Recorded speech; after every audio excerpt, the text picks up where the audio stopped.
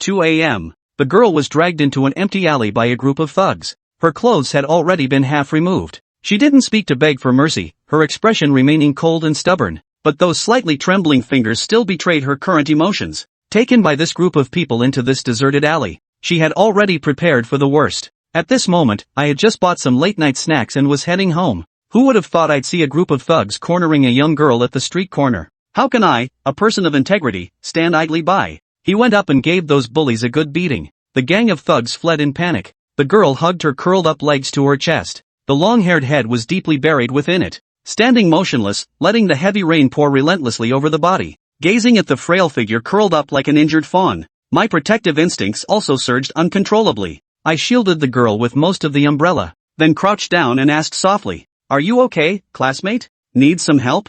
But the girl seemed not to hear. Still motionless. Seeing this, I had no choice but to pat her shoulder. She asked again, "Hey, are you okay?" Just as I reached out to pat her, the girl's body gave a slight tremble. She slowly raised her head and said, "Thank you, I'm fine. Please don't disturb." The girl's voice was as clear and melodious as a lark's, but after clearly seeing my appearance, but forcibly held back the words he wanted to say, she shyly turned her head away. She seemed unwilling to let the boy in front of her see her in such a disheveled state. Actually, when the girl brushed aside her long hair, I had already seen her appearance clearly. The girl's name is Song Qingxue. They were my classmates for 3 years. Not only that, she was unanimously recognized as the school belle by all the teachers and students at Linjiang No. 1 High School. Less than half a year after enrollment, with outstanding academic performance that consistently ranked first in the entire grade, and an outstandingly pure and beautiful appearance, invited by the principal to become the new face of the school. In her daily life, she moved with deliberate grace,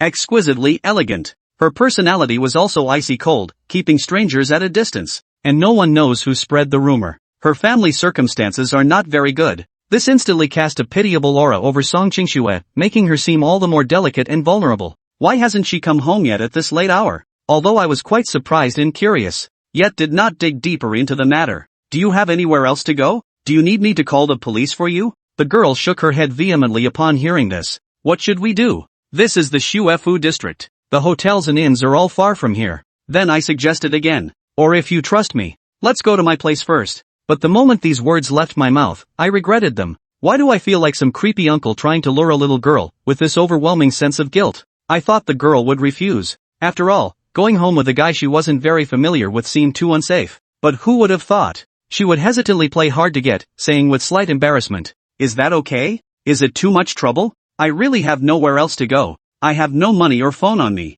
She had genuinely considered ending her life by jumping into the river tonight. But this time, he appeared before her again at her most desperate moment. So this time she wanted to be a little selfish, a little greedy. "No trouble, let's go." After hearing the girl's reply, I immediately grabbed her arm, gently lifted up, pulled her close and led her towards his home. The girl did not resist in the slightest. "Follow me closely and stay by my side obediently," but still maintained a reserved tone and said, "That, is it too late? Will it disturb uncle and auntie? Actually, you can refuse. It's okay, don't worry. I've always lived alone, so I won't disturb anyone." Then I turned to the girl and said, "You're not deliberately testing me, are you? Don't worry, given our relationship, we still have the most basic trust, right? Even if there are no elders at home, I won't do anything to you either." The girl panicked upon hearing this, afraid I might misunderstand her as the dog that bit Lu Dongbin, unable to recognize true kindness. He quickly shook his head and said, "I don't mean that at all, of course I believe you." "Then I won't disturb you further." My eyes were filled with astonishment. I thought the answer might be a hesitant and evasive one, but I didn't expect the other person to say "I trust you" with such firmness. Instantly, the illusion that she was my girlfriend overwhelmed me. I was momentarily at a loss for words. Neither of the two spoke again after that. We shared just one umbrella, walking quietly side by side in the heavy rain. Room 0123, Building 2, Moshang Book Garden. I entered the password to unlock and open the door. He brought Song Qingxue into the house. "Don't mention it, come in and take a seat wherever you like." After saying that, I put away the umbrella and the late-night snack, turned and walked into the bedroom. Meanwhile, Song Qingxue remained stiffly standing in the entryway, afraid of dirtying any spot, but her bright eyes were filled with envy as she surveyed the living room. In no time, I walked out of the bedroom holding a set of light blue pajamas. Seeing the girl still standing at the door, he called out, "Don't just stand there, come with me. Hurry up and take a hot shower, don't catch a cold." "Okay," Song Qingxue responded. She trotted along behind me with little steps, try to dirty as few places as possible.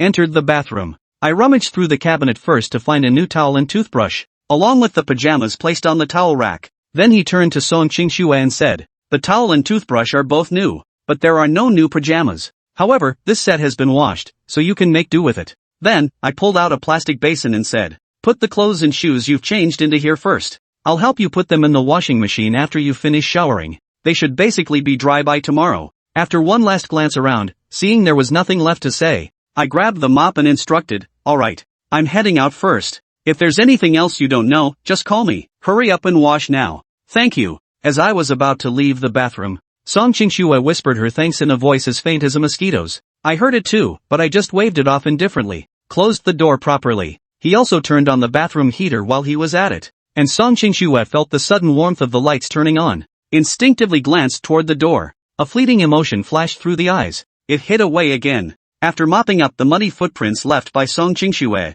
I leaned the mop against the wall nearby. Sit on the sofa, scrolling through my phone while waiting for her to finish showering. After about 20 minutes or so, the bathroom door slowly creaked open. A young girl walked out shyly. Her exquisitely beautiful oval face was flushed with shyness. Her damp, silky hair cascaded down her back, covering her waist. Her slightly uneven bangs were about to obscure her sparkling eyes. She clutched her collar with one hand and pinched her waistband with the other. The trouser legs were carefully rolled up. The pajamas were a bit loose, obscuring Song Qingxue's figure. All that could faintly be seen was the slight swell of her chest. Can you stop looking?"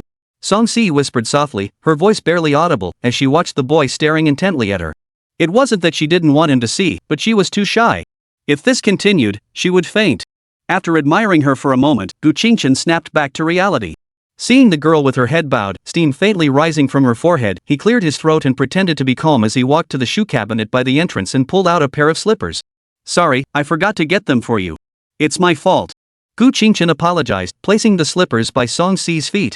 Worried she might find them unsuitable, he added, "These are for guests, but since no one's ever visited our home, they're all new. Feel free to wear them." "It's okay, thank you." Song Si stretched out her cute toes and slipped them into the slippers, which were several sizes too big for her feet. "Sit down first. I'll go get you a hairdryer." Gu Qingchen pointed to the sofa and then entered the bedroom. "All right."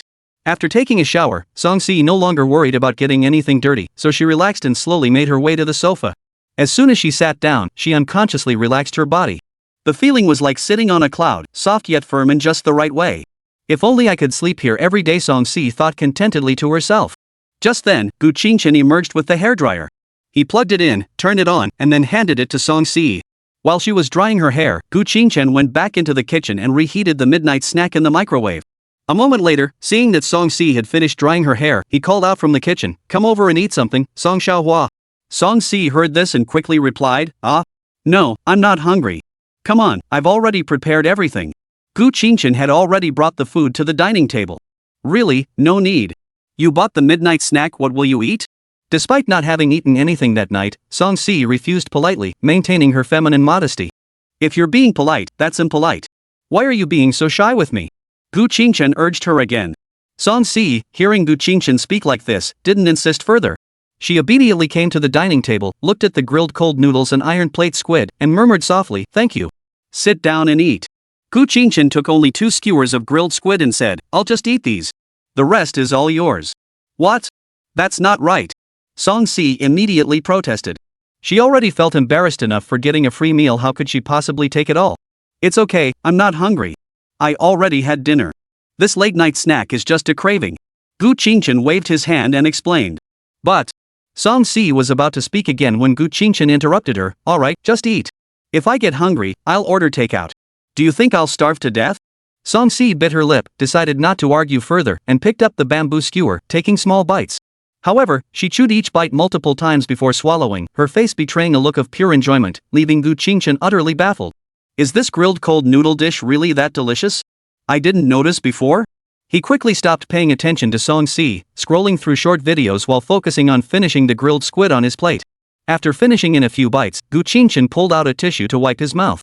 Before standing up, he told Song Si, "Keep eating," then left the table, picked up the mop leaning against the wall, and entered the restroom. Chapter 6, The Seductive Secret. When he came out, he was already holding a basin containing Song Si's changed clothes, heading toward the balcony. Gu Qingchen's washing machine had 4 drums, 1 large, 1 medium, and 2 small. The large one was for outerwear, the medium one for shoes, and the two smaller ones were for socks and underwear, respectively. Though convenient, it was also quite power-hungry, and expensive to boot. A single washing machine cost nearly 10,000 yuan. Gu Qingchen placed all the outer garments into the large drum. The next moment, he froze. Because as he removed the outer clothes, the underwear that had been covered up was revealed. It wasn't that Gu Qingchen had any perverted thoughts about wanting to smell or touch them, but rather he was surprised by the design of the underwear. Purple, lace-trimmed, with intricate cutouts. This sexy and alluring design, almost indistinguishable from lingerie, was definitely not something a well-behaved student would wear. With this question in mind, he carefully placed the remaining clothes and shoes into the corresponding bins, added laundry detergent, pressed the wash button, and left the balcony. Just as he entered the living room, Song-si, who was eating, suddenly spoke up. "You saw everything, didn't you?" Her voice was suppressed, showing no shame at all for having her secret discovered. Gu Qingchen replied briefly before heading into the bathroom to put the basin away. When he came out again, Song-si asked, "Aren't you curious? Don't you want to ask me, why?"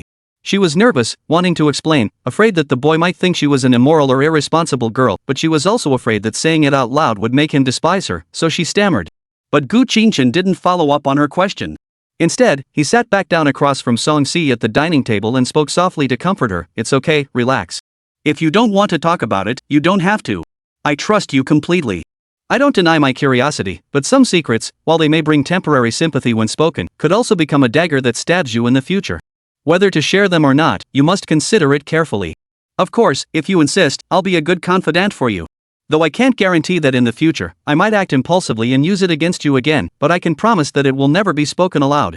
Gu Qingchen laid out all the pros and cons before Song-si, leaving the choice entirely up to her. After a moment of silence, Song-si seemed to gather her courage and whispered softly, "As long as it's you, I'll do anything."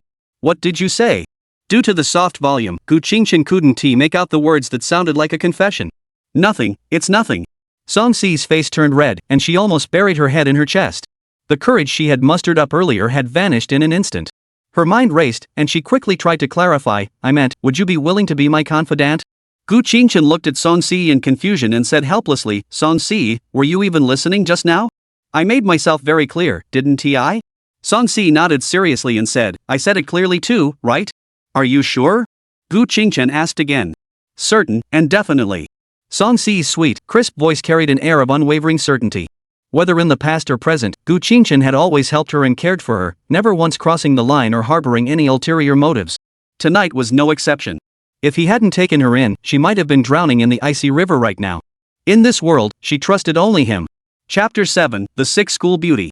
After dinner, Gu Qingchen tidied up the trash and took Song-si to the guest bedroom. Lifting the dust covers off the bed and bedside table, Gu Qingchen said, "No one has stayed here before. The blankets are all new, you can use them comfortably. If you want water, you can go to the kitchen and fill it up. The finest water tap provides purified water. It's very late now. Rest first. We can talk about anything tomorrow. Take your time to think if you want to confide in me, okay?" "Alright, thank you," Song-si nodded. "Alright, don't be so formal with me. Get some rest. I'll be going now. Good night." "Good night." After Gu Qingchen left the room, Song-si stared at the white bed, lost in thought. Her slender fingers traced the sheets before she slowly sat down on them. Softer than the sofa in the living room. She slipped off her slippers, lay back on the bed, and sank her head into the fluffy goose-down pillow. The feeling of being completely enveloped made Song-si feel so comfortable she was almost dazed.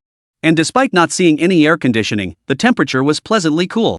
Her mind was filled with thoughts, unsure whether this comfortable environment was real or if she had died and gone to heaven.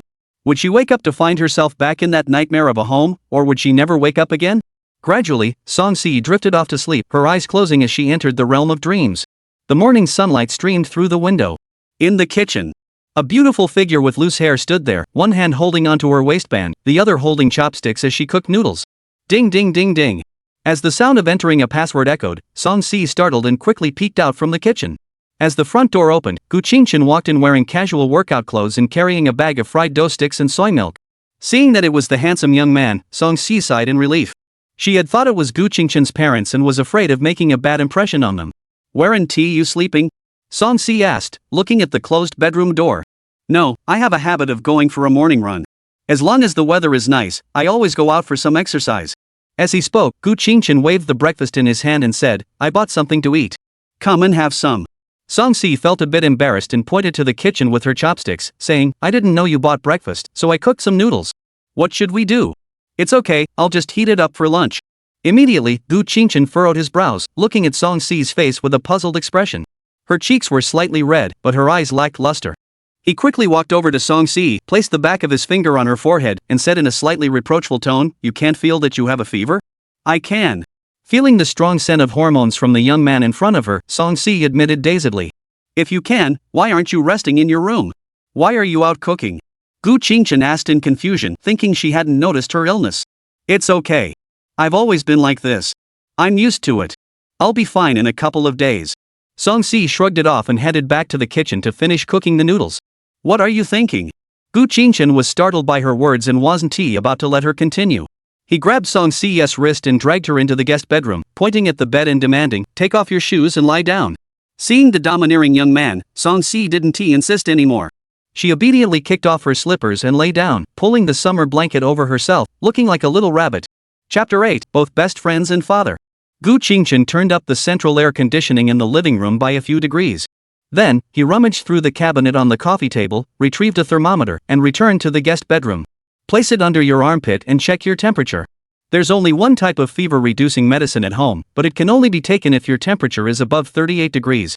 Gu Qingchen handed the thermometer to Song-si. She took it as instructed, slipping her hand under her collar and into her armpit, briefly revealing a deep cleavage along the way. Gu Qingchen glanced briefly before silently averting his gaze. About 5 minutes later, he took the thermometer back from Song-si and checked it, 38.3 degrees. Wait a bit. I'll go prepare the medicine for you. The fried dough sticks are too greasy. I'll serve you some of the noodles you just cooked. Eat them and then get some rest. Alright, thank you so much, Song-si said, feeling a bit guilty. She had already caused trouble by staying the night, yet her uncooperative body had fallen ill, forcing her to rely on a guy again. Would he find her too much trouble? Gu Qingchen didn't have Song-si's complicated thoughts. Instead, he was annoyed by her politeness and said, I'll remind you one last time. If you keep being polite to me, I'll throw you out. Song-si immediately put aside her inner thoughts, covered her mouth, and nodded vigorously. Seeing her innocent expression, Gu Qingchen couldn't help but smile and turned to leave the room. When he returned, he held a bowl of noodles in his left hand and a disposable paper cup containing fever-reducing medicine in his right hand. Under his right arm was a small desk board used to place a laptop on the bed. He first placed the food and medicine on the bedside table, then set up the desk board on the bed and asked Song-si, Can you sit up on your own? Yes. Song-si propped herself up with her arms and sat up. Gu Qingchen adjusted the pillow to prop her up against the headboard, then handed her the fever-reducing powder to drink. After she finished, he placed the noodles on the table and said, Eat quickly. Once you finish, go to sleep and sweat it out. You should feel much better. If you don't feel better, I'll take you to the hospital. No, I don't have any money, and it's just a minor illness.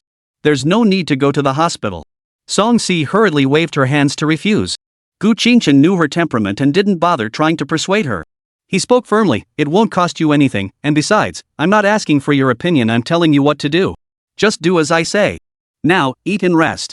At that, Song-si immediately deflated, dared not say another word, and obediently picked up her chopsticks to eat in small bites. After clearing the dishes, Gu Qingchen didn't bother Song-si anymore. He returned to his own bedroom, turned on his computer, launched the accelerator, and logged into Tarkov, preparing to send a few sets of gear. Just then, Gu Qingchen's phone popped up with a voice message. He tapped it open and heard a vulgar, overly excited voice. Hey! Baby, hurry up. Go. Log in. Today I'm on fire, watch me dominate and take down 5 in a row. Just focus on carrying the bag and go all in. This idiot was Lu Xingzhe. Gu Qingchen transferred to the same class as him in 8th grade, and they became classmates. Later, they attended different high schools. However, since they played similar games, had common interests, and were decent people, their relationship naturally developed into the close friendship they have today. Now that they've graduated, this kid finally got a 3-month summer break with no homework, so he's always either go-go starvation Tarkov or playing chess. Gu Qingchen typed out a leisurely reply, Stop acting like a king. First, figure out what university you can get into with your estimated scores and how to fill out your college application. Lu Xingzhe, what else there to research? I'll just go wherever I get in. Gu Qingchen. Gu Qingchen, then I'll talk to your aunt and see if she supports you taking the go-with-the-flow approach. On the other end of the phone, a slightly chubby young man with a tinfoil perm shivered violently. His mother beats people for real, aiming straight for the butt, leaving them unable to sit for days. There was a bamboo stick at home that had been used to beat him since he was a child. Even after more than a decade, he still had a sharp edge. If his mother found out he randomly filled out his college applications, his butt would be in for a world of pain. Lu Xingzhi quickly typed back, cough cough. What future is there in playing games? At such a young age, how can you be so degenerate? My future must be carefully chosen.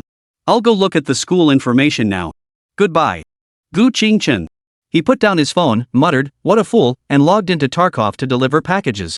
Lu Xingzhi wasn't focused on his studies at all and had no concept of his future prospects. He was only interested in playing games, and without reminders and threats, he wouldn't do anything. Lu Xingzhi's parents had low educational backgrounds and knew little about the world.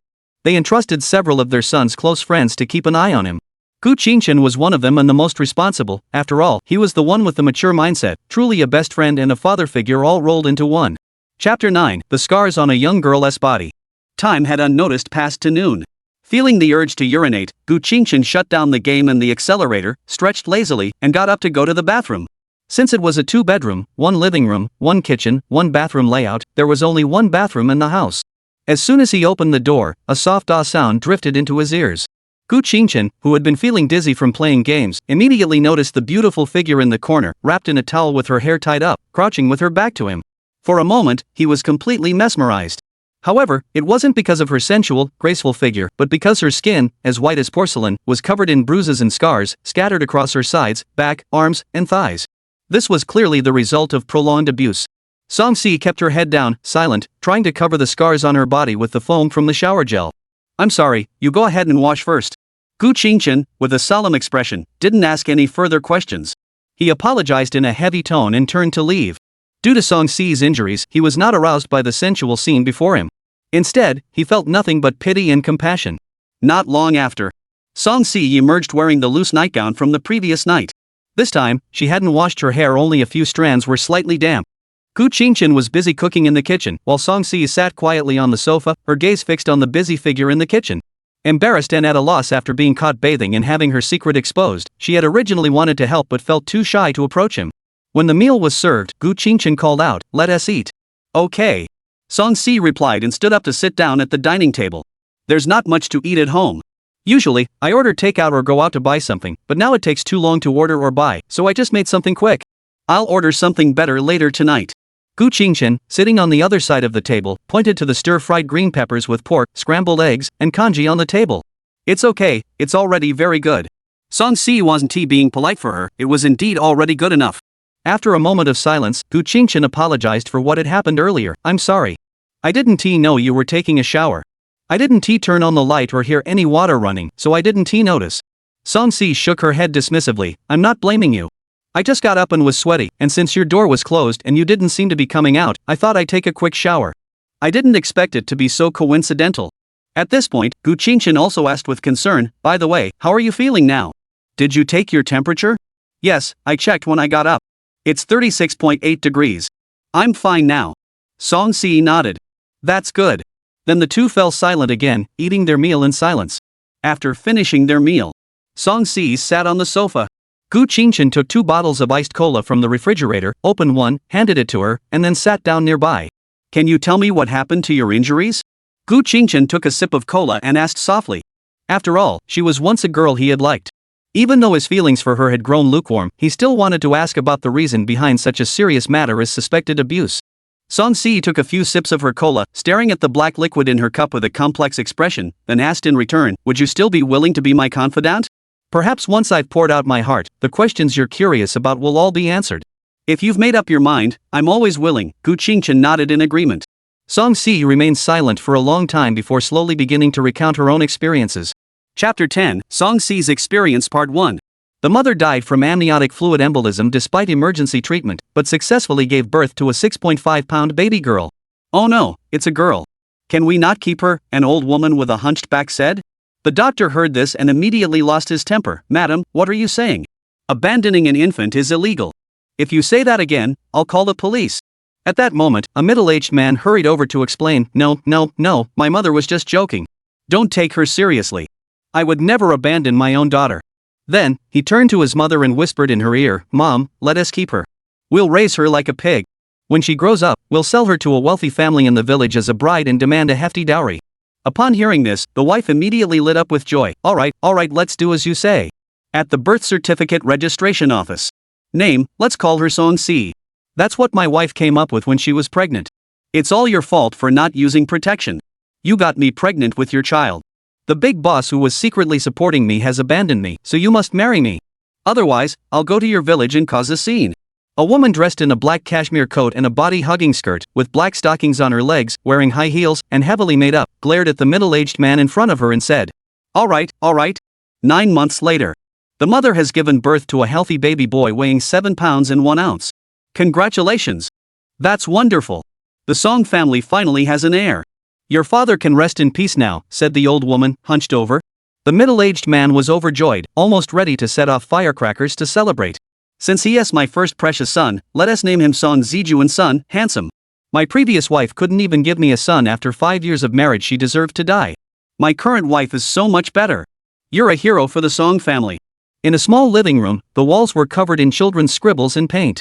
The cement floor, however, was swept clean, with no trash in sight.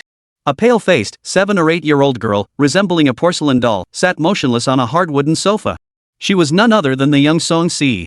At that moment, a middle-aged man walked in. He kicked the sleeping girl with his foot and impatiently ordered, Get up quickly. Your grandmother will be here soon. Go cook dinner and tidy up the table. Song Si rubbed her sleepy eyes with her chubby little hands and said weakly, Daddy, I feel dizzy. Can't I skip it? The middle-aged man paid no attention. It's just a fever. If you delay cooking, you'll see how your grandmother and aunt will deal with you. Song Si's body trembled visibly, and she quickly got up and headed toward the kitchen. Before returning to his room, the middle-aged man warned, Don't sneak any food, or else you'll be in for it.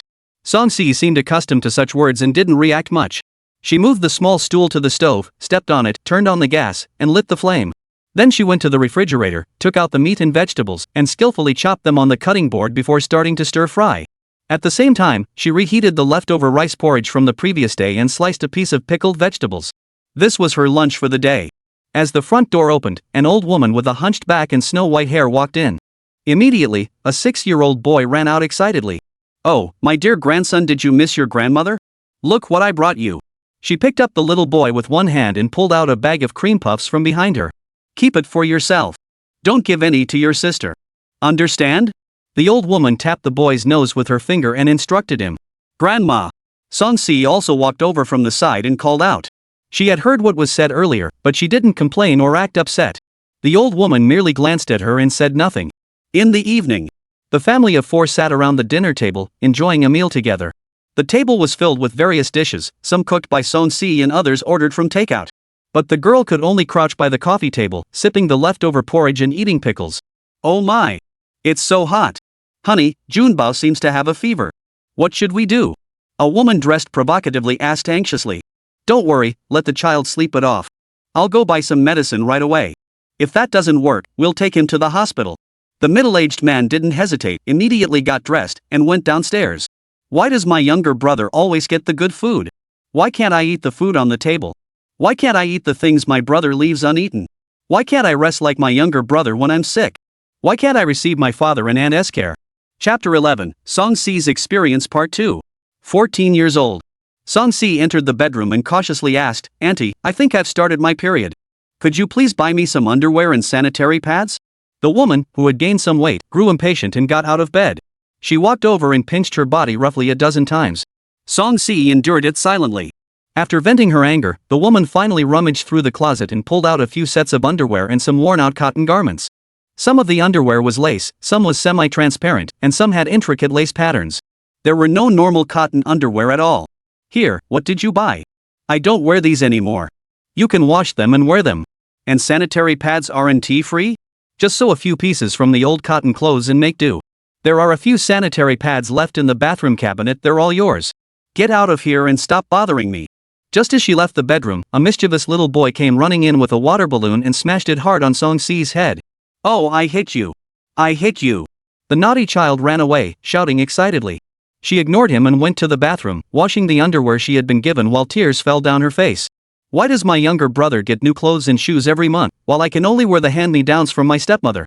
The only clothes that are truly mine are a few school uniforms. Why does my stepmother always hit me and pinch me? Even beat me with a willow branch?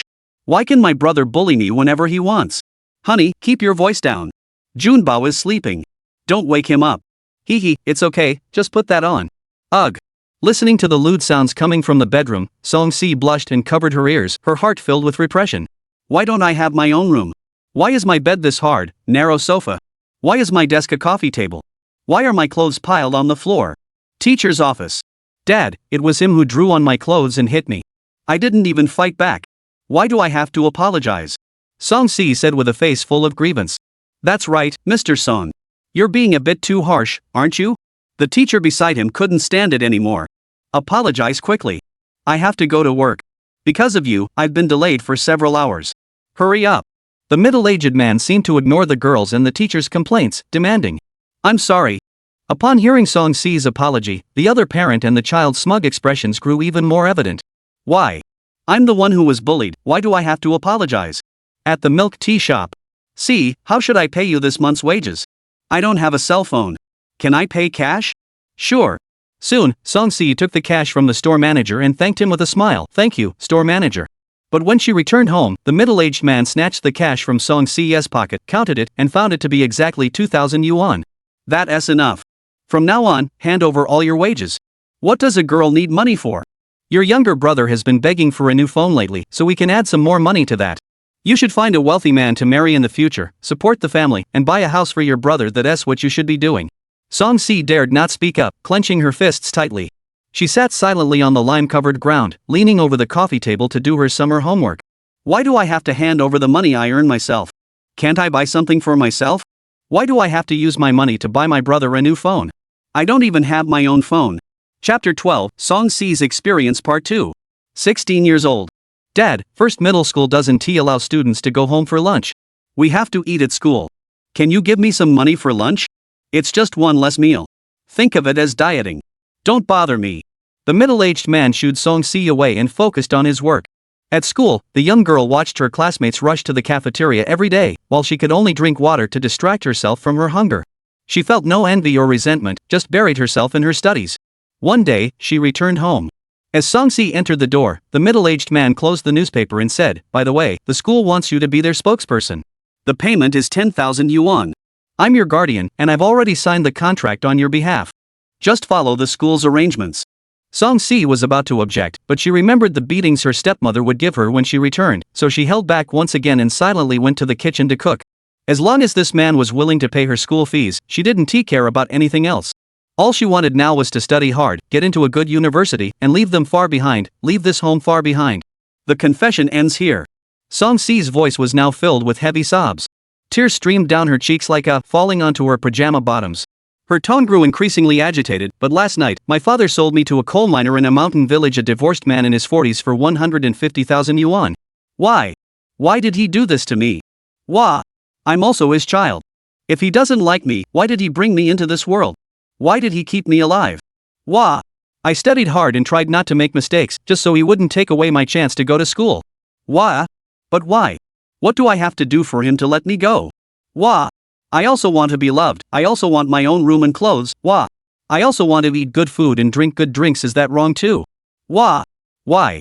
Why can my brother have it, but I can't? Why? Song-si's emotions completely collapsed. She pulled her delicate little feet out of her slippers, curled her legs up on the sofa, wrapped her arms around herself, and buried her face in her hands, sobbing uncontrollably. Gu Qingchen felt as though he had been transported back to the rainy night when he first met the young girl. After hearing all of Song-si's experiences, a dull pain ached in his heart, and there was an uncomfortable sensation in his chest. There was no such thing as a studious, obedient girl. There was no such thing as a goddess who had fallen from heaven and was untouched by the mundane world. There was only a pitiful young girl who had been tormented by an unscrupulous family and was desperate to escape. He finally understood why her underwear was so mature and sexy, why she would look at him that way when eating snacks and drinking cola, and why she had silently endured the bullying back then. What's the point of telling the school teachers about such a hypocritical, two-faced, heartless father? Call the police? Song-si is so smart, how could she not know that abusing children and selling them under the guise of a dowry is illegal? But he was her biological father, and perhaps she didn't want to lose the only family member she had left. As for why Song-si ran away in the rain last night and why her body was covered in bruises, the answer is clear. Perhaps if he hadn't appeared, the matter of accepting gifts and selling his daughter would have been the final straw that broke the camel's back. Chapter 13, Silent Comfort, the young girl as selfishness. Looking at the crying girl, Gu Qingchen slowly moved his body and sat down beside her. After patting Song Si-ye's shoulder, he said nothing, as if offering silent comfort. However, unexpectedly, Song Si suddenly opened her arms and hugged him tightly, burying her delicate face deeply into his neck. The warm tears trickled down Gu Qingshan's skin, soaking the collar of his shirt. The young man froze for a moment, feeling the softness pressing against his chest. He awkwardly raised his arms slightly, his body tensing, unsure of what to do. This was the first time he had ever been hugged by a girl, and his heart began to race. After a moment, Gu Qingshan slowly lowered his arms and embraced Song Si, gently patting her back with his right hand, as if comforting a child. After an unknown amount of time, Song Si's sobbing had subsided. She suddenly realized she was in Gu Qingshan's arms. She immediately pushed herself up with her arms and stood up from his embrace, her eyes red from crying, her cheeks as red as ripe apples. Seeing the large wet patches on the boy's shirt, Song Si hurriedly apologized. I'm sorry. I'll wash it for you. Gu Qingshan waved it off nonchalantly and changed the subject. How about it? Feeling better now? Yes, thank you, Song Si said gratefully. Indeed, venting her feelings to someone had eased the pent-up frustration in her heart. Gu Qingshan didn't wait for Song Si to calm down before asking directly, what are you planning to do now? From what you've told me, your father is determined to sell you off. If you still want to go to university peacefully, either report it to the police or find someone to intimidate him. Otherwise, once he finds out which university you're attending, he'll come there and cause a scene. You won't just be unable to attend school, you'll be at the mercy of fate. The situation had reached this point. If they didn't act quickly, once her father caused a scene at the university, Song Si would be forcibly taken home, and her fate of being sold would be sealed. In this small mountain village, communication is limited, and the coal boss is the local tyrant. Once she is quietly taken back to the village, she'll never be able to leave. As long as the villagers insist there is no such person, reporting it to the police won't help. After all, they hadn't broken the law. You can't beat them or search them, and the principle of the law doesn't punish the many is something they've mastered to perfection. Report the police and send your own scum of a father to jail? That's not easy. Most of the abuse came from her stepmother, so it's not certain the blame can be pinned on the father. The 150,000 yuan for selling her was just a verbal agreement, after all. Since Song Si hadn't gone yet, the coal boss wouldn't be stupid enough to hand over the money or sign a contract right away. Temporarily giving up school and hiding away from home is even less of an option. If the abusive father reports her missing, he'll put on a false facade of concern. Even if Song Si were to reveal her father's true nature, the police, after investigating, would likely lack concrete evidence and let the matter drop. Therefore, the only option left for Song Si was clear. Find someone capable and eliminate the scummy father completely. Song Si shook her head in confusion. She had no idea what to do. In truth, the reason she had confided all this today was not merely to vent her grievances, there was also a selfish motive intertwined within. From the moment the boy appeared before her in the rain last night, she had wanted to be selfish for once, to have this boy who had helped her, warmed her heart, and whom she could trust completely, save her. Even if it was just to lend a helping hand. Chapter 14, A Kind Lie, the start of living together. And Gu Qingshan's response didn't disappoint her. I can help you completely escape that family and distance yourself from your unfit father. In return, I have certain conditions. What do you think? Consider it? Upon hearing Gu Qingshan's offer to help her, Song Si nodded without hesitation and agreed. Alright, no problem.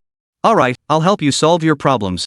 From now on, until you graduate from university, I'll cover all your tuition fees, living expenses, and everything else: food, clothing, housing, transportation, entertainment, and more. No matter how much it costs during this period, you won't have to repay me. In return, you must study hard. I don't care what major you choose in college, but you must take accounting-related courses as a minor. After graduation, you must work for me at a low salary for at least 5 years. Of course, while I call it a low salary, I will pay you enough to cover your daily expenses based on the cost of living at the time, though you won't be able to save much. After saying all that, only Gu Qingshan knew that it was just a way to reassure Song Si and make her accept his help. However, he does have the potential to start a small company in the future. While he may not earn as much as his mother's group, which is worth billions, he at least aims to maintain his current high standard of living. So, it's important to have a trustworthy financial advisor at that time. If Song Si keeps her promise, that's best. If she doesn't, it's no big deal, we'll just consider it a failed investment. Song Si nodded in agreement to this condition, but she added, as for university, just cover my first year's tuition fees. I'll work part-time to earn the rest. But Gu Qingshan refused, saying, enough, don't make excuses. University is a small society, being too frugal will make you looked down upon and bullied by others. I'll work for you at a low salary for at least 5 years in exchange for a better life for you. That's called an equal exchange. Think of it as an advance on your future wages. Hearing the guy say this, Song Si didn't argue further. Where will you stay? Should I rent you a place temporarily for 3 months until university starts, or can you stay here with me? Gu Qingshan asked. Can I stay here? Song-si looked at Gu Qingchen, her eyes filled with anticipation. There was nothing more blissful than waking up every day to see the person she loved most. Living with a beauty, I wouldn't object. I can save myself some trouble. Gu Qingchen was also happy with that. Then he changed the subject. Well, since you're staying here, if I get tired of takeout, you'll have to cook and do some cleaning occasionally. I'm really lazy. Of course, I'll give you 3,000 yuan every month. Keep it as pocket money. Song-si waved her hand. No need, no need. Just consider it rent for the 3 months I'm staying here. Alright, just do as I say. Is your dad home right now? Gu Qingchen didn't want to dwell on this anymore. There was still an old man to deal with. Although there were still nearly 3 months of vacation left, to avoid any complications, and since there was nothing else to do now, he might as well go there and deal with him directly. He should be there. He works as a driver for a boss and usually goes to the company around 4 or 5 in the afternoon. Song-si said. Gu Qingchen checked her phone. It was already past 3 p.m. Alright, go to the washing machine on the balcony and grab your school uniform and shoes to change into. They should be dry by now. Let's hurry over to your place. Alright. Song-si went to the balcony, while Gu Qingchen returned to the bedroom to change into a men's coat and long pants. When he came out, he saw Song-shiyu, the school beauty, sitting on the sofa in her school uniform with her hair tied in a ponytail. The overwhelming sense of youth, the innocent and charming face of a first love, truly made one's heart race. Cough. Let's go. Gu Qingchen silently recited the Buddha's name several times, went to the entrance to change his shoes, and then left the house with Song-si. Chapter 15, Beating Up the Scummy Father. An old, run-down neighborhood. The buildings here were only 4 or 5 stories tall, made of red brick walls with no aesthetic appeal whatsoever. As for greenery, there was none to speak of.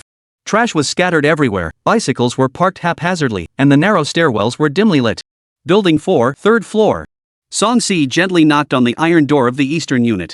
Soon, a middle-aged man with a slightly handsome appearance opened the door and peered out.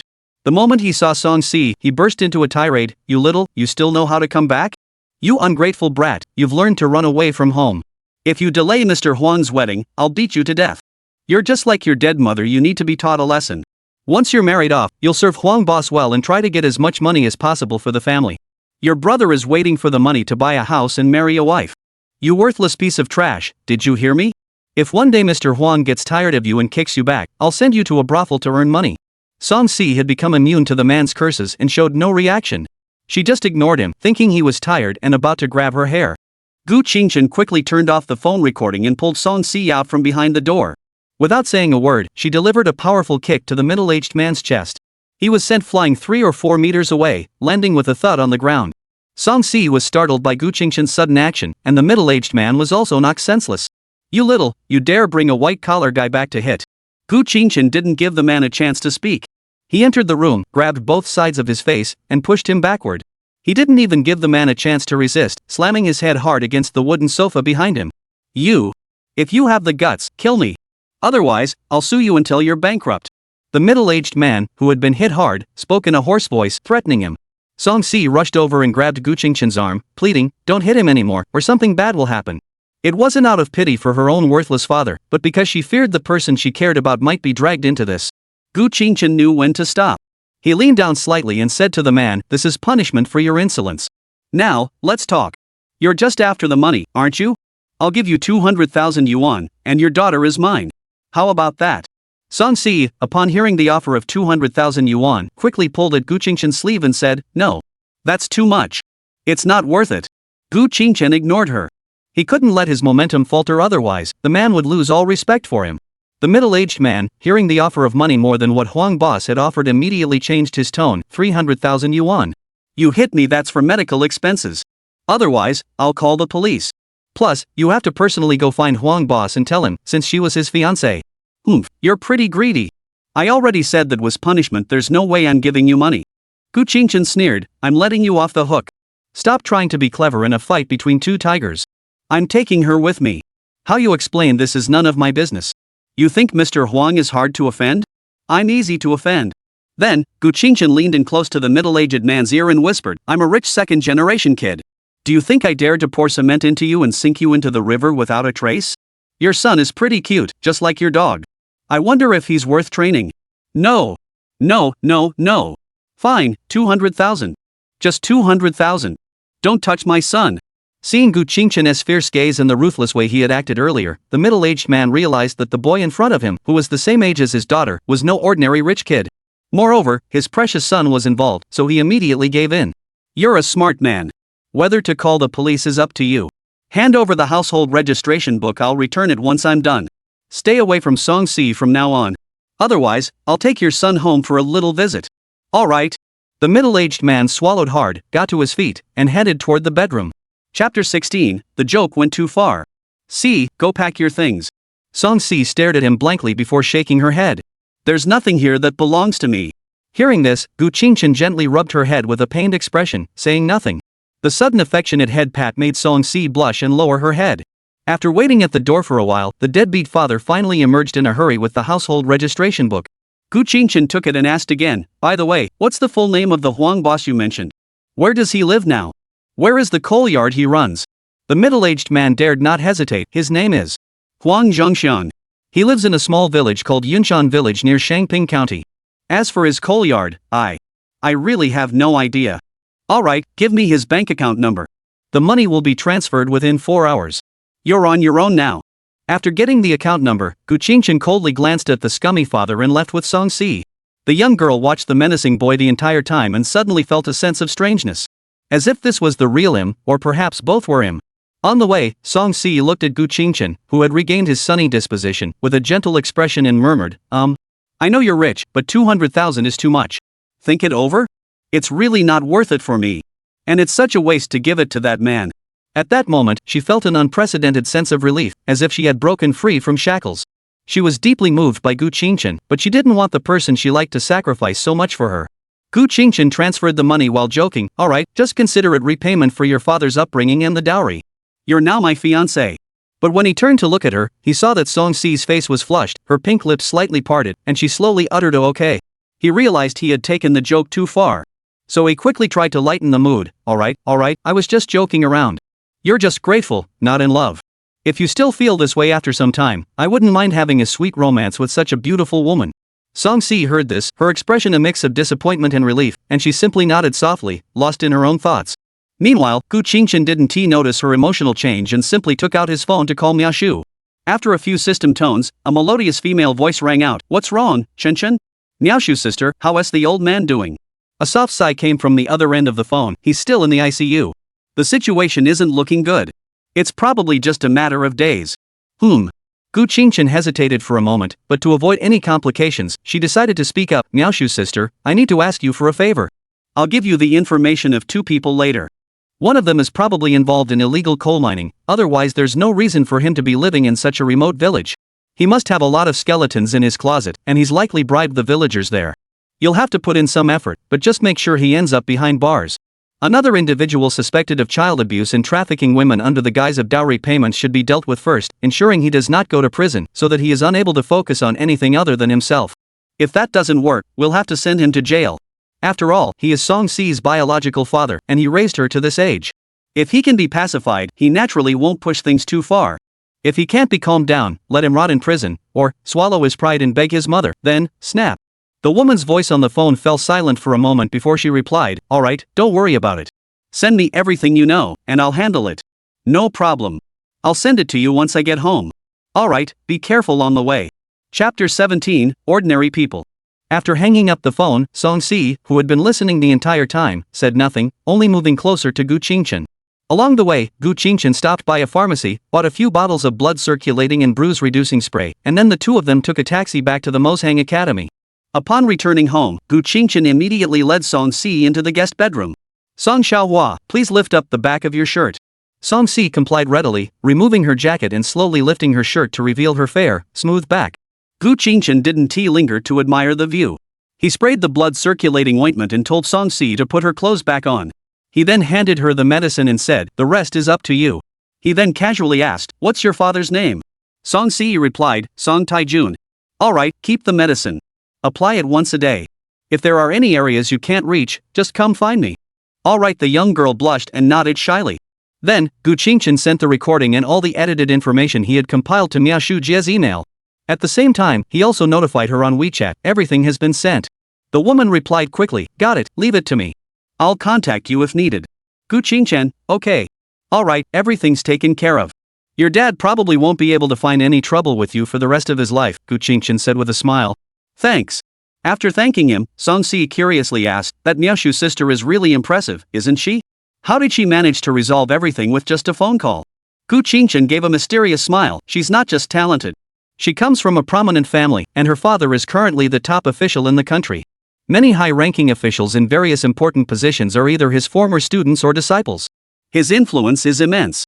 As long as it doesn't violate the law, there's nothing she can't handle." Song-si was so surprised she couldn't close her mouth. "You have such an influential relative. Your family must be well off. Why did you choose to study in a small city like Lingjiang?" The young girl seized on the key point. "Just think of me as an ordinary person who doesn't like the atmosphere of big cities and has an aunt who spoils me." Gu Qingchen didn't offer an explanation. Seeing he didn't want to talk about it, Song-si wisely didn't press further and changed the subject. "Auntie? Not your sister?" Gu Qingchen gave an awkward smile, as if recalling an unpleasant memory, and explained, "Technically, she is my aunt, but she thinks calling her aunt makes her sound old. Since I was a child, she has been teaching me to call her sister instead." "Oh, I see." Song-si nodded without suspecting anything. Since there was nothing else to do, Gu Qingchen feared Song-si would get bored, so she brought over a dining chair, took her to her own bedroom, and prepared to teach her how to play some games to pass the time. The young girl curiously looked around the room. Though there was no unpleasant odor, she couldn't help but complain, "It's so messy." Gu Qingchen had nothing to say, as it was indeed messy. He sat on the dining chair and pushed the gaming chair beside him, saying, "Sit down." Song-si followed his instructions and sat down. The perfect curved backrest made her lean back slightly. Gu Qingchen tried different games with her CS:GO, League of Legends, Teamfight Tactics, Minecraft, Don't Starve, PlayerUnknown's Battlegrounds, Escape from Tarkov, and even brought out Forest Fire and Ice and Three Kingdoms Kill. The conclusion was that Song-si had no interest in games at all. She was the type who could play but had no interest. There was nothing to be done, so Gu Qingchen handed her his phone and said, "You might as well scroll through TikTok or browse around on your own. The password is 060305. Tomorrow I'll take you to get your ID and household registration transferred, and we'll go on a big shopping spree." Song-si took the phone and tilted his head in confusion. "What kind of big shopping?" "Don't worry about it, just follow my lead." Gu Qingchen deliberately teased her. "All right." Song-si wisely didn't pry further. She fiddled with the phone for a moment and quickly unlocked the screen. Although she had never used a phone before, she had watched her father, stepmother, and younger brother use theirs at home, so she found it relatively easy to operate. Chapter 18, The School Beauty Who Secretly Did Bad Things. The sun was setting in the west. The hazy night sky was spreading across the horizon. Gu Qingchen raised both hands high and stretched lazily, saying, "I'm done playing. I'm going out to buy dinner. You stay home and wait for me." "I can make it for you," Song-si immediately put down her phone and said. Gu Qingchen took some cash from the drawer, patted her shoulder, and said, "Even a skilled cook can't make a meal without ingredients. All we have at home are eggs, instant noodles, milk, and drinks. You can't cook anything with that. What do you want to eat? I'll buy it for you." Song-si shook her head. "I don't know. Whatever you buy, I'll eat." She hadn't touched any street food before, so she really had no idea. "All right." After saying that, Gu Qingchen opened the door, changed her shoes at the entrance, and left the house. Seeing that she was alone, the girl grew bolder. Before, she had only dared to scroll through Douyin, but now she could secretly check out other apps. With a strong sense of curiosity, she switched between several apps, getting a general idea of what each one was for. Finally, while flipping through them, she accidentally opened a folder called Study Materials. The first few were normal browsers and video platforms. But when she turned to the next page, there were a few apps that looked strange. She randomly opened one of them. Suddenly, a series of unfit for public viewing manga-style images filled the screen. Song-si, who had only opened the door to a new world halfway, now had it fully open. After all, she had often heard her father and stepmother engaging in inappropriate behavior in the bedroom, so she had some understanding of such matters. After reading over 40 chapters of a manga, Song-si blushed and muttered to herself, how could this be? It's truly unbearable to look at." However, she secretly memorized it in her heart, thinking that perhaps she could use it with Gu Qingchen in the future. When she came to her senses, her face flushed bright red. She quickly closed the app in the background, turned off the screen, and placed the phone back on the desk. She nervously began tidying up Gu Qingchen's desk and bed, as if doing so would prevent him from noticing anything. About 10 minutes later, as the door unlocked with a beep, Gu Qingchen called out, "Song Xiaohua, dinner's ready." "Coming." Song-si replied just as loudly, quickly stacking the last of the papers she had been organizing before rushing out to the living room. Gu Qingchen had already uncovered the dishes and placed them on the table, then fetched a bottle opener from the kitchen and opened 2 bottles of soda. Seeing Song-si sitting at the dining table with a slightly flushed face, he handed her chopsticks and rice while asking, "Why are you so flushed? Do you have a fever again?" This was a mistake. The moment he asked, she remembered the manga she had been secretly reading earlier, and how she had reacted. Her face turned even redder. No, I'm just a little hot. Song-si tried to stay calm. Gu Qingchen looked at her suspiciously for a moment but didn't press the issue. He went to the coffee table, picked up the remote control for the central air conditioner, and turned it down a few degrees. After returning to the table and sitting down, he pushed the soda towards Song-si and said, "Lychee-flavored soda. See if it suits your taste. If you don't like it, I'll get you some Coke. This is stir-fried pork slices, my favorite. Give it a try." "Sure." Song-si couldn't wait to start eating, taking a sip of the drink and then picking up a piece of meat. Those sparkling little eyes never left her face. Chapter 19, The Top Student's Impressions of the Leading Actress. After a satisfying meal, Song-si sat on the sofa and let out a small burp. Gu Qingchen smiled slightly, picked up the remote, turned on the TV, and suggested, "Song Xiaohua, do you want to watch a movie?" "Sure." Though she said so, one could hear the anticipation in Song-si's tone. She continued that calling her Song Xiaohua is so formal. "You called her CE at my house, and that sounded fine, didn't it?" Gu Qingchen explained, "I was just trying to assert my dominance in front of your father. Otherwise, I wouldn't be able to keep him in line. If you don't mind, I'll just call you that from now on." "All right." Song-si smiled sweetly after hearing this. Then, Gu Qingchen found a movie that had been released at the beginning of last year, The Wandering Earth 2, and started playing it. Throughout the movie, Song-si watched intently, exclaiming wow at the breathtaking scenes, like a child discovering something new, which made Gu Qingchen feel a pang of tenderness. At the same time, he secretly resolved that if he ever had the chance, he would make up for all the missed out experiences by doubling down on the fun and enjoyment.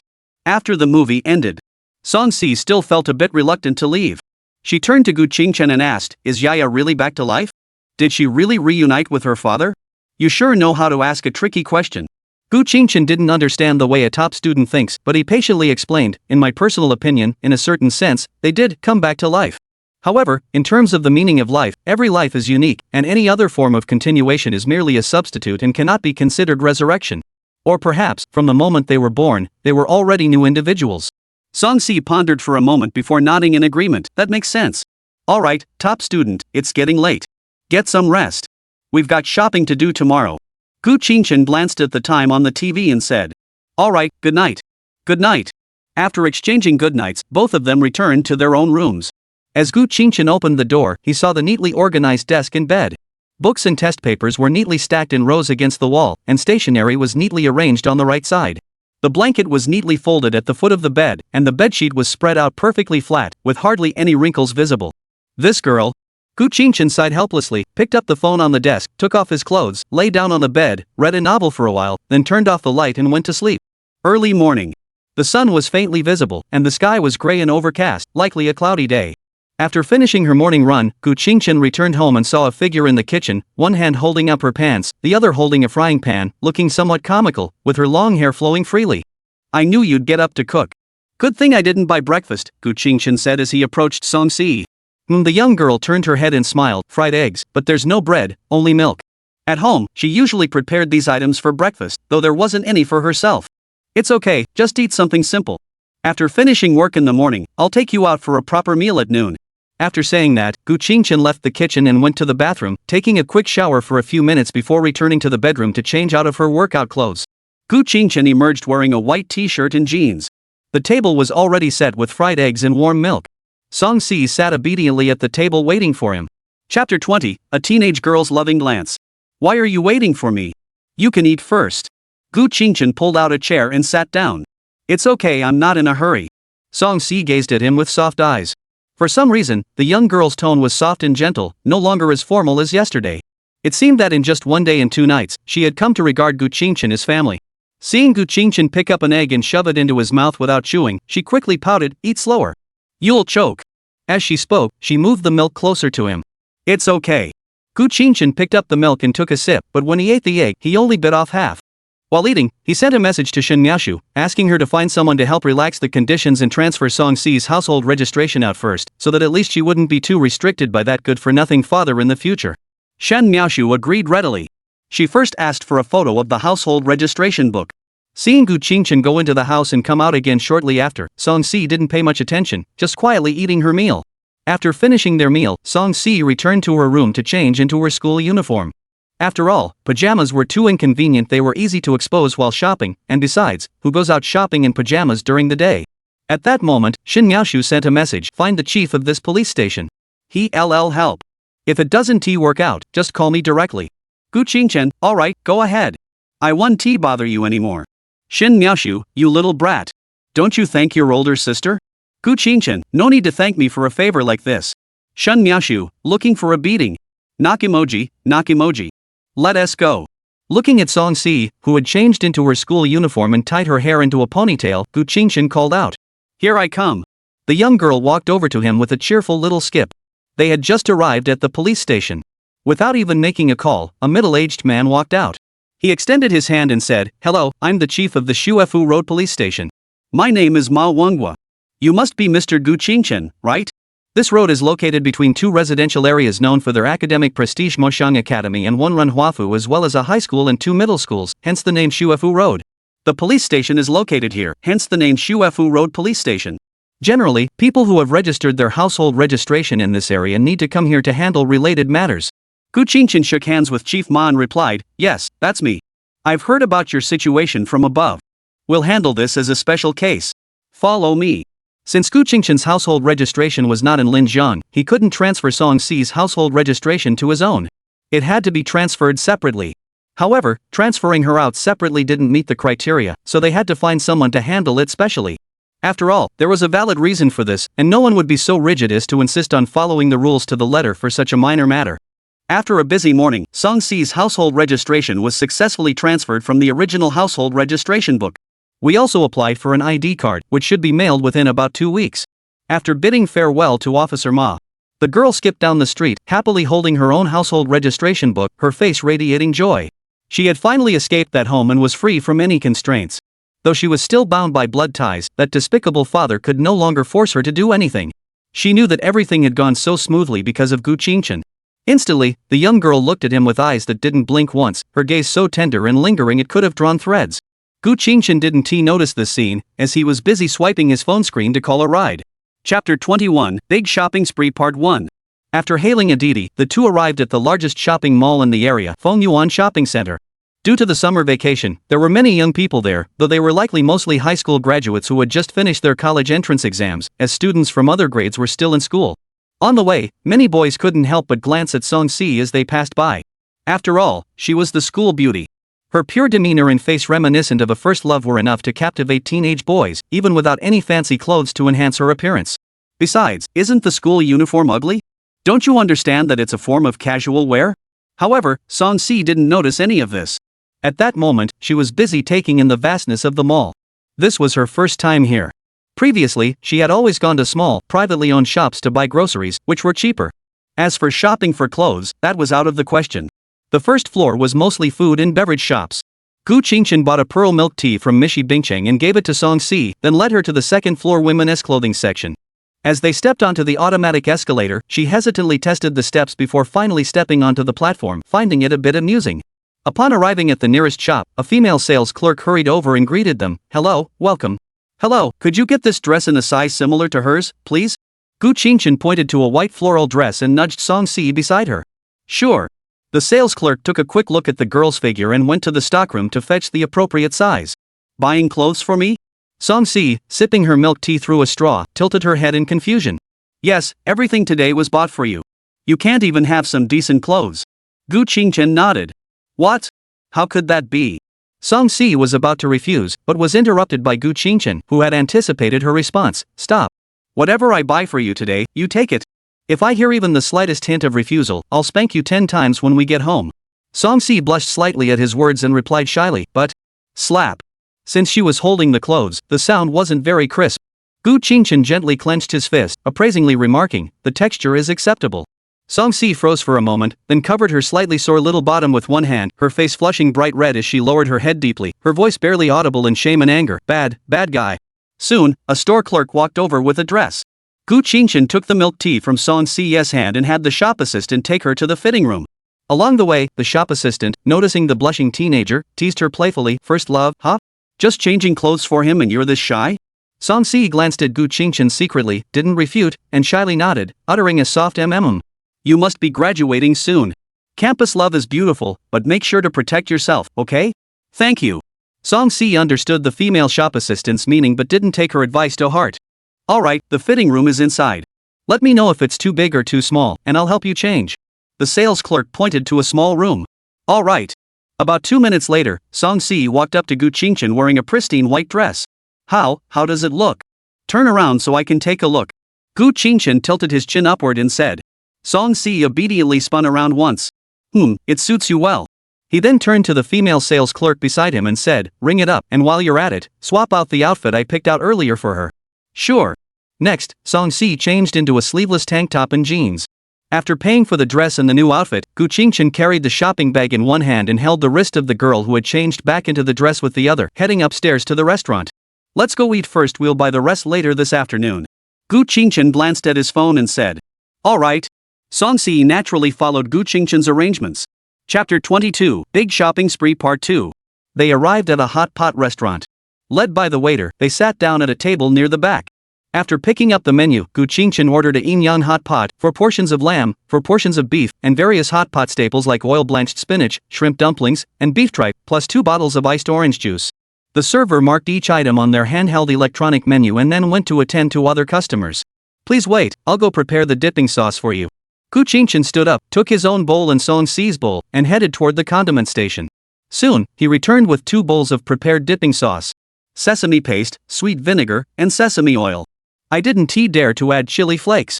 Placing one in front of Song-si, Gu Qingchen explained the carefully blended dipping sauce he had prepared. Alright.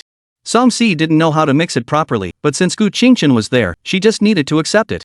After waiting less than 10 minutes, the steaming hot pot, side dishes, and drinks were brought to the table. Gu Qingchen opened the orange juice and handed it to Song-si, then carefully placed slices of meat and vegetables into the spicy and clear broth pots, followed by gently stirring in the shrimp paste. Then, he pointed to the beef tripe and said, dip this into the hot soup and wait about 15 seconds before eating. Alright. Song-si didn't know why, but she trusted Gu Qingchen's instructions. After a satisfying hot pot meal, the two rested for a while in the store before getting up to leave and continue their shopping. Later, Gu Qingchen first bought 8 sets of spring-autumn clothes, 10 sets of summer clothes, and 5 sets of winter clothes for Song-si. They then browsed through about 20 pairs of shoes to match the outfits, including small leather shoes, canvas shoes, dad shoes, flat shoes, knee-high boots, cotton shoes, patent leather high heels, and strappy high-heeled sandals, mostly 2 pairs of each style. She also made sure to get cotton socks of various lengths, knee-high socks, and black and white stockings. We also bought a set of slippers and pajamas for home use. However, the pajamas were all plain cotton styles, with the most daring being an ice silk nightgown. More revealing and sexy options will have to wait for another time. You think I bought too much? Gu Qingchen simply replied, I'm not short on money, and Song-si happens to need these things urgently. Besides, they're all for her to wear, why would he complain? As for spending money to support someone else's wife, that's nonsense. He's not stupid, he can tell that Song-si has a strong liking for him. If he could let her go, he could cut her off forever. Song-si was already too tired to speak, and trying on clothes had worn her out. What is there to be shy about? What is there to refuse? What is there to be modest about? None of that matters anymore. She had finally figured it out. Gu Qingchen was truly wealthy. He paid without batting an eyelid, and even seemed to enjoy it. It was as if he didn't know what to do with his own money, and now he finally had something interesting to spend it on. Anyway, whatever Gu Qingchen bought for her, she took it. She'd already spent 200,000 yuan, a little more debt didn't matter. If it came down to it, she could always marry him off. But why does she feel like she is betraying someone who has been so kind to her? But she was still a beauty, right? Her figure wasn't bad either. She wasn't some unfaithful woman who cheated on her husband. If it comes down to it, she can just have more kids for him. He shouldn't lose out too much, right? Besides, they say rich men aren't trustworthy. At most, I'll allow him to secretly keep a mistress on the side, but he must never bring her home. And she must not have children. If Gu Qingchen knew about the young girl's outrageous thoughts, he'd definitely give her 5 words. Extreme. Love. Brain. Chapter 23, Big Shopping Spree Part 2. On the way to the 3rd floor of the mall, Gu Qingchen suddenly noticed a storefront where the mannequins were wearing stepmother dresses. He immediately wanted to see what Song-si would look like wearing it. He immediately pointed at the mannequin and asked her, do you want to try that dress on? Song-si looked at the extremely form-fitting purple dress, a hint of shyness flashing in her eyes, but she nodded and said, if you want to see, I can try it on. Alright. After getting her consent, Gu Qingchen took her into the store and told the sales clerk, please find the same tight-fitting dress that the mannequin is wearing and get it in her size. Sure, please wait a moment. Soon, the store clerk returned with the dress and gestured toward the fitting room for Song-si to change. But after waiting for a while, she didn't make a sound. Gu Qingchen walked over to the fitting room door, knocked, and asked, "Si, are you ready yet?" "I'm ready, but, this is too revealing." Song Si's voice trembled slightly. Then, the fitting room door unlocked, and a flushed little face peeked out, blushing deeply and saying, "You, come in and take a look." I dare not come out." Cough. "All right." Just as Gu Qingchen was about to step inside, the shop assistant suddenly spoke up, "Sir, this is a shopping mall. Please be mindful." Gu Qingchen. With a face this handsome, do I really look like a pervert? He rolled his eyes and said, "Thanks for the reminder. I know my limits." "All right." The sales clerk gave an awkward smile. Upon entering the fitting room, Gu Qingchen saw Song Xiaohua with her arms crossed over her chest and abdomen. "You're blocking my view," Gu Qingchen reminded her. Song Si, upon hearing this, clenched her teeth tightly and released her arms, using her hands to cover her face instead. Her curvaceous figure was immediately revealed. Wow! That willowy waist, those decent-sized breasts, and those long, slender legs peeking out from the slit. Though the stepmother's dress didn't quite complement her figure, and the overall vibe felt a bit off, her beauty and figure were undeniable. At that moment, Gu Qingchen, who felt something was still missing, walked up to Song Si and gently removed the small hair tie holding her ponytail in place. Her jet black hair cascaded down, resembling a peacock spreading its tail feathers. Next, Gu Qingchen gathered her hair and tied it into a simple Mrs. Dangerous style. The young girl didn't resist at all, letting the boy play with her hair. "This is perfect. Amazing, right?" Gu Qingchen admired the look for a moment before the store clerk knocked on the door to remind him. Reluctantly, he stepped out of the fitting room. "I'll take this dress." "Scan the code and ring it up," Gu Qingchen told the store clerk. "Sure, follow me." When Song Si came out, she had already changed back into her white dress with her hair tied up in a ponytail, looking adorable once more. After leaving his address for the sales clerk to deliver the items, Gu Qingchen took her to the third floor. This was a store specializing in bedding and lingerie. He first took Song Si to buy lingerie. During the process, it was a bit awkward because the salesperson kept complimenting Song Si on how beautiful her girlfriend was while trying to sell him sexy lingerie. Do salespeople have no boundaries these days? In the end, Gu Qingchen didn't fulfill the salesperson's wish and only bought 8 sets of regular cotton underwear and 8 sets of ordinary printed underwear, then left. However, he did add the salesperson's WeChat just in case. Next, he bought 5 sets of pink-themed bedding sets, 1 white and 1 pink summer blanket, 2 down comforters for winter, and 2 latex pillows and 2 down pillows.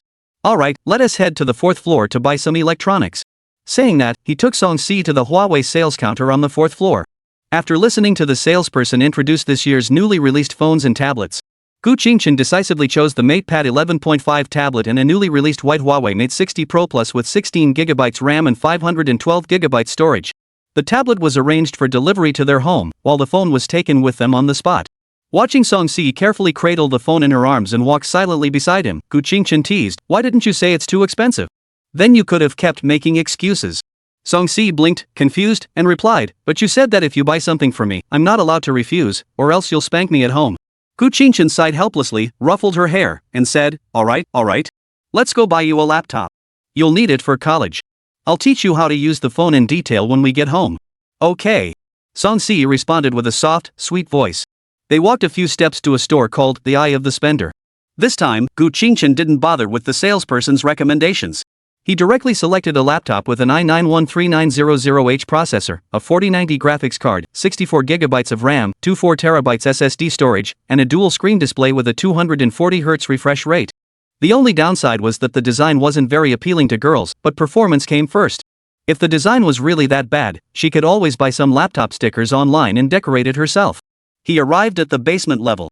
This area is a supermarket and a place to buy daily necessities. Gu Qingchen brought Song Si, who was holding a bag of octopus-shaped dumplings, to the daily necessities section. She bought a pack of white towels 6 pieces, 3 pink bath towels, a small rabbit-shaped toothbrush cup, a pink electric toothbrush, 2 regular toothbrushes, 2 tubes of toothpaste, and a pink thermos. They then went to the hygiene products section. Since Gu Qingchen wasn't very familiar with the specifics of women's toiletries, he followed the salesperson's recommendations throughout the process. 2 bottles each of facial cleanser, shower gel, and shampoo. Additionally, 4 large boxes each of daytime and nighttime sanitary pads with different absorbency levels. "Sir, please wait a moment. I am one of the managers of this mall. My name is Wang Ziwen." Just as Gu Qingchen had finished paying for these items and was about to leave the mall with Song Si, a man rushed over and called out to him. "I know, please take care of my items." Gu Qingchen nodded in response. Manager Wang paused for a moment, then smiled kindly, "Seeing that you bought so many items but didn't take them with you, I knew you must be a regular customer of our mall. Previously, it was Manager Zhao who came to find me. Why is it you this time? Gu Qingchen asked in confusion. He is off work these days, so I'm filling in for him. Alright, thank you for your trouble. I left my address earlier, so I'll head out now. Alright, take your time. After watching Gu Qingchen leave, Mr. Wang turned around and returned to the mall. The service at Fengyuan Mall was indeed excellent. As long as you spent over 5,000 yuan, someone would specifically come to remind you, and they offered free home delivery service. As for Gu Qingchen, who bought something but didn't take it with him, it was clear he was a regular customer. All they needed to do was greet him before he left and let him know. Chapter 24, How much fun it is to buy, how much of a mess it is to organize. Before heading home, Gu Qingchen specially took Song Si to the China Unicom Service Center to get her a phone card. But he forgot that Song Si's ID hadn't arrived yet. With no other option, Gu Qingchen had to split a subcard from his own account for her to use. It was all the same, so it wasn't a big deal. After taking a taxi back home, Gu Qingchen ordered 2 portions of stir-fried rice from Manhwa and waited for the delivery to arrive at the mall. After there was nothing else to do, Gu Qingchen began teaching Song Si how to use her phone. Here, give me your phone. I'll show you. Song Si obediently handed her the phone. Gu Qingchen opened the settings, turned off the automatic brightness adjustment, then opened the password settings interface and handed the phone back, saying, set your own password. Song Si didn't take the phone but said, you enter it for me. Just use your password. Gu Qingchen smiled slightly, entered the password 060305, and reminded her, by the way, the door code is the same. Make sure you remember it so you don't get locked out later. Okay, Song Si nodded in agreement. There's also the fingerprint. You'll have to do that yourself. Gu Qingchen called out again. Song Si followed the voice prompts to register her fingerprint, then handed the phone back and asked, can I register yours too? Gu Qingchen understood the young girl's thoughts and didn't ask any further questions, recording his own fingerprint. He then downloaded WeChat, guided Song Si through the registration process step by step, added his WeChat ID, and saved his phone contacts. He then downloaded apps related to TV shows, movies, short videos, online shopping, and food delivery, patiently teaching her how to register and use them. Time passed unnoticed. Song Si was curled up on the sofa playing with her phone. Gu Qingchen didn't disturb her and continued reading his novel. Just then, Gu Qingchen's phone rang. It was the delivery guy. Just as she reached the entrance, another call came in. It was the delivery staff from the mall.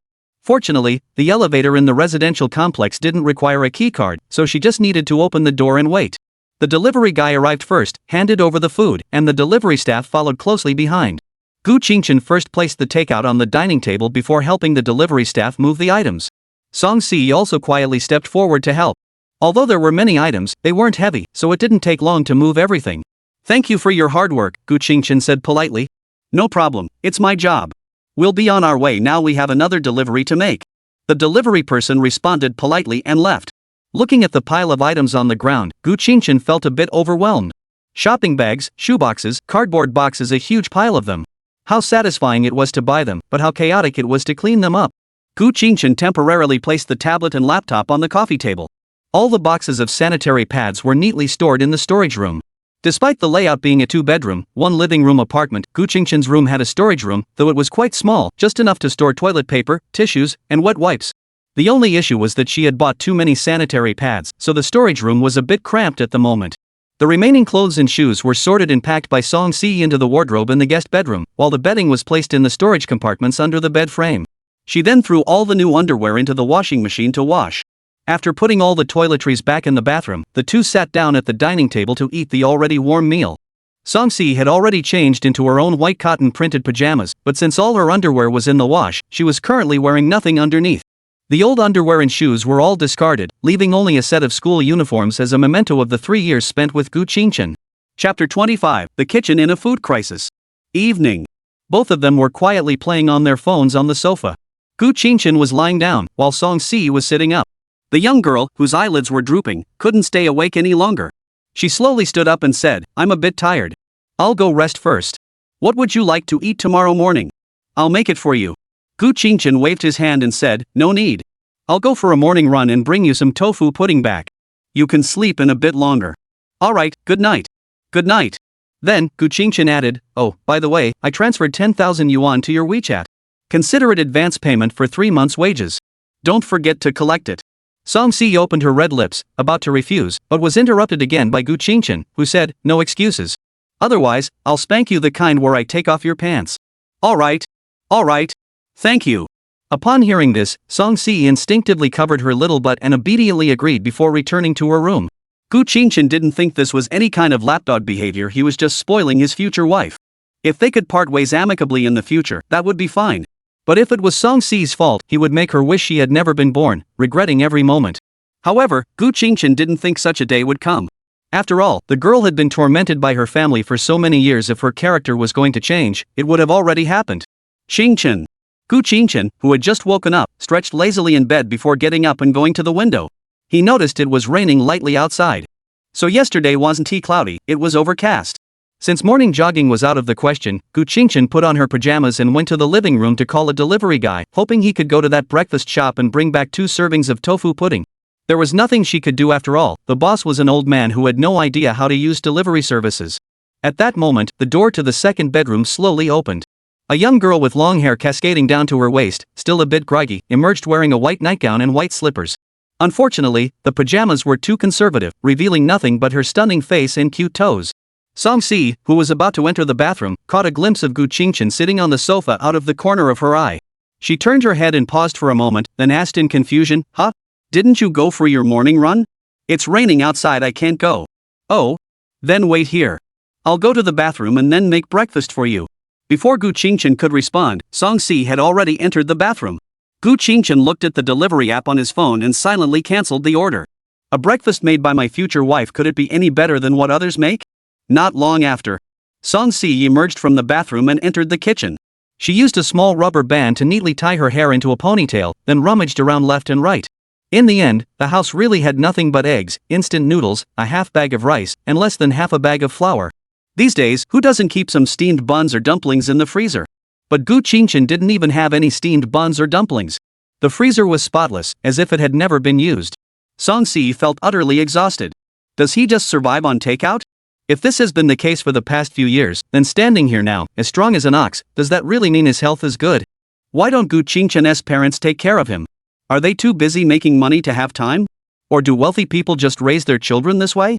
Sigh, with these ingredients, she could only make egg pancakes and rice porridge. Cooking noodles would work, but since it's the first breakfast she's making for someone she likes, she doesn't want it to be too simple or half-hearted. Chapter 26, the first breakfast made by a young girl. In the kitchen. Song-si had intended to sift the flour, but she realized there wasn't even a sieve in the house. With no other option, she carefully picked out all the rice weevils from the flour with her fingers. She then mixed the sifted flour with eggs, salt, and an appropriate amount of water to form a batter. While Song-si was frying the pancakes, Gu Qingchen slowly walked over, curiously watching the egg pancakes about to be cooked in the pan. As the son of a wealthy family, he had never seen such a thing before. This egg pancake was something entirely new to him. He had thought it was just an egg beaten onto the pancake, but upon seeing it, he realized it was the same principle as a pancake, both made by frying batter. After removing the pancake from the pan, Song-si picked up a pair of chopsticks, tore off a corner, caught it with the other hand, and held it to Gu Qingchen's lips. "Try it, see if it suits your taste." Gu Qingchen didn't hesitate, putting the pancake and chopsticks into his mouth and commenting, "The pancake is very soft and quite tasty." Song-si smiled gently, "That's good. It just lacks scallions, it would be even more fragrant with them.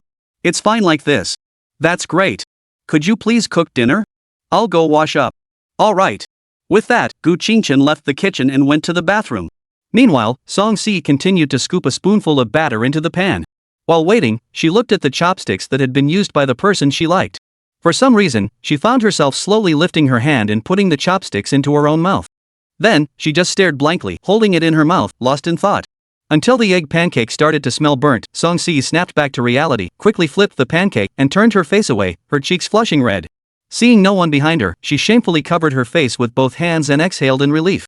By the time Gu Qingchen finished washing up, Song-si had already set the breakfast on the table and was sitting obediently on the chair, waiting.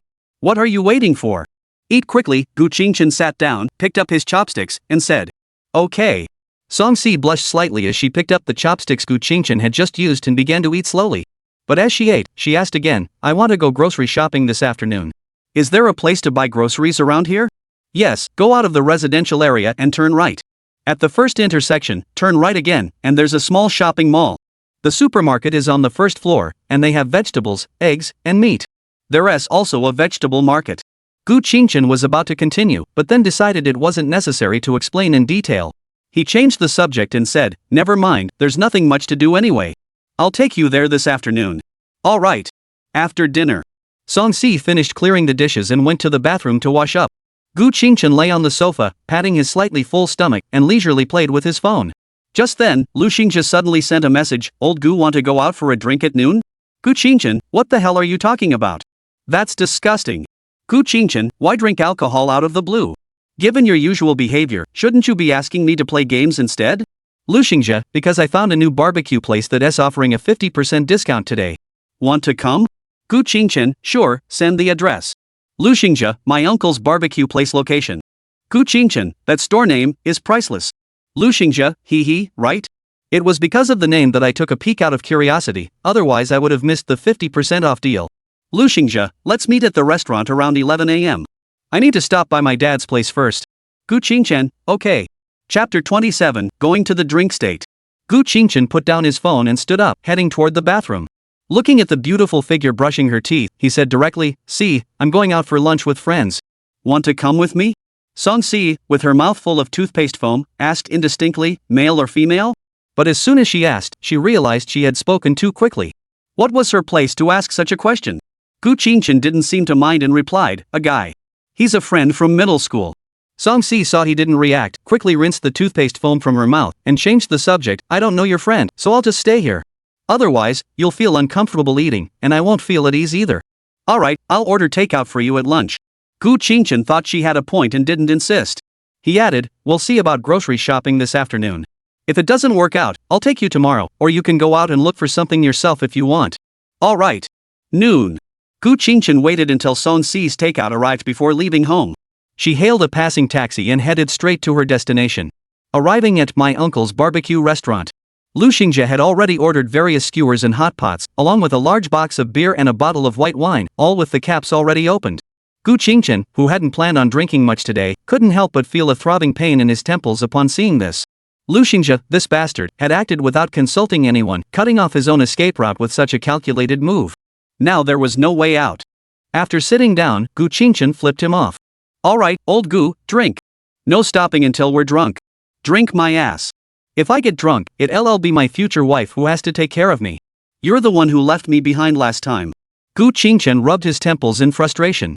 Lu Xingzhe took a sip of wine and tried to calm him down. "It's okay, I'll make sure to send you home. Women, you know, occasionally taking care of their husbands, what's wrong with that?" Suddenly, he sensed something was off and stood up abruptly, staring at Gu Qingchen in shock. "What future wife? What did you say about a future wife?" Gu Qingchen didn't intend to keep it from his brothers, so he briefly recounted the events of the past few days. However, he didn't mention Song Si's experiences, only briefly explaining how they met, how he took her in, and how he bought her some clothes. Lu Xingzhe grew even more excited upon hearing this. "What? So you're living together with your school's most beautiful girl?"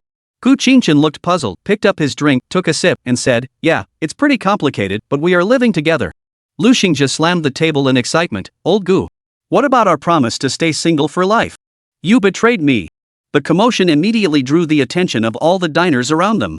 Gu Qingchen hurriedly pushed Lu Xingzhe back into his seat. "Can you keep your voice down? What? Are you proud of being a single guy?" Lu Xingzhe slumped in his seat, his face ashen, and sighed deeply. "All my good brothers have escaped virginity, where is my love?" Gu Qingchen explained, cough. "I'll just..." Lu Xingzhe shot him a sideways glance. "No way? You're not going to take the meat that's been handed to you on a silver platter? You've been with the school flower and your classmate for 3 years with such a solid foundation of feelings, nothing happened? You're not unable, are you? You're lying." Gu Qingchen tapped the table furiously and explained, "We've been classmates and friends for 3 years. I've only taken her in for a few days. How could we do that? That would make us beasts. You single dog, stop talking nonsense. Drink. You're just as bad, drink." And so, Gu Qingchen and Lu Xingzhe drank glass after glass until they were completely drunk. In the end, the two of them linked arms, their legs feeling like they were made of cotton, and stumbled out of the barbecue restaurant. Chapter 28, The Angry Girl and the First Kiss After Drinking. Gu Qingchen couldn't hold her alcohol as well as Lu Xingzhe. Plus, they were both drunk, with no self-control left. He was so intoxicated he couldn't tell reality from fantasy. Lu Xingzhe wasn't much better off, just barely staying awake. He called a Didi and planned to take Gu Qingchen home first. They arrived at the Mo Xiang Academy. Lu Xingzhe knew someone was home, so he raised his hand and knocked on the door. Soon, Song Si peeked through the peephole and saw it was Gu Qingchen, so she hurriedly opened the door. When Lu Xingzhe saw the girl opening the door, he froze for a moment, and some of the alcohol wore off. There was no other reason. Song Si was simply breathtakingly beautiful. Her unadorned oval face was exquisitely beautiful, with bright eyes, a straight nose, and a pure, innocent aura that made her resemble a first love-esque ideal. Even in her conservative nightgown, her graceful figure was impossible to hide. "Hello, sister-in-law." Lu Xingja greeted her politely. Song Si's cheeks flushed slightly, but she didn't deny it, simply nodding silently. Then, alongside Lu Xingja, they helped Gu Qingchen to the sofa. Just as they were about to sit her down, he suddenly stood up, knelt by the trash can, and vomited several times. Song Si knelt beside him, her eyes misty with tears, and tears could be seen at the corners of her eyes. She kept patting Gu Qingchen's back, hoping it would make him feel better. "Aren't we supposed to eat? How could you drink so much?" The girl's voice was filled with concern and reproach. Gu Qingchen felt better after vomiting and regained some clarity. He sat up and leaned against the sofa, immediately betraying Lu Xingja. "Lu Xingja," he ordered beer and baijiu, and all the bottles were already opened. "We can't return them, so we had to drink them." Song Si immediately turned to look at Lu Xingja, who was leaning against the wall, half asleep. Her pretty face flushed with anger, and she coldly asked, "Lu Xingja, is that you?" Lu Xingja shuddered at the tone and snapped back to his senses. Sis. What's wrong? If you ever drag my daughter out drinking like this again, I'll beat you so badly your parents won't even recognize you." With that, Song Si gave him a cold glance and walked toward the bathroom. Lu Xingja swallowed hard, glanced pityingly at his good friend, and quickly made his escape. "I hope he doesn't end up being a pushover wife." Song Si emerged from the bathroom holding her toothbrush and a damp towel. Seeing that Lu Xingja had already disappeared and the door was closed, she snorted coldly, sat down beside Gu Qingchen, and began to carefully wipe his face. Then she pulled over the trash can, held the toothbrush to his lips, and said, "Be a good boy, rinse your mouth."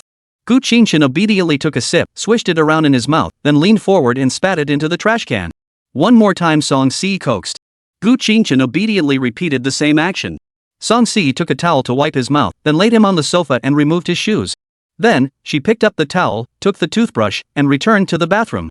After tidying up, she went to the kitchen, poured a glass of water, and placed it on the coffee table in case Gu Qingchen wanted something to drink later. Looking at his peaceful sleeping face, Song Si couldn't help but kneel down and gaze at him intently. Suddenly, as if sensing something, Gu Qingchen opened his eyes dazedly. Seeing the beautiful young girl before him, before she could react, he wrapped his arms around her head and gently kissed her soft lips. Song Si's beautiful eyes widened in surprise, but she quickly closed them and parted her lips to respond to the warm, passionate kiss. After a moment, Gu Qingchen lay back down on the sofa, still dazed. Song Si licked her moist lips, her eyes brimming with joy. "Is this what kissing feels like? It's a bit passionate. But giving him my first kiss was truly wonderful." Chapter 29, A Young Girl's Tender and Patient Care. After savoring the lingering moments of their kiss, Song Si got up and went to the master bedroom to fetch a pillow and blanket. She gently lifted Gu Qingchen's head, placed the pillow underneath, and tucked the blanket around him. Until evening, except for going to cook a bowl of noodles to eat, Song Si sat quietly by his side, watching over Gu Qingchen. She didn't play with her phone, but occasionally reached out with a gentle gaze to stroke the cheek of the person she loved. She didn't know how much time had passed, but the sky had already brightened. Sunlight fell on Gu Qingchen's face. As his eyelids fluttered, he covered his aching head and slowly woke up, groggily getting up from the sofa to find water to drink. But the fragmented memories of last night began to flood back into his mind. Gu Qingchen's feet, which had just touched the ground, froze instantly, and even the lingering drowsiness was instantly dispelled. He had forcefully kissed Song Si last night. At that moment, a soft, seductive moan echoed through the room.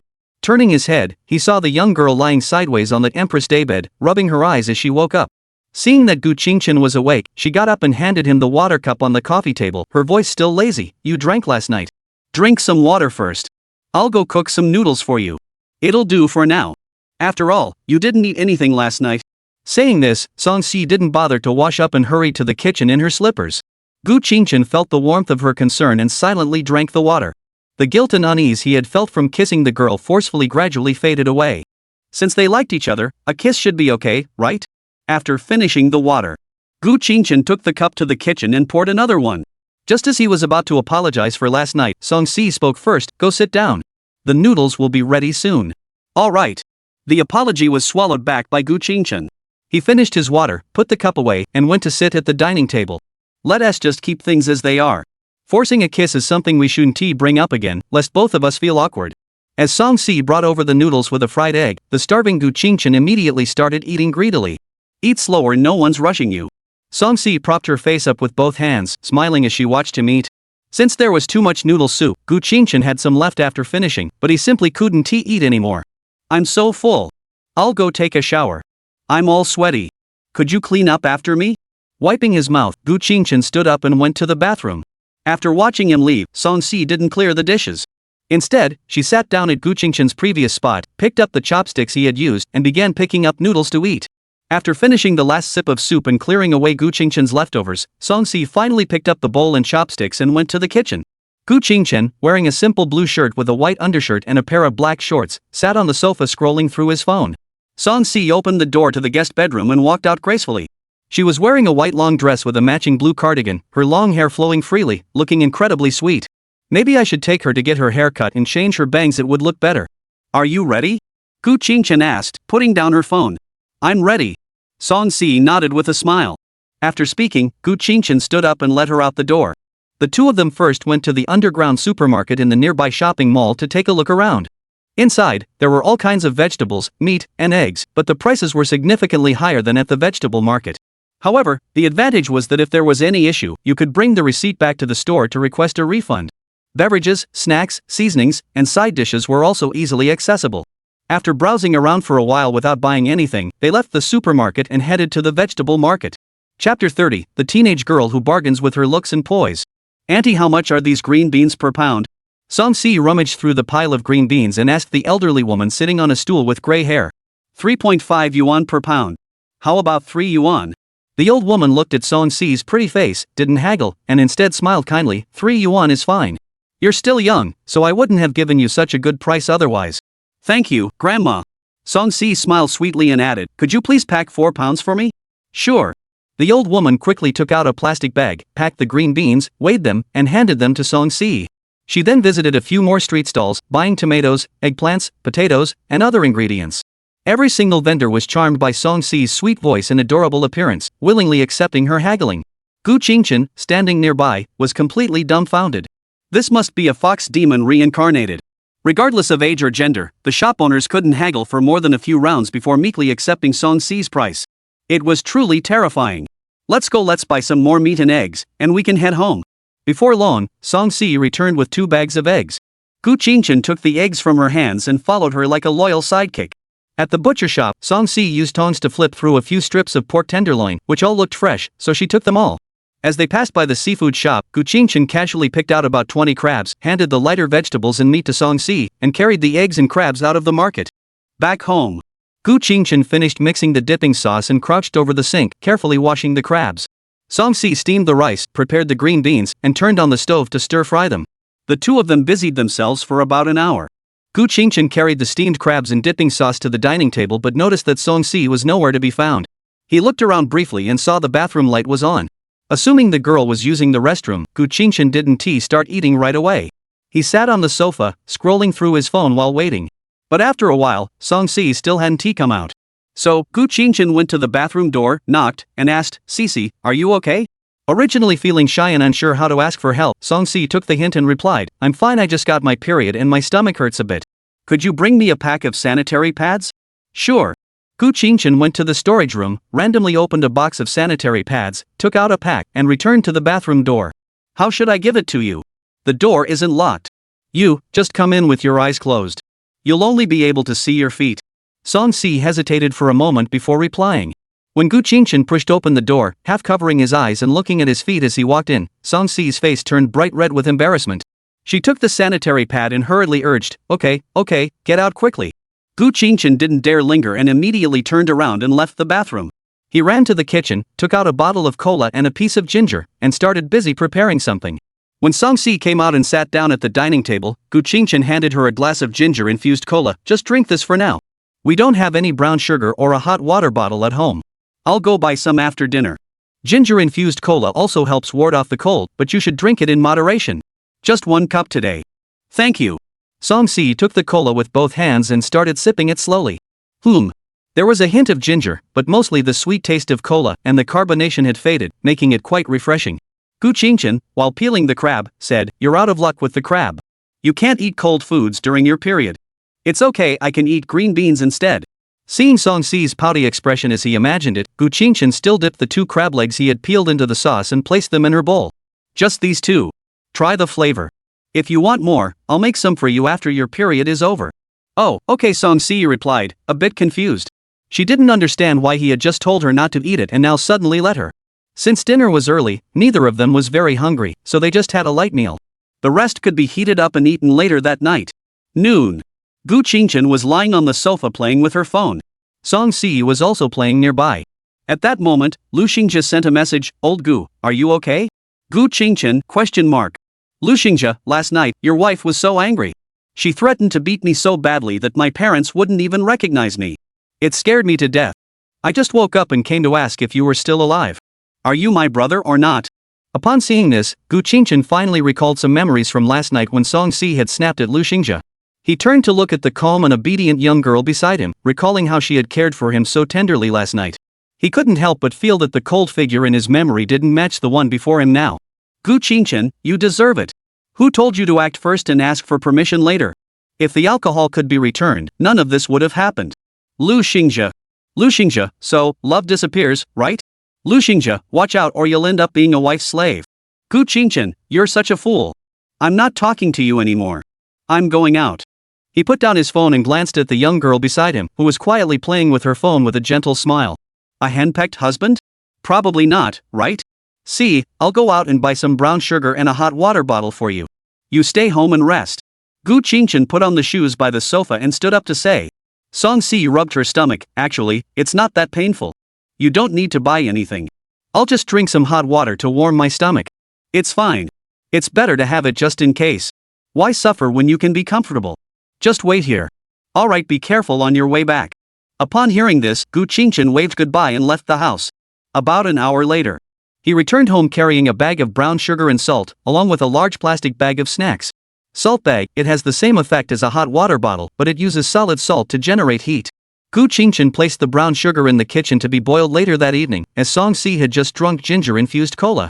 As for the snacks, he kept some for her and restocked the empty snack shelf in his room with the rest. Chapter 31, The Legendary Miracle Book Sister.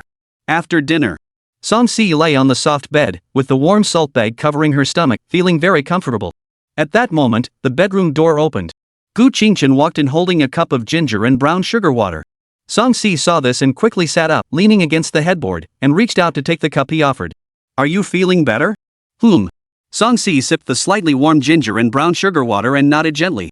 Alright, I won't disturb you anymore. As he spoke, Gu Qingchen walked toward the door. Just leave the cup on the bedside table. I'll clean up tomorrow. Get some rest. Don't stay up late during your period. If you need anything, just call me. After giving his instructions, he closed the door to the bedroom and turned back to his own room. Song Si sipped the ginger tea slowly, her eyes sparkling with tears. The warm, sweet liquid seemed to flow into her heart, filling her entire body with a sense of happiness. Some love-struck girls, when their romantic feelings were running high, stayed up late that night. Early morning. The sun had just risen halfway. Gu Qingchen, who had just finished her morning run and returned home, had just finished showering and changed into her pajamas. Before she could even sit down on the sofa, she heard a knock on the door. Reluctantly, he got up and walked toward the door. He opened the door. Before him stood a woman dressed in a white long dress, wearing high-heeled sandals, with straight, flowing hair, and a curvaceous figure. She had a white handbag slung over her right arm and was carrying a large bag of breakfast in her left hand, her face adorned with a gentle smile, looking just like a kind-hearted older sister from next door. Her demeanor exuded a strong literary aura, coupled with the dignified presence of someone who had held a high position for a long time. Gu Qingchen recognized her immediately and exclaimed in surprise, "Miaoshu's sister. What are you doing here?" Indeed, this woman was the very same Miaoshu sister he had referred to in his phone call, his mother's close friend. Since leaving home in 8th grade, they had only spoken on the phone or exchanged messages, never meeting in person. Shen Miaoshu feigned displeasure. What? You don't welcome me, you little rascal? No way.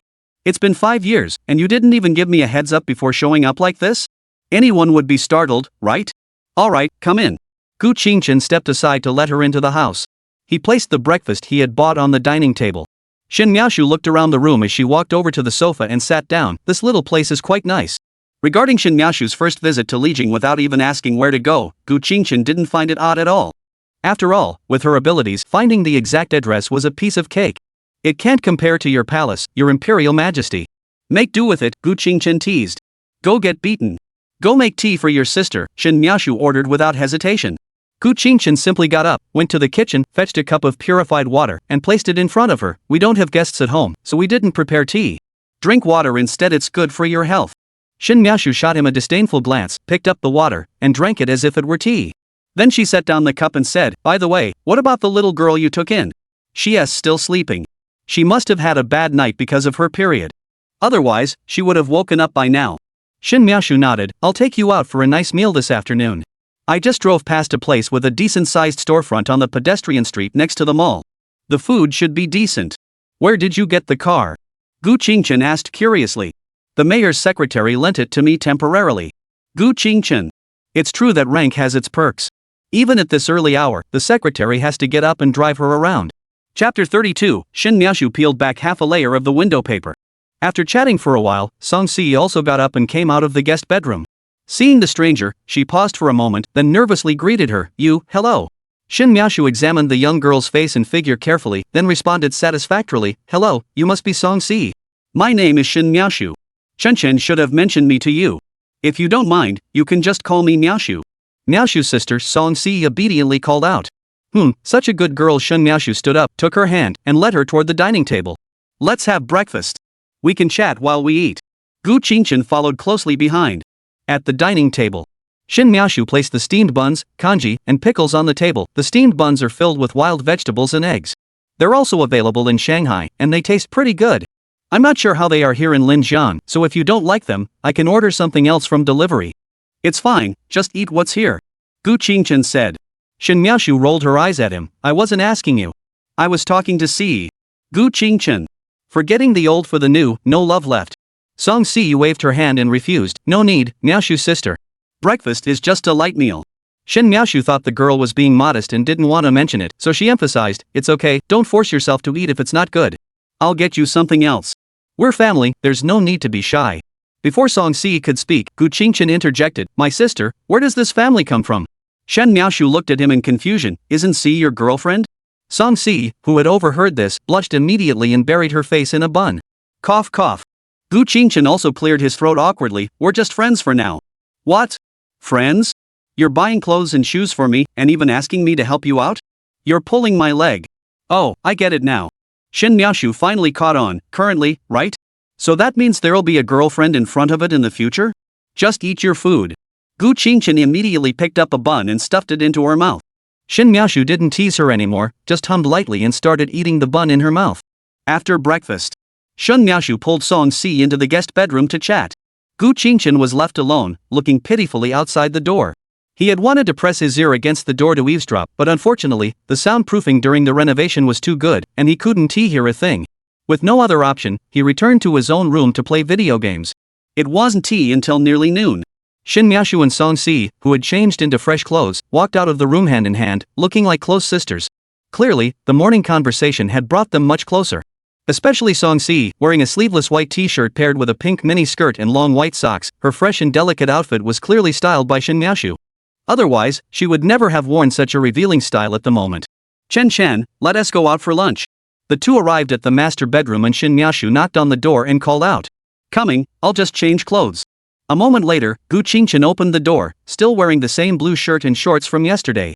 Upon seeing Song-si's slightly sexy and cute outfit, his gaze was immediately drawn to her, and he couldn't help but admire her openly. "Enough, stop looking. She'll be yours sooner or later. Let's go to the restaurant first, otherwise, it'll be crowded later." Shin Miaoshu tapped Gu Qingchen's arm to interrupt him. Song-si lowered her face, her cheeks flushed red, shyly hiding behind Shin Miaoshu, but she was secretly delighted because the person she liked had been captivated by her. Chapter 33, Gu Qingchen's Dark Past. On the way, Shin Miaoshu and Gu Qingchen chatted idly. Song-si leaned against the car window, quietly watching the bustling shops along the street. Every time she took the bus to go shopping, she enjoyed doing this, as it gave her a sense of relief, as if she were escaping from hell. Though it was illusory, she couldn't help but steal a moment of joy. But now, the car was steady, the seat was comfortable, and there was someone she liked by her side. She no longer had to return to that so-called home. These few days felt like a dream, and she feared waking up. Suddenly, Song-si noticed a shop that stood out from the rest, and she couldn't help but start planning something in her mind. Arriving at Fu Lai Shun home-style cuisine, Shin Miaoshu entered the restaurant, ordered a few dishes casually, then pulled Song-si to her side and whispered. Gu Qingchen sat across from them, casually scrolling through his phone, completely unaware that the woman he trusted, Miaoshu, was ruthlessly digging up his past. Let me tell you, when Gu Qingchen was a kid, he once wet the bed. To avoid getting caught by his mom, he secretly rinsed the bedsheet with water, then hung it out to dry while his mom was at work. But it was a white sheet, and after it dried, it left a yellow stain. Ha ha ha. Song-si covered her mouth and giggled, glancing sideways at Gu Qingchen. Seeing he wasn't paying attention, she relaxed and continued listening to Shin Miaoshu expose his secrets. There's more. His mom once hired a retired military expert to train him physically and teach him self-defense skills. But the kid couldn't handle the coach's daily training, so he took advantage of the coach's shower break and stole his clothes from the door, then set them on fire. Apparently, the coach came out naked, sprinted 100 meters to the boy's bedroom, and wrapped a bedsheet around himself. Along the way, he was apparently seen by the family's maid, who almost called the police. After that, the coach trained Gu Qingchen like an animal, really pushing him to his limits. Every time I went to see him, he was lying motionless on the sofa. I would go up and hit his butt hard, making it bounce up and down. It was so much fun, ha ha. After a lengthy discussion about sacrificing Gu Qingchen's innocence, the dishes were finally served. Shin Miaoshu didn't return Song-si back, but instead kept serving her dishes like pot-stirred pork with sweet and sour sauce and fish-flavored shredded pork, treating her like her own daughter. They finished the meal to their heart's content. Shin Miaoshu called over a waiter, elegantly wiped her mouth, and pointed at Gu Qingchen with her slender fingers, saying, "That guy should pay." Gu Qingchen, ? No, you're treating, why should I pay? Shin Miaoshu nodded matter-of-factly, I'm treating. I brought you all here, didn't I? Besides, I'm the guest, right? How can you ask the guest to pay the bill? Gu Qingchen was speechless. He raised his thumb in approval, well done, Sister Miaoshu. So, I closed WeChat and paid up, accepting my fate. Just got back home. Gu Qingchen turned to Song-si and said, see, I need to talk to Miaoshu alone. Can you go back to your room and play on your phone for a while?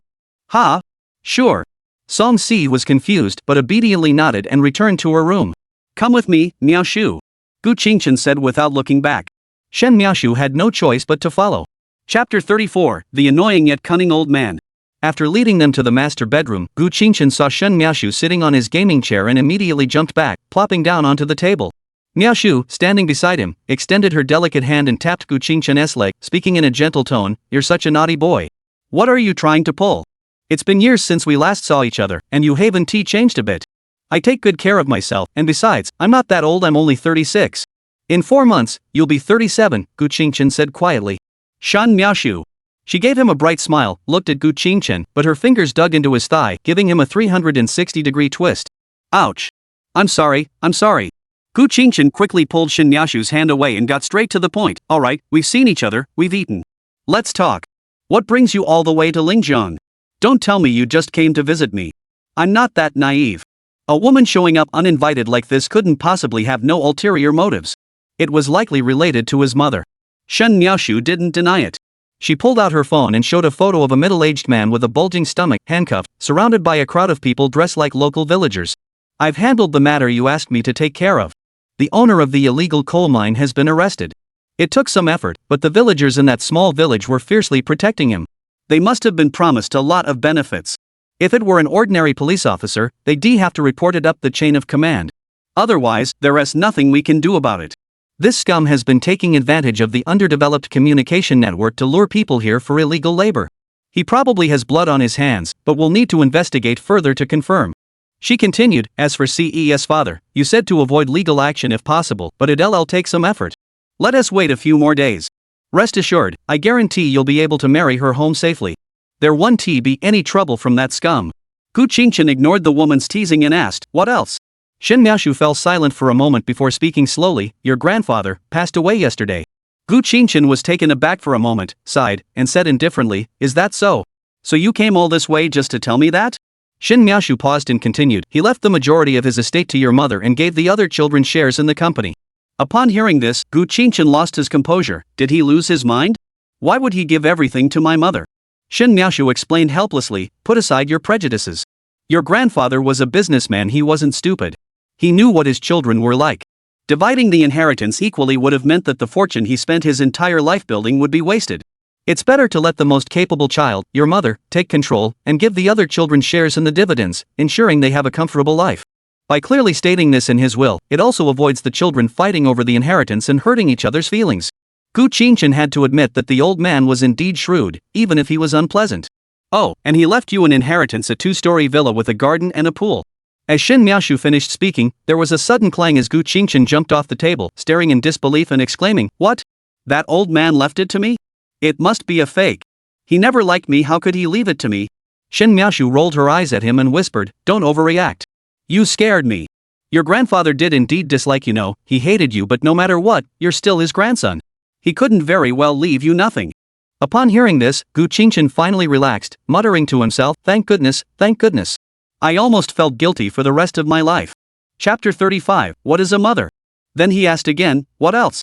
Shin Miaoshu, displeased, poked Gu Qingchen's stomach with her finger and complained, you have to dig so deep, don't you? Hurry up and say it, or I'll call your parents and tell them you're trying to take advantage of me, an old cow eating young grass. Grandpa and Grandma will definitely call you home right away. Gu Qingchen threatened. You little brat, you're not cute at all. Shin Miaoshu pouted and complained, actually, you already knew, didn't you? It was your mother who sent me here. I'm just a worker too. Gu Qingchen raised his chin. Stop wasting time. Continue. Shin Miaoshu. Your mother asked me to secretly intervene and have you apply to a university in Shanghai so you can go back and learn to help her manage the company and eventually inherit and run it. That's it? Why didn't you just say so earlier? Gu Qingchen shrugged.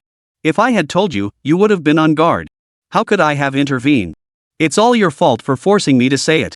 Now I'll have to endure another scolding from Jiarun when I go back. Shin Miaoshu turned her body, looking like a sulking child, her face full of displeasure. But she continued, but from the way you just said it, you agreed? No way. She took over the company and realized there was no one to succeed her, so she suddenly remembered she had a son like me. It was clear from Gu Qingchen's tone that he was harboring some resentment. Shin Miaoshu hurried to comfort him, don't say that. She's still your mother. Actually, after you left home, she's been quite concerned about you. When you first came to Linjiang, the 2 million yuan I gave you was mostly from your mother. Later, when you wrote novels, she paid for the copyright. The programming software you developed and the piano lessons you took, most of your clients were found by your mother. I admit that she did give birth to you with the intention of using you as a tool, and that's why she neglected you later on.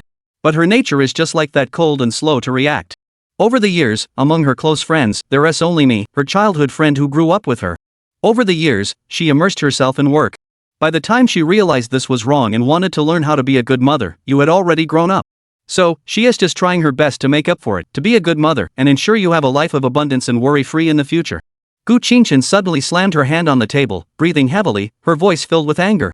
She's naturally cold and insensitive, but what about me? I deserve to endure the cold stares at home and the bullying from peers when I was young? And the indifferent, dismissive glances when I sought help from my mother? Now she wants to be a good mother? What right does she have to say that? Don't you know that belated affection is as worthless as grass?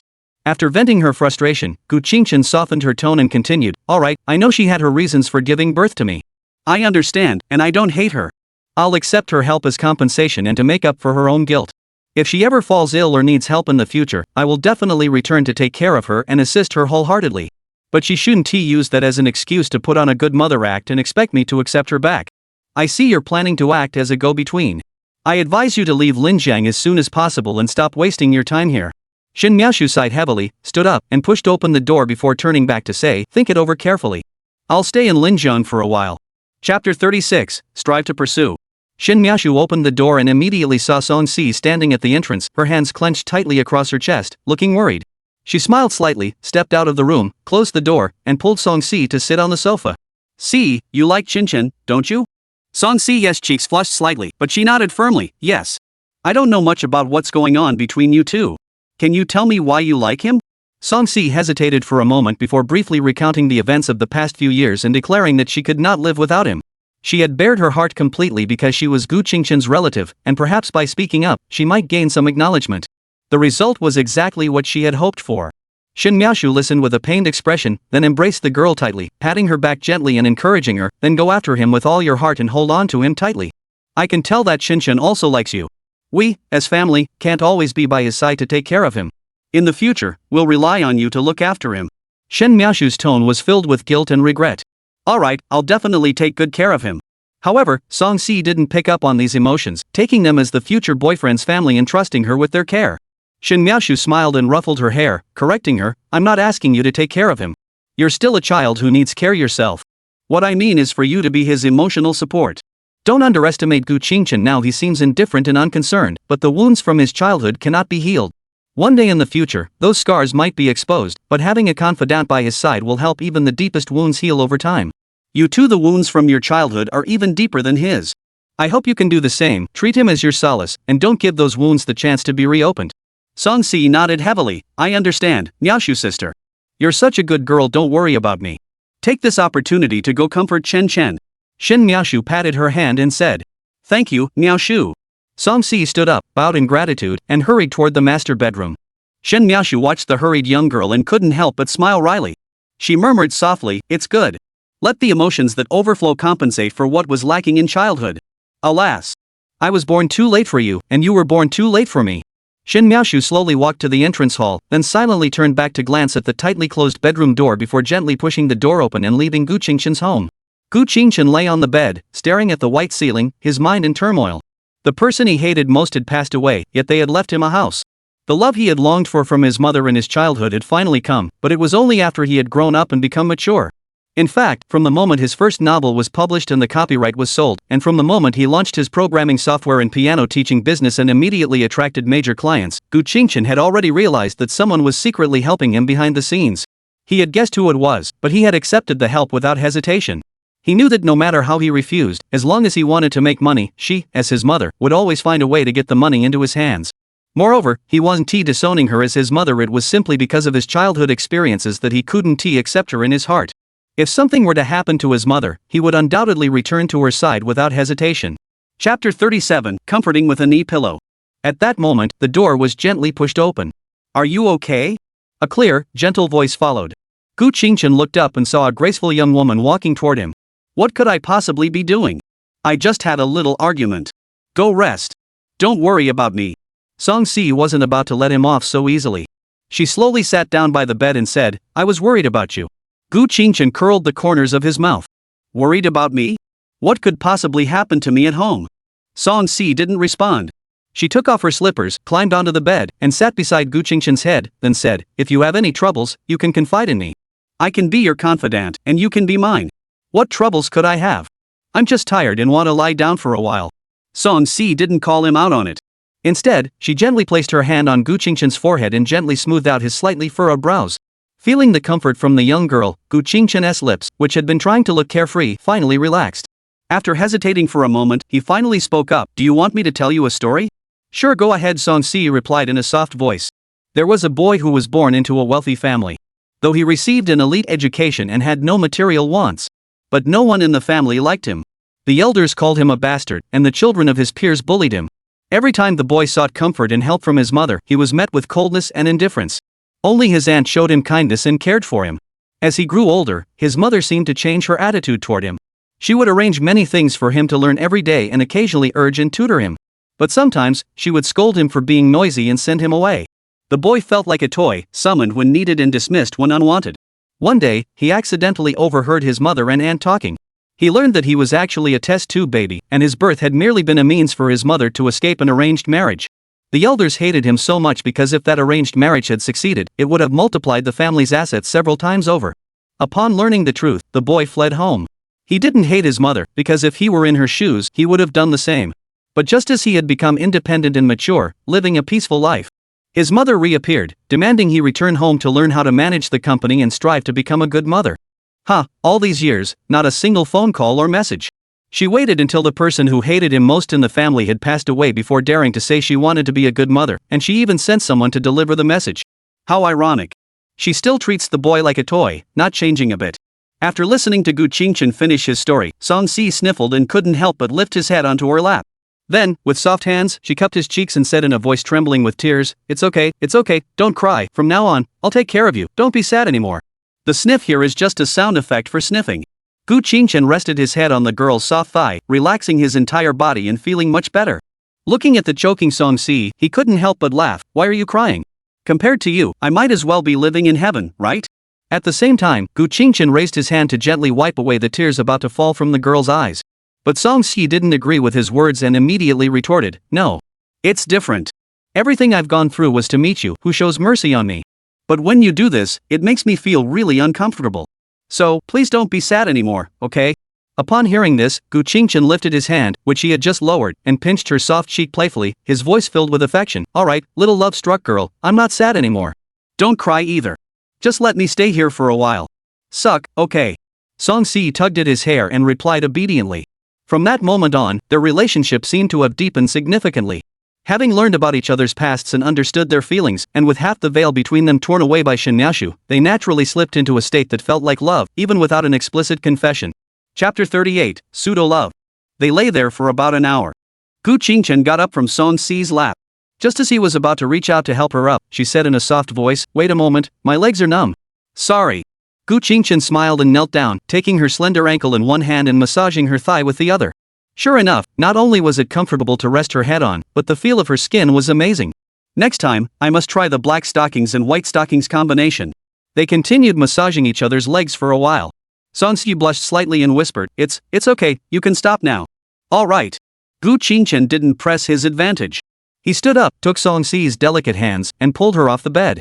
As they stepped out of the bedroom, Gu Qingchen still held the young girl's hand tightly. Song Si only blushed and lowered her head, showing no signs of resistance. Seeing the empty living room, Gu Qingchen knew that Shin Miaoshu had left and didn't think much of it. The car had been arranged, and the place to stay wouldn't be subpar either. There was no need for him to worry. The two sat on the sofa, each playing with their phones, but their intertwined hands remained tightly held, neither of them making the first move to let go. At that moment, Gu Qingchen gently squeezed the young girl's soft, slender hand and turned his head to look at her, saying, "I'm going to sign up for driving lessons at the driving school this afternoon. Do you want to learn too?" Song Si thought for a moment and shook her head. "I don't think I will. I know nothing about cars. Even if I get a license, I won't be able to drive well. We can talk about it later if needed." "Alright, then stay home and be good. I'll go sign up at the driving school." Gu Qingchen didn't insist and let go of Song Si's hand. "Alright." He went to the entrance, changed his shoes, and added, "Oh, by the way, I'll just buy dinner on my way back. You don't need to cook." "Got it." Hearing the young girl's response, Gu Qingchen pushed the door open and left. After waiting a moment, Song Si saw he hadn't returned, so she hurried to the entranceway, changed her shoes, and cautiously stepped out the door. About 10 minutes later, Song Si entered a tattoo shop named Wild Rose. The sign outside the shop stated that it primarily served women. A woman dressed in a nightclub-style outfit, with a lip piercing, glanced up at Song Si as she entered, then lowered her head back down to continue scrolling through her phone. "We don't tattoo children here. Get out of here. You're too young to be getting into trouble." Hearing the woman's harsh tone, Song Si was about to back out, but she seemed to think of something and timidly pulled out her phone, saying, I can pay extra." The tattoo artist looked up in confusion, sizing up the innocent and timid young girl in front of her.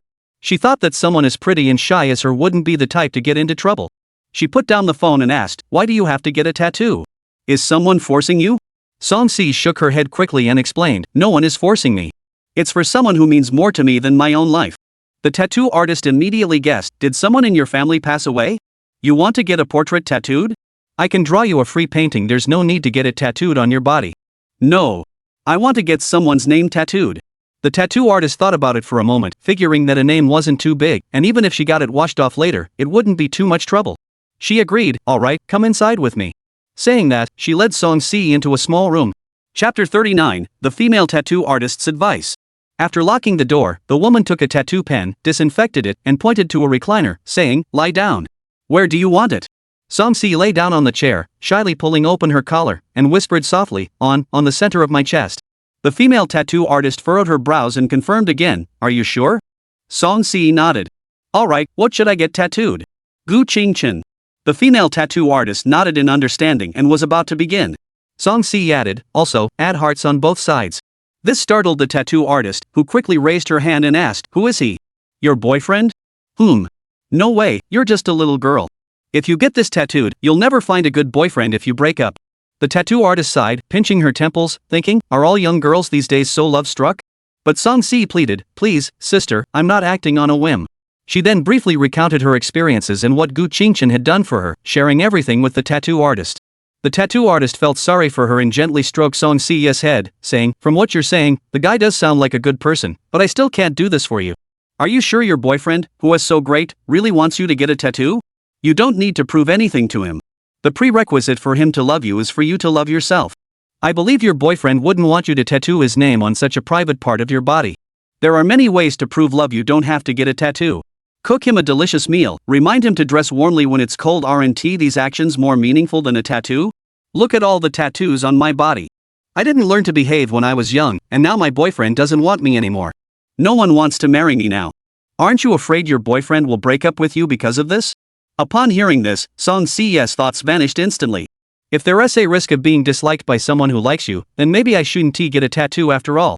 She quickly stood up, straightened her collar, and bowed slightly to the female tattoo artist. Thank you, sister. I'll pass on the tattoo. After saying that, she hurried home. The tattoo artist, seeing this, smiled with satisfaction and murmured, "What a girl who would do anything for love." But whether those words were meant for Song-si or herself, no one knew. After unlocking the door, Song-si peeked inside the house cautiously. Seeing that Gu Qingchen hadn't returned yet, she sighed in relief. She was afraid that he would find out about her secret trip to the tattoo shop and get angry with her. Even though she hadn't gotten the tattoo done, the fact that she had done something like this at such a young age did give off a slightly rebellious vibe. She entered the room and closed the door securely. Sitting on the sofa, she messaged Gu Qingchen on WeChat to ask when he was coming back. He said he was still at the physical exam and would come back once the results were out and he had registered. As for Song-si, who couldn't sit still, she started scrubbing the floor and tidying up the house. It was nearly 6 o'clock. Gu Qingchen returned with 2 portions of honey-glazed grilled meat over rice. Seeing Song-si sitting on the sofa, he took 2 bottles of Coke from the fridge and casually called out, "Stop playing with your phone. Come over and eat." "Okay." Song-si came to the dining table, glanced away guiltily, and sat down with her head down. Gu Qingchen gave her a curious look but didn't think much of it. He pushed a plate of grilled meat and rice toward her. "I bought a large portion. If you can't finish it, just save it. Don't force yourself." The portions at this place were generous. What they called a large portion could easily feed nearly 3 people, and it wasn't very expensive either. Song-si took a bite of rice and nodded in response. The meal was finished. Gu Qingchen let out a satisfied belch. Song-si was no exception, but she covered her mouth to avoid making a sound. "Let us go to bed early tonight. I'll take you out tomorrow. I'll play some games for a while. Call me if you need anything." Gu Qingchen stood up, pinched her soft cheeks, and walked toward his bedroom. "Okay." Song-si watched him disappear from sight before getting up and returning to her own room. Chapter 40, Date Part 1. Chapter 40, Date Part 1. The morning was exceptionally bright. At least that's how Gu Qingchen saw it. He had rarely skipped his morning run today. After finishing his morning routine, he walked into the kitchen and watched Song-si bustling about. She was wearing an apron, her hair tied up in a ponytail, her slender figure resembling that of a neat and tidy young wife. Soon, a plate full of fried egg pancakes was placed on the table. Gu Qingchen didn't hesitate to pick one up and shove it into his mouth. Song-si, who had just taken off her apron and sat down beside him, gently tapped his shoulder and teased, "Don't eat like that, what if you choke?" "All right." Gu Qingchen immediately stopped his unladylike behavior and started eating in small bites. Song-si smiled, picked up her chopsticks, and placed a pancake into her own bowl to eat. As for the bowl and chopsticks she had brought for Gu Qingchen, they remained untouched. After breakfast, Song-si leaned back on the sofa, and Gu Qingchen naturally rested his head on her thigh, reading a novel. Even through the pajama bottoms, she couldn't feel the smooth, tender skin. Meanwhile, Song-si was running her fingers through Gu Qingchen's hair while scrolling through short videos. Just then, a phone rang. Gu Qingchen answered and asked, "What's up, Miao Shu? The matter with Song Taijun is almost settled. We tried approaching it from different angles recently, but all we could do was cause him some minor inconvenience. Later, I looked into Song Taijun's wife. Guess what I found out?" Ignoring Shin Miaoshu's teasing, Gu Qingchen cut her off and said, "Miss Shin, get back to work. Stop teasing me." "Fine, whatever," Shin Miaoshu sighed, reluctantly reporting, his wife has been seeing her former sugar daddy again in recent years. "Then, I had someone take a few photos of her cheating. Given that woman's character, there's a possibility that the child isn't even Song Taijun's biological son. Last night, I had someone tell him about the photos and my suspicions. Though he hasn't done anything to his son yet, he and his wife had a heated argument. Now Song Taijun has taken his son to the hospital, probably for a paternity test. Alright, keep an eye on things. I'm out with my partner today. If anything comes up, just send me a message. I'll hang up now." Gu Qingchen hung up without hesitation. Beep beep beep. With a busy signal, Shen Miaoshu, still in the municipal government office, froze for a moment, her lips twitching. That brat. He just hung up like that. On the other end, Gu Qingchen relayed all the news to Song-si. She didn't react at all, just uttered a faint "oh." Gu Qingchen sat up from Song-si's lap and looked at her curiously, saying, "With your father's extreme preference for sons over daughters, being cheated on like this and having it spread back to their village, aren't you afraid he'll fly into a rage, kill his wife and the bastard, and then spend the rest of his life in prison?" Even when she was abused by her family in the past, Song-si never reported it to the police. Wasn't it because she wanted her only relative to be okay? He had already dealt with that scum of a father without letting him go to prison. But now, what was the meaning of this indifferent "oh" from the young girl? Song-si put down her phone, her delicate hands tightly gripping Gu Qingchen's wrist. "He raised me for money. Now he is raising N. Cheng. In this world, you're the only family I have. These words made Gu Qingchen understand her meaning as well. In the past, no matter how that scum of a father treated her, she had only him to rely on, so she had to endure everything. But now, she had a new source of comfort, someone she could fully surrender herself to. The once prickly support had become dispensable. Gu Qingchen stood up, ruffled Song Si's hair, and said, "Go change your clothes. Let's go out and play." "Okay." Song Si smiled sweetly and got up to go to her own bedroom. Gu Qingchen also quickly changed into a black printed hoodie and shorts. After waiting a moment, Song Si emerged wearing a white off-the-shoulder lace-trimmed princess dress. Something just felt off. After admiring her for a moment, Gu Qingchen noticed the issue as well. He walked up to her, removed the small hair tie holding her ponytail, and slipped it onto his own wrist. Looking at Song Si with her hair cascading down, he finally felt satisfied and pinched her cheek. Her full breasts, fair skin, and graceful figure, paired with the princess dress, truly gave her the air of a wealthy young lady. It was clear how stunning his future mother-in-law must be. Of course, the dad's looks were also quite decent otherwise. The woman who had been kept by him wouldn't have risked everything to cheat on her boss. Upon reaching the entrance, the two changed their shoes and, without a word, held hands as they stepped out the door. Shopping Mall Street. Jin Fashion Hair Salon. Sister Yuan, stop playing with your phone. Gu Qingchen tapped the counter at the front desk. Hao Yuan looked up and smiled broadly, teasing, "Oh? Little brother Gu is here?" Then she turned to Song Si, who was standing beside her, and asked, "Is this your girlfriend?" "Yes," Gu Qingchen didn't deny it and nodded. "That's great. Are you getting a haircut?" Hao Yuan asked. Gu Qingchen pushed Song Si forward and said, "She'll do it. Just give her a simple style. You can take a look."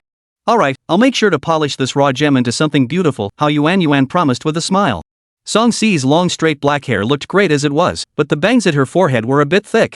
Though still beautiful, they could be made even more attractive. Gu Qingchen played with her phone while eating the pastries from the front desk, waiting for Song Si to finish her haircut. Less than half an hour later, Hao Yuan walked over with Song Si, her tone brimming with pride as she boasted, "Look, how about it? My sister's skills aren't bad, are they?" Song Si looked at her with eager anticipation. Gu Qingchen looked at the girl in front of her. Her waist-length hair flowed like ink, one side revealing her ear and cascading behind her, the other side covering her ear and falling in front of her. Her thick bangs had been trimmed into a French fringe, and her flawless oval face exuded a youthful, first love charm. "It's great. The new hairstyle makes you even more beautiful. Thanks to Yuan for the favor. Just charge it to my membership card. We'll head out first." "Alright, don't worry about it. Go enjoy your date." Hao Yuan smiled with a look of shipping the couple, watching their departing figures. After leaving the hair salon, Song Si instinctively wrapped her arm around Gu Qingchen's arm as they walked down the street. Many boys passing by kept turning their heads to look at them, partly because of Song Si's otherworldly beauty, and partly out of envy for Gu Qingchen.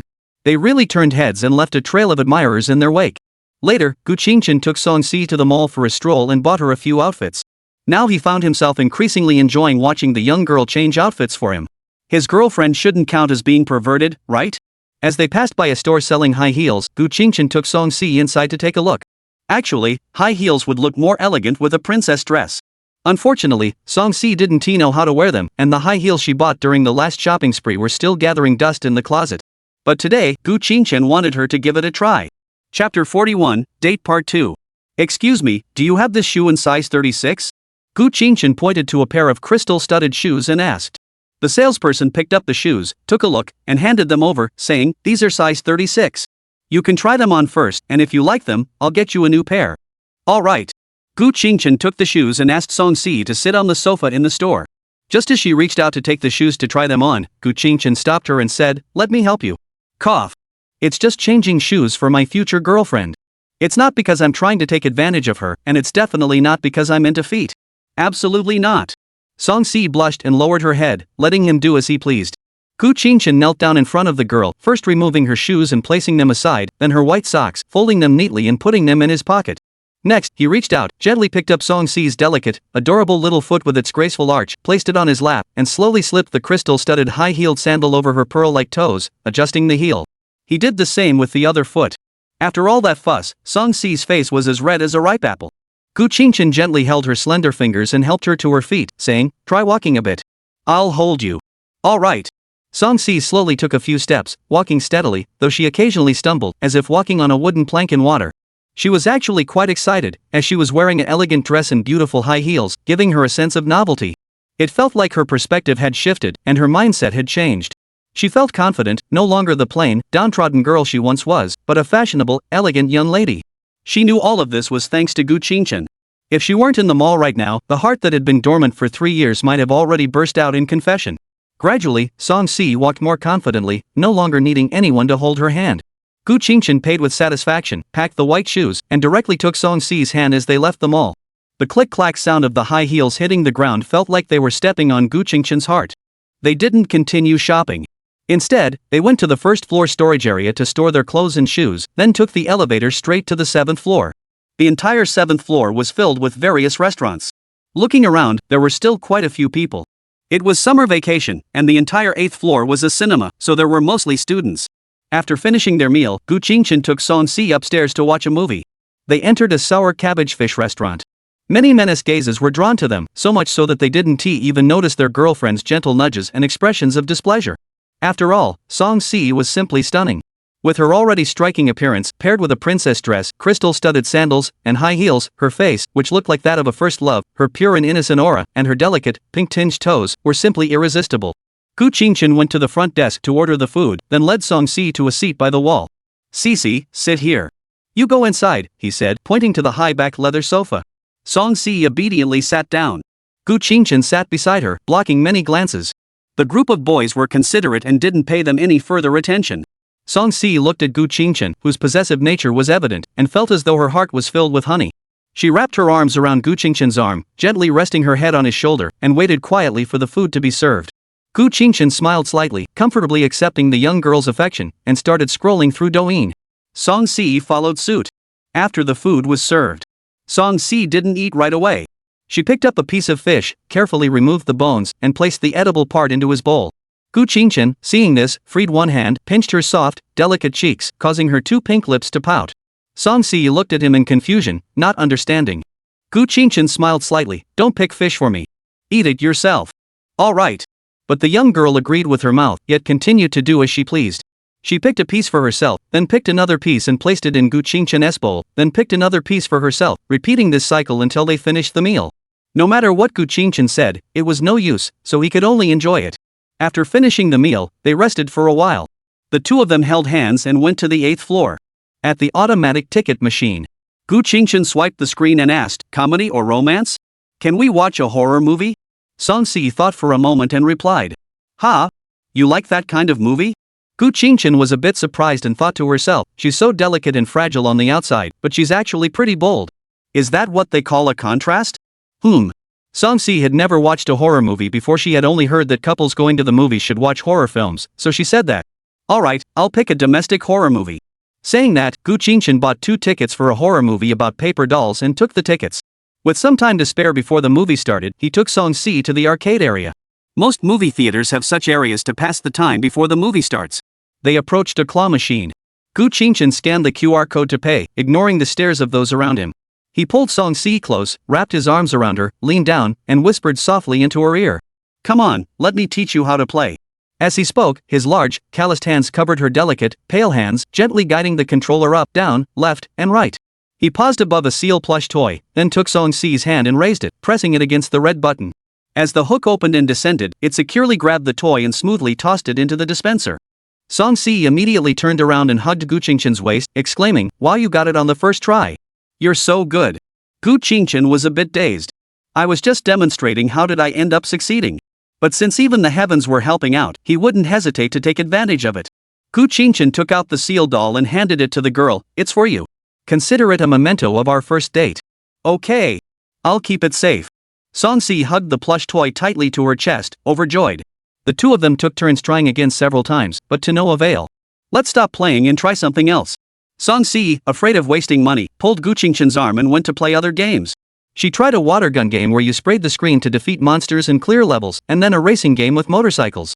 She started off excited but soon lost interest. It was clear she didn't like this type of game. Finally, they let Song Si try the dance machine. She was a clumsy girl with almost no body movements, just stiffly following the arrows on the screen with her feet to step on the corresponding pedals. Even so, there was a group of old perverts watching. So, after only 2 rounds on the dance machine, Song Si was gently pulled off by Gu Qingchen and taken to play something else. Chapter 42, A Young Girl's Humble Confession. Before the movie started, Gu Qingchen bought a large bucket of popcorn and 2 cups of cola, then led Song Si through the ticket gate. Row 5, seats 15 and 16. Gu Qingchen glanced at the seat numbers on the tickets and quickly found their seats. Since it was a horror film with no well-known actors, there weren't many people in the audience, mostly couples. Only seats 5 and 6 in row 5 were occupied, and they were 2 middle-aged men. Are there really people who watch this niche horror movie with their brothers or friends? Regardless of whether they were full of bromance, Gu Qingchen was worried that Song Si might pick up bad habits and become, so he pinched her cheeks to prevent her from looking to the right. The thought of her one day staring at him and Lu Xingzhe with a dreaming expression made him break out in goosebumps. Song Si didn't know Gu Qingchen was thinking such perverted thoughts. She just thought he was pinching her cheeks and didn't pay much attention. Soon, the lights in the hall suddenly went out, and the screen started playing ads, with some loud sounds coming from the speakers. Gu Qingchen finally relaxed and withdrew his hand, scrolling through his phone as he waited for the movie to begin. This was Song Si's first time watching a movie in a theater, and even the commercials filled her with curiosity. She stared intently at the screen until the actual movie began. The familiar opening sequence began.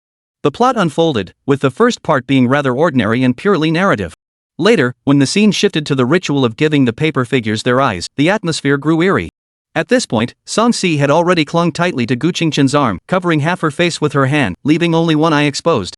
She was both scared and curious. Gu Qingchen feeds her popcorn, and she instinctively opens her mouth to eat it. Suddenly, the camera pans from the man's left shoulder to his right shoulder. Suddenly, a paper doll's head appeared behind the man. A shriek echoed through the cinema, including one of the 2 middle-aged men sitting to Gu Qingchen's right. The sound was so shrill and eerie that it drowned out the screams of the other girls, leaving a lasting impression on him. Song Si didn't scream, but she buried her face deeply in his chest. The seal plush toy, a memento from their first date, had been discarded by the girl. The seal plush toy, so love disappears, right? Feeling Song Si's trembling body, Gu Qingchen couldn't help but laugh as he hugged her. He had thought choosing a horror movie was brave, but this was it? After that, Song Si's head never left his embrace, burying herself like an ostrich until the movie ended. The lights in the lobby came on. Gu Qingchen patted Song Si's back and comforted her. It's okay, it's over. It's all fake. How else would they have filmed it? Right? Song Si knew that, but she couldn't help feeling scared. She cautiously peeked her head out of Gu Qingchen's embrace, looked around at the bright surroundings, and sighed in relief. She quickly hugged Gu Qingchen's arm, picked up the seal plush toy, and walked out of the cinema with trembling legs, thinking to herself, I'll never watch a horror movie again. After retrieving their stored clothes on the first floor, to ease Song Si's fear, the two didn't go straight home but instead went to a nearby park to stroll around. Perhaps because of the heat, there weren't many people in the park. Gu Qingchen and Song Si held hands, strolling along the artificial lake, feeling the warm breeze, and admiring the emerald green lotus leaves, pink-white lotus flowers, and ripples on the water's surface. But as they walked on, the young girl suddenly stopped in her tracks. Gu Qingchen turned around in confusion and asked, What's wrong? I. Song Si stammered, then gathered her courage, lowered her head, closed her eyes tightly, and confessed in a voice that grew softer and softer, I like you. Can you be my boyfriend? Her words were spoken without confidence, as if she had already prepared herself for rejection. Anyway, even if she was rejected, she would still cling to Gu Qingchen's side. She simply didn't want to miss this peaceful and beautiful moment. Gu Qingchen looked surprised. He had brought her to the park specifically to confess his feelings, but he hadn't expected the girl to be so bold and speak first. Gu Qingchen didn't respond immediately. Instead, he gently stroked Song Si's head and said, I know you have feelings for me, and I like you too. Otherwise, I wouldn't be this close to you. Upon hearing this, Song Si immediately lifted her head, her eyes sparkling with excitement. But he continued, But I want to know, is your liking for me out of gratitude for what I did for you, or is it from the bottom of your heart? Song Si's heart raced, thinking that his confession was about to be accepted. He quickly blurted out everything he wanted to say, I like you. It's the kind of liking that comes from the bottom of my heart. I've liked you for 3 years. I know I'm not good enough for you, whether it's my family background or my experiences. I actually don't want to hold you back from finding a better girl, but I just can't help loving you. You said that the 200,000 yuan was to repay your kindness and the dowry, and now I'm your fiancé. I love you, Gu Qingchen. Whether it's love or a transaction, I just want to stay by your side forever. I want to be selfish, to be greedy. Please, even if you fall in love with another girl in the future, don't abandon me. We can meet secretly, just the two of us, okay? Listening to Song Si's desperate confession, Gu Qingchen was at a loss for words, unable to respond to the girl's obsessive love. After a moment of silence, he said tenderly, Silly girl, since I've chosen to love you, I won't accept any other girl. And this isn't selfish or greedy because you deserve it. Are you agreeing? Gu Qingchen smiled slightly, saying nothing, but his actions spoke volumes. He cupped Song Si's cheeks in his hands, gently rubbed them, and without a word, kissed her delicate lips. The young girl opened her eyes in surprise, then slowly closed them, tears unconsciously flowing from the corners of her eyes. It was a mix of happiness and excitement. They clung tightly to each other, their tongues intertwining passionately. Being love-struck isn't necessarily a bad thing, it's just getting caught up with the wrong person. If you meet the right person, it's a love that both parties find utterly beautiful. Alas, such emotions are rare in this world, few and far between. I don't know how long it had been. Song-si breathed heavily, her body limp as she leaned against Gu Qingshan's embrace. Can I call you Qingshan? After 3 years of secret admiration, the young woman, now finally fulfilled, longed for a term of endearment. Gu Qingshan couldn't help but laugh and ask, that's my nickname. It feels weird coming from you. Then what should I call you? Song-si asked. Never mind, just call me Qingshan. It sounds more affectionate. Gu Qingshan didn't feel like arguing about it anymore. Then he asked, what about me? What should I call you? Cici? Ibao? Just Cici. Ibao is a bit too sappy. Song-si playfully rubbed against Gu Qingshan's chest. Due to their earlier intimacy, both of them were now drenched in sweat. Gu Qingshan wiped the sweat off her rosy cheeks with her hand. Cici, let's go home first. If we stay out here much longer, we'll both get heatstroke. All right. Then, the two held hands and left the park, hailing a taxi. Chapter 43, Song-si's Treasure Collection. Back home, Gu Qingshan pulled Song-si onto the sofa and began kissing her passionately. Lovers in the heat of passion can never get enough of each other, especially when it's their first time. It wasn't until around 6 p.m. that Gu Qingshan finally released her lips. Song-si was breathing heavily, her body limp as she sat on Gu Qingshan's lap, nestled in his arms, savoring the lingering warmth of their intimacy. Her love-struck mind had already labeled her as Gu Qingshan's. No matter how intimate they became, she was willing to comply and refused to resist any of Gu Qingshan's actions. Gu Qingshan took out his phone, ordered 2 large portions of braised chicken and rice, then collapsed onto the sofa with Song-si, continuing their passionate embrace. 3 years of emotions, did they need to cultivate them further? It was naturally intense passion. When the takeout arrived, the two finally parted lips and went to the dining table to eat. Late at night. After taking a shower, Gu Qingshan had already turned off the lights and was lying in bed playing with his phone. At that moment, the door to the room was gently knocked. Come in. As the door opened, Song-si, who had just returned to the room, held the seal plush toy she had grabbed earlier, using it to cover half her face, revealing her big, watery eyes. She whispered shyly, Can I sleep with you? I'm scared. Gu Qingshan knew immediately from her expression that it was the aftermath of a horror movie. Sure, as long as you're not afraid I'll eat you.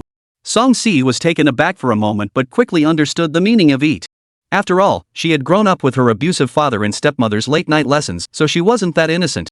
It's okay, if you really can't resist, I can. Gu Qingshan looked at the obedient girl and couldn't bear to tease her anymore.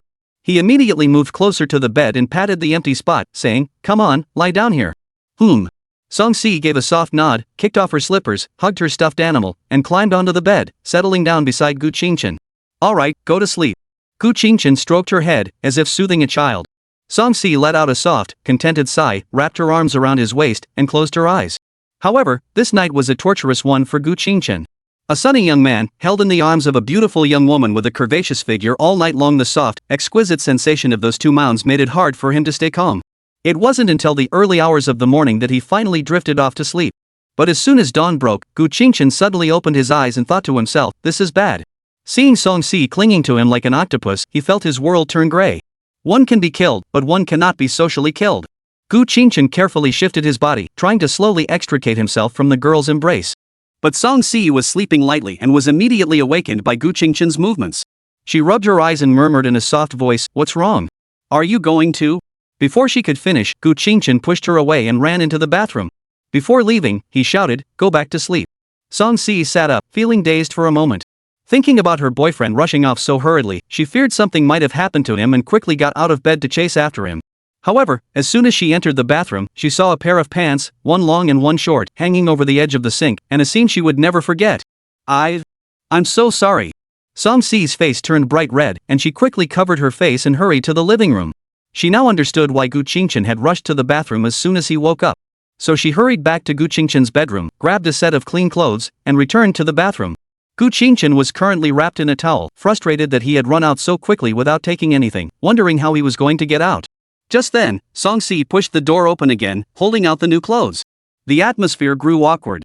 Gu Qingshan trembled slightly as he reached out to accept the girl's kindness, and explained, That's a normal thing. You're a top student, you should understand, right? Before Gu Qingshan could think of what to say, Song-si, holding the hem of her clothes, spoke with understanding and surprising candor, I know. But, do you still need it? I'm your girlfriend, I can help you. No, thank you. I appreciate your kindness. Gu Qingchen refused loudly. Alright, then, go change your clothes first. Song Si blushed and turned away. When Gu Qingchen came out, the two exchanged a glance, neither saying a word, the atmosphere feeling awkward.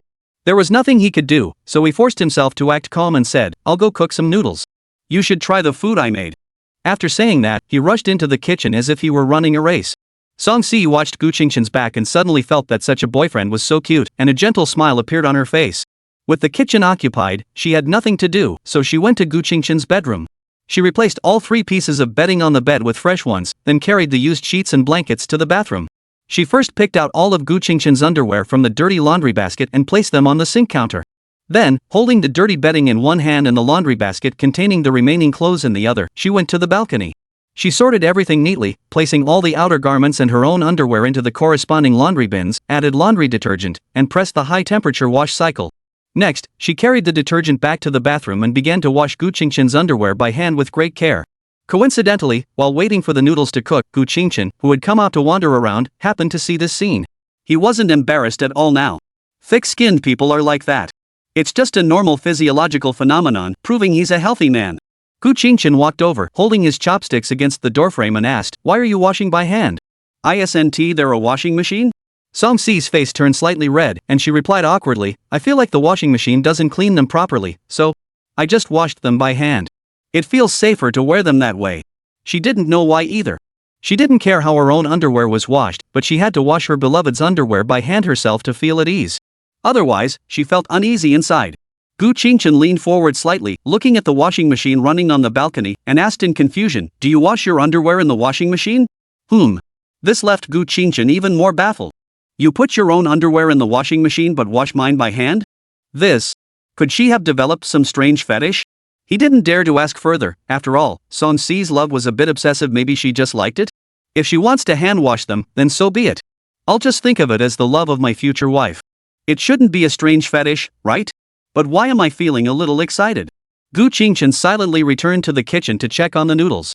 Meanwhile, Song Si, while washing the last pair of underwear, the ones Gu Qingchen had changed into that morning, suddenly had a brilliant idea and muttered to herself, one pair of underwear missing.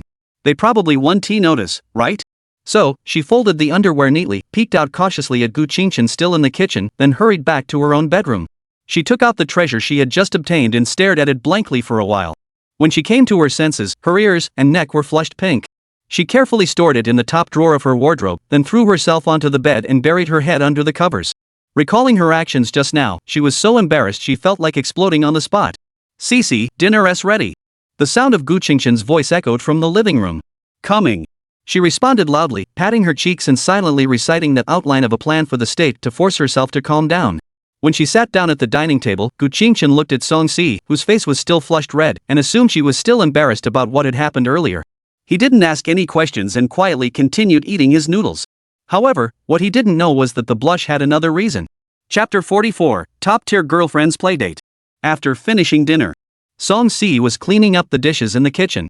Gu Qingchen lay leisurely on the sofa, noticing that Lu Xingzhe and Shin Miaoshu had both sent him messages. He first checked the message Shin Miaoshu had sent half an hour ago. Here's an update on yesterday's and this morning's battle with Song Taijun. Shin Miaoshu, the results of the paternity test between Song Taijun and his son came out yesterday afternoon. They're not biologically related. There was a huge scene at the hospital, and he almost strangled that bastard to death. Shin Miaoshu, he mentioned divorce to his wife this morning, but she refused, threatening to expose the scandal he has been hiding for over a decade in the village if he dares to leave. Both sides are currently at an impasse. Shin Miaoshu, legally speaking, there isn't enough evidence for what he did, so it's difficult to take action from that angle. Song Taijun probably doesn't have the energy to cause trouble these days, but you should still be prepared for other possibilities. Gu Qingchen, okay. At that moment, Song Si also washed her hands and sat down on the sofa. Gu Qingchen opened Lu Xingzhe's message and mentioned Song Taijun's situation to her. Song Si just gave a faint "oh" before continuing to scroll through short videos while playfully tugging at his hair.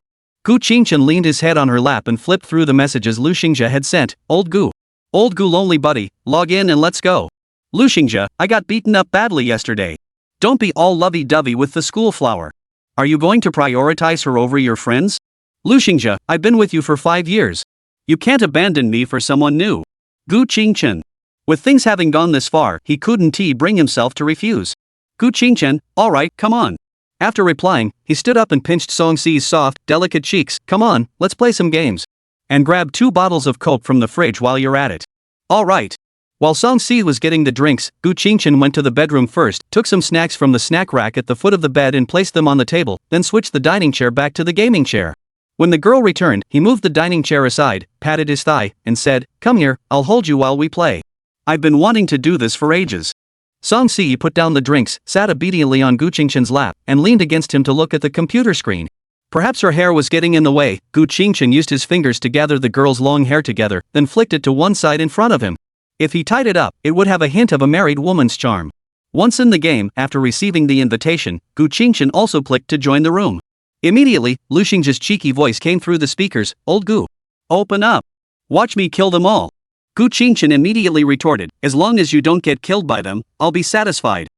Today I'll show you what it means to stay silent until you make a stunning debut." As the game began, Lu Xingjia charged toward point B with his little pistol and was shot in the head. He quickly tried to brush it off. "It's fine, it's just the pistol round. Let them have a few." In the second round, he did manage to kill one, but it was a 1-for-1 trade. In the following rounds, it was a complete mess, and by the time they switched sides, his score was 214. Pretty impressive. "You managed to survive one round," Gu Qingchen said casually. Cough cough. Lu Xingjia glanced at Gu Qingchen's 17-6 record, cleared his throat a few times, and strategically remained silent. Song Si didn't understand the game very well. She only knew that there were many people shooting at each other with guns. Unable to follow, she simply tore open a bag of potato chips and started feeding them to Gu Qingchen. He ate one piece, then she ate one. She then twisted open a can of cola and fed it to him, even thoughtfully wiping his mouth with a tissue. It was incredibly thoughtful. Gu Qingchen, afraid she'd get bored, handed his phone to Song Si and told her to play. Song Si took the phone, first fed him a piece of spicy snack, then held the phone up to watch TikTok. However, all the content was of the type Gu Qingchen liked, so she switched back to her own phone. Then, while playing with her phone, she occasionally fed Gu Qingchen some snacks. This little wife was truly the best in the world.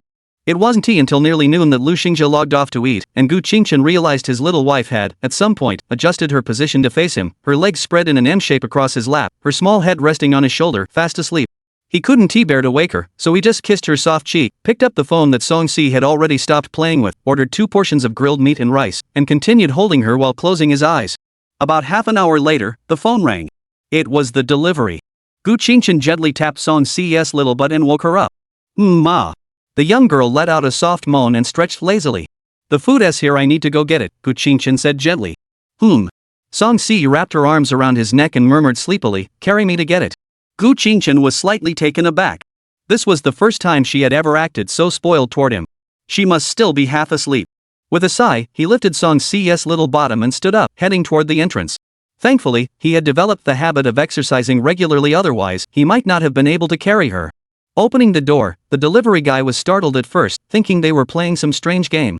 But seeing the two of them dressed neatly and simply hugging each other, he quickly handed over the food, said, "Enjoy your meal," and hurriedly turned to leave. This sudden display of affection was really heartwarming. Sitting down at the dining table, Gu Qingchen opened the grilled meat and rice dish. Song Si, who was lying in his arms, rubbed her sleepy eyes and propped herself up against his chest. Looking at the girl's beautiful and adorable sleeping face, Gu Qingchen cupped her cheeks and gently stroked them, speaking softly, "Are you awake yet? Should we eat first or go wash up? Let's eat." Her voice was soft and sweet. As she spoke, she carefully tested the ground with her little feet and climbed down from Gu Qingchen's legs, sitting on the chair beside him. Gu Qingchen watched Song Si sit down obediently and pushed a plate of grilled meat and rice in front of her. Watching her pick up the spoon and take small bites of rice, he suddenly felt that this kind of life wasn't so bad after all. After finishing dinner, Gu Qingchen picked up Song Si in a princess carry and brought her back to his bedroom, as her slippers were still under the computer desk. Afternoon. Gu Qingchen and Lu Xingjia continued their gaming session, playing until around 7 o'clock in the evening before logging off. Gu Qingchen stepped out of the bedroom. A sleek figure with a ponytail, wearing an apron, was busy at the stove, stir-frying tomatoes and eggs. He walked over without saying a word and pinched the girl's cheeks. Song Si smiled brightly and said, "It'll be ready soon, don't rush. Take your time cooking, I just wanted to hug you for a bit." As he spoke, Gu Qingchen wrapped his arms around the girl's waist, pressing his face against her soft cheek and rubbing it gently. Song Si put down the spatula, turned around, and hugged him back, tiptoeing to kiss his lips gently. The two of them lost themselves in passion for a moment, but then they caught the faint smell of something burning. Song Si quickly pulled away, turned back to turn off the heat and stir the vegetables, then pouted playfully, "Really, it's all your fault, you almost burned it." Yes, it's my fault. Gu Qingchen gently bit the girl's cheek. Chapter 45, Consecutive Home Runs. After finishing their meal, Gu Qingchen played Tarkov on his own, while Song Si stayed by his side. Go rest. I'll bring you breakfast after my morning run tomorrow. You should sleep in a bit longer, Gu Qingchen said while searching for supplies on the screen. Song Si blushed and gently wrapped her arm around his, whispering, I'm still a little scared. Can I sleep with you? Gu Qingchen gave a bitter smile. The meat was right there in front of him, but he couldn't eat it. That feeling was torture. But since his girlfriend was saying she was scared, could he, as her boyfriend, really say no? Plus, he wanted to hold the soft, fragrant girl in his arms and sleep. What's the point of torturing himself?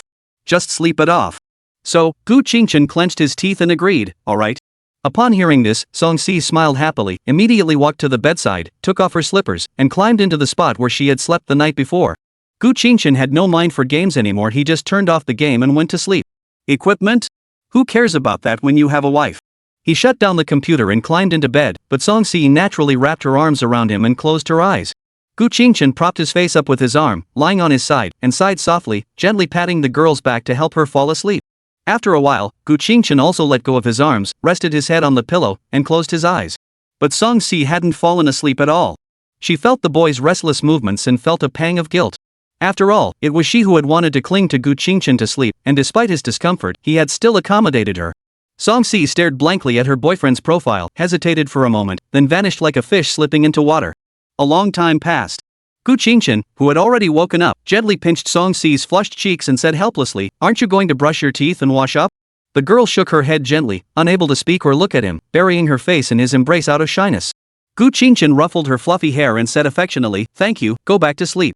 Morning light streamed through the window, illuminating the room. Song Si stretched lazily, rubbing her sleepy eyes as she climbed out of bed. By the time she came out, Gu Qingchen had already entered the house with soy milk and fried dough sticks. Awake? Come and eat. Gu Qingchen placed the breakfast on the table and called out to the young girl. Song Si ran over in small steps, wrapped her arms around his arm, and kissed him on the cheek before sitting down at the table and picking up a fried dough stick to eat. She had forgotten to brush her teeth last night. The fried dough stick tasted a bit off. Gu Qingchen pinched her soft, plump cheeks and sat down to eat as well. After breakfast, Gu Qingchen curled up on the sofa, holding his phone and reviewing questions from Subject 1. Song Si sat quietly beside him, watching a movie on her phone. After studying for a while, Gu Qingchen put down his phone and pulled Song Si into his arms. She was watching intently, simply resting her head against his chest and remaining still. Gu Qingchen found it boring and started to tease Song Si. He pinched her soft cheeks, ran his fingers through her smooth hair, and gently tapped her moist, plump lips with his fingers. Song Si was like a doll, not resisting at all and even cooperating unusually well. Perhaps growing bored, Gu Qingchen released the girl, lifting her long, slender legs, still wrapped in her pajama bottoms, onto his own. He gently caressed her slender, firm, and fair legs, then grasped the smooth arch of her foot. He continued like this until Song Si finished watching the movie, never withdrawing his feet. Instead, she gently hooked her toes around his palm and whispered softly in his ear, "Darling, carry me back to the room to rest, okay?" Gu Qingchen froze for a moment, feeling a tingling sensation throughout his body from the word darling. Curious, he asked, "Why did you suddenly call me darling?" I almost didn't react. Song Si kissed his cheek. A little bit of sweetness makes it feel more intimate, doesn't it? Gu Qingchen couldn't resist any longer. He stood up, picked her up in a princess carry, and walked into his bedroom. Gu Qingchen leaned against the headboard, looking utterly content. If he smoked, he'd definitely light one up right now. Song Si tossed the paper she'd used to wipe her feet into the trash bin and began tidying up the scattered clothes on the floor, completely naked. Gu Qingchen pulled her into his arms, covered her with the blanket, and kissed her delicate nose, saying, "Rest for a while. We'll clean up later." "All right." Song Si obediently wrapped her arms around his muscular waist, rested her head on his chest, and closed her eyes. From today onward, their relationship grew even closer. Chapter 46, A Special Way to Distract Attention. These past few days, Gu Qingchen had been spending all his time at home with Song Si, binge-watching shows and playing games together. In the evenings, they naturally engaged in some couple-like playfulness, and besides dual-screen gaming, Gu Qingchen had tried every possible game mode. Song Si was thoroughly enjoying herself, constantly coming up with new ways to cook and prepare meals for him. The scallions and eggs at home were almost all gone. At that moment, the morning sun was shining brightly. Song Si was busy in the kitchen. Gu Qingchen walked over, wrapped his arms around her from behind, and rested his chin on her shoulder, watching the pancakes sizzling in the pan. He couldn't help but smile. "Sisi, are we having leek and egg pancakes?" Song Si flipped the pancake without looking back and replied, "Yes, what's wrong?" Well, we've had leek and egg dishes every day lately, and I'm almost sick of it. The day before yesterday was leek and egg dumplings, yesterday was leek pastries, and today it's leek and egg pancakes. Does leek really help with kidney health? Song-si turned her head worriedly and asked, "You've been doing it multiple times every night lately. I'm worried your body might be having issues. It's not a bad idea to nourish yourself more." Gu Qingchen, hearing this, felt his male pride challenged. He immediately grabbed her soft cheeks and pulled them hard. "I'm perfectly fine. I don't need any supplements. Got it?" Ugh, the girl pouted cutely. "What about the pancakes I made?" Gu Qingchen. "It's already made. Just eat it." Soon, breakfast was served. Gu Qingchen stuffed the pancake into his mouth in big bites. Song-si tapped him on the shoulder and pouted, "You always eat like this, can't you eat slower?" Gu Qingchen immediately calmed down and started nibbling slowly. Song-si sighed helplessly, picked up a piece of pancake, and began to eat it slowly and deliberately. Not long after finishing breakfast, there was a gentle knock on the front door. Gu Qingchen got up from the sofa and walked to the entrance. As soon as he opened the door, a slender hand reached in first, pinching his ear with precision, then giving him a 360-degree spin. "Ouch, it hurts, Miaoshu's sister." I'm sorry. Gu Qingchen didn't see who was at the door, but upon feeling the familiar technique, he immediately knew who it was. "Haha, you hung up on me without any manners. Have I not disciplined you in a while, making you forget my authority?" At that moment, Shin Miaoshu's delicate and elegant features exuded the arrogance of a queen, though it clashed slightly with the scholarly aura emanating from her. She led Gu Qingchen to the sofa and sat him down, then asked casually, "Where is Si?" Before he could answer, Song-si emerged from the kitchen and greeted her, "Hello, Sister Miaoshu." Shin Miaoshu immediately changed her expression, her previously cold and arrogant face breaking into a smile. "Si, come sit next to me." She released Gu Qingchen's ear, kicked him aside, and patted the spot next to her. "Okay." Song-si obediently went to Shin Miaoshu's side, sitting up straight, looking like a timid young bride meeting her in-laws. "Why are you here?" Gu Qingchen rubbed his red ears. "And, when visiting someone's home, isn't it customary to bring a gift as a sign of respect? You didn't bring anything last time. As the daughter of a distinguished literary family, is that appropriate?" Qingchen. Shin Miaoshu gave a very kind smile, her tone extremely gentle. "Have I been smiling at you too much lately? Should I help you recall some memories from when we were children?" Gu Qingchen shuddered violently, recalling how this woman had once plucked and pulled his hair while playing the guitar, and how she had dressed him in a little dress and paraded him around like a spectacle. Cough cough. "Well, you're like my half-mother. How could a mother come visiting with gifts? I have things to do. You two chat." After saying that, Gu Qingchen was about to dash back to his bedroom. But he was stopped by Shin Miaoshu's voice. "Enough with the antics. I'm here on business today." Gu Qingchen stopped playing around and raised his chin. "Go ahead." Shin Miaoshu went straight to the point. "Your mother will be coming over tonight." Upon hearing this, Gu Qingchen fell silent. After a moment, he asked, "What's she coming for?" Shin Miaoshu slowly stood up. "You'll find out when she arrives. I just came to let you know. I have to go now. There's no airport in Linjiang, so I need to go pick her up." Song-si followed her out to see her off. Shin Miaoshu ruffled the hair of her future sister-in-law and said, "Go back quickly." Then she entered the elevator. As the door closed with a click, Song-si returned to the living room. She sat beside Gu Qingchen, extending her slender fingers to gently rub his already red ears. "Does it still hurt?" Gu Qingchen hugged the girl's delicate waist, burying his head in the chest he had always dreamed of, and muttered, "It hurts, but it's my future wife who cares about me." Unlike that woman, she really twisted it hard. Song-si rubbed his ear with one hand and stroked his head with the other, her face flushed as she said, alright, Miaoshu cares about you. I'll rub it more, and it'll stop hurting soon." Gu Qingchen nodded, feeling comfortable as he rubbed against her. But deep down, he felt restless because his mother was about to arrive. As evening approached, Gu Qingchen had been in a bad mood all afternoon, sitting on the sofa and scrolling through his phone listlessly. Song-si was also nervous, as she was about to meet her future mother-in-law. Seeing her beloved in such a state, she couldn't think of herself, only wanting to make him happy. She returned to her bedroom and changed into a black lace nightgown. She pulled out the small hair tie, and her ponytail, which had been tied up, spread out like a peacock's tail. Her pale pink feet, bare and unadorned, touched the floor as she walked out of the bedroom, her steps sensual and cat-like, heading toward Gu Qingchen. The young woman extended a finger and pressed it against his chest. Gu Qingchen, who had been pushed onto the sofa, swallowed hard. What are you doing?" "To make you happy, distract you a bit." Gu Qingchen cradled Song-si's face in his hands and gently kissed her lips before returning to his own bedroom to change clothes. Though there was no physical intimacy, merely a farewell at the door, it still left him feeling much more at ease. Song-si stood up and knelt on the sofa, taking a few deep breaths to calm herself. Seeing that it was getting late, she quickly tidied up and hurried to the kitchen to cook dinner. When Gu Qingchen came out in his pajamas, he saw the girl barefoot and busy in the kitchen.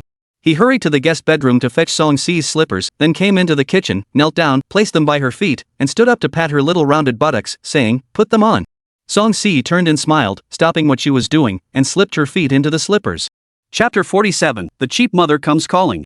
She brought a large plate of cola chicken wings to the table. Song Si quickly scrambled 4 eggs and served the steamed rice.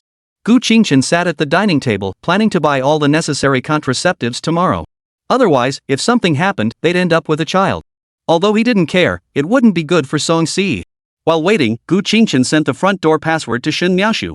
He didn't want to open the door and let that woman in. But after waiting for a long time, no one came. Gu Qingchen didn't feel like waiting any longer and simply told Song Si to sit down and eat first.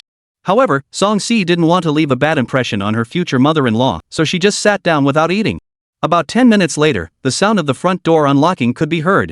Soon after, the sound of 2 pairs of high heels hitting the ground echoed. Gu Qingchen turned to look. There stood a woman dressed in a black business suit, with short hair tucked behind her ears, exuding a cold and elegant aura, her face expressionless. Behind her stood Shin Miaoshu, dressed in a fitted white cheongsam with her long hair tied up at the back. "What are you doing here? Isn't the company busy?" Gu Qingchen turned her head back and continued eating her cola-flavored chicken wings. Song Si, who was sitting beside him, saw this and immediately stood up nervously, dared not speak. "You're my son. Can't I come to see you?" The woman's voice was cold and emotionless. That's right, she was Gu Qingchen's biological mother, Gu Jiaran. "Of course you can, but you came all this way just to see me? Now that you've seen me, please leave." Gu Qingchen's voice was also devoid of emotion, as if he were talking to a stranger. "We haven't seen each other in so long, must you speak to me this way?" Gu Qingchen didn't want to deal with her at all, so she stopped talking and started eating. She figured the woman would leave once the atmosphere grew awkward. But Gu Jiaran immediately shifted her attention to Song Si. "You must be Song Si, right?" She slowly looked at the girl holding the bowl of rice, her tone as if she were speaking to a subordinate. Song Si nodded nervously, hello, auntie." "Whom?" Gu Jiaran's sharp gaze fixed on her as she coldly asked, "You're not married, yet you're already living together?" Song Si thought Gu Jiaran was opposing her relationship with Gu Qingchen, so she silently lowered her head, unable to speak, tears welling up in her eyes. Qingchen, seeing this, quickly stood up and came to the girl's side, hugging her tightly.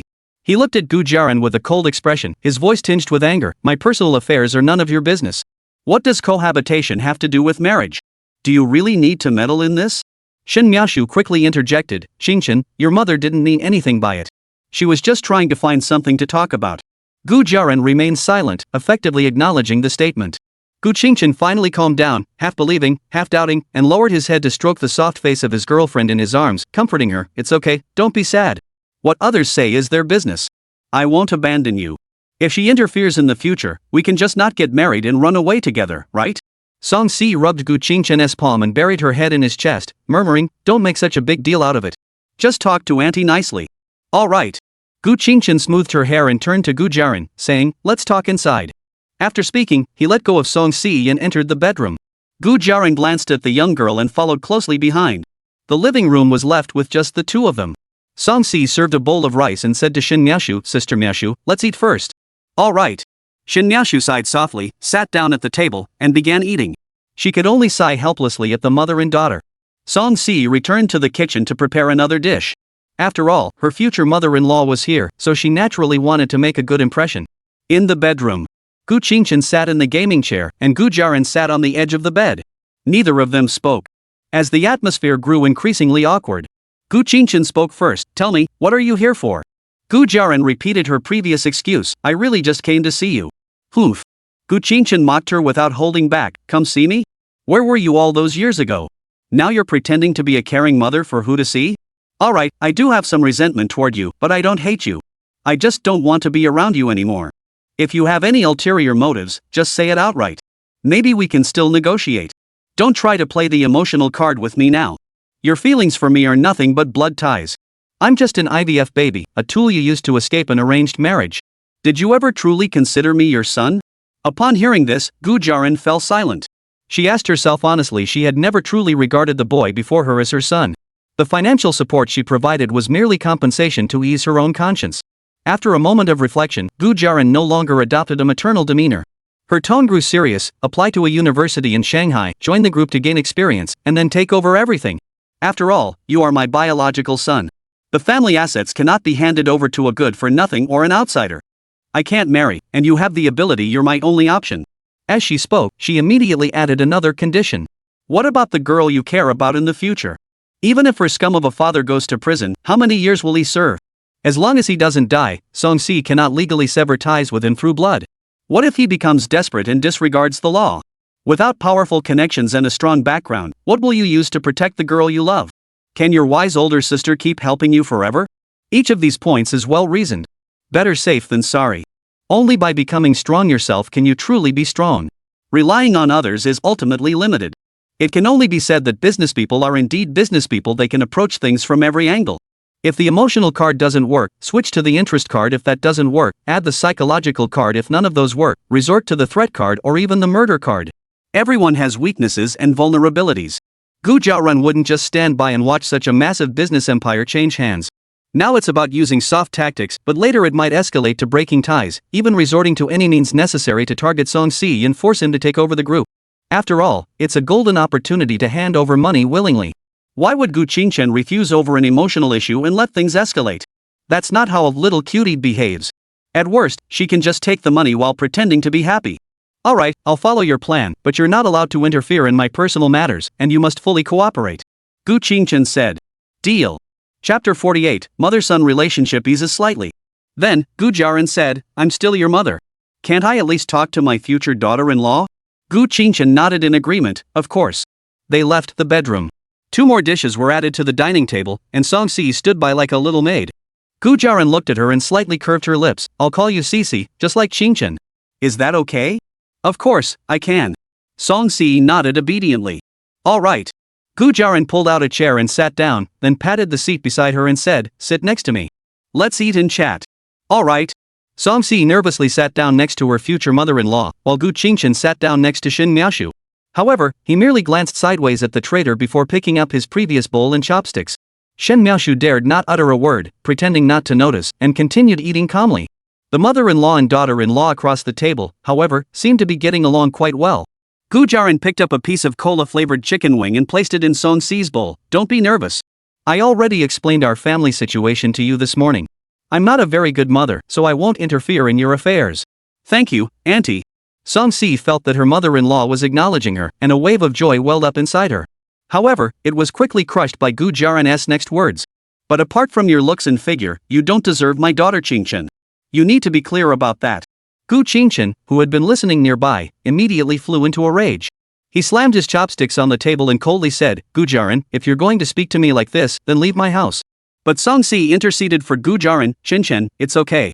Let Auntie finish speaking. I can tell she doesn't mean any harm. Gu Qingchen sighed heavily and continued eating. Gu Jiaoran continued, in the future, Qingchen will take over the company. At that time, women who are more beautiful and have better family backgrounds than you will flock to him, flattering and fawning over him. I hope you don't lose heart, don't give up on him because of this, or misunderstand him. You are virtuous, which is something those women can't match. Since you don't measure up to Qingchen in other aspects, use your efforts to make up for it. Take care of everything for him, don't do anything to betray him, and don't let outsiders take advantage of the situation. The darkness within wealthy families is far more sordid than you can imagine. They will stop at nothing to achieve their goals. Since you have entered this mismatched household, you must use everything at your disposal to protect yourself and avoid creating rifts with the one you love. Learning to tolerate and improve yourself is the key to standing firm by his side. Don't naively believe that as long as you love each other enough, you won't be torn apart. Some things are invisible and impossible to prevent. Gu Jiaoran said a lot, and Gu Qingchen understood everything. She wasn't being rude, she just spoke with the sharpness of someone in a position of power, so her words didn't sound kind. In simple terms, she lacked the art of speaking and had a pitifully low emotional intelligence. No wonder she was born into a wealthy family, never left home, and only dealt with subordinates and a cold-hearted family. How could her emotional intelligence not be low? No wonder she only has Shin Miaoshu as her only close friend. Song-si nodded seriously and said sincerely, thank you for your guidance, Auntie. But my feelings for Qingchen are different from those of ordinary couples. I'll keep your words in mind, and those bad things will never happen. I've heard everything about you. Your future is in your own hands. She didn't doubt the girl's words. After all, she was a pitiful child hurt by her family and rescued from her suffering by her son. From the information she had gathered over the years, Song-si had completely regarded Gu Qingchen as her emotional pillar. Then, Gu Jiaoran changed the subject. Since we've talked this far, whether you get married or not doesn't matter. From now on, just call me Mom. I'll cover all the expenses for your wedding. Song-si's face flushed red. Thank you, Mom. Alright, let's eat. Shen Miaoshu also sighed in relief. Will this help ease the tension between mother and son? After dinner, Gu Jiaran pulled Song Si onto the sofa to chat again. Gu Qingchen went straight back to his room to play video games, not wanting to listen to the women chatting. It was around 9 o'clock in the evening. Shen Miaoshu urged, let's go, or we'll miss the flight. As they walked, Gu Jiaran said to Gu Qingchen, Miaoshu and I will head back to Shanghai first. When it comes to college applications, it's best to aim for Shanghai University or the University of Finance, but other options are also fine, it's up to you. Alright, I understand. They walked all the way to the elevator entrance. Before leaving, Song Si waved goodbye with a sweet smile and said, Mom Miaoshu, be careful on the road. Got it, little Cici. Go back quickly. We'll see you in Shanghai in September. Gu Jiaran's tone remained cold and indifferent. Bye. After bidding farewell, Gu Qingchen cast a suspicious glance at Song Si. What had that silly girl been talking about with her mother? Had she been swayed? However, he didn't dwell on it too much. From the moment he decided to take over the company, his relationship with his stepmother was bound to improve. Let the daughter-in-law get closer to her mother-in-law, it couldn't hurt. Back home, Song Si immediately threw herself into Gu Qingchen's arms, happily kissing him on the cheek. Qingchen mom accepted me. She had always believed that she and Gu Qingchen were from different social circles and that their relationship wouldn't end well. Driven to the depths of self-loathing, she resorted to any means necessary to enjoy these fleeting moments of happiness and repay Gu Qingchen's kindness toward her. She flattered him, served him, and cared for him. And she did it all with enthusiasm, completely immersed in it, even collecting his belongings obsessively, longing for everything about him. She knew how twisted her feelings were, but the love she had buried for 3 years, mixed with the redemption that had saved her from darkness, made her feel like she was completely his private property. Even if he might one day abandon her, she hadn't changed her mind. But the heavy burden in her heart remained, refusing to let her face that day. However, now she believes there will be no outcome, but the mother of her beloved has acknowledged her today. Though it was just a single sentence spoken aloud, it caused the boulder in her heart to suddenly come crashing down. Is she foolish? Or is it just love struck? Or perhaps some kind of psychological disorder? Never mind.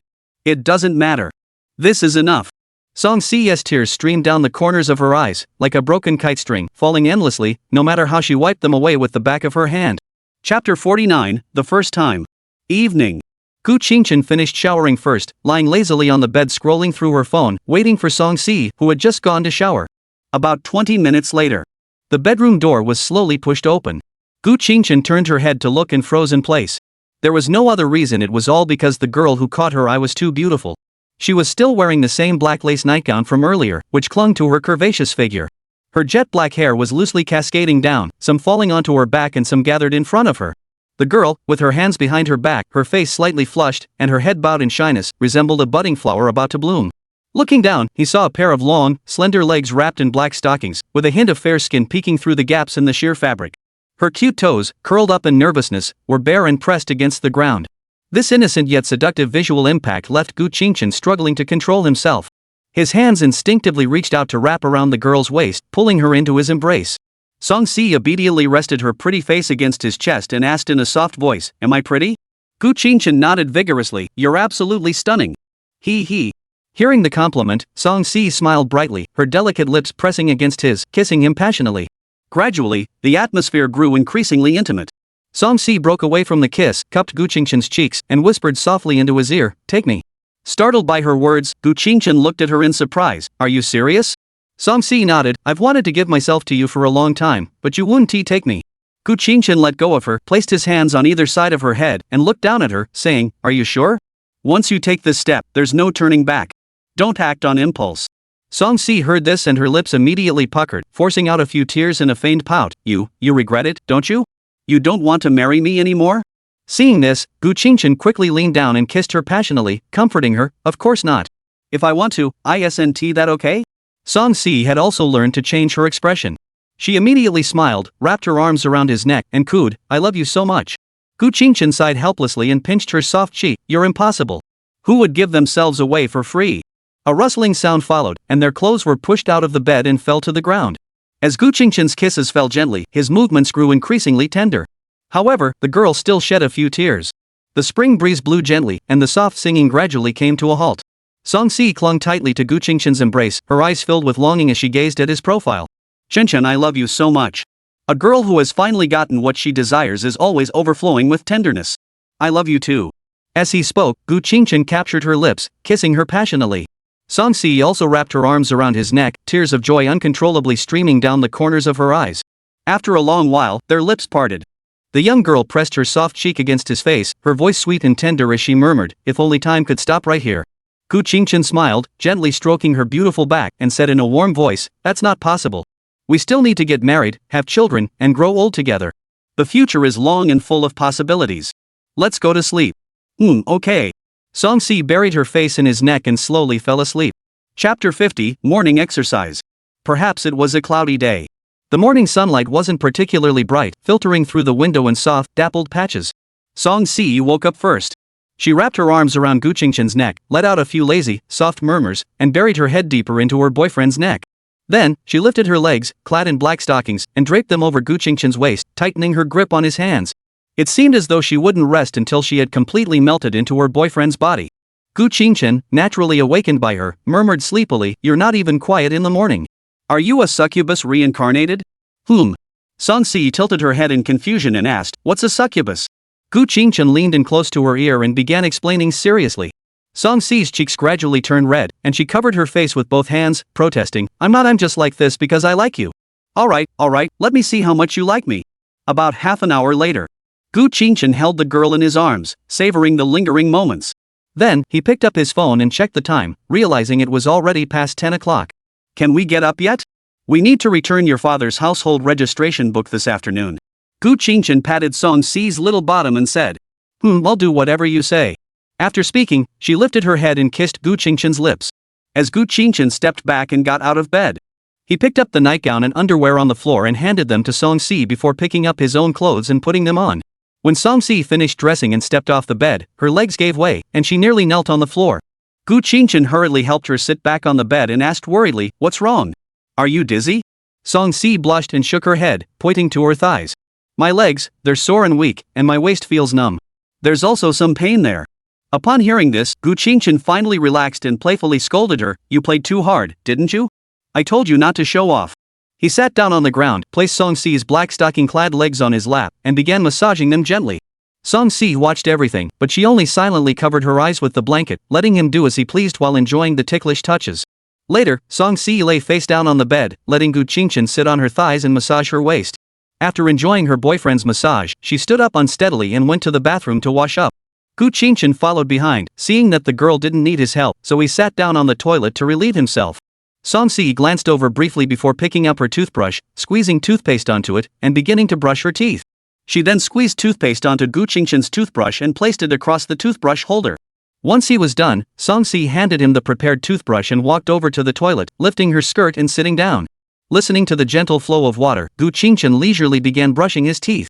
After finishing up, Song-si returned to the room, found her slippers, put them on, and hurried to the kitchen to prepare breakfast. After washing his hair and drying it, Gu Qingchen also came into the kitchen and embraced the girl from behind.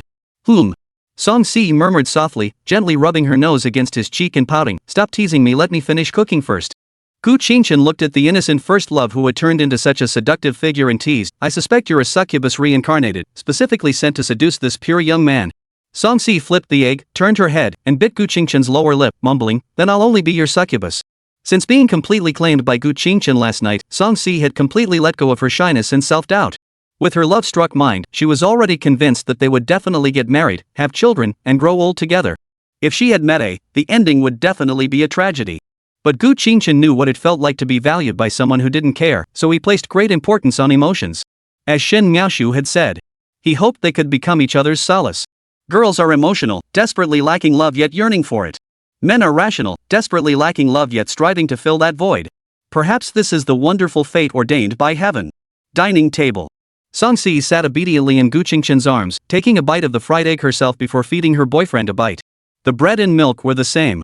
As they continued to eat, cuddling closely, Song-si suddenly placed her hand on her stomach and asked, "We didn't take any precautions. What if I get pregnant? We'll just have it. I can afford to raise a child. But this time, I was impulsive. If everything's okay, we'll definitely take precautions next time, or take short-term birth control pills. They're safe and harmless." Gu Qingchen didn't take the question seriously, picking up a piece of bread and shoving it into his mouth. Song-si noticed that he hadn't changed his bad habit of eating greedily. She playfully slapped him and picked up the milk, feeding it to him. "It'd be best if you did get pregnant. I really want a child." If it's a boy, there'll be two of you to spoil me. I'll cook for you every day, tidy up the house, and have the child bring me tea and water. Life would be absolutely wonderful. If it's a girl, I'll buy her pretty dresses every day, take her to try all kinds of delicious food, and play all kinds of fun games. Gu Qingchen listened to Song Si's future aspirations, gently pinching her cheeks and said, "You'd make such a great mom. Boys have to work hard, while girls get to enjoy life. That's so biased." That's not true. Didn't they say online that boys should be raised in poverty and girls in wealth? Song Si rubbed her forehead against his chin, refusing to give in. Gu Qingchen thought about it and realized she was right. He nodded in agreement. That makes sense. But I'll try harder first and get pregnant before we talk about that. Giggle. Then you better try harder. Song Si teased encouragingly. Chapter 51, The Song Family's Father and Son Self-Destruction. After breakfast, Gu Qingchen returned to her bedroom and changed into a black hoodie and jeans. After sitting on the sofa for a while, Song Si came out, her heart pounding. She tied her hair into a high ponytail and, in perfect sync, put on a white hoodie paired with a light blue pleated skirt. She looked much more lively and adorable. Song Si walked over, wrapped her arm around Gu Qingchen's, and shook it playfully. "Let us go. We can pick up some groceries on the way back. The food at home is almost gone." Gu Qingchen leaned down and kissed her lips, nodding. "Let's go." They arrived at the old residential area again. They walked through the cluttered stairwell and stopped in front of the iron gate they had been to once before. Gu Qingchen knocked on it forcefully. As the door opened, a young man with dyed yellow hair spoke harshly. "Why are you knocking so hard? Looking for trouble?" Gu Qingchen looked up and exclaimed, "Oh, so this is the real bastard son of that scummy father? You little brat, get your father out here. I'm here to return something." "You." Song Zijuan clearly recognized who Gu Qingchen was. After all, his father had cursed him endlessly, and it was this man who had ruined his family. His mother and father had a fierce fight, and he was caught in the crossfire. Later, his mother took him back to the village and spread the news far and wide, claiming he wasn't his father's biological child. His grandmother was so enraged that she was hospitalized. At that moment, Song Zijuan's world collapsed. In the end, the big boss, his biological father, refused to acknowledge him as his illegitimate son. He even threatened his father not to divorce his mother, or else his hobby would lose one of its toys. Thus, the family fell into a state of utter silence. All the affection and pocket money that once belonged to him are gone. All because of this man in front of him, who was so handsome it was hard to believe. Song Zijuan's eyes were filled with anger, as if he wanted to tear Gu Qingchen to pieces. But when his peripheral vision caught sight of his younger sister, who was vibrant and youthful, like a first love, he was instantly captivated, his eyes fixated on her. "Anyway, I'm not my father's biological son, so that means I can, hee. This thought echoed repeatedly in Song Zijuan's mind. Gu Qingchen noticed his lecherous gaze and immediately stepped in front of Song Si. Song Si also grabbed his sleeve and hid behind him. "Kid, if you keep staring, don't blame me for being rude." Song Zijuan, disappointed and annoyed, retorted, "Who do you think you are? With me around, you think you can marry my sister? You're just a..." Before he could finish, a disheveled middle-aged man with a scruffy beard came over and slapped him hard, knocking him to the ground. "Dad! What are you doing?" This man was none other than Song Taijun, though he had lost the youthful charm he once possessed. He glared coldly at him. "I don't have a son like you. Say another word, and I'll break your legs." Gu Qingchen couldn't help but smile at this father and son duo. Just moments ago, he was treating his son like a precious treasure, and now he was threatening to break his legs. Song Taijun turned to look at Gu Qingchen, his expression immediately changing. "Haha, it's been a long time, Mr. Gu. Please come in." He spread his hands in a gesture of invitation. Gu Qingchen didn't take the gesture kindly, tossing the household registration book back at Song Taijun and saying, "Here's your household registration book. We're even now. You can pretend you never had this daughter." No. Seeing that Gu Qingchen was about to leave, Song Taijun quickly stopped him. "Don't say that. Even if bones are broken, the tendons remain. She's my precious daughter. How can you just say she doesn't exist anymore? We still have to arrange her wedding in the future. If not even one of her elders shows up, what will people say? They'll gossip behind our backs." Gu Qingchen was amused. "Song Taijun, I bet that's what you really wanted to say, right? Do I have to pay you a dowry now?" However, Song Zijuan, who was sitting on the ground, wasn't having it. He immediately retorted, "Dad, she's my sister. I don't agree to her marrying such a scumbag. I'll take care of her." Song Taijun kicked him several times. "Shut up, you little bastard. You have no right to speak." After saying that, he quickly turned around and feigned helplessness. Marriage is a traditional custom where the groom pays a dowry and the bride returns her dowry. How can we skip that? Let's make the dowry 666,000 yuan for good luck. Your eldest son shouldn't mind such a small amount, right? We'll return 88,800 yuan, a lucky number. After all, the bride's family's return gift shouldn't be more than the groom's, right? Clap clap clap. Gu Qingchen clapped his hands and said, "Brilliant, brilliant. Father-in-law, your stand-up comedy is truly amazing. But you're treating me like a little darling. Playing games like this really upsets me." Then he turned his gaze to Song Zijuan on the ground, "And your dirty thoughts are written all over your face. Do you really think I can't see it? You and your father may not be related by blood, but you're still family birds of a feather. It seems you won't learn a lesson unless you taste some of our tactics. I hope you can withstand it." Gu Qingchen pushed Song Taijun aside and took Song Si's hand, leading her downstairs. "No, Mr. Gu. I don't want the dowry. I'll give you a dowry of my own." "Mr. Gu, don't be impulsive." Seeing the other party walk away so resolutely, Song Taijun panicked. All the mess he was in was the other party's doing, wasn't it? He didn't even have the heart to chase after them. All he could think about was hiding quickly. He couldn't let them find him. Chapter 52, Uproot the Grass. Outside the old residential area, Gu Qingchen led Song Si to a small square. Since there were no shopping malls or food stalls around, there weren't many people. Mostly old men were gathered in groups playing chess, and old women were doing fitness dances. They found a bench in a shaded area and sat down. The girl could tell her boyfriend was troubled and remained silent, simply hugging his arm and resting her head on his shoulder. Gu Qingchen indeed had something on his mind. Dealing with the Song family as father and son, seeking help from Shin Miaoshu was useless. At most, they could send Song Taijun, who had committed a crime, to prison for a few years. After his release, he would still be free to roam. As for Song Zijuan, there was even less to be done. He was a minor and hadn't committed any major crimes. The legal system couldn't touch him. The only solution was to seek his mother's help. This world isn't black and white, it's a sophisticated shade of gray. That was a lesson Gu Qingchen had learned at a young age. Moreover, the Gu family's conglomerate is massive, with intertwined interests and complex relationships. Silently eliminating a few people with no background was as easy as pie. A gentle breeze blew by. A leaf landed on Gu Qingchen's phone screen. He brushed it away with his hand, looked at the contact labeled mother in his address book, and hesitated to press the button. It's been over 4 years since they last spoke, hasn't it? Although they had just seen each other yesterday, asking for help proactively still felt awkward for him. Song Si, standing beside him, noticed his hesitation and offered to persuade him, "If you don't want to, just forget it. My father and brother can't do anything to me anymore. At most, there might be some minor troubles in the future. Perhaps they won't even bother me." Gu Qingchen looked at the understanding young woman, wrapped his arm around her shoulder, and gently kissed her forehead. Such a good girl, how could he let future threats go unchecked just for the sake of saving face? So, he decisively dialed his mother's phone number. Beep beep beep. After a few rings, a cold voice came from the phone. "Hello? Qingchen?" Gu Jiaran was puzzled. They had only met once yesterday. Why was this child suddenly calling her today? "Mom." The sound of that single word, "Mom," left Gu Jiaran speechless for a moment. It had been so long since she had heard it. In the past, due to various reasons, she had indeed failed to fulfill her duties as a mother, continuing to do as she pleased without considering her role.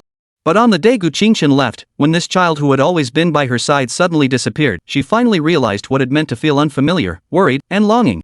After all, he was her own flesh and blood. How could she feel no emotion? It was just that maternal instinct had come too late. But it's too late now.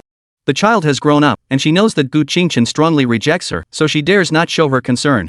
She can only quietly provide financial support behind the scenes. She was the kind of strong woman who could sacrifice her child for the future of the company. But now, her son was capable and had agreed to take over the company in the future, ensuring that his father's legacy would not fall into enemy hands. She can now fully focus on making amends to Gu Qingchen and being the best mother she can be. Go on. Gu Jiaran snapped back to her senses and replied quickly. Gu Qingchen hesitated for a moment before revealing his true purpose. "Do me a favor, make the entire Song family of 4 disappear from this world." Though their crimes did not warrant death, a person living in such dire circumstances might one day lose control and commit murder, something that cannot be prevented. He had given Song Taijun a chance, but even after seeing his methods, the man still harbored ambitions. Such people were inherently restless.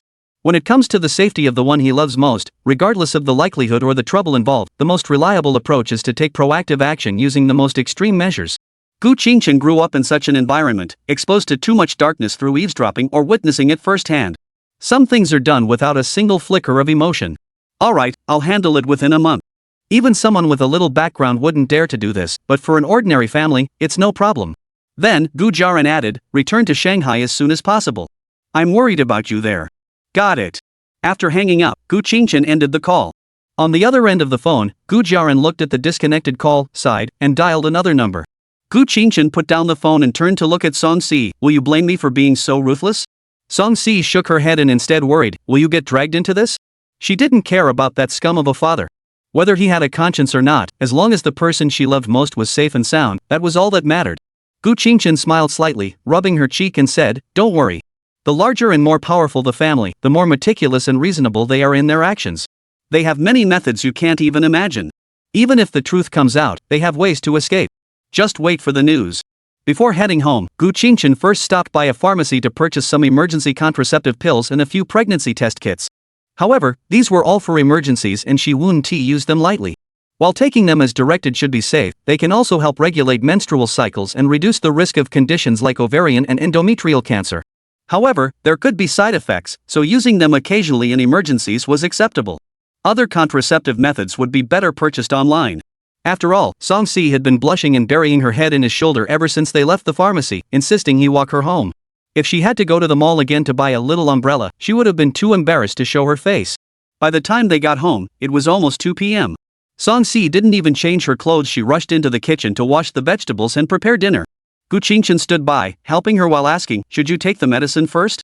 Song-si didn't seem to notice, no need, I actually really want a child. If I get pregnant, I'll just have it. Alright, then you'll go to university with a big belly and see what people say about you, Gu Qingchen teased her intentionally. So what? I'm already an adult. If anyone gossips about me, I'll just hold my head high and say, this is the fruit of my love with my husband. Then I'll point at their ugly faces and say, you're just a pitiful loser who can't stand seeing others happy. Did I break the law or violate morality by getting pregnant? Do you have to judge me? Didn't your mother teach you that silence is golden? As she said this, Song-si's tone kept changing, and she made adorable gestures with her hands. That little expression was truly enchanting. Chapter 53, 2 months in a hurry. Gu Qingchen pinched her little nose, you love-struck fool, you're lucky you met me. Otherwise, you'd have been dumped by someone else. Song-si wiped her nose with the back of her hand and pouted, your hands are all wet. Besides, you're my first love. How could I ever accept someone else? And anyway, if it weren't for you, I might have already reincarnated by now. Gu Qingchen didn't bother to wipe the water off his hands. He cupped Song-si's face and began to pinch it playfully. Forget about those suicidal thoughts. Did you hear me? Song-si dropped the vegetables in her hands, turned her body, and cupped his cheeks, her eyes filled with tenderness. I want-ti. I haven't-ti married you yet, I haven't-ti given you children, and I haven't-ti enjoyed your pampering enough. Even if we have to face life and death in the future, I'll follow you wherever you go. Husband, I'll love you forever and ever. Gu Qingchen couldn't take it anymore. He picked Song-si up in a princess carry and walked toward the bedroom. Wait a moment, let us cook and eat first. Order takeout. Before they knew it, it was June 23rd. Gu Qingchen, who had just finished her first subject exam 2 days ago, was sitting at the computer with Song-si, searching for information. Soon, they found out the important results. Song-si scored 729, and Gu Qingchen scored 671. Neither of them felt particularly joyful, as it was something they had expected. It was now the 26th. Gu Qingchen squeezed Song-si's slender waist and said, I must be cursed. What do you think? Song-si smiled indifferently, cupping his face and said, wherever you go, I'll go too. Don't let me hold you back. If you can go to Tsinghua or Peking University, you should go, Gu Qingchen tried to persuade her.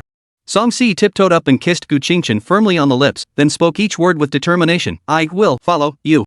Gu Qingchen knew the girl would be stubborn, so he could only sigh helplessly, just think it over. No matter what, I'll take care of you. Later, both of them filled out their college applications for the finance department at Magic City University. However, Song-si's plan was to minor in accounting in her sophomore year. A few days after the second exam, the admission letters from Magic City University had already arrived, along with class assignments and other details. The young couple was fortunate enough to be assigned to the same class. In the bedroom, Gu Qingchen was lying on Song-si's lap, enjoying her ear cleaning service while the air conditioner blew gently. Go a little shallower, don't pierce my eardrum. This girl had recently come across a video about ear cleaning and actually bought a set of ear cleaning tools to try on him. There's no way around it, you have to spoil your girlfriend. But to be honest, it felt pretty good. He was almost asleep, it was so relaxing. Just then, Gu Qingchen's phone suddenly rang. He, who had been dozing off, suddenly snapped back to attention. He glanced at the caller ID, answered the call, and put it on speaker. A cold, clear female voice came through, the matter has been resolved. Song Taijun seems to be trying to avoid you. I set a trap for him with an offer of an 8,000 yuan group tour abroad for 4 people, and he was foolish enough to take the bait with his family. It saved me a lot of trouble. As it happens, they've only been in the US for 5 or 6 days, and their entire family was robbed at gunpoint, with everyone falling to the gunfire. The perpetrator has been apprehended. He was diagnosed with advanced stomach cancer and resorted to robbery to fund his treatment. Unfortunately, the entire family of 4 refused to surrender, even in death. What a pity. Upon hearing this, Song-si, who was having her ears cleaned, shuddered. The image of the elegant old woman in her mind suddenly transformed into a terrifying, monstrous mask. This was the first time she had witnessed the methods of so-called wealthy families. As for his biological father's family? Who are they? I don't know them. I understand. Gu Qingchen flipped over, facing his girlfriend's abdomen, and asked her to continue cleaning his other ear. Gu Jiaren remained silent for a moment before asking, "When are you returning to Shanghai?" "I'm taking my driver's license exam. After I pass, I'll go to Magic City for a few days, get familiar with the school, and then come find you." Gu Qingchen thought about his vacation plans and replied, "Alright, no rush. I'll get back to what I'm doing." As the call ended, Gu Qingchen felt a lot more at ease. The troubles caused by his girlfriend's father and her family were finally resolved. He closed his eyes, inhaling the intoxicating scent of Song-si's body, and continued to enjoy her gentle ear cleaning service. Until August 13th. After passing his driving test and arranging for his license to be mailed, Gu Qingchen walked out of the test center hand in hand with Song-si, who had been waiting outside. The cicadas in the trees were chirping loudly. The blazing sun made everyone's eyes feel dizzy. She watched as droplets of sweat trickled down Song-si's adorable face. Gu Qingchen took her to a milk tea ice cream shop, bought 2 strawberry sundaes, and then hailed a taxi to go home. As soon as they entered the house, Song-si rushed into the bathroom, washed her face with cold water, and cooled down. Gu Qingchen followed behind and asked, "Do you want to take a shower?" Song-si hadn't planned to, but upon hearing his words, she nodded and said, "Alright, let's go." As she began to undress, she turned around and saw that Gu Qingchen was also undressing. She looked at him in confusion and asked, "Are you going to shower first?" Gu Qingchen wrapped his arms around Song-si's sweaty body and kissed her rosy cheeks. "Let's do it together." After a long time, the two opened the bathroom door. Song-si's face was flushed, and she glared at Gu Qingchen with a pout. "You liar, where's the shower?" Then, she swayed her slender body back to her own bedroom. After all, she had come back and gone straight to the shower without even taking her nightgown or underwear. Gu Qingchen smiled indifferently and casually returned to his own bedroom. Chapter 54, Love to the Bone? Not quite. Song-si, having changed into her nightgown, just stepped out of the bedroom. Gu Qingchen handed her a pill and a glass of water. "Sorry, I acted impulsively." Song-si didn't object this time. After swallowing the pill obediently, she wrapped her arms around Gu Qingchen's waist, tiptoed up, and gave him a gentle kiss on the corner of his lips. "I'm not blaming you. The more you act impulsively toward me, the more I like it." Then, the young girl wrapped her arms around his arm and pulled him toward the kitchen. "Come on, let's cook together." Gu Qingchen held the water cup, following her gently. Such a treasure of a girlfriend is hard not to love. Evening. Song-si was sitting on the sofa, trimming her toenails. Gu Qingchen lay beside her and sent a message to her mother on WeChat. "Mom, I remember Manhwa said that my grandfather left me a small villa. What's the address?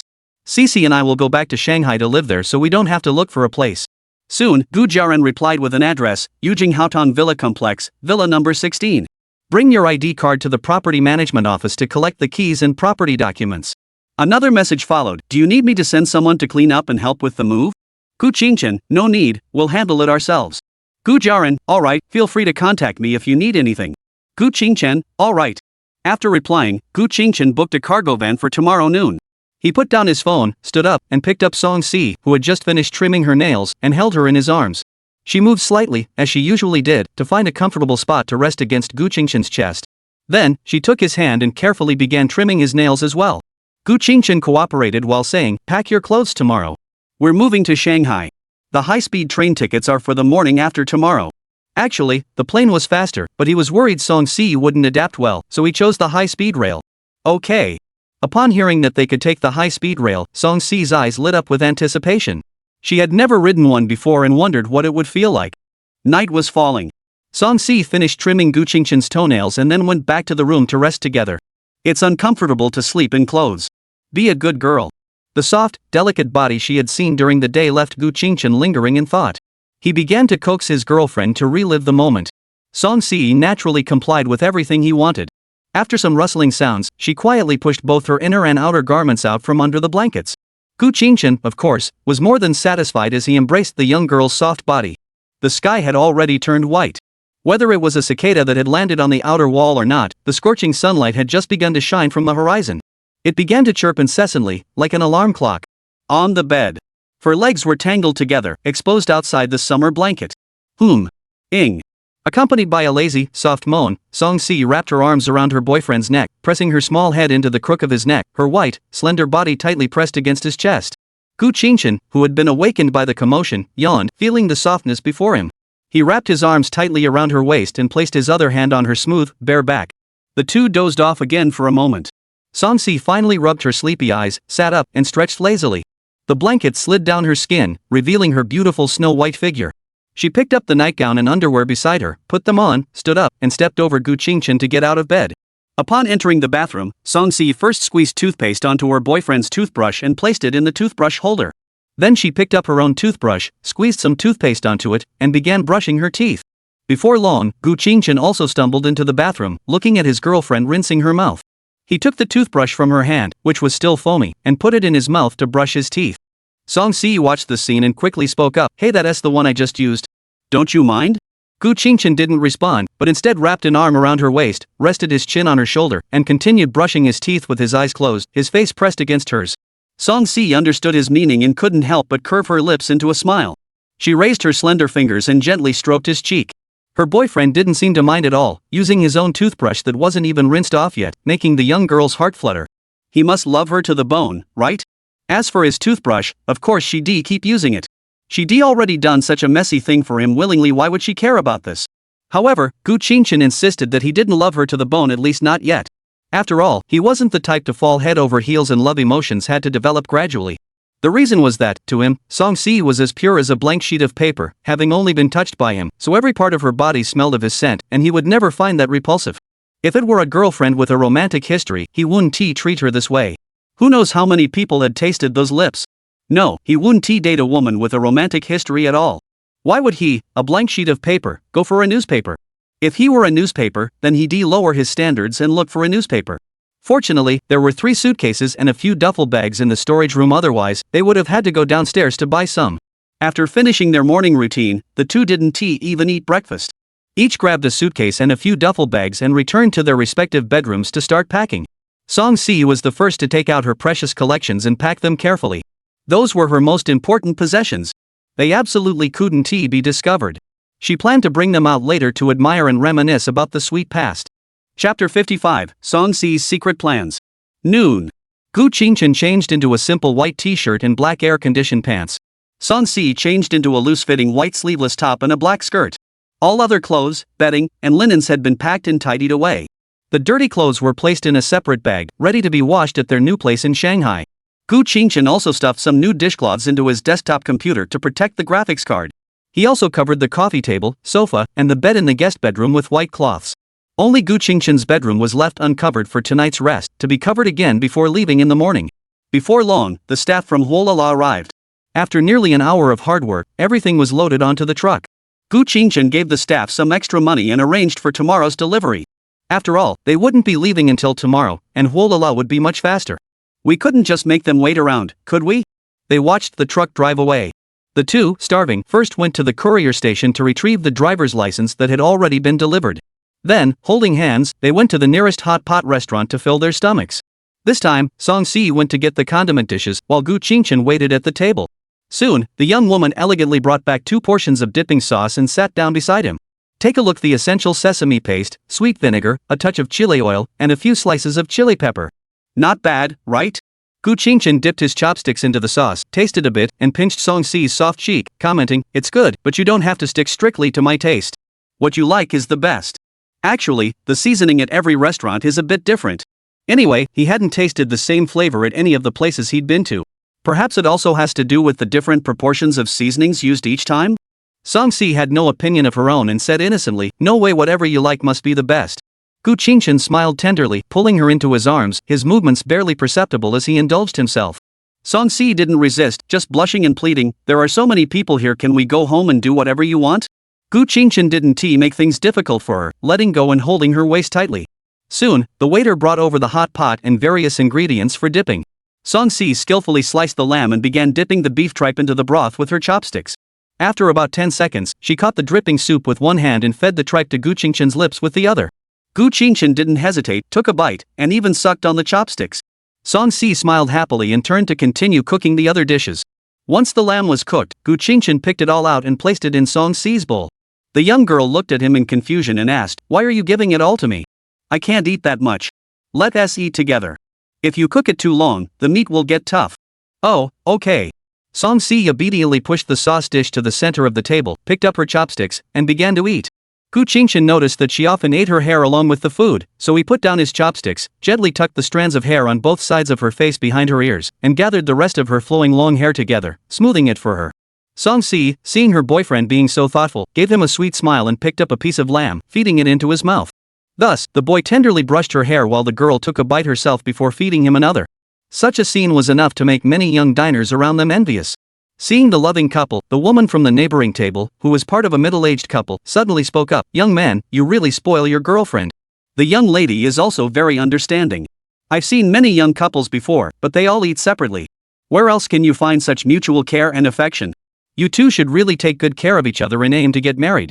Gu Qingchen, upon hearing this, politely replied, "Thank you, auntie. We definitely will get married." Song-si also smiled happily, "Auntie, she's not my girlfriend, she's my fiancée, the kind that's been approved by the family." The middle-aged woman was also surprised. "Oh, you're so young and already engaged? I should wish you two a speedy arrival of a baby." Gu Qingchen hurriedly waved her hands, No, thank you for your kindness, but we need to finish college before we can have children." The middle-aged woman, however, was quite open-minded and shrugged it off. "What's wrong with being college students? There are plenty of college students who get married and have children. You're already engaged, why not hurry up? A shotgun wedding would be so beautiful." The middle-aged man standing nearby quickly covered his wife's mouth and apologized. I'm sorry. You should study hard. Don't listen to her nonsense. It was our fault for disturbing you. Please continue with your meal." "It's okay, uncle." Gu Qingchen didn't mind, she knew the aunt meant well. The aunt is right. How wonderful. Song-si's eyes sparkled with excitement. She turned to Gu Qingchen and whispered in a playful tone, "Husband, let's have a baby, what do you think?" "Have a baby with you? You little love-struck fool, eat your meal." Gu Qingchen sighed and gently tapped her forehead with his finger. "Ugh." Song-si covered her forehead, pouted unhappily, picked up a piece of lamb, and stuffed it into her mouth before picking up another piece and feeding it to Gu Qingchen. After finishing their meal, it was already nearly 4 in the afternoon. The weather was simply too hot, so the two didn't go shopping and instead walked home hand in hand. Upon entering the house, Gu Qingchen couldn't stand the sweat on his body and went to the bathroom for a quick shower. Song-si was fine, so she didn't follow him. But she sneaked into the bedroom, pulled out a pair of scissors. She opened the bedside drawer, took out all the little umbrellas from the box, and gently pierced each one with the tip of the scissors before quickly putting them back in their original places. Hearing the bathroom door open, the girl hurriedly threw the scissors under the bed. Then she opened the door as if nothing had happened, her hands behind her back, humming a song softly. Gu Qingchen looked at her and felt something was off. He walked up and asked, "What's wrong?" "Ha? What's wrong?" Song-si's face flushed slightly, and she turned her head away guiltily. "Something's off. Did you do something wrong?" Gu Qingchen saw the girl acting so unnaturally and knew something was off. Seeing that she was about to be exposed, Song-si blushed fiercely and blurted out, I rewarded myself." "What?" Gu Qingchen stared in surprise. She just said that out loud? Cough, do you still need me? To hide her secret, Song-si was so embarrassed she was about to cry. She bit her lip, her tear-filled eyes looking pitifully at her boyfriend. She grabbed his hand and pulled him into the house. "I want." The two collapsed onto the bed, sharing a passionate kiss. Gu Qingchen opened the drawer and started rummaging around. Song-si felt even more guilty, covering her face tightly and silently repeating, "Don't discover." As the bed sank slightly. Ugh. Luckily, he didn't notice. Chapter 56, Song-si's first outburst. Sunlight filled the room, and the annoying cicada outside the window began to chirp again. The floor was littered with clothes, and the trash can contained several paper balls wrapped in umbrellas. Today, Gu Qingchen woke up first. He was woken up by the noise. He didn't bother to get dressed, storming to the window, opening the screen, and sticking half his body out. He looked at the cicada on the wall, stretched his arm out, but couldn't reach it no matter how hard he tried. The cicadas seemed to be taunting him, chirping even louder. "Damn it! If I don't kill you today, I'll change my last name." Song-si was also woken up by the commotion. She hadn't even had time to fully wake up before she was startled awake by Gu Qingchen's dangerous actions. She quickly pulled back the blankets, her long, slender legs bare, and ran to her boyfriend's side, wrapping her arms around his waist and pulling him back forcefully.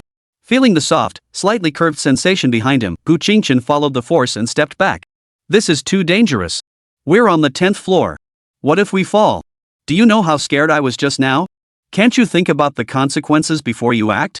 You're the only family I have. What would I do if something happened to you?" I haven't even given you children yet, and we haven't even grown old together. Now, you're not allowed to touch me for the next 3 days. Learn your lesson. Song-si puffed out her cheeks, scolding him angrily, her tone sharp and completely lacking her usual gentle softness. It seemed she was truly upset.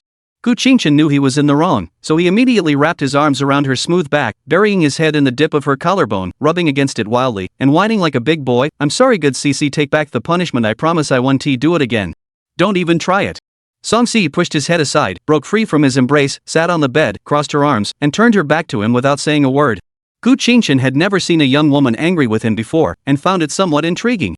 He, of course, thick-skinned as he was, leaned in, tightly embracing her slender body, rubbing his cheek against her soft face, and whispered softly, "Come on, don't be angry. I didn't mean it. I promise it won't happen again. Look how sincerely I'm apologizing. You're the elder, don't hold a grudge against the younger one." Hoof. Song-si wriggled her body, but when she couldn't break free, she could only give a delicate huff and completely ignore him. In truth, she had already forgiven him when Gu Qingchen apologized, but she wanted him to remember and never do something so dangerous again, so she put on this act. Gu Qingchen felt like his wife was really angry, so he grabbed her head and kissed her delicate lips. In a relationship, there is nothing a kiss can't fix. If there is, then two will do. Song-si struggled to suppress her heartbeat, refusing to respond, letting Gu Qingchen take the lead. But gradually, she couldn't resist anymore and wrapped her arms around his head, clinging to him even more passionately. There was nothing she could do. Her usually domineering boyfriend, who always protected her, was showing weakness. It was too tempting. She loved it. Just as Song-si was about to take the initiative for their morning exercise, Gu Qingchen quickly stopped her, saying, "No, hurry up and get ready. We have to catch the high-speed train." Hearing this, the young woman snapped back to her senses. The scent of her breath tickled his face, her eyes sparkled with desire, and she could faintly see little hearts in her pupils. After regaining her composure, she suddenly remembered she was still angry and immediately turned her head, giving another adorable little pout. "Alright, not angry anymore? Hurry up and get ready." "Who said that? I'm still angry." Song-si stubbornly insisted for a moment before adding, "Help me get dressed." "Alright, I'll obey." Gu Qingchen released her tender, smooth, and supple body, picking up the white lace-trimmed underwear from the ground. "Raise your arms." The young girl obediently raised her arms. He fastened the clasp, fiddling with it slowly, earning himself a disapproving glance from Song-si. He hooked it up, adjusted the straps, then picked up the panties, placed her long, slender legs on his own, slipped them through the leg openings, and pulled them up to her thighs. "Lift your buttocks." The young girl obediently lifted her hips. Gu Qingchen glanced down to make sure everything was in place before giving her a playful slap on the butt. This earned her another disapproving glance from Song-si. Next, he took the white socks, slipped them onto the girl's cute, spread-out toes, and pulled them up. He held the smooth arch of her foot and squeezed it gently before picking up the other white, loose-fitting sleeveless top and black skirt from the floor. Once everything was in place, Song-si stood up, kissed Gu Qingchen on the cheek, slipped into her slippers, and skipped off to the bathroom to wash up. At this, he could only say, "Not bad, hee." After dressing himself, Gu Qingchen glanced at his girlfriend washing her face in the bathroom. He immediately went to the kitchen, picked up a broom, and returned to the window with gentle movements. He leaned out again and locked his gaze on the cicadas still chirping. Then, he extended his arm holding the broom and started randomly swinging it around. The chirping stopped immediately. Gu Qingchen sneered, "If I don't kill you, I'll change my last name. For the sake of our future child's surname, taking any risk is worth it." He found the perfect excuse for his stubborn, childish argument. Upon hearing the commotion, Song-si immediately shouted, "Shinshin, what are you doing?" This scared Gu Qingchen into quickly pretending to sweep the floor, responding, "I'm leaving. I just need to sweep the bedroom floor." "Oh." The young girl didn't suspect anything and washed off the facial cleanser from her face. Seeing his own nervous and insincere performance, Gu Qingchen was startled. Could it really be true, as Lu Xingxia had said, that he would end up being a wife-controlled husband in the future? After hiding the contraceptive pills and pregnancy test kit in the drawer and covering the bed with a white sheet, Gu Qingchen finally headed toward the bathroom. At that moment, Song-si had already finished washing up and was sitting on the toilet. As Gu Qingchen entered, she gave a mischievous smile before walking up to her and gently tickling her sharp, delicate chin, as if teasing a cat or dog. Song-si didn't say anything, just stared at him blankly, looking completely confused. Feeling slightly bored, Gu Qingchen withdrew his hand and walked over to the sink to wash up. He was too lazy to wash his hair, it wasn't that messy or greasy anyway, so he'd just leave it as it was. Song-si, having tidied her skirt, flushed the toilet, walked behind Gu Qingchen, wrapped her arms around him, pressed her stunning face against his back, and whispered softly, "What do you want to eat? I'll make it for you." Gu Qingchen applied face wash while saying, "Go rest for a bit. Time is tight, we can just grab something at the high-speed rail station." "All right." However, the young girl remained clinging to him, refusing to let go. A moment later, Gu Qingchen, who had finished tidying up, emerged from the bathroom with a little tail following him. He picked up a small hair tie from the coffee table and walked behind Song Si. He tied her smooth, flowing hair into a high ponytail, tidied her French bangs, and gently smoothed the strands of hair framing her cheeks. "There you go, my wife is so beautiful. Let's go." Gu Qingchen couldn't help but gently rub Song Si's flawless oval face, giving her a light kiss on her plump lips before taking her delicate hand. He turned off the water and electricity, locked the front door, and took the elevator downstairs. Along the way, Song Si couldn't help but glance back at their little home, as it had witnessed all her memories and happiness. The DD ride Gu Qingchen had called had already arrived, and the two headed straight for the high-speed rail station. Chapter 57, Moving into the New Home. High-speed rail station. It was summer vacation, and the place was packed with people. Gu Qingchen checked the time on his phone. 9:42 a.m. Their ticket was for the 10:20 a.m. departure, minus the 10-minute buffer for boarding. They were running a bit late, so he took Song Si's hand and hurried to a noodle shop. Suddenly, a few people were drawn to the young woman's beauty, but most were too busy to notice, glancing briefly before returning to their meals. They ordered 2 bowls of noodles, quickly finished their meal, and hurried back to the ticket checkpoint. "Just hold your ID card and place it on the machine to pass through. Watch how I do it and follow my lead." Gu Qingchen pulled out 2 ID cards from his pocket and handed one to Song Si. The young woman followed her example through security and made her way to the platform. Following Gu Qingchen, they found the corresponding carriage number and boarded the train. Song Si curiously looked around at everything. Gu Qingchen found a seat and had her sit by the window. This carriage only had 2 seats, D and F, so there were no strangers to disturb them. Song Si hugged her boyfriend's arm, leaning against his shoulder, watching the passengers outside the window. After about 10 minutes, the train slowly began to move. At first, the speed was slow, and Song Si was simply curious, glancing around since it was her first time riding a high-speed train. But as the speed increased, the scenery outside the window flew by quickly, and the young girl was so amazed that she leaned against the glass to look out. "So fast, much faster than a car. I'll take you on a plane someday. It's even faster, and you can enjoy the beautiful clouds." Gu Qingchen ruffled her hair and said, Magic City High-Speed Railway Station. After exiting the station, there were many taxis waiting to pick up passengers at the entrance. Gu Qingchen took Song Si's hand and hopped into one at random, heading toward Yujinghaoding. Looking out the window at the familiar streetscape, Gu Qingchen felt a pang of emotion. Life was unpredictable back then. She had been so certain she would never return, but here she was. Upon arriving at Yujinghaoding, Gu Qingchen and Song Si first went to the property management office to register their ownership information, collect the keys, access cards, and property documents. They then called a delivery service and had them come over. With nothing else to do, the two headed to Villa 16 first. The high-end villa district was indeed a world apart from an ordinary residential area. Even the intricately carved stone columns at the entrance were enormous and majestic. In the center stood an elegantly designed fountain, continuously spraying clear water in a rhythmic pattern. Winding paths ran between the villas, paved with clean stone slabs. Low shrubs formed walls along both sides of the road, with uniquely shaped statues standing every few sections, some depicting figures, others animals. Tall trees are protected within the grounds, their lush branches extending upward to form a canopy of green above, with sunlight filtering through the leaves, casting sparkling patches of light on the ground. As you approach Villa 16, you'll see a 2-story building with off-white walls and a dark gray roof. Surrounded by lush greenery, it resembles a castle in nature, exuding a sense of stability and grandeur. Upon reaching the entrance, a path made of pebbles leads to the double entrance doors, with blooming flowers on either side, emitting a pleasant fragrance. Since the electronic lock was out of power, we had to use a key to open the door. Upon entering, a spacious and bright hall greets you, with high-quality marble floors reflecting light like a mirror, and a luxurious crystal chandelier hanging from the ceiling. Further inside is a comfortable living room with plush sofas and elegant coffee tables, with several paintings adorning the walls. On one side is an open-plan kitchen, separated by a bar counter and wine cabinet, along with a large round table that can accommodate multiple people. The second floor is the bedroom area. The master bedroom is an exceptionally spacious room, complete with a walk-in closet and a bathroom with separate wet and dry zones. The best part is the circular hot tub, reminiscent of a spa, where you can relax and soak with Song Si in the future. The bed is a large round 3-person bed, accompanied by an extra long L-shaped table that can serve as a computer desk, study desk, and makeup table. Opening the door to the open-air balcony reveals 2 lounge chairs and a small table, with an unobstructed view of the cityscape in the distance. The other 3 bedrooms are also spacious and each has an en-suite bathroom. Returning to the first floor, exiting through the back door of the living room leads to a large lawn garden. In the center, a circle made of blue ceramic tiles forms a 1-meter-wide barrier, with a rectangular swimming pool in the middle. After exploring for a while, Song Si stared in awe at the incredibly luxurious new home. She couldn't tell if she was dreaming or awake, so she gently poked Gu Qingchen's arm and asked, "Qingshen, Can I really live here? Gu Qingchen embraced the young girl, kissed her forehead, and whispered, why not? My little princess. He simply thought the place was nice. After all, having grown up in the Gu family's estate, his horizons were far broader than most. However, as the future love nest for Song Si and himself, Gu Qingchen felt this place was better than any other. A moment later. With Gu Qingchen's permission, the delivery truck was let in by the security guard at the gate. After a busy half-day, the workers finally moved all the items to the center of the hall and left. Looking at the scattered electronic devices, snakeskin bags, and various other items littering the floor, Gu Qingchen felt overwhelmed.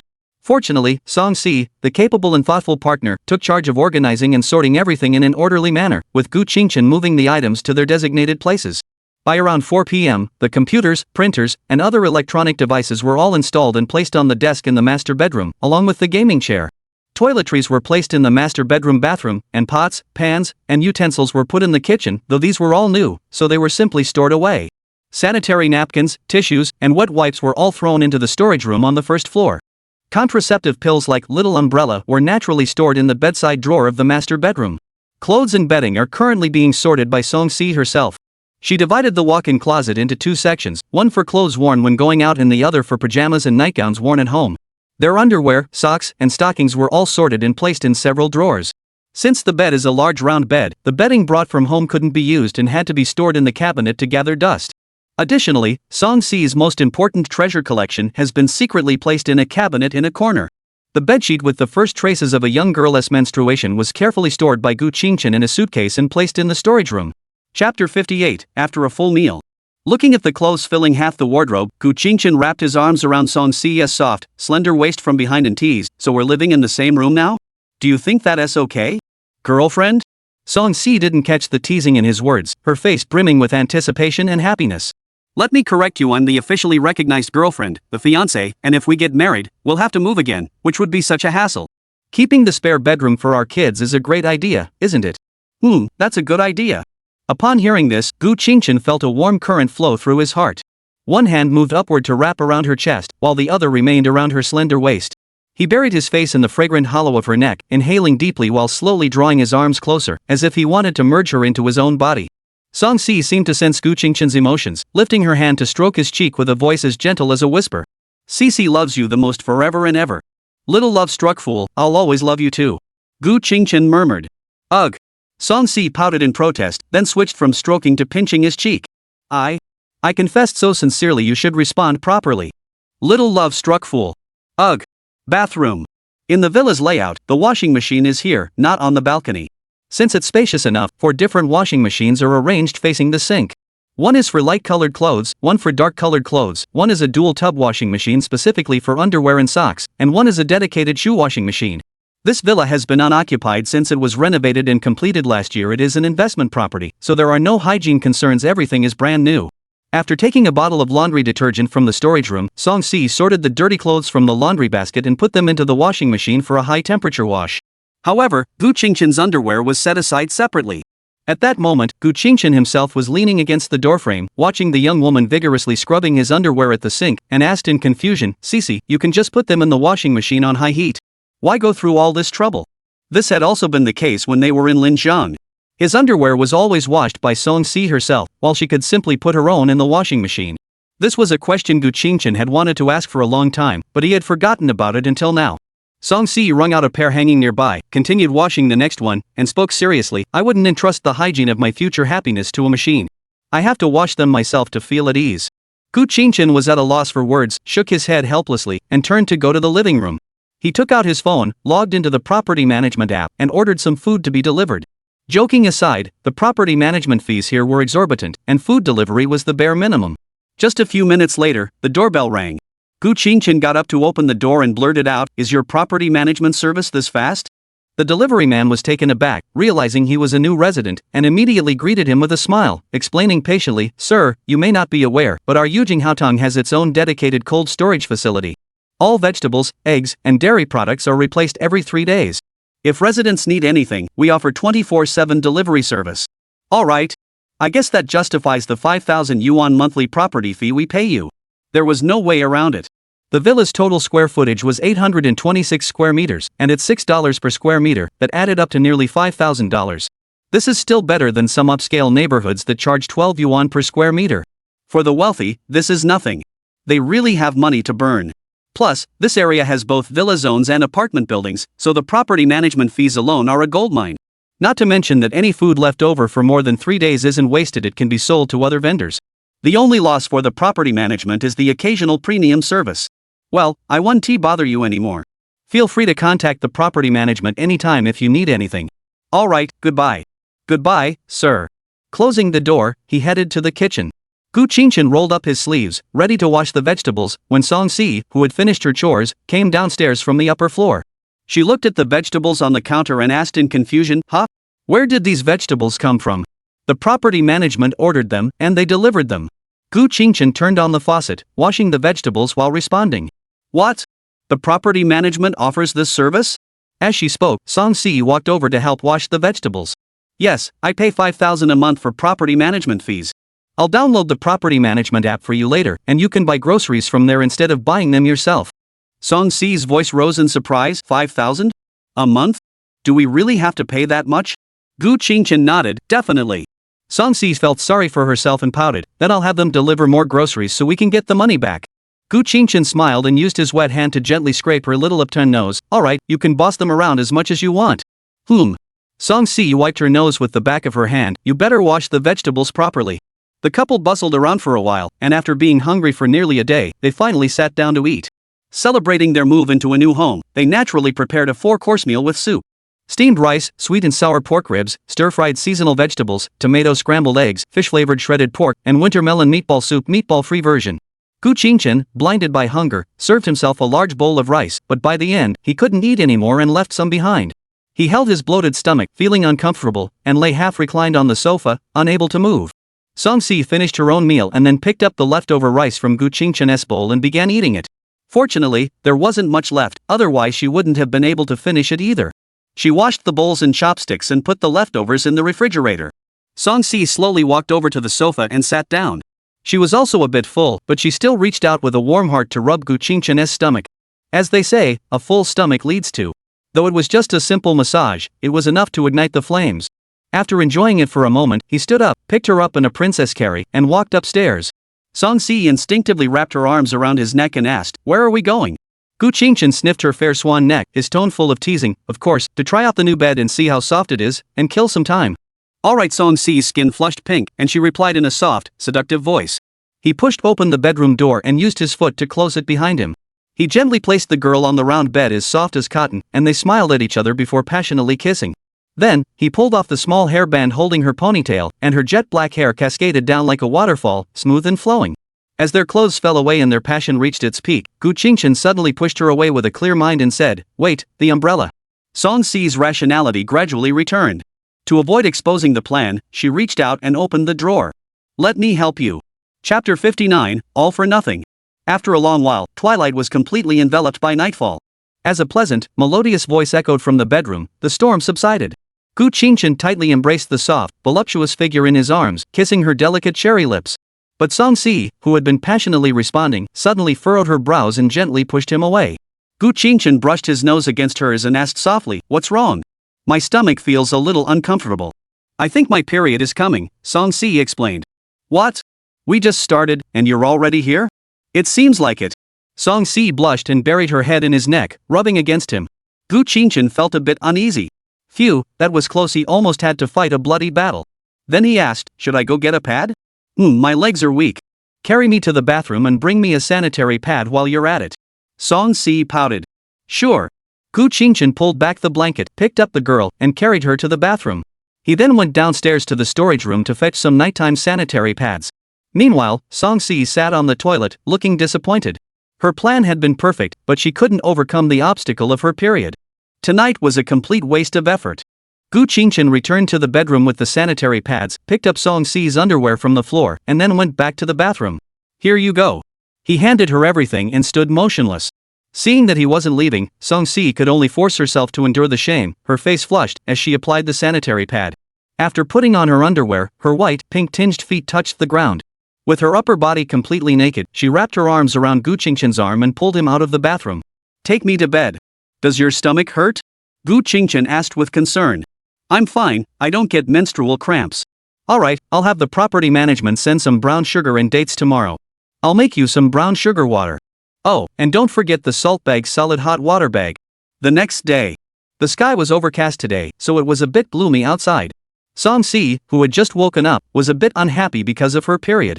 She couldn't cuddle with Gu Qingchen without any barriers, and she felt like there was a barrier between her and happiness. Rubbing her sleepy eyes, she tried to get up but was suddenly pulled by her scalp, causing a slight pain. Turning to look at Gu Qingchen, who was still sound asleep, she realized her hair was trapped under him. Song-si tried to pull it out, but couldn't he. With no other option, she gently pushed Gu Qingchen, her voice soft and sleepy. Qingchen, wake up. Gu Qingchen opened his eyes groggily and asked in confusion, what's wrong? Does your stomach hurt? No, you're pressing on my hair, Song-si replied in a sweet voice. Oh, sorry. As he spoke, he quickly turned to the side. After tidying her hair, the young girl gave him a sweet smile, leaned down, and kissed him on the corner of his mouth. Why apologize? Go back to sleep. I'll go cook. Alright, take my phone downstairs. Have the property management deliver the groceries and get some brown sugar and red dates for yourself. Ask them to run an errand and buy a salt packet for you too. After listening to Gu Qingchen's instructions, Song-si picked up his phone from the bedside table, got out of bed with her beautiful legs, put on her slippers, and said, "Got it, I'll call you when dinner's ready." After speaking, the young woman tidied up the scattered clothes on the floor, piling them at the foot of the bed, put on her bra, and entered the walk-in closet. When she came out again, she was already wearing a more conservative long-sleeved nightgown. In her hands, she held a gray nightgown and black underwear. After placing them at the foot of the bed, Song-si picked up a pile of clothes beside her and reminded him, "I've put your pajamas and underwear at the foot of the bed." Gu Qingchen didn't respond, merely raising his hand to make an okay gesture, indicating he understood. Upon entering the bathroom, Song-si tossed the clothes in her arms into the laundry basket before heading downstairs while holding her phone to order food and arrange a delivery service as instructed by Gu Qingchen. After being woken up, Gu Qingchen couldn't fall back asleep. He leaned against the curved headboard of the bed, lost in thought. Suddenly, he thought of someone. Yes, it was Lu Xingzhe. That guy hadn't contacted him at all since the exams ended. And he had been so caught up in his sweet moments with Song-si that he had forgotten to ask Lu Xingzhe about his exam scores and college preferences. As brothers, that was really inconsiderate. As he thought about it, Gu Qingchen reached for his phone to ask, but then remembered that his wife had taken it. There was nothing he could do, so he picked up Song-si's phone. There was no password, and he unlocked it and went straight to the WeChat interface.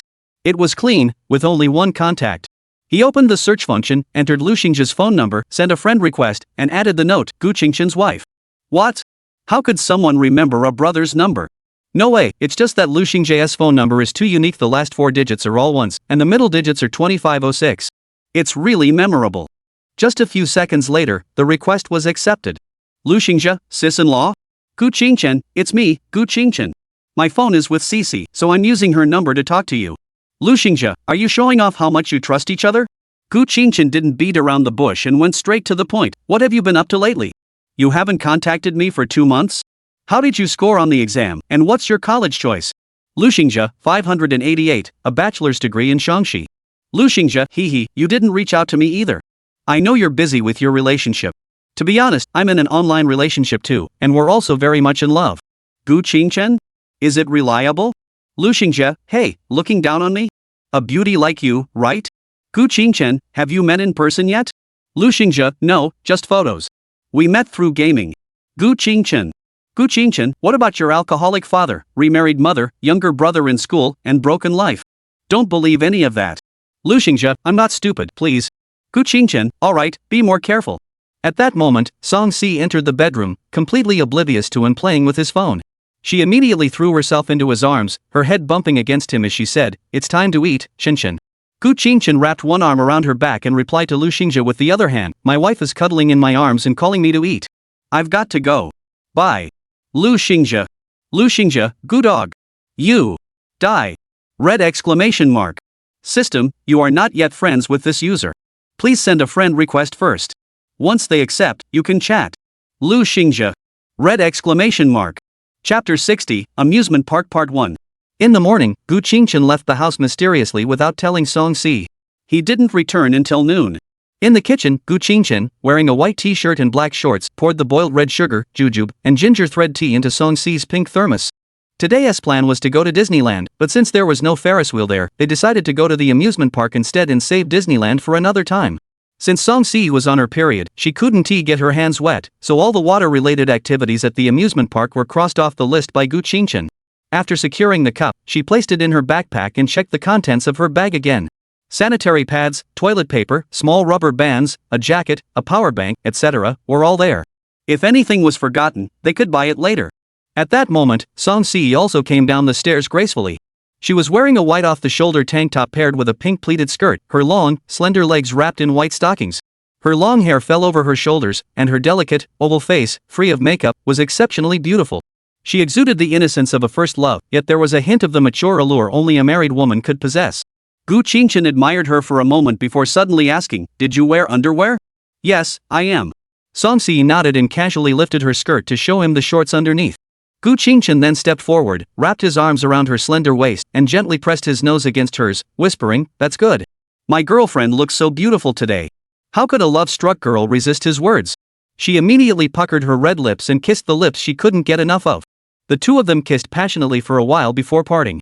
"Let us go." Gu Qingchen slung his backpack over his shoulder, took Song Si's small hand, and left the house.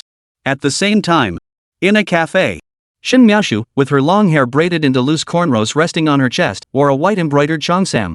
She gently stirred her coffee, gazing out the window, lost in thought. Across from her sat a woman dressed in a professional OL outfit, with big curly waves and a handsome face. The woman took a sip of her coffee and asked softly, "Miaoshu, I heard your little lover is back?" "Whom?" Shen Miaoshu only replied softly, saying nothing more. The woman in front of her was one of her closest friends, named In Wenxin, and the only person who knew about her feelings for the boy she had watched grow up. "How's it going? Haven't you managed to get him under your thumb yet?" And Wenxin asked. Shen Miaoshu let out a wry smile. "You know as well as I do that it's impossible between us. Whether it's our relationship, our age, or our family backgrounds. Besides, he already has a girl he likes, and she likes him too." And Wenxin thought it over carefully and realized she was right. Shin Miaoshu's family background was too prominent, and there were too many people who would want to sabotage her behind the scenes. Such a taboo affair would inevitably be exploited by those with ulterior motives, harming both her and the young man. Even the slightest misstep could bring the Shin family down from their high perch. And when Shin sighed and complained, "Why can't you like someone else? Why fall for a little kid you've watched grow up?" Shin Miaoshu fell silent for a moment, took a sip of coffee, and spoke, as if explaining, yet also to herself, that child was neglected by his mother from a young age, causing him to mature too quickly. At first, I only felt pity for him and wanted to show him some care. But over time, he became less like a child and even started taking care of me on his own. Over the years, I know my family background, age, and circumstances don't allow me to feel this way, but my heart just can't help but lean toward him. What can I do? Love is an irrational emotion. If it could be easily controlled or abandoned, it wouldn't be love. Anyway, I don't think I'll ever fall in love or get married in this lifetime. So why not just quietly watch over him from afar, help raise his children in the future, and have him take care of me in my old age? That would actually be pretty happy. And Wenxin shook her head helplessly and muttered, "Karmic fate." Outside the amusement park, Gu Qingchen led Song Si through the ticket gate. The young girl looked curiously at the various amusement rides in motion, the smiling faces of the crowd, and the children running and playing everywhere. Gu Qingchen first brought her to the double-decker carousel, where there were the most couples and quite a few children as well. After waiting in line for a while, it was their turn. Gu Qingchen held Song Si's hand and sat her on a white horse, while he sat on a yellow horse beside them. As the machine slowly turned, the carousel gently rose and fell. Song Si was marveling at everything around her when she heard Gu Qingchen call out, "Sisi, turn around." Upon hearing this, the young girl turned around in confusion and saw her boyfriend holding his phone horizontally, as if he wanted to take a photo of her. "Smile, little Sisi." Upon hearing her boyfriend's prompt, Song Si also turned toward him and gave him a smile so sweet it could melt anyone's heart. Gu Qingchen quickly snapped several photos.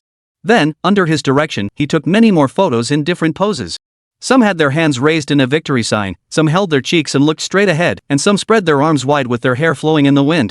After the camera stopped, Gu Qingchen pulled the young girl over and took a few more photos of them together. There was also one where they sat on the same wooden horse, with Gu Qingchen holding her close in his arms. However, they were later asked to step down by the staff, as there were people waiting in line behind them. Strolling along the fairy tale-like path, there was a small ice cream shop by the side of the road. Gu Qingchen bought a vanilla-flavored one, let the young girl lick it twice, and then took it all for himself. Song Si didn't complain, instead obediently linking her arm through his and gazing at him with a tender expression as he ate. After all, she was in a special period, otherwise, she would have shared it with him, taking turns to eat it with him, enjoying every moment of their sweetness. They arrived at the pirate ship. "Want to play? It might be a bit thrilling," Gu Qingchen asked, feeding his girlfriend the last bite of ice cream. Song-si stuck out her little tongue, licking the ice cream off her lips and into her mouth, and said, "Let's give it a try." Having never been to an amusement park before, she naturally wanted to give it a try.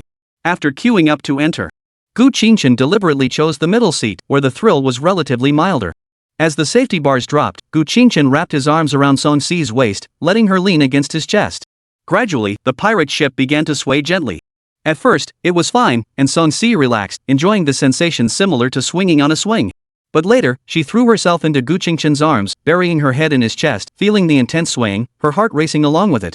Gu Qingchen felt nothing, and even cheerfully pulled out his phone to capture the scene of his timid girlfriend cuddling up in his arms. After getting off the pirate ship, Song-si's legs were shaking uncontrollably. Gu Qingchen took her to sit on a bench by the roadside for a while, and she felt much better. Perhaps it was her first time trying such a thrilling ride, and she wasn't used to it yet? They then took Song-si to try many other attractions, such as the rocking cars for kids and the trampoline, all mild and entertaining rides.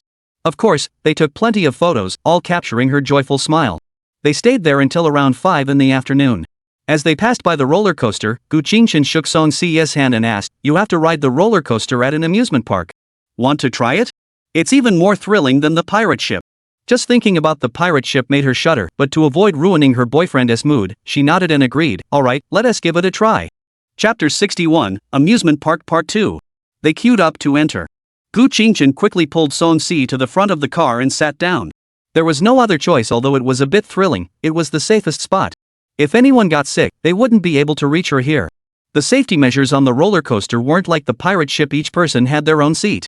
This meant the girl couldn't throw herself into her boyfriend's arms for comfort. She could only hold his hand tightly. As the roller coaster started, it slowly climbed uphill in sections. But once it reached the top, the car came to a sudden stop. Looking at the nearly vertical descent, Song-si gripped Gu Qingchen's hand even tighter. Suddenly, the roller coaster plunged downward, and a chorus of screams erupted. Song-si didn't scream. She simply closed her eyes tightly and bit her teeth, her adrenaline surging so much that her hands clenched with all her strength, causing Gu Qingchen to feel the pain. But he didn't let go. Instead, he gripped her hand just as tightly. The thrilling experience came to an end as the roller coaster came to a stop. Song-si was pale as a sheet, her body trembling uncontrollably. Gu Qingchen gently lifted her from the seat in a princess carry, and the young girl clung to him like she had found a lifeline, burying her face in his chest. A girl beside them, equally pale, whose boyfriend was merely stroking her hair, envied the young couple and glanced at Gu Qingchen before turning to glare at her own boyfriend. "Look at them, I want a hug too." The boy gave a sheepish smile. "Forget it. I'll just drop you again." His back was fine, but he couldn't lift her. Oof. The girl completely forgot the fear of the roller coaster, stomped her feet, and walked away, leaving her boyfriend behind. Gu Qingchen naturally had no idea about any of this. He held the young girl in his arms and walked to a less crowded area. Along the way, many people naturally looked at them. After all, a princess carry was a rather intimate gesture, especially in a crowded place, and with such a handsome man and beautiful woman, it naturally drew a lot of attention. They sat down on a bench. Song-si's emotions had calmed down considerably. The only reason she was still clinging to her boyfriend's embrace was out of shyness and the desire to be enveloped in that overwhelming sense of security. Gu Qingchen was still worried, pressing his cheek against the top of her head, one arm tightly wrapped around her soft body, and the other gently patting her slightly sweaty back. At the same time, he comforted her with words, "It's okay, it's okay. Don't be afraid. We won't sit there anymore. I'll buy you some milk tea, okay? We're not afraid anymore, right?" He could tell that Song-si wasn't the type who enjoyed thrilling activities, so he would try to avoid such things in the future. Just as Gu Qingchen was comforting his girlfriend, a beautiful woman wearing a black dress, a sun hat, and sunglasses, holding the hand of a little girl dressed in a princess dress with two small pigtails, approximately 7 or 8 years old, walked by in the distance. "Mom, I want ice cream." The woman tapped her forehead and refused. "No. You've already had one. If you eat another, your stomach will hurt, and your dad will come back and spank you." Humph! The little girl adorably lifted her head. "Daddy is so busy every day, he doesn't even have time to spank me. Please let me have another one, Mom." "No way. No spanking, no ice cream." As she spoke, the woman's peripheral vision accidentally caught sight of Gu Qingchen. Instantly, she turned her head and stared at the young figure on the bench, unable to blink, and murmured softly, "Big brother." However, she quickly snapped back to reality, her eyes filled with sorrow. "No. Big brother has already sacrificed himself. But how could he look so much like him? Could it be that someone took my older brother's sperm before he died and used it for in vitro fertilization, and it actually worked? But that doesn't make sense.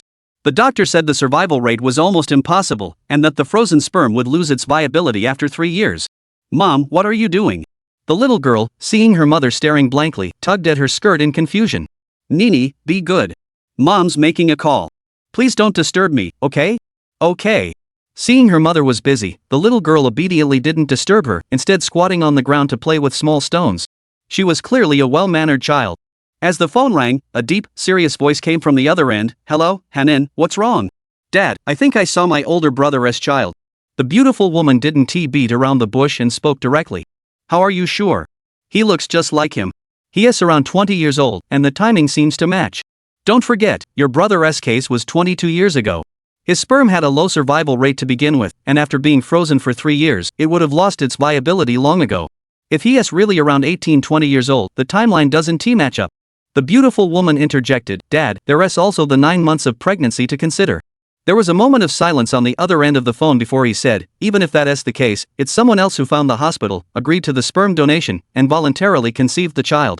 Even if it's your older brother's child, it has nothing to do with the Su family. Recognizing them is simply inappropriate. Are we just going to let my older brother's child drift aimlessly outside the Su family? The beautiful woman's voice was already filled with emotion and tears. Sigh. The deep, solemn voice sighed and relented. Take a photo, investigate further, and make a decision later. Don't tell your mother or your second and third brothers yet. After speaking, the phone was hung up abruptly. The beautiful woman quickly snapped a few photos of Gu Qingchen and hurried away with her daughter. Song Si glanced up furtively at Gu Qingchen, seeing him staring off into the distance while his hand kept patting her back. She couldn't help but think, he really acts like a patient father comforting his child. No, that's not right. Suddenly, Gu Qingchen lowered his head and locked eyes with her beautiful gaze. Song Si startled and immediately buried her head in his chest. I saw everything. Stop hiding. Shall we go eat? Gu Qingchen was amused by this adorable scene, gently pinching the soft, delicate cheeks of the young girl and asking. Song Si only tightened her arms around his waist and mumbled, milk tea you said. All right. Gu Qingchen sighed helplessly. Let's go eat after we finish shopping? Then I'll take you on the Ferris wheel tonight, okay? Upon hearing this, Song Si's heart filled with anticipation, and she obediently replied, okay. After speaking, she climbed out of Gu Qingchen's embrace, tidied her skirt, and whispered, alright, let's go. Gu Qingchen also stood up, took her hand, and walked toward the milk tea shop. Song Si glanced at their intertwined hands, then reached out with her other arm and tightly wrapped it around his waist, satisfied. Feeling the soft embrace, Gu Qingchen couldn't resist the urge to pinch the young girl's upturned nose. Song Si giggled and dodged away, then planted a kiss on his cheek. In a Chinese restaurant. Song Si held a warm pearl milk tea in her hands, sipping it, then raised it to Gu Qingchen's lips. He naturally took the straw and took a big sip. Drink less, or you'll be too full to eat when the food arrives. Song Si took another sip through the straw before setting the milk tea down. Soon, several dishes and rice were served on the table. Pot roasted pork, stir-fried pork slices, braised large shrimp, and mapo tofu. Gu Qingchen didn't start eating right away. Instead, he put on plastic gloves and started peeling the shrimp, placing each one in Song Si's bowl. As his girlfriend, Song Si didn't just sit back and enjoy the meal. She fed her boyfriend a piece of pot-roasted pork, then a piece of stir-fried pork, followed by a spoonful of rice, repeating the process over and over. She didn't finish all the shrimp she peeled and left many for Gu Qingchen. Chapter 62, Amusement Park Part 2. After finishing their meal, the sky hadn't completely darkened yet. Gu Qingchen thought it over and decided to take Song Si to the haunted house. There was no physical thrill, and a couple's experience wouldn't be complete without visiting a haunted house. They decided to go for it. Holding Song Si's hand, they arrived at the haunted house. They glanced at the rules and precautions. It wasn't the type where you solved puzzles or completed tasks, it was just people dressed as ghosts trying to scare you. It was mealtime, so there weren't many people at the haunted house. They didn't have to wait in line and could go straight in. Before entering, a girl with ghost makeup at the entrance said, if you are pregnant, have a history of heart disease, or cannot handle being scared, please exit voluntarily. The park will not be held responsible for any accidents. Once inside, if you no longer wish to continue, please raise your hand and shout loudly to signal staff, who will escort you out. And the most important point, please do not hit the staff. Please do not hit the staff. Please do not hit the staff. Alright, there are many paths inside leading to different themed scenes. Please choose your own path and enjoy your visit. After speaking, around 10 people entered the haunted house. Gu Qingchen led Song Si into the abandoned hospital-themed path. Originally, a couple was following behind them, but for some reason, as they approached the hospital entrance, they turned back and chose a different path. However, it didn't matter. With 2 fewer people, it was just the 2 of them. As soon as they pushed open the door, they were greeted by a dilapidated corridor with blood-stained walls and messages written in blood, such as run, help me, and it's coming. The next moment, the door behind them slammed shut with a loud bang, startling Song-si. She clung tightly to Gu Qingchen's arm, her body trembling slightly. Gu Qingchen was fine, but he was startled for a moment. He turned around and pulled the door, finding it locked as expected. "We have no choice but to keep going forward." Song-si replied softly. The two of them slowly made their way down the corridor. The surroundings were deathly quiet, with no sounds from other themed rooms. It seemed they had been soundproofed. As they passed a window, a blood-stained hand suddenly slammed against it. Ugh! Song-si didn't scream, but she was startled and let out a soft gasp, leaning closer into Gu Qingchen's embrace. They continued forward, only to find a dead end at the end of the corridor. As a creaking sound echoed behind them, the dilapidated wooden door of one of the rooms slowly swung open. Gu Qingchen knew this was a sign, so he had no choice but to lead Song-si into the door. Inside the room were two beds. One blanket was pulled back, revealing bloodstains on the sheets. The other was covered with a white sheet, and it seemed like someone was lying beneath it. As they approached, Gu Qingchen had expected the person on the bed to suddenly sit up and scare them, and Song-si thought the same. However, what happened next was that the medicine cabinet behind them quietly opened, and a hand with bones exposed through the flesh slowly rested on Song-si's shoulder. Ah! Seeing the hand, which was so bloody it looked real, Song-si screamed and immediately threw herself into Gu Qingchen's arms, her body trembling uncontrollably. Gu Qingchen also turned around to look, only to see that the fake hand had already retracted, and the medicine cabinet door had been slammed shut. Gu Qingchen tightly embraced Song-si, burying her head in the crook of his neck, and spoke reassuringly, "It's okay, it's all fake. Don't believe me? Look." Song-si, still trembling, turned her head to look, but there was only the medicine cabinet, nothing else. Just as she relaxed and lifted her head to leave his embrace, she suddenly saw that the corpse that had been lying on the bed had silently sat up. The white bedsheet still covering the corpse's head now had an eerie blood-stained smile painted on it. Ah! This time, Song-si was truly terrified by this series of tricks. Without saying a word, she jumped back into Gu Qingchen's embrace, clinging tightly to his neck with both hands, burying her face in his chest, and wrapping her long, slender legs tightly around his waist. Gu Qingchen supported the young girl's small buttocks, holding her close as he turned to look, unable to help but praise, "Brother, that diversion tactic was really impressive." The corpse didn't say a word, just raised his thumb in approval before silently lying back down. However, a sob could be heard coming from Gu Qingchen's embrace. He quickly crouched against the wall, cupping Song-si's face in his hands. Seeing her red-rimmed eyes and tear-streaked face, choking back sobs, his heart ached unbearably. It's okay. Let's not play anymore. I'll take you out, okay?" Song-si nodded sadly, burying her head back into his chest. Gu Qingchen gently lifted her hips and stood up, then turned to the camera beside him and said, "I'm not playing anymore. Let's go out." Just a few seconds later, the corpse on the bed sat up again, violently pulling off the bedsheet. It was a smiling young man wearing a headset. "Let us go, buddy. Sorry about that. You scared your girlfriend to tears." He stood up, straightened his clothes, and said. But Song-si in Gu Qingchen's arms turned her little head and corrected him with a slight sob, It's my fiancé." After saying that, she burrowed back into his arms. Gu Qingchen smiled affectionately, ruffling her hair. "It's okay, my wife is just a little timid." The smiling young man, however, could no longer keep a smile on his face. "Come with me." He led Gu Qingchen out of the hospital entrance they had just entered and returned to his workstation. Out of the haunted house. Seeing that there was still some time before 8 o'clock, Gu Qingchen hugged Song-si and sat on a bench to wait. Perhaps due to the suspension bridge effect, the girl's mood improved, and she became even more clingy toward him. She sat on his lap, like a little cat, kissing him and using her tongue to stroke his neck. "It's all sweat. Don't you mind?" Song-si showed no signs of stopping, and even took the time to reply, "I like it," before continuing. After enjoying the moment for a while, Gu Qingchen couldn't resist responding with his hands. He would touch her white thighs, then pinch her round buttocks. This went on until 7:30 p.m., when he placed the young girl in his arms on the ground, wrapped his arms around her waist, and headed to the Ferris wheel to queue up. On the way, Song-si was clearly dissatisfied. She grabbed Gu Qingchen's hand and placed it on her navel, then pressed her own hand against his wrist, afraid he would run away. After waiting in line for a short while, they successfully boarded the Ferris wheel. As the view slowly rose, the young girl was already pressed against the window, gazing down at the dazzling lights of the metropolis and the river shimmering with moonlight, all of which filled her eyes. How beautiful! As the cabin approached the top, Gu Qingchen wrapped his arms around Song-si's waist from behind and said, "There's something even more beautiful coming up. I heard that when the Ferris wheel reaches the top, couples who kiss each other will stay together forever." "Then let's kiss too." Without hesitation, Song-si replied. No sooner had she finished speaking than a loud bang echoed through the night, followed by a burst of flames shooting into the sky, shattering the silence of the night. Immediately afterward, a beautiful firework bloomed in the sky, followed by a succession of fireworks of various colors and sizes, blooming one after another, illuminating the entire night sky.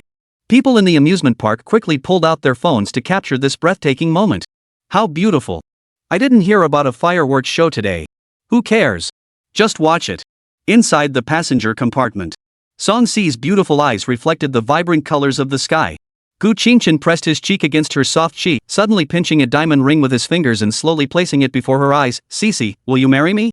There was no kneeling, but the sky was filled with fireworks. Song Si turned around in surprise, her expression filled with shock. She stared blankly at her lover's profile, her eyes brimming with deep affection, tears streaming down her cheeks. Song Si slowly extended her left hand, her voice trembling with excitement. Of course I will. Gu Qingchen slipped the diamond ring onto her ring finger, his voice gentle. Sisi, I love you. Sisi loves Qingchen the most.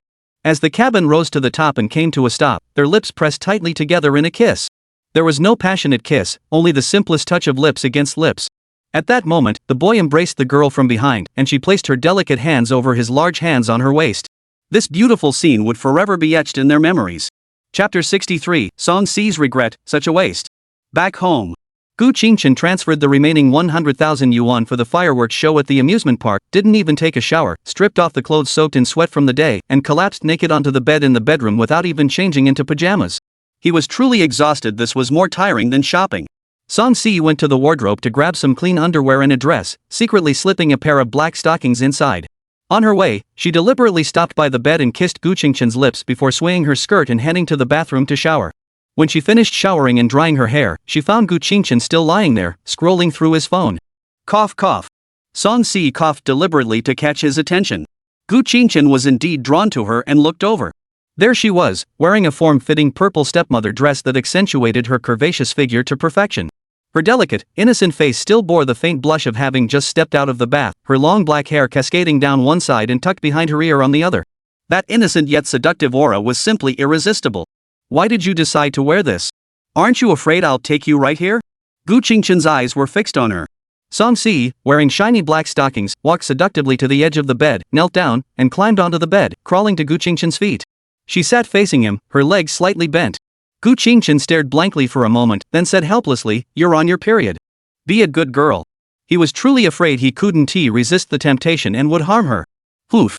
Song Si, focused on her leg exercises, paid no attention to Gu Qingchen. After a while, the tired young girl turned around, tugged at her collar, and began mimicking the poses from the manga in her mind. Gu Qingchen couldn't take it anymore. He lay on the bed, out of sight, out of mind. After a long time, Song Si slowly stood up and said, "I'll tidy up and then go cook dinner for you. Don't be lazy, go take a shower." "All right." Gu Qingchen responded cheerfully. Bathroom. Song Si picked up her towel, dampened it, and gave herself a quick clean. Then, her delicate face showed a look of regret as she muttered to herself, "What a waste." She rinsed the towel briefly, hung it back on the rack, adjusted her collar, and then descended the stairs to cook dinner, her sensual figure accentuated by the skirt she had borrowed from her stepmother. Gu Qingchen watched Song Si leave, then lay there for a while before picking up the pajamas he had changed out of this morning and entering the bathroom to take a shower. About 10 minutes later, in the kitchen, Song Si gathered her hair slightly, tied it with a hairband, and let it hang down one side of her body, creating a dangerously alluring hairstyle.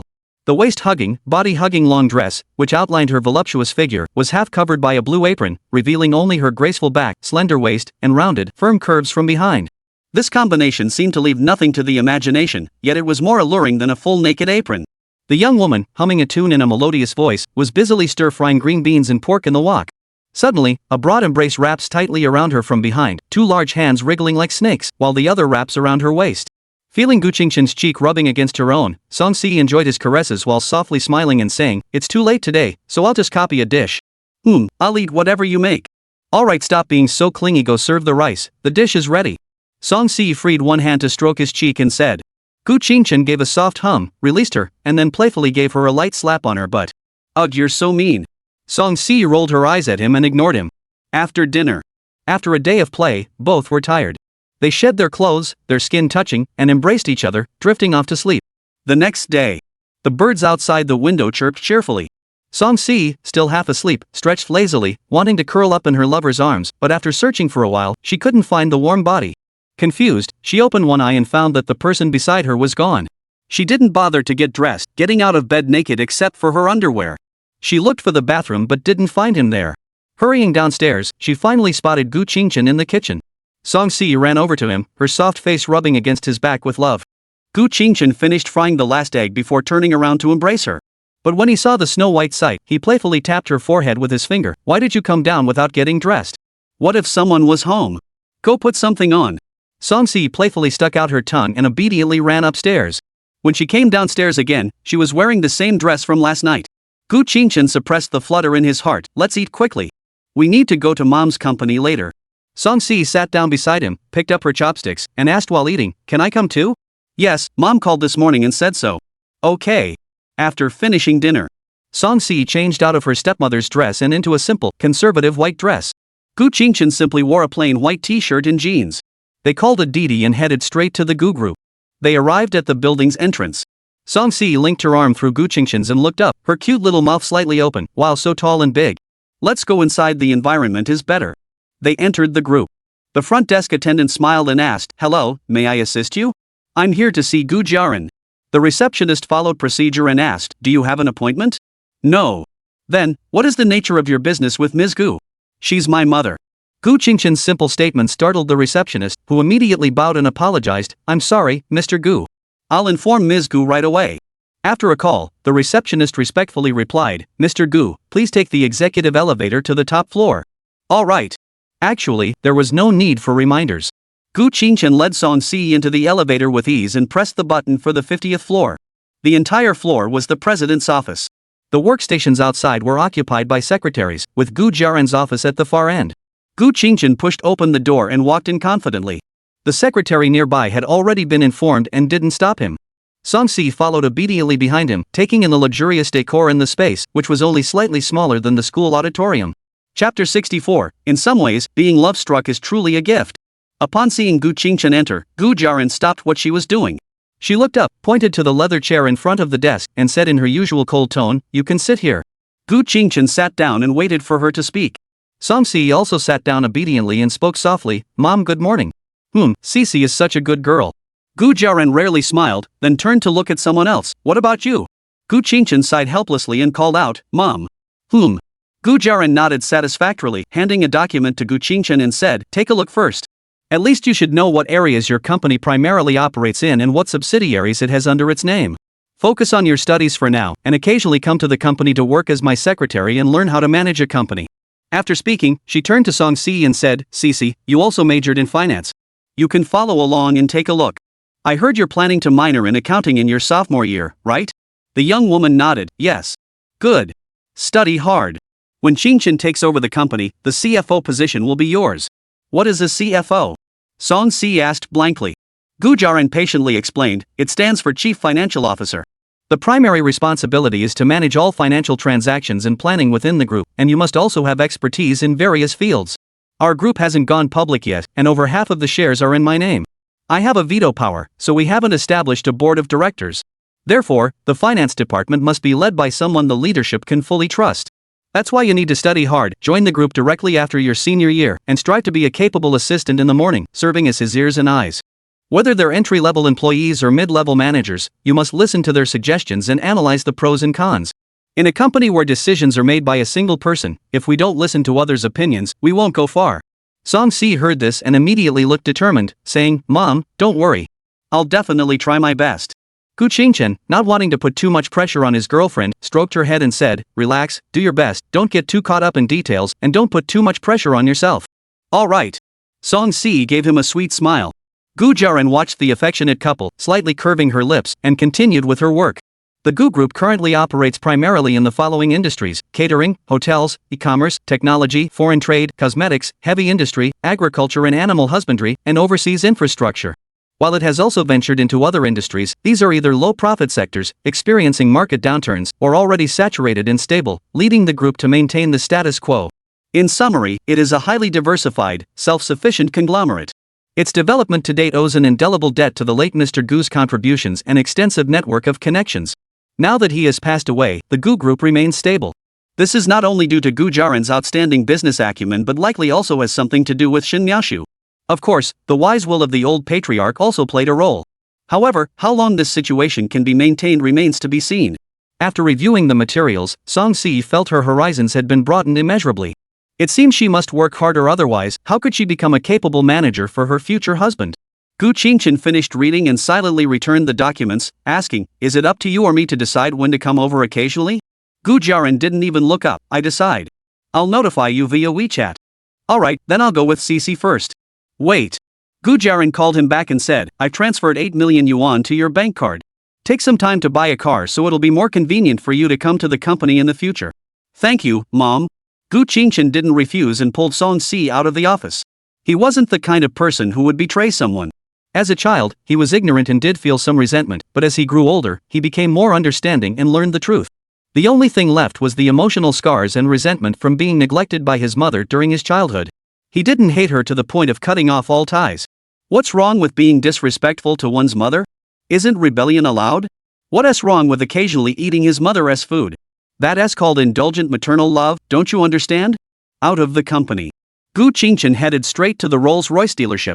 "I'll skip the car buying part, no pointless show-off or lovey-dovey stuff, and the car doesn't matter anyway. I don't even understand the process, so please forgive me."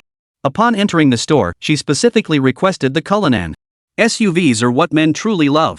After a thorough introduction by the salesperson, Gu Qingchen immediately revealed his mother's identity.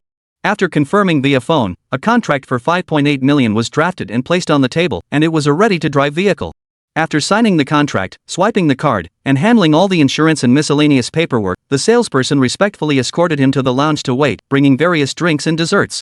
Song Si stayed by Gu Qingchen's side the entire time, her mind still reeling, except for a moment when she heard the price. After enjoying a luxurious lunch at the store, even the license plate was already registered. Shanghai A06G35. Such, dedication can only mean that Gu Jiaran is a major client here. Gu Qingchen drove away in his black Rolls-Royce Cullinan, leaving the store. Sitting in the passenger seat, Song Si didn't know much about luxury cars. She only knew this was her future husband's car, so she felt no sense of restraint. She kicked off her white sneakers, placed her white-socked feet on the seat, curled up, and started playing with her phone. Before reaching home, the security guard stopped them briefly, registered the vehicle information, and then let them through.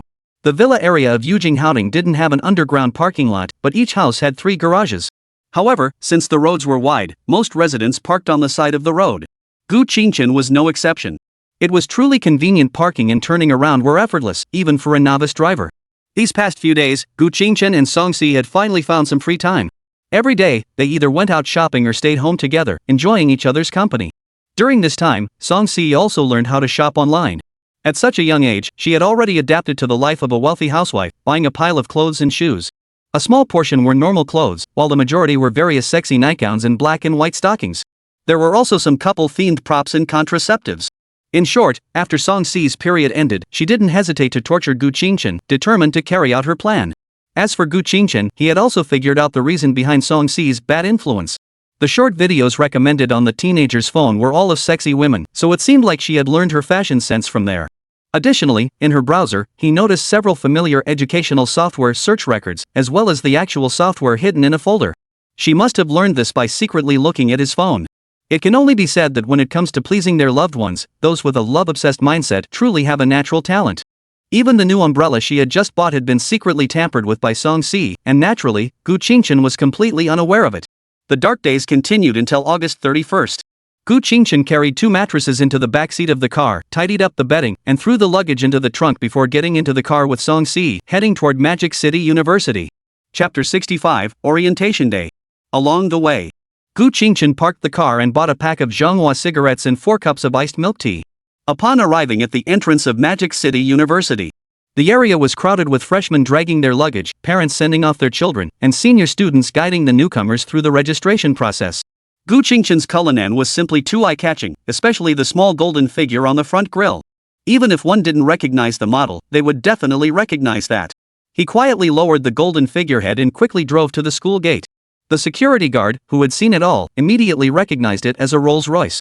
Just as he was about to approach and say that unauthorized vehicles weren't allowed in, the window slowly rolled down, and 2 packs of Manhwa cigarettes were handed over. "Uncle, could you give me a favor? I just need to drop someone off and we'll be right back." The security guard pretended to be nonchalant as he took the cigarettes and stuffed them into his pocket, coughing twice.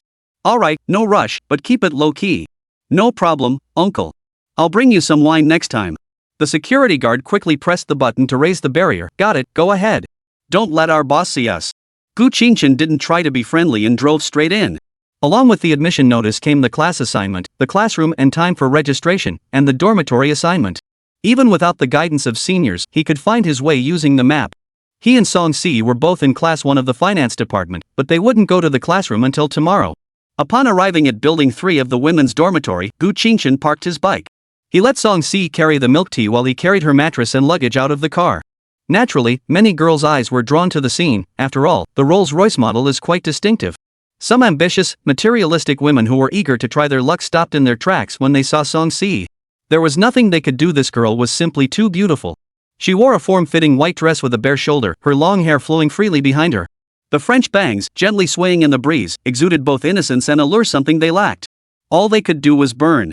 Perhaps because it was registration day, the dormitory auntie wasn't around, allowing anyone to come and go as they pleased. When Gu Qingchen brought Song-si upstairs, they found out that there was a female teacher from the school patrolling each floor. They arrived at the 5th floor, room 502. Gu Qingchen was exhausted, carrying her belongings up the stairs, a feat few could manage. Opening the dorm room door. It was quiet inside, with only 2 girls sitting at their desks looking at their phones. Upon seeing someone enter, they both looked up. "Hello, ladies. Would you like some milk tea?" Gu Qingchen smiled slightly, took the milk tea from Song-si's hand, gave it a shake, and said. After handing the milk tea to them, Gu Qingchen added, "Please take care of my little sister, Cici, after military training. I'll treat you to a big meal then." "Thank you, we're roommates, it's no problem." One of the girls with short hair gave a charming smile, her tone natural and cheerful. The other girl, wearing round frame glasses and with a doll-like face, also said, "Thank you." Then there was no further conversation, indicating she was socially anxious. Gu Qingchen didn't say anything else. He simply pushed Song-si toward them and whispered in the girl's ear, "Talk to them. Everyone needs friends." That was also the reason she had arranged for her to stay in the dormitory.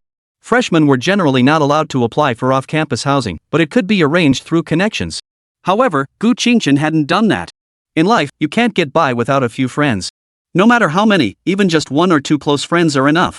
They can comfort you when you're unhappy or help you out without even meaning to. Gu Qingchen didn't interrupt the girl's conversation to build connection. She quietly went to make the bed for her girlfriend. "Hello, my name is Song-si." Her tone was deliberately cold, completely different from the soft, gentle words she used with Gu Qingchen. She didn't want to show her vulnerable side to anyone other than her lover. The short-haired girl spoke cheerfully. "Hello, my name is Zhang Fian. I'm from Northeast China, but I don't have a Northeast accent. My mom made me speak Mandarin from a young age, and if I didn't speak it well, I'd get hit with a stick." Immediately after, the doll-faced girl also nervously said, "Hello, my name is Bai Xiao from a rural area in Shandong." Upon hearing her timid tone, Zhang Fian immediately stood up, ran over, and wrapped her arms around her shoulders. "So you're socially anxious? I thought you were just aloof. When I first entered the dorm, you glanced at me and then buried your head in your phone, making me too nervous to approach you." "I'm sorry."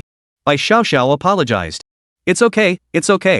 Zhang Fian didn't seem to mind at all and continued, "What score did you get into Magic University?"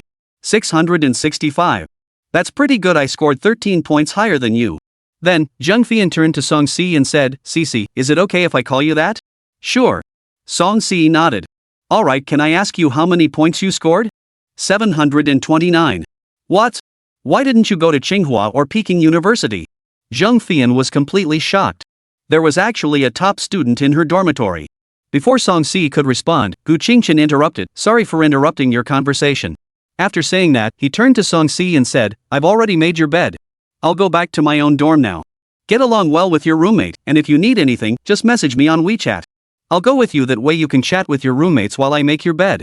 Song-si wrapped her arms around his arm and returned to her soft, gentle voice. "No need.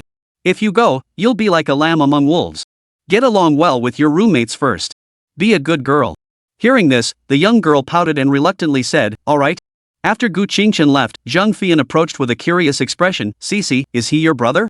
Song-si shook her head and showed the diamond ring on her finger, saying, "Fiancé." "What?" Zhang Fian exclaimed in shock. "Cici, you already have a fiancé." She nodded matter-of-factly. "He proposed, so he's my fiancé, right?" "Wow, quick, tell me all about your love story." Zhang Fian was bursting with excitement. Even Bai Xiao cautiously leaned in to eavesdrop. Gu Qingchen parked the car in front of the boys' dormitory building. Ignoring the stares of the surrounding boys, he carried his mattress and luggage upstairs. Luckily, his dorm was on the 2nd floor. He didn't want to carry his stuff up the stairs again. Upon reaching the entrance of room 201, the first room on the left was his. He pushed open the door and entered the dormitory. 2 guys and a girl? They were gathered together chatting. Upon seeing someone enter, they all turned to look. Chapter 66, The Scoundreless Love at First Sight. Gu Qingchen, who had just entered the dormitory, was a bit confused. How could this girl be sitting so naturally between two guys? Who was she? One of them, with a crew cut, a sturdy build, and wearing a blue tracksuit, tapped the chair next to him and spoke in a northeastern accent. "Fourth, you're finally here. Sit down." Gu Qingchen was confused. He put down his mattress and luggage, sat on the chair, and asked, "Are you talking about me?" "Yeah, you're the fourth one to enter the dorm room, so you're old four, right?" The northeasterner explained, then added, "My name is Yi Chang, but you can call me Dunner. As for where I'm from, I don't need to tell you that, do I? Hello, my name is Gu Qingchen. I'm from Shanghai." Gu Qingchen introduced himself, not bothering to argue about the number thing. It didn't matter. Next, a guy with a slicked back hairstyle and wearing a suit said, "My name is Chen Junjie. I'm from Sichuan Chongqing. You can call me Sichuan Chongqing Junjie or Junjie, whichever you prefer." Then, the girl introduced herself in a soft voice, "My name is Li Zirwei. I'm from Hunan. You can just call me Rue. Hearing the effeminate male voice, Gu Qingchen looked at him in surprise. You, are you a crossdresser?" Li Zirwei smiled broadly. "It's just a personal preference, but I like girls, so don't worry." Chen Junjie wrapped his arm around Li Zirwei's waist, which was clad in a tight-fitting long skirt, and said seriously, "I think our dorm is a very inclusive place. We absolutely can't discriminate against anyone, right?" He Chang also stroked Li Zirwei's thigh. "Exactly, our dorm is very friendly." Li Zirwei said nothing, didn't resist, and instead covered his mouth in a shy manner. Gu Qingchen looked at his attractive roommate and felt no discrimination. After all, he was quite a sight to behold. "All I can say is, I often feel out of place because I'm not perverted enough." "Zirwei, you didn't just get into the school like this, did you?" Gu Qingchen looked at him with his long hair flowing freely, his slightly parted bangs framing his oval face, and his all-black outfit, a long dress, black stockings, and high-heeled sandals adorned with diamonds, and asked curiously, But I didn't dare to speak. I'll change back into men's clothes once we gather in the classroom. When I go out, it depends on my mood. This hair is also a wig." "What? Are you tempted?" Li Zirwei patiently explained before teasing him a little. Gu Qingchen shook his head immediately. No. I have a girlfriend. You look beautiful like this, but there's no need to go after men." Upon hearing this, He Chang and Chen Junjie immediately approached, each wrapping an arm around one of Gu Qingchen's shoulders, and asked in a teasing manner, "Fourth brother, what department is your girlfriend in? Does she have any pretty female friends? Old four, don't forget your brothers. Let us set up a dormitory social event." Li Zirwei didn't say anything, but the look in his eyes was filled with anticipation. He felt like he was going to wear a dress to the mixer. Maybe it's not such a bad idea. What if some girls are into that? He Chang was fine, but Chen Junjie was the one who really wanted to wear a suit. He was clearly trying to pick up girls. Gu Qingchen didn't dare to make any promises. "I'll try my best. Let us talk about it after military training. I'll make the bed first. Want to go out for lunch? Alright, I'll find a restaurant. Split the bill?" He Chang said. Chen Junjie, okay. Gu Qingchen, alright. Li Zirwei gave a sweet smile. "I'm fine with anything." At noon, the four roommates walked to a small restaurant. Gu Qingchen received a WeChat message from Song Si. "Qingchen, have you eaten yet?" Gu Qingchen, "Having lunch with my roommates." Song Si, "Oh, we are too." Gu Qingchen, "How's it going? Getting along well with your roommates?" Song Si, "Yeah, it's going well." Song Si, "Little rabbit, be good JPG." Gu Qingchen, "Alright, let's chat later tonight. I'll have dinner with my roommates first." Song Si, "Alright." Gu Qingchen put down his phone. His roommates had already ordered their meals, except for Li Zirwei, who came out wearing women's clothing and naturally kept to himself. What a brave soul. After dinner, the few people with nothing to do decided to go explore the campus. Gu Qingchen declined to go. While his roommates were leaving, he quickly parked the car outside the campus. As a second-generation wealthy individual, he decided to wait until they were more familiar with each other before revealing his true identity. On the way back to the dormitory, Gu Qingchen received another WeChat message from Song Si. "Qingchen, can I come find you? Let us go explore the campus together?" Gu Qingchen, "Aren't you going to spend time with your roommates?" Song Si, "But I miss you." Gu Qingchen, "Then wait for me downstairs at your dorm." Song Si, photo. Song Si, "I'm already downstairs at your dorm building." Gu Qingchen, crying smiling emoji, "Wait for me, I'll be there soon." Song Si, "Okay."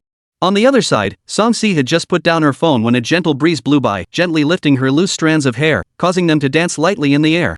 The white dress she was wearing clung to her legs and fluttered backward. A few leaves fell slowly from the tree. The young girl looked up, reached out to catch one, and smiled with her eyes crinkled, revealing a smile so beautiful it was almost unfair on her face, which bore the features of first love. And this scene was just caught by a boy who had just stepped out of the dormitory building. His heart skipped a beat as he stared dumbfounded at Song Si. This feeling was something none of his previous girlfriends had ever given him. He had fallen head over heels at first sight. "Let's go, Yugu." It wasn't until another guy walked over and tapped him on the shoulder that he snapped back to reality. "Ah, wait a moment." Better to act than to hesitate, Chang Ziyu walked straight up to Song Si and asked in a gentlemanly manner, "Classmate, my father is the chairman of Xingzi Group. My name is Chung Ziyu. Could I get your WeChat so we can connect?" Song Si heard this and furrowed her brows slightly, stepping back a few steps without showing any emotion. Her voice, as clear as a bell, remained cold and polite. "I'm sorry, I have a fiancé." "Classmate, I do believe you if you said you had a boyfriend, but an engaged fiancé is a bit much, isn't it? There's no need to use such an excuse to brush me off. It's just to add each other on WeChat and get to know one another." Regardless of the reason, Chang Ziyu, as a playboy, knew that the young woman was rejecting him. However, unwilling to give up, he persisted. Song Si didn't want to deal with him and walked away with her long legs, heading to another place to wait. Chang Ziyu tried to approach her again, but was interrupted by a roommate walking over from a distance. "Bro, are you hitting on her? Why don't we go to the bar first? Liuzi is waiting for us, and there are more beautiful girls there." Chang Ziyu didn't want his roommate to know he'd failed, so he stubbornly replied, "I wasn't hitting on her. We're acquaintances. We just chatted for a bit. Let's go. No rush. As long as she's still a student at Magic University, I'll definitely find her." "Oh, okay." His roommate didn't suspect a thing. At the same time, Chang Ziyu took out his phone and sent a WeChat message to a girl named Shanshan. "Let's break up." Just those few words, followed by a swift block and delete. Chapter 67, The Naturally Beautiful Young Man. A few minutes later, Gu Qingchen had just arrived at the dormitory building when he spotted the beautiful young woman in a sleeveless white dress by the roadside. He walked up and whispered softly, "Cece." Song Si turned her head upon hearing his voice and saw her beloved boyfriend walking toward her. She quickly ran toward him, her long legs swaying beneath her skirt. She threw herself into Gu Qingchen's arms and immediately began to complain. "Qingchen, someone just asked me for my WeChat, but I didn't give it to him. I told him I have a fiancé, but he was still being so persistent." Gu Qingchen furrowed his brows, looked around, and asked, "Where is he?" He was just called away by his roommate. "I understand. Next time you encounter someone like that, don't even acknowledge them. Just leave immediately and send me a message on WeChat," Gu Qingchen instructed. "Okay, got it, let's go out and explore now." Song Si rubbed her soft face against his chest. "Alright, let's go." Gu Qingchen took her hand, interlocking their fingers, and walked toward the playground. Within the campus of Magic University, there were two small scenic spots, a lake and a garden. Both were popular spots for students to take walks and for couples to go on dates. At that moment, Song Si was walking hand in hand with Gu Qingchen along the lakeside. Many young men and women passed by them, unable to resist glancing their way. There was nothing they could do, the couple was simply too good looking to resist. Not far away, three shadowy figures were quietly following behind them. They were the three from room 201, the tall, the slim, and the delicate one. Chang squinted his eyes and asked, "Do you think that's the fourth guy?" "It should be him. He looks pretty similar, and the girl beside him is absolutely stunning. They're acting so intimate it's almost certainly his girlfriend," Chen Junjie said. But the little wife beside him softly said, "Is this okay? Why are we spying on old Four's date?" Chang looked at Li Zirwei's sweet face and felt a bit dazed. Though he couldn't say he liked her, there was a peculiar feeling he couldn't quite place. He spoke up to correct her, "This is a public place. What we're doing is called a chance encounter. Do you understand?" Chen Junjie chimed in, "Exactly, public place. How can that be called peeking?" Then he changed the subject. "No wonder he didn't come out with us. He was secretly on a date with his girlfriend. Why didn't he just tell us? Is he seeing two people at the same time?" "I don't know, let's see," Chang said. On Gu Qingchen's side, after walking around with Song Si for a while, he took her to the garden for a stroll. However, the lake had turned into a pond, with lotus leaves floating on the water, a small wooden bridge, and a slightly larger artificial hill. The place wasn't very large, and they finished exploring it in a short while. The two then left campus for a meal, and Gu Qingchen finally escorted Song Si to the entrance of the girls' dormitory building. The young girl was filled with reluctance. Just yesterday they had been cuddling together in bed, and now they had to part ways. Most importantly, her plan would be delayed. She could only hope that her recent efforts would bear fruit. She tiptoed up and shared a long kiss with Gu Qingchen before finally letting go. "I'll go upstairs now. Don't forget to think of me, okay?" Gu Qingchen ruffled her hair. "Go ahead. We'll meet directly in the classroom tomorrow morning." "Okay." After saying that, Song Si turned back 3 times, reluctant to leave, and went upstairs. Gu Qingchen watched her for a moment before turning and leaving as well. Back to room 201. Chang and Chen Junjie weren't there, only Li Zirwei was in the process of removing his makeup. He had already taken off his wig, revealing his naturally tousled hair, but he still looked like a girl truly born with a feminine appearance. Zirui is truly naturally beautiful, Gu Qingchen teased. Li Zirui shrugged helplessly, what can I do? Heaven gave me this face, and my parents raised me as a girl from childhood. Otherwise, I wouldn't have this hobby. Really? What do you think yourself? I don't really think about it. Maybe it's just a habit. Being a man or a woman is fine with me. Otherwise, I wouldn't be so open about it in front of you all. Li Zirui said. Gu Qingchen nodded, that's fine too. As long as you're happy. Exactly, Li Zirui agreed. Just then, He Chang and Junjie returned together. They rushed straight to Gu Qingchen and asked together. You went on a secret date behind our backs. Tell us, is that girl your girlfriend? That's right. Why didn't you tell us? Admit it, are you seeing someone else behind our backs? You didn't want us to know. Gu Qingchen raised his hands in exasperation and protested, no way. I didn't want to go, but my girlfriend suddenly invited me. How could I refuse? He Chang and Junjie exchanged glances and immediately chimed in unison. You're prioritizing your girlfriend over your friends. That night, Gu Qingchen lay in bed, unable to sleep. Without that warm, delicate body in his arms, he felt utterly out of place. Was it a mistake not to apply to live off campus? He Chang was already asleep, snoring softly. Chen Junjie seemed to be playing Honor of Kings. Little wife Rui wasn't making a sound. I wonder what she is up to. Suddenly, a WeChat message came in. Gu Qingchen picked up his phone and opened it. It was from his little wife. Songsi, Qinshan, I can't sleep. I miss you so much. What should I do? Gu Qingchen, I can't sleep either, and I miss you so much too. Songsi, can I come out to find you? Gu Qingchen, the door is locked. How can I come out? Crying smiling emoji. Let us just chat on WeChat for a while. You'll get sleepy soon. Songsi, okay. Then, Songsi started chatting non-stop about what she had talked about with her roommate today. Even the feelings and positions she discussed with her roommate about that thing, as well as the little tricks her roommate had seen or learned. When girls get dirty, there's no room for boys. As they chatted, the other side suddenly stopped responding, probably having fallen asleep. Gu Qingchen sent her a goodnight message and put down her phone to sleep. The next day, Gu Qingchen got up early and went to the playground for a morning run. On her way back, she stopped by the cafeteria to get her roommate's breakfast fried pancakes with soy milk. Fourth brother. You're really like my own brother. Fourth brother. If you won't abandon me, I'll gladly take you as my adoptive father. He Chang and Shen Junjie, the two pranksters, took the breakfast and held it up high, shouting. Only the delicate, feminine-looking little wife in men's clothing smiled and said, thank you, before trying to transfer money to him. Gu Qingchen didn't pay much attention and waved it off. After finishing breakfast, the four of them tidied up a bit and headed to room 403 in building A2. Chapter 68, Classmate Encounter with a Jerk, the Clown. Songsi and her three roommates emerged from the cafeteria and headed toward room 403 in building A2. She was still wearing yesterday's off-the-shoulder white dress. Among them was an additional girl with delicate features, long hair flowing over her shoulders. She must be the last member of their dorm room. She had a tall, slender figure, wearing a short blouse and a body-hugging skirt, her legs wrapped in black stockings, and her feet in high-heeled sandals, exuding a mature and seductive aura, with a strong older woman vibe. They arrived at the classroom. Songsi had intentionally sat apart from her roommates to wait for Gu Qingchen, though they were still seated in front of and behind each other. In the last row, a guy with a side-parted hairstyle and an average-looking face was staring at her intently. Fate, huh? It's so effortless. You're actually in the same class as me, and you have a roommate who's so confident and alluring. Ha, if I could have both, I wouldn't mind at all, he. Chang Ziyu was lost in his fantasies, envisioning a future where he was surrounded by women. His roommate naturally heard his mutterings. Yesterday they were just acquaintances exchanging casual greetings, but today, after bumping into each other and showing surprise, it was clearly a failed attempt at hitting on her. But who could blame this spoiled rich kid for being so generous? He heard it, but pretended not to. Thus, under the gaze of his roommate, Chang Ziyu walked over to Songsi with an elegant stride, pretending to be a gentleman as he had done the day before, and spoke in a gentle tone. Hello, what a coincidence. We're actually classmates. Songsi glanced at him and merely replied with a cold ignoring him further. Chang Ziyu smiled awkwardly, pointing to the seat next to her and asked, May I sit next to you? Go ahead.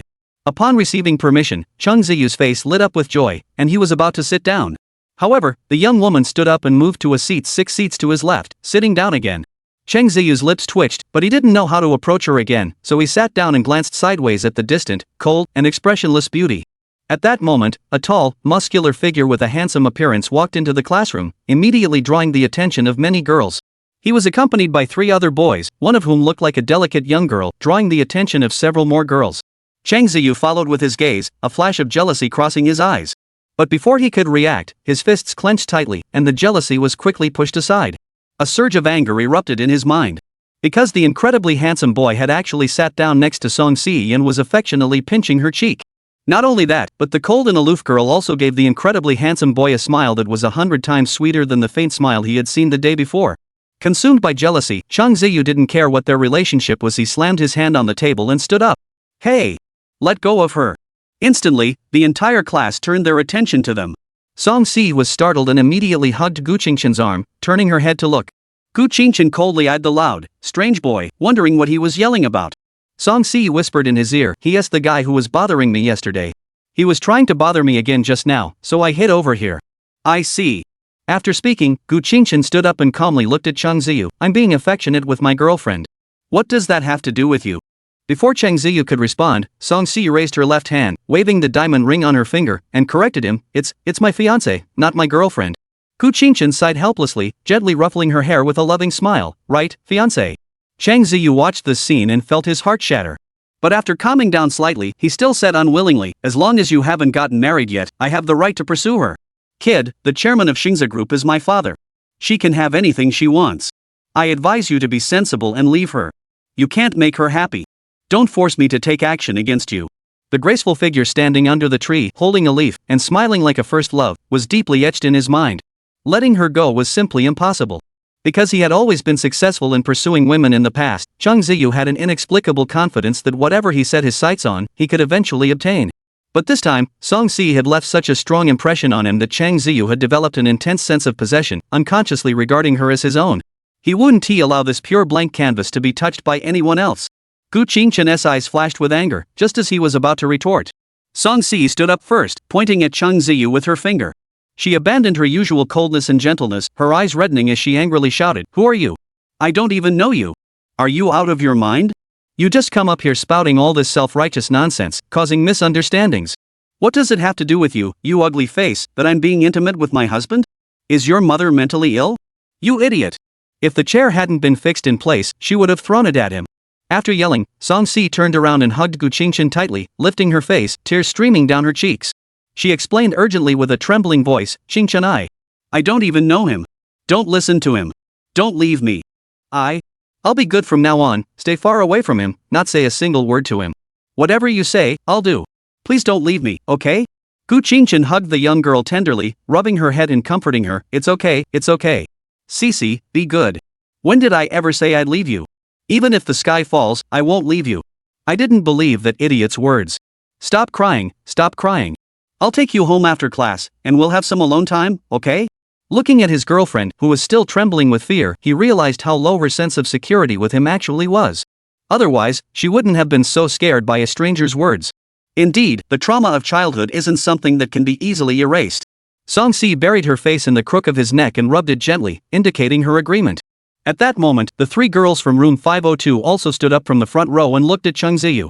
The girl with the domineering demeanor flipped him off and coldly spat out two words, "Clown." Zheng Fian glared at him angrily, "Dare to make my CC cry? Just wait and see how I'll deal with you." Bai Xiaoxiao snorted disdainfully and ignored him. Gu Qingqian's roommate was also supportive. He Chang had already stood behind Chang Ziyu, patting his shoulder and speaking harshly, "Who are you? Get out of here. Did you hear that? You made our little sister cry and you're not leaving? Don't make me slap you." Chen Junjie chimed in from the side. At that moment, Chang Ziyu snapped out of his trance, having just been berated by the girl he admired with insults like crazy, idiot, and brain-dead, as well as witnessing her humiliatingly fawning over that guy. After glaring at Gu Qingqian with hatred, he turned around and returned to his seat at the back of the classroom. He was certain that the pure and sweet image in his mind had been manipulated by that guy, otherwise she wouldn't have lost all her dignity like that. He's going to save the girl he fell in love with at first sight. Around them, the onlookers put down their phones, sat back down, and posted this sensational news on the university forum. Li Zirwei, the little wife, tapped Gu Qingqian on the shoulder from the back row and gave him a thumbs up, seemingly admiring his skills in handling his wife. Gu Qingqian gently patted the back of the young girl in his arms, silently comforting her, but the anger in his eyes had not faded. Chapter 69, Children are the eternal bond. Chang Ziyu's roommate saw him return and hurriedly smiled broadly, trying to comfort him. "Brother Yu, it's okay. Everyone has the right to admire beauty. Pursuing someone openly isn't illegal. Since that doesn't know her place, let's just move on to another target." Her cold-hearted roommate isn't. Before the roommate could finish, Chang Ziyu coldly interrupted, "Shut up. If you dare to call her out again, you'll throw up all the alcohol you drank earlier. Otherwise, I'll find someone to help you throw up." The roommate's smile froze, and he hurriedly nodded, "Yes, yes. I'm just talking nonsense. You good, don't take it to heart." But in her heart, she silently cursed, "Rich second-generation brat. You've been brainwashed by those flirty bar girls. She has a boyfriend, and you still go after her. They're right when they say you're an idiot. If it weren't for your dad being so powerful, you'd have been beaten up and stuffed into a sack long ago." Chang Ziyu also realized afterward that he had acted impulsively. But there was nothing he could do. Who could resist a girl who had left such a deep impression on him? It was like touching an electric switch he couldn't just let go whenever he wanted to. This was the first time he had ever felt so deeply moved since he first experienced love. The feeling was completely different from anything he had experienced with the other seductive women he had encountered before. No way, I have to get her no matter what. She was only a freshman. Judging by her innocent appearance, she probably hadn't been deflowered yet. If he acted quickly, he might still have time. As a woman with her hair tied up in a bun, dressed in a professional office outfit, and around 30 years old, walked into the classroom, the first class for the freshmen officially began. Everyone sat down at their desks. Only Song Si was still sniffling, clinging tightly to Gu Qingqian's arm. The female teacher took a deep breath and spoke slowly, "Hello everyone, my name is Zhang Ling. I will be your academic advisor for the next 4 years at university. I hope we can all get along harmoniously. Do you all have phones? Open WeChat, create a group chat with everyone, set the password to 4031, and change your nicknames to Finance Class 1 followed by your name. You can also add my personal WeChat from the group." Once the group chat was set up and all the students had joined, Zhang Ling continued, "Alright, today is the orientation class for new students. I believe, in this information age, you all know what is permissible and what is not. All you need to do is take some time to check the university regulations on the official website. Now, everyone take turns coming up to give a brief self-introduction. Start with the first row on my right and go all the way around." As one person after another took the stage and stepped down, their introductions were mostly similar, just their names, where they were from, and maybe a hobby. This included the girl from room 502, who had a very mature and confident demeanor. "My name is Fan Zeruo. I'm from Shanghai. As for hobbies, does researching fashion and makeup count?" Then, she swayed her sexy waist, walked down the stage in her black stockings and high heels, and stepped off the podium with a series of click-clack sounds. This seductive scene caught the attention of countless male students. Until Song Si took the stage. Due to what had just happened, everyone looked up at this seemingly cold-hearted yet fiery-tempered innocent-looking girl. "Hello everyone, my name is Song Si." She simply introduced herself and stepped down from the stage.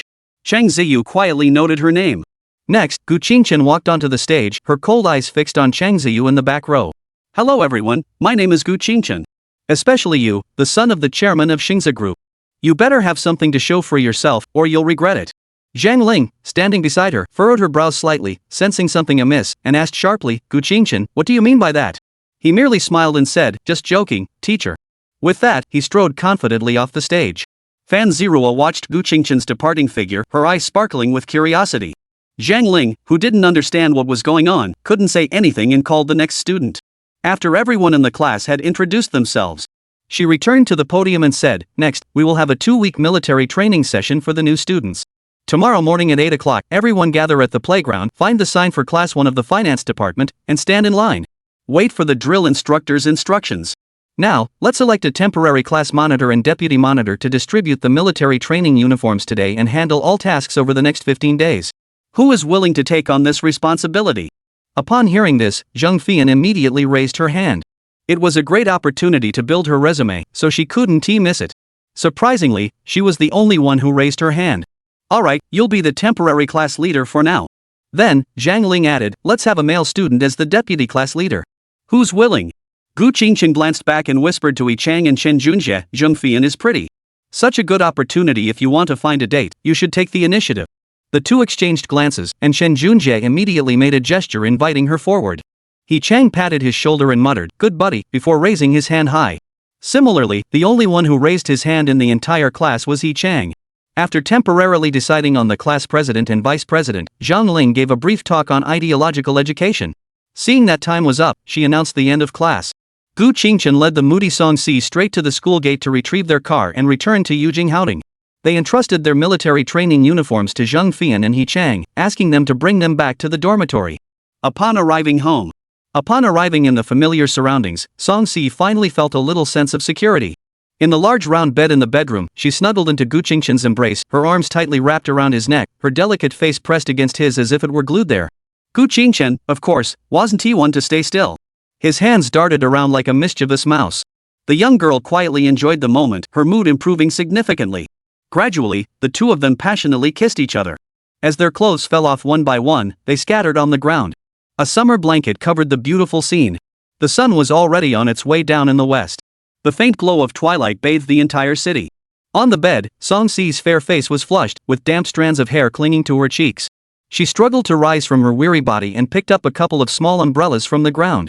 When Gu Qingshan finished his shower and came out, Song Si was standing at the door with her hands behind her back, looking obedient. "I'm done.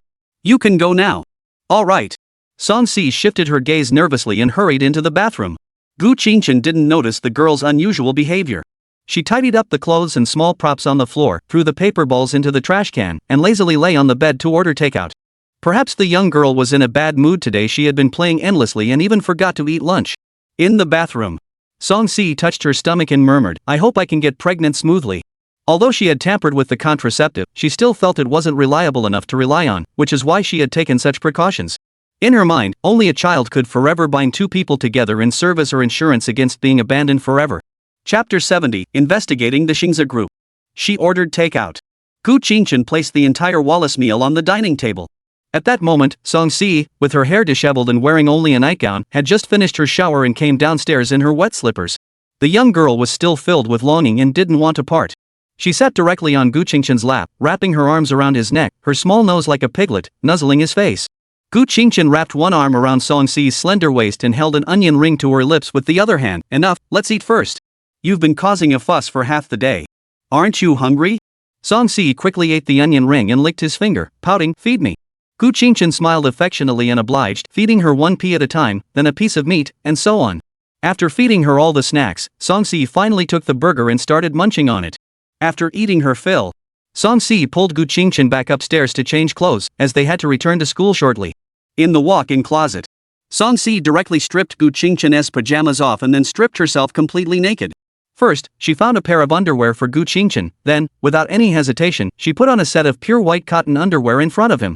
The buttons on the bra were fastened by Gu Qingshan. Since some of her favorite clothes were already in the dormitory, Song Si could only settle for a blue JK uniform. Gu Qingshan, he had very few clothes to begin with, and he had already taken all of them to the dormitory, leaving him with nothing to choose from. Aside from a few t-shirts, hoodies, and shorts, the rest were all winter clothes and jackets. After all, he had spent most of his time wearing school uniforms, and he was pretty much a homebody, so he didn't buy many clothes.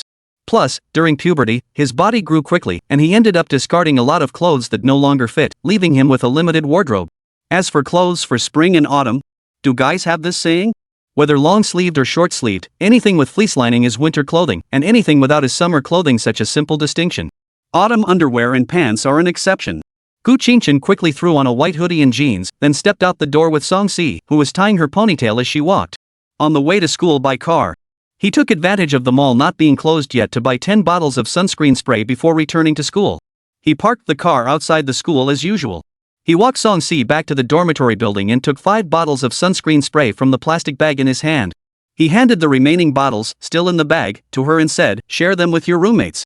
If you need more, let me know, and I'll go buy some." "Okay, kiss." Song Si tiptoed up, puckering her red lips and leaning toward him. Gu Qingshan just gave her a light kiss, then pinched her soft cheeks and said, "Go upstairs and turn on the air conditioner. If anything comes up, text or call me." "Okay, I love you." After saying that, the young girl walked up the stairs with light steps, glancing back every few steps. As soon as she entered the dormitory, the 3 girls immediately gathered around her. Fan Zirua spoke first in a soft voice, "Cici, are you feeling better?" Zheng Fian, seeing her words interrupted, could only comfort her, "Don't bother with that guy. He's just a crazy person, spouting nonsense. Your boyfriend isn't a jerk, so what's there to worry about?" Bai Xiaoxiao didn't know what to say, so she simply held Song Si's hand tightly, letting her actions speak for her. "It's okay, I'm feeling much better now. Thank you both." As she spoke, she shook the sunscreen spray she was holding in her right hand. "My husband brought this for you. If you need more, let me know, and I'll have him buy some more." Fan Zirua, clearly from a wealthy family, didn't need it, but she still smiled and thanked her. "Please thank your boyfriend for me. Wow, people with husbands are so lucky. I wish I could be pampered by someone who is 1.8 meters tall, has 8 muscles, and is even more handsome than Wu Yanzu." Zheng Fian teased playfully. Bai Xiaoxiao was straightforward and didn't catch the joke. She kindly suggested, you could go to the temple to pray. There's a small temple near our village where many people go to pray for love and children. They say it's quite effective. You should try it. Zheng Fian. She cupped Bai Xiaoxiao's face and started pinching it playfully. The innocent Bai Xiaoxiao thought this was Zheng Fian's way of expressing gratitude, so she cooperated willingly. Fan Zero handed the military training uniform to Song Si, try it on. If it doesn't fit, you can always go back and exchange it. Thank you. She took it and went to the restroom. On Gu Qingqian's side, he had already returned to his dormitory with the remaining sunscreen spray. Just as he entered the door, he heard Yi Chang's loud voice shouting, hurry up. Kai Wenchang, give me a sip, a sip. Chen Junjie immediately replied, coming. It was clear they were playing Honor of Kings. Gu Qingqian put away the sunscreen and approached Little Wife, only to find him playing as Han Xian, with a score of 16 when he was on fire. This contrast between his gentle exterior and fierce interior was no less striking than that of an innocent little girl suddenly jumping up and twisting off a burly man's head. I won. Ha ha. I'm a star master now. I'm just one game away, Rui. Take me with you again. As the enemy's crystal was destroyed, He Chang and Chen Junjie immediately stood up and came to Li Zirwei's side, hugging him from both sides and kissing him passionately. The scene was blindingly awkward. After the kiss, He Chang walked over and hooked his arm around Gu Qingqian's shoulder, but before he could speak, Gu Qingqian immediately pushed his face away and said, Hey. Don't kiss me. He Chang's face turned red with embarrassment. I wasn't going to kiss you. I just wanted to ask if you've calmed your wife down yet? Gu Qingqian finally relaxed and replied, I've calmed her down and sent her back to her dorm. That's good. Junjie, standing nearby, teased, just a little effort, right, old four? Only you would know. Gu Qingqian playfully slapped him on the back of the head, not denying it. Li Zirwei had been watching the three of them with a smile on his face the entire time, not saying a word. There was a sense of peaceful tranquility, like watching children play and laugh. Old four, I brought back your military training uniform. Try it on. He Chang handed over a set of camouflage fatigues. Alright, thanks. Saying that, Gu Qingqian walked over to his desk and started changing. After putting it on, he moved around a bit. It fits, though it's a bit too big. It'll do. Fourth brother, let's go to the canteen for lunch. He Chang and Junjie walked over and said. Little wife was standing at the door waiting. I'm not going. I just finished eating not long ago, and I'm not hungry. Gu Qingqian said while sitting at his desk. Alright, we'll go then. After saying that, the three of them left the dormitory. Gu Qingqian, taking advantage of the fact that he was alone in the dormitory, quickly made a brief call to Gu Jiaring to request the information about Xingzi Group, one of the top 10 companies in Magic City. Formerly the leading real estate company in Magic City, it has since diversified into e-commerce and international trade. The chairman is Chang Wensheng, who is likely Chang Ziyu's father. His most powerful backer is reportedly the deputy mayor of Magic City, which makes things tricky. We'll have to wait and see what they do first. Chapter 71, The First Day of Military Training. The next morning, Gu Qingqian returned from his morning run on the sports field, glanced at the time, and saw it was already past 7 a.m. At that moment, in the dormitory, only Li Zirwei had gotten dressed and was brushing his teeth in the bathroom. Seeing the two sleepyheads still snoring away, Gu Qingqian directly woke them up. He Chang didn't have much of a morning grouch. He woke up and got out of bed, still half asleep, and headed to the bathroom. As for Chen Junjie, he sat up for a moment before lying back down. Even after being called several times, he didn't respond at all. Just then, Li Zirwei, who had finished washing up, was coming out while applying hand cream. Seeing this, he first returned to his desk, took out a wig, put it on, and then called Gu Qingqian down from the bed ladder. Go get dressed. I'll do it. As he spoke, the little wife climbed onto Chen Junjie's bed, waving her slender, fragrant hands still scented with hand cream in front of his nose. Then, she curled her fingers into a delicate flower shape and gently traced the contour of his jawline with her fingertips, sliding down to his chest. Finally, Li Zirwei pulled out his ultimate move, bringing his mouth close to Chen Junjie's ear, exhaling a puff of warm breath, and in a sweet, whiny voice, said, Junjie brother, get up quickly, Manhwa. In an instant, Chen Junjie's entire body trembled, and he sat up abruptly.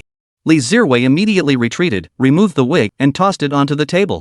He then nonchalantly changed into his military training uniform, as if the person who had just been there wasn't him at all. Gu Qingqian stared in disbelief at the calm little wife, silently giving her a thumbs up. Impressive. Chen Junjie remained sitting on the bed, his mind completely blank. Because, when he came to his senses, he realized that he had actually felt a tiny flutter of attraction. This isn't right. He Chang wiped his face and stepped out of the bathroom. Seeing Chen Junjie still staring blankly, he hurriedly urged him, hurry up and wash up and change clothes. It's almost 7:30. We still need to go to the canteen for breakfast. Time's running out. Chen Junjie, hearing this, didn't have time to dwell on his thoughts. He quickly got out of bed and went to the bathroom to wash up. Men are usually quick, well, I mean when it comes to washing up. Before long, the four of them had all changed into their camouflage uniforms and headed downstairs to the cafeteria. Before leaving, Gu Qingchen didn't forget to grab 2 bottles of sunscreen spray. It was almost 8 o'clock. The playground was already filled with students in camouflage uniforms, but only those from the finance and accounting departments, the others were elsewhere. Gu Qingchen was chatting with Song Si, holding hands. Chung Ziyu was standing nearby, glaring at them with jealousy and hatred. Soon, a group of drill instructors in the distance, moving in perfect unison and shouting the command 1, 2, 1, in unison, ran toward them. Once they came to a halt, the lead instructor at the front was seen looking down at a folder in his hands, speaking to himself, seemingly assigning classes. After a few minutes, with a loud command to disperse, all the instructors scattered and ran to their respective class formations. Gu Qingchen's class, Financial Class 1, was assigned a round-faced instructor. He stood straight at the front of the line, saluted, and then spoke, "Good morning, everyone. My name is Duan Fei. I will be your drill instructor for the next 2 weeks. From this moment on, you are my soldiers. You must absolutely obey my orders. Can you do that?" "Yes." N. Since the voices were not very loud, Duan Fei repeated, "Your voices are too soft. Can you do it?" "Yes." N. Good. Now, everyone, girls in front, boys in back, line up in 2 rows according to height. After the instructor's orders were given, everyone quickly moved into position and began to line up. Soon, seeing that the formation was mostly complete, Duan Fei nodded in satisfaction. "From now on, when you assemble, stand in this formation. Now, I'll teach you how to stand at ease and attention." Since everyone had experience from high school military training, Duan Fei didn't need to explain much, and everyone managed to do it more or less correctly. Duan Fei said, "Good. First row, start counting from left to right. 1. The first girl turned her head to the right and began counting. Next. 2. 3. The counting was smooth and standard. Duan Fei had the second row repeated once more before officially starting the training. To build a tall building, you must first lay a solid foundation. Today, you won't do anything else, just practice standing at attention. Keep your head up, chest out, heels together, toes spread about 60 degrees apart, fingers together, and middle fingers touching the seam of your pants." Duan Fei demonstrated the movements once, then gave the command, "At ease. Attention." Everyone stood at attention, not daring to move. After circling the group a few times and adjusting a few people as postures, Duan Fei walked off to slack off. They stood there for about an hour and a half. Duan Fei took a sip of water and slowly returned to the front of the formation. "Alright, everyone, take a 20-minute break." Dismissed. Immediately, there was a chorus of groans, and a few people even collapsed onto the ground. "Ah! Finally, we can rest. I'm exhausted. I feel like I'm going to melt. Water. Who brought water?" Fortunately, Gu Qingchen had been exercising regularly and wasn't too affected. He pulled out a bottle of sunscreen spray, gave one to little wife, and instructed, "Make sure to spray some on He Changjuan and the others too." After saying that, he went over to the girls and took Song Si to a secluded corner. Chang Ziyu watched helplessly as the goddess was led away by her boyfriend, dared not approach her recklessly, and could only clench his fists tightly to describe his current emotions. Gu Qingchen, of course, didn't care about some clown. He was rubbing his girlfriend's hand and asked with concern, "How are you holding up? If you can't keep going, just tell me, and I'll get you a pass." Song Si shook her head and, without any hesitation, used her free hand to wipe the sweat off his forehead. "It's okay, it's good exercise. You, don't push yourself." "No way." She gave him a soft smile, then seemed to think of something and said, "Wait here for me," before rushing off to the plastic running track.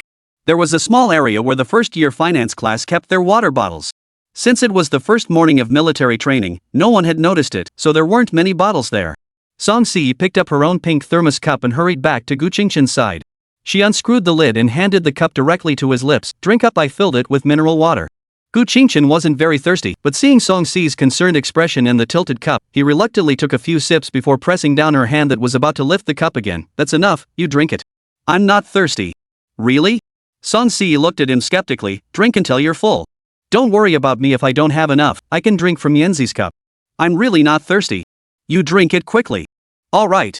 Song Si finally took the cup back and turned halfway around, drinking from the spot where Gu Qingchen had just drunk from, gulping it down. After seeing the girl finish the water in the cup in one go, Gu Qingchen took out his sunscreen spray and asked, "Did you spray it on before you came out?" "No." "Then tilt your head back and close your eyes." Song Si obeyed, screwed the cap back on, and did as she was told. After spraying her, Gu Qingchen sprayed himself as well. The rest of the time was spent in their usual affectionate manner. The weather was a bit hot, so they didn't get too intimate, just holding hands and exchanging sweet nothings. Chapter 72, The Old Familiar Instructor with a History of Bare Buttocks. Soon, the 20-minute break was over. As the instructor shouted, "Assemble!" Song Si quickly put down her cup and returned to the ranks with Gu Qingchen. Duan Fei gave the order to stand at attention once more, then went off to slack off. He only occasionally patrolled the area, checking for anyone whose movements were not standard or who was slacking off.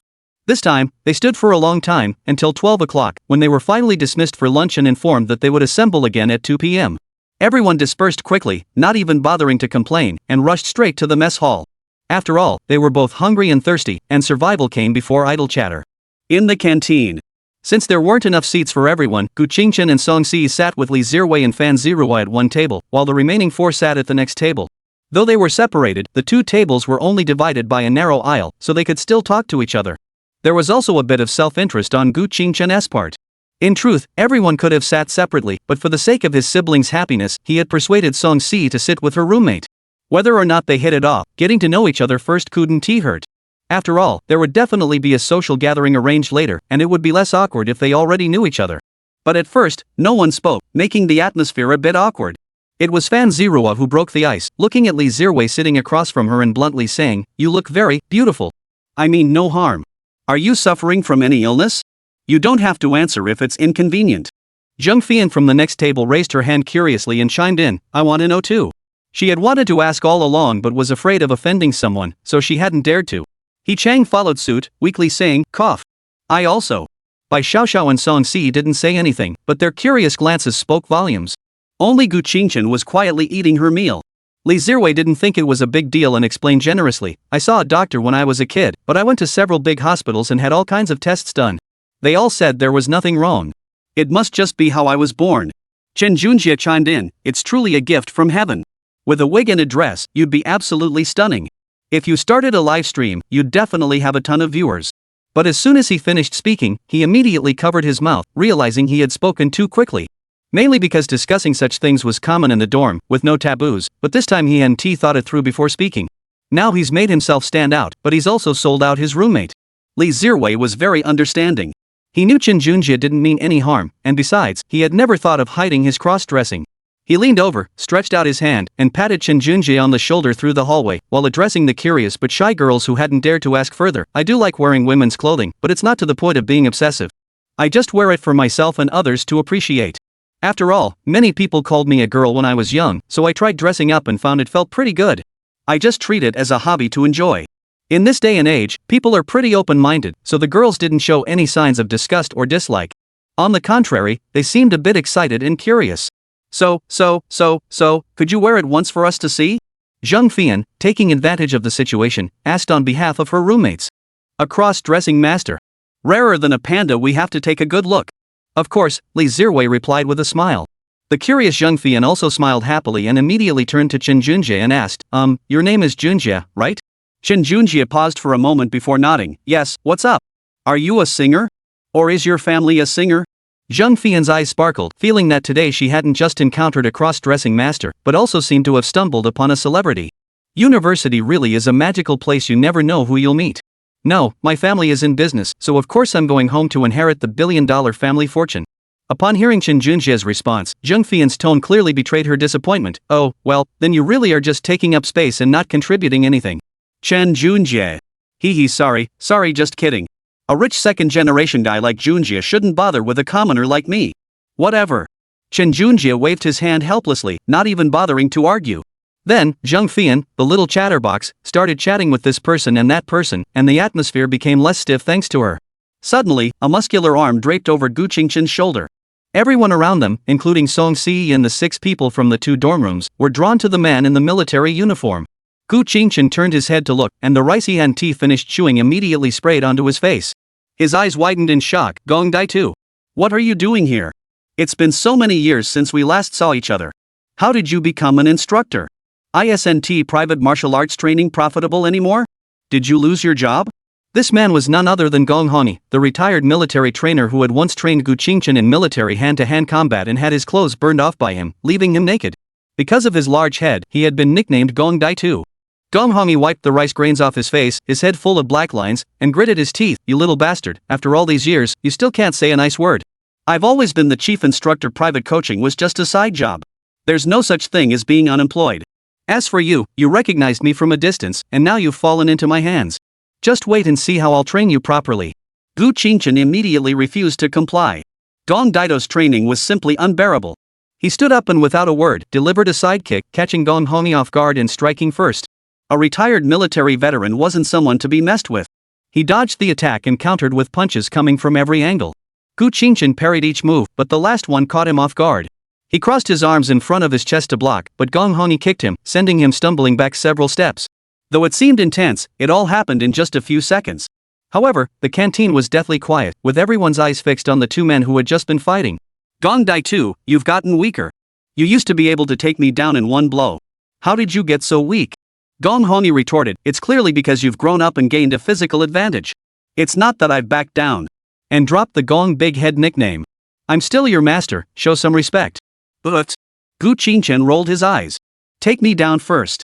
Alright, let's practice on the playground. I'll see if you've slacked off all these years. Wait a moment. As he spoke, Gu Qingchen walked over to Song Si and said, you eat first. I'll go tease the dog. But Song Si grabbed his hand, her eyes filled with worry. Who is he?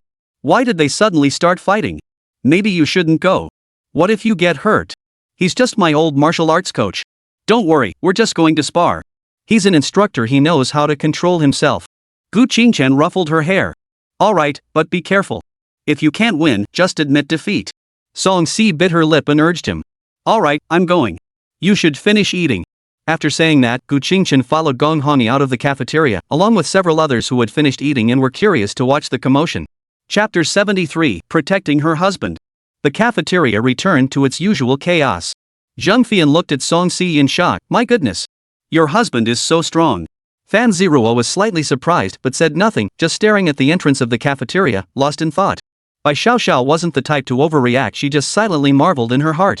He Chang and Shin Junjie had already quickly finished their meals and rushed out to watch the action. A little wife, after all, remains calm even if a mountain collapses before her, quietly continuing to eat her meal. Not far away, Chang Ziyu witnessed the entire scene and abandoned his plan to find someone to teach Gu Qingchen a lesson.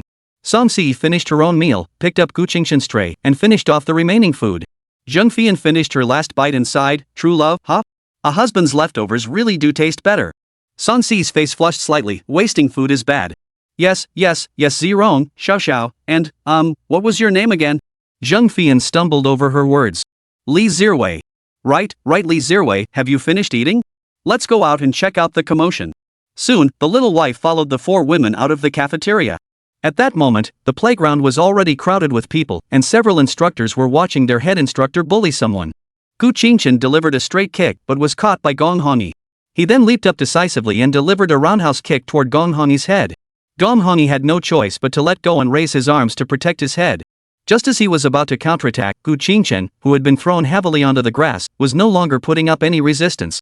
Gong Hongi quickly stopped his punch, withdrew his hand, and mocked, "Kid, you were pretty tough with your mouth earlier. What happened now?" Gu Qingchen lay on the ground, in agony, but his mouth remained defiant. You, a retired soldier, bullying a youngster and still daring to mock me? Being able to fight back against me means you've lost your edge, Gong Big Head. Bull, I was just letting you win. Gong Hongi couldn't possibly admit he'd lost his edge. But the truth was that as he grew older, the various old injuries he had sustained during missions had all resurfaced, leaving him increasingly unable to keep up. Just like now, his right arm, which had been pierced by a bullet, ached intensely whenever he exerted any force, and his left leg felt numb, with his reaction time significantly slowed. Suddenly, a sleek figure in camouflage attire, tears streaming down her face, rushed out of the crowd. She stood in front of Gong Hongi with red eyes, tears streaming down her face, glaring at him fiercely and coldly saying, "A drill instructor bullying a student? How dare you? This isn't over. I'll report you to the school." Seeing this, Gu Qingchen dared not linger any longer. He quickly endured the pain, got to his feet, and wiped away Song Si's tears with the back of his hand, comforting her, "It's okay, don't cry. I'm fine. We're old acquaintances, it's not worth it." Gong Hongi paid no heed to the girl's earlier behavior. Curious, he turned to Gu Qingchen and asked, "Hey? Girlfriend? You're quite the catch. She's a good girl. Don't let her down." Indeed, a girl who cries for your pain, how could you possibly let her down? Of course not. Who's like you, an old bachelor who still doesn't have a girlfriend?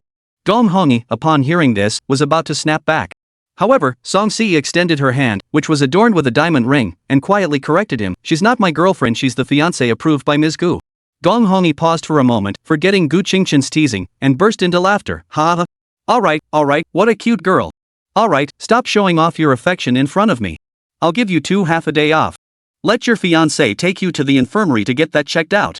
Especially the word fiancé, he emphasized heavily. That's great, let's go. After saying that, Gu Qingchen took Song Si and left, completely ignoring Gong Daito's teasing. Half a day of alone time, why waste words? Let's get out of here first. Gong Hongyi glanced at the crowd still holding their phones and snapped, what are you all taking pictures of? Disperse and rest immediately, or I'll make you all gather for training right now. At his words, the crowd dispersed in an instant, moving so quickly they seemed like rockets. Later, the topic of the head instructor clashing with the military training students and the pure first love goddess fiercely protecting her husband quickly went viral on the campus network. In the afternoon, everyone was enduring the grueling military training, but Gu Qingchen was leisurely lying in the infirmary. It wasn't that serious, just a few bruises. She applied some ointment to help with blood circulation and bruising, and it should be fine. Song Si remained quietly by her side, tears welling up in her eyes, clearly unhappy and deeply dissatisfied with Gong Hongyi's actions. If it's just a friendly sparring match, why hit so hard? Let Mike Shin Shen hit you a few times, then admit defeat. What's the point of a drill instructor being so petty with a student? Fortunately, Gong Hongyi was unaware of Song Si's inner thoughts, otherwise he would have retorted. That's just a few hits? He was aiming for my life. Didn't you see him kicking me in the head with all his strength? What? A student's life matters, but an instructor's life doesn't? Gu Qingchen looked at the sulky girl, took her small hand, and squeezed it gently, unable to help but laugh and cry at the same time. Come on, Cici, don't be upset. It's just a minor injury, it'll heal in a few days. Don't blame Gong Daitu, he did hold back. I was the one who went all out. He's training in killing techniques. If he didn't hold back, I wouldn't stand a chance against him, and he had to give it his all. Song Si heard his explanation and felt a little better, but she still pouted softly, I need a kiss to be happy. Gu Qingchen immediately stood up and kissed her cherry lips. Cough cough. Suddenly, a soft female voice echoed from the medical room, there are still people here. Behave yourselves. Song Si blushed and lowered her head. Gu Qingchen also turned to look at the doctor, who was sitting upright at the desk, wearing a white lab coat and a low ponytail. As long as I'm not embarrassed, the embarrassment is all theirs. He immediately pulled out his phone and said, Doctor, I'll transfer you 200 yuan. Why don't you go out for a cup of coffee? Upon hearing this, the doctor slowly turned her head, looking suspicious. What are you doing? This is the infirmary, not your home, and I'm a doctor. What if a student comes in to see me? 500, Gu Qingchen said calmly. It's not about the money. 1,000. Gu Qingchen said indifferently again. I suddenly feel a bit tired sitting here. I'll stand by the door for a while. The female doctor stretched and stood up. Before leaving, she specifically reminded them, also, this is the medical room. Don't get too carried away. Chapter 74, he hasn't given me the money yet. The infirmary was now empty except for the two of them. Gu Qingchen didn't say a word, he simply pulled Song Si onto the bed, wrapped his arms around her slender waist, and began kissing her passionately. Song Si no longer felt shy, tightly wrapping her arms around his neck and becoming even more proactive. Gu Qingchen, fearing there might be cameras, pulled the blanket over them, completely covering both of them, before finally letting himself go. After nearly an hour of passionate embrace, the girl's soft moans, like whispers, finally ceased. The blanket was pulled back. Gu Qingchen stood up and stretched lazily, while Song Si also got up to tidy her clothes, her face flushed as she ran her fingers through her disheveled hair. Let us go. I can't stay here anymore. Let us go out for a walk, Gu Qingchen said. All right. Song Si clung to his arm, wrapping it around her waist, and followed him out of the medical room. Doctor, we're leaving. Please continue your work, Gu Qingchen said to the doctor standing at the door like a door god, then left with his fiancée. The doctor sighed in relief, immediately returning to the infirmary and sitting down to massage her tired legs. Suddenly, she remembered something and muttered, wait, he didn't give me the money. As he passed by the restroom in the corridor where the infirmary was located, Gu Qingchen had a sudden idea. Then, Gu Qingchen led Song Si to the restroom, looked around cautiously, then took her hand and walked inside. They went to the innermost stall and locked the door. A rustling sound followed. Wait a moment. Soon, two footsteps suddenly entered the restroom. Gu Qingchen was so scared that he immediately hugged her back and covered her mouth with his hand. Aren't you going to give up on Song Si yet? At the same time, the sound of two lighters clicking could be heard. Sai Chengziyu took a deep breath and said, of course not. This time I'm serious. A girl as pure as moonlight, how could I let her fall into someone else's hands? He wouldn't dare tell his roommate that the pure figure had already been deeply etched into his mind, otherwise, it would tarnish his image. Huff, but she has a boyfriend. The video that went viral on campus today, and Song Si herself said that as her fiancé. Isn't what we're doing a bit inappropriate? His roommate tried to reason with him. Pfft, she's just a freshman. How can a naive romance compare to reality? Women will eventually fall for money. I'm just saving her from a life of suffering. Whatever it takes, as long as the result is good. Chung Ziyu shrugged it off and continued, oh, and make sure that woman is clever. Don't let her rush toward Gu Qingchen. First, chat with him to lower his guard, then act more intimate, and when he is not expecting it, pounce and hug him. Make sure you get a good angle and capture Gu Qingchen's face clearly. If not, you'll be the one to blame. Yes, Yugu, we should go now. The instructor will call us to assemble soon. Let us go. During their conversation, Song-si had already lost her mind and didn't care about what was happening outside. Listening to Chung Ziyu and his roommate leaving the restroom, Gu Qingchen completely relaxed. Song-si was no different. After regaining her composure, she blushed deeply and buried her head in Gu Qingchen's embrace. Gu Qingchen, however, was thick-skinned and remained calm. The two of them quickly tidied up. Gu Qingchen wiped down the doorframe, toilet seat, and floor tiles. The girl shyly covered her face and peeked from the side. After carefully leaving the bathroom, she blushed and wrapped her arms around Gu Qingchen's arm, her steps a bit unsteady. There was nothing she could do. Her fiancé's love made her feel completely satisfied. The two didn't linger around. Gu Qingchen escorted Song-si back to her dormitory, gave her a deep farewell kiss, and then left. Upon returning to her dormitory, Song-si first looked around cautiously. Seeing no one, she hurriedly pulled out her new pajamas and underwear and ran to the bathroom to take a shower. Gu Qingchen, who didn't want to return to the dormitory, went to the playground for a walk. Watching the first-year finance class standing at attention, he strutted past with his head held high, humming a tune. His little wife didn't react, but Yi Chang and Chen Junjie glared at him with murderous intent. Zheng Fian just puckered her lips, while Fan Zirua and Bai Xiaoxiao chose to ignore him. But Duan Fei had sharp eyes and immediately said, second row, those two guys making faces, step forward and do 20 push-ups. Don't make me come over and drag you out. Damn it. Fourth brother. Your mother. Yi Chang and Chen Junjie had no choice but to comply. Gu Qingchen, upon seeing this, approached with a smirk and added, how pitiful. I told you not to misbehave. Duan Fei naturally noticed the boy who had sparred with the chief instructor at lunchtime and been given a half-day suspension. There was no way to forget such a memorable incident. However, it seemed he was in a better mood now, as he had the energy to stroll around here. Duan Fei immediately took revenge for Gong Hongyi and ordered Gu Qingchen, disrupting the team's order. Start running 20 laps around the track immediately. Hurry up. This is an order. What the hell? How many? Gu Qingchen's raised lips disappeared, but the smirk shifted to Yi Chang and Chen Junjie's faces. Ha ha. Old four, you messed up, didn't you? Exactly, you showed off. Hurry up and go run. The two mocked him immediately. Who told you two to speak up? Add 20 more. Duan Fei said. Damn it. 2. The two of them started working again with a grunt. Then, Duan Fei pointed at the plastic running track and shouted at Gu Qingchen, what are you still standing there for? Hurry up. Damn it. Did Gong Daitu tell you to do this? Gu Qingchen's lips twitched slightly. It's just because I burned your clothes back then, leaving you naked in front of the maids at home, isn't it? Are you really going to repay kindness with such ingratitude? Duan Fei didn't respond but added 30 laps. So, Gu Qingchen ran while shouting, Gong Daitu. You just wait for me. Chapter 75, Song-si's Worries and Complaints. Though it wasn't yet dark, the sun had already lost much of its intensity. At that moment, Gu Qingchen, drenched in sweat, took heavier steps. He gritted his teeth and finished the last half lap before stopping and switching from running to walking. After such intense physical activity, one couldn't rest immediately, no matter how tired one was. After walking slowly for a while, Gu Qingchen collapsed onto the grass. One lap was 400 meters, and 30 laps equaled 12,000 meters, or 12 kilometers. Fortunately, Gu Qingchen had been morning runs every day, otherwise, he wouldn't have been able to finish. He now felt as though his legs were cramping, tight and trembling, and his lungs ached slightly with each rapid breath. Duan Fei walked over silently and said, not bad, 12 kilometers in 1 hour, 2 minutes, and 17 seconds. That's a great time. Keep it up. Gu Qingchen didn't bother to respond, simply raising his hand to give him the middle finger. Duan Fei didn't care and turned back to the line of the finance class 1 students.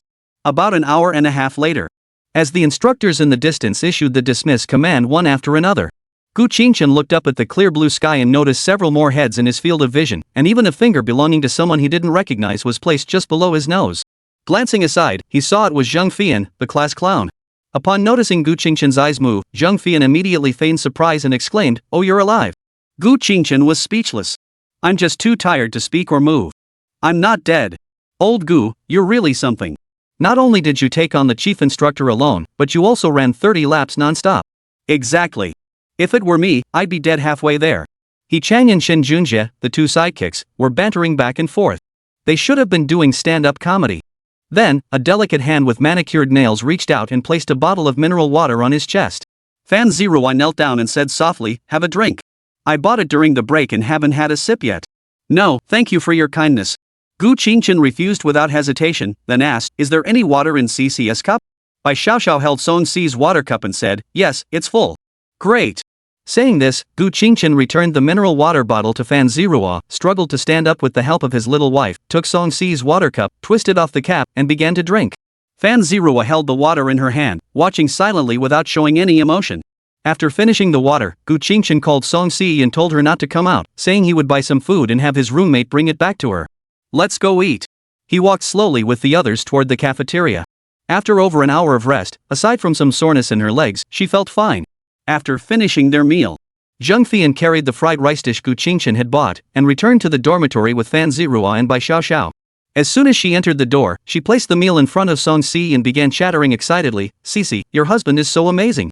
He ran 30 laps and still looks like nothing happened. He's so strong. You're going to be so lucky. I'm so jealous." "What 30 laps?" Song Si asked, confused. "You don't know? Your husband was punished by the drill sergeant to run 30 laps around the track." "What? We had half a day off, right? Why was he punished?" Song Si's concern grew as she asked. "Who told him to show off in front of the squad in the afternoon and not stand at attention? Then he got caught by the drill sergeant, of course." As soon as Zhang Fian finished speaking, Song Si grabbed her phone, stood up, and rushed out of the dormitory. "Wait. What? You're not going to eat your meal? It'll get cold." Watching the girl disappear in a hurry, Zhang Fian's reminders grew fainter and fainter. She blinked a few times and said blankly, "Is she that nervous about her boyfriend?" Fan Zirua, while applying skincare products, said, "Girls in love are like that. You'll get used to it." Song Si arrived at the dormitory building where Gu Qingchen lived and went straight upstairs, immediately attracting the attention of a large group of boys. Even the dormitory auntie didn't react in time, watching the young girl who had already gone upstairs, muttering, "This little girl," before shrugging it off. The men's dormitory wasn't as strict as the women's. If a girl barged into the women's dormitory, she'd definitely get punished, but in the men's dormitory, it was no big deal. It was so unfair. What happened to gender equality? Room 201. Song Si pushed the door open and walked in. The three guys who were gathered around playing Honor of Kings all looked up, frozen in place. Fourth brother. Your wife is here." He Chang was the first to snap out of it and shouted quickly. "Whom?" Gu Qingchen peeked out from the side of the bed and saw a sweet figure in a white t-shirt, a blue jacket, and a white skirt. He quickly got up from the bed, held her face as beautiful as his first love and stroked it gently. "Why did you just come up like that? You could have sent me a message." Song Si immediately hugged him, burying her little head in his chest, inhaling the scent that made her dizzy, and murmured, "I heard from Yanzi that you were punished to run 30 laps. I was worried about you. I came over to check on you." He Chang, Shin Junjie, and little wife didn't want to be the third wheel, so they were sneaking out of the dormitory like thieves. However, as expected, something unexpected was about to happen. Suddenly, the sound of an empty soda can hitting the ground echoed throughout the dormitory. Gu Qingchen, Song Si buried in his arms, He Chang, and little wife all turned to look at Shin Junjie. He. Shin Junjie gave a nervous laugh, accident. As he spoke, he stomped on the can twice, flattening it, then tossed it into the trash bin. He made a pleased gesture toward Gu Qingchen. "You guys continue. Then, the lightbulb trio quickly left the dormitory. Song Si glanced back at Gu Qingchen and couldn't help but smile. "Your roommate is pretty interesting." "Indeed." Gu Qingchen patted her firm buttocks and asked, "Did you eat the meal I brought for you?" Song Si shook her head obediently. "Let's go then. I'll take you out for something to eat." Gu Qingchen let go of her and sat down on the chair to change his shoes. But Song Si frowned and shook her head worriedly. "No need, you rest. You've been running around for so long. I was going to give you a massage." Gu Qingchen heard this and thought, "There's such a good thing?" He immediately took off his shoes, stood up, and climbed onto the bed. "Come on, don't be so kind to me." Song Si was amused by his playful antics and also took off her white sneakers, climbing onto the bed. Gu Qingchen positioned himself comfortably, placing a pillow under his head. "Let's begin, my dear wife." "All right." Song Si gently sat on his waist, facing away from him, and began massaging Gu Qingchen's thighs. Meanwhile, Gu Qingchen enjoyed the soft, supple buttocks spread out on his waist while enduring the aching pain from the delicate fingers of the young girl running over his muscles. True pain and pleasure intertwined. "Ouch, gently. Perhaps her grip was too tight, Gu Qingchen hurriedly called out. Sorry, Song Si's eyes immediately welled up with tears, her voice trembling with a hint of tears. "Really, if you can't run, just don't run. Why did you insist on finishing? Why are you so stubborn? The instructor too. Why do both of you enjoy tormenting students? They're not even your soldiers. What gives you the right to treat them like this? Chapter 76, Someone with military connections comes to visit out of the blue. Gu Qingchen, sensing Song-si's mood was off, quickly turned around and hugged her tightly. Song-si leaned into him and sat down in his lap, burying her face deeply in his neck, her little fists clutching his shirt tightly. Gu Qingchen gently patted her head while comforting her. There. Why are you crying again? Are you a little crybaby? I'm fine, really. I just overexerted myself and my muscles are sore. It'll be better tomorrow. I knew I could run down, so I did. Otherwise, I would have stopped, and the instructor wouldn't have forced me to run. Song-si grunted softly, then gently raised her hand and tapped his chest. Can't you just stay put? You're always making me worry. Boys can't just stay still. That wouldn't make us boys. I know my limits. I won't hurt myself. Just relax, my little angel. Gu Qingchen hugged her and swayed his body gently, as if soothing a baby. Outside the dormitory, little wife Li Zirwei sneezed for no apparent reason. Are any of you guys having midnight snacks? I brought some back. Gu Qingchen held Song-si's hand and asked the three people standing outside the dormitory. Yi Chang, yes, barbecue. Thanks, Godfather. Chen Junjie, don't forget the beer. Li Zirwei, I'm fine with anything. Let us go then. After saying that, the two of them held hands and left the dormitory building, strolling all the way to the nearby snack street. Qingchen, I want to eat that. Song-si pointed to the cheese hot dog stall nearby. Gu Qingchen immediately went over to buy one and handed it to her. After she took a bite, he asked, is it good? It's okay, I guess. As they continued walking, Song-si had eaten half of hers and handed it to Gu Qingchen. I don't want to eat anymore, you eat it. Gu Qingchen took a few bites and stuffed them into his mouth, then pulled out a tissue to wipe Song-si's mouth before wiping his own. The snack street was so crowded with shops that it was impossible to try every single one, so Song-si only picked the ones that particularly caught her interest. What's this flower-shaped one? Song-si pointed to a flower-shaped pastry and asked. It's a hibiscus cake. It's pretty tasty. Let's get 4 so you can share with your roommates when you get back. Pan-fried buns. Song-si shook Gu Qingchen's hand and said. After all, it's a specialty of Shanghai, we have to try it. Gu Qingchen playfully pinched her cheek and bought one. Song-si, as usual, ate half and tossed the rest to Gu Qingchen. After walking around for a while, they bought various snacks like spare ribs with rice cakes, fried dough sticks, and 5 spice beans, and gave one of each to Song-si to try. She ate half of each item and then tossed the rest to Gu Qingchen. Finally, they packed a portion of crab roe fried rice and bought grilled meat and beer for their roommates before leaving the snack street. Back at school, Gu Qingchen pulled Song-si to sit on a bench in a corner. There weren't many people around, so Song-si relaxed a bit. She took off her shoes, slipped her little feet in white socks into Gu Qingchen's lap, and ate the crab roe fried rice while fidgeting restlessly. From the occasional flowers blooming from her toes, it was clear the young girl was in a good mood. Gu Qingchen held her slender arch and gently massaged it. Song-si fed him a mouthful of rice and said, I really want to live with you, it's so hard to sleep without being close to you at night. After speaking, she stuffed another mouthful into her own mouth, puffing out her cheeks as she chewed slowly. I'll take you home to live with me when I'm a sophomore. For now, focus on your studies. As soon as we have a break, I'll take you home for some quality time together, okay? Gu Qingchen comforted her patiently. Okay. Song-si smiled happily and fed Gu Qingchen another mouthful of rice. A passerby who happened to see the scene hesitated for a moment before turning around and walking back. After eating their fill, Gu Qingchen held his girlfriend's small feet and helped her put on her shoes. He then picked up the barbecue beer and 3 pieces of hawthorn cake from the chair and left hand in hand with Song-si. Under the girls' dormitory building, Song-si held the hawthorn cakes, wrapped one arm around Gu Qingchen's waist, tilted her head back, and shared a passionate kiss with him before reluctantly returning to the dormitory. Zheng Fian saw her returning with the snacks and immediately planted a kiss on her face. Bai Xiaoxiao didn't refuse and gladly accepted. Fan Zirua, as a local from Shanghai, had tried many such treats before, but she still said thank you and took them. On Gu Qingchen's side, as soon as he returned to the dormitory, he was surrounded by the 2 guards. He handed them the barbecue. Here you go, your barbecue and beer. Chen Junjie, thank you, Godfather. He Chang, how dare you steal my lines? The little wife said softly, thank you, and began eating with her 2 godchildren. He didn't drink, just ate the skewers. The next day, everyone gathered at the playground as usual. Today's lesson was marching in step and standing at attention. Gu Qingchen was practicing just fine, but he was called away by Gong Hongyi. What's going on? Are you going to scold me alone? Weren't the 30 laps yesterday enough? Gong Hongyi looked confused. What 30 laps? Gu Qingchen finally realized that Gong Hongyi had given him a fake excuse, and he didn't know that Gu Qingchen had returned to the playground yesterday afternoon. He had only mentioned Gong Daitu and been added to the 30 laps as a bizarre punishment, so he assumed it was Gong Daito's order. Stereotypes are so dangerous. Duan Fei, right? Are you trying to get revenge on your superior? Fine, just wait. Gong Hongi also caught on. Oh, you went back to the playground yesterday and got caught by Duan Fei, so you were punished with 30 laps, right? Well done. I'll praise him when I get back. Don't worry. Gu Qingchen silently flipped him off. So, why did you call me here? Someone wants to see you. They're big shots. A high-ranking military official came directly to me to inform me. Who have you been messing with lately? Gu Qingchen was even more puzzled. He hadn't done anything wrong to anyone, just Cheng Ziyu. But how could Cheng Ziyu possibly have asked his father's connections to intervene over a love triangle? And that connection was in politics. What did that have to do with the military? When do they want to see me? Gu Qingchen asked.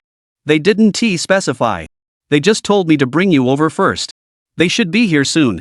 But from the urgency in the leaderess tone, it doesn't sound like they're here to settle scores. Never mind, Gu Qingchen couldn't figure it out, so he stopped thinking about it and decided to wait and see what they wanted when he met them. Chapter 77, The Lovely Aunt and the All-Powerful Grandfather. He chatted with Gong Hongi for nearly an hour. After receiving a call, he said, "Come with me." "They're here." Gu Qingchen nodded slightly and followed him out of the school, arriving at a quiet street with few people around. Gong Hongi pointed to a black SUV with 2 people standing beside it. "The people you need to see are inside." "Go on." Gu Qingchen walked up slowly and noticed that there were not only people around the car but also all around it. There were 8 people in total, all dressed in casual attire and wearing earpieces.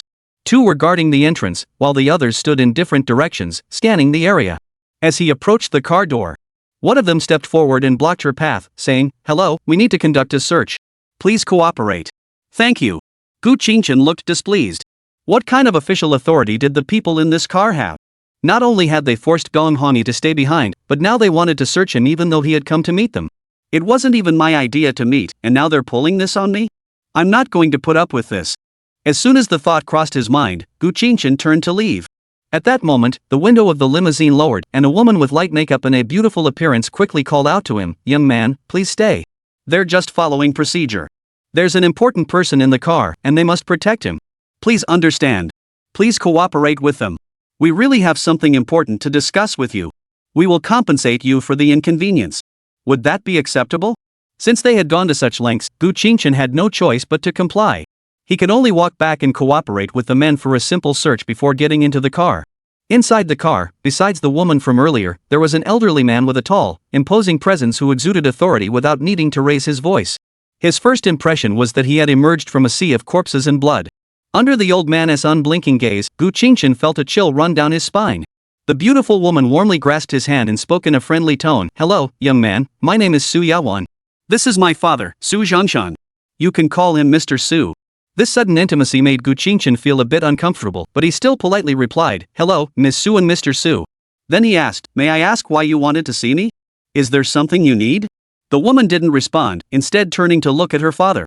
Su Zhangshan snapped out of his momentary daze and spoke in a voice that was slightly hoarse but firm. "Gu Qingchen?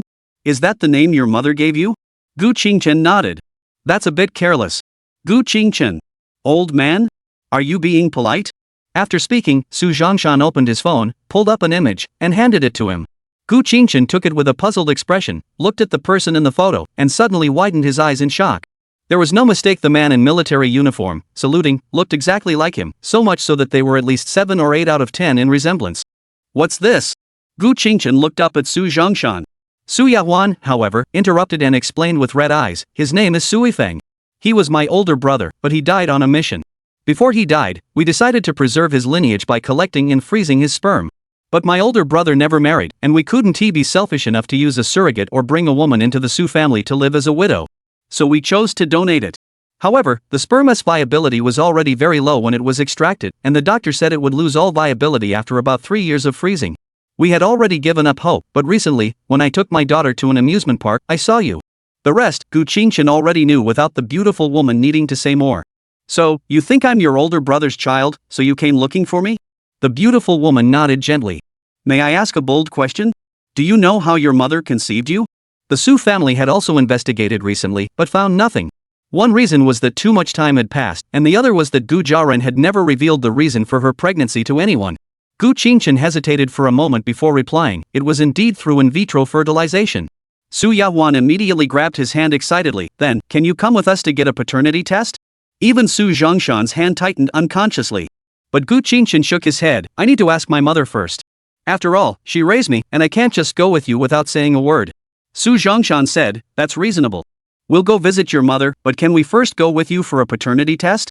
As for whether to formally adopt you into the Su family, we can discuss that later. Please understand our elderly parents' deep affection for their child. We really want to know if the eldest son's child is healthy and alive. Gu Qingchen could only nod. All right. At a paternity testing center in Shanghai, Gu Qingchen, who had been forced to take a blood sample, sat bored on a chair playing with his phone. He had already checked in with Song Si, telling her he would return in the afternoon to discuss everything in person. About 2 hours later, a doctor walked out holding a report. Su Yahwan and Su Zhongshan gathered around.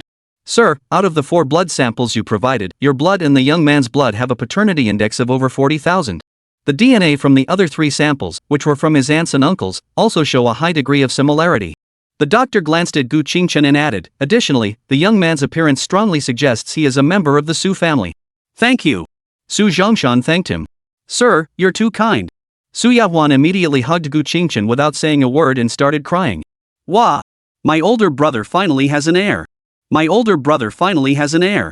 Good nephew, if you ever need anything, just tell your aunt, and I'll take care of it for you. Su Zhongshan walked over from the side, seeing Gu Qingchen's awkward expression, and quickly pulled Su Yahwan over to scold her. Enough. You're an adult now, stop acting like a child. He then patted Gu Qingchen on the shoulder. Good boy, you heard the outcome. I'll visit your mother this afternoon. Whether you want to acknowledge the Su family or not, it's up to you. Su Yahwan interrupted. Of course you should. Good nephew, your grandfather is so powerful he's the deputy commander of the military region, second only to the commander. Shut up. Su Zhongshan quickly covered her mouth and said to Gu Qingchen, your aunt was spoiled by your father before he passed away. She just lets her true nature show around you. She doesn't usually act like this in public. Please forgive her. Gu Qingchen found his aunt quite charming and didn't take it to heart. He was just amazed by the old man's position of vice ministerial level official, and in the military, no less. That's a man with connections to the highest levels of power. This relative, maybe it's not so bad to acknowledge her after all. Chapter 78, Gu Qingchen's Little Report, The Two Scoundrels. Around 2 p.m. Gu Qingchen was dropped off at the school gate. Su Yahwan added him on WeChat and then went with the old man to visit Gu Jiaran. Time was tight, but the old man had a lot on his plate every day. Today, he had managed to carve out some time because he had found this relative who might be his grandson, so he wanted to wrap everything up in one day. After quickly eating a boxed meal at the paternity testing center, Gu Qingchen didn't bother looking for anything else to eat and went straight into the school. He arrived at the playground. Commands like 1, 2, 1, halt, about face, and march echoed continuously. After looking around, she didn't see Gong Hongyi on the playground, so she didn't go straight to call Song Si, to avoid being caught by Duan Fei and forced to join the ranks and march in step. However, the sharp-eyed Chang Ziyu spotted him. He immediately whispered to his roommate, who was just in front of him, I saw Gu Qingchen. This is our chance. Pretend you're having a heat stroke. What? Oh, okay. His roommate understood immediately, pretended to stagger a few steps, and then collapsed on the ground, motionless. Duan Fei rushed over upon seeing this. What's going on? Chang Ziyu quickly interjected, he must have heat stroke, sir. I'll take him to the infirmary. All right. As he spoke, he had already helped his roommate to his feet and, with the assistance of others, carried him toward the exit of the playground. Duan Fei and the others didn't notice anything amiss and continued their training. Once they were outside the field, the roommate quickly got down from Chang Ziyu's back, pulled out his phone, and contacted the woman they had arranged to meet earlier. Hurry up, your job is ready. I'll give you a good cut. All right. About 40 minutes later, a beautiful woman dressed in a conservative dress approached Chang Ziyu. She held out her phone with a QR code, pay first, then we'll get to work. Chang Ziyu didn't hesitate and scanned 1,000 yuan. The escort nodded, all right, where is the person you mentioned? Chang Ziyu pointed to Gu Qingchen, who was watching Song Si train in the distance. That's the one. The opportunity is good now. Don't let his guard down. Sneak up to him and hug him. If he tries to shake you off, grab his arm instead. Then, he turned to his roommate, make sure you take good photos. Don't miss anything. Don't worry, you Gu. They acted immediately, sneaking toward Gu Qingchen. Gu Group. The president's office. Gu Jiaran personally brewed 2 cups of tea, placed them in front of Su Zhongshan and Su Yahwan, then sat across from them. Su Yahwan cut straight to the point, pushing the paternity test report toward Gu Jiaran. This is the paternity test report between us and your son, Gu Qingchen. She then pushed a photo of Sui Feng across the table. This is my late older brother, Sui Feng. Do you recognize him? Gu Jiaran looked at the report and the photo of Sui Feng, who bore a striking resemblance to Gu Qingchen, and heard the familiar name. She turned her gaze toward Su Zhongshan and asked, "So the commander-in-chief came all the way here specifically to acknowledge the family relationship? Since you didn't deny it, does that mean you know this child is from the Su family?"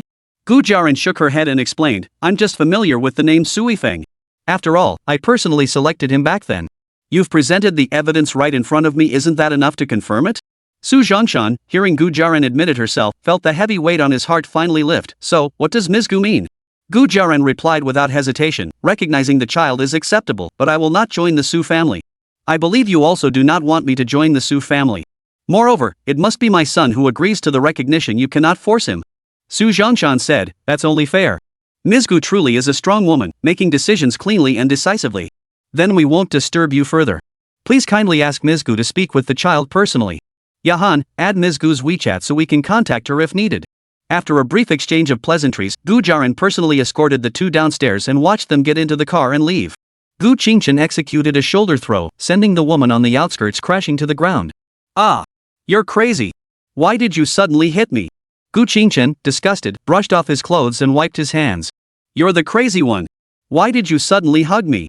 As he spoke, he glanced at a figure in camouflage running away in the distance and immediately recalled the overheard conversation between Chang Ziyu and his roommate in the bathroom that day. It seems that roommate was faking heatstroke. He acted pretty well, and Chang Ziyu played his part nicely too. Boring. Why are you so obsessed with my sister, CC? Gu Qingchen was completely baffled. The prostitute also scrambled to her feet and ran off to confront her employer. She dared not cause trouble with Gu Qingchen. That guy was serious about using force. Chang Ziyu looked at the photos on his phone and nodded satisfactorily, "They're decent. That'll do." Just then, the escort girl returned and pointed at Chang Ziyu's nose, threatening him, "Hey! You didn't say that guy would hit people. This isn't acceptable. You have to pay more, or else I'll go report you to your school authorities." QR code. Chang Ziyu found her annoying and transferred 5,000 yuan to her directly. "Thanks, boss. Is there anything else I can do?" Chang Ziyu had already obtained permission from the instructor and was considered excused. Since there was nothing else to do now, he glanced at the female bodyguard's figure and exchanged a glance with his roommate. The two understood each other perfectly and left the school gates together with the escort girls. Gu Qingchen arrived at the front of the financial class 1 line. Song Si saw him return and immediately wore a joyful expression. Reporting, instructor, Gu Qingchen said. Duan Fei glanced at him, "Speak." "When I returned, I saw Chang Ziyu and his roommate standing by the roadside resting and chatting, with a woman standing nearby. Ugh, Chang Ziyu, you disgust me, so I'll disgust you too." Duan Fei furrowed his brows. "Where are they now?" Gu Qingchen shrugged, "I don't know. You go in first." "Yes." Duan Fei didn't hesitate, immediately reported to Gong Hongi, and began checking the surveillance footage to find them. After all, this was during military training, and if anything went wrong, the drill instructor wouldn't be able to escape responsibility. To report on Chang Ziyu, Gu Qingchen reluctantly returned to the ranks and resumed marching in step. This went on until past 4 o'clock. Meanwhile, Chang Ziyu and his roommate were also brought back by Gong Hongi, and Gong Hongi's face was as dark as coal. Your enrollment in the military training program, along with the incident of soliciting prostitution off campus during the training period, will be reported. As for the disciplinary action, we'll leave that up to the school's decision. Gong Hongi didn't hide his words and said them openly. Immediately, the ranks erupted in murmurs. Under everyone's watchful gaze, Chang Ziyu and his roommate turned bright red with embarrassment and returned to the ranks. "Quiet. Continue training." Duan Fei coldly ordered Chang Ziyu and his companion, "The two of you who engaged in prostitution, run 40 laps around the track. You are allowed to rest for 10 minutes twice during the run, but if you fail to complete it, you will not be allowed to eat. Now." Immediately. He was furious. Because there were 2 troublemakers in his team. The 2 troublemakers dared not defy the instructor again and obediently started running. But Chang Ziyu had already harbored deep hatred toward Gu Qingchen, as his other roommates had already told him that it was Gu Qingchen who had ratted him out. Chapter 79, Taking Care of the Husband's Mistress During Her Postpartum Period. Afternoon training ended. Watching Chang Ziyu still jogging on the track, Gu Qingchen smugly held Song Si's hand and walked to the track in front of him. As they got closer, Gu Qingchen immediately wrapped one arm around Song Si's waist and cupped her face with the other hand, leaning in to kiss her. Chang Ziyu witnessed this scene, and the jealousy in his eyes was almost tangible. But Duan Fei was watching nearby, so he could only vent his anger through his running. That evening, Gu Qingchen didn't go to the cafeteria with his roommates but instead took Song Si out of school to eat hot pot. As usual, they ordered their favorite hot pot ingredients like beef, lamb, tripe, and shrimp balls, along with dipping sauces. While waiting for the food to be cooked, Gu Jiaran's phone rang. After answering, her cold voice slowly came through. Have you finished training? Gu Qingchen, while pinching Song Si's soft cheeks as she played with her phone, replied, it ended early. The old man must have looked for you, right? What did you say? Yes, I've acknowledged the relationship. It will be very beneficial for your future. Gu Jiaran, after all, was a businesswoman, and she naturally approached things from a pragmatic, interest-driven perspective. However, she added, but whether you acknowledge it or not is up to you. I won't interfere. What about you? Your son, whom you raised with your own hands, now has another home. How do you feel about that? There was a long silence on the other end of the phone before she finally spoke. I haven't done what a mother should do. If there's such a family that can let you experience the feelings you desire, I'm naturally willing. I understand. Let's not talk about this anymore. After saying that, Gu Qingchen hung up the phone. At the same time, Song Si fed a piece of lamb wrapped in sesame paste to Gu Qingchen's lips. He instinctively opened his mouth and ate it, chewing a few times before saying, Sisi, if two strangers suddenly came to claim you as family, saying they were your grandfather and aunt, would you acknowledge them as family? Song Si paused for a moment, bit off the meat in her bowl, and said, so you were called away this morning to recognize them as relatives? Yes, Gu Qingchen nodded. The girl chewed on the end of her chopsticks, thought for a moment, and said, I think we should get to know each other first. If I have to call a stranger grandfather or aunt, I wouldn't feel comfortable. Once we get to know each other, maybe we'll naturally accept this family connection. Gu Qingchen suddenly understood. Right, he'd been overthinking it. He'd been fixated on whether to acknowledge the relationship or not, and had forgotten to take things step by step. He immediately wrapped his arms around Song Si's waist and planted a firm kiss on her glossy cherry lips. My wife is so clever. All right, let's eat. The little wife fed another piece of shrimp paste into Gu Qingchen's mouth. After eating their fill, the two of them held hands and strolled down the street. However, their camouflage outfits were quite eye-catching, and almost everyone who passed by would glance at them a few times. Suddenly, I get this vibe like the Dragon King has returned with a villain. What's with the CEO's mom, the war god's dad, and the all-powerful grandfather? This family is so protective of their own. Gu Qingchen tugged at Song Si's hand and turned to look at her, asking, do you think a main character might show up one day and come after me? Ha? What do you mean? Song Si, who hadn't read the novel, completely missed her fiancé's joke. Nothing, just a random thought. As they walked and chatted, they unknowingly returned to school.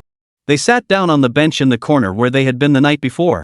Song Si took off her military training shoes, placed her little feet on Gu Qingchen's legs, and pouted, my feet hurt a little today. Rub them for me. Gu Qingchen was more than happy to oblige, helping her take off her white socks before gently massaging the arch of her foot. However, as he massaged, he noticed that the skin near the joints between the little toe and the big toe was slightly peeled, clearly from being rubbed raw. No wonder the military training shoes were so rough. At least we caught it early before blisters formed. Sisi, go back and put some sanitary pads in your military training shoes. Your feet are all chafed. Didn't you feel it? Song Si pulled her little foot back and looked at it. Indeed, no wonder it hurt a bit. She had thought it was just from the long training. The girl slipped her little foot back into Qingchen's embrace and asked, will sanitary pads work? It should work. I saw it online. Let us try it. Gu Qingchen wasn't sure either. He ran often, and his feet were calloused, so he didn't feel any discomfort. Just then, the same passerby from yesterday walked by again. Stranger. What are you two doing here again? Is this your spawn point? This time, he didn't hesitate. He walked a few steps before smoothly turning around and heading back the way he came. The two saw this and exchanged a smile. Let's go. Get on the horse. I'll take you back to your dorm. Gu Qingchen stuffed his fiancée's socks into his pocket, picked up her shoes, and bowed slightly. Song Si also stood up, her snow-white lotus feet stepping onto the bench, and with a small jump, she landed on his back. Gu Qingchen immediately caught her small buttocks and bounced her up and down. The girl wrapped her long, slender legs tightly around his waist like a beautiful snake, her arms wrapped around his neck. Her face, as pure as a first love, pressed tightly against Gu Qingchen's cheek, as if they were glued together. Under the streetlight, their loving shadows stretched out long and long. The next day, among Gu Qingchen's 3 roommates, only He Chang had his feet unharmed, the other 2 had their feet rubbed raw. Little wife had somehow obtained some sanitary pads and shared 2 with Chen Junjie to use as shoe inserts. Due to someone's laziness in getting out of bed. Upon arriving at the dining hall, the residents of room 201 had only about 10 minutes to eat. At that moment, on the sports field, Chang Ziyu was showing Song Si the photos he had taken the previous day. See, look, Gu Qingchen was seen kissing another girl behind your back yesterday. He is such a scumbag. Don't let him fool you. Song Si didn't want to bother with him. Zheng Fian stepped in front of Chang Ziyu. Don't call my CC so intimately. And you, a prostitute, have the nerve to talk about others? Disgusting. Chang Ziyu ignored her completely and continued to argue loudly. See, believe me. It's all Gu Qingchen's doing. He's not a good person at all. Don't let him deceive you. Song Si was fed up and couldn't take it anymore. She snapped, "Don't call me that. Who do you think you are? You're making my husband think there's something between us. And if my husband has other women, I'll personally take care of them during their postpartum period. Let them bear children for my husband, I'd be happy to. Is that answer satisfactory to you? Can you just get out of here?" After saying that, Song Si quickly walked away. Chung Ziyu, his face alternating between red and white, stood frozen in place. A few minutes later, Gu Qingchen finally arrived. Chapter 80, You're playing 3? I'll go all in with a royal flush. Song Si didn't cry like she did last time. Instead, she buried her head in Gu Qingchen's embrace, silently inhaling the scent that brought her comfort. Gu Qingchen listened as Zhang Fian recounted what had just happened, nodding to indicate he understood. He had thought Chung Ziyu's plan would fail, but unexpectedly, someone had cleaned up after him. Not only was he not punished, but he even came to military training as usual, shamelessly shifting the blame onto him. Gu Qingchen changed his mind. Rather than wait for him to become more and more ruthless in the future, it was better to crush him now. However, this time, many people were involved. He didn't know if Shen Miaoshu's influence could still help him, or if he should directly approach the Su family, who had come to his rescue like a godsend. But asking someone you just recognized as family to help you with such a big favor right away, isn't that a bit inappropriate? I'll ask Miaoshu first. If that doesn't work, I'll go to the Su family. After making up his mind, Gu Qingchen rubbed Song Si's soft little face and said, "Wait a little longer. Soon, I'll make sure Chung Ziyu can't bother you anymore." Okay. The innocent Song Si obediently let him play with her. At that moment, Duan Fei walked over and called out, "Assemble." After the midday training session ended and everyone had finished eating, Song Si and her roommates returned to their dormitory. Gu Qingchen sat alone by the flower bed below the boys' dormitory building. After hesitating for a moment, he decided to call Shen Miaoshu. "Hello? Chen? Aren't you at military training? How come you have time to call me?" On the other end of the line, Shen Miaoshu's soft, melodious voice rang out. "I missed you, Miaoshu Jia." Gu Qingchen chuckled. "You're such a tease. Once you're done with military training, I'll take you and Cici out for a big meal." "Alright, what's the matter?" Gu Qingchen stopped teasing. "You really know me, Miaoshu." "I won't hesitate then. This isn't a small matter, but I took the initiative." Gu Qingchen then explained everything about Chang Ziyu, the Xingzi group, and their powerful backers. Someone like Chang Ziyu, a second-generation rich kid, can't be clean. The group he is backed by started in real estate, so they're definitely not clean either. On the other end of the phone, there was a moment of silence. "A deputy minister? I'm not qualified enough. I'd have to ask my father, but they're only one rank apart, and their fields are different, so it's not easy to pull strings. My father wouldn't use his connections for you. I'll try my best." "Alright, thanks for your help, Miaoshu's sister." Gu Qingchen thanked her. "I can only try my best. Let us leave it at that for now. I'm just at home. I'll go to the study and ask the old man." After hanging up, Gu Qingchen pulled up Su Yahuan's number. Actually, the other party had already sent him a message earlier that morning, asking about his well-being and saying that once he finished military training, she would take him to the capital to meet the Su family, effectively acknowledging the fact that he had acknowledged their familial relationship. Now he didn't know how to bring it up. He'd better wait for Miaoshu first. Shen Miaoshu's house. In the study.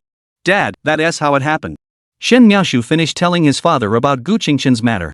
Sitting there, an elderly man with glasses and a scholarly demeanor frowned and said, "For that old man Gu's grandson? Using our family connections and incurring a favor, is it worth it?" "It's worth it." Shen Miaoshu replied without hesitation.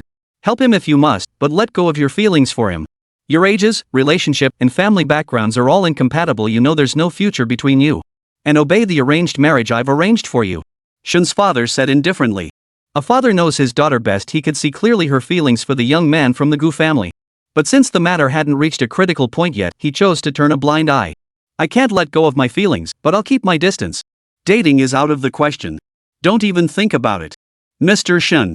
Your father isn't an old-fashioned man. He doesn't oppose you not getting married. But your mother and I will eventually pass away. If we don't have a son or daughter, how will you live out your old age?" "Chen will take care of me," Shen Miaoshu said. Shen's father was so angry he slammed the table. Chen, all you care about is Chen. What about the others who don't marry or have children? Do they have an obligation to take care of you? I'm his sister, his aunt, and his godmother." Shen's father was completely speechless. "Do as you please. This is the first and last time. But I can't guarantee it will be resolved completely. I'll do my best. And next time, don't come to me about his affairs. Get out." It was clear that Shen's father had formed a very poor impression of Gu Qingchen. "Thank you, Dad. I love you." Saying this, Shen Miaoshu hurried out of the study, afraid her father might change his mind. Back in her own room, Shin Miaoshu immediately called Gu Qingchen and relayed her father's words. Try your best? Wild grass can't be blown away by the wind, it just grows back. What if I try to find the deputy military commissioner again? Gu Qingchen asked. What? A general's deputy? If you can get someone like that to help, as long as the other party breaks the law, they'll be completely crushed. Shin Miaoshu asked in confusion, what do you mean by that? You don't really know him, do you? Gu Qingchen immediately revealed everything about the Su family. Ah, the beauty has become the daughter-in-law of a powerful family? Then why did you come to me? Your grandfather Su has already handled everything. Shin Miaoshu was so shocked that she stood up on the bed. We just recently established the family connection, so it's not appropriate to bring it up yet, Gu Qingchen explained his concerns. Shin Miaoshu also said, is your wife more important, or your reputation? If your grandfather can't get involved in politics, just call my father. He'll definitely cooperate fully. I understand. His father was the Minister of Education, a full minister-level official, and with a vice-ministerial-level official. It was too much to even think about. Gu Qingchen hung up the phone without hesitation and called his younger aunt. Shan Miaoshu. My dear nephew, why are you calling me? Do you want to come back to the imperial capital with your aunt to meet the family right now? I'll make arrangements immediately. Gu Qingchen heard such a carefree voice and hesitated for a moment before repeating what he had said to Shin Miaoshu to Su Yawan. Oh, that's not too difficult. I'll just give the old man a call and let him know. You wait here. The Minister of Education might come in handy, after all, the old man can't directly interfere in political affairs. Don't worry about your nephew. Your aunt will take care of your niece's revenge. As long as they've committed any crimes, just wait and see how your aunt deals with them. Thank you, auntie. Gu Qingchen could already imagine why this auntie loved her father so much, even though she had never met him. How spoiled must he have been to still have such a personality at this age? How many troubles must he have caused as a child? How many times must his father have protected him? After hanging up the phone, Gu Qingchen returned upstairs and waited to see how things would unfold. But he waited for 3 straight days without any news. Chang Ziyu continued his training as usual, as if nothing had happened. Chapter 81, Chang Ziyu's final chapter. Half of the military training period had already passed. That day, Gu Qingchen noticed that Chang Ziyu hadn't shown up. He sensed something was amiss and, during the 20-minute break, specifically asked Duan Fei what was going on. Duan Fei said he didn't know either. No one had asked for leave today. At lunchtime, in the cafeteria, Gu Qingchen deliberately sat apart from his roommates. Song Si sat quietly beside him, feeding him a mouthful of food before taking a bite herself. Gu Qingchen smiled and pinched her cheek, then took out his phone to call Shin Miaoshu to ask about the situation. However, Su Yawan's call came in first.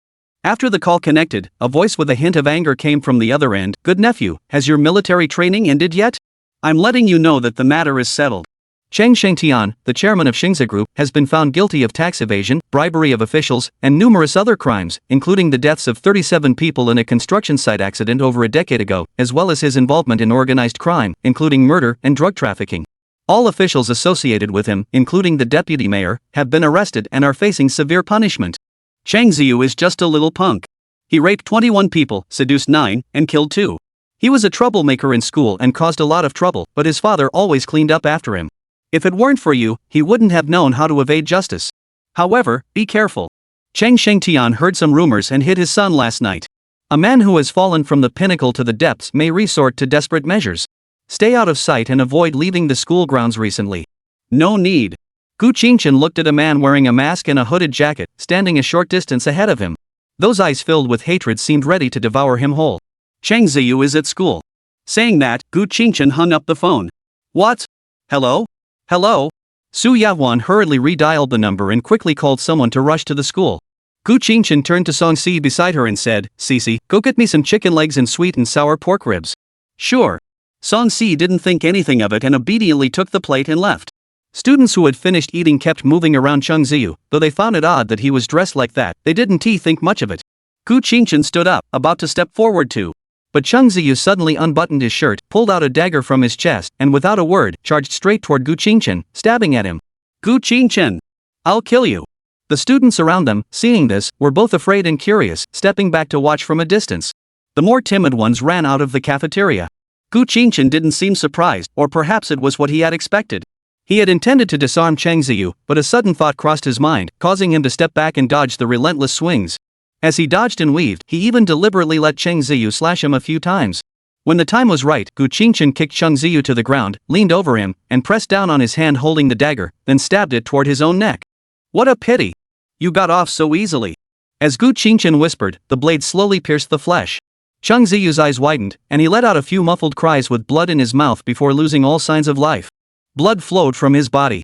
Most of the students watching the scene could no longer bear the sight of the bloodshed and rushed out of the cafeteria.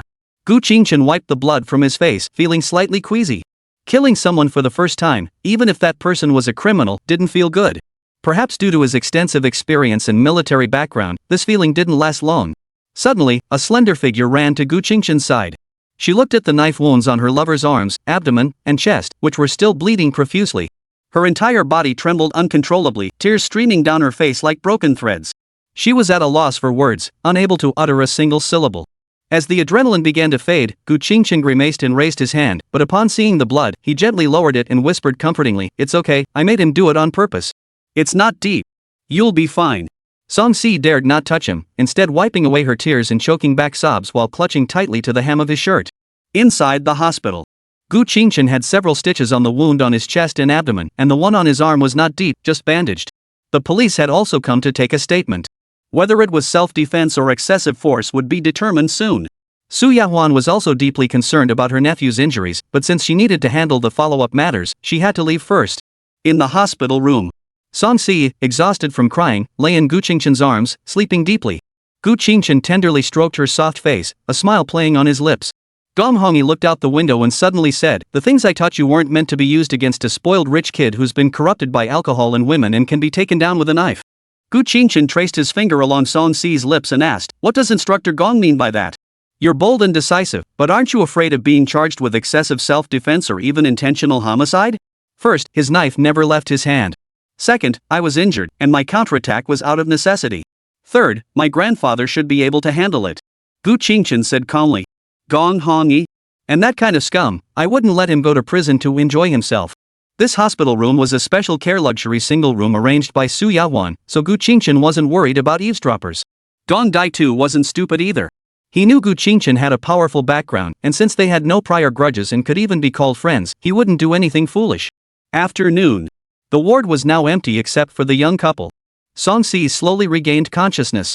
Gu Qingchen put down his phone and was about to speak when she wrapped her arms around his neck and tightly covered his mouth. After a long while, their lips, well, that doesn't count. Song Si bit down hard on Gu Qingchen's lower lip, refusing to let go. Ouch, I'm sorry. My dear wife. Gu Qingchen held her face and begged for mercy. Song Si bit him fiercely for a while before finally letting go. But the next moment, she puckered her lips, tears streaming down her face, choking out, "You always lie to me, every time. I just want you to be safe. You sent me away. If I had been there, I could have shielded you from a few blows, and you wouldn't have ended up like this." Gu Qingchen, moved and heartbroken, embraced her tightly, gently stroking her head and comforting her. "You silly thing, no man would ever let his woman take a knife for him. You want me to be safe, and I want the same for you. I promise, if something like this happens again, I'll run away as fast as I can." Song Si sniffled, lifted her face buried in his neck, and immediately bit his neck. Gu Qingchen winced in pain, gently patting her back while wearing a broad smile. Releasing her grip, Song Si buried her face back into his neck and whispered softly, "I don't believe you. From now on, I'll cling to you no matter what. If things get dangerous, I'll drag you away. If we can't escape, I'll be your human shield." All right. Gu Qingchen pinched her little butt, hugging her tighter, but in his heart he thought, "No way. Even if we really end up in that situation, I'll protect you." Chapter 82, The Late Night in the Hospital Room. Gu Qingchen's stomach growled loudly. The ward was quiet, and Song Si naturally heard it. She lifted her head from his neck and asked, "Didn't you eat?" Gu Qingchen sighed, pinching her cheeks playfully. "I wonder which little crybaby cried herself to sleep in my arms. To avoid waking her, I'd been starving all this time." Song Si stuck out her tongue and made a cute face. "Who told you to make me worry so much?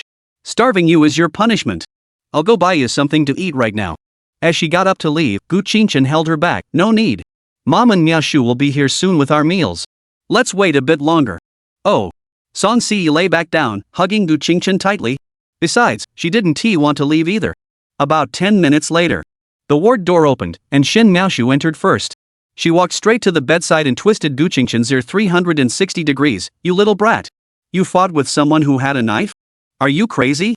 Why didn't you run? Ha? Ouch, it hurts. Sister. I'm the injured one. The injured one."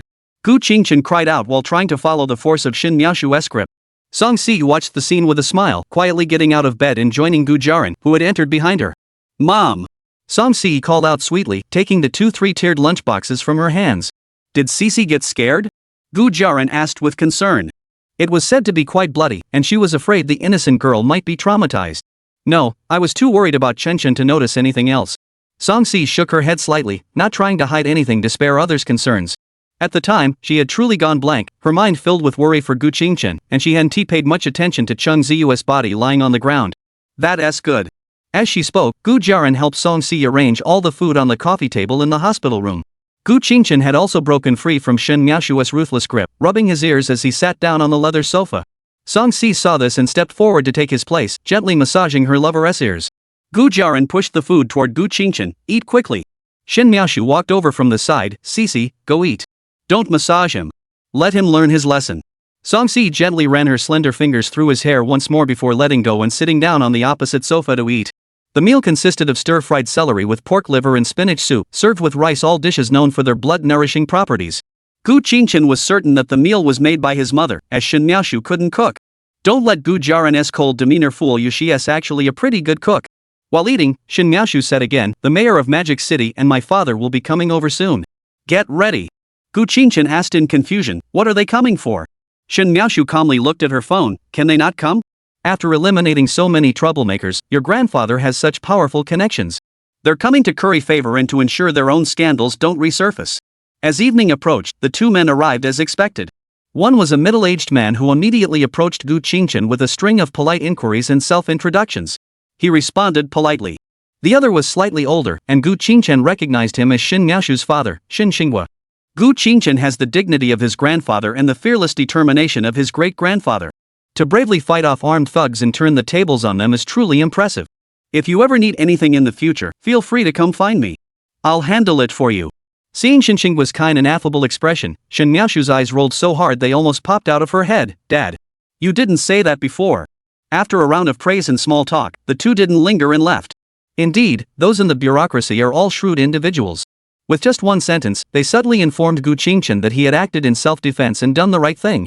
The mayor, whose prestige didn't match Shen's father's, just smiled and didn't interrupt, but his stance was clear, he supported that explanation. Clearly, both were trying to curry favor with the Su family. Late at night, Shen Miaoshu and Gu Jaran had both returned. After all, they both had to work tomorrow, and judging by Gu Qingchen's lively demeanor, having Song-si take care of him was sufficient. In the hospital room, the curtains were drawn, and the door was tightly closed. Since Gu Qingchen's wounds couldn't come into contact with water, Song-si brought a basin of hot water, wrung out a towel, and prepared to wipe his body. "Let me do it myself." Gu Qingchen reached out to take the towel, but Song-si gently slapped his hand away. "You don't even wash properly when you bathe. If you do it yourself, you'll just give it a half-hearted wipe. Stay still." She stripped him of his hospital gown, leaving him completely naked, and began a thorough, meticulous cleaning. Gu Qingchen felt like a wronged little wife, letting Song-si do as she pleased, moving however she told him to. After finishing, Song-si carried the basin back to the bathroom. After rinsing the towel, she quickly took a shower herself. Since there were no clean clothes, she could only hug her military training uniform and underwear, with her slightly damp hair hanging loosely, and walked out naked. Gu Qingchen immediately fixed his gaze on Song-si as she walked toward him, then pulled back the blanket and crawled into his arms.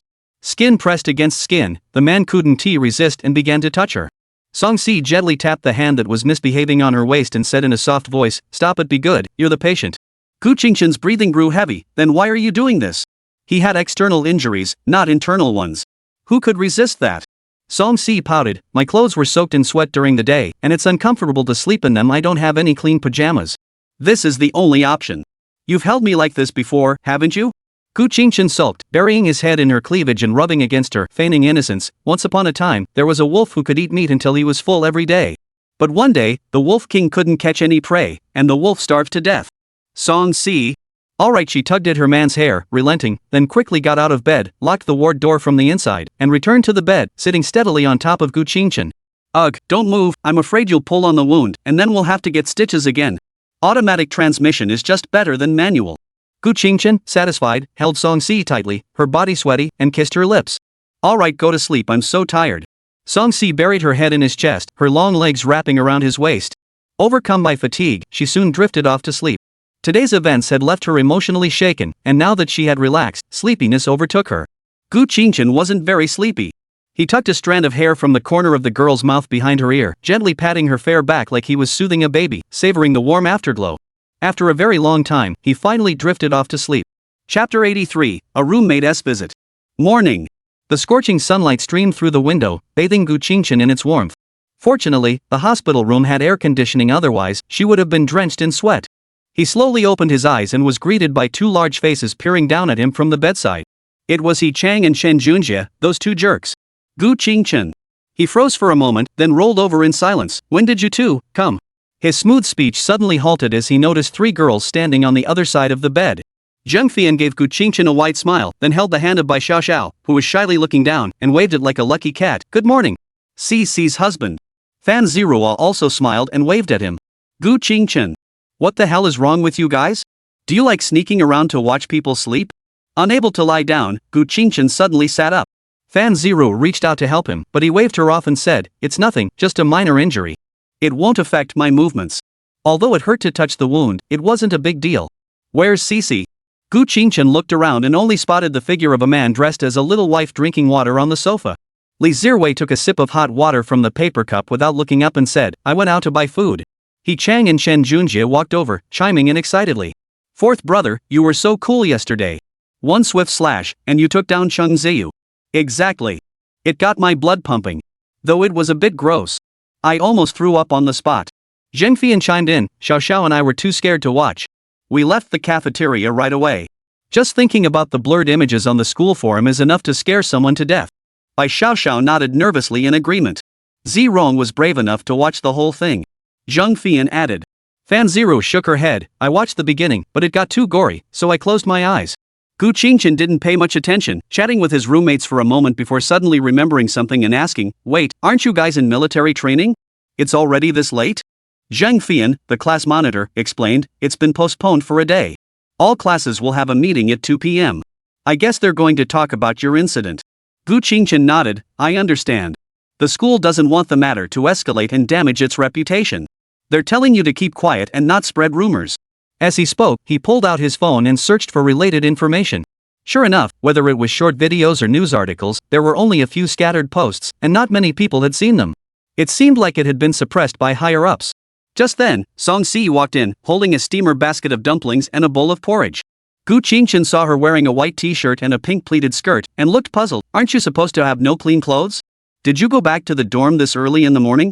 Song Si was about to say something, but Zheng Fian beat her to it, pointing to an opaque shopping bag on the sofa and saying, "Report. I brought her some clean clothes when I came this morning." Gu Qingchen, I see. Meanwhile, He Chang and Shen Junjie, those two guys, had already taken the breakfast from Song Si's hands. Even though it was just a few steps to the coffee table, they were the first to pull out the dumplings and start eating.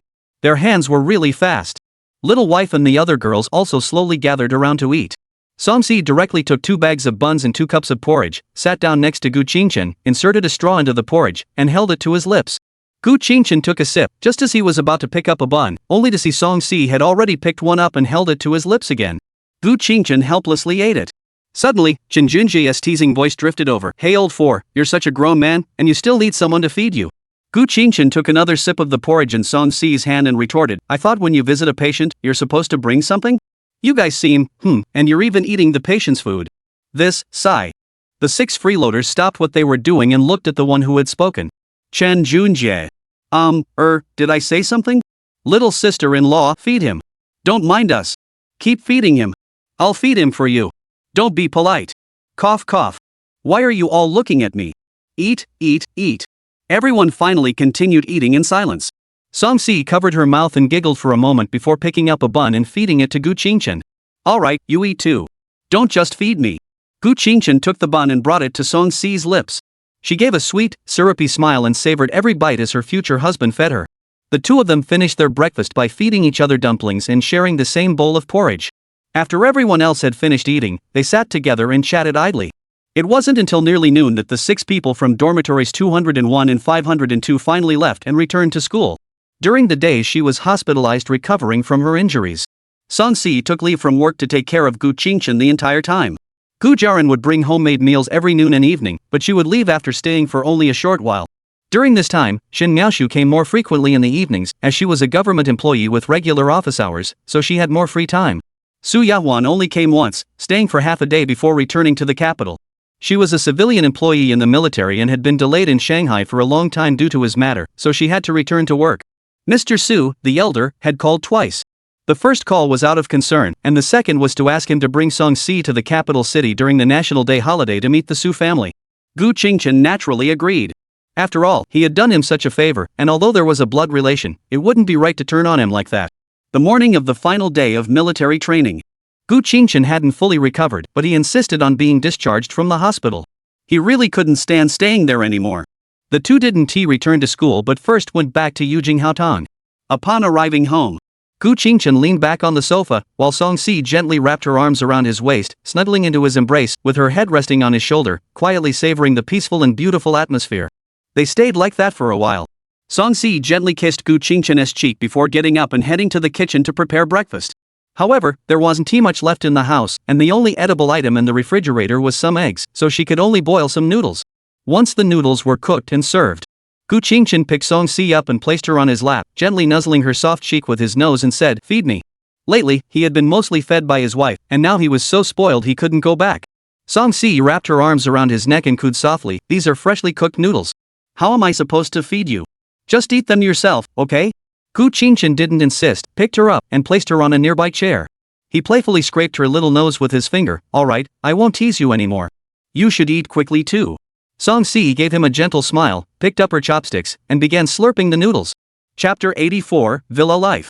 After finishing breakfast, Gu Qingchen sat down on the gaming chair for the first time in ages, turned on the computer, and prepared to dive into a few intense rounds of Tarkov. Beside him, Song-si sat on the sheepskin-covered makeup chair she had brought with her when they moved into the villa, watching a TV show on her phone while quietly keeping him company. Fortunately, the snack rack brought from Linjiang hadn't been restocked yet, otherwise she would have had to add another task, feeding Gu Qingchen. In just over an hour, they played 2 rounds of lab, 1 round of coastline, and 1 round of supply station, all with full gear, but not a single one made it out alive. Gu Qingchen's mindset exploded, and he shut down the game. He glanced at WeChat casually and found it quiet. Since Lu Xingzhe had that online romance, he hadn't initiated any messages to him either. Of course, Gu Qingchen hadn't messaged Lu Xingzhe either. Both of them were deeply immersed in the ocean of love, unable to extricate themselves. With nothing else to do, Gu Qingchen took out the spendthrift's laptop he had bought for Song-si but had never opened since purchasing it. After plugging it in and turning it on, Gu Qingchen set it aside and gently moved her gaming chair over to Song-si's side. Seeing her intently watching a modern romance TV drama, he curiously leaned in to take a look. The plot?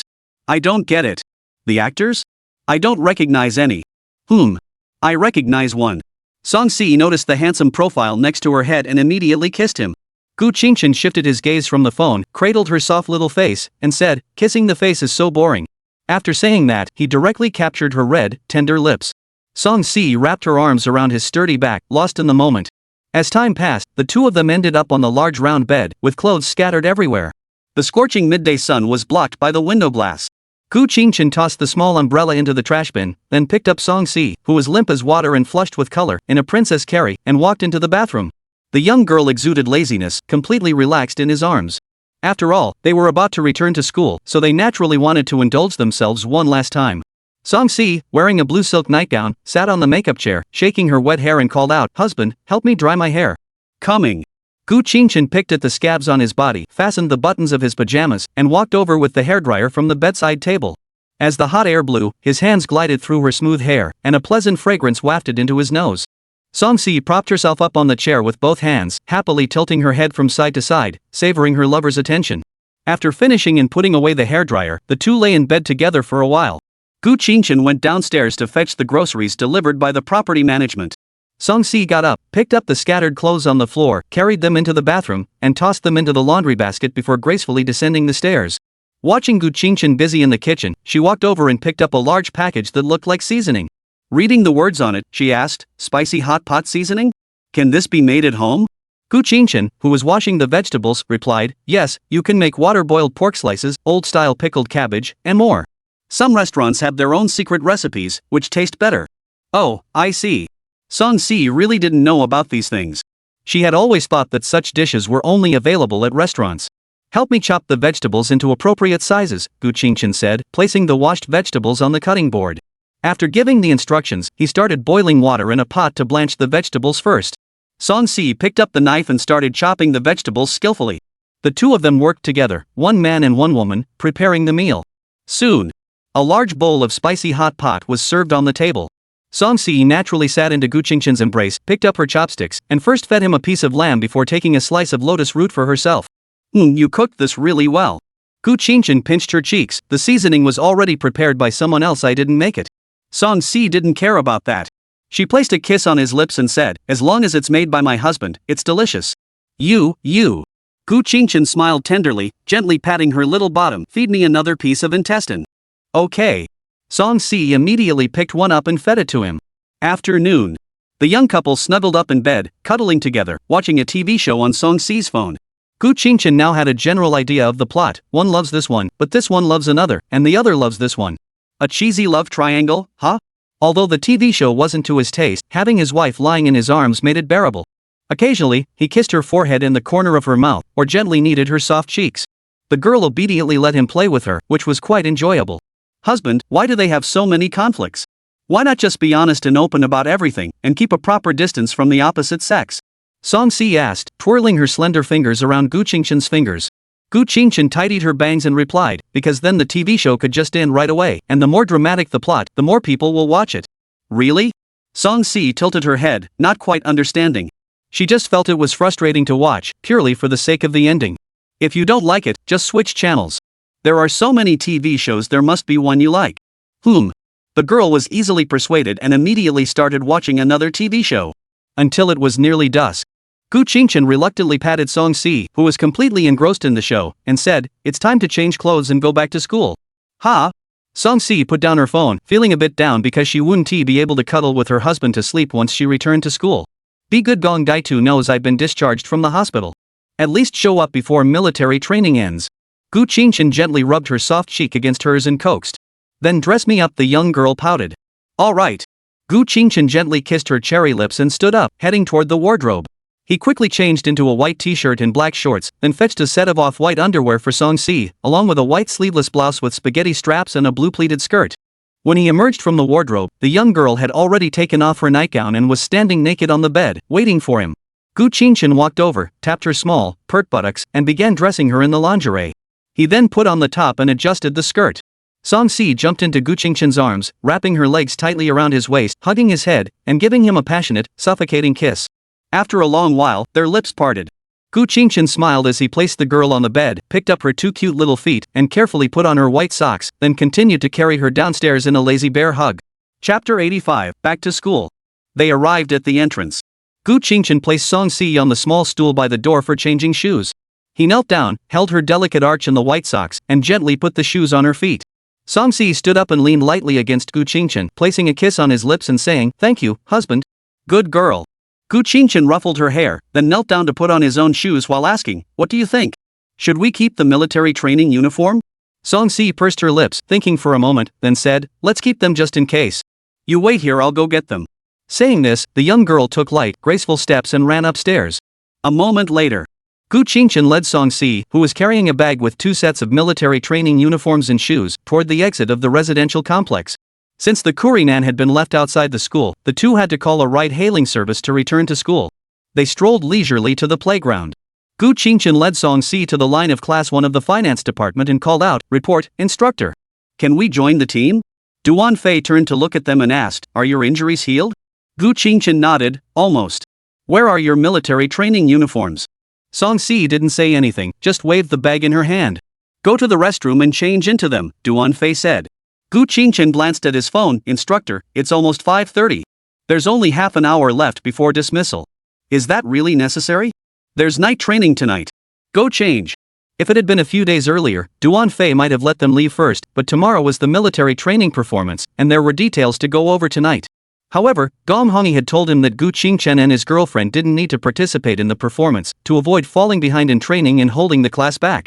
But since they'd already come back to report, wouldn't it be fine to just participate in the night training? Alright.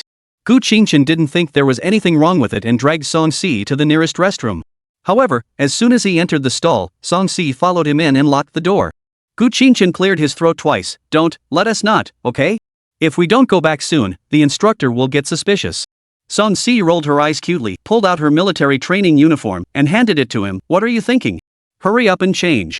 What's there to be shy about? Why bother separating? Gu Qingchen had no response and undressed with her, putting on the military training uniform and shoes. Their original clothes and shoes were placed in a bag, which they would later throw into the water area. No one would steal them. Let's go. Gu Qingchen patted Song Si's little butt and said, "Okay." The two held hands and returned to the playground. After putting away their clothes, they each joined their respective groups. After standing at attention for about 10 minutes, Duan Fei, who had been pacing back and forth, finally stopped and said, "All right, you have 1 hour to eat. Assemble at the playground at 7 p.m. tonight. Everyone, dismiss." The students scattered in all directions. He Chang walked over from the side and patted Gu Qingchen on the shoulder. "Fourth, is your injury all healed up?" "Nothing serious." "That's good." At that moment, Chen Junjie, little wife, and Song Si also walked over. "Let's go eat. We can talk while we eat." Gu Qingchen wrapped his arm around Song Si's waist and walked toward the cafeteria with the others. Zhang Fian gave a strong push, merging the two tables together. Chen Junjie clapped his hands beside her and said, "Lady warrior, impressive skills." "No need to flatter me." Zhang Fian bowed slightly, showing her appreciation. Song Si, Fan Zirua, and little wife went to buy food for everyone, while the others sat down wherever they pleased. Meanwhile, Zhang Fian's chatty little mouth kept going non-stop. "Gu Qingchen, you're famous in your class for killing Cheng Ziyu with your bare hands, but it's only famous in your class. The school has done a good job of keeping it under wraps, so not many people know about it. Actually, a few other classes know, but most people at Magic University only know that someone stabbed a knife-wielding thug in the cafeteria. They don't know who it was," He Chang added from the side. Gu Qingchen nodded. "That's fine." He didn't want to end up being surrounded by a crowd or scaring everyone away. Chen Junjie joked, "Now that you're famous, if a girl approaches you, don't let your younger sisters down, but you can pass her off to your brothers, you know what I mean." As he spoke, he raised his eyebrows mischievously. "All right, I'll pass the first one to you," Gu Qingchen laughed. "Fourth brother. You're so loyal." Before they could chat much more, Song Si and the others returned with trays of food. It was just simple home-cooked dishes, rice, and drinks. After placing the food evenly on the table, the three of them sat down.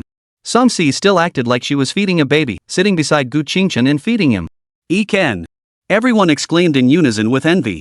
Chen Junjie added, "Fourth brother, you're such a wife-obsessed man. You're all better now, yet you still let her feed you?" Song Si, upon hearing this, hesitantly withdrew her hand that had been feeding him. Gu Qingchen wasn't about to let her, immediately picking her up and sitting her on his lap, wrapping his arms around her slender waist and saying, "Honey, don't pay attention to this single guy. He's just sour grapes. Hurry up, I'm hungry, ah." As he spoke, he opened his mouth wide, looking like a starving baby. Song Si, with a sweet smile, fed him the rice mixed with vegetables. Chen Junjie. Gu Qingchen completely ignored everyone around him and tenderly scooped a spoonful of rice and vegetables, feeding it to Song Si. Watching the two of them feeding each other, the others silently turned their murderous glances toward Chen Junjie. As if to say, "Last time it was you, and now you're the one who provoked him again." Chen Junjie shrunk his head and buried himself in his food. After finishing their meal, Gu Qingchen took a tissue and gently wiped Song Si's mouth. Chen Junjie followed suit, holding a tissue and saying, "Xiang Xiang, come here, let me wipe your mouth." He Chang also pretended to cooperate, coming Jie. Ugh! Zhang Fian gagged and pushed the table back to its original position. The others all covered their mouths and giggled. Gu Qingchen shook his head in silence, interlocked his fingers with Song Si, and walked out of the cafeteria with the others. They arrived at the playground. Since it wasn't tea time yet, the boys and girls from the two dormitories gathered in a circle, chatting away. Song Si quietly leaned against Gu Qingchen's chest, watching them laugh and chat. The atmosphere was quite pleasant. Such a relationship between male and female dormitories was quite rare. Or perhaps, due to certain circumstances, Gu Qingchen and Song Si, this young couple, became the bridge between them. As for whether a second or third couple will emerge between them, that's all up to fate. As time passed, more and more people gathered on the playground. The instructors didn't form ranks either, but instead strolled around leisurely, making their way to the front of each class. Chapter 86, You Are My Treasure. Duan Fei glanced at his wristwatch and, seeing that the time had come, immediately shouted, "Form ranks." The other class formations also echoed the command simultaneously. The once chaotic playground quickly became neatly arranged in rows. Now, let me briefly go over tomorrow's schedule. For the next hour or so, Duan Fei explained the precautions, gesturing with his hands to show where to walk, which group to enter first, who would hold the signs at the front, and so on. Once everything was said, Duan Fei added, "We also have some time left. Let's sing a few military songs together. Unity is strength, sing. Unity is strength, N. Unity is strength, N. This strength is iron, this strength is steel, N. A few more songs followed, and one or two of them, Gu Qingchen just gave up because he didn't know the words. Alright, there is nothing else to do here. Let us go play with the other classes. Everyone, turn right. March. Duan Fei led Class 1 of the Finance Department to Class 1 of the Accounting Department. Finance Class 1, form a semicircle and sit down in place. The instructor from the accounting department saw this and said, Accounting Class 1, fill in the other half of the circle.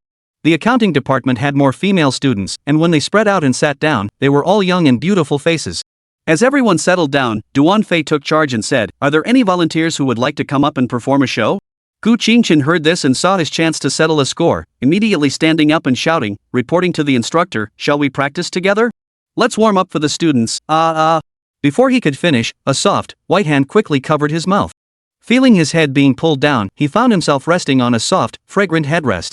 Before Gu Qingchen could react, a voice as sweet as a nightingale spoke for him. Report, instructor, he was just joking. Don't take it to heart. We're sorry for the disturbance, please continue. Ugh. I didn't make it up. As she spoke, Song Si bowed slightly, held Gu Qingchen's head firmly, and sat back down. Duan Fei didn't bother arguing with the injured and continued shouting. Soon, a boy stepped forward and performed a martial arts routine. However, Song Si wasn't paying attention. He was angrily trampling the head resting on his lap, muttering under his breath, Why do you always do this? And you're injured. Can't you just behave yourself? What if you accidentally hurt yourself again? Really? You won't be getting into my bed for the next month. Gu Qingchen heard this and his first thought was, How did you learn that move? This won't do. He quickly stood up, picked up Song Si in a princess carry, and ran backward as fast as he could. Fortunately, everyone else, including the instructor, was focused on the program. Only He Chang and Zhang Fian from the neighboring dormitory noticed, but they kindly stepped in to cover for them. Actually, even if others had seen them, it wouldn't have mattered. They were all innocent college students, no one would be so rude as to tattle. Since it was nighttime, some areas of the lawn weren't fully lit by the lights, making it slightly dim, the perfect spot for Gu Qingchen to spoil his wife. He wrapped his arms around Song Si's waist, rested his chin on her collarbone, and rubbed her neck vigorously. I'm sorry, my wife. Take back your words. Since Song Si was sitting face to face in Gu Qingchen's lap, she couldn't push him away, so she just tilted her head to the side and ignored him completely. Seeing that his sweet talk wasn't working, Gu Qingchen had to try a different approach. Without a word, he suddenly pushed the woman in his arms to the ground and kissed her lips passionately. Ugh. Song Si was caught off guard by Gu Qingchen's sudden attack, but once she came to her senses, she couldn't help but respond. Not long after, their lips parted. Song Si's face flushed with a hint of red, she withdrew her adorable tongue, and her watery eyes gazed at him with tender affection. Gu Qingchen stared blankly at the young girl on the grass, her hair scattered like petals, her beauty as stunning as a flower bud. His heart pounded wildly, and he couldn't help but say, My wife, I love you. I love you too. Song Si's delicate, soft hands gently caressed his cheeks, then pulled them slightly and said, You always tease me like this, making it impossible for me to punish you, and then you don't learn your lesson and keep causing trouble, always making me worry, you little rascal. I really know my limits. I won't act recklessly. You don't need to worry so much about me. Gu Qingchen said helplessly. Every time he got injured, it was within the acceptable range. If there was something he couldn't judge or handle, he wouldn't even try, or he would have already backed off. Rich kids value their lives. However, Song Si lifted her head and pressed her delicate little nose against Gu Qingchen's nose, breathing softly like a flower. I know you have self-control, but you're my treasure, I can't control my anxiety and worry.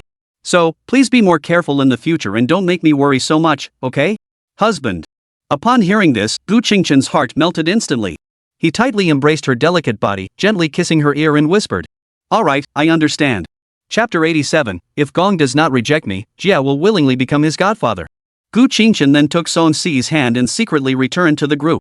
After a few short performances ended, Duan Fei and the instructor from Accounting Class 1 gathered their respective teams, announced that they would assemble at the sports field at 8 a.m. the next day, and then dismissed everyone.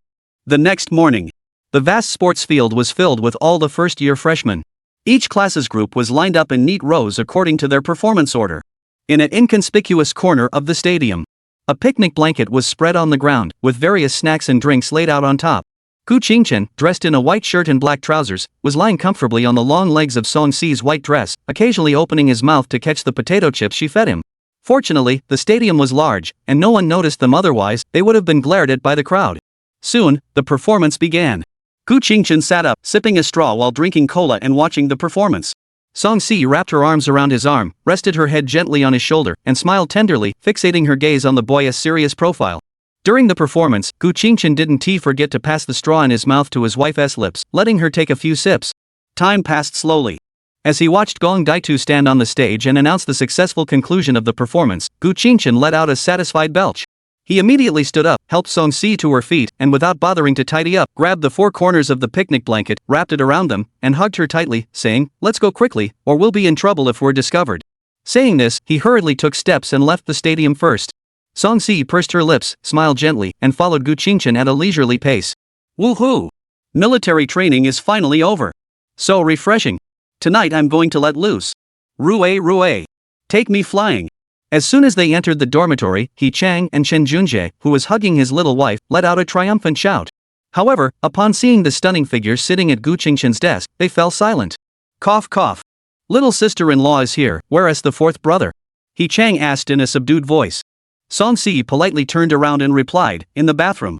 As soon as she finished speaking, Gu Qingchen walked out, wiping her face. The moment you two walked in, you were making such a commotion. Be careful not to scare away your girlfriends in the future. No way, I still have Rue Rue. Chen Junjie said, wrapping his arm around Li Zirui's shoulder. Li Zirui, however, pushed him away disdainfully and said, "Sorry, I just like dressing up as a girl. I'm not really a girl. My orientation is normal. Thanks." What? Rue Rue, you don't want me anymore. Ah, I can't live without you. Chen Junjie immediately put on a heartbroken expression and collapsed onto his desk. Slap. He Chang, who was passing by, delivered a powerful palm strike to his buttocks, followed by a loud ah, as he rushed into the bathroom. Chen Junjie quickly got up, holding his butt, and followed him into the bathroom. He Chang! Come out here. Wah! Gu Qingchen listened to the commotion and silently gripped Song Si's hand, whispering in her ear, "Go back and tell Zhang Fian and the others that I'm treating them to lunch. Ask them if they're coming." Song Si, hearing this, tilted her head in confusion. Why suddenly invite them to lunch?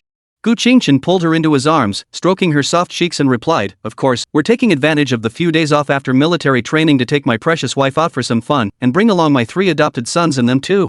Song Si heard the words, "my precious wife," and a blush spread across her delicate face. She gently kissed him on the corner of his mouth. "I'll go back first. Call me when you're done." Saying this, she stepped out of his warm, broad embrace and left the dormitory. At that moment, Li Zirui slowly stood up, removing his military training uniform as he spoke. So sweet, it's making me blush." Gu Qingchen smiled helplessly, spreading his hands and saying, "There's nothing I can do. With such a treasure of a girl in my arms, I can't control myself." He Chang and Chen Junjie had also finished their quick wash and came out, joking around. "Go change your clothes. I'll treat you all to lunch. Let's go out to eat," Gu Qingchen said. "Godfather." "Really? Godfather? How about hot pot?" The two sycophants immediately rushed forward to flatter him. "I've already booked a restaurant for 8 people. Hot pot would be too cramped." Li Zirui heard this and silently put back his t-shirt and pants, pulling out a black-fitted long dress. After all, he had promised the girls from room 502 that he would wear women's clothing for them after military training. He Chang and Chen Junjie, upon hearing the arrangements, didn't complain. As long as there was food, they were fine. They each went to change clothes. 2. Seeing the low-key yet luxurious Rolls-Royce Cullinan with a small golden statue on the front, He Chang and Chen Junjie were speechless and stood frozen in place. Li Zirui, with her long hair reaching her waist, wearing a form-fitting black dress, her legs wrapped in black stockings, and her feet in high-heeled sandals, showed little surprise. Given recent events, Gu Qingchen likely came from a powerful background, so it made sense she could afford such a car. After all, even if someone were to kill someone in self-defense, it wouldn't be so easy to get away with it so quickly. I originally intended to interact with you all as an ordinary person, but since I currently only have this one car, I'll stop pretending. Hear us the truth, I'm a second-generation wealthy individual." As Gu Qingchen finished speaking, the excited shouts of the two boys echoed throughout the entire men's dormitory building. "Dad! Let me drive! Grandpa! Let me drive first!" Many male students heard the commotion and looked over, wondering if there were any hidden rich second-generation roommates in their dorms. I'll find out later by interrogating them. Gu Qingchen pressed his hand down and said, "Alright, I need to go pick up the lady from room 502. You guys take a taxi. After dinner, you can go out for a drive or go to a bar to show off." "Alright. Thanks, Godfather." Chen Junjie, the show-off, even knelt down on one knee and said, "Having drifted through life without a true master, if you 1T abandon me, I'll gladly take you as my godfather." "Alright, good work deserves a reward. When you come back, you can drive the car first. I'm leaving now." Gu Qingchen waved his hand and drove toward the women's dormitory. He Chang immediately glared at Chen Junjie, his eyes seeming to say, "Damn, you're playing it so cool, aren't you?" Arriving at the girls' dormitory building, Gu Qingchen sent the restaurant address to Li Zirui and then called Song Si. "Hello honey." A crisp, soft voice came from the other end of the phone. Come down, I'm waiting downstairs, Gu Qingchen said. Okay. After hanging up, Gu Qingchen opened the door and got out of the car, leaning against the passenger door, waiting for his wife to come downstairs. As for the flirtatious glances from the girls passing by, he ignored them all. Chapter 88. The little wife makes her debut in a dress with 4 girls. Song-si, dressed in a flowing white dress, stepped out of the women's dormitory first. She took light, joyful steps and threw herself into Gu Qingchen's arms, rubbing against his chest with love. Zheng Fian, by Xiao Xiao, and Fan Zirua followed behind at a leisurely pace. Watching the young girl cuddling in her boyfriend's arms, she teased with her chatty mouth, "Oh my, who's this little wife?" As soon as she heard her husband was coming, she abandoned her girlfriends. How heartbreaking. Wah. Song-si blushed and lifted her head slightly, glancing aside. "Yanzi, be careful, I might whisper in your ear and stop my boyfriend from taking you out to eat." "Ah, if my sister acts like this it makes me seem like the one being unreasonable. I must have already annoyed her indeed. Other sisters are more considerate, and in the end, it's just my sharp tongue that's annoying everyone." Zheng Fian curled her fingers into a delicate gesture, gently covering her cheek, and turned her head in a coy manner, imitating Lin Dayu's manner of speaking. Upon hearing this, Song-si, by Xiao Xiao, and Fan Zirua were all tickled into giggles. Gu Qingchen didn't join in the laughter. He merely curved his lips into a smile. When they had laughed enough, he spoke up, "All right, please get in the car. The 4 beautiful ladies shouldn't keep Yi Chang waiting. There's a little surprise waiting for you." The little surprise was naturally Li Zirwei. He was quite curious to see the 4 women's reactions when they saw his little wife in her female attire. However, Zheng Fian felt that Gu Qingchen's car looked familiar. She quickly ran to the front of the car and took a peek, then blurted out, "Damn it! The little golden statue." She immediately turned to look at Gu Qingchen, who had already opened the passenger door, carefully placing his hand on Song-si's head to prevent her from hitting it, and helping her into the car. "Mr. Gu, I thought your family was just rich. After all, you can afford a luxury private room in the hospital. But I never expected you to be this rich. You're way too low-key." Gu Qingchen walked toward the driver's seat while waving his hands. "Nothing special, just the 3rd richest in the world. Get in the car quickly, or I'll leave you behind." Zheng Fian hurriedly got into the back seat. Gu Qingchen got into the car, glanced at the 3 people in the back seat to make sure they were all inside, then leaned over to fasten Song-si's seatbelt. As he turned back, the little wife secretly kissed his cheek. Gu Qingchen didn't kiss her back, he just rubbed her soft cheek. This time, since Zheng Fian and Bai Xiaoxiao were riding in a luxury car for the first time, they were extremely nervous. Therefore, Fan Zirua spoke on their behalf. "All right, Mr. Gu, show some mercy to the single folks. Stop being so lovey-dovey and start driving already. All right, let us go." Gu Qingchen heeded the advice and started the car, heading toward the restaurant. He hadn't planned to continue being affectionate anyway. After all, there were others present. They arrived at their destination. It was a decent private dining restaurant. Yi Chang and the others had already entered the private room. After parking the car and entering the restaurant, the 5 of them followed the waiter into the private room. Upon seeing the elegant and beautiful Li Zirwei at first glance, Zheng Fian tilted her head in confusion and whispered to Gu Qingchen, "Who is that girl? Isn't this supposed to be a dinner for the 2 of us from the same dorm?" Gu Qingchen, however, wrapped his arm around Song-si's waist, gave a mysterious smile, and didn't respond, simply taking his seat. This left Zheng Fian even more confused, and even Bai Xiaoxiao and Fan Zirua looked puzzled. Li Zirwei gave a slight nod, not keeping the suspense going, and immediately greeted them with a soft, slightly masculine voice, "Hello, everyone." Upon hearing the familiar voice, Zheng Fian immediately figured out what was going on. She quickly approached Li Zirwei, examining him from all angles, even lifting his leg wrapped in black stockings to touch it. I'm going. That SA woman's outfit. You're a girl, aren't you? By the way, is there a gender reassignment surgery for women to become men?" The dignified Fan Zirua and the shyest Bai Xiaoxiao couldn't resist their curiosity and came over to take a closer look. "You could try streaming or cosplay. You're naturally suited for this line of work." "I'll consider it, thank you," Li Zirwei replied politely. Behind him, he didn't resist or shyly pull back his legs, but stood there comfortably as the 3 of them chatted and admired him. Song-si wasn't as curious. She only glanced a few times before wrapping her arms around Gu Qingchen's arm and leaning against his shoulder, pretending to doze off. After a while, finally, Gu Qingchen interrupted, "All right, you 3 curious ones, sit down. The food will be served soon." Since the host had given the order, the 3 of them obediently sat down, though their curious glances continued to linger on Li Zirwei. As dish after dish was served, Gu Qingchen picked up his chopsticks and said, "Just eat. We're not going to be so formal." Yi Chang and Shen Junjia, upon hearing this, naturally began to eat voraciously. Song-si, however, continued her role as the husband's feeder, with half of the food she picked up ending up in Gu Qingchen's mouth. Of course, he also fed Song-si. Seeing the 2 of them so affectionate and clingy, everyone else shrugged it off as nothing out of the ordinary. Midway through the meal, Gu Qingchen finally revealed the purpose of the gathering. I invited you all here today for 2 reasons. First, to get together and spend some time together, maybe go out and have some fun, so we can get to know each other better. The other is that I want to take my wife, Cece, to a scenic spot during this holiday to explore and have some fun. I was wondering if any of you would like to join us and help plan where to go. What do you think? I'll cover all the expenses, so don't worry. Everyone agreed readily, but Zhang Fian said, let us split the costs. There's no way we can let you treat us to dinner and then pay for the outing too. Gu Qingchen waved it off, not caring at all. Why would you split the bill with me, a rich kid? I'm mainly here to take Cece out, and I'm just bringing you guys along. Let's talk about how to arrange things for the next few days. Seeing that he had spoken, the others didn't insist further. Chen Junjie raised his hand enthusiastically and said, how about a water park? It's so hot in summer, and we can have fun without worrying about heatstroke. Zhang Fian rolled her eyes disdainfully. Are you just going for the fun? You're clearly going for the swimsuit-clad girls. I can't even bring myself to call you out on it. His little scheme exposed, Chen Junjie shrugged and said, then where do you suggest we go? We can't just swim in the city, can we? Hey! How did you know? Zhang Fian tilted her head. Chen Junjie. At that moment, Fan Zirua raised her hand and suggested, do you want to go camping? I know a small river where the water is only knee-deep at its deepest point, surrounded by small forests. My family took me there when I was a kid. If we don't come back at night, we can set up a tent and watch the stars. But I don't know if we'll be able to see the stars now. Gu Qingchen perked up at the idea. It was a great suggestion, and his young wife had never gone camping before. He could let her experience the feeling of being close to nature. Chapter 89, Why didn't you wish me a pleasant movie? The suggestion was easily approved. Everyone finished their meal happily and left the private dining room. On the street, the girls gathered around Li Zirui, chatting excitedly as they walked ahead, as if they were close friends.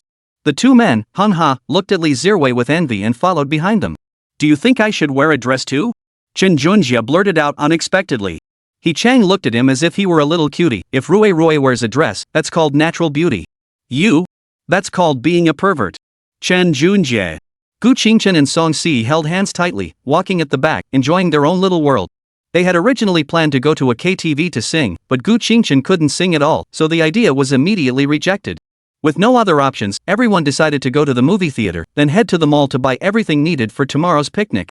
They arrived at the nearby movie theater. After discussing it, they decided to watch the recently released movie Wild Children, which tells the story of 2 homeless children.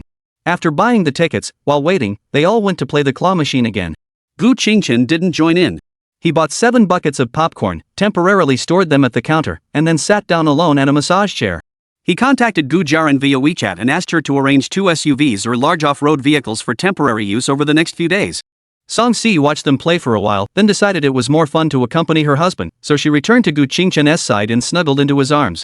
After receiving Gu Jiaran's reply of okay, Gu Qingchen put away his phone, wrapped his arms around his wife's waist, and gently rubbed her face with his nose, asking in a soft voice, why didn't you go with them to play the claw machine?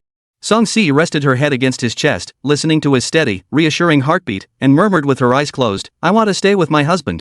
Besides, they're so clumsy they couldn't catch a single one after trying so many times. We just got lucky last time. If I tried now, I wouldn't be able to catch one even after dozens of tries. It's not that they're clumsy, it's just a trick. Gu Qingchen gently swept Song Si's bangs aside and kissed her forehead. Song Si wasn't about to give in. She lifted her head, wrapped her arms around his neck, and pouted her cherry lips, kiss here. Since his wife had spoken, Gu Qingchen, as her husband, dared not disobey. He lowered his head and took those 2 soft lips into his mouth, devouring them greedily. After a long while, when their lips parted, Song Si exhaled a fragrant breath, her eyes sparkling with ripples, her cheeks and earlobes flushed pink. Gu Qingchen wiped the droplets from her lips with his fingers, then cradled her head against his chest. Turning to the 6 people watching behind them, he asked, is it nice to watch? The 6 nodded in unison. Gu Qingchen's lips twitched slightly. Last time you watched me sleep, and now you're watching us get intimate. Do you have a peeping Tom fetish or something?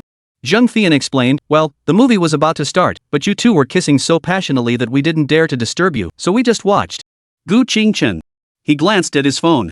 The movie was supposed to start at 2:25 p.m., and it was already 2:15 p.m. Cough, cough. We were so into it that we forgot the time. Cough, there's popcorn at the counter, 7 buckets. Could you guys go get them? After saying that, Gu Qingchen didn't let Song Si go down, but instead held her tightly and stood up calmly, walking in front of everyone in a princess carry. They arrived at the ticket booth. He first set the blushing girl down before taking out 2 tickets and handing them to the attendant. The attendant took the tickets with a forced smile and tore off the stubs. But inside, he was thinking, I've been watching you two for ages. Kissing in public is one thing, but you're holding her and bringing her over to show me. Are you trying to make me jealous? Fine. Don't blame me if something happens. The ticket inspector handed back the stubs, smiled, and gestured for them to enter. Please come in. Enjoy the movie with your partner. Don't blame me, thank you. There was nothing he could do. The job was easy, paying 6,000 a month, and he didn't want to lose it. TT. Gu Qingchen took the ticket, said thank you, and wrapped his arm around Song Si's shoulder as they entered the theater. The other 6, after getting their popcorn and checking their tickets, also went inside. Only Chen Junjie lagged behind, asking the ticket taker, why didn't you wish me a good movie? The ticket taker immediately forced a smile and said, well, enjoy the movie. Chen Junjie nodded satisfactorily, adjusted his collar with one hand, hugged his popcorn, and walked into the theater with his head held high. The next second, the ticket taker's smile vanished instantly, and he muttered under his breath in a voice only he could hear. Crazy. Inside the theater. The 8 people were seated in the 5th row. The boys were on the left, the girls on the right, with Gu Qingchen and Song Si sandwiched in the middle. Taking the popcorn handed to him by Little Wife, the movie began. Song Si was engrossed in the movie at first, but Gu Qingchen was bored and started feeding her popcorn. However, he fed her too quickly, causing Song Si's 2 cheeks to puff out like a little hamster, which was quite adorable. She realized what was happening and refused the feeding, snuggling into his arms instead, focusing on chewing the popcorn she had stockpiled in her mouth while also feeding Gu Qingchen. However, she didn't do it very often, as most of her attention was still on the movie. Gu Qingchen didn't disturb Song Si, but instead playfully held her hand and tried to climb higher. The young girl's cheeks flushed red, and she obediently moved closer into his embrace, making it easier for him, though her attention was a bit scattered. Time passed slowly. The theater lights suddenly brightened, and the romantic movie came to an end. Zheng Fian stood up, looking at Song Si, whose face was flushed red and was adjusting her collar, and asked in confusion, Sisi? Are you hot? Why is your face so red? Song Si shyly turned her head away and said softly, a little. At that moment, Fan Zirua quickly covered Zheng Fian's mouth with her hand. Are you stupid? It's obvious they're doing something. Don't pry into it. Let's go. Zheng Fian realized what was happening and quickly followed Fan Zirua out. But in her heart, she admired them, playing so ambiguously in the movie theater. These two are really bold. Song Si, blushing with shame, buried her head in Gu Qingchen's neck and gently bit him, muttering, you big bad guy, it's all your fault we got caught. Gu Qingchen, however, wrapped his arms around her waist and teased, this is nothing. The more outrageous stuff hasn't even happened yet. What are you being shy about? Ugh. Don't say any more. Alright. Gu Qingchen patted his wife's beautiful back, lifted her small buttocks, and stood up, walking toward the exit of the cinema. Since she was wearing a long dress, Song Si could only wrap her legs around his waist to make it a bit easier for him to carry her. However, the ticket inspector watched the couple leaving, with the young woman being held like a sloth, and his lips twitched. He thought to himself, wow. I want to fall in love too. Chapter 90, I'm the boss, why do I have to work? Outside the cinema. 2 Land Rover Range Rovers were parked in the parking spots by the street. A man walked up to Gu Qingchen, bowed, and handed him 2 car keys, saying, Mr. Gu, here are the keys to the Land Rover. Gu Qingchen took the keys, and the man bowed respectfully before leaving quickly. Song Si, who had already gotten off Gu Qingchen's back, walked over to his side, wrapped her arms around his waist, and asked, did Mom send you? Yes, this car is for them. We'll drive our own cars tomorrow and avoid the crowd. As he spoke, Gu Qingchen reached out to tidy the strands of hair on her forehead. Song Si smiled happily, tiptoed up, and kissed his cheek, eagerly anticipating tomorrow's itinerary. After all, what could be better than enjoying time alone together and having fun with friends? They approached the group of 6. Gu Qingchen jingled his car keys and asked, which of you girls can drive? Fan Zirua quietly raised her hand. After all, as a wealthy young lady, knowing how to drive was a basic skill. Alright, you drive one. Tomorrow, you'll take Zheng Fian and Bai Xiaoxiao. Gu Qingchen handed her the keys. Alright.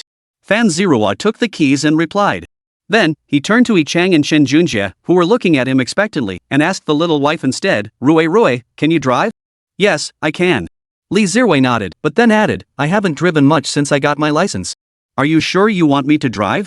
Gu Qingchen sighed and looked at the 2 men, you two play rock paper scissors. Whoever wins drives. Alright, let's go. I'll go rock. Yi Chang didn't say a word.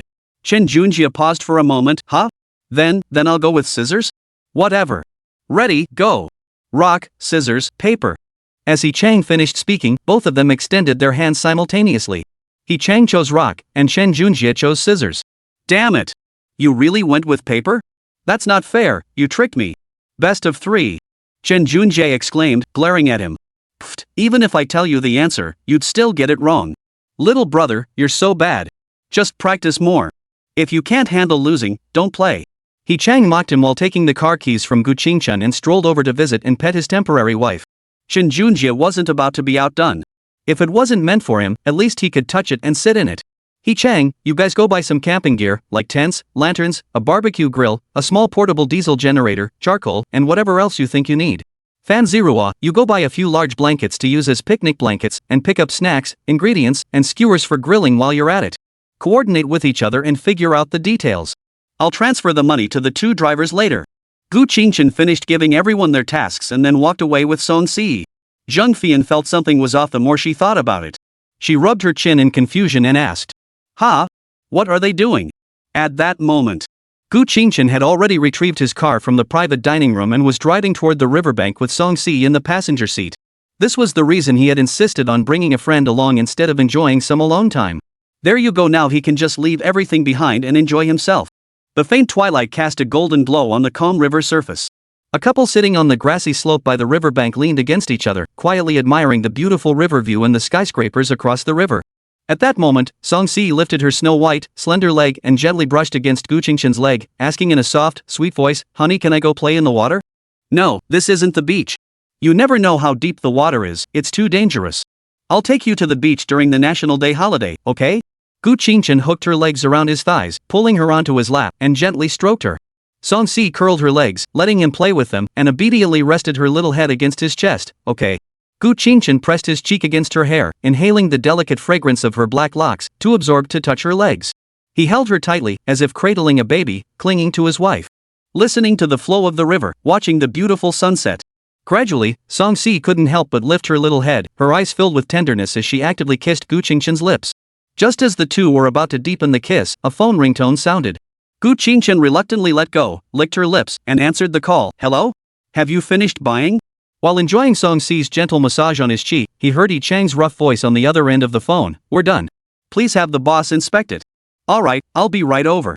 Gu Qingchen hung up the phone with a mix of laughter and tears, stood up, and picked Song Si up in a princess carry, heading toward the Rolls-Royce Cullinan parked by the roadside. Song Si wrapped her arms around his neck, gently swaying her little white-shoed feet and said, "We didn't do anything." "What are we going to say when we get there?" Gu Qingchen tapped her little butt and said, "I'm the boss. I'm the one paying. Why should I do the work?" Song Si thought about it and realized he had a point, nodding immediately. "Alright, you evil capitalist husband. Hey, Xiao Sisi, dare to talk to your husband like that? Wait and see how I deal with you." Gu Qingchen quickly walked to the passenger side of the car, opened the door, and pushed Song Si inside, then reached out to tickle her. "Ha ha ha, husband, I'm sorry, ha ha ha, stop tickling me, will you give me a kiss instead?" Upon hearing this, he immediately stopped, looking at the young girl with eyes filled with laughter and a faint mist of tears, her cheeks flushed red. She pouted her lips and murmured, "Come on, kiss me until I'm satisfied, and I'll let you go." Song Si adjusted her skirt, smiled sweetly, and cupped Gu Qingchen's cheeks, taking her lips into her mouth, unable to get enough of them. After a few minutes, Song Si gently pulled away, rubbing her lover's cheeks with a voice so soft it was almost a whisper. "Alright, anyway, it's vacation. You can kiss me as much as you want tonight, let's go first, don't make Yanzi and the others wait too long." "As you wish, my dear." Gu Qingchen gently scraped her little nose, closed the passenger door, and sat in the driver's seat. "Seatbelt, wife." "Oh, okay." Watching Song Si fasten her seatbelt, Gu Qingchen started the car and drove off into the distance. They arrived at the location provided by Yi Chang. It was a parking spot by the side of a small square. After getting out of the car, Song Si and Gu Qingchen walked slowly toward them, holding hands tightly. Looking at the two Land Rovers with their trunks open, Gu Qingchen also walked over to take a look at what they had bought. Pretty well stocked. For tents, a barbecue grill, a small diesel generator and a barrel of diesel fuel, camping lanterns, sleeping bags, multi-tool knives, and so on, it's decent. The girls had various snacks, drinks, barbecue skewers, pre-cut meat and vegetables, seasonings, instant noodles, and 4 colorful blankets. That should be everything. "If we need anything else, we can just have someone bring it over," Gu Qingchen said. Zheng Fian finally asked the question she had been wanting to ask all afternoon. "What did the two of you do this afternoon?" Gu Qingchen replied matter-of-factly, "We found a place and enjoyed some alone time." 6. Seeing their stunned expressions, Gu Qingchen repeated the same response she had given to Song Si earlier. "What for? I'm the one paying, I'm the boss. Of course I have subordinates to do the work." 6. Qin Junjie silently gave her a thumbs up. "So, you asked us to come along just so you'd have someone to run errands for you?" Fan Zirua cut to the chase. The scene grew slightly awkward. Chapter 91, Forever Love You. Cough. Well, you don't need to transfer the extra money back to me. Keep it and treat yourselves to a nice meal. I've got something to do. Let us meet at the school gate around 8 a.m. tomorrow. That's it, bye. After saying that, Gu Qingchen pulled Song Si and ran off. The remaining 6 looked at each other in confusion. Zheng Fian asked in a daze, what about us? Should we all go home? Fan Zeroa waved her phone, Gu the big boss gave us so many gifts. Wouldn't it be a shame not to go out for a big meal? Alright, let's go to a 5-star hotel. He Chang suggested. Chen Junjia waved his hand. 5-star hotels have limited portions and are super expensive. You're not a food connoisseur, you won't be able to tell the difference. Let's go to a high-end buffet instead. There's everything you could want, and it's only a few hundred yuan per person. That's the best deal. Of course, if you're into the atmosphere, then let's go for the 5-star. After all, his family had some assets, so he naturally had some knowledge in this area. Fan Zeroa agreed, that's true. I know a high-end buffet that's 500 yuan per person. A 5-star hotel is fine too. I have a card that gets a discount. What do you guys think? After some thought, everyone opted for the high-end buffet, then drove off in their Land Rovers straight to their destination. As the sky grew darker. At Gu Qingchen's place. Back at the villa, he had changed into his pajamas and was now lying on Song Si's bare, smooth legs, which were barely covered by her nightgown, enjoying her ear cleaning service. Flip it over, the other side. Song Si spoke softly, gently patting Gu Qingchen, who was dozing off. He obediently flipped over, burying his face in his wife's abdomen. Just as she was about to put the ear spoon in his ear, the doorbell rang. Song Si put down the ear spoon and nudged Gu Qingchen. Honey, get up quickly, I'll go answer the door. Gu Qingchen couldn't possibly let anyone see his wife in her nightgown. He immediately pressed Song Si down and stood up, saying, I'll go. You stay put. He walked to the entrance, opened the door, snatched the food, said thank you, closed the door, and did it all in one smooth motion. The delivery person blinked a few times, looking at the closed door and the missing food in his hands, feeling confused for a moment before turning around and leaving. Song Si got up to take the food and went into the kitchen. Gu Qingchen, however, was lazily leaning against the sofa, scrolling through his phone. Suddenly, Lu Xingzhe, whom he hadn't contacted in ages, sent a message, Old Gu, are you free during the National Day holiday? Gu Qingchen, let me know, depends on the situation. Lu Xingzhe, cough cough. I'm going to meet my online date in person. Can you come with me? Gu Qingchen? You're the one who's meeting up. What did you do all summer? Lu Xingzhe, playing games. Gu Qingchen. Gu Qingchen, where are you going to meet up? Lu Xingzhe, way hi. Ha? That's convenient, Gu Qingchen thought to himself. He had already planned to take Song Si to the beach for some fun. Now he could also take her on a plane ride and catch some gossip, a 3-for-1 deal. Gu Qingchen, alright, contact me during the National Day holiday. Lu Xingzhe, old Gu. Good brother. For life. Gu Qingchen didn't bother replying. He put down his phone and hurried to the kitchen. He wrapped his arms around Song Si's sexy waist from behind, resting his chin on her shoulder, and watched her stir the vegetables in the pot. Song Si smiled, pressing her soft cheek against his, and asked, why are you in the kitchen instead of lying on the couch? Can't I accompany my wife? Sure, then give your wife a kiss. Song Si turned her head and puckered her lips. Gu Qingchen didn't hesitate, wrapping his lips around her jelly-like lips and savoring them. After just a moment, Song Si pushed him away with a seductive glance. Seeing that Gu Qingchen was about to kiss her again, she quickly covered his approaching mouth and said, we'll kiss later tonight. I'm cooking dinner. If it burns, will you still eat it? Of course I'll eat. I'll eat whatever you make. How could he say no to his wife's cooking? It's just a pile of crap. Never mind, as long as he can eat it, I'll flaunt it to the fullest. Alright, go rest. Burnt food isn't healthy, I wouldn't dare feed it to my most beloved treasure. Song Si gazed at Gu Qingchen with adoring eyes, gently stroking his cheek as she continued stir-frying the vegetables. Gu Qingchen, whose heart was pierced by her words, couldn't bear to leave. He simply embraced Song Si's slender body in his arms, not disturbing her, but murmured softly, just spoil me, or else I'll turn bad. Song Si didn't seem to notice, simply turning her head to kiss his cheek. It's okay, I love spoiling you. No matter how bad you become, even if it's a matter of principle, it doesn't matter. You'll always be my husband and I'll always be by your side. Gu Qingchen was completely stunned upon hearing this, and asked in confusion, what's wrong? Why are you saying this suddenly? Song Si was confused, nothing's wrong. What's wrong with that? What's wrong with that? That's a huge problem. He had thought that after being with Song Si, her self-doubt would lessen, at least she wouldn't have thoughts like, even if you fall in love with another girl, don't abandon me. But now it seemed that those thoughts were still deeply ingrained, and had even expanded beyond his imagination. Principal issues. There are way too many of those. This kind of thinking isn't just a psychological issue anymore, is it? Looking at Gu Qingchen's serious expression, Song Si smiled gently, turned off the stove, served the food, and placed it aside. She then turned around and hugged him softly, saying, I think I know what you're trying to ask. I'm also aware of my psychological issues, and it seems like they've gotten worse. Perhaps the Song Si who ran away from home in the rain that night has already died. Now, I feel nothing for the future, and I have little interest in things unrelated to you. I only feel emotions toward you and things connected to you. As long as I gradually lose the sense of your presence, my entire body feels numb like a puppet on strings. But when I hear your voice, smell your scent, or see or touch you, I feel like I'm coming back to life. So, I have become a girl who lives only for Gu Qingchen. As she spoke, Song Si pressed Gu Qingchen's hand against her chest, her eyes fixed on him without blinking. This heart beats only for you. I hope you stay healthy and safe. Otherwise, I truly have no courage to go on living. Gu Qingchen immediately hugged her tightly, though he didn't shed tears, his eyes were red. I'm sorry, I didn't notice anything was wrong with you. Why didn't you tell me sooner? I'll take you to see a psychologist tomorrow, okay? No, please don't. As long as you don't leave me for too long, I'm just like a normal person. I don't want to take a bunch of pills or end up in a mental hospital. Besides, I like how I feel now. I love you every moment of every day, and this feeling is truly wonderful. Song Si gently patted his back, comforting him like a child. Silly girl. Gu Qingchen's tears finally fell. The silly girl who loves you forever. Chapter 92, The Happy Heartache. At the dining table. Gu Qingchen took the mushroom and pork stir-fry that Song Si fed her with her mouth and asked worriedly, Are you sure it's okay? Should I take you to the hospital to get it checked out? Song Si shook her head. A heart ailment requires a heart remedy. Going to the hospital would only result in some strange medications. When did you first notice these symptoms? Gu Qingchen supported Song Si under her armpits, lifted her onto his lap, and held her tightly, embracing her delicate, soft body. After nearly 3 months of feeding and pampering, the young girl's figure had become much more curvaceous, giving her an hourglass shape. Song Si shifted her hips, finding a comfortable position to nestle in his embrace. She played with his long, slender fingers, recalling, It started one night when we first moved into the dormitory.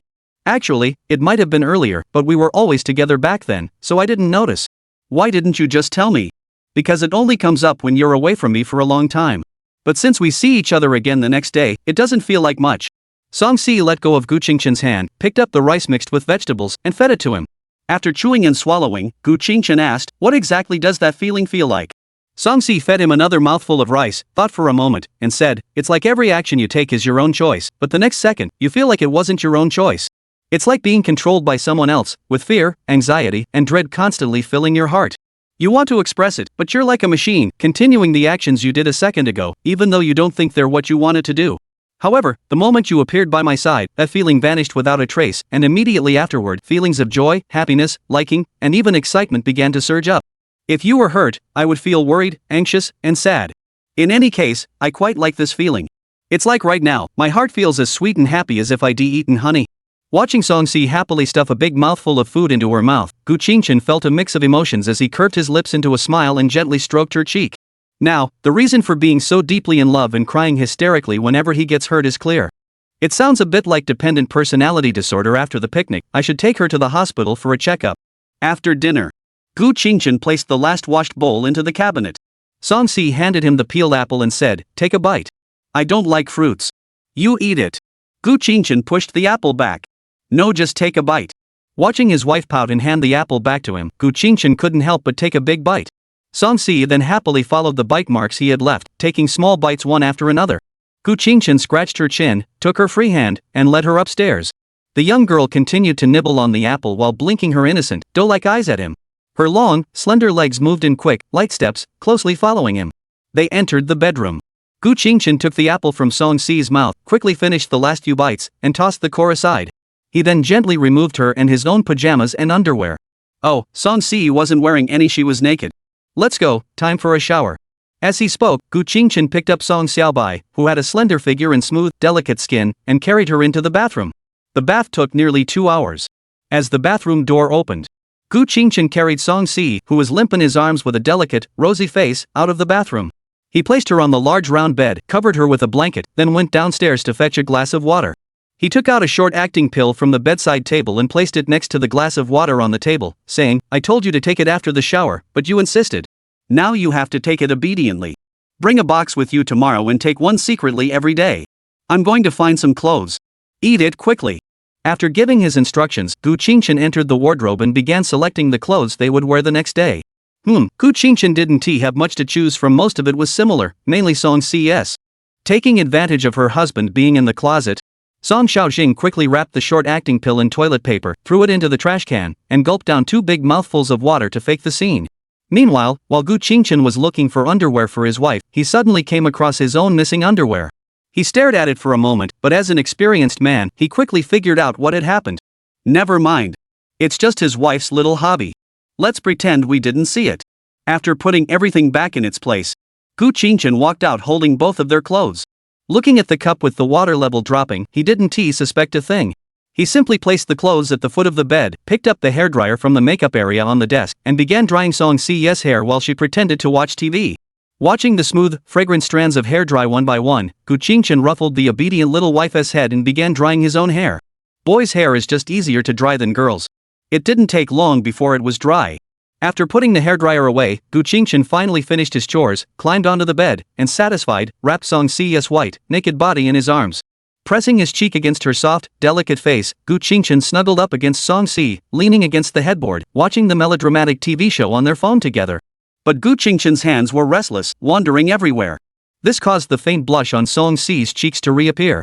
As time slowly passed, noticing his wife's eyelids drooping, Gu Qingchen took the phone from her hands and placed it on the bedside table, gently patting her and coaxing, "Go to sleep, good night." "I love you, husband." Song Si lazily rolled over, facing Gu Qingchen, wrapped her arms around him, draped her legs over his waist, and snuggled closer into his embrace before gently kissing his lips. Then, nothing more. The young girl had already fallen asleep, her eyes sparkling with sleep. Gu Qingchen sighed helplessly, feeling the 2 soft mounds pressing against his chest, and closed his eyes in bliss. The 2 of them fell asleep like that, still kissing. As for when they finally parted, that was all in the wee hours of the morning. The sky began to glow with a faint light. Gu Qingchen slowly opened his eyes, gazing at the young girl sleeping soundly in the crook of his neck. He gently pinched her soft, supple cheeks, then slowly stood up, only to find, with a mix of laughter and tears, that Song Si's drool had already trickled down his neck and onto the pillow. Gu Qingchen quickly reached out to wipe the drool from his wife's lips, gently adjusted her head, and wiped the drool from his own neck before heading to the bathroom to wash up. Chapter 93, The Dragon and the Phoenix. After finishing his morning routine, Gu Qingchen changed into a hoodie and long pants. He then leaned over and sat sideways on the bed, gently patting Song Si's little bottom through the blanket. "Sisi, it's time to get up and wash up." The young girl let out a cute, soft hum, slowly sitting up. The summer blanket slid down her smooth, tender skin. She stretched out her arms with her chest exposed, murmuring dazedly, "Hold me." Upon hearing this, Gu Qingchen immediately buried his face in her soft embrace, tightly hugging Song Si's waist.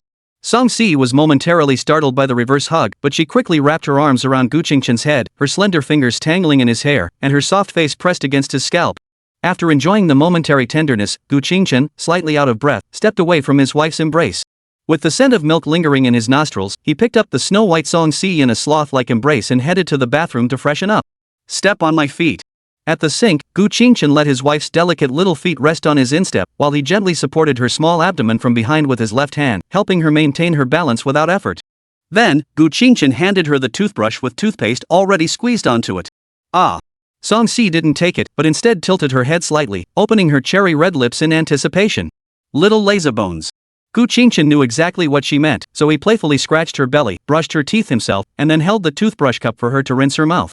Song Si obediently washed her face herself, though the facial cleanser had been applied by Gu Qingchen. After finishing their morning routine, Gu Qingchen lifted Song Si's little bottom and carried her back to bed. "Clothes." "Okay." The wife simply said 2 words, and Gu Qingchen obediently fetched the clothes. Song Si cooperated fully, lifting her arms, then her long legs and bottom. Gu Qingchen skillfully fastened the buttons, hooked the straps, adjusted the shoulder straps, lifted her legs, threaded them through the leg openings, and tucked in her bottom. After dressing his wife in her underwear, he helped her into a sleeveless, figure-hugging t-shirt and a black puff-skirted dress. Finally, Gu Qingchen held her delicate arches, played with them for a moment, and then slipped on the lace-trimmed white socks. "Thank you, husband." Song Si put on her slippers, stood up, gently cupped his cheeks, and generously offered her lips and tongue, kissing him deeply. For a long time. Both of them, slightly aroused, separated with a touch of restraint. "Alright, let's go see what we need to bring." Gu Qingchen patted Song Si's butt and said. They then found a small backpack. They packed some wet wipes, tissues, a charging cable, a power bank, and Song Si's short-acting medication.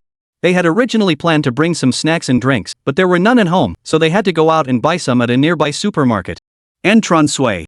Song Si, who had already put on her shoes, wanted to tie her hair up. But Gu Qingchen held her hand and said, "Just leave it down like that, it looks nice." Alright. Song Si wrapped her arm around his and obediently agreed, not caring, as long as her husband liked it. After the two of them got out of the house and into the car, Gu Qingchen drove the Rolls-Royce out of the residential area. Along the way, they stopped at a small supermarket by the roadside to buy some snacks and drinks before continuing on to park near the entrance of Magic University. Since it was still early, just past 7:30 a.m., therefore, no one from either dormitory had arrived yet. Song Si rummaged through the plastic bag, tore open the packaging, and held it to Gu Qingchen's mouth, saying, "Bite." Gu Qingchen didn't hesitate and took a big bite.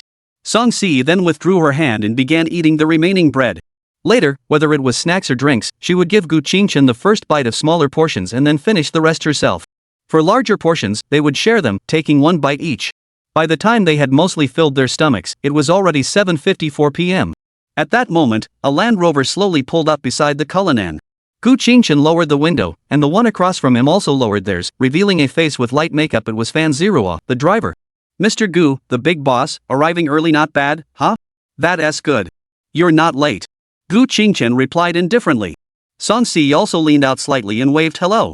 Suddenly, Gu Qingchen remembered something and asked, "By the way, what did you do with those ingredients last night?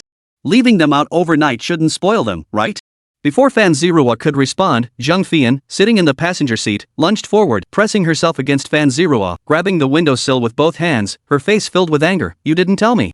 Do you know how much trouble I went through yesterday to save those ingredients? I had to run to 3 different canteens just to buy 3 foam boxes and ice packs. Do you even know how big the school is? I was almost dead from exhaustion.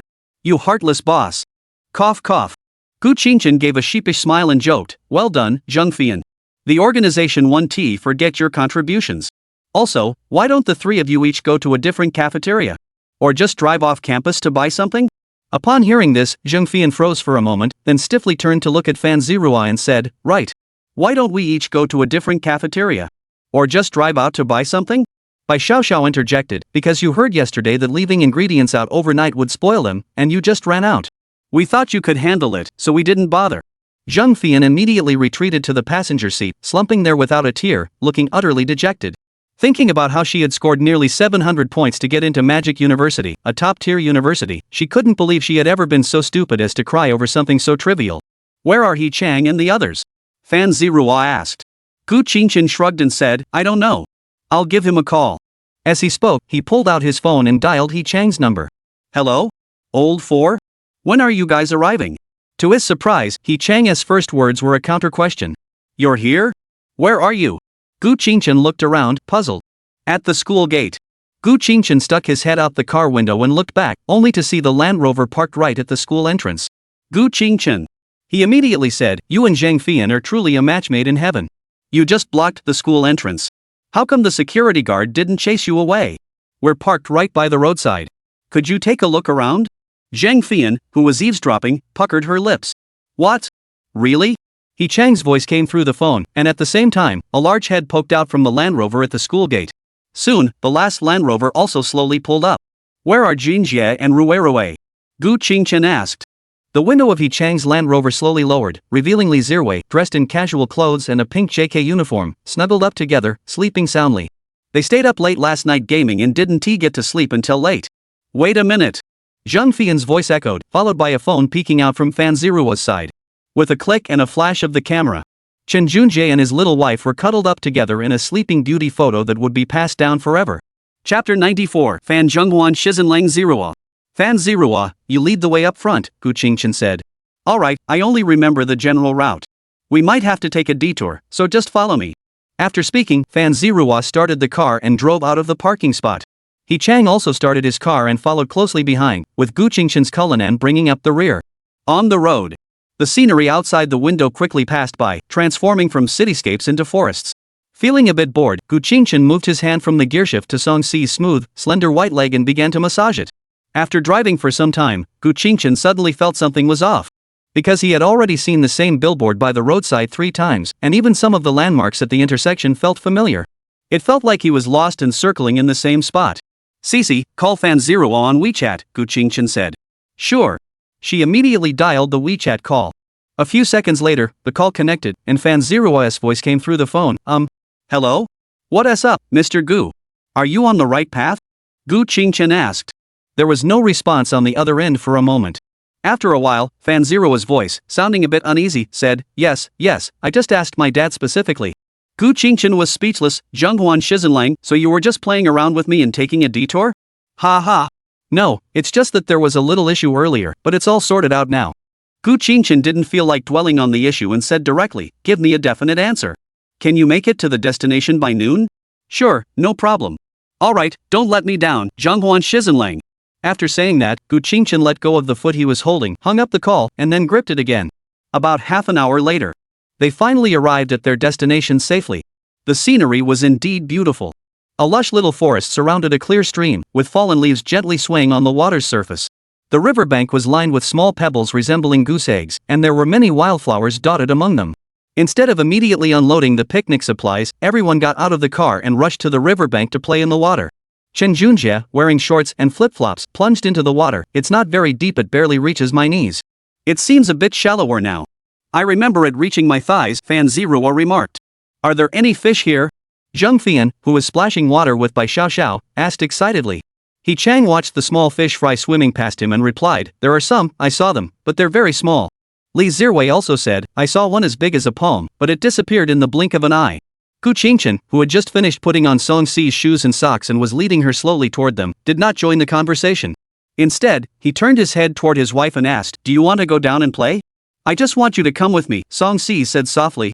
Gu Qingchen smiled affectionately, squatted down, rolled up his pant legs, took off his shoes and socks, and said, hold onto my shoulders, and I'll take off your shoes for you. Song Si obediently held onto him and lifted her leg slightly. After removing her shoes and socks and placing them on the shore, Gu Qingchen helped her into the water barefoot. Feeling the cool water flow over her toes, Song Si curiously lifted her leg and splashed the water. Seeing the couple and Chen Junjie in the water, the others followed suit, removing their shoes and socks and wading in. Everyone played for a while. Gu Qingchen checked his phone and saw it was almost 11 o'clock. He called out, everyone, stop playing for now. Let's bring everything down and get it ready. We'll eat lunch first and then play again. Alright. N. After everyone responded, Gu Qingchen also wrapped his arms around Song Si's waist and got out of the water. Since there was nothing to wipe their feet with, and they planned to go back in the water later, everyone simply went barefoot. After moving the barbecue grill, generator, and other items down and setting them up, everyone stared at the 4 packages in silence. They formed a circle, staring at the 4 open tent bags on the ground, all falling into silence. Gu Qingchen knelt down, picked up an iron rod, and said helplessly, who among you knows how to set this thing up? A few people looked at each other, all shaking their heads. Gu Qingchen sighed in frustration and turned to the 3 guys who had bought the tents. How did you buy these tents? Aren't there those all-in-one ones you just pick up, set up, and you're good to go? He dumped out the contents of one of the tent bags. You had to buy this loose part version, and all 4 bags are. You guys are my angels of. He Chang said nothing, squatted down, and handed the manual from the tent bag to Gu Qingchen. He reluctantly took it and flipped through it. Slowly, Gu Qingchen realized that while the parts looked numerous, they were actually quite simple.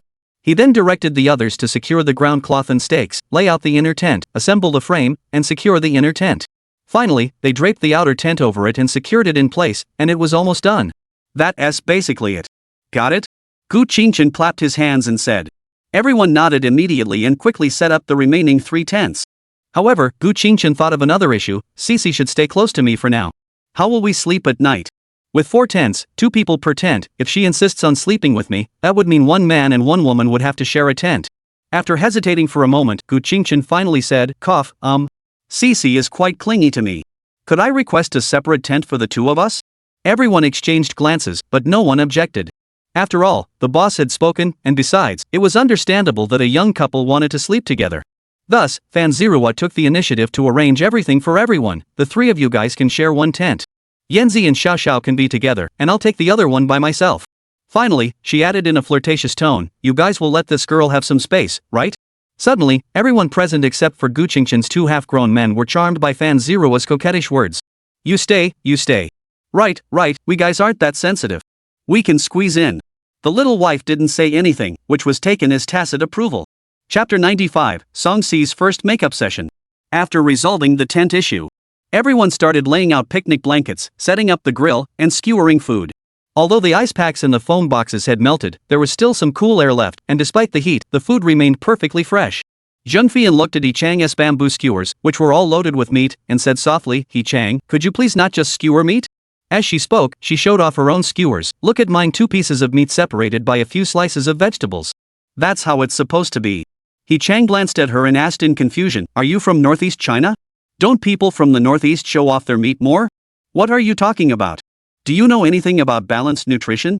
I may not speak Northeast Chinese, but I'm from Northeast China, you know.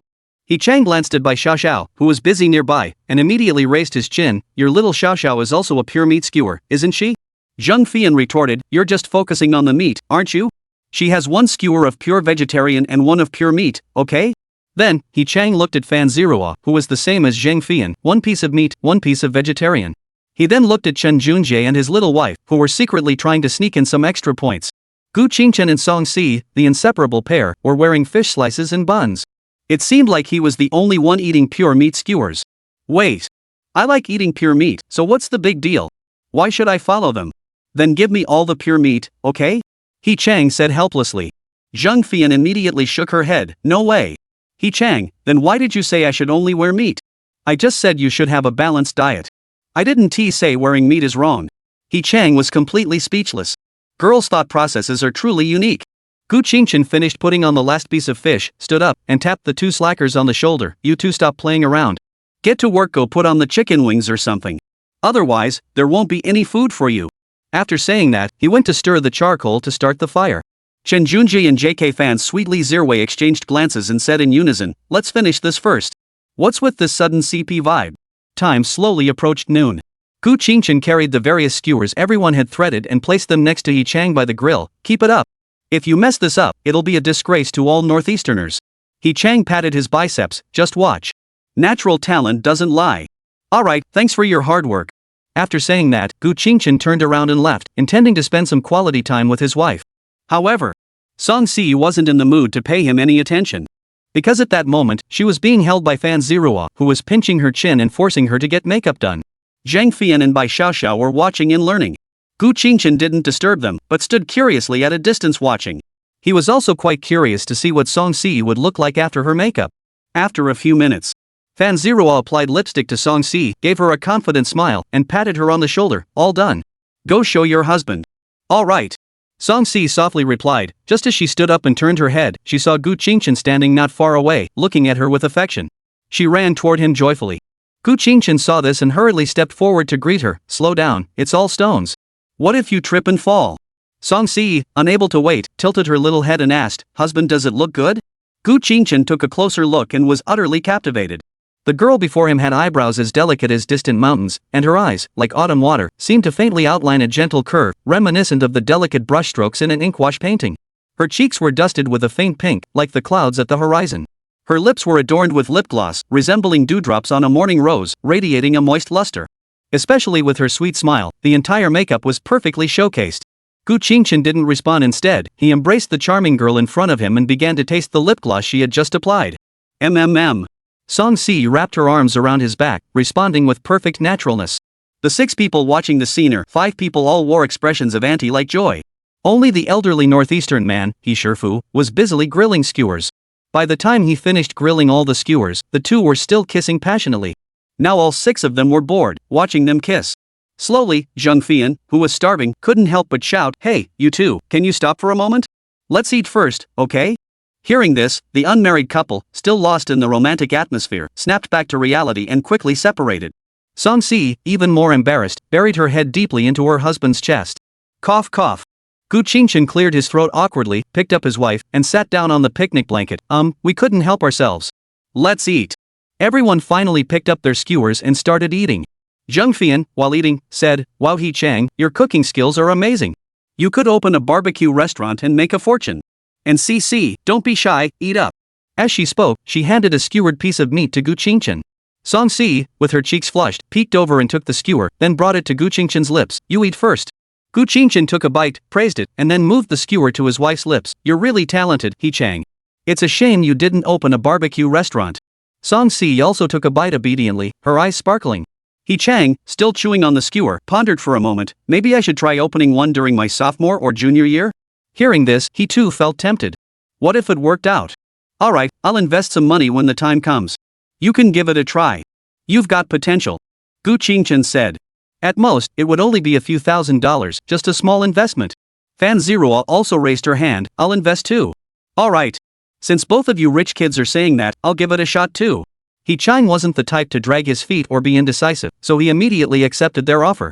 After a barbecue feast that was more about filling their stomachs than drinking, everyone lay contentedly on the picnic blanket, soaking up the sun. Yes, Song-si wasn't lying down, she was snuggled up in her husband's arms. After resting for a while, the three girls, except for Song-si, got up and went to play in the small stream. He Chang and Shen Junjie found 2 sticks, sharpened them with a knife, and prepared to go fishing. Little wife sat quietly by the riverbank, rinsing her feet while playing a game. Let us go play too. Gu Qingchen stood up, picked up Song-si in a princess carry, and also went into the water. After putting her down, the young girl happily wrapped her arms around Gu Qingchen's arm and walked through the water. Occasionally, she would bend down to pick up some pretty stones from the water and show them to him before placing them in Gu Qingchen's pants pocket. Chapter 96, Shen Junjie's Good Luck and Bad Luck. Feeling a bit bored, Gu Qingchen and Song-si, hand in hand, walked over to Yi Chang and Shen Junjie. They watched as the two of them held wooden forks high in the air, constantly scanning the water for any movement. Suddenly, Shen Junjie lowered his fork, then sprinted forward like a racehorse, splashing water everywhere as he charged out. Yi Chang, standing nearby, was inevitably splashed, soaking him from head to toe. He immediately looked up and shouted at Shen Junjie, who was already several meters away, "Damn it! Junjie, what are you doing? You splashed me with water." "I didn't bring any clothes." Shen Junjie replied while running. "Fish. I saw a fish. It's huge. I almost caught it just now." Then, within 10 seconds, he returned, dejected, wading through the water, muttering to himself, "Such a big fish, how could it disappear so quickly?" Gu Qingchen looked at the two of them, one completely soaked and the other half wet, and said helplessly, "What are you two going to do?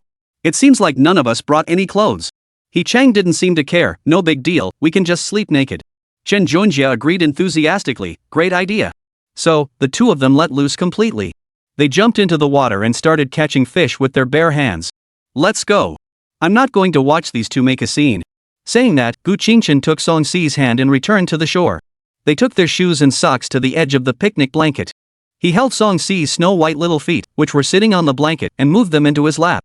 He lifted the hem of his shirt to wrap them, using it as a makeshift towel to wipe them dry. After a moment, Gu Qingchen swept his hand over the pale pink soles, slipped white socks onto the adorable toes, put on the shoes, then sat down on the mat.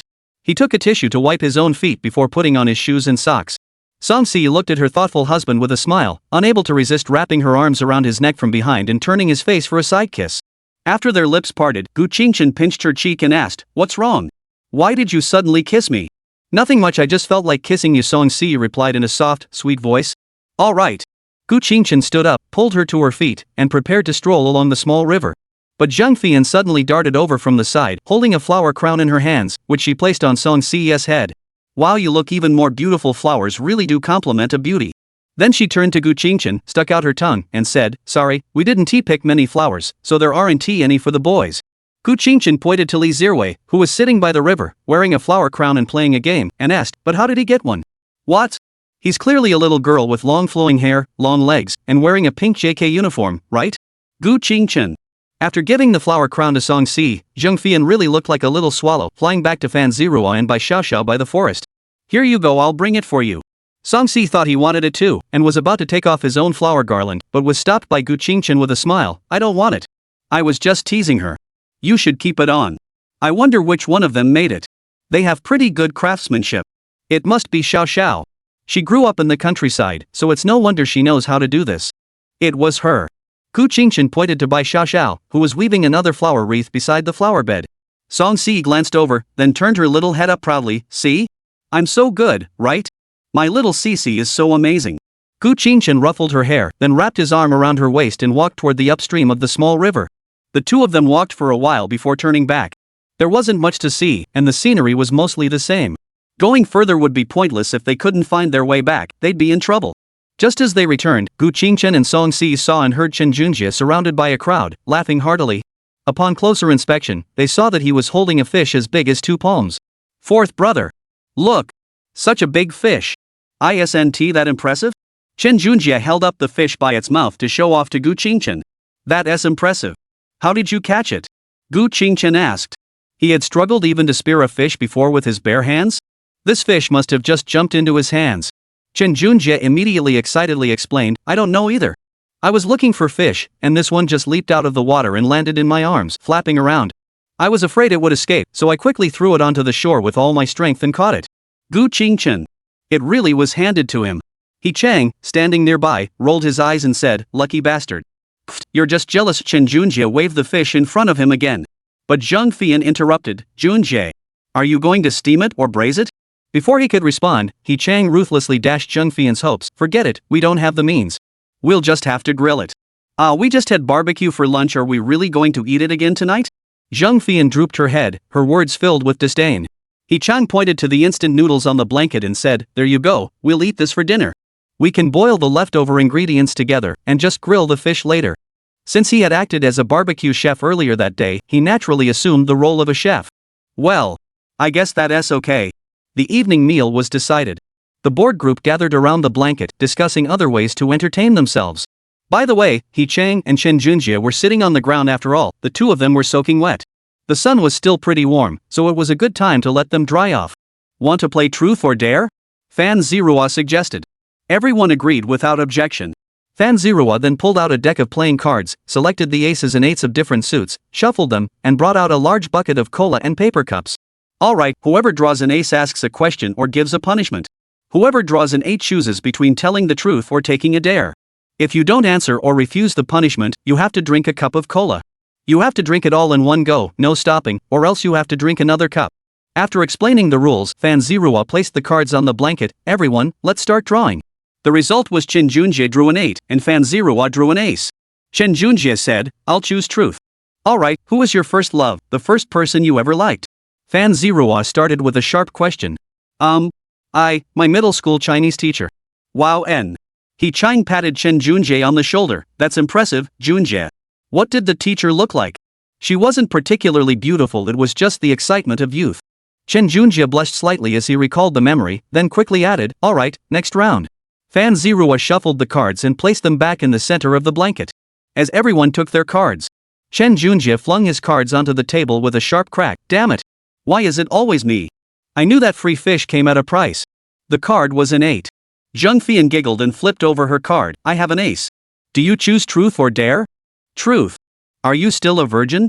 Chen Junjie. He clenched his teeth, his cheeks flushing red as he forced out, "Yes." "What? No way? Your family is pretty wealthy, right? How could you not have dated anyone?" Zhang Fian asked in disbelief. "So what? Being a pure-hearted rich kid isn't good enough?"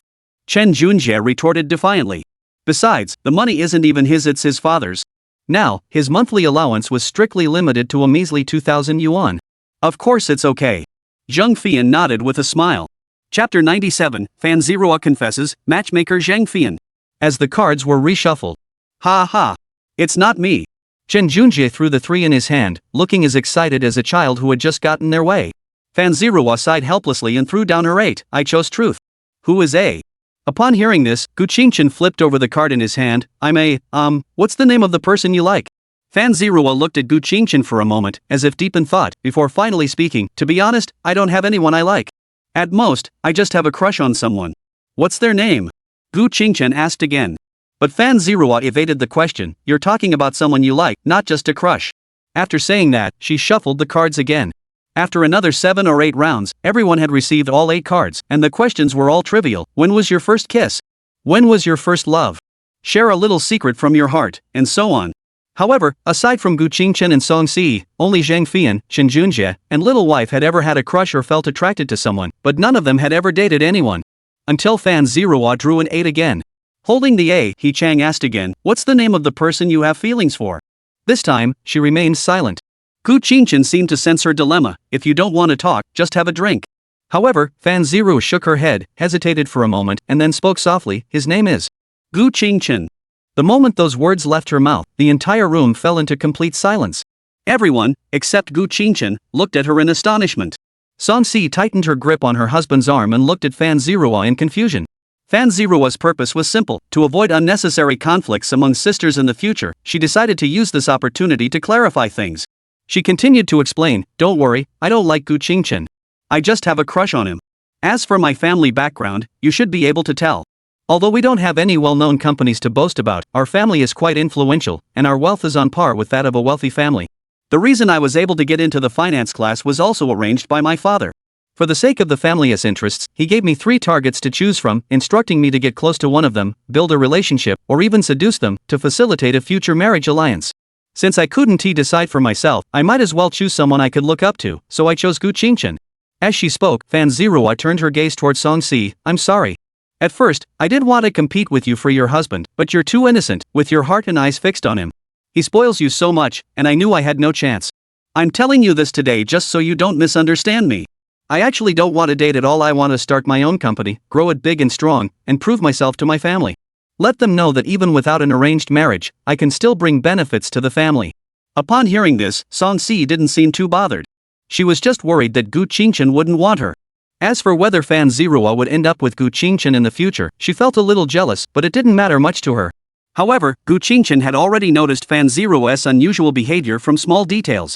She was just very cautious and kept a certain distance, so she didn't call her out on it. At that moment, He Chang asked, why don't you just cut ties with your family? Can they force you? Fan Zirua glared at him, her expression sorrowful. Do you think it's that simple? My parents have always been good to me, spoiling me and indulging me in everything. But this arranged marriage isn't something I can decide, nor is it something my parents can decide. Then, she leaned back casually, pretending to be lighthearted. It doesn't matter.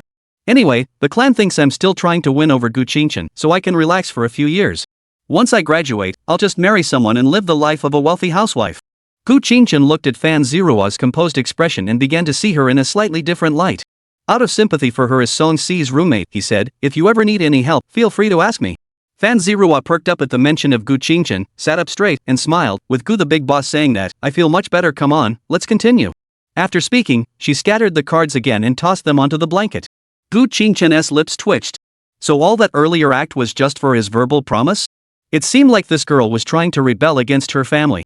Suddenly, Chen Junjie, while drawing a card, asked, Fourth brother, can you tell us what your family does? Gu Qingchen thought for a moment, then decided not to hide it from his roommate and admitted, the Gu group. Chen Junjie jumped up immediately, Fourth brother. No, wait. Godfather. Father. From now on, your little brother will rely on you for guidance. Alright. Don't get so worked up. Sit down and play. Gu Qingchen said with a mix of laughter and exasperation. However, everyone else present, except for Fan Zirua, was a bit confused. After all, they hadn't been exposed to the business world and had no concept of what a group meant. He Chang bluntly asked, what is so special about the Gu group? Chen Junjie looked at him with a condescending expression, the leading company in Shanghai, one of the top 10 in the country. Isn't that impressive? Well, that does sound pretty impressive. Zheng Fian said timidly. Forget it, you don't understand. In any case, make sure you hold onto my godfather's leg tightly, don't let go. Chen Junjie didn't bother explaining further, sat back down, and looked at the cards in his hand. Then, damn it! It's me again. He threw his cards on the ground, collapsed onto the floor, and said weakly, I chose the dare. Go ahead, who's the A? Zheng Fian held up her cards, me. The punishment is for you to kiss my little sister Xiaoxiao's cheek. If any of you refuse, you have to drink a beverage. This, isn't that a bit much? Chen Junjie glanced at the shy by Xiaoxiao, who had lowered her head, and said, too much? I said, if either of you refuses, you'll just drink the soda instead. Come on, you're not scared, are you? Little virgin? Zheng Fian deliberately goaded him, creating an opportunity for her sister. Because she had noticed long ago that Bai Xiaoxiao was probably interested in Chen Junjie, perhaps because she liked guys with a strong sense of humor. She had always seen her secretly glancing at Chen Junjie. Today, it was even more frequent, and she even covered her mouth to suppress a smile. But her roommate was too insecure to show it. Earlier, she had caught him off guard and saw his reaction, so he probably wasn't a bad guy. Now that she'd given her another chance, whether it would work out depended on their fate. Chapter 98. Bai Xiaoxiao blushes into a faint. What's there to be afraid of? I'm a man. Just kiss me. Chen Junjie sat up from the ground, completely unaware that his cheeks were bright red. Bai Xiaoxiao wasn't exactly a beauty, but her cute, doll-like face and petite figure gave her a very charming vibe. It wasn't something that stood out much, but occasionally noticing it didn't stir up too many feelings, so they just treated each other like familiar friends. But suddenly mentioning it, Chen Junjie, who had never had any romantic experience, couldn't help but feel a surge of attraction. Zheng Fian wrapped her arm around Bai Xiaoxiao's shoulder, her tone slightly teasing. What do you think, Xiaoxiao? It's just a kiss on the cheek, nothing to it. I'm fine. Bai Xiaoxiao's voice was as soft as a mosquito's, but she didn't object. He Chang gave Chen Junjie a hard shove, saying, what are you waiting for? Go on. Upon hearing this, Chen Junjie finally stood up, took a few steps forward, and slowly knelt down beside Bai Xiaoxiao, slowly bringing his face closer to hers. Everyone held their breath, not wanting to disturb them. Bai Xiaoxiao kept her head down, closing her eyes tightly, feeling the scorching breath growing closer. Steam began to rise from her forehead. As Qin Junjie's lips touched her cheek like a butterfly landing on a flower. The next moment, Bai Xiaoxiao's body tilted sideways, unexpectedly falling into Zhang Fian's arms. Xiao Xiao. Xiao Xiao. Everyone rushed forward to check on the situation. Chen Junjie stood frozen in place, feeling utterly confused. What did I do? I just kissed her once. Why did she faint? Could it be, my kiss was poisonous? Zhang Fian looked at Bai Xiaoxiao in her arms, whose face was bright red, and touched her forehead, puzzled. She is so hot. Is she fainted from embarrassment? Fan Zirua checked her breath with her finger. She is still breathing. It seems like she is just fainted, not dead. She is definitely breathing. Gu Qingchen said helplessly.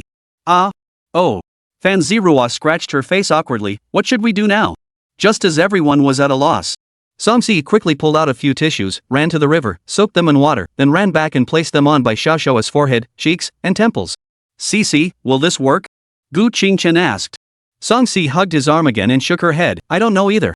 It just feels like a fever or heat stroke. Let's try it first. About a minute or two later. Bai Xiaoxiao fluttered her eyelids and slowly opened her eyes. Wow, Xiao. You're finally awake. You scared me to death. Zhang Fian immediately embraced her tightly in her arms. Unable to resist, Bai Xiaoxiao could only endure the fierce affection while asking in a dazed voice, What happened to me? Fan Zirua lifted her hand to remove the tissue from Bai Xiaoxiao's face and explained, You fainted from being kissed by Qin Junjie. I've never seen anyone faint from embarrassment before. Bai Xiaoxiao heard this and immediately recalled what had just happened. Her face flushed red again, and she buried her head in Zhang Fian's broad chest, murmuring, I'm sorry for worrying you. It's okay, it's my fault. I shouldn't have let Qin Junjie kiss you. We should have taken it slow. Zhang Fian stroked her head comfortingly. But Bai Xiaoxiao nodded slightly, glancing at Qin Junjie standing awkwardly nearby with a blushing face, then shyly buried her head again. Gu Qingchen saw that everything was under control and turned to Yi Chang, saying, It's getting late. Let's go cook some noodles. The pot is small, so you'll have to cook several batches. You'll be busy. Oh, it's no big deal. After saying that, Yi Chang carried the pot and small gas stove to the side to start cooking the noodles. During the meal, the remaining 7 didn't play truth or dare anymore. Gu Qingchen hugged Songxi in his arms and scrolled through short videos to pass the time. Meanwhile, little darling had run out of battery on her phone, so she sat down by the small generator to charge it, and turned on the camping light while she was at it. The dimly lit environment suddenly became a bit brighter. The other 3 girls gathered around, whispering quietly among themselves. Finally, Qin Junjie sat down next to Yi Chang and started chatting. The scene was harmonious and peaceful. About 10 minutes passed. 2 bowls of noodles were served first, placed in metal bowls, and handed to Zhang Fian and Bai Xiaoxiao to eat. The instant noodles with meat chunks and vegetables were decent, and the 2 ate them with relish. The noodles that were cooked later were naturally given to the 2 girls by the boys. Song Siege was the exception. At that moment, the noodles that had just reached her hands were picked up with chopsticks, blown on slightly, and then brought to Gu Qingchen's lips. Honey, Gu Qingchen helplessly pinched Song Si's cheek. You eat it. I'll have the rest. Ugh, no be good. There was nothing he could do. Faced with his wife's soft, childlike coaxing, Gu Qingchen could only open his mouth and accept the loving feeding. The way this young couple fed each other, taking turns to feed one another, was so sweet that it made the 2 half-starved young men watching them feel incredibly jealous. It wasn't until it was almost completely dark that everyone finally finished eating. Then, Yi Chang finished grilling Qin Junjie's white fish, divided it into 8 portions, and handed them out to everyone. Everyone sat on the blanket, holding their grilled fish, and looked up at the sky. Ziron, this isn't the star-filled sky you described? Zhang Fian asked in confusion. Maybe it's because the sky isn't completely dark yet? However, an hour passed. Little wife had even turned off the camping lantern. Still nothing, Zhang Fian said, sounding a bit disappointed. She had originally hoped to see a dazzling starry sky, but this was all there was? Maybe we're too close to the city? Fan Zirua speculated. After waiting a little longer, there was still not a single star in sight. Chen Junjie and the little wife had given up hope and returned to the tent to play games. A few minutes later, Yi Chang also got up and joined the game. Finally, Gu Qingchen pulled Song Si to her feet and said, Alright, I guess we won't see anything. Let's all go back to the tents. We've been out all day, let's get some rest. After saying that, he took his wife's hand and entered the tent. The remaining 3 women exchanged glances and reluctantly got up and went into the tent as well. However, Fan Zirua didn't have her own tent. Instead, she joined the boys and squeezed into the same tent as Zhang Fian and Bai Xiaoxiao. Gradually, though it wasn't very late, most of the tired players had fallen asleep. At that moment, Song Si pulled Gu Qingchen out of the tent. Is that really necessary? What if we wake them up? Gu Qingchen whispered. Song-si turned around, wrapped her arms around Gu Qingchen, and gently bit his ear. But I've already taken the medicine. Don't waste it, honey, just cover my mouth. Gu Qingchen was dragged into the small forest. In the darkness, Song-si secretly opened her palm, and a pill fell onto the grass and disappeared. Chapter 99, Returning to School. Gu Qingchen held Song-si's small buttocks, cradling her in his arms. After looking around cautiously, he carefully emerged from the grove. At that moment, the young girl's body was limp and trembling, her face pressed against his chest flushed with heat, and her long, slender legs were tightly wrapped around his waist. Back at the tent, Gu Qingchen placed Song-si on the sleeping bag, wiped the sweat from her forehead with his palm, and whispered, "Are you satisfied now? Can you sleep?" "Yes." Song-si smiled sweetly and replied in a soft voice. Since it was still summer, the sleeping bag was merely used as a mat and didn't need to be covered. After lying down, Gu Qingchen embraced his wife in his arms, gently patting her back like he was soothing a child. "Be good, go to sleep. You can't sleep in tomorrow." Song-si naturally draped her slender legs over his waist, nestled her head into the crook of his neck, and spoke in a soft, sweet voice, "Good night, husband." "Good night." Listening to the soothing chirping of insects, the two embraced each other and gradually drifted off to sleep. The next morning, hearing the sounds of activity outside, Gu Qingchen slowly woke up. He picked up his phone, which still had 33% battery life, and checked the time. It was only a few minutes past 7. Gently pinching the tip of the girl's nose, which was resting on his chest, he whispered, "Sisi, it's time to get up." Song-si, struggling to breathe, clung tightly to the pillow beside her, stretched lazily, then lifted her little head with a sleepy expression and said in a soft, sweet voice, "I need a kiss to wake up." Gu Qingchen smiled tenderly, immediately leaning down to kiss her cherry lips, gently pinching one of her full cheeks in the process. The two of them got up, tidied their clothes, and stepped out of the tent. However, Song-si was still half asleep, her hair slightly disheveled. She drowsily pinched Gu Qingchen's shirt hem and followed him. "Are you awake, old four? When are we leaving?" He Chang turned to look at Gu Qingchen, folding the tent as he spoke. Fan Zirua and Zhang Fian were each packing up a tent, but upon hearing He Chang's question, they both turned to look over. "Let us pack up and go. We can head back for breakfast. Thanks for packing my tent.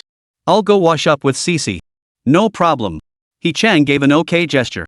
After speaking, Gu Qingchen went to the car to fetch their toothbrushes, toothpaste, and cups, then led Song-si to the small riverbank to wash their faces and brush their teeth.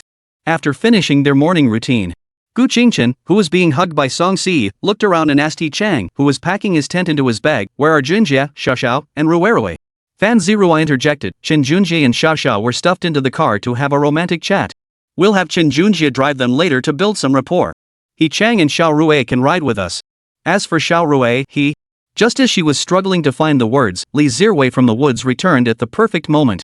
Gu Qingchen glanced at him and asked, "Where did you go?" Li Zirwei pulled out a roll of toilet paper from the deep pocket of his pink dress and said casually, "I was taking a dump." Once everything was tidied up, everyone got into their respective cars. Gu Qingchen already knew the way back, so she drove the Cullinan in front to lead the way. He dared not let Fan Zhenghuan Shizenlang Zira lead the way. Taking a detour was no big deal, but leading them into a ditch would be too much fun. If someone were to say, "You can't park here," that would really be a disaster. They arrived smoothly at the entrance of Magic City University. Gu Qingchen took the car keys from Fan Zirua and Chen Junji and said, "Alright, you two go ahead to the cafeteria for breakfast. I'll wait here to pick up the car." "Sisi, you come with me too?" Song-si shook her head upon hearing this and clung tightly to his arm. "I'll stay with you." "Be good. I'll be there in 10 minutes. Go order some good food for me." Alright. Song-si wasn't saying she couldn't leave him completely. It wasn't a big deal for a short while. After they left, less than 10 minutes later, the same man who had driven him there earlier returned, accompanied by a man Gu Qingchen didn't recognize. "Mr. Gu, just give me the keys. I'll handle the rest." "Alright, thanks for your trouble." Gu Qingchen handed over the keys and walked straight into the school gate. As he approached the cafeteria entrance, he spotted Song-si squatting by the side of the road, her presence quite noticeable. Walking over to take a closer look, he saw the young girl using a small twig to poke at a sleeping tabby cat. "Sisi, do you like animals?" Gu Qingchen asked, gently rubbing her head. Song-si jumped in surprise, thinking a stranger was touching her head, but upon hearing her lover's voice, she calmed down immediately. "Husband, no, I just thought it was dead, so I was testing it." "Alright, don't disturb the senior." Gu Qingchen glanced over and noticed there were no eggs. He quickly corrected himself, "Senior sister, let's go eat. If you like it, we can buy one to take home. This one only has home now, we can't take it back." You decide, honey." Song-si really couldn't resist fluffy things, but she didn't mind whether to keep it or not. In the cafeteria, A regular breakfast was finished. Chen Junjie led by Xiao Xiao out first. Gu Qingchen gently wiped Song Si's mouth while saying, "Are these two moving so fast?" Fan Zirua finished the last steamed bun, her speech slightly slurred. It's okay they didn't hold hands, just chatting alone. Gu Qingchen didn't dwell on it further, just asking out of curiosity. Zheng Fian leaned on her face, watching the two slowly walk away, filled with envy. I wish I could have a sweet romance too. Fan Zirua elegantly wiped her mouth and said, "Aren't there two right next to you?" Zheng Fian looked at Yi Chang and Li Zirwei, then shook her head. They're not my type. I want a hero who rides on a rainbow cloud to marry me. Yi Chang poured cold water on her hopes. You're not the fairy Zixia. Put. Zheng Fian felt like 1,000 knives had pierced her heart. She twisted her lips. Xiangzi, if you can't talk, let's go to Bear Mountain to chop wood. At least there are bears and monkeys there who'll listen to you ramble. Yi Chang completely ignored her subtle dig and continued to rub salt in the wound. Besides, the one riding the clouds wasn't the supreme treasure, it was a monkey. Did you always like that type? Your taste is pretty unique. Zheng Fian. Yi Chang, you. Die. Chapter 100, The Childbirth Therapy. Female lead character design, Chapter 1 has also been updated. For 1,000-word chapter, forced to round up to 100 chapters for OCD. The group left the cafeteria. After saying goodbye, Gu Qingchen took Song Si's hand and left the school. The others didn't pay much attention. If the young couple didn't want to spend time alone, it would be strange for them to hang out with a bunch of single people. The two returned to the Cullinan. Song Si, sitting obediently in the passenger seat, tilted her head and asked, "Honey, where are we going?" Gu Qingchen gently stroked her soft cheek and said softly, "Let's go to the hospital, okay? I'm worried." Although he had never seen the girl exhibit any of the symptoms she had described, now that he knew about them, as her future husband, he couldn't bear the thought of not taking her to get checked out. "Okay, but no matter what the diagnosis is, please don't abandon me, okay?" Song Si clutched the hem of her skirt, her voice low and trembling, like a child who had done something wrong. She didn't want the person she loved to worry, but she was also afraid that he would abandon her if he found out about her mental health issues. "How could that be? You're my wife. I'll always be by your side." As he spoke, Gu Qingchen gently wrapped his arms around Song Si's head and leaned in to kiss her jelly-like lips. As her teeth parted slightly, warmth intertwined. The two kissed for a long time before finally parting, both out of breath. "It's okay, I just wanted to show you. No need for medicine or hospitalization." Gu Qingchen stroked his wife's head comfortingly. "All right." Song Si obediently replied. Gu Qingchen smiled, kissed her forehead, fastened her seatbelt, and started the car, heading toward the affiliated hospital of Magic University. In the psychiatric clinic, the female doctor pushed a business card toward Gu Qingchen and said, "Since you don't want to take medication, why not try contacting this private psychologist? Mental illnesses are different from other illnesses. Each person's situation is unique. In your spouse's case, I can't make a definitive diagnosis either. She does have a dependent personality disorder, but she also exhibits other symptoms. Currently, I'm prescribing medication combined with psychological counseling. There's no better solution at the moment." "All right, thank you." Gu Qingchen thanked her and left the hospital with Song Si, heading to the address the doctor had provided. They arrived at the 6th floor of a skyscraper.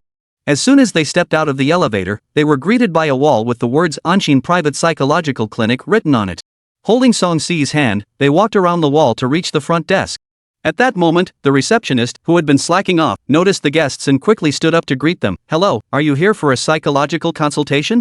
"Yes, I was referred here by someone to see Dr. In," Gu Qingchen said, handing over his business card. "All right, please have a moment."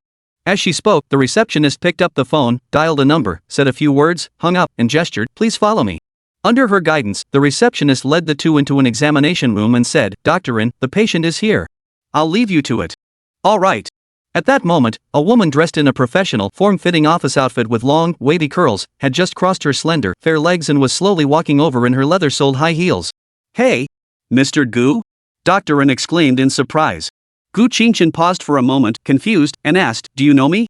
Dr. N's red lips curved into a playful smile, her voice tinged with flirtation. "Oh, of course I know the renowned Mr. Gu, but Mr. Gu might not recognize this humble woman, you know." Gu Qingchen furrowed his brows, beginning to doubt this woman's professionalism. "Put." Dr. N covered her mouth with her delicate hand and giggled, then composed herself slightly and said, "All right, I won't tease you anymore. My name is Wenxin, and your sister Miaoshu is my best friend." Upon hearing this, Gu Qingchen was surprised. "Really? That's quite a coincidence. All right, are you here for yourself, or to bring your girlfriend for a checkup?" "My girlfriend," Gu Qingchen replied. And Wenxin nodded, gesturing toward the sofa with an inviting motion. "Please sit down first."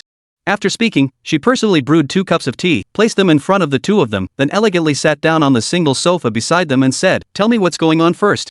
"All right." Gu Qingchen recounted the symptoms Song Si had previously described. After listening, and when Shin asked a few questions, filled out a form for Song Si, and then pointed toward the door. Mr. Gu, please wait outside. It should take about 4 to 7 hours, but please don't leave. I'll call you if there's anything. Of course, don't worry about lunch and dinner, we'll provide them. Please go ahead. Why do I have to go out? Gu Qingchen asked in confusion. Of course it's because of your girlfriend's condition. I'm just a woman, I can't do anything for her. Don't worry, this is a legitimate private psychological clinic. Otherwise, with your background, you'd tear my little clinic to the ground. Gu Qingchen sighed, gently stroked Song Si's face to calm her nerves, then stood up slowly and said, "Alright, call me if you need anything. I'll be waiting outside." After saying that, he pushed the door open and walked out. Seeing that the inconvenient person was gone. And when Shin sat down beside Song Si, held her hand, and started chatting idly, seemingly trying to build a closer connection. Then she asked about her past relationship with Gu Qingchen, gradually leading the conversation into her own experiences from childhood to the present. There was no way around it, the diagnosis of a mental illness is closely tied to personal experiences, and this was something that had to be asked. They had lunch in between. And when Shin asked Song Si in detail about her symptoms. That was it.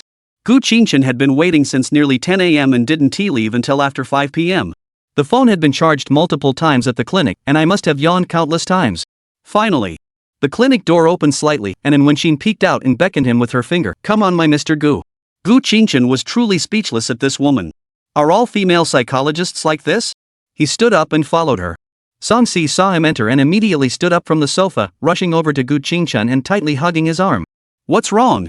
What did that woman do to you?" Gu Qingchen stroked her chin and glared at Wen Xin. "Nothing, I just missed you." Song Si shook her head. And Wen Xin said with a pout, "Mr. Gu, I just wanted to.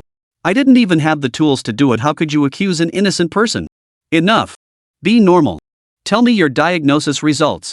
And Wen Xin also became more serious, sitting down on the sofa and taking a sip of the iced tea that Gu Qingchen hadn't touched. She has a severe dependent personality disorder and severe depression. However, strangely enough, her depression is suppressed by the dependent personality disorder. As long as you're by her side, she's a perfectly normal person who clings to you. This is the only case I've ever seen in my life, and it could be considered the first of its kind in the world. The inner anxiety and numb fear she described, feeling like a puppet being controlled, are all somatization symptoms. However, this might be related to her upbringing. She has been able to hide these symptoms very well, almost to the point where they're unnoticeable.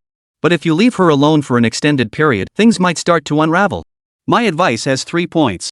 The most effective one is to never leave her side for more than 5 hours. Effective but harmful to the body, medication. Something that might work, but I can't guarantee, getting a pet or having a child.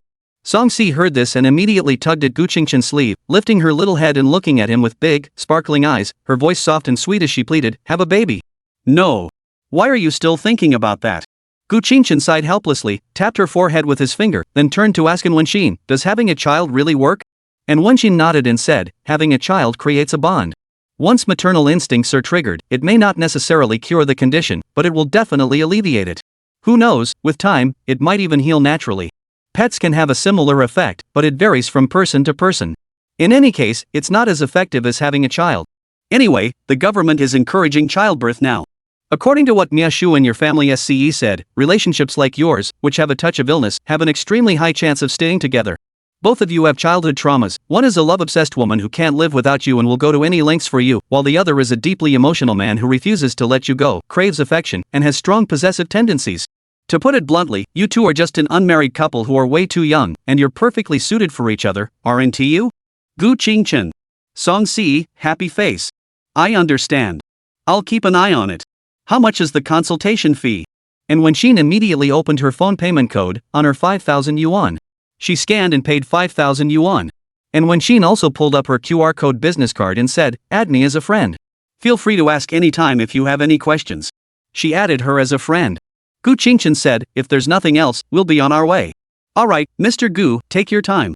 Since they were acquaintances, and Wen Xin waved casually, crossed her long, slender legs, and continued playing with her phone. As they passed the front desk attendant, they heard her say, "Take your time." Gu Qingchen and Song Si took the elevator downstairs, searched for the nearest pet store on their navigation app, and drove off. Since having a child wasn't yet feasible, they decided to start with a pet for now. They also needed to arrange university accommodation through connections, so Song Si was better off staying with them for now. Cute pet home. Gu Qingchen held Song Si's hand as they entered the store. The store owner was a woman in her 30s, with an average appearance and slightly overweight. Upon seeing customers arrive, she put down the American Shorthair kitten in her arms, and a corgi with a heart-shaped rear wagged its tail and came over. Hello, what can I help you with? We're looking to buy a pet. What kinds of cats do you have here? Gu Qingchen asked. The two had already discussed it beforehand. They weren't considering a dog at the moment because their first-year college courses were quite demanding, and they didn't have much time for walking or feeding a dog. Cats, on the other hand, were completely hassle-free. A bowl of food, a bowl of water, and a litter box were all they needed, and they could be left alone for days. We currently have all breeds of cats, but we don't have any kittens for the Garfield, Maine Coon, Siamese, or milk breeds, the shop owner said. Cece, what kind of cat do you want? Looking at Song Si, who was bending down to gently stroke the head of the corgi, Gu Qingchen also ruffled her hair. I don't know anything about breeds. Can you take me around to look? She stood up, wrapped her arms around Gu Qingchen's arm, and directly asked the shop owner. Of course. The shop owner enthusiastically led the two of them to the pet shelter. However, as they passed by a cage area, Song Si was suddenly drawn to a small calico cat. It was very cute, resembling a young ragdoll cat, with its color patches not covering its face but instead parted like a bangs on its forehead. Its pure, innocent face, tilted slightly to the side, instantly captured Song Si's heart. She looked at Gu Qingchen, shook his arm, and pointed at the calico cat, saying, "Honey, let's take it." Before Gu Qingchen could respond, the shop owner spoke first. "These are all stray cats that were brought here by others. However, we've already taken care of their vaccinations, deworming, and cleaning. If you want one, you can adopt it for 100 yuan. Actually, they were originally free to adopt, but someone nearby who abused cats took a few before, so I heard about it and changed it to a paid adoption. Please understand. It's fine, let's take it. Could you help us pick out some pet supplies?" Gu Qingchen didn't care about the price as long as his wife liked it. That was fine. All right. The shop owner opened the cage, picked up the little calico cat, and placed it in Song Si's arms. Then she led them to pick out cat litter, cat food, and other essentials. Song Si was happily scratching the kitten's chin, a faint smile on her face. Gu Qingchen, however, didn't hesitate to pick up the kitten by its tail. She's still such a cute little girl. So, they bought her a pink litter box, a food bowl, a water bowl, and a cotton-lined cat bed with a canopy. Cat food, cat litter, a scratching board, canned food, cat treats, and toys. Nothing was left out. They also got a cat tree shaped like a flower bed, though it would be a bit of a hassle to assemble by hand once they got home, as it wouldn't fit in the car otherwise. After a shopping spree, the shop owner even helped them load everything into the car. Before leaving, they added her on WeChat, said goodbye, and then Gu Qingchen and Song Si drove back to the Yujing villa. Back home, Gu Qingchen moved all the items to an empty room on the upper floor. Going up and down the stairs had completely exhausted him. Song Si knelt on the bed without a sheet, tenderly massaging her husband's shoulders and waist, and tossed the newly arrived kitten aside. However, this little calico cat was quite sociable, unlike other kittens who would hide in a corner when they first arrived in a new environment. Instead, it ran around everywhere, scratching this and that. It even used its little paws to climb onto the bed and curled up on Gu Qingchen's head to sleep. "Hey, this little thing." Song Si stopped massaging and picked it up, holding it in her arms and rubbing its head. "Honey, let's give it a name." Gu Qingchen sat up, tapped Sanhua's nose, and after a moment of thought, said, "Let us call it Yi. It's our first pet. That's so casual, but it's pretty nice. Let us go with that." As she spoke, Song Si pinched its little ears and said in a gentle voice, "From now on, you'll be called Yi, understand? No mischief, okay?" Gu Qingchen watched the scene with a doting smile, suddenly understanding why An Wenxin had said that raising pets could alleviate illness. Adorable creatures are naturally a source of comfort for the human soul. And children are the spiritual pillars of mothers. Perhaps, over time, Song Si might gradually become like a normal girl after all. Chapter 101, Cat Ancestor. Chapter 101, The Cat Ancestor. Gu Qingchen plopped down on the ground, holding the instruction manual for the cat tree and studying how to assemble it. Fortunately, the packaging included a Phillips screwdriver, otherwise he would have had to go out and buy a toolbox. Meanwhile, Song Si was crouched nearby, feeding the cat food to the kitten one by one with her hands. The little guy didn't seem very hungry after eating just a few bites. He darted off to bother Gu Qingchen, who was still assembling the cat tree. Just as he had tightened the support column to the base, the kitten darted up to the top of the column and meowed at him. As if to say, "You're so slow, can you even assemble this properly?" Gu Qingchen didn't hesitate, grabbing the little overconfident creature by the back of its neck and lifting it into Song Si's arms. Then he took the other support poles and platforms and began to assemble them according to the instructions. Song Si smiled, gently tapping Yi's little cat nose with her slender fingers, her voice soft and gentle. "Don't disturb Daddy. Mom will take you to eat cat treats." About 10 minutes later, Gu Qingchen looked at the flower-shaped cat climbing frame, which was more than 2 heads taller than him, and smiled smugly. This wasn't too difficult. After assembling it a few times, he got the hang of it and became quite skilled at it. Cece, let the little master try it out. Gu Qingchen said, placing his hands on his hips. Sure. Song Si put away the cat treats she had been eating and picked up the kitten, bringing it over to Gu Qingchen. She placed the little creature on a central platform. It looked around and sniffed everything before letting loose, leaping and bounding about. Finally, Yi climbed to the highest platform, lowered its white face with a fringe, and gave Gu Qingchen a series of meow meow meow sounds. Could she endure this? Of course not. Gu Qingchen tiptoed to try and catch it. However, the little creature was quite clever. It jumped backward to the center of the platform, and without a stool, he couldn't reach it. Song Si saw this and quickly stepped forward, wrapping her arms around his arm and said, "Come on, why are you bothering with it?" Gu Qingchen turned to look at her, feigning a pout and said, "It's not. Wife, are you already taking its side?" In truth, he hadn't cared at all, he was just playing along with Yi for fun. Instead, he ended up feeling neglected. "No way, I love my husband the most, I just didn't want you to get angry at a cat." Song Si hurriedly cupped Gu Qingchen's cheeks with her hands, rubbing them while explaining. "Alright, I'm not angry. I was just joking around. Don't be so sensitive. I rarely get angry." As he spoke, Gu Qingchen placed one hand on her pert bottom and the other around her waist, lifting her into his arms like a sloth, gently kissing her lips before heading toward the door. "Let us go. Contact the property management to have dinner delivered. Let Yi stay here for a while to get used to the new home." Evening. Song Si was chopping vegetables, and Gu Qingchen was rinsing rice. Yi, who had run downstairs from upstairs, was sitting at the kitchen door, tilting her head to watch the two of them busy at work. When a pot of mixed stew with eggplant, potatoes, and beef was served on the table. Yi, the little one, had been meowing nonstop under the table. Song Si fed the cooled beef into Gu Qingchen's mouth, then leaned down and gently tapped Yi's little head with the end of her chopsticks, sighing, "Little chatterbox, I put cat food in your bowl. Go eat it, what are you doing here?" Meow. But the little cat couldn't understand any of this.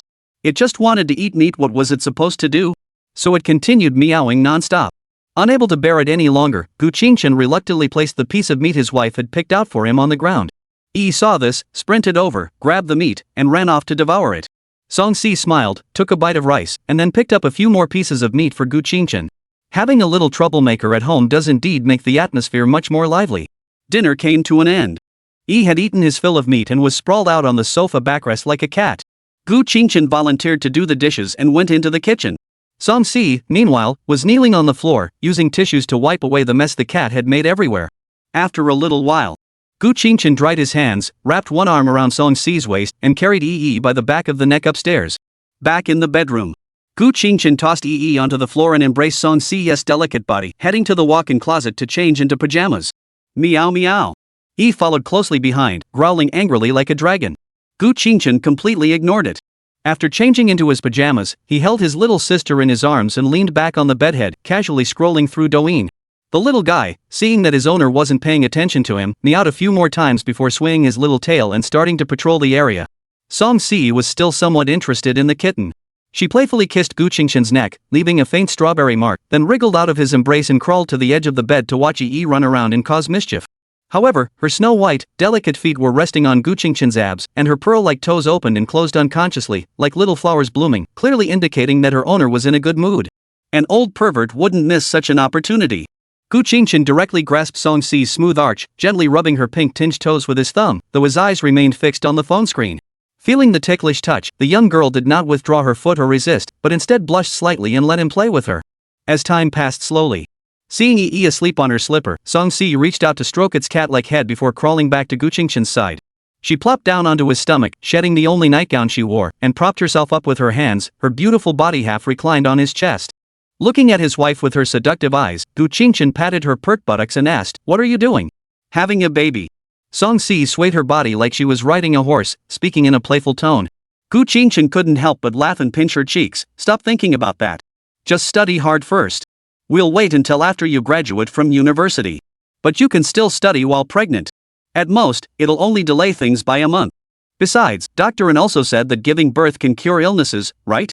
Song Si continued to try to persuade her husband to agree. "It might cure the illness." Gu Qingchen corrected her, then added, "Dr. An also said pets work too. We should try raising Yi first and see if it has any effect before deciding." Hearing this, Song Si pouted unhappily, let go of his hands, and slowly lay her head on his chest. Her little head buried itself deeply into his neck, as if she wanted to suffocate herself. Come on, what's there to be sad about? Don't you have your husband here with you?" Let's not make a fuss today. Go to bed early. Gu Qingchen spoke in a soothing tone, gently patting Song Si's fair butterfly-shaped back. Hoof. The young girl clung tightly to him, letting out a soft, playful snort before going completely still. Sighing in exasperation, Gu Qingchen kissed the top of her head, put down his phone, and turned off the bedside lamp, leaving the room in darkness. He struggled to take off his pajamas, said goodnight, and drifted off to sleep. Chapter 102, Song Si's predatory words. The next day. The sun hadn't risen yet, and the sky was still dim. Gu Qingchen was awakened by a suffocating sensation. He groggily lifted the fluffy thing on his face and saw it was his cat. Meow. He lay there with all four limbs dangling in the air, its tiny tail twitching from side to side, staring up at him with wide, innocent eyes. Gu Qingchen sighed and set it aside, rubbing its little head and lecturing, as a mature kitten, you should learn to sleep on your own. Even if you suffocate me to death, you won't inherit my fortune. Alright, go play. Saying this, he gently tossed Yi off the bed. Ignoring its dissatisfied meows, Gu Qingchen shifted down a bit and buried his head in his sleeping wife's warm embrace to catch up on some sleep. Perhaps due to his irregular schedule, he couldn't fall back asleep after just a short nap. After getting a taste of the 2 soft rice bowls for his future children and hearing a few soft MMMs from Song Si that sounded like a dream, Gu Qingchen got up, went to the wardrobe, put on some workout clothes, and went out for his morning run. When he returned with a steamed bun and kanji, Song Si was already wearing a white nightgown, holding Yi in her arms and playing with it on the sofa. Seeing her husband return, she immediately put Yi on the ground, stood up, walked to Gu Qingchen, threw herself into his arms, and clung tightly to his neck, whining, "You're so mean." Gu Qingchen put down the buns and porridge, tidied her loose strands of hair, and asked in confusion, "What did I do? Why are you picking on me?" Hoof. Song Si lifted her head, gently parted her cherry lips, and bit his lower lip, mumbling, "Don't think I didn't notice what you did to me this morning." Gu Qingchen, with his thick skin, just gave her a suggestive smile, picked her up by her little butt, and sat her on the dining chair. After kissing her for a while, he slowly pulled away, pressing his nose against hers and said, "Then why didn't you push me away?" Because my husband likes it, so of course I'll obey you." As she spoke, Song Si's face flushed slightly as she buried her head in his chest and murmured, "If you want more, I can keep feeding you." Cough cough cough. At his wife's bold words, Gu Qingchen pinched her little pert bottom and refused, "No need, no need. Let's eat first, we'll talk about it later." Song Si lifted her little head, forcing back her shame, and whispered in his ear with a breath as fragrant as orchids, Go ahead, anyway, whatever you want to do to me in the future, just tell me directly, and I'll cooperate, or do it while I'm sleeping, it's all up to you." Upon hearing this, Gu Qingchen's heart raced wildly, but he sensed something was off. He cautiously asked, "But I can't help but feel like you have an ulterior motive." Caught off guard, Song Si immediately pretended to be angry, stepped out of his embrace, and sat aside with a pouty expression, saying, I took medicine and did everything to protect you, yet I still had the nerve to say those shameless words, telling you not to hold back and do whatever you want, all just to make you happy. You say I have ulterior motives? Then don't touch me anymore.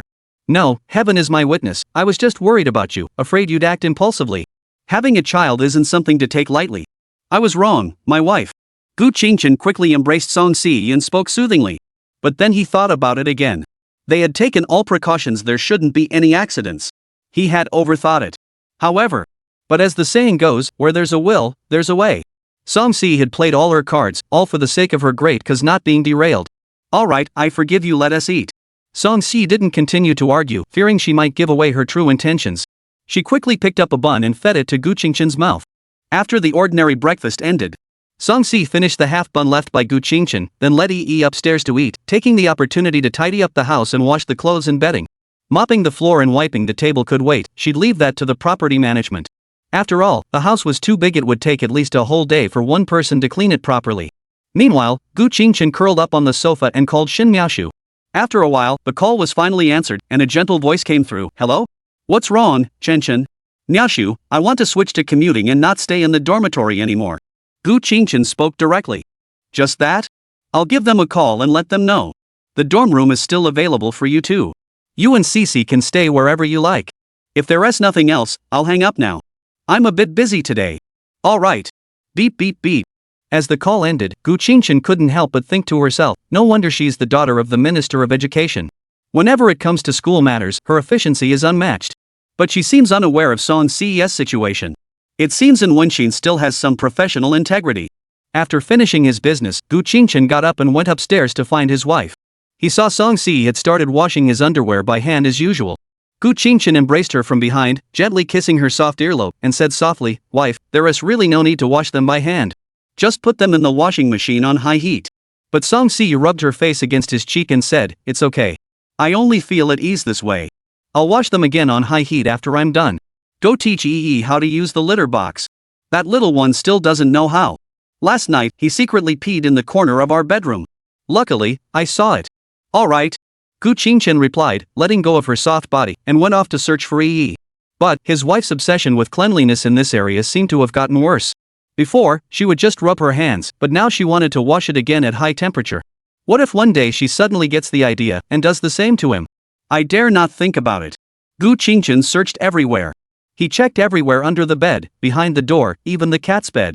But when he looked up, he saw Yi, that little rascal, lying on the top of the cat tree, peeking down at him with his little head poking out.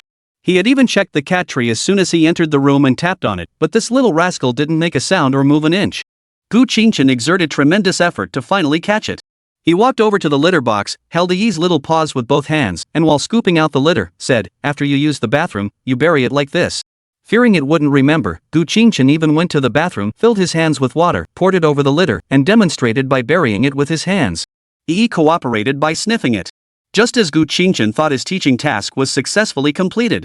The little guy actually peed right in front of him, then elegantly shook his hind legs and walked over to the scratching post to sharpen his claws. Then, it seemed to challenge him with a couple of meow sounds, under his watchful gaze. It simply walked away. Gu Qingchen felt his blood pressure spike instantly. Isn't it said that animals aren't allowed to become supernatural beings after the founding of the country? Chapter 103, Gu Xiao's personal swimming lessons. Gu Qingchen had just finished cleaning up the mess. When he looked up, he saw his wife, who had finished her chores, returning with the cat in her arms. He immediately stood up and began angrily recounting the various misdeeds of the three-flower spirit. Then, looking utterly wronged, he ran behind Song-si, wrapped his arms around her slender waist, and rubbed his cheek against her soft face, saying, "Wife, you have to take my side this time."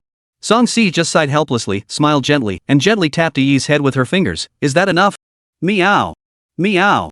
Hearing the cat's roar, Gu Qingchen smiled satisfactorily, grabbed it by the back of the neck, and tossed it onto the ground.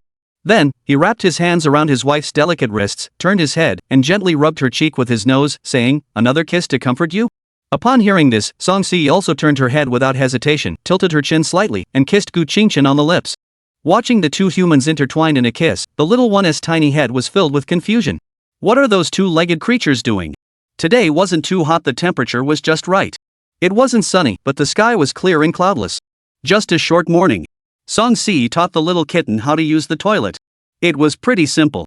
Just search for a tutorial on short video apps, then follow the steps one by one. It's just a matter of throwing the tissue paper used to wipe its urine into the cat litter, letting it sniff it, and then burying it. When it goes next time, give a little correction or just pick it up and put it in the litter box, then give a small treat as a reward. Cats, being creatures that use the bathroom in specific spots, are easy to train. Unlike dogs, which take a lot of effort to train. After lunch. Gu Qingchen's first reaction when he saw the cat voluntarily use the litter box was, "Why did I forget to look up the tutorial?" However, he quickly pushed the matter out of his mind. Because, on a whim, he had the property management come over to clean the swimming pool and brought 2 swimsuits, some swim rings, and other pool accessories.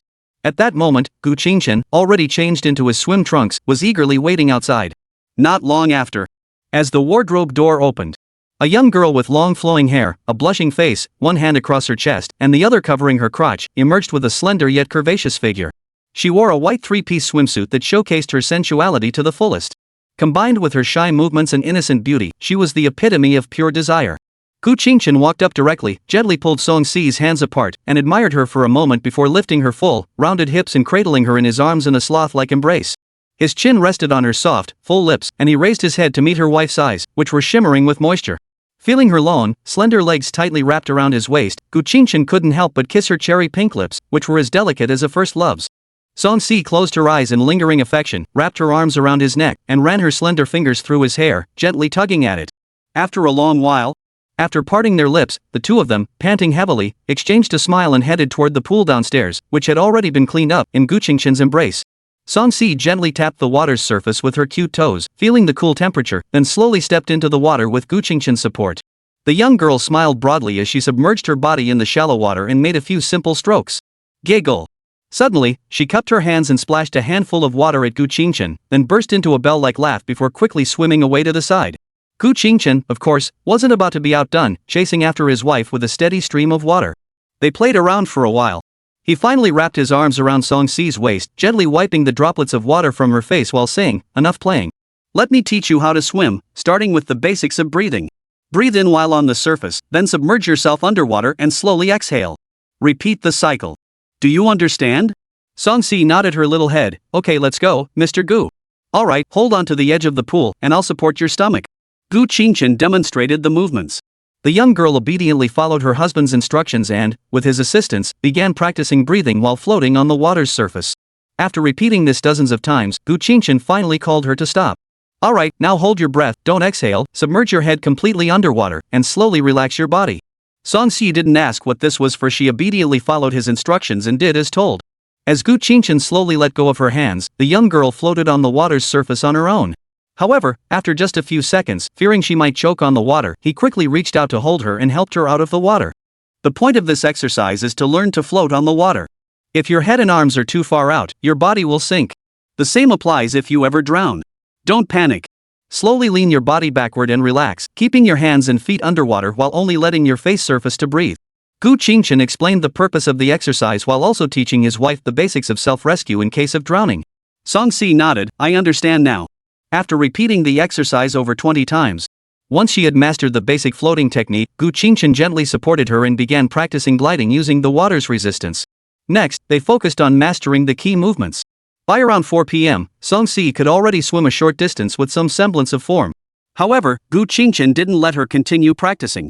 Instead, he put a small duck-shaped life jacket on her and took her to the deep end to play for a while. At first, the feeling of her feet not touching the ground made Song-si a bit anxious, but with her husband holding her, her nervousness completely melted away. The evening breeze began to blow. The two, who were a bit tired from playing, held hands and swam toward the shore. However, just as they reached the shore, Song-si suddenly grabbed Gu Qingchen's hand and reached out. Gu Qingchen stiffened, puzzled, and asked, "What are you doing?" Song-si's face flushed red as she leaned in, pressing her chest against his and said, "You've been like this ever since I changed into my swimsuit." "Do you want to?" "I would be rude to refuse, but not here. Let's go upstairs first." Gu Qingchen tried to pull her ashore, but Song-si stubbornly said, "There's no one here." Before he could object, the young girl had already pushed aside the covering and stepped forward. The night sky had already covered the heavens. After getting ashore, Gu Qingchen held Song-si, whose face was flushed, in his arms, wrapped her in a towel, and said, "Let's go inside and take a hot shower. Don't catch a cold." "All right." The young girl took wobbly steps and slowly made her way toward the house.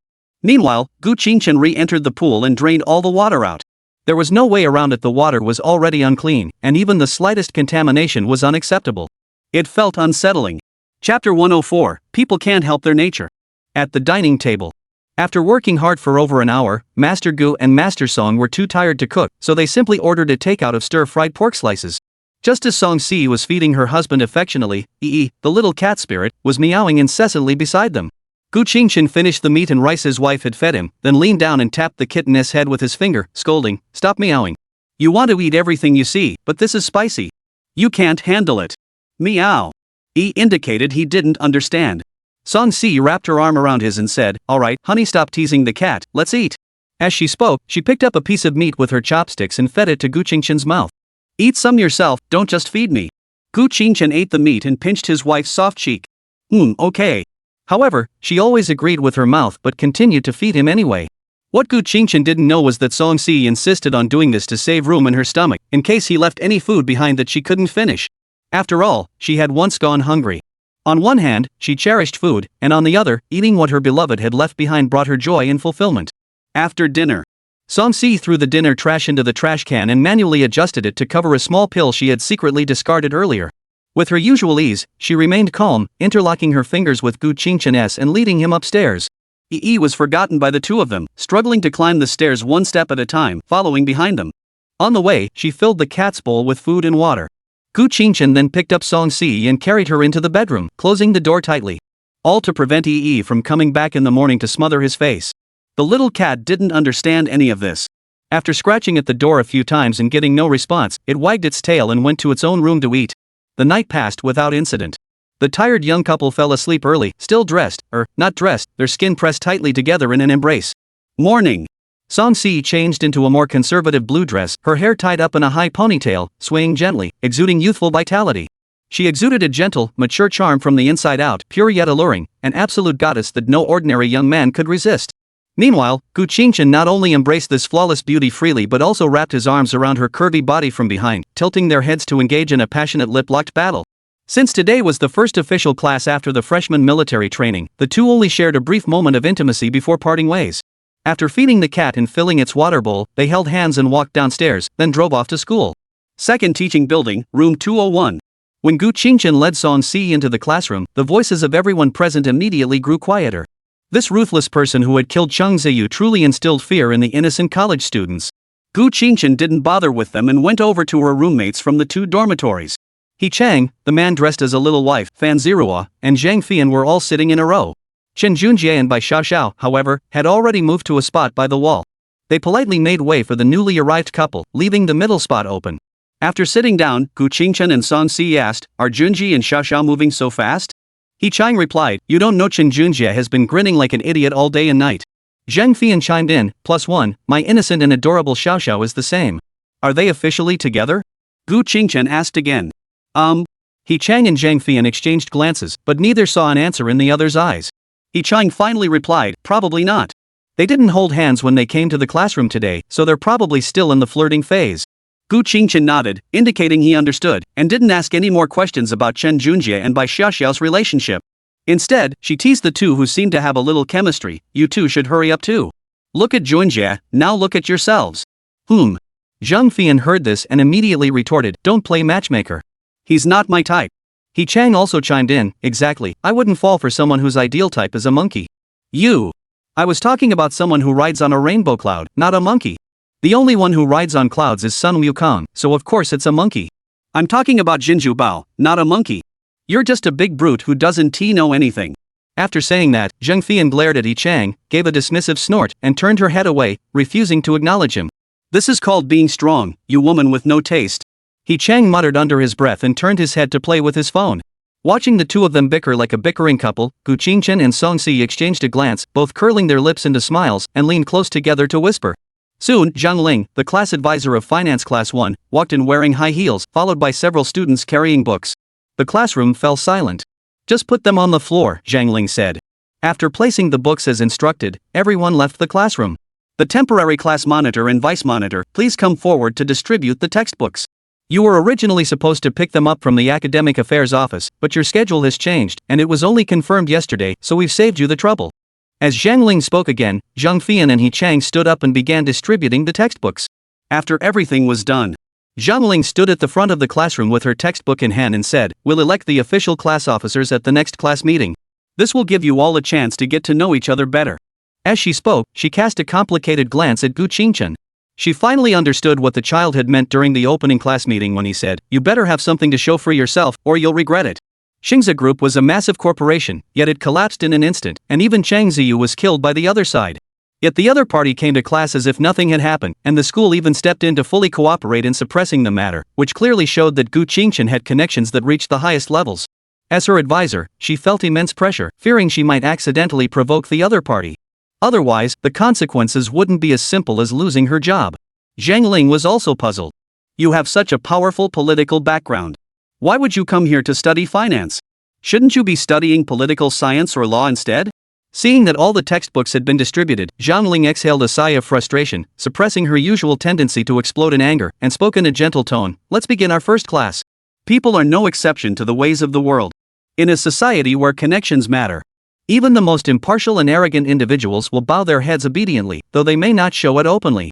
Otherwise, various people, events, and circumstances will teach you how to behave unless you're not afraid of death, in which case, feel free to do as you please. Chapter 105, Gu Jiaren sends a message. Zhang Ling was lecturing on stage. Gu Qingchen was sleeping below the stage. There was nothing he could do about it. His mother worked in finance, and everything Zhang Ling was teaching was stuff he had been exposed to since childhood, so he simply had no interest in listening. As for the later classes, he didn't even bother to listen. He was just there to get a degree anyway. Business and stocks are like that, theory is just the foundation. It doesn't really help you make big money. Those who make big money and become bosses either rely on connections or luck. Real talent is just icing on the cake. They just tell others that they achieved it through hard work. However, if one aims to be a social elite or a successful person, then it is still important to study hard, as theory is equally important in this regard. Taking advantage of the break while Zhang Ling was resting from speaking, Song-si turned her head to look at Gu Qingchen sleeping beside her, but didn't wake him. Instead, she smiled gently and placed her hand over his eyes to block some of the glaring sunlight. And this single gesture lasted the entire class. Alright, I'll send the weekly schedule to the WeChat group every week, or you can check it on the school's academic affairs website. Also, on the last evening of this month, there will be a small welcome party for our economics department on the sports field. Each class must sign up for at least one performance. The vice class representative will be in charge of this. Please send me the list of participants and performances via private message by the day after tomorrow at the latest. Of course, you can choose whether to attend or not. Attendance is not mandatory. That's all. Class dismissed. As Zhang Ling finished speaking, Song-si finally withdrew her aching arms and rubbed them. Gu Qingchen also stood up from his desk, stretched lazily, then wrapped his arms around his wife and leaned against her shoulder to doze off.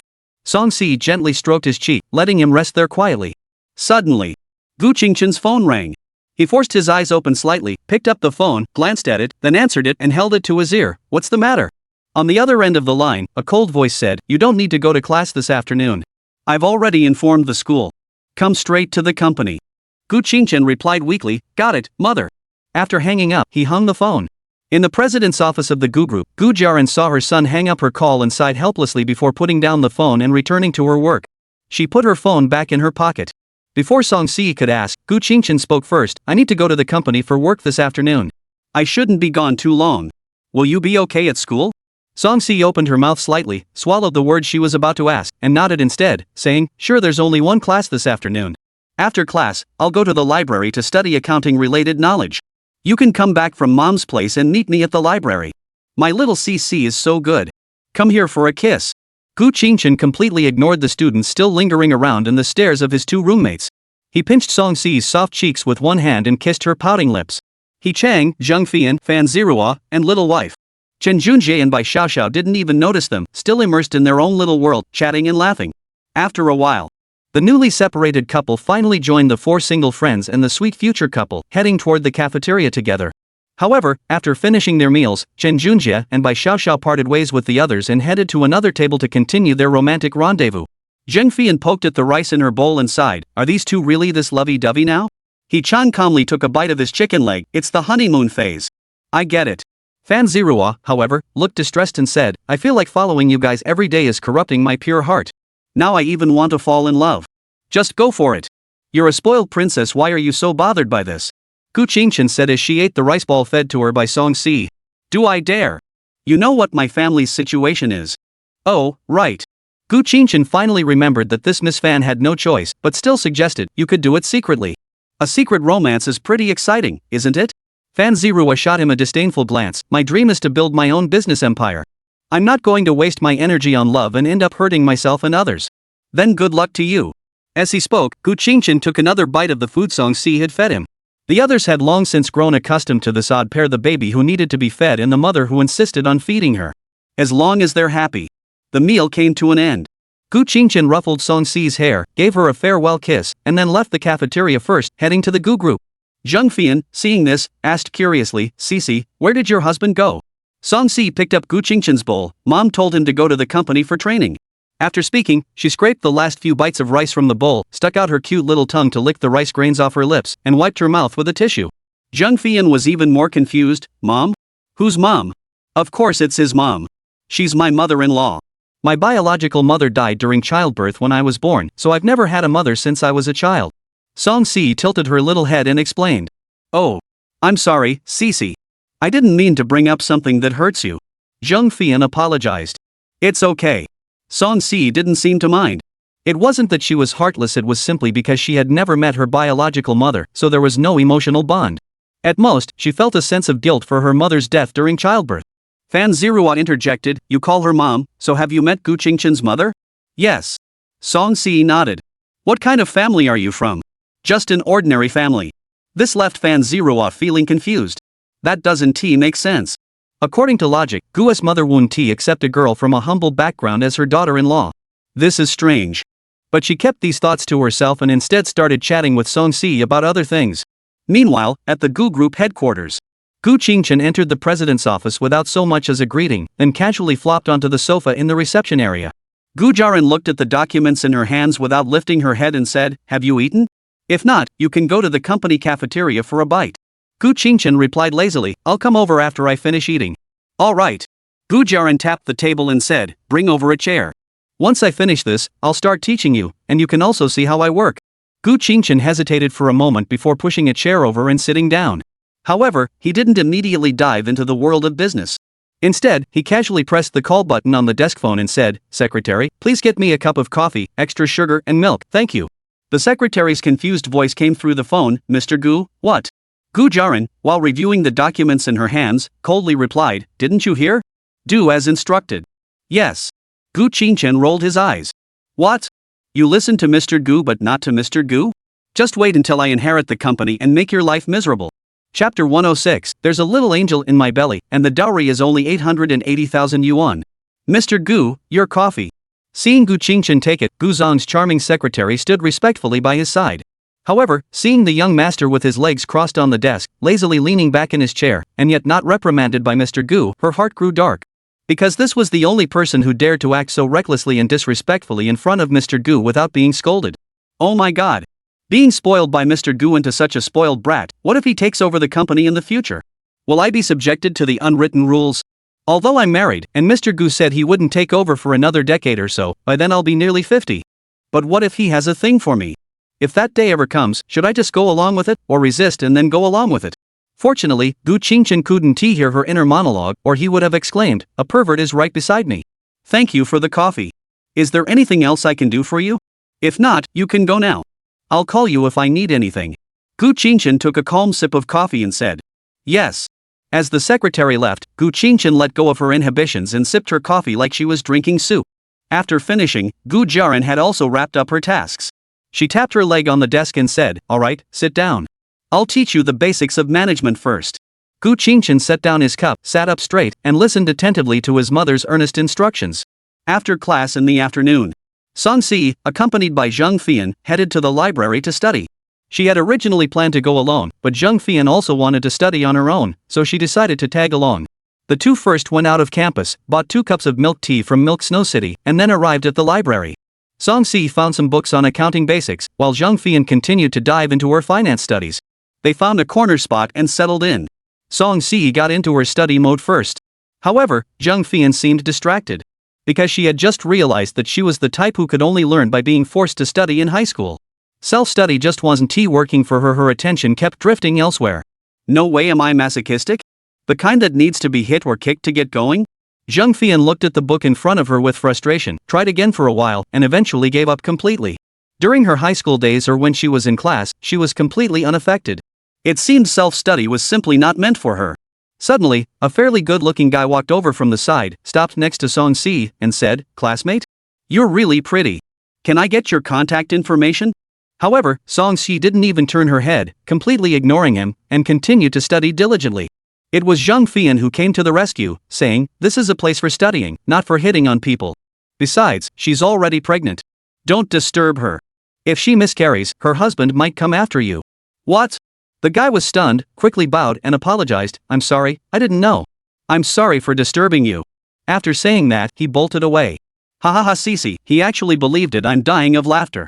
Zheng Fian watched the boy flee in disarray and immediately hugged Song Si's arm, laughing. Seeing that some people had been drawn over by the laughter, Song Si covered her mouth and said softly, alright, Yanzi, don't disturb others.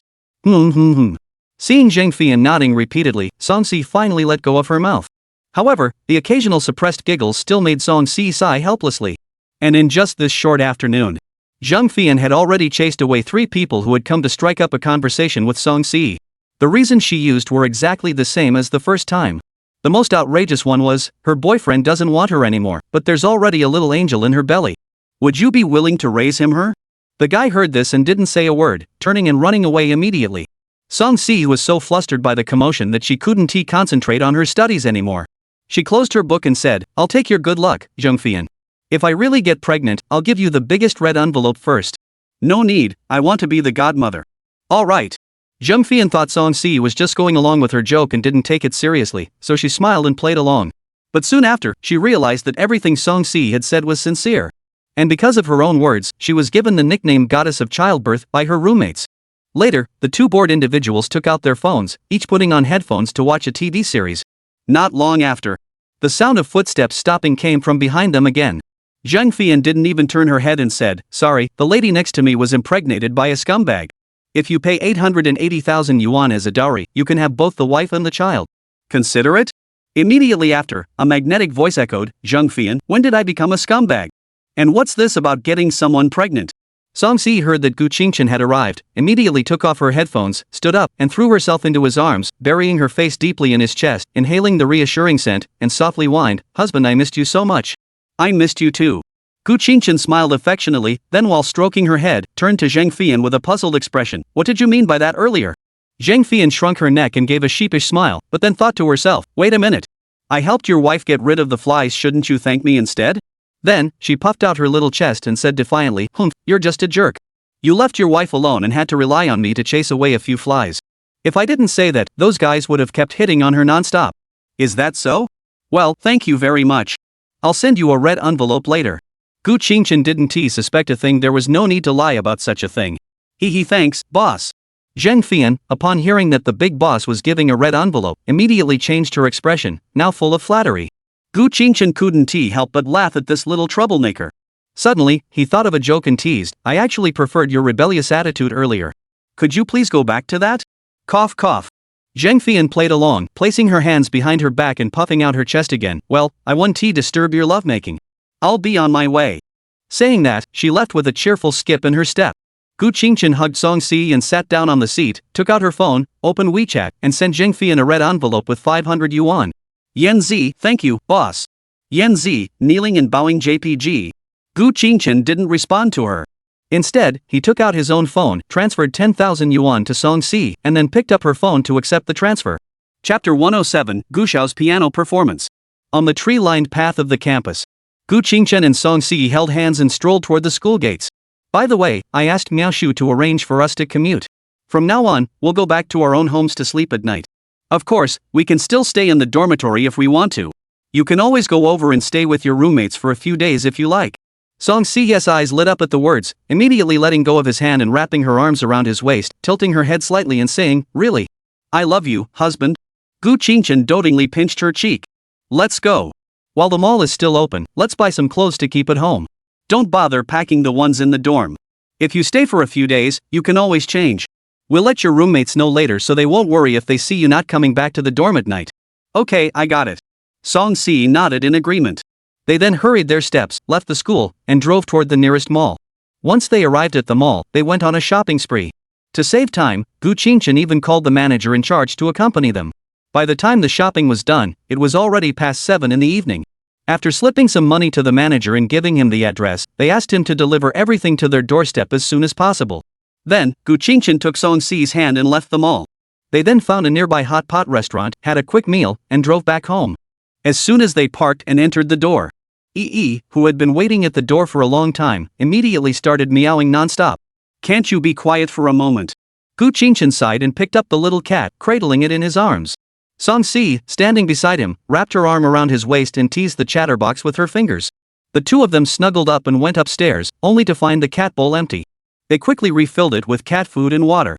"No wonder it's such a chatterbox. You must have been so lonely." Gu Qingchen couldn't help but laugh as he patted Yi's cat head. He put it down and said, "I'll buy an automatic feeder and water dispenser online for it later, along with a drying cabinet, so it'll be easier to bathe it at home." Okay." Song Si crouched beside them, smiling as she watched Yi devour his food. Soon, the delivery person arrived, surprisingly efficient. After some effort and strength, Song Si began organizing all the clothes and shoes she had moved into the bedroom into the walk-in closet. She then carried the 2 new sets of underwear to the bathroom. As usual, she used her high-temperature wash cycle, with Gu Qingchen's meticulous hand-washing followed by the high-temperature wash. As the sky grew darker, only after the underwear was washed and hung out to dry did Song Si take off her clothes, but instead of putting on a nightgown, she climbed into bed, tightly hugging Gu Qingchen, burying her head in his neck and emitting soft, lazy little snores. Sleep.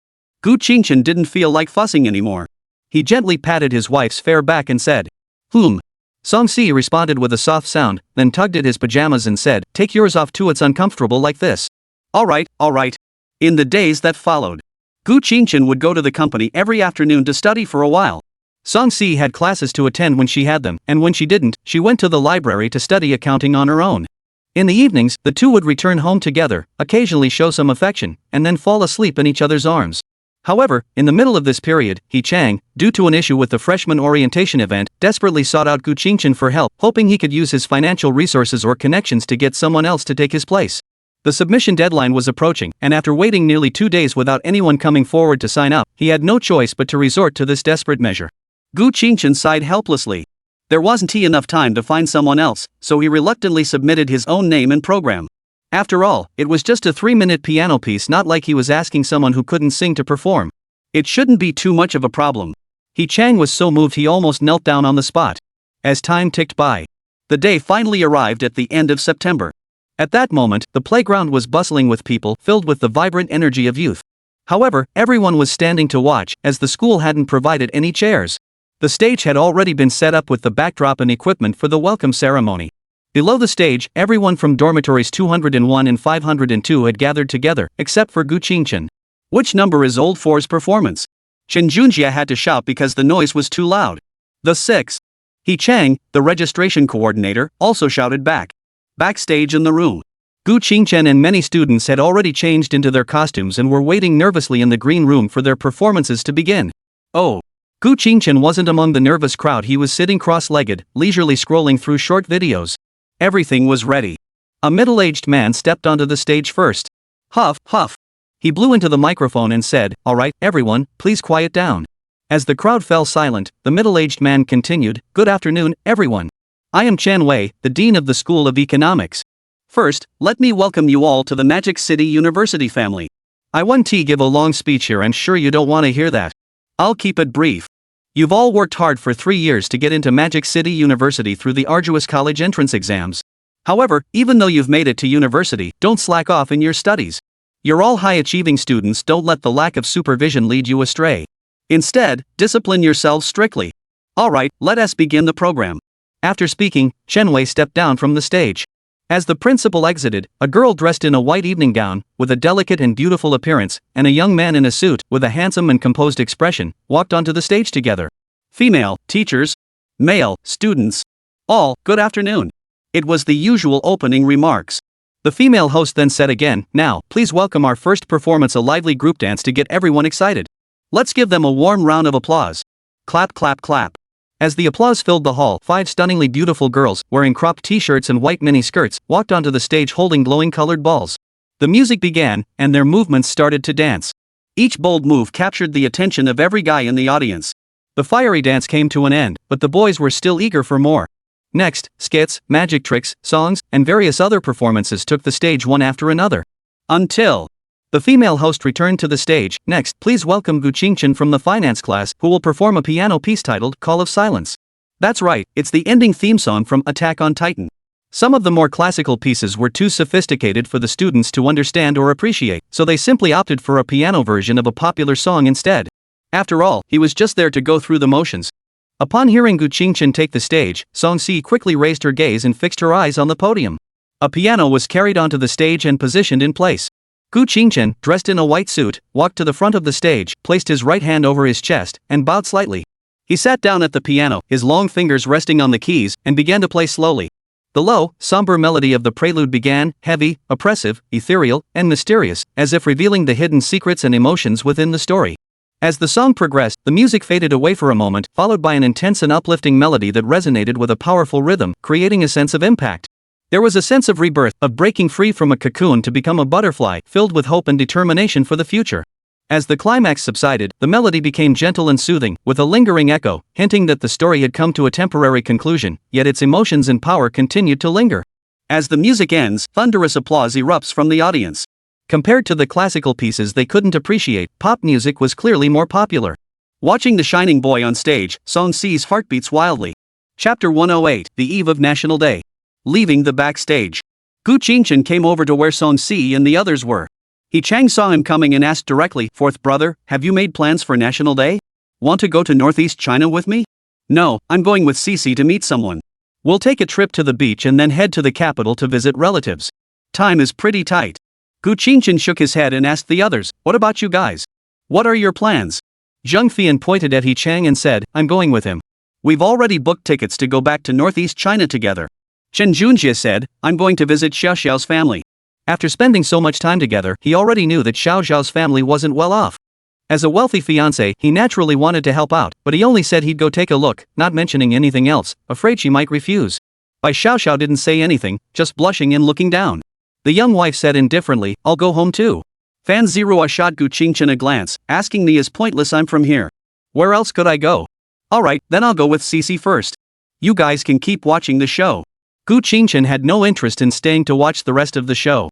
Thus, as they bid farewell, he took Song Si's hand and left directly. As they gradually moved away from the stage. At that moment, one of the girls who had been dancing at the beginning suddenly ran over from the side and blocked Gu Qingchen's path. Her first words were, "You look so cool on stage just now. Can I get your contact information?" Song Si heard this and unconsciously tightened her grip on Gu Qingchen's hand. She didn't speak up to stop her, but instead watched Gu Qingchen's lips nervously, waiting anxiously for something. Gu Qingchen, looking at the girl he didn't recognize, politely declined, "Sorry, I already have a girlfriend." As he spoke, he raised the hand he was holding with Song Si and waved it. "It's okay, just add my contact info and let's be friends." Seeing that the girl couldn't tell if he was being sincere or not, Gu Qingchen could only stroke Song Si's belly with a loving smile. "My wife is already pregnant, over a month now. Do you want to see the ultrasound photo? I'll just go." Seeing how serious he sounded, the girl stiffened and ran away. Gu Qingchen didn't even notice this little incident. He just silently gave Zheng Fian a thumbs up in his mind. Your excuse was really effective. Song Si smiled gently, her eyes brimming with joy as she looked at her husband's hand caressing her belly, as if there really was a little person living inside. Suddenly, Gu Qingchen's phone rang. He took it out and saw it was Su Yahuan calling, so he answered and put it on speaker. "Good nephew. Hey dad. Why did you take my phone?" The soft voice was cut off by a steady one. "Xiao Chun, come to the capital for the National Day holiday. I have some free time and can take you to meet some family members." "I know, Grandpa. I've already booked tickets with Cece. We'll arrive in the capital at noon on the 3rd. Alright, is everything okay lately?" Su Zhongshan asked. "Nothing. Eat well, drink well, and stay healthy." Ha, that's good. I'll arrange for someone to pick you up on the 3rd, don't worry about the trouble otherwise, you won't be able to get into the house. Gu Qingchen knew what was going on and didn't refuse. "Alright, Grandpa. By the way, is my granddaughter-in-law with you?" "She's here." Gu Qingchen gently shook his wife's hand beside him and whispered, "Call him Grandpa." Song Si obediently nodded and sweetly called out, "Hello, Grandpa." "Ah, good, if anyone ever bullies you, just tell Grandpa, and I'll help you get even." Su Zhongshan tried his best to make his voice sound even more kind. "Okay, thank you, Grandpa." Song Si felt accepted by other family members and snuggled into Gu Qingchen's arms with love. At the same time, the desire to have a child grew even stronger in her heart. "Alright, Grandpa won't disturb the two of you anymore. I'll hang up now." Gu Qingchen said, "Alright, Grandpa, goodbye." Song Si echoed, "Goodbye, Grandpa." "Hey Dad. I haven't had a chance to chat with my little nephew yet." Beep beep beep. Before Su Yahuan could finish speaking, the line went dead. "Let's go home and pack our luggage." Gu Qingchen gently kissed his wife's lips and said, "Okay, let us go." The two drove back home and immediately began packing frantically. Well, mostly it was the dutiful wife and mother Song Si doing the packing, while he was mostly goofing off. As for Yi, the automatic cat food and water dispenser that Gu Qingchen had bought was already set up. Oh, and there's also a camera. Just close the bedroom door, and we can monitor the entire small room in real time. Just to be safe, he also called his dear friend Miaoshu. "Hello? What's up?" Shin Miaoshu has been busy lately and is a bit disoriented, so she speaks lazily. "Sis, can you give me a hand?" Gu Qingchen said. "What's wrong again? I'm finally taking a break during National Day, and you're bothering me again?" "It's really nothing. I'm going out during the National Day holiday, so could you keep an eye on my cat for me?" Shin Miaoshu perked up at the mention of a cat. "What kind of cat? You have a cat now?" "Yeah, a little calico. Just drop by my place occasionally to check if its food and water dispensers are empty. If you feel like feeding it some canned cat food or treats, that's fine too." "Alright. I must have owed you from a past life. Today it's the cat, and soon it'll be my turn to watch your kids." Although Shin Miaoshu agreed, there was a hint of resentment in her tone. "I won't disturb your rest. You know the house code, I'll hang up now." With that, Gu Qingchen hung up the phone. Shin Miaoshu looked at the screen of her phone and muttered under her breath, "You little brat." Song Si zipped up both suitcases, looking satisfied with her work, and lifted her little head, saying, "All done." Gu Qingchen stood up, cupped her face in his hands, and rubbed it gently. "You've worked hard, my dear. Then, won't you give your wife a little reward?" Song Si blinked her slightly teary eyes, gently hooked his tie, and pulled it down, her cherry pink lips immediately covering her lover's lips. Gu Qingchen wrapped his arms around her slender waist, and their tongues intertwined passionately. After a long time, their lips parted. Song-si gazed at the deep eyes before her with a dazed expression, softly exhaling a fragrant breath and murmured, "Husband, I want." All right. He wouldn't dare refuse his wife's request. Just as he was about to remove his white suit, he was stopped by Song-si. "Let's keep it like this today." Gu Qingchen smiled tenderly, pressing his nose against hers, and teased her in a suggestive tone, "My little CC also likes to play dress up?" "Stop, stop." As she spoke, the young girl kissed his lips once more, pushing him onto the bed. Chapter 109, Mandarin Duck Bath Extra Chapter. After the storm. Gu Qingchen, holding Song-si in his arms like a princess, went to the bathroom. She was flushed all over, her breathing still slightly hurried. He, who had originally intended to take a shower, looked at the long-abandoned circular bathtub and suddenly changed his mind. He gently tapped the small buttocks of the woman in his arms and said, "Cece, want to take a bath?" Song-si had just regained her senses from the lingering afterglow. She lovingly wrapped her arms around Gu Qingchen's neck, continuously kissing his lips while murmuring, "I'll do whatever you want." "All right, then get down first. Otherwise, I can't do anything while holding you." Song-si obediently stepped down from Gu Qingchen's embrace, but her arms remained wrapped around his waist, clinging tightly to his body. This left Gu Qingchen feeling both amused and exasperated. He could only lift her small, pert bottom again, switching from a princess carry to a sloth carry, and held her tightly in his arms. "Use your legs to wrap around my waist. Otherwise, I can't hold you up with just one hand for very long." As long as he could free one hand to operate, he was more than happy to hold his soft, clingy wife. Song-si heard this and immediately wrapped her arms tightly around Gu Qingchen's neck, her slender legs his waist, and her two delicate little feet intertwined. He adjusted the water heater's temperature, turned the bathtub faucet to the left, and steaming hot water immediately flowed out. While waiting for the tub to fill, Gu Qingchen carried Song-si to the showerhead, intending to rinse their bodies with warm water first. He turned on the showerhead, gave himself and his wife a quick rinse, and said, "Lean back slightly and close your eyes, I'll rinse your hair." "Okay." Song-si obeyed, feeling the warm water flow over her head. She felt so comfortable that she swayed her body slightly. "Don't sway, I might drop you if I don't hold you properly." Since he had no free hands, Gu Qingchen could only pinch her buttocks and remind her helplessly. "No way, I'm holding on tight." Though she said that, Song-si obediently stopped moving. After having Song-si hold the showerhead to rinse her hair, Gu Qingchen finally carried her back to the edge of the bathtub and sat down. After waiting a moment, seeing that the water in the tub was almost full, he turned off the faucet and carefully helped Song-si into the tub. The water was only slightly warm, so after a brief moment of adjustment, they could fully submerge themselves. Phew! Gu Qingchen exhaled comfortably. Sitting across from him on his lap, Song-si also enjoyed snuggling into his embrace. The faint blush that had faded from her face reappeared once more. Neither of them spoke, simply immersing themselves in the warm, peaceful atmosphere. Gu Qingchen would occasionally add some water and pour in more hot water to maintain the temperature.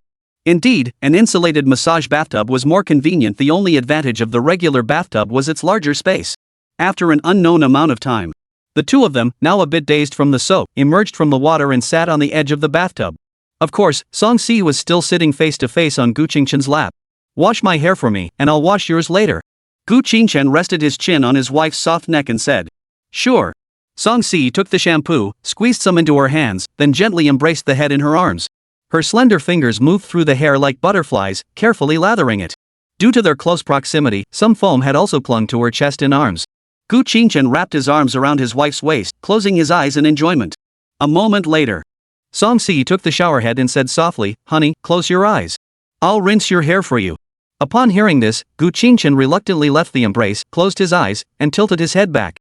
After rinsing everything clean, he began to apply shampoo to Song-si's hair. Long hair was indeed difficult to manage. It took a while to lather the shampoo thoroughly to ensure it penetrated all the strands. Throughout the entire process, Song-si kept her head buried in his chest, even during the rinsing. Watching the foam flow over both of them, Gu Qingchen felt like they could skip the body wash. Finally, they drained the bathwater and then applied body wash to each other. After all, how could Gu Qingchen possibly pass up such an opportunity? The delicate foam gliding over the other's fair skin and soft flesh was a true delight. The process was a bit steamy, but fortunately, after all the earlier antics, they managed to avoid any further mishaps. After rinsing off, they dried themselves off with towels and walked out of the bathroom hand in hand. Gu Qingchen finished drying her hair and walked over to the bed with the hairdryer. She tapped Song-si's little butt, who was lying on the bed playing with her phone, and carefully dried her hair as well. About 20 minutes later, finally, after drying his wife's hair, Gu Qingchen put away the hairdryer, turned off the light, and returned to the bed, embracing Song-si's soft, fragrant body. Since it was already late, they hadn't bothered to pick up the clothes scattered all over the floor from their earlier passionate encounter. The two exchanged some sweet nothings before gradually drifting off to sleep. The next day, the sky was still dimly lit. Gu Qingchen slowly awoke. Looking at the adorable figure sleeping soundly on his chest, he gently tucked a strand of hair from the corner of Song Si's mouth behind her ear, then softly stroked her soft cheeks for a moment before slowly getting out of bed. After tidying up the scattered white suit and his wife's clothes on the floor, Gu Qingchen went to the wardrobe to change into a simple hoodie and long pants, then headed to the bathroom to wash up. A few minutes later, seemingly unable to feel the warmth of her lover beside her, Song Si also slowly awoke. She stretched lazily, emitting a cute, soft moan. After a moment of daze, she lifted the summer blanket, swaying her beautiful body, and got out of bed, heading toward the bathroom. Just as Gu Qingchen finished washing his face and was brushing his teeth, he saw his naked wife walk into the bathroom and hug him from behind. Feeling the soft push against his back and her soft, playful face rubbing against his back, he mumbled, "Why didn't you sleep a little longer?" Song Si was still a bit drowsy, her voice lazy as she replied, "I don't want to sleep without you here." Gu Qingchen rinsed the foam from his mouth, wiped his lips, turned around, and embraced her waist, gently kissing her nose. "I'm going to the bathroom. You should get ready too." After speaking, he released his wife from his embrace and walked to the toilet. But Song Si, with a smile in her eyes, followed him closely, peeking over his shoulder. The old married couple, Gu Qingchen, didn't feel the least bit embarrassed. He just teased her lightly, "Want me to hold you?" To his surprise, Song Si blushed and did as he asked. "Wash your hands first, then wash your face. I'll go downstairs to make breakfast. Get dressed and come down when you're ready," Gu Qingchen instructed before leaving the bathroom. "All right." Song Si replied and began washing up. In the kitchen. Due to time constraints, Gu Qingchen simply fried a few eggs and didn't prepare anything else. "Just something to tide us over for now, we'll order something on the plane." Chapter 110, Song Si's first plane ride. Song Si quickly changed into a loose, off-the-shoulder, pleated maxi dress in a soft peach color and descended the stairs with graceful poise, giving off an ethereal aura. "Just have a quick bite. We'll eat more at the airport or on the plane." Gu Qingchen placed the 2 fried eggs on a plate and handed it to Song Si along with the chopsticks.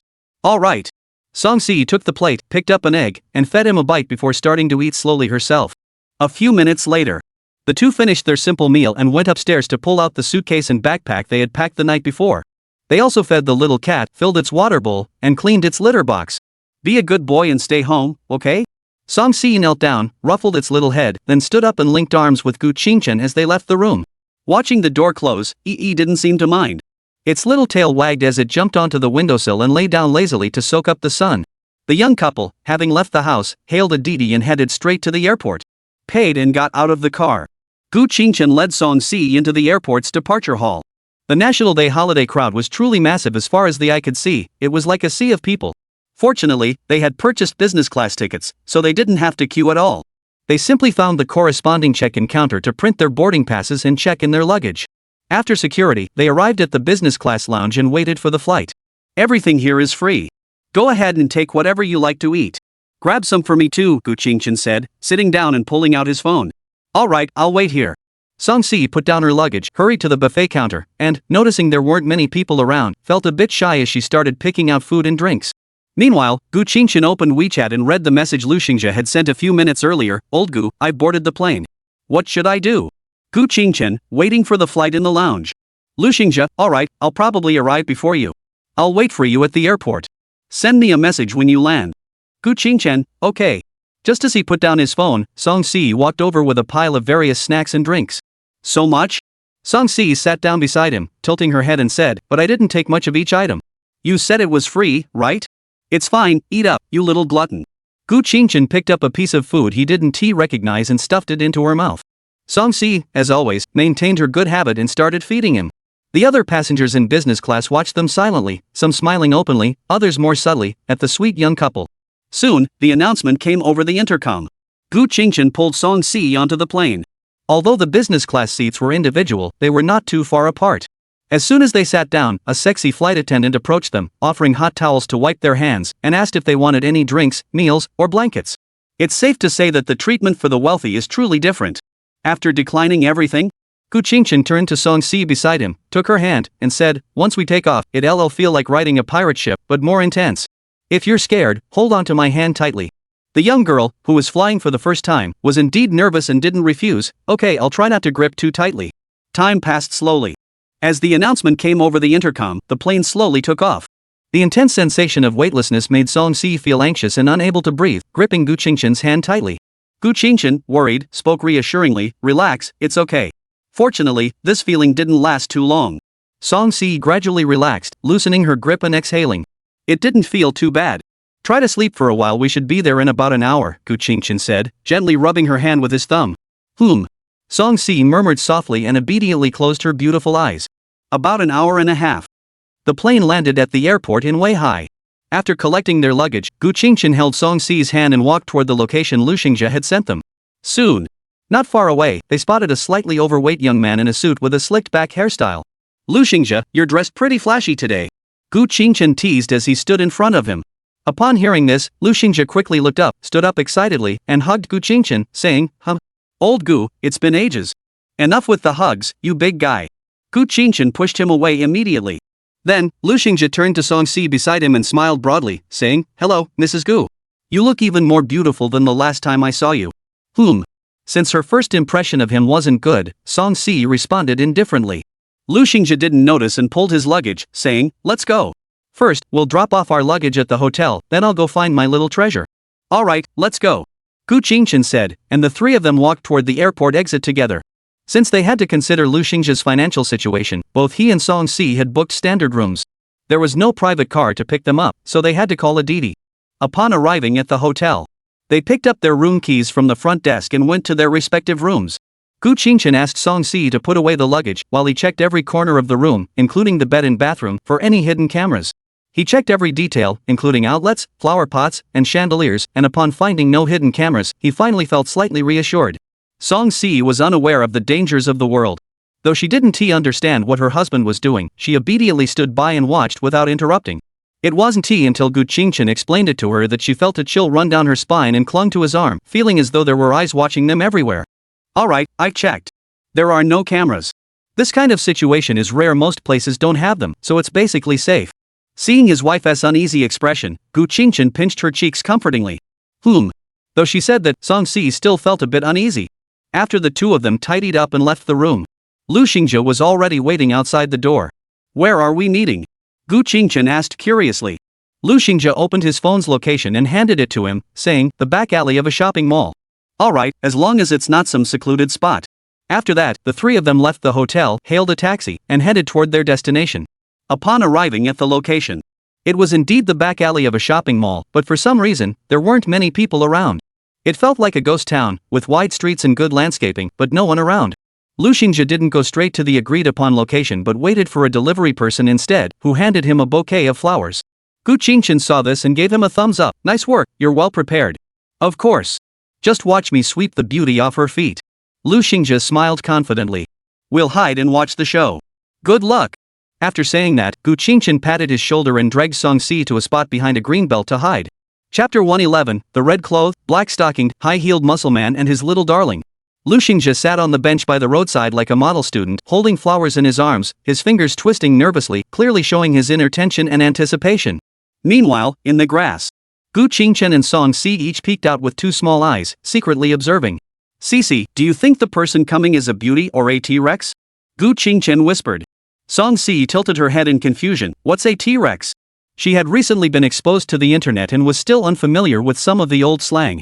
It's a woman who's more masculine than a man, more dinosaur-like than a dinosaur, or like Zerue in drag, but she's actually a big, dark-skinned guy.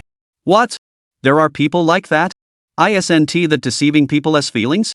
Song Si was surprised and her voice involuntarily rose slightly. Gu Qingchen shrugged. There's nothing you can do about it.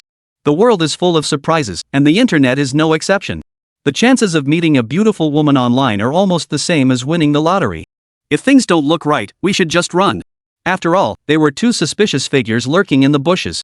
If that Tyrannosaurus didn't catch Lu Xingzhe and saw them coming out of the bushes, they might be mistaken for the boyfriend's friends spying on them, and then they'd be in big trouble. Though the likelihood is low, it's not impossible. Song Si nodded seriously, feeling a tingle of excitement she couldn't quite put into words. Soon, a figure dressed in a red coat that covered her entire body, wearing red leather high heels, with long hair flowing freely, and wearing sunglasses and a mask, walked toward them from a distance. Whether it was Lu Xingzhe, Gu Qingchen, or Song Si, everyone immediately noticed this incredibly conspicuous person. Though they weren't sure if she was Lu Xingzhe's online girlfriend. But, I have a bad feeling about this. Gu Qingchen whispered to his wife. From the way she's dressed, she looks like a girl, Song Si remarked. No, she's wrapped up so tightly, there's definitely something fishy going on. Get ready to run. Gu Qingchen grabbed his wife's hand, ready to run at any moment. Then, Lu Xingzhe glanced at his phone, stood up with the flowers in hand, and walked toward the red figure. However, his brows were furrowed, and he had completely lost the tension and anticipation from earlier. Clearly, he hadn't been swept away by love and had noticed something was off. He approached his online dating partner. Lu Xingzhe kept a safe distance, handed her the flowers, and called out her online name uncertainly, "Sweet little rabbit?"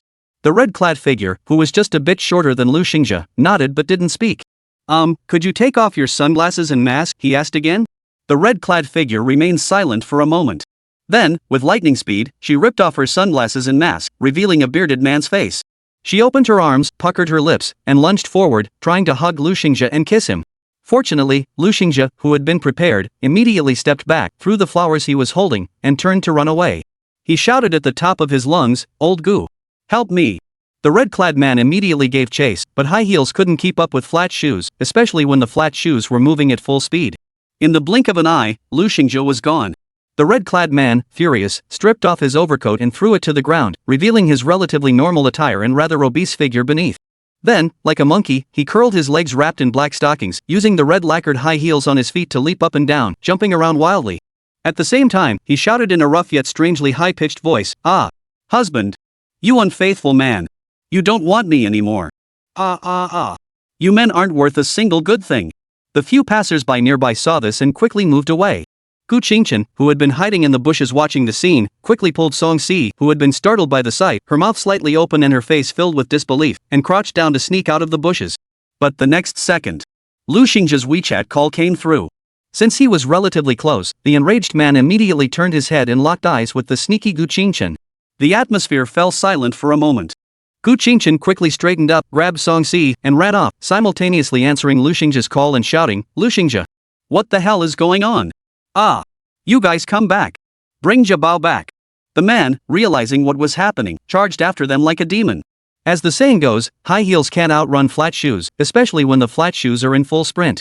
In the blink of an eye, Gu Qingchen and Song Si were gone without a trace. They arrived at a safe location. The two switched from running to walking. Gu Qingchen rubbed his wife's back to calm her down, then panted heavily into the phone, "Lu Xingzhe, you're really something. Did you have to call right away? You almost got us killed. That was so freaking scary. I'll never believe in online dating again, or I'm a dog." From the phone came Lu Xingzhe's voice, still shaken. Song Si took a deep breath and, surprisingly, said with a hint of excitement, "Actually, it was pretty thrilling." Gu Qingchen nodded in agreement, "Yeah, it was pretty fun and exciting. Ha, old Lu, next time something like this happens, make sure to call me too." Lu Xingzhe. Indeed, the joys and sorrows of people are not interconnected. One's happiness is built upon the suffering of others. What should we do now? Lu Xingzhe asked, feeling utterly hopeless. "Let's share a ride and leave this area first. I'm worried your ex might catch up with you, and then it'd be a real comedy if you ran into love around the corner." Gu Qingchen opened the ride-sharing app. "Alright, let's head north." Without hanging up the phone, Gu Qingchen pulled Song Si forward. In the ride-sharing app, Lu Xingzhe's avatar on the opposite side of the street slowly moved forward. About 10 minutes later, the three of them met at a noodle shop specializing in Manhwa-style beef noodles. "Old Gu. My life is so miserable. My first love." As soon as he entered the shop, Lu Xingzhe hugged his shoulders and shook them while venting his sorrows. "Owner, please give us 3 bowls of noodles, with an extra egg, sausage, and tofu." "Coming right up," the owner replied. Gu Qingchen ordered his meal first, then patted Lu Xingzhe on the shoulder and comforted him. "Come on, it's just an online relationship. You didn't put much into it, so you didn't lose anything." "What are you talking about? I spent nearly 1,000 on his in-game items, and I called him baby every day. Ugh, just thinking about it makes me want to vomit." "You idiot. You fool. He actually used online photos and a voice changer to fool me." Lu Xingzhe walked over to the opposite side, sat down, and buried his face on the table in despair. "Put." Gu Qingchen hadn't even spoken yet when Song Si covered her mouth, nearly laughing out loud. Lu Xingzhe. Chapter 112, The Half-Drunk Song Si. The three of them finished their noodles and walked out of the shop. The sun wasn't as scorching anymore. Gu Qingchen, holding Song Si's hand, glanced at his phone with his free hand and saw that it was already past 3 o'clock. He wasn't sure if what they had just eaten was lunch or dinner. "Where should we go now?" Lu Xingzhe asked, turning his head. Gu Qingchen thought for a moment and said, "Let's go to the beach tomorrow. Today, let's just wander around." "Alright, let's go." Lu Xingzhe walked ahead alone, leading the way. Today, he had originally planned for a romantic getaway for 2 couples, but instead, it left an indelible shadow on his young heart. Online dating is so harmful. Later, the sweet couple, accompanied by a shiny, bright third wheel, strolled through the streets and alleys of Weihai. They ate snacks and bought drinks. They strolled through the park and checked out the local attractions. Since there was a single person who had just been emotionally betrayed nearby, Gu Qingchen and Song Si, out of humanitarian consideration, refrained from any overly affectionate gestures and behaved themselves throughout the entire outing. As evening approached, the three found a cozy bar. Song Si specially allowed Lu Xingzhe, who had a history of such behavior, to drink with her husband. But the condition was that they couldn't get completely drunk. So the two men ordered several drinks and started sipping them one after another. Song Si only ordered a glass of juice and quietly watched them chat. Midway through the conversation, Lu Xingzhe gestured toward the white wine on the table and said, "Sis, why don't you try a little?" Gu Qingchen reached out and gave him a hard slap on the back of the head. "Don't corrupt my wife. Just one glass. It'll help with blood circulation." "It's fine," Lu Xingzhe said nonchalantly, urging her on. Gu Qingchen turned her head to look at Song Si. "If you want to try a little, you can, but don't drink too much." Song Si's curiosity was piqued. "I'll give it a try." Before she could finish speaking, Lu Xingzhe had already brought over a new small cup and poured her a glass of wine. Then, this clumsy fool, reminiscing about how they had drunk it in big gulps, downed it all in one go. "Hey!" Gu Qingchen couldn't stop her in time. "Wow! Your sister-in-law can really hold her liquor," Lu Xingzhe exclaimed. "Cough cough cough cough. Ah, that spicy cough cough cough." Song Si was choked to tears, her face instantly flushing red.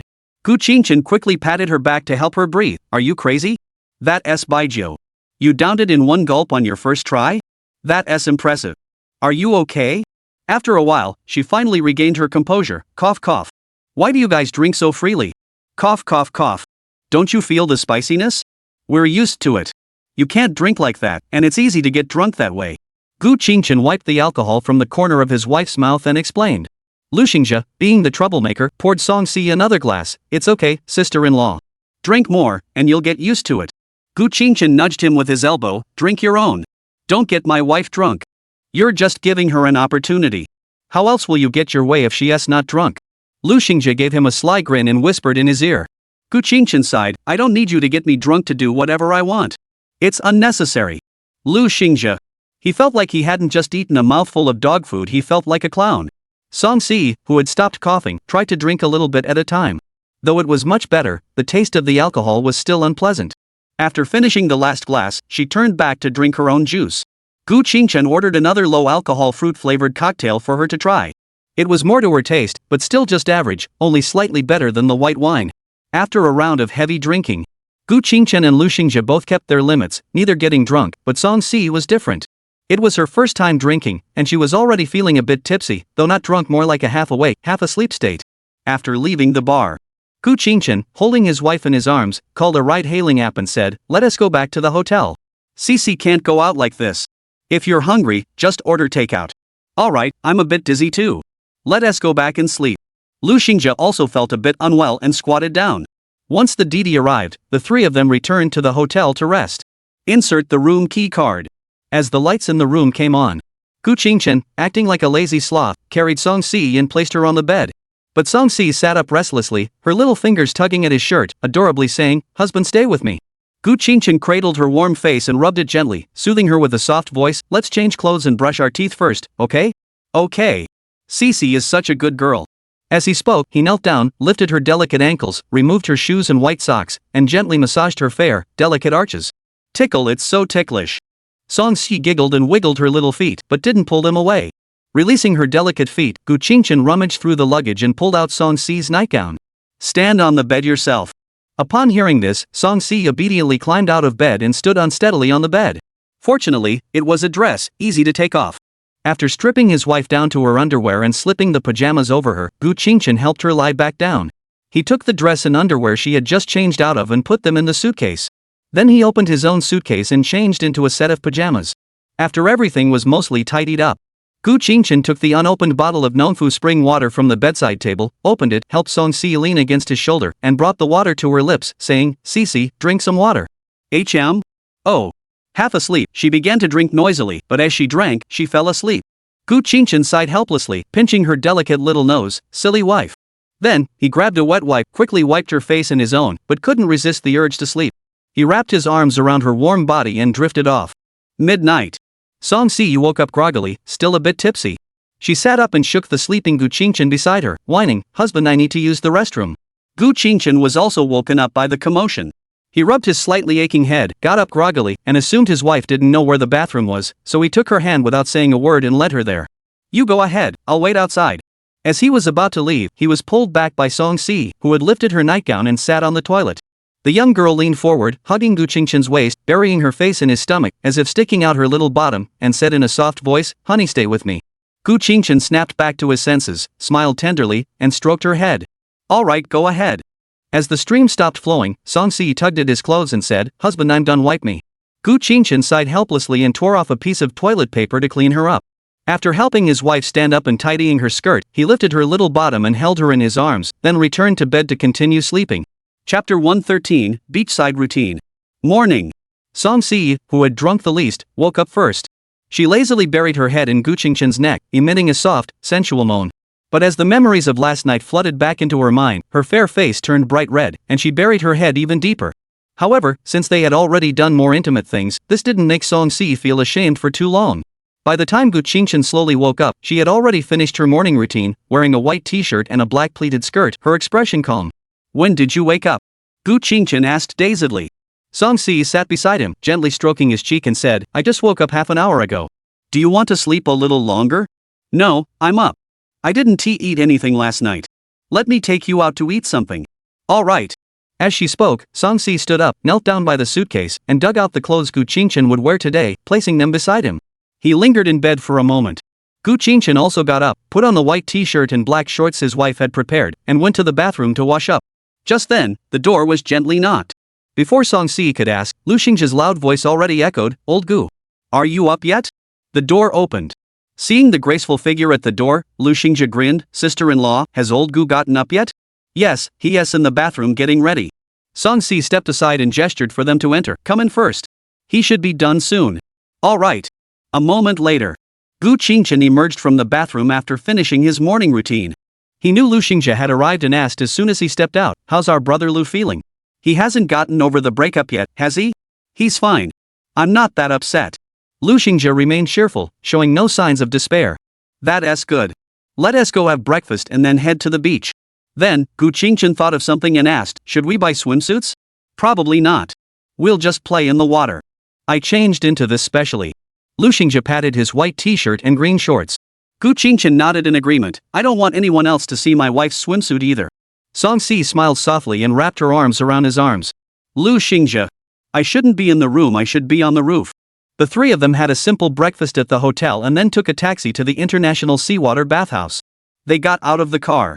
Due to the National Day holiday, the place was so crowded it felt like being in a sea of people. However, the clear blue sky, the vast sea, the golden sandy beach, and the waves crashing ashore were indeed a sight to behold, bringing a sense of peace and joy. The gentle sea breeze caressed their cheeks, and the salty, moist air seemed to blow away all their worries. Lu Xingji was particularly affected. Not only were his worries blown away, but his mind was as clear as a blank slate. Watching him dive into the sea without a word, swimming like a frog, Gu Qingchen couldn't help but feel speechless. "I wonder if his phone is waterproof."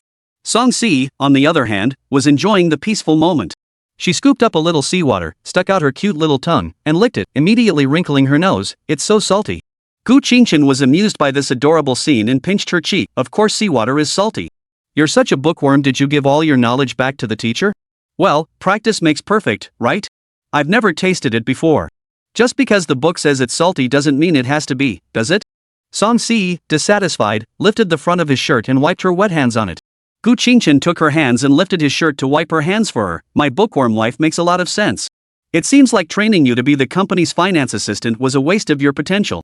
When you take your minor in your sophomore year, you can choose something you're interested in. There's no need to listen to me and choose accounting." "I respect your choice. No matter what, you're still my future wife." Song Si smiled sweetly, tiptoed up, and gently placed a kiss on his lips, saying, I want to be your finance assistant instead, to prevent others from stealing our family's money."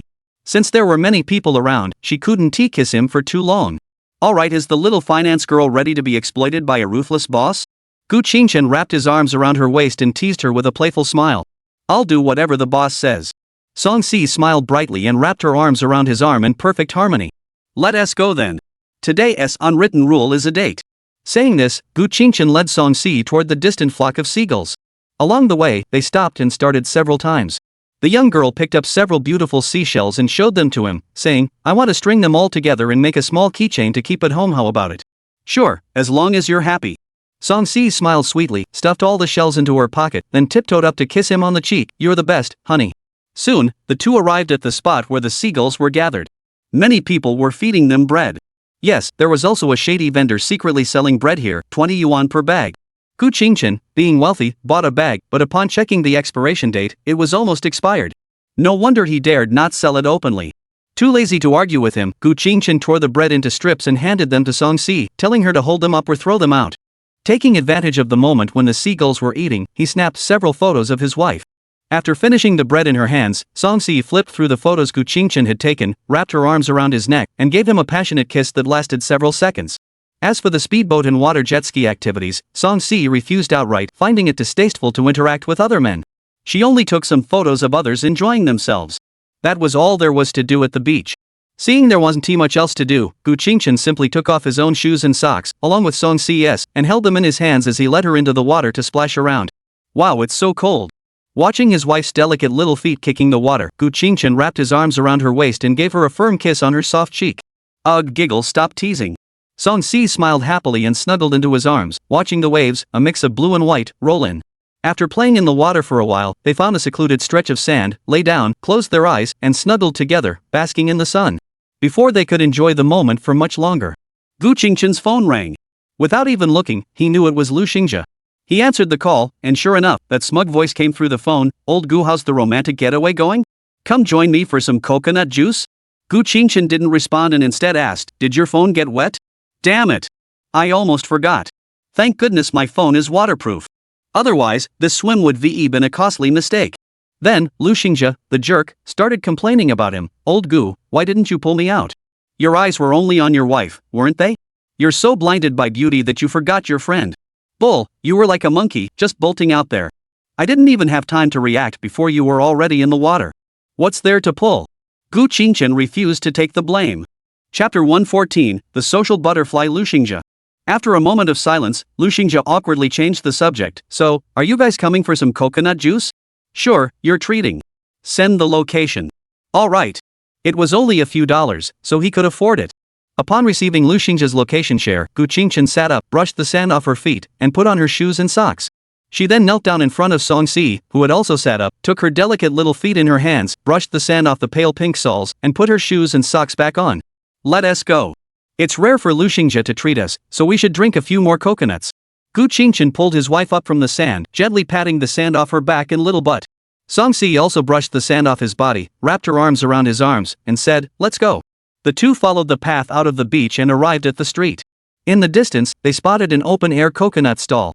As they approached, they saw Lu Xingzhe sitting next to the coconut seller, peeling coconuts while sipping one and scrolling through short videos on his phone. Gu Qingchen led Song-si forward and called out, Old Lu, where are the coconuts? Lu Xingzhe looked up at the sound, grinned, and said, here you go, Old Gu. There's plenty. After speaking, he turned to the vendor beside him and said, Uncle, open 2 more coconuts for me. All right, coming right up. Soon, the middle-aged vendor used a long spear-like tool to quickly peel a coconut, insert a straw, and hand it to Gu Qingchen, saying, here you go, young man. Thank you, boss. He took it and placed the straw by Song-si's lips, saying, you drink first, I'll have the next one. But Song-si shook her head and pushed the coconut toward Gu Qingchen's mouth. You drink first. He pinched his wife's cheek and reluctantly took a few sips through the straw. It's pretty good. You should drink it. Song-si finally took the coconut and started drinking. As the sweet coconut juice slid into her mouth, she smiled happily. Lu Xingzhe watched their affectionate antics, feeling a bit uncomfortable, and turned his head to look at his phone, no longer paying attention to them. Soon, the owner brought over another coconut. Gu Qingchen took it and began drinking with Song-si, who had almost finished her own coconut, taking turns taking sips. The mixture of coconut juice and saliva made the coconut even sweeter. Later, the owner helped them split open the empty coconuts and handed them 2 plastic spoons so they could eat the coconut meat. Midday. The 3 of them had a light meal of seafood barbecue and then headed to the lounge chairs under the sunshade to rest. Gu Qingchen rested his hands behind his head, closing his eyes in contentment. Song-si, lying next to him on the same chair, quietly snuggled into his embrace, quietly enjoying the sound of the waves and the warmth of her lover's body. The third wheel, Lu Xingzhe, had no interest in watching the couple's affection, so after lying down for a short while, he went off to play with the speedboat and water scooters. They lay there quietly for over an hour. Unable to stay still any longer, Gu Qingchen took his wife for a walk. Honey, is this pretty? As they walked, Song-si suddenly bent down and picked up a small seashell shaped like a seashell. It's pretty. Keep it. Hee okay. Thus, they walked and stopped along the way. Song-si picked up a pile of shells, and Gu Qingchen's pants pockets inevitably bulged. Then, the two arrived at a secluded spot. Gu Qingchen pulled his girlfriend to the seaside, pulled out his phone, and said, "Come on, let's take a photo together." "Sure." Song-si affectionately wrapped her arms around Gu Qingchen's neck, pressing her face against his, and smiled a breathtaking smile.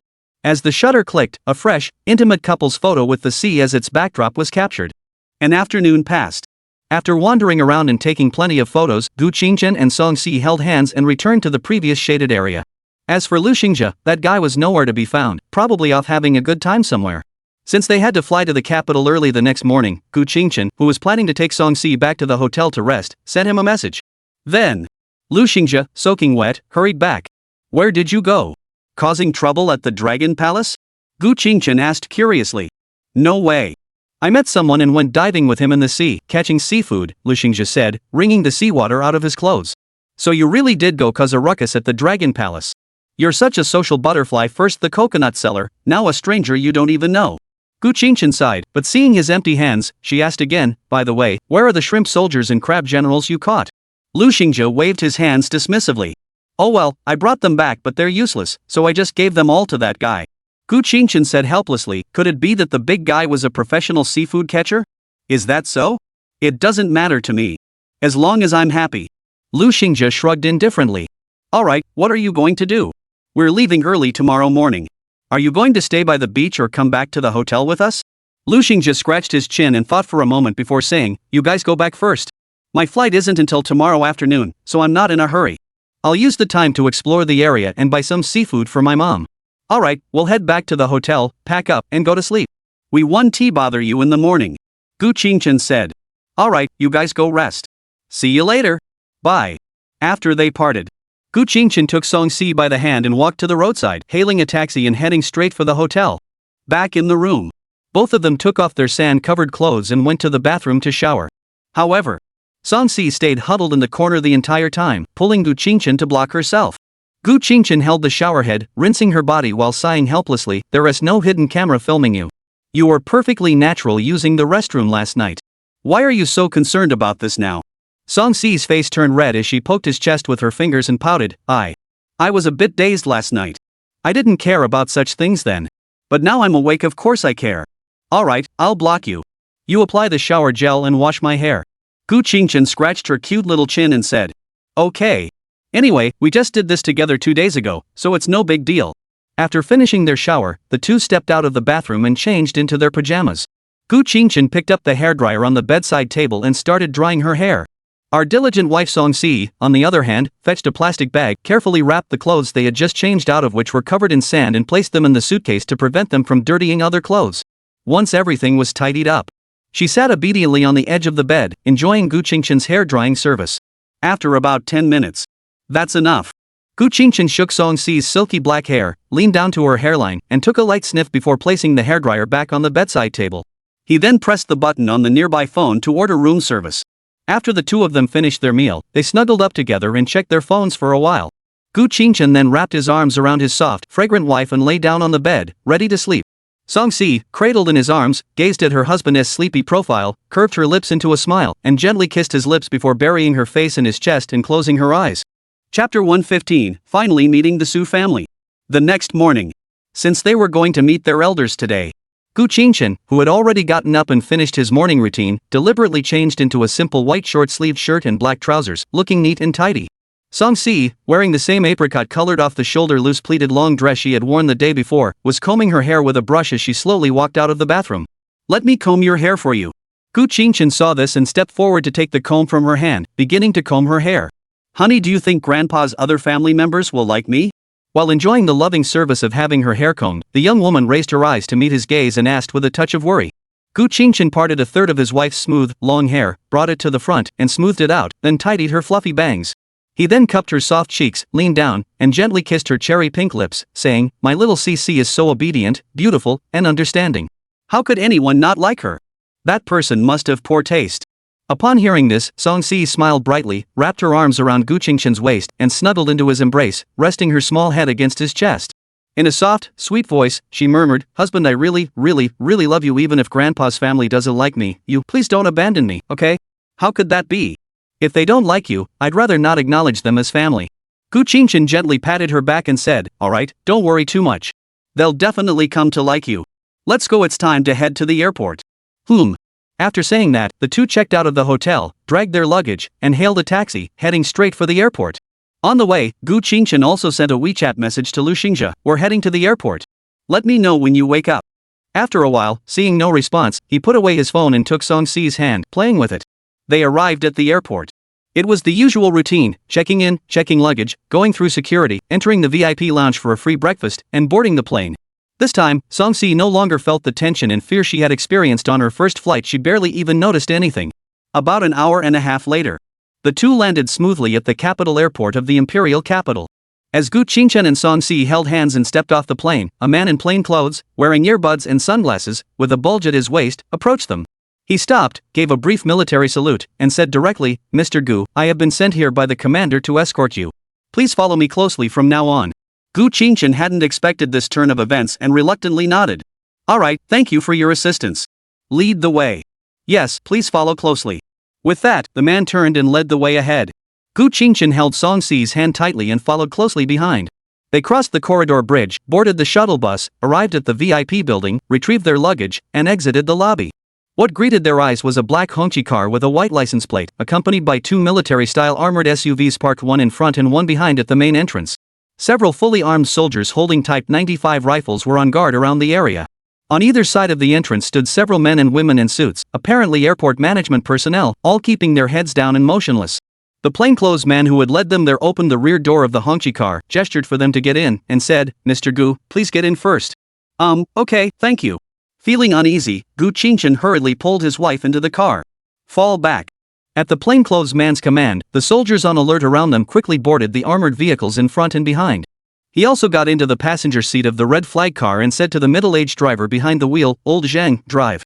Watching the vehicles slowly drive away, several airport managers sighed in relief and quickly left the area. The journey proceeded smoothly without any obstacles. Soon, the three vehicles entered an area guarded by soldiers at the entrance. From a distance, Gu Qingshan saw Su Zhongshan supporting an elderly woman, along with Su Yawan, two middle-aged couples, two young women, and a little girl, all standing in front of a simple courtyard. The armored vehicle stopped by the roadside, while the red flag-bearing car continued to the courtyard entrance and came to a halt. The men in plain clothes got out of the car first, ran to Su Zhongshan, stood at attention, and saluted in a standard military manner. They then saluted again and reporting to the commander, Company Commander Wang Ruifeng of the 1st Platoon of the Lion Battalion. "The escort mission has been completed successfully. Please give your instructions." "Take your men back." Su Zhongshan waved his hand. "Yes." Wang Ruifeng saluted again, turned left, and ran toward the armored vehicle. Gu Qingshan also got out of the car, helped Song-si out, took her hand, and walked over to Su Zhongshan. "Grandpa."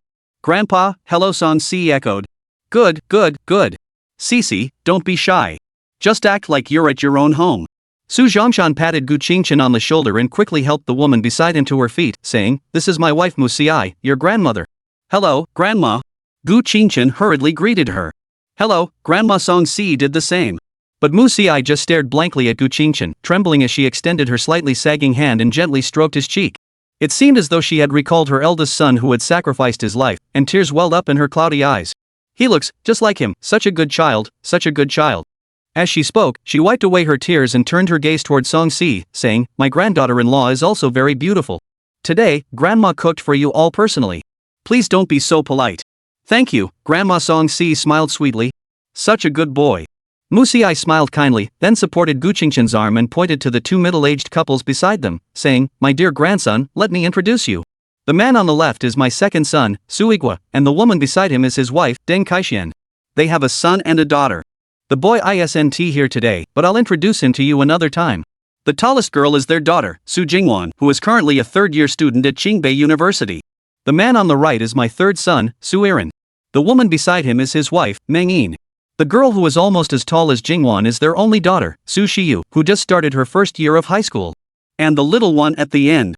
Before Musiai could finish, Su Yawan picked up the little one and interrupted, "Good nephew, she's your auntie's precious daughter.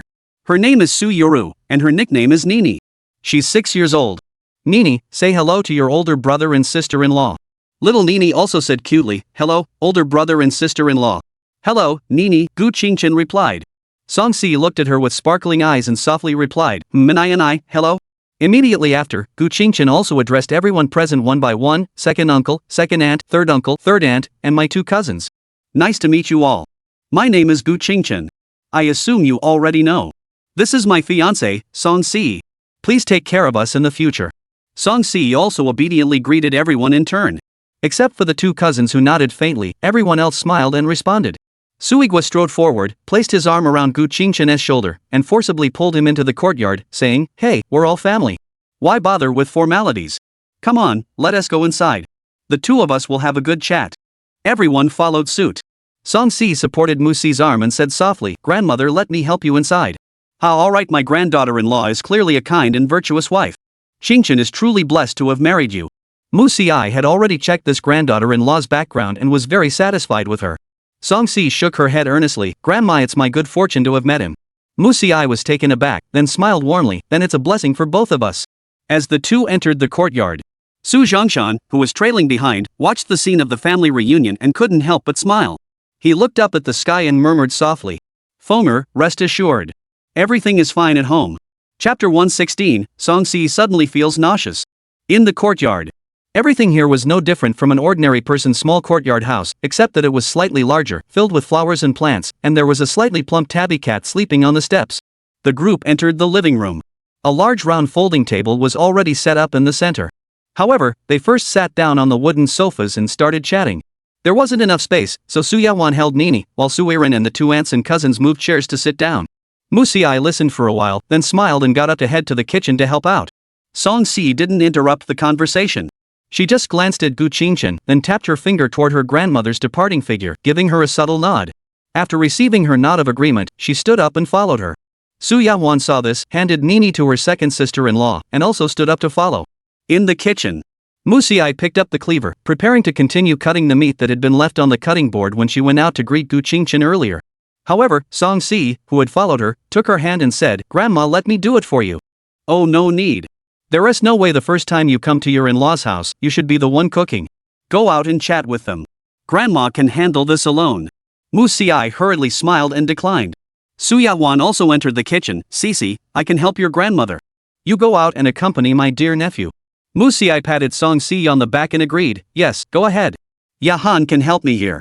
But the young girl smiled softly, took her arm, and pleaded in a sweet, pleading voice, Grandma, I'm your granddaughter-in-law, it's okay. The elderly woman couldn't resist such a charmed offensive and could only smile helplessly and agree, alright, then just wash the vegetables for us. Got it, Grandma. Saying this, Song-si obediently ran to the sink and began washing the prepared vegetables carefully. Su Yawan stepped forward to help her chop the washed vegetables. In the living room, Suigwa inquired about Gu Qingchen's life in detail, then asked, Nephew, with your physical condition, are you interested in joining the military? Uncle will arrange everything for you. Gu Qingchen immediately waved his hands to refuse, saying, Uncle, no way. I want to stay and take care of my wife. Ha ha ha. Suigwa laughed heartily for a moment before nodding and saying, alright, take good care of your wife. Your older brother has already made the ultimate sacrifice. As the sole heir, you absolutely must stay safe. Staying out of the military is better. It's safer, and your mother has money. Just live a good life for yourself. Gu Qingchen didn't pursue the topic further and instead asked, Where's my uncle? What does he do? Why isn't he here? This time, Su Erin replied, Don't worry about that kid. He's a research madman, always stuck in the lab. He's busier than the old man. I'll introduce him to you another time. All right. As time passed, Su Yahuan and Song-si also brought the dishes and utensils to the table. Musi also came over with a bottle of juice and a bottle of white wine. Su Zhongshan stood up and said, Alright, everyone, please take your seats and start eating. Everyone heard this and stood up to take their seats. Musi opened the bottle of white wine and placed it on the table, warning, Don't force Chen Shen to drink. Everyone should drink in moderation. And you, Su Zhongshan, no more than 3 glasses. Do you understand? Ah. I know. The old man replied with a hint of resentment. There was nothing he could do. He had suffered too many injuries in his youth, and now that he was old, the doctor had forbidden him from drinking too much. Song-si also thoughtfully opened the juice and poured a glass for each of the ladies present. All the women thanked her one by one. Only the little girl, Nini, finished her juice in one gulp and raised the cup again, saying, "Sister-in-law, I want more." This scene amused the adults greatly. Before Song-si could move, Soo Ya-won tapped her on the forehead and said, "No more drinking, or you won't eat dinner." However, Nini pouted, clutching her cup, jumped off the chair, and ran over to Song-si, pulling on her skirt and said in a soft voice, "Sis, I'll give you a kiss, pour me some." Song-si loved her and ruffled her little head, then leaned down and said, "Come on." Mwah. Nini immediately puckered her lips and pressed them against her cheek. Song-si couldn't help but smile, ruffled the little girl's adorable face, and poured some juice into the cup in her hand. This time, Nini didn't drink it all in one gulp. Instead, she held the cup and returned to her mother's side, sipping it slowly. She knew that once she finished it, it wouldn't be so easy to get more next time. Such a little devil. Musi-I watched the affectionate scene between the younger generation with a smile, and picked up some braised pork for Gu Qingchen, saying, "Come on my grandson, have a piece of meat." Gu Qingchen immediately picked up his bowl and took the meat, saying, "Thank you, Grandma." Then she served a piece to Song-si, who took it and said sweetly, "Thank you, Grandma." "Alright, everyone, start eating." At the old woman's signal, everyone began to eat. Thus, everyone chatted about family matters while eating their meal. Song-si occasionally picked a few pieces of food and placed them in the bowl of her beloved Nini. Although Nini didn't like vegetables, since it was her sister-in-law who had served them, she pinched her nose, wrinkled her little face, and forced them into her mouth. This scene made Soo Ya-won, her own mother, unable to resist pinching her little face and teasing, "You little devil, you push aside the food your mother put in your bowl but eat what your sister-in-law put in yours, right?" Nini, feeling a pinch, immediately ran to Musi-I to complain, "Grandma, Mom is bullying me." Musi-I, who spoiled her, immediately said, "Enough, she is just a child. You, as her mother, should be gentler." Soo Ya-won gave a childish and let go of her daughter's face. Nini happily started eating the meat in her bowl. Just as the men were clinking glasses and forcing Gu Qingchen to drink, Song-si suddenly furrowed her brows, spat out the meat in her mouth, and hurriedly stood up, running to the trash can by the coffee table and crouching down. Ugh, cough, ugh, huff, huff. She gasped for air, tears welling up in the corners of her eyes from the intense nausea. Gu Qingchen, seeing this, immediately put down his glass, stood up, and ran over to Song-si. He bent down to pat her back while asking, "What's wrong? Did you eat something bad and feel unwell?" Everyone else had forgotten about eating and gathered around the coffee table. Ugh. Ugh. Ha. Ugh. Ha. After another bout of dry heaving, Song-si raised her head in discomfort, her voice hoarse, "I don't know. I just suddenly felt like vomiting. Ugh." As she spoke, she vomited again. "Guyer, go get old Zhang. We'll head straight to the military hospital." Su Zhongshan was a man of decisive action. He immediately instructed Su Igwa to arrange a vehicle to the military hospital. The three women present who had given birth exchanged glances, their eyes darting back and forth, as if confirming something. Chapter 117, Pregnant? Pregnant. Nini, the little girl, walked over from the crowd, patted Song-si's back with her chubby little hands, and comforted her with her shiny little mouth. "Sis, I'll pat you, you'll feel better soon." Song-si, in pain, covered her chest but still managed to rub her little head and said, "Thank you, Nini." However, Soo Ya-won suddenly asked softly, "Could it be that you're pregnant?" Instantly, everyone turned to look at her. The two women were fine, as they shared the same opinion. The others, however, gave her a look that said, "What are you talking about?" Song-si, however, looked both expectant and excited. Soo Ya-won, seeing this, looked like a cat with its fur standing on end and immediately said, "Why are you all looking at me with such strange expressions? I know Cece is still young, and I don't want to think in that direction either. But these symptoms are exactly the same as when I was pregnant. It's hard not to suspect something." The other two women chimed in. "Indeed, Cece looks just like someone who is pregnant." "Right, it's just like when I was pregnant. She must be pregnant." Gu Qingchen, upon hearing this, no longer cared about privacy or shame, and immediately said, "That's not right. We always took precautions. How could she be pregnant?" Soo Ya-won pointed at Song-si and asked, "Did Cece have her period last month? And did you really use protection every time?" Gu Qingchen turned to look at his wife, who was feeling much better and no longer vomiting, and after thinking for a moment, said, "Cece didn't have her period in September, and we only had unprotected sex once. It shouldn't be that serious, right?" Musi-I said, "If there's a possibility, there's a chance. Let's go to the hospital for a checkup." At that moment, Su Zhongshan glanced at his phone and said, "Old Zhang is out. Yahan, take Qingchen and Cece to the hospital to get checked out. We'll wait at home for your news." "Got it, Dad." Then, Soo Ya-won turned to her daughter and said, "Nini, stay at home with Grandma. Be a good girl and listen to her, okay?" "Okay." The little girl obediently replied. Gu Qingchen helped Song-si to her feet, patted her back, and asked, "Cece, shall we go to the hospital for a checkup?" Okay." She was also eager to know if all her efforts had paid off and whether she was pregnant or not.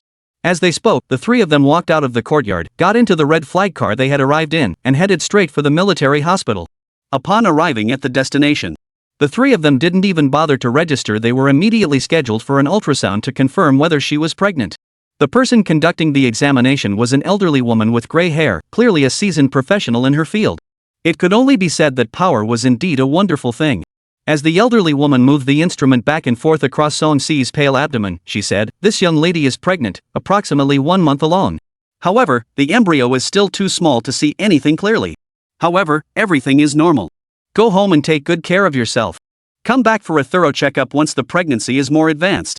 "Alright, thank you, doctor." Gu Qingchen thanked the doctor and carefully helped his wife off the bed. This made Song Si laugh and cry at the same time. "Honey, I've only been here for a month, I'm not that delicate. That's not acceptable. You're a precious treasure, now we have to take good care of you." Gu Qingchen couldn't help but place his hand on his wife's belly, his tone filled with nervousness. Unlike in short videos where one suddenly finds out their wife is pregnant, he wasn't overly excited. Instead, he felt more joyful and a mix of emotions he couldn't put into words. As for the question of why she got pregnant despite taking precautions, he had already pushed it to the back of his mind. Song Si also gently placed her hand on her stomach. Though she welcomed the child's arrival, her eyes were filled with the glow of motherhood. But the joy welling up inside her stemmed from the fact that she had finally formed a bond with Gu Qingchen, binding them together forever. Su Yahuan walked up and took Song Si's hand. "Alright, let us go. We should go back and tell the old couple the good news." "Alright," Song Si replied with a smile. "Lin grandma, we're leaving first. Take your time, dear." "Eh?" Before leaving, Su Shiyang said goodbye to the doctor and then led the three of them out of the hospital.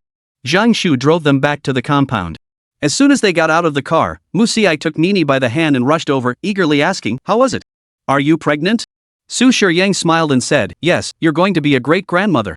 Good, that's wonderful. Come on, granddaughter-in-law, grandma will cook something delicious for you." Mu Xiai also smiled kindly and hurried forward to take Song Si's hand. "Thank you for your trouble, grandma." She didn't refuse, after all, it was the elderly's kindness. Refusing would only make them unhappy. Watching the two of them walk into the courtyard, Gu Qingchen, the forgotten grandson, took the hand of the equally forgotten Nini, exchanged a helpless glance with Su Yahuan, and followed after them. Nini, the little one, shook his hand and asked as they walked, "Brother, is there a baby in sister-in-law's belly?" "Yes, that is right. Nini will soon have a little nephew or niece," Gu Qingchen said gently. "It would be perfect practice for taking care of the little one in the future." Nini immediately lit up with excitement and said, then let's go buy ice cream for the little nephew and niece to eat." Before Gu Qingchen could answer, Su Yahuan quickly pinched her little face and scolded, "No way. You little devil. You want to eat it yourself and can't even come up with a better excuse? What if your stomach hurts? You really don't learn from your mistakes." Ugh.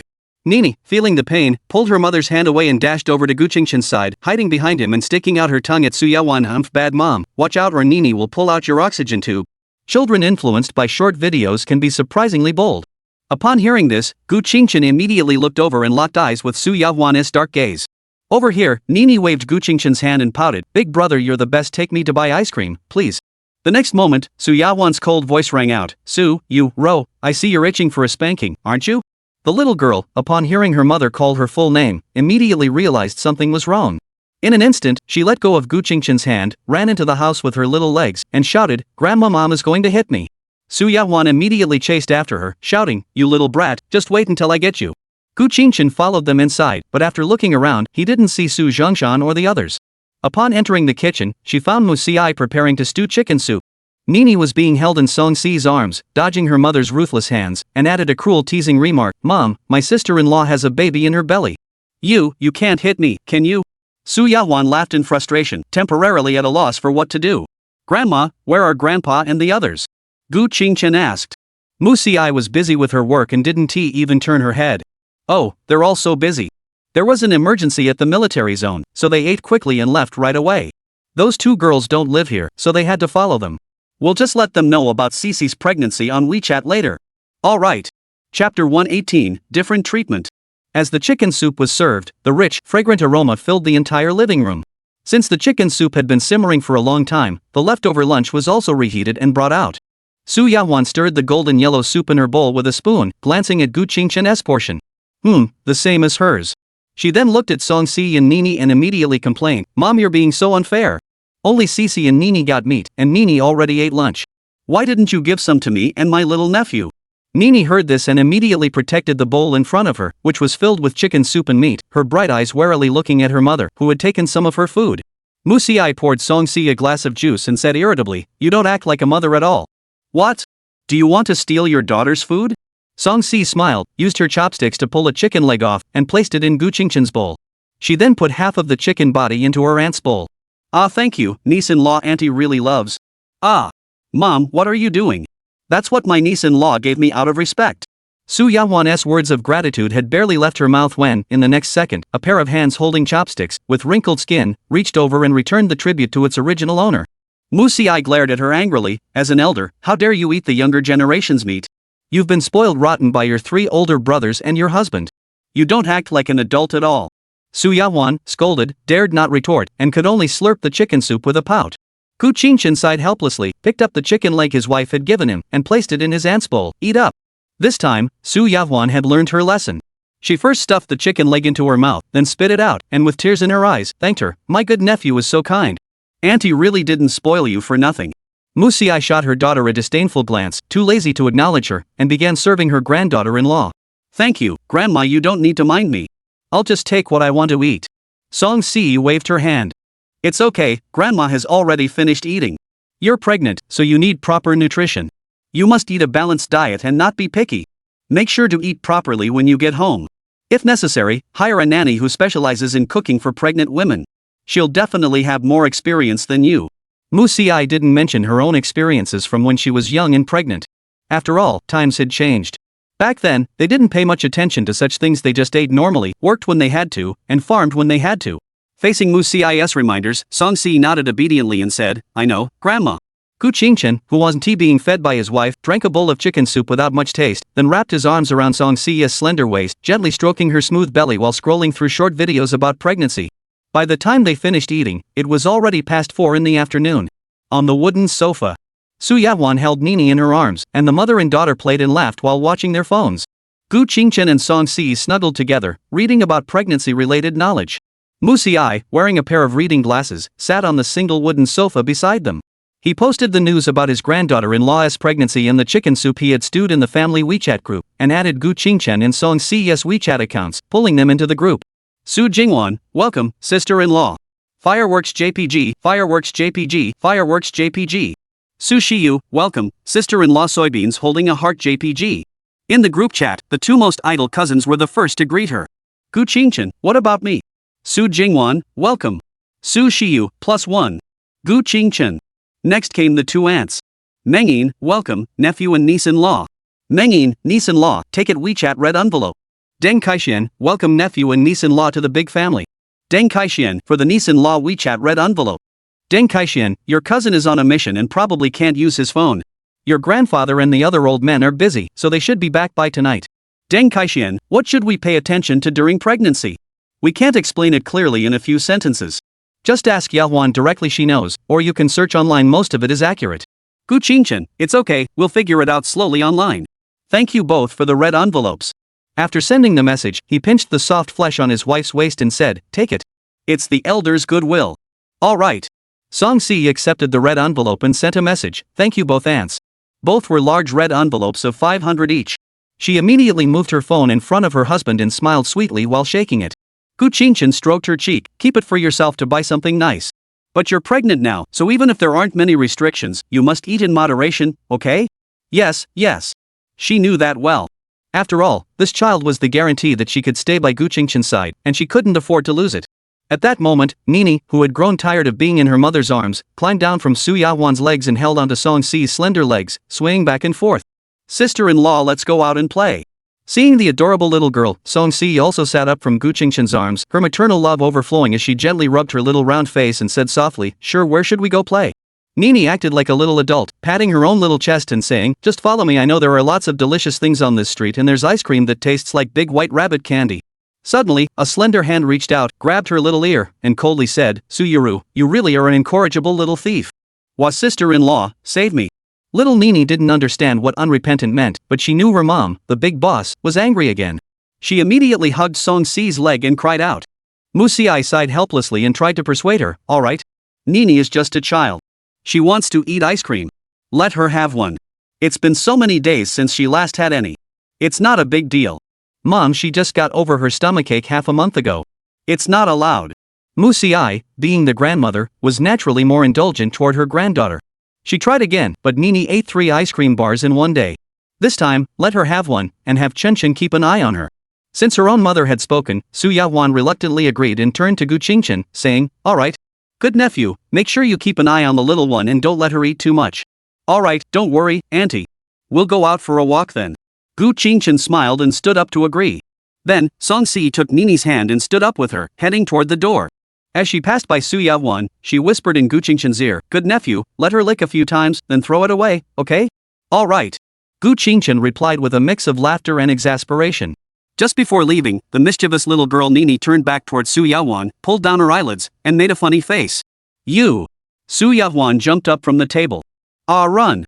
Saying that, Nini let go of Song Si's hand and ran out of the courtyard. "Slow down, Nini, don't run too far." Song Si hurried after her, calling out, "We're leaving, Grandma and Auntie." Gu Qingchen bid farewell and hurried after them. Musi watched their departing figures with a doting smile. These 3 children are truly wonderful. Today she was truly overjoyed her grandson had been reunited with her, and she had even brought back a pregnant granddaughter-in-law. It was truly a double blessing. Chapter 119, Ice Cream Teases Nini. On a nearby street. Though it wasn't a food street, shops related to food occupied more than half of the area. Song Si held Gu Qingchen's arm with her left hand and led the bouncing Nini by the hand with her right, strolling along the street. This harmonious scene would have made anyone think they were a family of 3. Since they had already eaten their fill, even the dazzling array of snacks didn't pique their interest much. They only bought a few small steamed buns, dumplings, and pea paste to try. Gu Qingchen curiously bought a serving of soybean paste. After all, everyone online said it was disgusting. How would you know unless you tried? After taking a sip, he immediately spit it out. "What is this? It's sour and bitter. Who on earth likes this stuff?" It was truly a taste that could kill you. Her tongue was tingling. The shop owner beside him burst into laughter. He'd seen this scene many times before and immediately said, "This stuff is only tolerable for locals. It's rare for outsiders to like it." Gu Qingchen watched as Nini picked up the soybean paste and took a few sips without any reaction, nodding in agreement. Indeed. Song Si, seeing Nini drink it so naturally, leaned forward curiously and took a sip. Instantly, her beautiful face scrunched up, and she forced herself to swallow the horror in her mouth. "If you can't drink it, just spit it out. You don't have to swallow it." Gu Qingchen wiped the soybean paste that had spilled from his wife's lips. "It's okay. I can manage to swallow it," Song Si said, covering her mouth. Nini didn't understand why her brother and sister-in-law found it so unpleasant. She thought it tasted fine. "Brother, if you're not drinking, then I'll finish it all." Gu Qingchen ruffled her little head and said, "It's all yours, go ahead and drink it." Saying that, Nini gulped it all down. Seeing this, Gu Qingchen and Song Si couldn't help but shiver. They couldn't understand how the little girl could drink it down without batting an eyelid. "Sir, we'll be going now." Handing the empty bowl to the owner, Gu Qingchen bid farewell. "Alright, take your time." Then, he wrapped his arm around Song Si, who was holding Nini's hand, and headed to buy the white rabbit-flavored ice cream that the little girl had been longing for. Upon arriving at Mishi Ice City, Gu Qingchen ordered 2 original flavor big white rabbit candy-flavored ice cream cones. He first gave one to Song Si, letting his wife eat first. Then he placed the other ice cream cone in front of Nini. When she reached out to take it, he quickly raised his hand.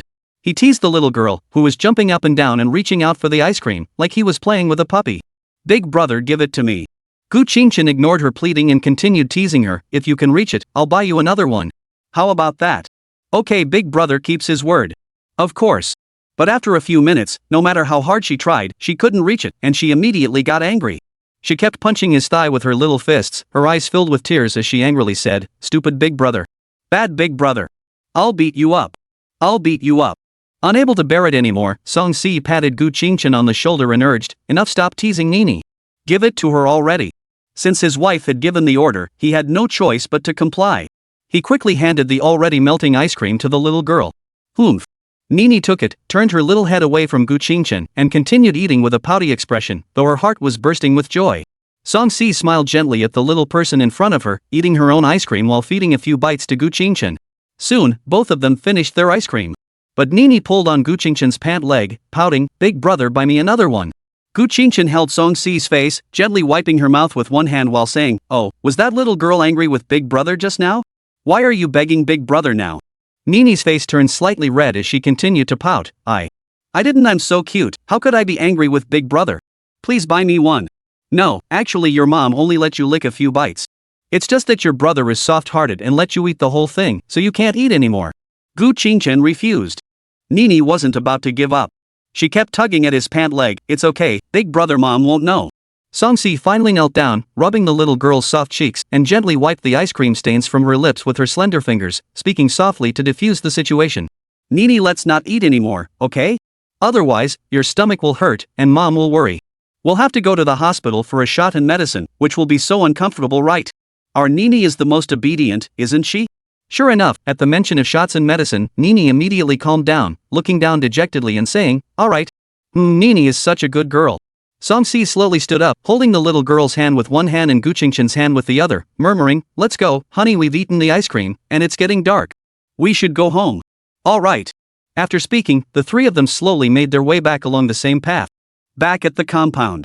As soon as they entered the living room, Su Yawan walked over and pinched Nini's cheeks. "You little devil, satisfied now?" She then looked at Gu Qingchen with a hint of suspicion and asked, "Good nephew, this little girl didn't eat much, so you only bought her one, right?" "No, just one. I wouldn't dare buy her more," Gu Qingchen said helplessly. "Alright, you two go to the first room on the second floor to rest. Your grandmother has already gone up to make the bed for you." Then, Su Yawan took Nini's hand and walked toward the room on the first floor. "You've played all day. Let's go back to the room and do your homework." Mom, I don't want to do homework," Nini complained. "If you don't behave, I'll spank your bottom." "Alright." Watching the mother and daughter enter the house with a playful air, Gu Qingchen and Songsi exchanged a smile and linked arms as they headed upstairs. As soon as the two entered the room, they saw Mu Xiai putting a pillowcase on a latex pillow. Songsi let go of her husband's hand and immediately went over to help. "No need, I've already finished. This is the last one." Mu Xiai quickly finished, smiled, and tapped the back of her granddaughter-in-law's hand that had just reached out, then pointed to the suitcase in the corner and said, "Oh, I'll bring your luggage up for you too. Don't go downstairs looking for it again, okay?" "Thank you so much, Grandma, we could have done it ourselves," Songsi said sweetly. "That's not acceptable. Since you're here at home, we should take care of you. Besides, old Zhang already brought the luggage up. I'm just helping you make the bed. It's no trouble at all." Mu Xiai waved her hand and said, "Alright." Songsi heard this and couldn't help but laugh and cry at the same time. She had thought that her grandmother had carried the luggage up herself. Chapter 120, Songsi's Confession. Later, Gu Qingchen asked again, "Grandma, aren't Grandpa and the others coming back tonight?" Mu Xiai shook her head and said, "The men of the Su family rarely come back. They're all busy at the military zone, you know. Your uncle is a researcher, spending all his days in the lab, so your aunt moved in with me to keep me company as an empty nester. When your uncle comes back, she'll go back to her own place for a couple of days and come back here after he leaves." "I see. That must be tough."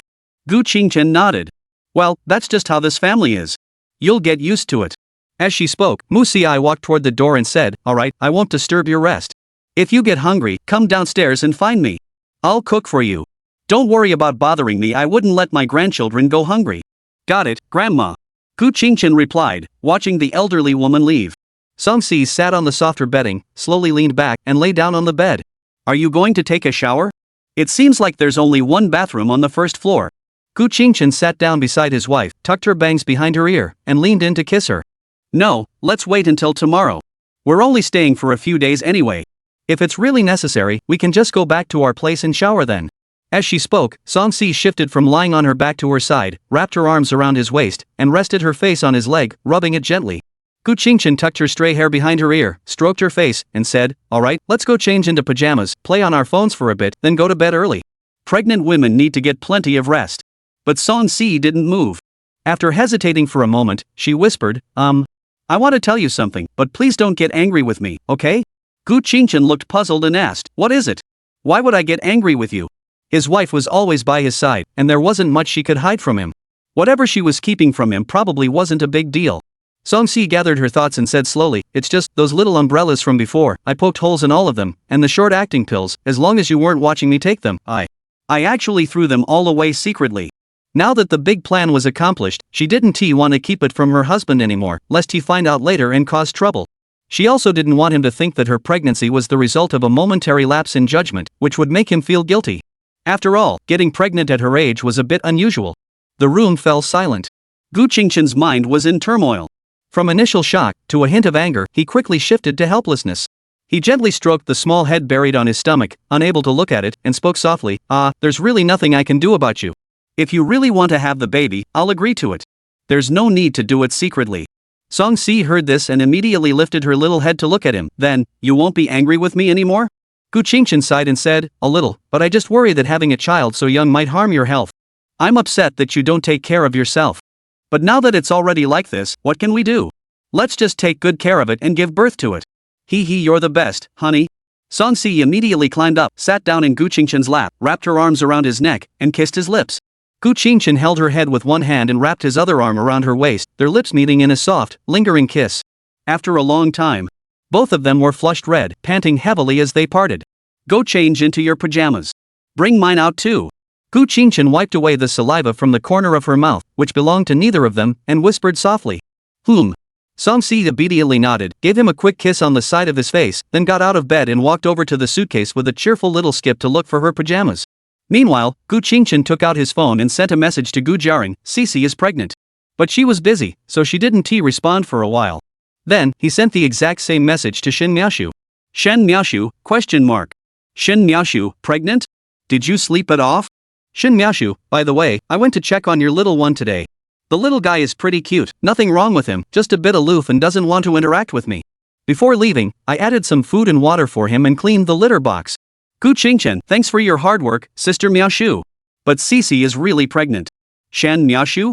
The next second, the WeChat call came through immediately. Gu Qingchen answered, and her voice, though gentle and melodious, betrayed her surprise. What's going on? Is that really true? It's true. Gu Qingchen nodded. Shen Miaoshu remained silent for a moment before asking, what are you going to do? Just have it, we can afford it. At that moment, Song-si had changed into her nightgown and walked over holding Gu Qingchen's pajamas, asking, is that Miaoshu's sister? Yes, you can talk to Miaoshu. Gu Qingchen handed her the phone, took the pajamas his wife had brought, and began changing. Hello, Miaoshu's sister. Song-si sat beside her, pressed the speaker button, and said, Cici, if you're going to have a baby, what about your studies? Shen Miaoshu asked, voicing her concerns. It's okay, I won't let it affect my studies. If it comes down to it, I'll just take some time off when the time comes. Shen Miaoshu thought about it and agreed. The Gu family was such a powerful clan, and with the Su family as their backing, they would be set for life. Education didn't matter at all.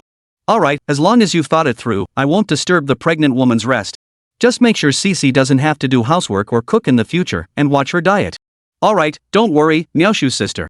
Gu Qingchen, who had changed into fresh clothes, chimed in. Alright, get some rest. I'll hang up now. Bye. Bye. As the call ended, Gu Qingchen saw the message Gu Jiaran had sent back. Really? Then contact me when you get back, and I'll arrange for a nanny to take care of you. It could only be said that she was truly a businesswoman. Her composure remained unruffled, and she made arrangements swiftly. Gu Qingchen, got it. Gu Jiaran, oh, and once you're back, go with her to the Gu family's trust fund and sign the beneficiary agreement. Gu Qingchen, the Gu family has a trust? I didn't know that. Gu Jiaran, it's been there for a long time, but your grandfather wouldn't have made you a beneficiary while he was alive, so I didn't mention it. Now that he's gone and you have the Su family's backing, I can make it happen. Gu Qingchen rolled his eyes and muttered, old man, then messaged back, how much is the monthly payment? Gu Jiaran, 580,000 yuan. Gu Qingchen, I'll go sign the papers with Cici as soon as I get back. Of course, giving money is a good thing, why would I refuse? Explaining family trusts is a bit complicated, so I won't waste words here. You can look it up on Baidu. Chapter 121, The Little Hamster Sneaking a Snack in the Middle of the Night. After chatting with Gu Jiaran, Gu Qingchen hugged his wife and climbed into bed, scrolling through short videos. Song-si didn't join them, but instead snuggled up to him and searched online for information about pregnancy. Until late at night. Su Zhongshan and the other busy men finally showed up in the group chat. Suigwa, congratulations to my nephew's wife for being pregnant. WeChat red envelope. Suigwa, your aunt is strict, only 200. Don't complain. Suiran, same as above. WeChat red envelope. Suigwa, third brother, it won't kill you to type a few more words. Suiran, then don't bother, just send the gift. Gu Qingchen, thank you, Uncle 2 and Uncle 3. Song-si accepted the red envelope and replied, thank you, Uncle 2 and Uncle 3. Soon, an unfamiliar name appeared. Su Zishue, let me introduce myself. I'm Yahan's husband. I'm not a son-in-law by marriage, we just happen to share the same surname. Though we haven't met yet, I'd like to congratulate my niece-in-law on her pregnancy. Su Zishue, wishing you prosperity and good fortune. WeChat red envelope. Su Zishue, alright, I need to get back to my experiments. You all continue chatting. Gu Qingchen, thank you, uncle. You go ahead. Song-si, following her husband's lead, thank you, uncle. After she received Su Jishua's red envelope, she immediately held her phone up in front of her husband. Wow, 1,000 yuan. Gu Qingchen smiled slightly, researchers still have some money. Shortly after, Su Zhongshan also chimed in, alright, if you're pregnant, just have the baby. Don't worry about delaying your studies. If it doesn't work out, just have your grandmother take care of it.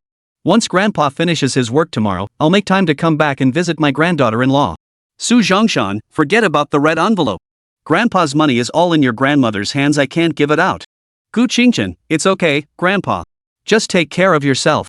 No need to come back specially. Su Zhongshan, how can you call this making a special trip? This is a major matter, I must return. Song Si, it's okay, grandpa. Su Zhongshan, no. You two just go ahead and rest. Grandpa won't bother you anymore. I've got a lot to do. Gu Qingchen, alright, grandpa, go ahead and work. After hanging up the phone, he let out a long breath. After all, chatting with elders was the most tiring thing.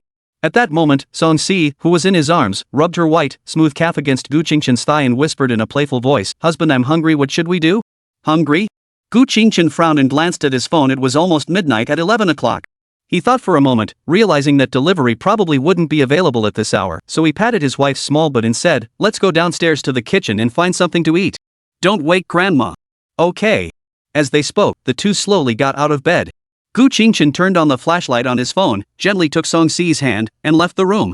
Before descending the stairs, they peeked out cautiously, seeing no one in the dark living room, and tiptoed toward the kitchen. Hey! Why is the kitchen light still on? Did grandma forget to turn it off? Gu Qingchen looked at the light shining through the door crack and asked in confusion. Song Si whispered, maybe. The two gently pushed open the kitchen door and saw a small figure in a white cotton nightgown quickly slam the refrigerator door shut, then swiftly stuff the entire cream cake into her mouth. That swiftness was truly heartbreaking. Nini? What time is it? Why aren't you sleeping? Gu Qingchen asked. Hearing this, the little girl with her cheeks puffed out like a hamster turned her head and looked over, immediately letting out a sigh of relief as she chewed the cake in her mouth. Song Si covered her mouth and laughed at the scene, letting go of Gu Qingchen's hand, walking forward, kneeling down, and gently wiping the cream off Nini's face with her hand, saying softly, "Eat slowly, there's no rush, be careful not to choke." Gu Qingchen quickly fetched a bowl, filled it with water from the tap, and handed it to his wife. "Give her some water." After feeding the little girl some water slowly, she finally swallowed the cake in her mouth and said cutely, "Big brother and sister-in-law, you scared me to death. I thought mom had found out. You have to keep this a secret, don't tell mom." Song Si smiled and gently tapped her little nose with her slender fingers, asking, "Alright, but you're not allowed to eat anymore." Mom must have had a good reason for not letting you eat it. Okay. Gu Qingchen also ruffled her hair and asked, "Nini, where's your mom? How did she let this little mouse sneak out to eat?" "Bad brother, I'm not a little mouse." Nini pouted unhappily, then spread her hands and explained, "Every time mom tells me a bedtime story to put me to sleep, she always falls asleep first. I can't sleep, so I have to come out to find something to eat. What can I do?" Gu Qingchen couldn't help but laugh and cry at the same time. No wonder they were mother and daughter, they were so amusing. He pinched the little girl's cheek and said, "Then big brother and big sister will cook dinner. After you finish eating, you go to sleep, okay?" "Okay." While searching for ingredients, Gu Qingchen accidentally discovered half a box of braised beef instant noodles. "Perfect, let's cook the noodles. Add a few eggs and some vegetables. Otherwise, stir-frying might wake grandma." "Sure." Song Si looked down at Nini, who was holding onto her skirt, and asked, "What about Nini? Are you going to eat?" The little girl wasn't too picky, and immediately nodded, "Sure, but no vegetables." Gu Qingchen took out her chopsticks and tapped her forehead, refusing, "No way. You have to eat. Kids shouldn't be picky." "Ugh." Nini covered her forehead, pouting her little lips in a pout, and tugged at Song Si's nightgown to complain, "Sister-in-law, brother hit me, he's forcing me to eat vegetables, please stop him." But Song Si smiled lightly as she picked up Nini, rubbing her nose against the little girl's face and said, "Big brother is just looking out for you. Children shouldn't be picky eaters, otherwise, you'll get stupid and won't grow tall." Nini, hearing this, buried her head in her neck and muttered, "Alright." Gu Qingchen, while boiling water and cooking noodles, sighed and playfully slapped Nini's little bottom, saying, "You little girl, why do you always listen to your sister-in-law?" The little girl pouted and shook her body, turning her head slightly, "Bad brother, I'm not listening to you." After saying that, she buried her face in Song Si's neck again. Song Si spoke gently, "She's just a child. You have to speak to her softly and gently." Gu Qingchen cracked an egg into the pot, "Our little Sisi is clearly a great mom. Let's use Nini as practice." At that moment, the kitchen door opened once more. It was Mu Si who walked in. "You three little ones, you all said you were hungry and to call me, but instead you're here secretly cooking these nutrient-poor instant noodles. Really? Sisi is still pregnant, can she eat this?" Upon hearing her grandmother arrive, Nini jumped down from Song Si's arms and ran over to hug her grandmother's legs. Chapter 122, Midnight Snack. Gu Qingchen quickly turned around and said, "Grandma, why are you awake?" "It's okay, I added eggs and vegetables. It's nutritious enough. You should go back and rest." Mu Xiai stroked Nini's head and walked toward him, saying, "Alright, let me do it. I'll make 2 more dishes for Cici later. You can't just eat noodles." "Grandma, really, we don't need to." Before Gu Qingchen could finish, Mu Xiai pulled him out while interrupting, "Listen to Grandma. Hurry up and go out to wait for dinner." After a brief struggle, he couldn't resist the old lady and had to take Song Si and Nini out. As they were about to leave the kitchen, Song Si turned back and asked, "Grandma, why don't I stay and help you?" Mu Xiai didn't even turn her head, waving her hand dismissively, "The kitchen is smoky. You're a pregnant woman, just stay outside and rest." "Alright, thank you for your hard work, Grandma." Song Si sighed helplessly and followed her husband out obediently. The 3 of them turned on the living room light and sat down at the dining table to wait for dinner. As the sound of stir-frying echoed from the kitchen, the door to the first floor bedroom was pushed open. Su Yawan, wearing a nightgown, walked out with sleepy eyes. Nini turned her head and immediately called out, "Mom." However, her own mother didn't even acknowledge her. She looked toward the kitchen and asked Gu Qingchen, "Good nephew, is your grandmother cooking?" "Yeah, we were actually planning to sneakily cook some noodles, but we didn't expect the old lady to wake up and chase us out." "Your grandmother is just like that. Don't worry, just wait and eat." As she spoke, Su Yahuan plopped down onto a dining chair and muttered in complaint, "And you 3 little rascals got up in the middle of the night to sneak a snack without waking me up? That's so inconsiderate." Gu Qingchen could only go along with her, saying, yes, we'll definitely call you next time. This aunt is just as irresponsible as ever." After a while, Mu Xiai came out with a bowl of noodles and saw Su Yahuan sitting at the table. She immediately said, "You're awake? Why didn't you come to the kitchen to tell me? There's no noodles for you." Saying this, she turned around to serve other dishes. Su Yahuan instantly scrunched up her face and looked at Nini pitifully. "Sweetheart, can you share some of your noodles with Mom?" "Sure." Nini obediently pushed the noodles toward her mother. Anyway, she had already eaten half her cake, it wasn't a big deal. You're being so good today? You're not being possessive about your food? That's strange. A mother knows her daughter best." Seeing her daughter agree so readily, Su Yahuan immediately sensed something was off. Nini's heart immediately started racing. No, I'm just not very hungry." "Is that so?" After giving her a suspicious look, Su Yahuan didn't think much of it. Eating was more important. Mu Xiai brought the remaining noodles, scrambled eggs with tomatoes, and stir-fried vegetables to the table and said, "Alright, just soak the bowls after you finish eating. I'm going back to sleep. An old person can't stay awake late." "Alright." Everyone responded and began eating. With no elders around, Song Si resumed her habit of feeding her husband, skillfully placing a piece of tomato and egg stir-fry into Gu Qingchen's mouth. Nini saw this and turned to her mother, pouting, "Mom, I want to feed him too." Su Yahuan rolled her eyes at her disdainfully, "You're a big kid now, you have to eat on your own." The little girl, of course, protested, "But why can my brother be fed by his sister-in-law? You're just a kid, what do you know? Eat your food." "Hoof." Nini turned her head away in a huff. Still overflowing with maternal love, Song Si picked up a piece of egg and fed it to the little girl's mouth. "Come on, Nini, your auntie will feed you." "Ah." Nini immediately turned back and ate the egg by her mouth, mumbling, "Thank you, auntie." As she spoke, she glared at Su Yahuan, "Humph, bad mom." Su Yahuan could only sigh and pick up a piece of vegetable with her chopsticks, feeding it to her daughter's mouth. "I'll feed you, just eat already." "I don't want it, I want eggs." The picky little girl Nini wasn't about to eat vegetables. Su Yahuan immediately pinched her little face and said in a pretend cold voice, "Su Yuruwa, since I'm feeding you, don't be picky. Eat." Seeing the angry mother tiger, Nini stopped resisting, squished her little face, and reluctantly ate the vegetables. A dinner filled with warmth. Gu Qingchen and Song Si and oppression. Su Yahuan and Nini.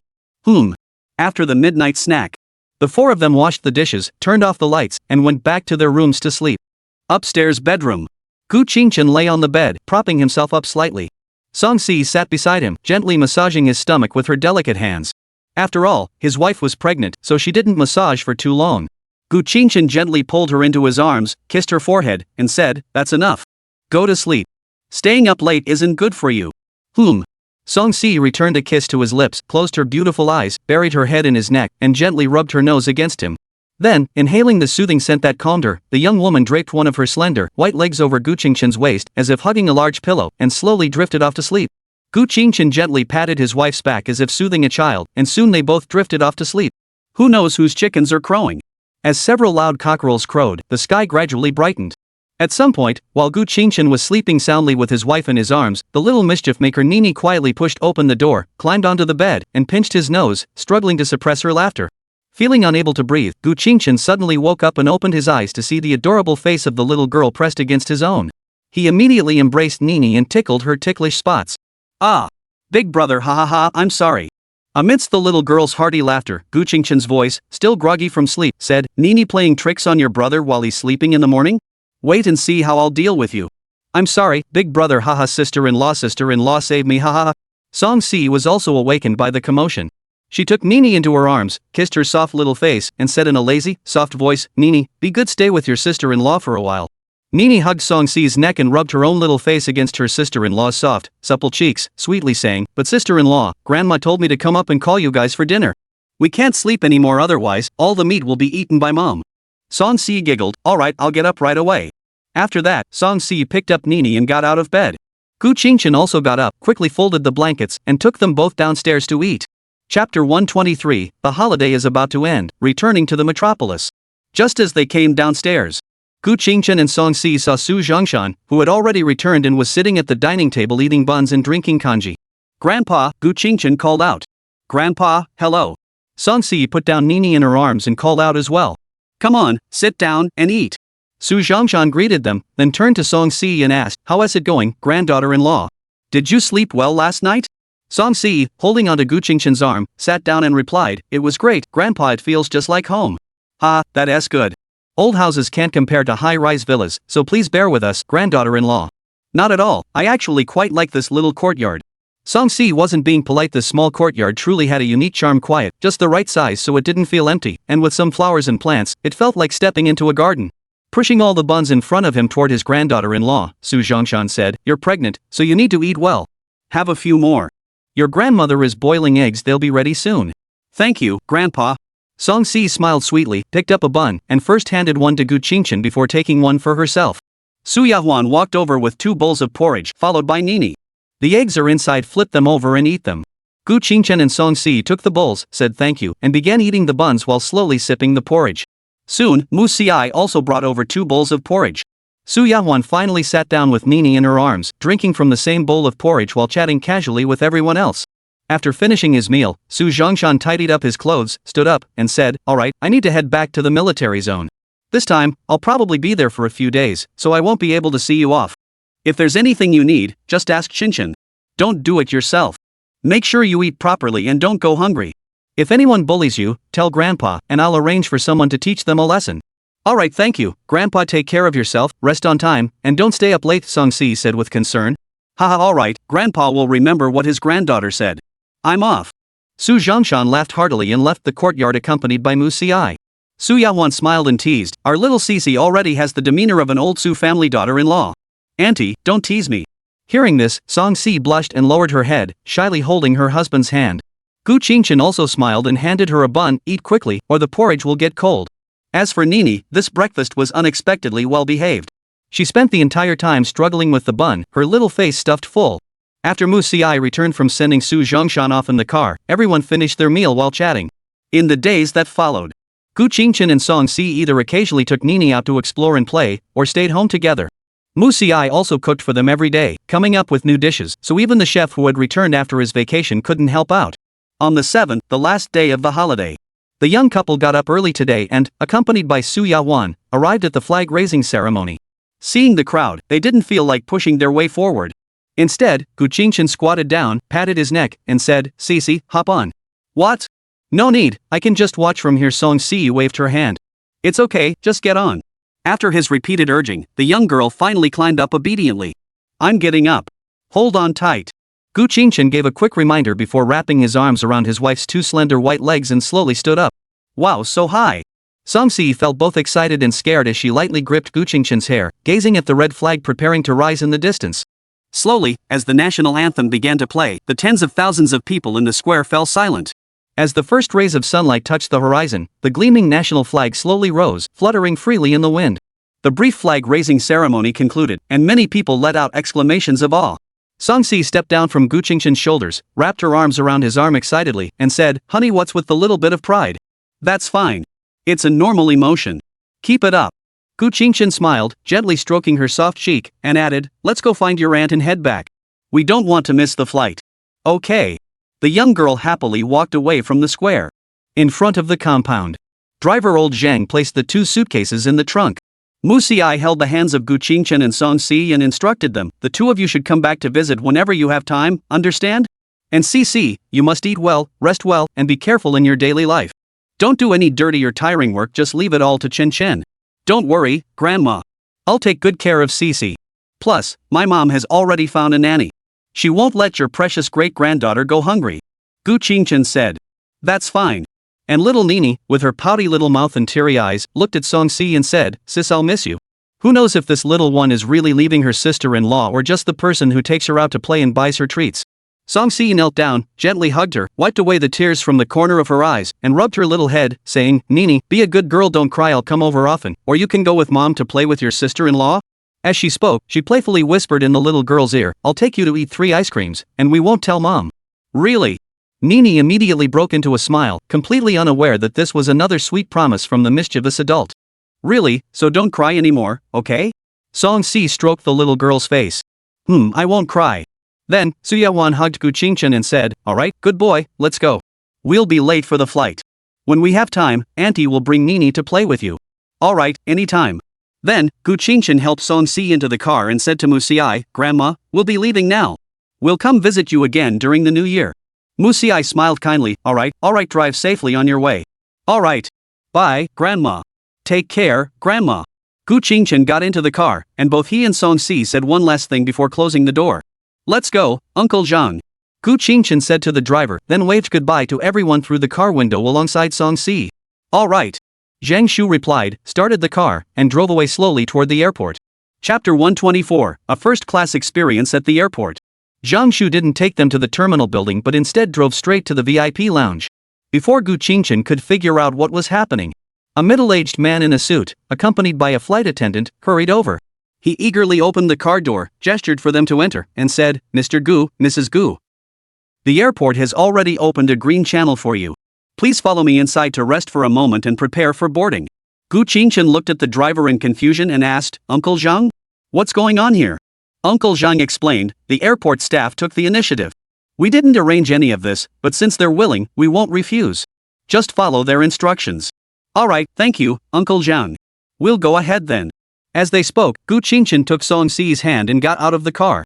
The middle-aged man immediately ran to the trunk, personally unloaded the luggage, and pushed it while leading the way ahead. Upon entering the VIP lounge and sitting down on the sofa, he bowed to Gu Qingchen and said, Mr. Gu, Mrs. Gu, your luggage has been specially arranged for transportation. Once you disembark the plane and exit the jet bridge, you will see staff members personally delivering your luggage to you. We have also waived the ticket printing and security check procedures. When it's time to board the plane, please follow the staff member with Mrs. Gu, and she will take care of everything for you. As he spoke, the middle-aged man gestured toward the attractive flight attendant standing nearby.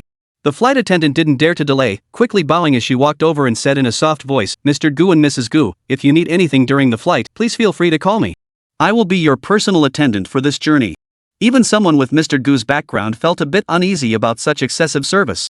However, he nodded and said, Alright, thank you for your trouble. Not at all, it's our pleasure, it's an honor for our airport that you trust us. The middle-aged man immediately flattered him, then, fearing he might make the distinguished guests uncomfortable by staying there, asked, Mr. Gu and Mrs. Gu, I won't disturb your rest. If you need anything, just ask the flight attendant to call me. Upon hearing this, Gu Qingchen could only smile helplessly. Alright, go ahead and get back to work.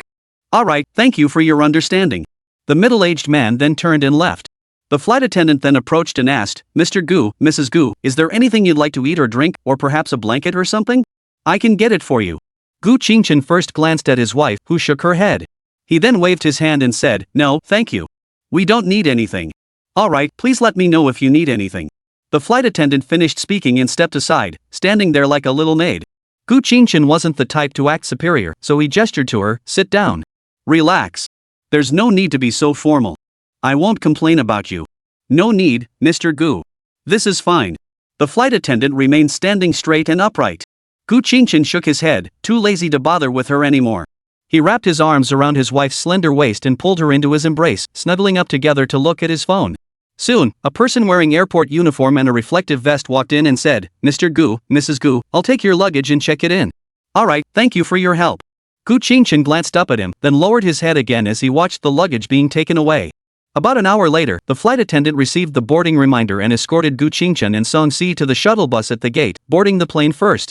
After going through the usual routine of being handed a hot towel to wipe their hands, choosing what to eat and drink, and being asked if they needed a blanket, the plane finally took off smoothly. Magic City Airport. Gu Qingchen, pushing his luggage, held Song Si's hand and got into the ride-hailing car that had just arrived, heading straight for the Gu Group. The beneficiary agreement for the trust fund, the sooner it's signed, the sooner the money comes in. There was no choice after all, he had a child to raise. About 20 minutes later, they arrived at their destination. After getting out of the car and unloading the luggage, Gu Qingchen pushed the luggage while holding his wife's hand, striding confidently into the building. "Hello, welcome to Gu Group. May I assist you with anything?" The front desk clerk blinked, confused, as the two walked past her without acknowledging her and naturally boarded the president's private elevator. Realizing what had happened, she quickly dialed the president's secretary's office. Upon reaching the top floor, they stepped out of the elevator. Gu Qingchen also spotted the married woman who was his frequent errand runner, the secretary who had just hung up the phone. "Mr. Gu, Ms. Song. Make me a cup of coffee, the usual, and get my wife a hot juice, thanks." After giving instructions to the secretary, he tossed his luggage aside, pushed open the door to the CEO's office, and walked in, holding Song Si's hand. Gu Jiaran heard someone enter without greeting her, didn't even bother to look up, and continued handling the documents in her hands while saying, "You two find a place to sit. I'll take you to the family trust once I'm done." She didn't even need to look to know who it was. The only person who dared to barge in without knocking was her own son.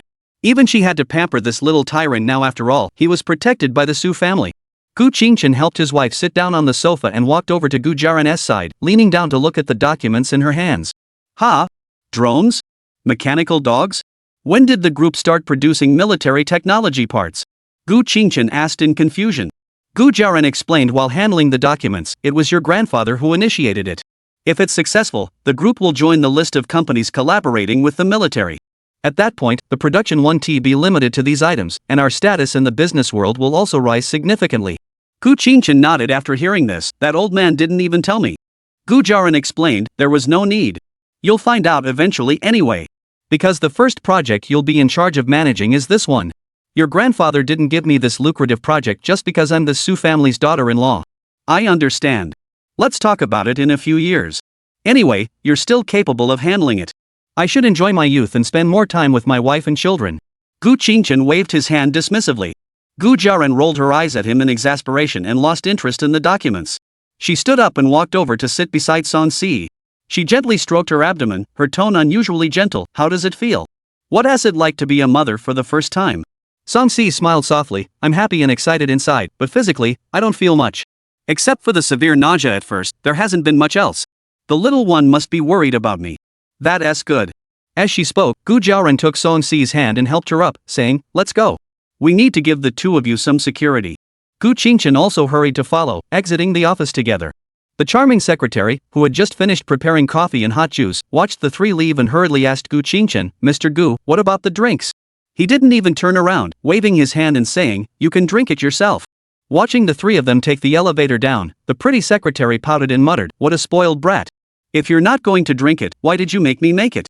Then, she started drinking the coffee and juice in turns. Chapter 125, Gu Jiaran's Slight Changes. Arriving at the Gu Family Trust. This was a small building located in a less than ideal area, yet its interior was exceptionally elegant.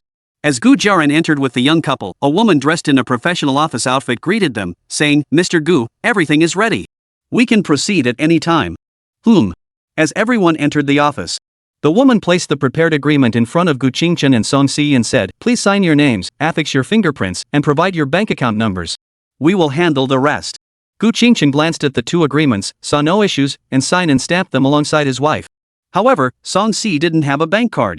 All her money was in WeChat, and since she didn't spend much and didn't need to withdraw or transfer funds, she had overlooked it. Gu Jiaran walked over and said, "Let's go to the nearest bank to get one.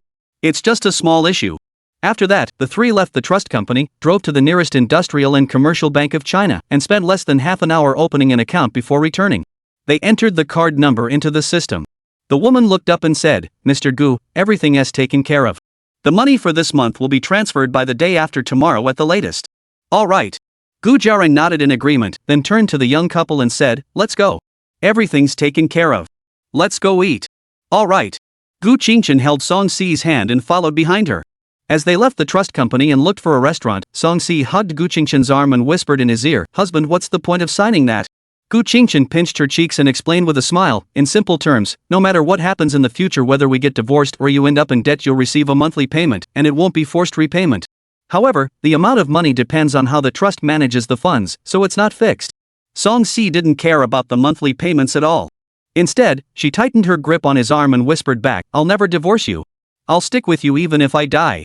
"I know, I was just using an example, you little love-struck fool." Gu Qingchen couldn't help but tease her, gently pinching her little upturned nose. Gu Jiaran, who was driving, couldn't stand listening to their sweet talk anymore and interrupted, "Can we eat at a private restaurant?" "Sure, it's your treat, you decide." Gu Jiaran. They arrived at a private dining restaurant. As dish after dish was served, Gu Qingchen watched Song-si's bowl, where Gu Jiaran had carefully picked out the bones and passed over the fish meat, feeling utterly amazed. She actually learned how to serve others, it's a miracle. "Why are you staring at me like that?" Noticing her son's odd expression, Gu Jiaran furrowed her brows. Gu Qingchen shook his head quickly. "Nothing, let's eat." Gu Jiaran, of course, knew what his expression meant, but she refrained from pointing it out of consideration for her mother's feelings. "Is it so strange to serve your daughter-in-law some food?" Then, Gu Jiaran continued, "The nanny I found for you will report to your home tomorrow morning. Her name is Feng Yu. She has specialized in caring for pregnant women and new mothers for over 20 years, and none of her clients have ever given her a negative or neutral review. If you have any questions about pregnancy, just ask her. Her wages will be covered by me." "Thank you, mother." Gu Qingchen nonchalantly raised his juice glass and said playfully. Thanks to Song-si's emotional support and the arrival of the child, he didn't have much of an opinion about this mother either. It wasn't close, nor was it distant, they would just treat each other as friends. Gu Jiaran, who wasn't good with words, silently nodded and continued to serve Song-si. Song-si, too, occasionally smiled and served her food, or served Gu Qingchen, even feeding him intimately. Gu Jiaran saw this scene, her eyes slowly lowering, lost in thought. Thus, the meal, though fairly abundant, came to an end. The three returned to the Gu group. After getting out of the car, Gu Jiaran looked at the two of them huddled together and said, "Wait downstairs. I'll have someone bring your luggage down and send you home." Then, she turned to look at Gu Qingchen alone, paused for a moment, and added, "I think you said something quite right. I can still work for many more years, so there's no rush for you to take over the company. Take a few years off, spend time with your wife and children." Gu Jiaran paused, her eyes glancing at Song-si's stomach. "Don't be like me, born into a cold family where I never felt the warmth of family." Her gaze shifted back to Gu Qingchen, continuing her earlier words, "As an adult, you threw yourself into business, becoming consumed by ambition and self-interest. You have no life of your own, and everything you do is driven by gain. Even to rebel against the family, I didn't hesitate to involve innocent children. I've already made one mistake, I can't make another." If Song-si had chosen Gu Qingchen unwaveringly, staying by his side day and night in the hospital after he was injured, caring for him with unwavering devotion, and feeding him affectionately in the restaurant, those were the triggers. Then Gu Qingchen's words in the office, "Anyway, you can still work, so I might as well enjoy my youth and spend time with my wife and children," were the spark. It ignited Gu Jiaran's past memories and some maternal instincts. Gu Qingchen paused upon hearing this, and the resentment he felt toward his mother seemed to fade slightly. He shook his head, "It's not entirely wrong. If I were you, I would have made the same choice. You just failed to be a good mother." As he spoke, Gu Qingchen looked at Song-si with a tender smile, "And even if you didn't give me time off, I'd skip work to be with my wife and kids and prioritize my family." Gu Jiaran remained silent for a moment, murmuring softly, "Yes. Why couldn't I have understood that back then?" Then she lifted her head and gave her son a faint smile before turning and entering the building. Song-si immediately tugged at Gu Qingchen's sleeve and said, "Wow, mom looks so beautiful when she smiles." Gu Qingchen recalled his mother's smile from earlier, lost in thought for a moment, and nodded in agreement. "Yeah, this is the first time I've ever seen her smile so genuinely since I was a child." Song-si nodded in agreement. "It seems so mom used to smile at me occasionally, but it wasn't as natural as this time." Gu Qingchen wasn't paying attention to Gu Jiaran's smile. Instead, she ruffled her wife's hair and asked, "Are you tired? Why don't we go to the company and wait there? I'm fine, pregnant women need to get some exercise too." Song-si smiled gently and refused, gently patting her stomach. Chapter 126, Daily Life at Home. They didn't have to wait long. A Toyota Alphard limousine pulled up in front of them. As the window lowered, a familiar face appeared. It was the same man who had driven them during their last picnic. "Mr. Gu, please get in." "It's you again? Thanks for your hard work." Gu Qingchen nodded and said, "Mr. Gu, you're too kind. It's just driving. Besides, Mr. Gu will tip me when we get back." "All right." Then, Gu Qingchen held Song-si's waist and opened the car door before getting in. Yujing Houting. Gu Qingchen casually took the luggage out of the car, held Song-si's hand as she stood by the roadside, and turned his head to say, "Go back home. Drive carefully on the way. Alright, Mr. Gu. Watching the limousine fade into the distance, the two unlocked the door and returned home. After placing the luggage in the upstairs bedroom, Gu Qingchen and Song Si went to the adjacent room to check on the little one. As soon as they entered the room, what caught their eyes was the little tricolor cat lying on the windowsill, lazily basking in the sun. Unlike a dog, which would have gone crazy wagging its tail and rushing over to greet its owner who had been away for days, giving plenty of emotional value. Wasn't even as attentive as a cat. It didn't even bother to open its eyes to look, only occasionally twitching the tip of its tail. What a cool little cat. But it's okay. I'll just buy a dog later to keep it company. Gu Qingchen first checked the food and water, finding there was still plenty left. The cat treats and canned food were each missing too, likely fed by Shin Miaoshu. Song Si had already walked over to and was gently scratching its chin with her slender fingers. Purr purr. Listening to purr contentedly, Song Si curved her lips slightly and used the other hand to gently rub its little head. Gu Qingchen walked over, wrapped his arms around his wife from behind, rested his chin on her shoulder, and gently stroked her soft cheek while caressing the belly where the little life was growing. For some reason, suddenly opened its eyes, stuck out its butt, stretched lazily, then extended its little paws and tapped Gu Qingchen's hand, which was resting on the woman's belly, twice.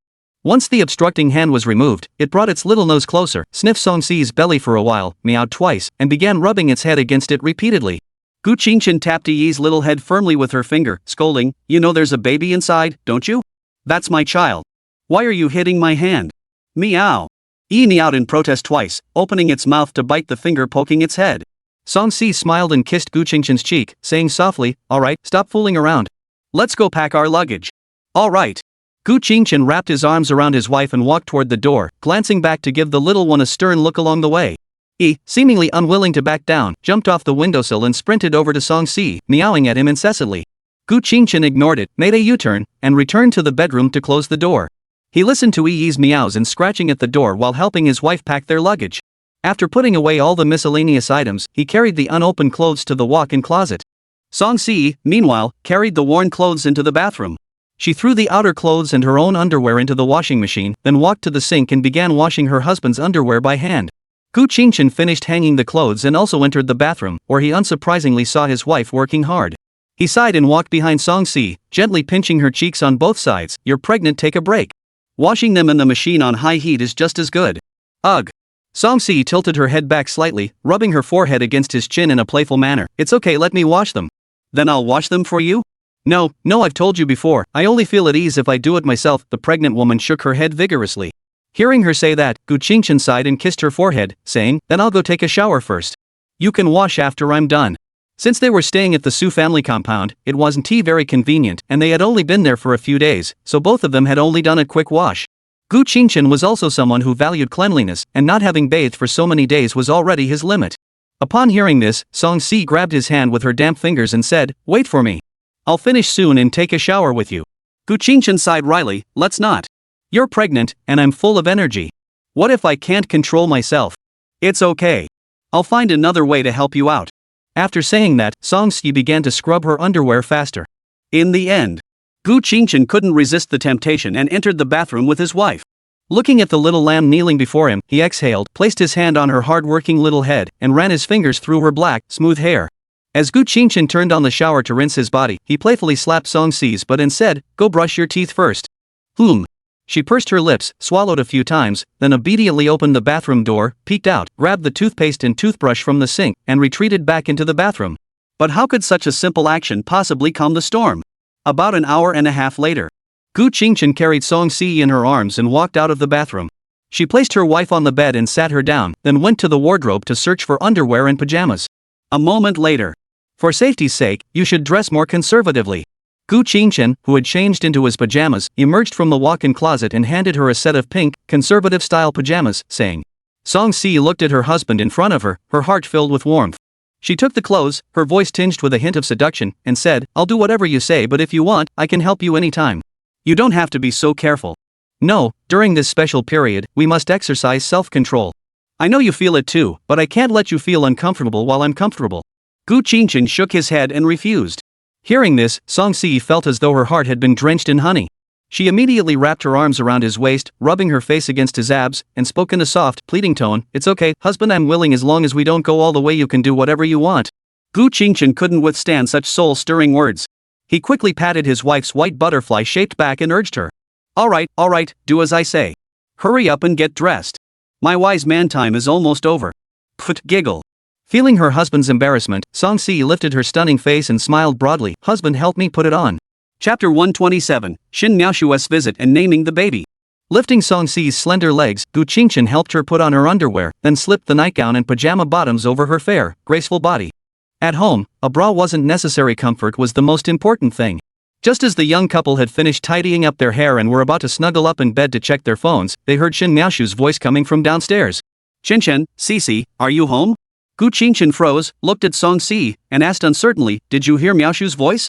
Song-si nodded, I think I did. I'll go check. Stay put. After saying that, Gu Qingchen stroked her cheek, got out of bed, and walked toward the door. As she descended halfway down the stairs and could see the living room, she spotted a figure dressed in a white blouse and black long skirt, with her hair tied up in a high ponytail and 2 strands of hair hanging down on either side of her face. The figure was crouched on the ground, rubbing and flipping over a toy. Miaoshu's sister? What are you doing here? Gu Qingchen asked. Shin Miaoshu had already heard his footsteps, so she didn't even look up as she continued petting the cat and replied, What? My younger brother's wife is pregnant. As her older sister and aunt, shouldn't I come take a look? I thought you weren't home. I called out so loudly earlier, but no one answered me. Nonsense. With such good soundproofing in this villa, couldn't you have shouted a few more times? I thought there were ghosts. Gu Qingchen looked utterly exasperated. Upon hearing this, Shin Miaoshu immediately shot him a cold glance. You little brat, dare you call your sister a ghost? I think you don't want to live anymore. Gu Qingchen shuddered. He dared not provoke this tigress he feared to the core, and hurried upstairs while saying, I'll go call Cici down. Shin Miaoshu rolled her eyes in exasperation, hugged Yi tightly to her lap, and sucked on her finger. Upstairs bedroom. Song-si sat on the bedside, her face slightly flushed, her white, delicate feet spread open like blooming flowers.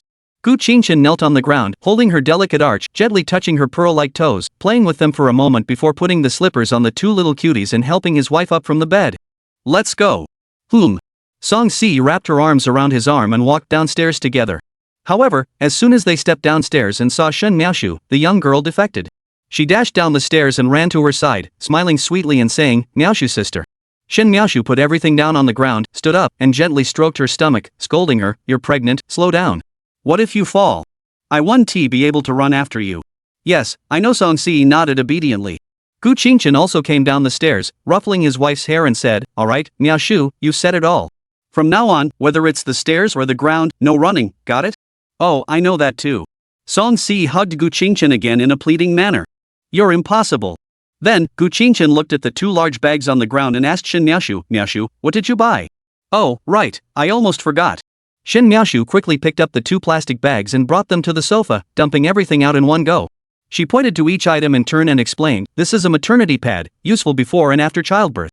This is a breast pad, you can probably guess what it's for from the name. These are sanitary pads for postpartum use, along with nursing gowns, nursing bras, postpartum underwear, and postpartum belts. These are all for the baby towels, wet wipes, soft cotton pads, baby powder, baby shampoo, and so on. Yes, this is a heated lunchbox, chopsticks, spoons, a breast pump, baby bottles, nipples, and a special small brush. The basin is too big for me to carry, so you can buy it later. These 2 buckets are formula. I'll buy more for you once it's finished. However, Gu Qingchen, overwhelmed by the array of items, interrupted, Wait a moment, sister. I understand everything else, but isn't it a bit too early to buy formula? By the time the baby is born, it might have expired, right? Shin Miaoshu was taken aback. She had never given birth before, so how would she know? But she couldn't help but think that Gu Qingchen sounded reasonable, so she shrugged it off. If it's unopened, it should last a long time, right? If you're really worried, you can drink it, and I'll buy you a new one later. Gu Qingchen. The next moment, Shin Miaoshu mysteriously pulled out an item from inside. Last one. Ta-da! She unfolded it, revealing a pink baby dress. Look, when the child grows up, they can wear it. How beautiful and cute it will be.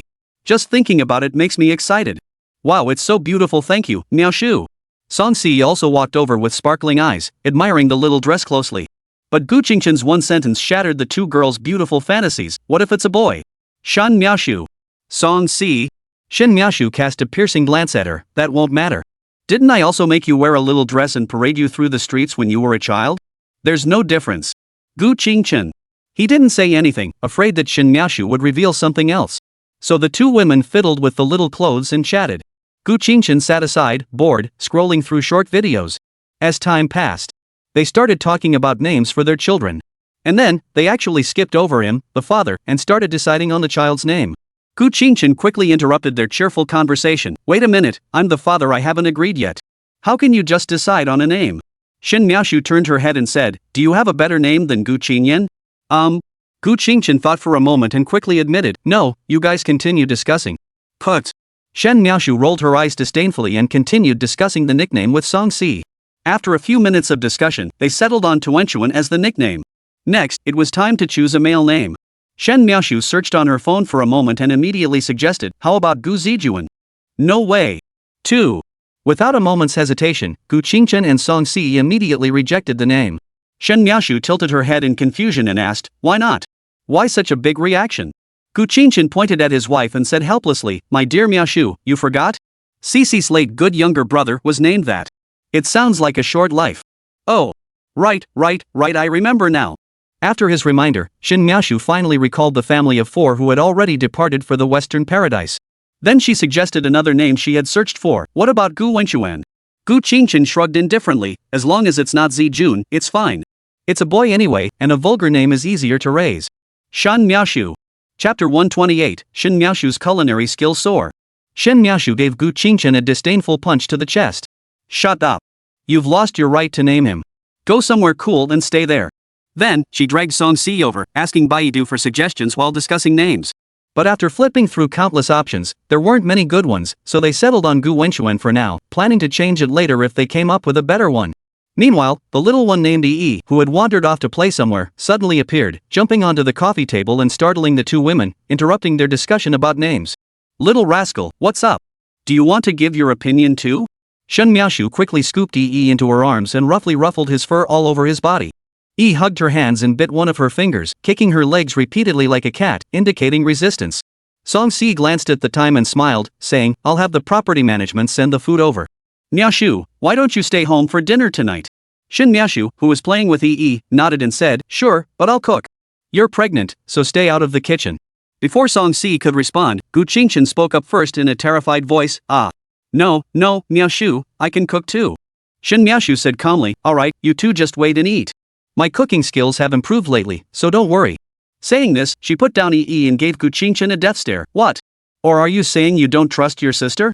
No way. I still trust Miaoshu. Gu Qingchen swallowed nervously. From experience, the more confident someone was, the worse the outcome tended to be.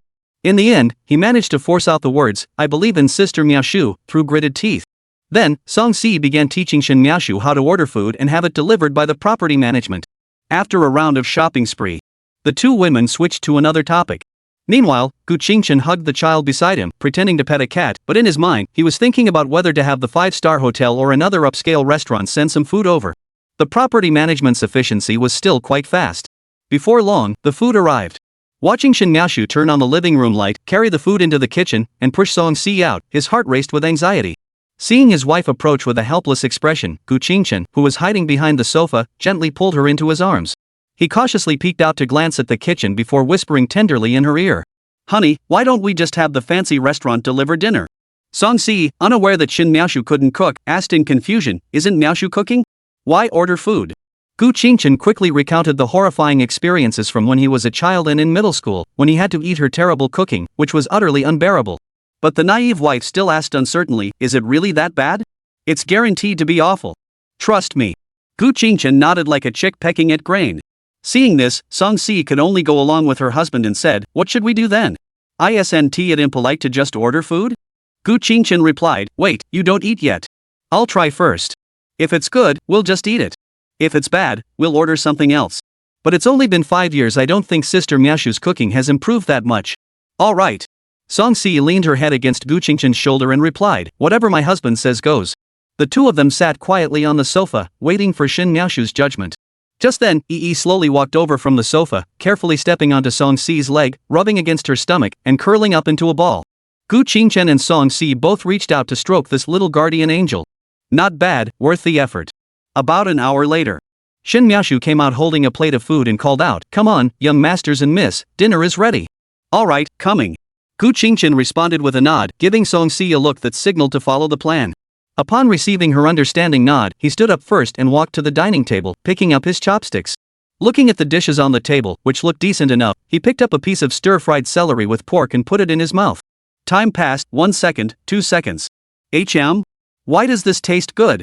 Gu Qingchen furrowed his brows in thought, then couldn't resist picking up a piece of cold stirred broccoli and putting it in his mouth. Ha! It's actually pretty good. Could it be that the extreme has led to the opposite? Has it become so bad that it's affecting my taste buds? Just as Gu Qingchen was lost in his thoughts, Shen Miaoshu gently placed her hand on his ear and whispered, "How is it, Qingchen? It's pretty good, right?" He nodded quickly. Of course. With a gun to his ear, he had to say it was good. Shen Miaoshu then turned to look at Song Si, who was standing behind him, and immediately performed a 360-degree spin with a powerful spiral. Ouch! Sister. I'm sorry. I know I was wrong. Gu Qingchen immediately put on a pained expression and begged for mercy. No matter what it is, just apologize first. Oof. A mother knows her child best. After all, she had watched him grow up. Just looking at Cece's expression, she knew the little brat must have been talking behind her back. Shen Miaoshu eased her grip slightly and said to Song Si, "Cece, try it too. Your husband just ate it just fine, didn't he? Don't be afraid." Oh. Song Si felt a bit embarrassed as she walked to the table, picked up her chopsticks, and took a couple of bites. She found the food tasted great, nothing like her husband had described as inedible. She looked at Miaoshu beside her and said, "It's delicious, thank you so much, Miaoshu." Shen Miaoshu immediately tugged at Gu Qingchen's ear and said, "How about it? After all these years of practicing my cooking skills, you still don't believe me? The boxed meals you ate when you were hospitalized last time were all made by me." Gu Qingchen gave a sheepish smile. "Haha, really? I thought it was my mom who made it." "Miaoshu, you're really good at hiding your skills. I never thought you could cook something edible in your entire life. What did you say?" Hearing the devil's whisper, he immediately changed his tone. Yes, it's your natural talent and rapid progress. Being able to eat the food you cook is an honor for me. But that's more like it." After speaking, Shen Miaoshu let go of Gu Qingchen's ear and pulled Song Si to sit down. Gu Qingchen, still rubbing his ears, sat down beside his wife. Song Si couldn't help but feel sorry for her husband. She immediately reached out to rub his ears. Shen Miaoshu placed all the dishes into her bowl, poured a bowl of meatball soup, and set it aside, saying, "Cece, don't mind him. He won't die. Let's eat first." "All right." After giving Gu Qingchen a few rubs, Song Si sighed helplessly and obediently started eating. Shen Miaoshu naturally also served a bowl of meatball soup for the son she had watched grow up, and handed it over. Gu Qingchen accepted it as if receiving an imperial edict. "Thank you, Sister Miaoshu." Then he started showing off. So delicious. Chapter 129, Midnight Morning Sickness. After the meal was finished, Shen Miaoshu watched as Gu Qingchen forcefully dragged Song Si to the sofa and collapsed there, muttering a few complaints under her breath. She could only helpfully put the uneaten food in the fridge and wash and tidy up the extra dishes. "You've worked hard, Miaoshu." As Shen Miaoshu emerged from the kitchen, Gu Qingchen wrapped his arms around his wife, glancing at his phone while casually waving his hand without turning his head. Shen Miaoshu walked over, slapped his head, and rubbed his dog head vigorously, saying, "I must have owed you from a previous life." After saying that, she gently rubbed Song Si's head as well. "It's getting late. If there's nothing else, I'll head back first. I have work tomorrow." "What? Let me walk you out." Sister Miaoshu. Song Si immediately turned around and got up to say, "No need. You two rest. If there's anything, just call me." Shen Miaoshu pressed her shoulders and gave Gu Qingchen a light tap on the back of the head, admonishing, "You two, pay attention to Cece. Don't act like you did before she was pregnant, letting your wife take care of everything." Gu Qingchen covered the back of his head, laughing and crying, "I know, Miaoshu's sister. I'll definitely take care of my wife. I'll be more careful. All right then, I'm off." Shen Miaoshu waved her hand and left with a stylish flick of her ponytail. Since she was carrying 2 large bags today, she had only brought her phone with her. Now that she was unburdened, she walked with ease. He heard the front door slam shut. Gu Qingchen immediately lay down on his side, resting his head on his wife's thigh, and complained, "I've fallen out of favor. Miaoshu has changed. She no longer treats everyone equally and even hit me." Song Si smiled as she stroked his hair and comforted him. "It's okay, Miaoshu's sister still spoils you very much, she's just more concerned about the baby now, and besides, even if Miaoshu isn't here, I'm still here, right? I'll always spoil you." Gu Qingchen knew this, of course, but he was just playing the victim to get some heartfelt words from his wife. "My wife is the best." He lay back, pressing his ear against Song Si's stomach, listening quietly. But Song Si lifted his bangs, gently stroked his forehead, and said softly, "It's only been about a month, you can't hear anything yet." Indeed, there was nothing to hear. But Gu Qingchen stubbornly insisted, No, I heard the soulful resonance with the baby." Song Si smiled, her soft fingertips tracing his face, and followed his words, "So did you hear if it's a boy or a girl?" "It's definitely a girl, soft and fragrant, how adorable." Who would want a stinky boy these days? Then, Gu Qingchen changed the subject and said, but it doesn't matter if it's a boy or a girl. As long as it's yours, I'll love it. Song Si spoke softly, actually, I want a girl just like you. Look how cute Nini is. Gu Qingchen sat up, wrapped his arm around his wife's waist, and pulled her into his embrace. He stroked her smooth belly and said, cute is fine, but not too mischievous. I still prefer a girl who's as quiet and well-behaved as you. The child is fine either way, let's not talk about this anymore, come on, let's go to bed. I'm a bit tired. Song Si yawned, rubbing her nose against his cheek, her voice soft and sweet. All right.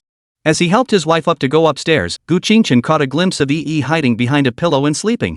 He immediately grabbed it by the back of its neck, hugged Song Si, and climbed the stairs. After tossing Yi back into its room and locking the door to prevent it from escaping at night, the young couple returned to their own bedroom. They came to the bed. Gu Qingchen tightly embraced Song Si in his arms, gently parting her cherry lips with his own and kissing her passionately. Song Si, like a little rabbit, gently pinched his collar with her fingers and silently responded. After a long time, the two slowly parted. Gu Qingchen used his thumb to wipe away the dewdrops from his wife's lips, then placed a kiss on her flushed cheeks and her eyes, which shimmered with tears, and whispered, sleep. Song Si kissed his Adam's apple once more before burying her face in his neck and closing her eyes. Gu Qingchen, like a father soothing a child, gently patted her back, and before he knew it, he too drifted off into dreamland. Deep into the night, Gu Qingchen was suddenly awakened by the person in his arms suddenly sitting up. When he came to his senses and looked over, Song Si was already barefoot, quickly getting out of bed and running to the bathroom. Ugh, huff huff. The next moment, the sound of his wife dry heaving reached his ears. Gu Qingchen snapped awake instantly, not bothering to put on his shoes, and hurriedly got out of bed to follow her into the bathroom. Seeing Song Si crouched in front of the toilet, clutching her chest, and trembling slightly, he quickly approached her, gently patting her back and comforting her. How are you? Feeling better? Ugh. Ha. Ugh. Song Si vomited a few more times, her eyes red and teary from the discomfort. She looked at Gu Qingchen with a hoarse voice and said, I'm sorry, honey, I woke you up. Silly girl, why are you apologizing? I'm the one who's worried sick about you. Gu Qingchen wiped the tears from his wife's eyes, knelt down on one knee, and gently lifted her onto his lap, stroking her back as he asked, how are you feeling? Do you still feel like vomiting? Song Si felt it for a moment, then shook her head silently.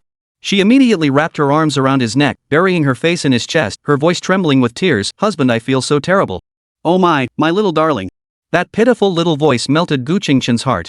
He held his wife tightly around the waist, rubbing her soft little head, and gently rubbed her hair with his chin, saying, once the baby is born, I'll kiss her little bottom and tell her to keep mom busy. Song Si gently nudged his chest and murmured, no way, we can't hit the baby. Alright, my wife has spoken. We won't hit her. As he spoke, Gu Qingchen asked again, do you still feel like vomiting? If not, let's rinse our mouths and go back to sleep. I don't feel like throwing up anymore, let's go back to sleep. Song Si, feeling much better, nodded. Alright. Gu Qingchen immediately wrapped his arms around his wife's legs, picked her up in a princess carry, and walked to the sink. He poured some water into a toothbrush cup and handed it to her. Rinse your mouth out, don't swallow it. Okay. Song Si obediently took a sip, swallowed it, and spat it out. After repeating the process once more, Gu Qingchen poured out the excess water, put the cup away, and picked his wife up again, carrying her back to the bed. He held Song Si's pale pink little feet and gently patted the soles, as she hadn't worn shoes when she got out of bed. Then he climbed back into bed, lay down, and hugged Song Si, who was curled up in his arms, saying, go to sleep now. If you feel any discomfort, just call me. Okay, you should go to sleep too. It's so late. Song Si also felt sorry for her husband getting up in the middle of the night with her, holding his hand and speaking softly. Alright, sleep now. Gu Qingchen placed a kiss on her forehead. Gradually, as he watched his wife fall into a deep sleep, he slowly closed his eyes and drifted off. He was just afraid that Song Si would get up again in the middle of the night due to morning sickness, and he might sleep too soundly to hear her, so Gu Qingchen forced himself to sleep lightly, resulting in poor sleep quality in the latter half of the night. Chapter 130, National Day holiday ends, school reopens. OCD, still forcing myself to write a 4,000-word chapter to round out the chapter count, heh. The sky began to grow faintly bright. The occasional chirping of birds could still be heard. The newly awakened pregnant woman, still half asleep, stared blankly for a moment, then turned her head to rest it on the neck beside her, sniffed her little nose, and inhaled the soothing scent. A moment later, Song Si gently picked up the phone by her pillow and glanced at it. Seeing that there were still 10 minutes left before 7 a.m., she reluctantly removed the large hand that had been resting on her chest and placed a gentle kiss on Gu Qingchen's cheek. Just as she slowly sat up to get out of bed, Gu Qingchen suddenly woke up, his voice low and hoarse from sleep, asking, what's wrong? Are you feeling nauseous again? Song Si hurriedly shook her head. No. Go back to sleep. I'll call you when dinner's ready. No, pregnant women are strictly prohibited from cooking. Gu Qingchen sighed in relief. As long as she didn't vomit, that was fine, but she didn't feel like going back to sleep either. She got up, put on her shoes, and went to the bedside, holding her wife's feet while helping her put on her slippers. The nanny will be here soon, and we have an early morning meeting. Hurry up and get ready, it's time for school. Okay. Song-si stood up in her slippers, wrapped her arms around her husband's arm, and went to the bathroom with him to wash up. As usual, she handed the toothbrush with toothpaste squeezed onto it to Gu Qingchen. The young woman pulled all her hair behind her ears and began washing her face. While Gu Qingchen brushed his teeth with one hand, he gently held his wife's smooth, flowing hair with the other, preventing it from suddenly falling loose. Then, the two switched positions. However, Song-si didn't need to help her husband with his hair, so she brushed her teeth, took off her pajama bottoms, and sat on the toilet to relieve herself. They were already an old married couple, with no more reservations or embarrassment. After finishing their morning routine, the two of them went to the walk-in closet. Gu Qingchen changed into a simple white shirt and jeans. Song-si, on the other hand, put on a pink JK outfit and, for the first time ever, handed him a pair of white stockings, waving them in front of his face. Honey, help me put these on. Gu Qingchen suppressed the flutter in his heart as he took the stockings, puzzled, why suddenly decide to wear this today? Song-si explained with a sweet smile, what if I have a baby and my personality changes? While my stomach isn't big yet, I want to show you my pure and sweet side first. You. Gu Qingchen sighed and tapped her cute nose, saying, don't worry. After you give birth, I'll arrange everything for your postpartum recovery and beauty care. My little CC will always be pure and adorable. Ha? Song-si shook her head immediately, then that's not necessary. Don't guys prefer mature and sophisticated women? I don't want to be pure anymore. Ha ha. Gu Qingchen couldn't help but laugh, cupping his wife's adorable face, gazing at her eyes with affection, and gently kissing her jelly-like lips, as if savoring an ice cream, kissing her endlessly. Song-si closed her watery eyes and embraced her lover's waist passionately. They didn't tea-kiss for too long before parting.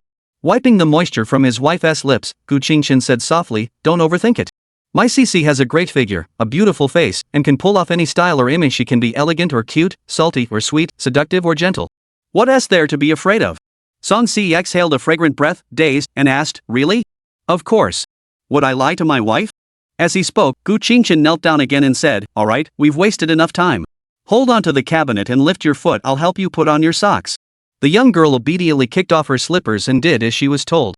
Looking at the delicate, pink-tinged feet before him, Gu Qingchen gently cradled her arched foot and ran his fingers along it before slipping the white stockings over her slender toes, slowly pulling them up to her thighs.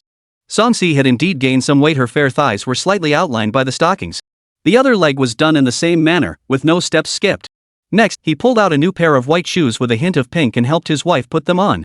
Gu Qingchen then took her delicate hand and led her out of the wardrobe closet and downstairs. His own shoes were at the entrance, which he would put on just before leaving. On the sofa, Gu Qingchen draped his arm around Song-si's waist, gently caressing her white stocking-clad legs, glancing at the time on his phone 7:23 a.m. and thought to himself, where is the nanny? But suddenly, he heard a knock on the door. He immediately realized what was happening and hurried to open the door.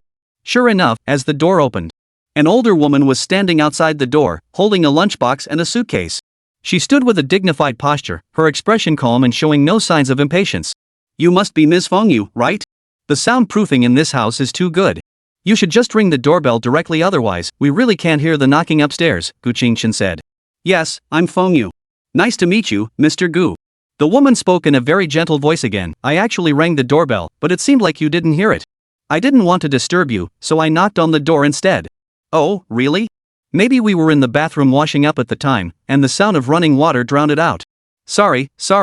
Gu Qingchen apologized awkwardly and added, by the way, you can just call me Xiao Gu or Mr. Gu.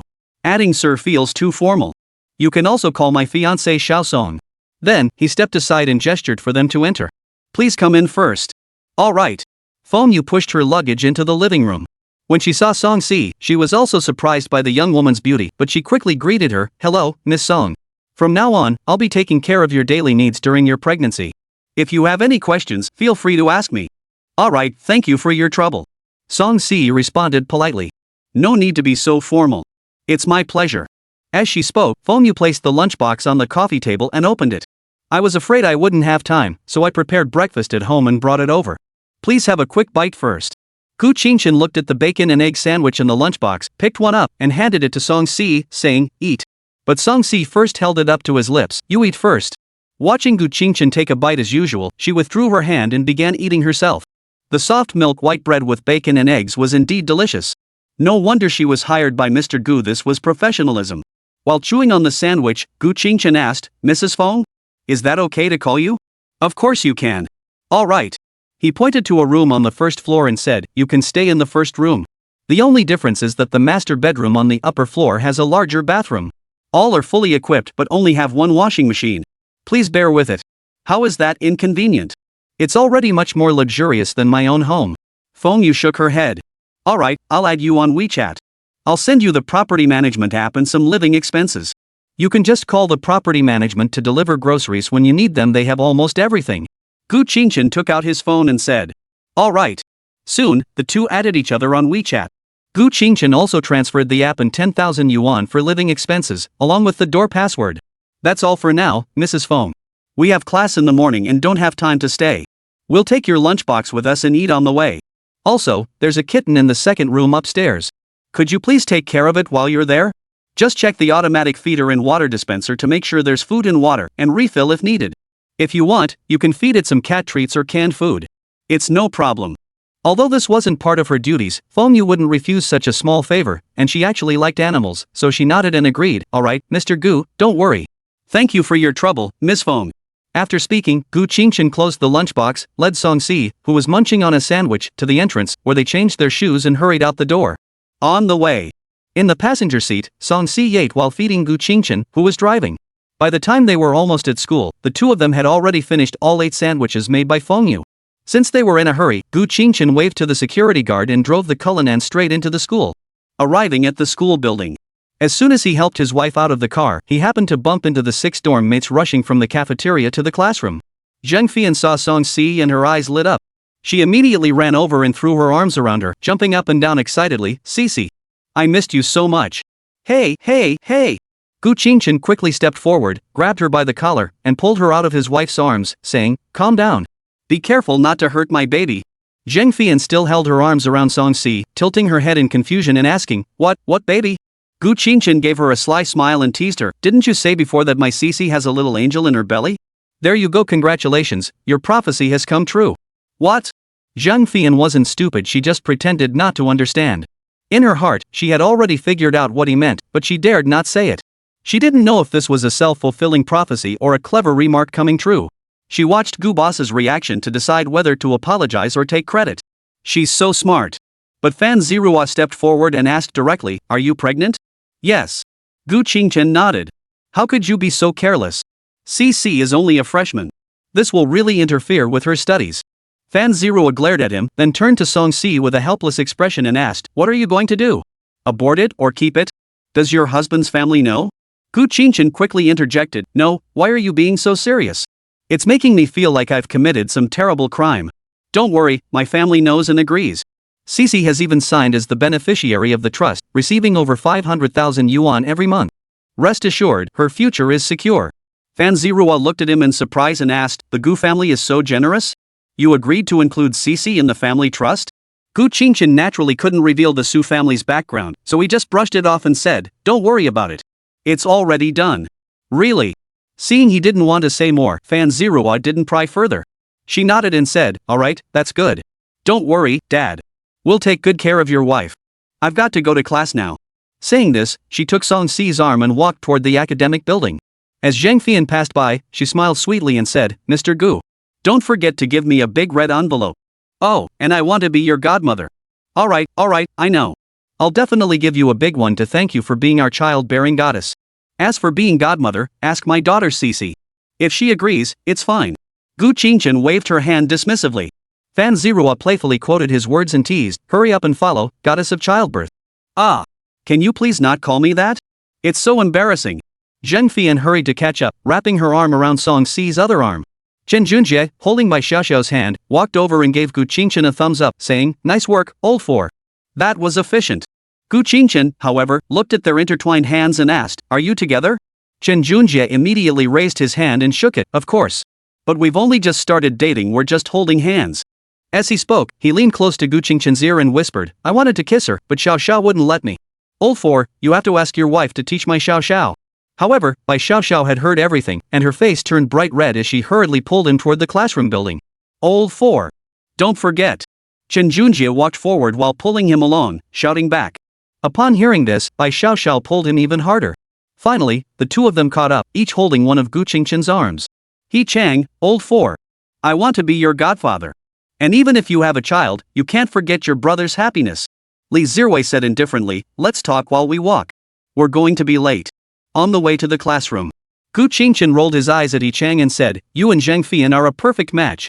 One wants to be a godmother, and the other wants to be a godfather. Happiness is right in front of you, why not seize it? However, he shook his head and said, no way. If we're together, we'd fight every day. Besides, my ideal type is a girl who is lively yet gentle. Zhang Fian? She is just lively. Forget it. Little wife chimed in, what about Fan Zirua? He Chang looked at him as if he were a little cutie, you dare to even think about her? Miss Fan looks down on every ordinary person equally. Forget about whether you can even win her over, even if you did, she'd have you wrapped around her finger. Gu Qingqian didn't want to waste brainpower on this issue and quickly changed the subject, enough about your happiness. We'll talk about that later.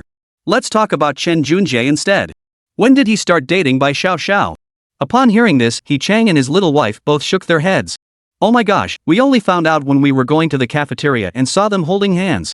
He Chang shrugged and said. Li Zirwei said, same here. Alright. They arrived at the classroom. These girls even knew to leave a spot for Song Si, his husband and daddy. Chen Junjie and Bai Xiaoxiao didn't sit separately this time, but they were sitting at the edge of their row.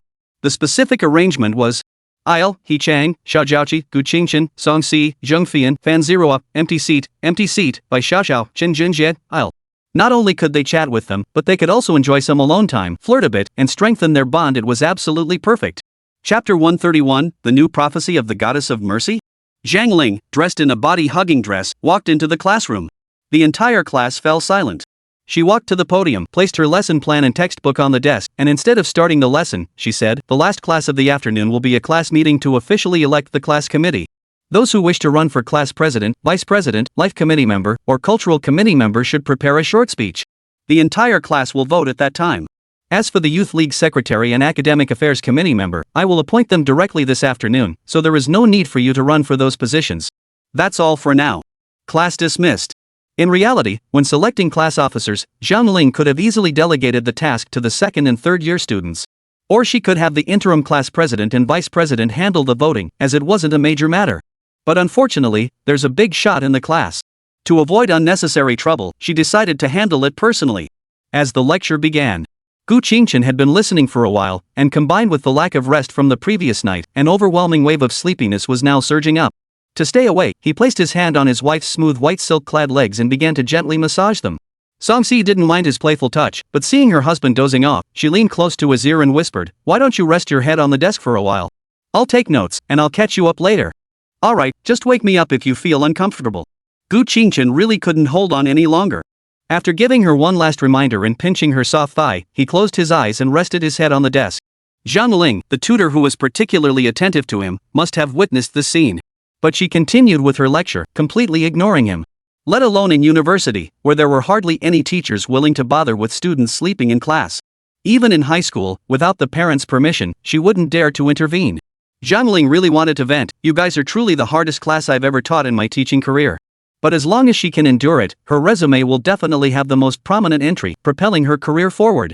And if she builds good relationships, she might even become her own safety net. An entire morning had passed. Alright, that's all for this morning's lesson. Class dismissed. Zhang Ling closed her textbook, announced the end of class, and slowly walked out of the classroom. Gu Qingqian, who hadn't slept well to begin with, woke up from his dream upon hearing the word class dismissed. He sat up, shook his right arm, which had gone numb, and stretched his arms wide in a lazy yawn.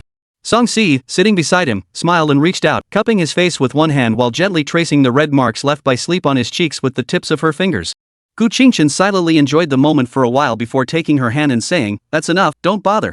The marks will fade on their own. All right. Song Si withdrew her hand, neatly organized their textbooks and stationery, and handed them to Zheng Fian. Zheng Fian naturally took the textbooks and stuffed them into her small backpack. Since this young couple didn't live in the dormitory, for convenience, she had taken charge of keeping and carrying their textbooks and other items, effectively becoming their personal bag. Fortunately, university textbooks were different from the thick high school ones, so even carrying 3 sets wasn't too heavy. Gu Qingqian then took out her phone and secretly sent Zheng Fian a red envelope with 5,000 yuan. Gu Qingqian, don't make a fuss. It's a gift for the goddess of mercy. If it's a girl, I'll give you another 5,000. Evil laugh JPG. Jung Fian, kneeling in gratitude to the boss JPG, kneeling in gratitude to the boss JPG. Jung Fian, in the future, please feel free to give me any orders.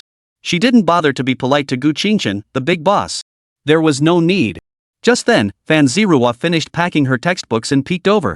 Before she could speak, she saw Zhang Fian quickly press her phone against her chest, looking guilty. She glanced at her in confusion but said nothing, instead turning to Gu Qingchen and asking, "Are the two of you coming to the cafeteria with us? Let us go. Don't let my wife and child go hungry." Gu Qingchen put down his phone, took Song Si's hand, and stood up. He Chang immediately chimed in with a sarcastic tone, "Hey, are you thirsty? Go wash up and drink some water." Fan Zirua glared at him and said, "Stop being so jealous. Let's go already. I didn't eat much this morning and I'm starving." Yes.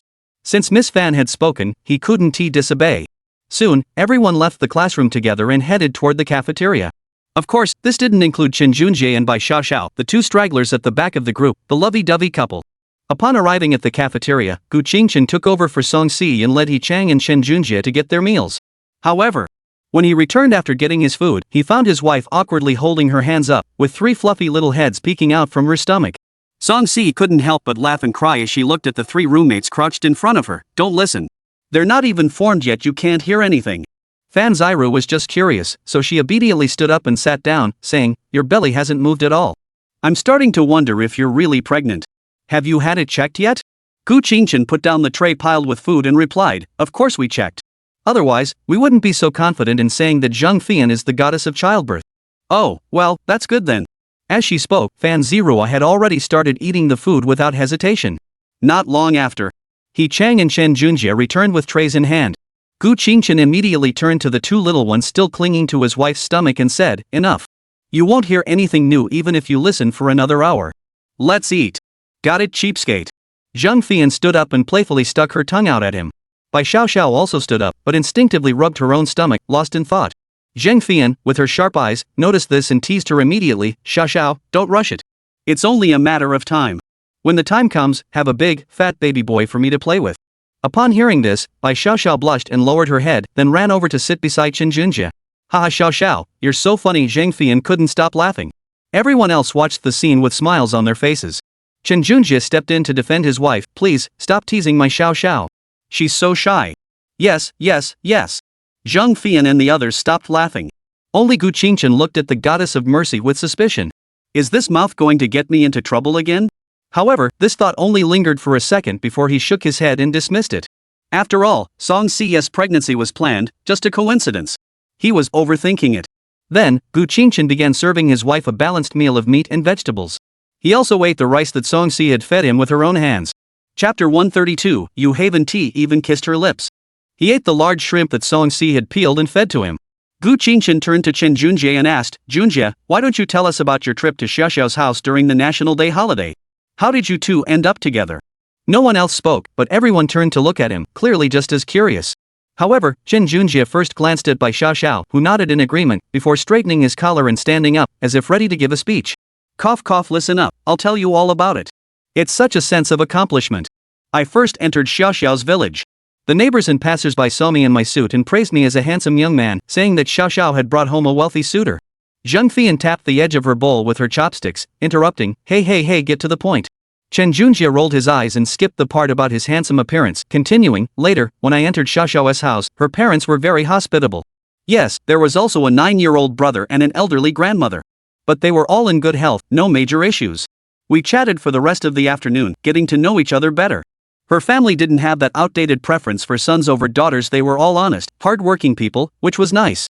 The next day after staying overnight, I took Xiaoxiao to the nearby county town and bought some clothes and blankets for her and her family. Xiaoxiao didn't want them at first, but I insisted on buying them for her. Now Xiaojiao's suitcase is filled with new clothes, but she's too shy to wear them and show me." Upon hearing this, Bai Xiaoxiao blushed with embarrassment and pinched Chen Junjie's thigh.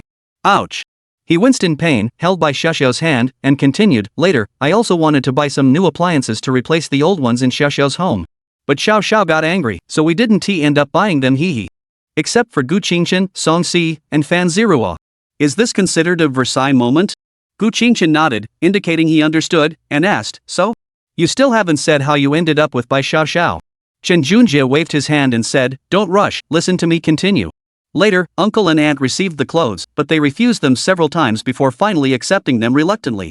Then during meals, they kept serving me food, and when relatives came over, they kept bragging about me.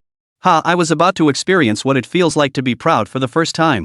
Later still, Xiao Xiao took me to the fields to play. We went down to the river to catch frogs and eels, made our own fishing rods to fish, though we didn't catch a single one. But I was really happy. Then, on a whim, I confessed my feelings. I regretted it immediately, thinking I had been too impulsive, and Xiao Xiao would definitely reject me. But to my surprise, she blushed and nodded in agreement. A moment of silence followed. Zhang Fian blinked her eyes, thinking there was more to the story, and furrowed her brows, saying, "What? Continue?" Chen Junjie looked confused and asked, "Continue what? That's it?" Fan Zirua felt like she was about to climax, cough cough. The plot was about to reach its climax, but the author suddenly cut it off, leaving everyone hanging. That's it. Upon hearing Chen Junjie's response, everyone except Song Si and Bai Xiaoxiao let out a collective sigh and buried their heads back into their meals. Chen Junjie, still confused, sat down and asked his girlfriend beside him, "Did I not explain it well?" Bai Xiaoxiao silently picked up a piece of kung pao chicken and placed it on his plate. "Let us eat." Oh. Chen Junjie didn't think much of it and happily ate the dish his girlfriend had served him. After finishing their meal, Gu Qingchen suggested, "Want to go out for some barbecue tonight? Let's chat properly. I'll treat." Everyone looked at each other, thinking there wasn't much else to do, so they all agreed. "Alright, I'll find the place after class and send you the location. You can just take a taxi over, and I'll reimburse the fare." After saying that, Gu Qingchen took a tissue and wiped Song Si's mouth. The others also tidied up and left the cafeteria one after another. Before parting ways on the way, Gu Qingchen specifically reminded Zheng Fian and the others, "Please take good care of my wife. I'll bring you some milk tea this afternoon." Okay, Mr. Gu, don't worry, we'll make sure you and your wife are safe." Zheng Fian gave him a thumbs-up gesture and then hugged Song Si's arm as they walked toward the girls' dormitory. Fan Zirua walked while glancing back and smiling, "Don't worry." Bai Xiaoxiao also whispered softly, "Don't worry," before letting go of Chen Junjie's hand and hurrying to catch up with Fan Zirua. Watching the girls' receding figures, Gu Qingchen turned to his roommates and said, "Let's go back and rest." However, the three of them weren't about to let him off the hook. They immediately surrounded him. Chen Junjie chuckled, "Hee hee, your wife's gone. Come on, tell us what's going on. You've got a kid already?" He Chang chimed in, "Right, details." The details. The little wife didn't say anything, just gave a look that said, "May the heavens have mercy on me. There's no details. I just suddenly found out I was pregnant, so here we are." Gu Qingchen said helplessly. Chen Junjie asked, "You too, don't use any precautions?" Gu Qingchen gave a sheepish smile, We do, but we were careless a couple of times, who would have thought it would be so accurate?" "So you still didn't use protection?" He Chang flipped him off with a middle finger, "What the hell?" Then he turned and walked away. Chen Junjie glared at him, "I wouldn't let my little Xiao get pregnant so early." "True, you haven't even kissed her," Gu Qingchen retorted. Chen Junjie, you. Broken, he immediately turned around and followed He Chang. Little wife silently walked past. This time, they have a point. Gu Qingchen sighed wryly and followed the three of them. He couldn't very well say that Song Si was one step ahead and he was the victim, could he? Not to mention ruining his wife's reputation. The key was that even if he said it, no one would believe him. Back in the dormitory, as Gu Qingchen approached He Chang, who was engrossed in his phone, he didn't even look up and said, "Hey, the fourth brother who doesn't act like a human being is back?" However, Gu Qingchen just continued talking to himself. "A hot pot dinner tonight was originally prepared for you. I thought if you really couldn't make it work with Zhang Fian, I'd help you find some other senior or junior female students to go out with.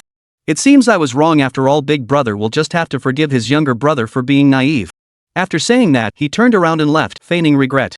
He Chang immediately grabbed Gu Qingchen's arm and pulled him up, saying, "Godfather. Don't. I was wrong. How could I say that? Our godfather and godmother are so in love, what's wrong with having a child? If anyone dares to say our godfather isn't a proper person, I'll personally take their head off." "Well, godfather, what about the social gathering?" "I'll handle it myself," Gu Qingchen said, crossing his arms behind his back and standing tall. At that moment, Chen Junjie emerged from the bathroom and greeted him with a casual, "Hey, you're back?" Before Gu Qingchen could respond, He Chang pointed at Chen Junjie and shouted, "Hey, you little thief! How dare you be disrespectful to my foster father? Die!" Saying this, he lunged forward with a crow-like flying kick. Ultimate technique, 1000-year kill. Chapter 133, Jeans are uncomfortable. Why don't you take them off? It was around 2 p.m. Gu Qingchen went alone to Mishi Bingqing to buy 7 cups of milk tea before arriving at the classroom. As usual, he took his seat and distributed the milk tea to the 6 people, receiving a thank you from each of them. He then sat down next to Song Si and handed her the last cup of milk tea, saying, "Drink a little more than half and give it back to me. Don't drink too much." Gu Qingchen didn't know if drinking too much pregnant woman's milk tea was harmful, but in moderation it should be fine. Song Si instinctively handed the straw to her husband's lips. After he took a sip, she satisfiedly took the milk tea back and started drinking it herself. As a teacher whose name she didn't remember but was somewhat familiar with entered the classroom, the first class of the afternoon began. Taking the 2 Chinese textbooks handed to him by Zhang Fian, Gu Qingchen and Song Si began listening to the lesson attentively. He only dozed off during professional courses. There was nothing he could do about it after all, he already understood most of the material in his first year, and he simply had no interest in listening. The sun had moved a little further west. The Chinese teacher glanced at the time and announced the end of class a minute early. A 15-minute break. He watched He Chang and his little wife go to the restroom. Gu Qingchen placed his legs on their chairs and lazily lay back on Song Si's plump white silk-clad thighs. Feeling the soft, smooth texture and the fragrant scent wafting from her body, along with the gentle massage on his temples from his wife's slender fingers, he couldn't help but close his eyes and exhale comfortably. Such opportunities for knee pillowing were rare once her belly grew, he wouldn't be able to do it for a long time. Zhang Fian saw Gu Qingchen's expression and envied him, saying with a hint of sarcasm, "Mr. Gu really knows how to enjoy life unlike me, who has to work hard for the future and dare not rest for a moment's eye." She wouldn't dare say something like, "I wish I could lie down too." Gu Qingchen didn't even open his eyes and said, "Why don't I let you use one of my legs?" "Ha? Really?" Zhang Fian's eyes lit up at the suggestion. "I'm kidding." He was just being polite. Would he really give his wife's leg? Put. Zhang Fian rolled her eyes, turned to look at Fan Zirua, and pouted, pointing at Gu Qingchen with her finger and whining, "Zirua, look at him, I want to rest my head on his lap too." Fan Zirua sighed and closed her extracurricular book, moving to the 2 empty seats beside her, joining by Xiao Xiao, who was currently engaged in a romantic conversation with Chen Junjie. She patted her jeans and said, "Come on. Hee, here I come." Thus, under by Xiao Xiao's curious gaze, Zhang Fian finally got her wish and lay down on the knee pillow. But after just a few seconds, she started fidgeting again, shaking her head and twisting her body. Fan Zirua looked down in confusion and said, "What are you doing? Just lie still and don't keep moving around, okay?" Zhang Fian complained, "The jeans are uncomfortable, why don't you take them off?" Instantly, everyone around them, including Song Si, Bai Xiaoxiao, and Chen Junjie, especially the boys, all turned to look. Gu Qingchen silently raised his hand and gave a thumbs up, saying, "Impressive." Fan Zirua's lips twitched, and she immediately gave Zhang Fian a hard knuckle smack on the forehead. "Ah! It hurts, it hurts, it hurts." She immediately sat up, clutching her forehead and rubbing it. "You deserve it," Fan Zirua said indifferently. The onlookers, not seeing what they wanted to see, turned their heads back. As the pain subsided, Zhang Fian gave a sheepish smile, pinching the hem of her shirt with 2 fingers and said, "Hee, I didn't mean it. I just spoke too quickly. I'm sorry. What a hypocrite, I won't let you use my pillow anymore. Sit back down." Fan Zirua rolled her eyes at her. Zhang Fian, feeling guilty, obediently sat back down, and Fan Zirua also moved back to her original spot to continue reading. He Chang and his little wife arrived late and only caught the last few words. "What's going on?" He Chang curiously asked Gu Qingchen, who was enjoying his wife's lap. Gu Qingchen, upon hearing this, withdrew her legs, sat up, and briefly recounted what had just happened. "Wow, Zhang Fian, you can say that in public?" He Chang mocked after hearing the story. "Shut up, bald strong. Don't rub salt in the wound. If Ro really took it off, you'd be the one watching the most intently. Ah, just an example, Ro."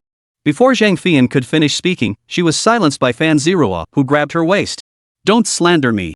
I know the principle that a friend's wife is off limits. I don't believe you."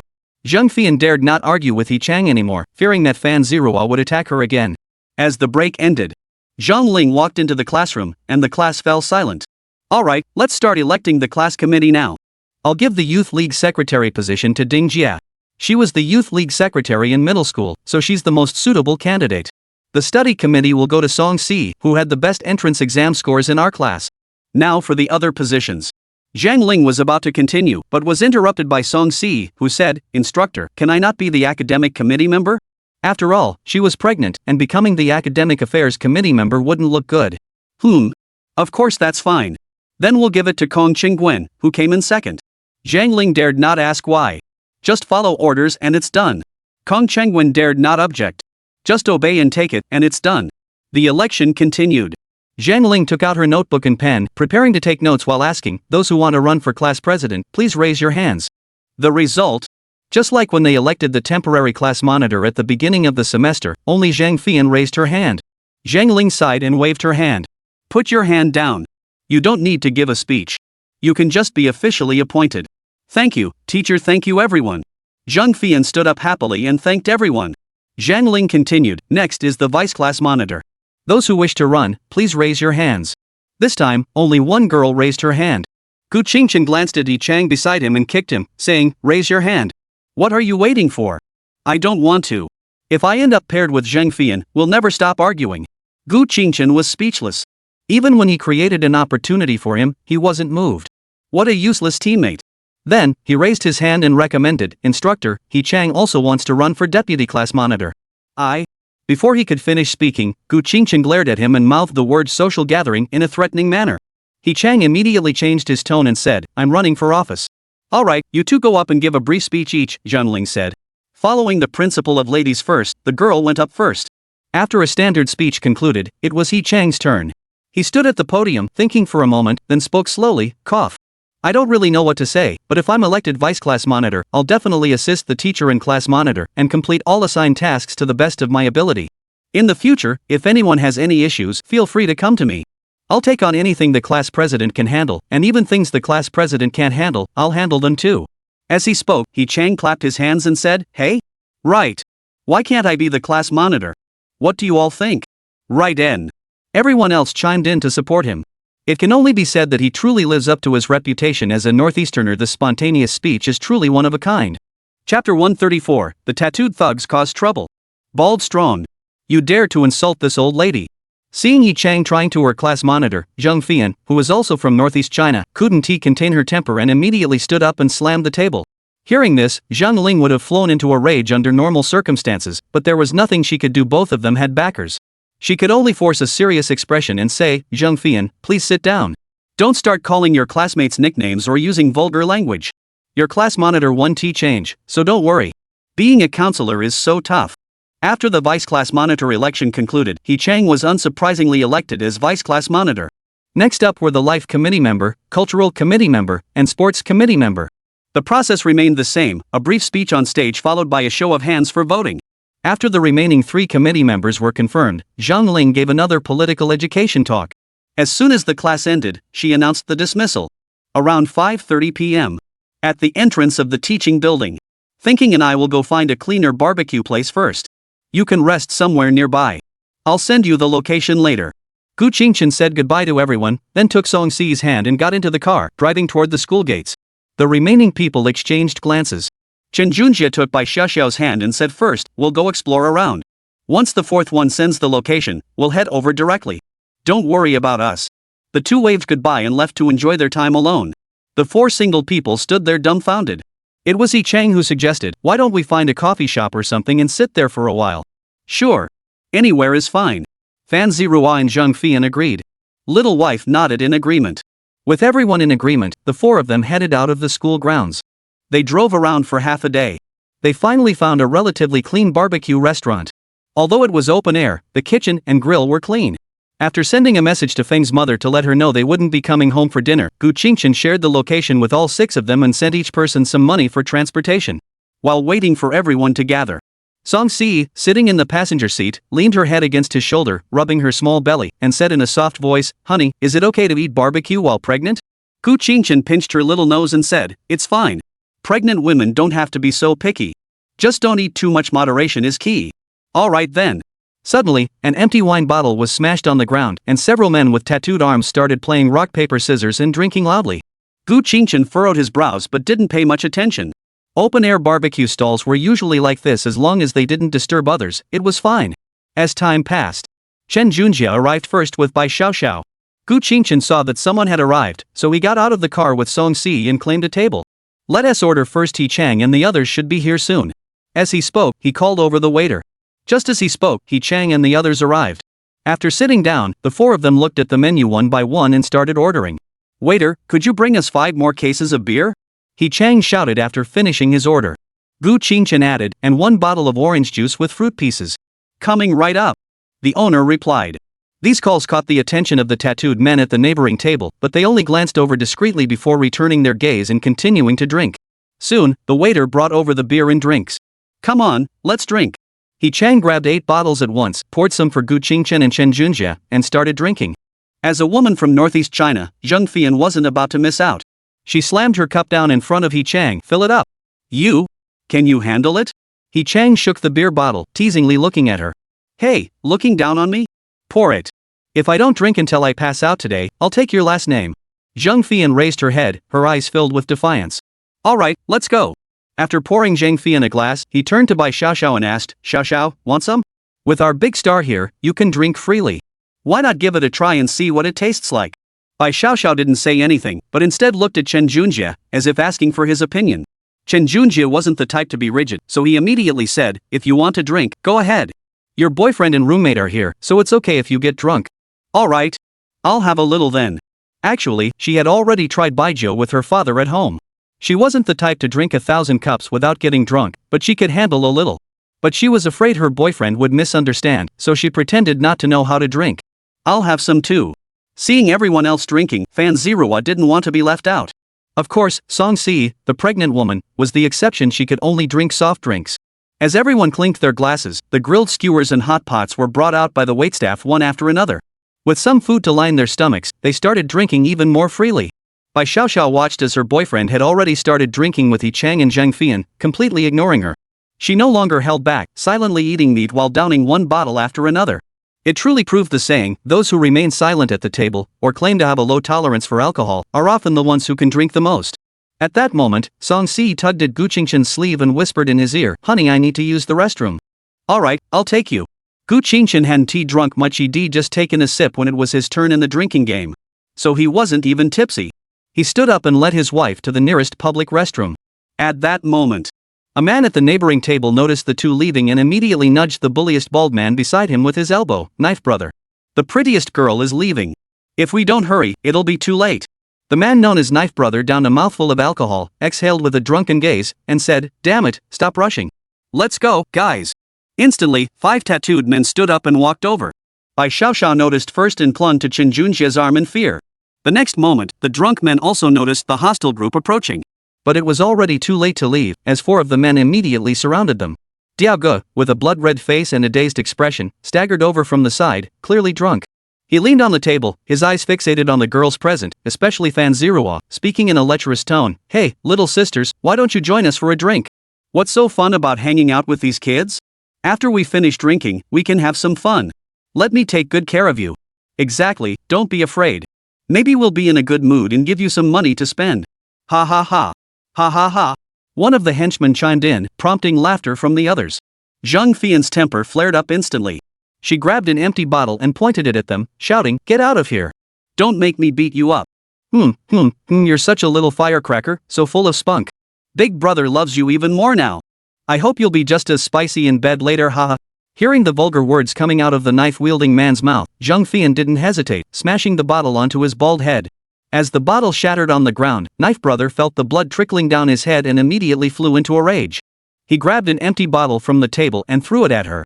Zheng Fian didn't react in time and could only watch as the bottle came flying toward her. He Chang couldn't just stand by and watch, so he immediately stood up to protect her head, taking the bottle for her. He Chang. 3. Several people shouted in alarm. Zheng Fian, seeing He Chang shielding her with blood flowing from the back of his head, was completely speechless. The idealized image of him floating on a rainbow cloud in her mind seemed to gradually transform into He Chang's appearance. Chapter 135, The Knife Brother Who Collapsed and Fell Asleep. The surrounding customers and passersby were all scared and scattered, hiding to the side to watch the commotion. The boss, seeing the commotion, quickly stopped what he was doing and ran over, saying, Everyone, don't cause trouble. Let's talk this out. Otherwise, I'll call the police. Go to hell. Drunken and enraged, Knife Guy didn't hear a word, kicking the boss to the ground. The boss was a quick thinker, or perhaps he had experienced such situations before. He quickly got up, clutching his aching chest, and ran back into the store to call the police. Just then, Gu Qingshan, who had just returned with his wife, saw the scene in the blood-soaked state of He Chang. He immediately pulled out his phone, opened the video recording, and handed it to her, saying, Record this. Don't come over. Husband, you, be careful. Song Si's heart was pounding so hard she could barely speak. Though she was reluctant to let her husband go, she knew she couldn't stop him in such a situation. She could only watch Gu Qingshan's back and silently pray in her heart that nothing would happen, that he wouldn't get hurt. Diao Ge didn't argue with the boss. While wiping the blood off his head with tissue paper, he ordered his henchmen, Go, beat them to a pulp. Leave that woman who provoked me alive. I want to deal with her personally. But before he could finish the word kill, his peripheral vision caught a figure suddenly emerging from behind him. Before he could react, a protrusion resembling a knuckle slammed into his throat. Hoof. Diaoge felt his breathing grow labored, but before he could vomit, a powerful fist already struck his face, knocking him to the ground. In the next second, countless powerful punches landed on his face, with the final, most brutal one striking his temple. With a ringing in his ears, he lost consciousness and fainted. Gu Qingchen calmly watched the unconscious knife brother, stopping his punches. Watching the blood flow from his mouth and nose, he even thoughtfully turned his head to the side to prevent him from choking on his own blood. Look, how considerate. When Knife Brother wakes up, he'll definitely have to give him a 5-star review. This swift and decisive, give me back my beauty punch sequence unfolded in just 3-5 seconds. Daoge's henchmen were all stunned. When Gu Qingchen straightened up and turned around, they finally snapped out of it. There was no time for threats. Instead, they immediately revealed their fierce expressions and charged toward him. Gu Qingchen didn't bother with words. He walked up to one of the thugs charging at him, delivered a straight punch to his chest, followed by an elbow strike to his temple, knocking him unconscious on the ground. He then sidestepped and kicked the thug attacking him from behind, sending him flying to the ground. He quickly grabbed the fist of the thug on his left and delivered a familiar knuckle strike to the throat. Taking advantage of the thug's vomiting, Gu Qingchen swept his leg out, tripping the thug on the right to the ground. He then leaned forward and delivered a powerful straight punch to the temple of the thug. Without hesitation, Gu Qingchen turned back toward the thug who hadn't finished vomiting yet, delivering a spinning kick to his head, knocking him unconscious. The entire sequence was smooth and fluid, taking no more than 10 seconds. The second thug, who had been side-kicked to the ground, had already gotten back up, pulled out a folding knife from his pocket, and charged back, swinging it wildly. Gu Qingchen dodged backwards several times, then seized the opportunity to grab his wrist, press it onto the nearby table, and snatch the knife. He then flipped it in his hand, raised it high, and declared, "If you want to fight, fight. But playing with a knife isn't the way of a good kid. So, I'll give you a little lesson to remember, right?" As he finished speaking, Gu Qingchen's hand holding the knife suddenly came down, the blade piercing through the thug's palm like a knife through butter, embedding itself firmly into the dining table. Ah! Blood flowed down the table as the thug felt excruciating pain coursing through his body. He spat out a threat, "Kid. Don't get too cocky. My boss has powerful connections. Once we get out of detention, you're dead." Gu Qingchen casually scratched his ear with his little finger, unconcerned, "Is that so? No wonder you're so brazen in broad daylight. Hey, isn't that a coincidence? I have a nickname, the Foolish Old Man, and I specialize in moving backers. Kicking me is like kicking an aircraft carrier." After saying that, Gu Qingchen didn't bother to respond further and turned to walk over to He Chang's side. "How are you? Are you okay?" He Chang, who was being supported by Zheng Fian, shook his head, "I'm fine, just a little blood." Song Si also stopped filming and rushed over to Gu Qingchen, spreading her arms to hug him. However, Gu Qingchen extended a finger and pressed it against her forehead, saying, "Let's talk about it at home. You're covered in blood, it's dirty." "Alright then, are you hurt?" Gu Qingchen pulled out a tissue, wiped the blood off his fist, and said, "No, just a few people. One ambushed me, and the rest didn't even know how to fight. They were like kids." At that moment, the faint sound of police sirens could be heard in the distance. Soon, 2 police cars arrived at the scene. 4 police officers got out of the cars, looked at the scene with 4 people lying on the ground and 1 kneeling, and all frowned. One of the officers noticed He Chang, who was covered in blood, and Gu Qingchen, who was also bloodstained, and immediately approached them, flashing his police ID and asking, "What happened? Did you start it?" Gu Qingchen pointed at the 5 people on the ground, then took the phone handed to him by Song Si, played the video, and said, "Officer, please take a look yourself." The other 3 police officers also gathered around to watch. After watching the video, the officer who had asked the initial questions glanced at the thug whose palm had been stabbed by a knife, then turned to Gu Qingchen and said, "Even so, you went too far. Since you had the ability to disarm him and knock him unconscious, why resort to such extreme measures?" "Extreme? Officer," he pulled out a knife. "What I did was self-defense. This was the only way to minimize the risk." As he spoke, Gu Qingchen pointed at the thug and said, "Look, he's not moving at all. You can rest assured now." During their conversation, the ambulance arrived. The police officer sighed and could only direct the paramedics to carry everyone onto the ambulance. He Chang and Zheng Fian also got into a vehicle and headed to the hospital. Gu Qingchen took advantage of the police officer's distraction to transfer 5,000 yuan to them for medical expenses. After all, he had organized the dinner. Then, the police officer walked back and said, "Alright, everyone come with us to the police station to give your statements." He then turned to Gu Qingchen and said, "Your case is more complicated. We may have to detain you temporarily. Your friends are all fine and can go home after giving their statements." "That's fine, thank you, officer." The officer shook his head, "No need to thank us. It's just standard procedure. You should also be careful. Your actions toward 2 of them were excessive. Based on your capabilities, it may have exceeded the bounds of self-defense. Be prepared mentally.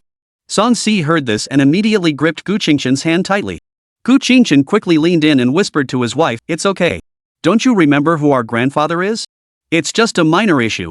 After saying that, he smiled innocently at the police officer. When a fight breaks out, who has time to think about such things? Just do your job. But in his heart, he added, "If you can rule it as excessive self-defense, I'll take your surname." Chapter 136, Chen Junjie and Bai Xiaoxiao make rapid progress.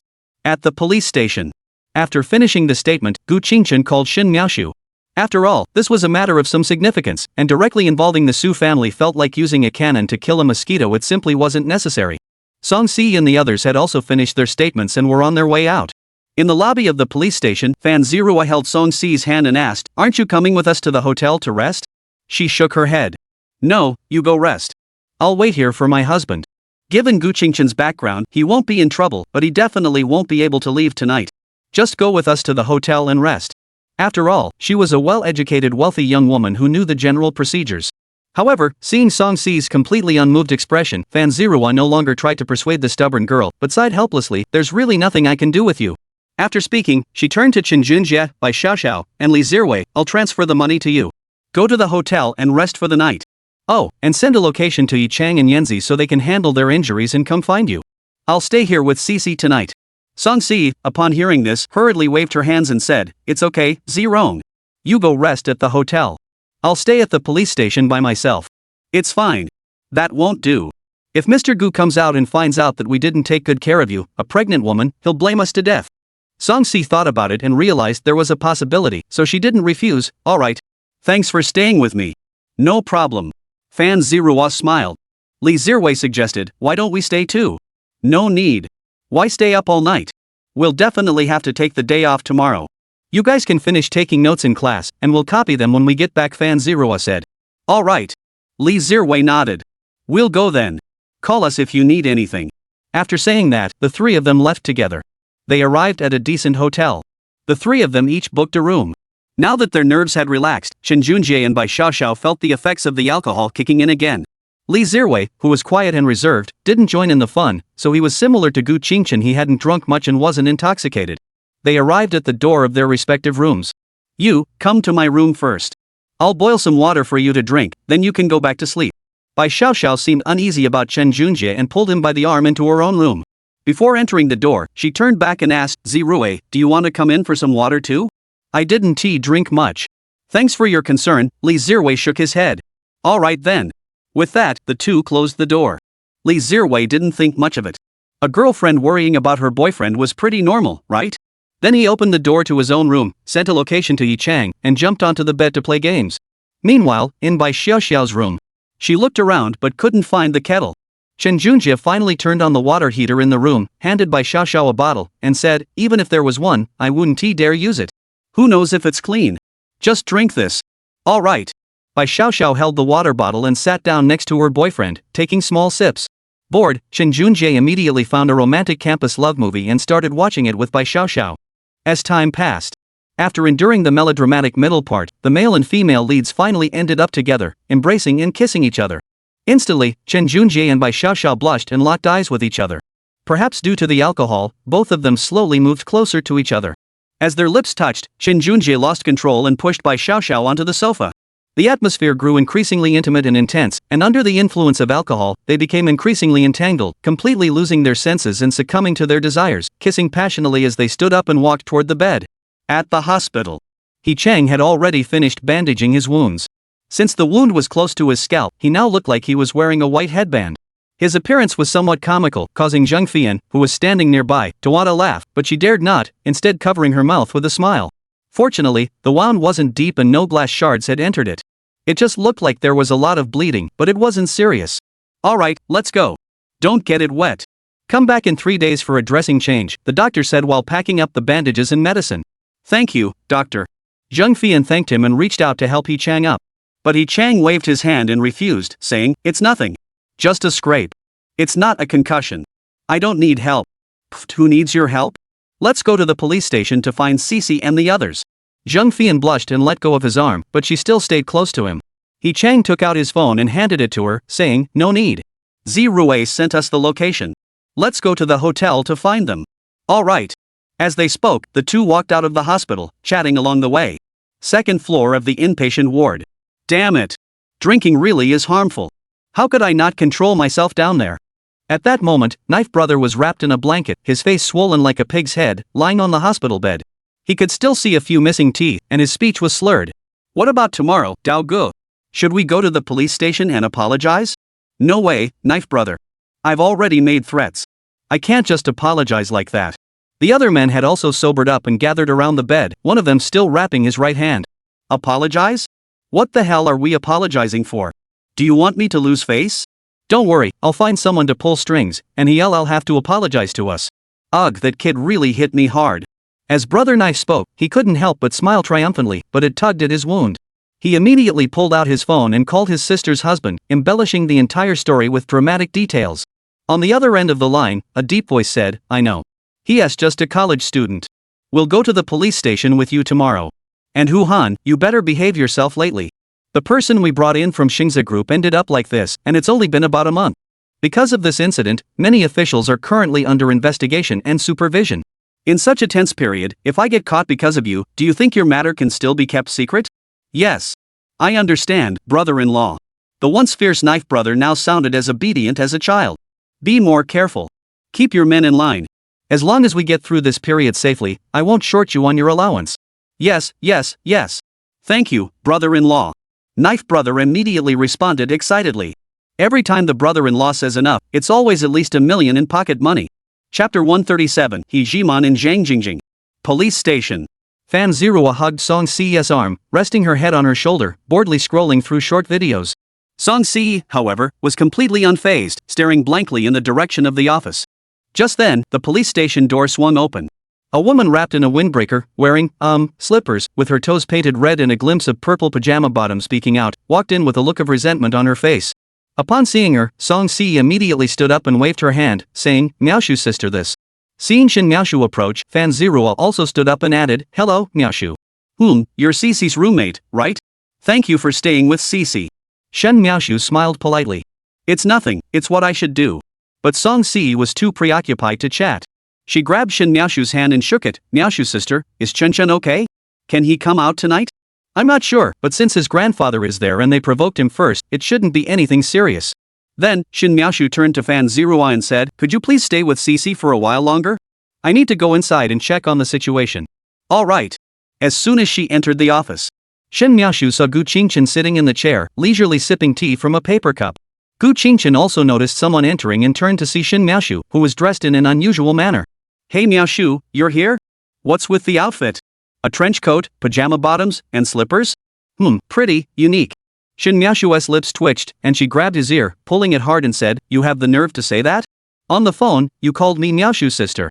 It's an emergency, I'm in trouble, come save me. What happened?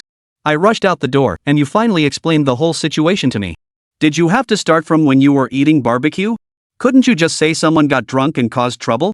Gu Qingchen followed the force of Shin Miaoshu's hand, leaning his head toward her, and explained with a grimace, Ouch, easy, I had to explain the details of the incident, right? You little brat, just wait. Cough cough. Before Shin Miaoshu could finish speaking, a police officer walked in from another door, tapped the folder in his hand, and interrupted, This is the police station. No hitting allowed. Just pinch his ears. Shin Miaoshu quickly let go of Gu Qingchen's ear and stepped forward to ask, Officer, I'm this child's relative. May I ask how you plan to handle this matter? The police officer opened the folder and handed it to her, saying, Take a look yourself. This is the hospital's injury report. 4 people suffered mild concussions, 1 lost 5 teeth, 1 had a penetrating wound to the palm, and several others sustained minor injuries of varying severity. The one who lost teeth lost a front tooth and a molar, affecting his ability to chew, and was classified as seriously injured. Originally, we were following procedure and would have filed a case, but the other party has some connections and intervened. However, this young man will have to stay here overnight. We'll wait until the group who caused the trouble comes from the hospital tomorrow to discuss further. Alright, thank you for your help, officer. Shin Miaoshu said. The police officer waved his hand, You can talk to the child for a few more minutes. I'll find him a room to stay in for the night and won't send him to the detention center. He knew the other party was at fault first, and the child was acting in self-defense. But the law doesn't see it that way. As a lowly police officer, all he could do was try to take care of things as best as he could. Thank you very much. Shin Miaoshu politely thanked him and was about to take out her phone to call her father for help. But Gu Qingchen suddenly grabbed her wrist and stopped her, saying, "Wait a moment, Miao Shu. I want to meet these people on my own tomorrow, and then you can bring Uncle Shin, Grandpa Shin in." Shin Miaoshu looked at him in confusion. "What are you up to now?" Gu Qingchen leaned close to her ear and explained in a low voice, "Think about it. If it's just minor injuries, then I'm acting in self-defense, and I'm in the right. They'd have a reason to want to talk to me. But now it's serious injuries, which is excessive self-defense. Neither side has the upper hand. Plus, the incident isn't major enough to warrant serious charges, but it's not minor either. The worst they can do is charge them with disturbing the peace and give them a 15-day detention. But if I'm charged, I could face a year. Why would they still use their connections to block the case and insist on a face-to-face meeting? Plus, my grandfather just stepped down about a month ago, and the heat hasn't died down yet. Things must be pretty tense in the Shanghai officialdom right now, right? All these factors combined, if you tell me there is no foul play involved, I wouldn't believe you." Miaoshu's sister, someone who can block legal proceedings and protect thugs, what kind of person could that be? This is a political achievement handed to them on a silver platter. Do you want it or not? Shin Miaoshu rolled her eyes at him indifferently and said, "Do as you please, just don't overdo it. I'll take Cece back to the hotel to rest first. Anyway, with the Su family backing her, Gu Qingchen won't get into any trouble. If it does turn into a political achievement, she could even use it to get promoted. Why not? For now, taking care of Cece, who is pregnant, is more important." With that, Shin Miaoshu waved her hand and left in her slippers. The police officer saw this and walked over, saying, "Let us go. I'll take you to rest." "Thank you, officer." Gu Qingchen sipped her tea as she followed behind.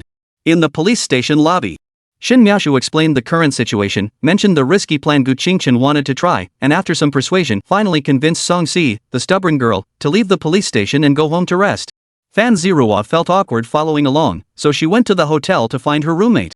At the hotel, He Chang and Zhang Fian had just reached the front desk when they heard the sound of silver bells ringing from behind. Both turned around and saw Fan Ziruo, who had also arrived at the hotel. "Zi Rong." Zhang Fian immediately ran over, hugged her arm, and asked, "How is it? Is Gu Qingchen okay?" "He's fine." Fan Ziruo shook her head. "But Mr. Gu is just casting a wide net.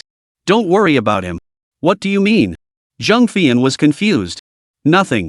Fan Ziruo glanced at Yi Chang, who looked like a farmer from the card game landlord with just a few more days of stubble, and changed the subject. "The way you've wrapped your head, really, it's amazing."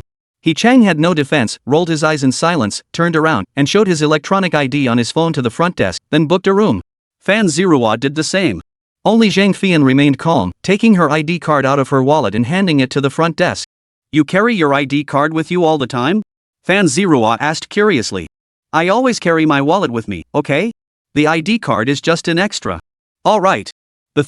Two of them chatted and laughed as they got into the elevator, followed by the silent farmer Yi Chang. They arrived on the 4th floor. Fan Ziruo went into the room first. Zhang Fian, with a flushed face, tapped Yi Chang, who had just opened the door, and said, "If you're not feeling well, just send me a message, okay?" Yi Chang gave her a strange look. "It's just a scratch." "I'm fine." "Sigh, such a straight guy." Zhang Fian glared at him and muttered to herself as she entered her own room. "Crazy." Yi Chang muttered under his breath and walked into his own room, closing the door behind him. Chapter 138, You're using your power to intimidate me? Well, I'll intimidate you too. Morning. Gu Qingchen first received a call from Shin Miaoshu before arriving at a conference hall under police escort. As soon as he entered, he saw a man who looked quite refined, wearing an administrative jacket, glasses, and smiling, along with the 5 tattooed men he had beaten up the night before. "Little Li, you can go out first. I'll talk to this young man alone," the man with glasses said. "District Chief. This. All right." The police hesitated for a moment before stepping out. Then, the man pushed his glasses up and gestured for him to sit down. "Sit down, young man. Let me introduce myself. I'm Xiang Song, the district chief of Yangpu district. These 5 men are my younger brother-in-law and his friends. Last night, they were indeed drunk and caused trouble for you and your friends. I sincerely apologize for that. However, your actions were excessive. According to the law and given your capabilities, you could have disarmed them and subdued them. Instead, you knocked out 5 of their teeth and stabbed their palms, causing serious injuries. This constitutes excessive self-defense, which carries a minimum sentence of 1 year in prison. However, considering you are still a university student, I will not pursue this matter further. I can also choose not to file a case. All you need to do is apologize to them, compensate them for medical expenses and mental distress, and we'll consider the matter settled. How does that sound? After all, if the school finds out about this, you could be expelled and end up in prison, which would be a huge loss. Gu Qingchen crossed his legs and couldn't help but applaud Xiang Song's speech. District Chief Xiang's skillful maneuvering and use of authority to intimidate is flawless. If I were an ordinary college student, I might have actually given in. Let me talk to you instead. District Chief. Gu Qingchen stood up and walked to the door, opening it to see an elderly man with glasses and a scholarly demeanor. Mr. Shin, thank you for your help. Shin Xinghua smiled kindly, patted his shoulder, and said, no trouble at all. I'll handle it from here. Xiang Song had already stood up and bowed respectfully, saying, Minister Shin, it's been ages. Not only was the Minister of Education someone he couldn't afford to offend, but recently, when the Su family had fallen from grace, Shin Xinghua had handled the entire matter on their behalf, effectively aligning himself with them. This made him even more untouchable. His heart was pounding so hard he felt like it was going to jump out of his throat, fearing that the other party might investigate him thoroughly, leaving no secrets hidden. Damn it! His own brother-in-law had said the other guy was just an ordinary college student. What the hell? Mr. Xiang, it's been ages. How should we handle this matter today? Shin Xinghua sat down in his chair, interlacing his fingers and resting them on the table, exuding an air of authority without needing to raise his voice. Xiang Song hurriedly spoke in a conciliatory tone, it's not a big deal. Of course, it's best to resolve it peacefully. We were at fault first, they deserved to be beaten. Then he immediately slapped De Gu on the shoulder and coldly ordered, apologize. All of you, together. Dao Gu wasn't a fool. He immediately pulled his men forward and bowed deeply, saying, we're sorry. We were drunk and lost our heads. We truly apologize. Under the guidance of a seasoned official, he had learned to be flexible. What about the medical expenses and compensation for mental distress? Gu Qingchen interjected. Diao Gu immediately pulled out his phone and said, I'll transfer the money to you. Is 100,000 yuan enough? Gu Qingchen smiled slightly, alright, make sure to note it properly, otherwise I won't accept it. Yes. Diao Gu quickly noted medical expenses and compensation for mental distress and transferred the money to Gu Qingchen. Alright, let's just forget about this small matter. Since you're a busy district chief, I won't see you off. Shin Xinghua laughed. Alright, we'll be on our way then, Minister Shin.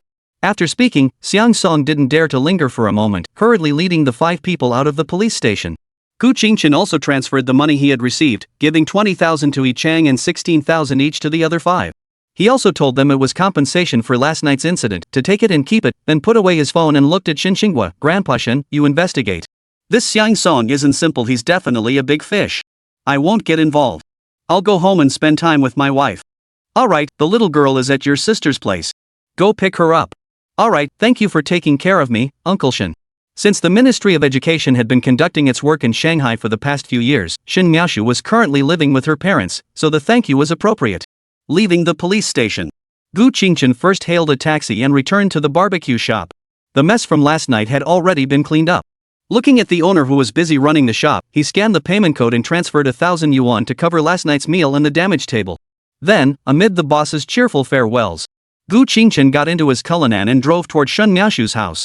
At the same time, at the hotel, Chen Junjie and Bai Xiaoxiao, who had just woken up, exchanged glances and both blushed fiercely before turning away. They hadn't blacked out last night, they'd just been overcome by the alcohol and couldn't control their feelings, so there was no anger or apology, just a sense of confusion. I will take full responsibility. Chen Junjie suddenly spoke up. Bai Xiaoxiao, however, gathered her courage, gently took his hand, and whispered softly, You're my boyfriend. Let us get up and tidy up first. They'll be calling us soon. Alright. Then, the two of them silently wrapped themselves in the same blanket and got out of bed, picking up the clothes on the floor.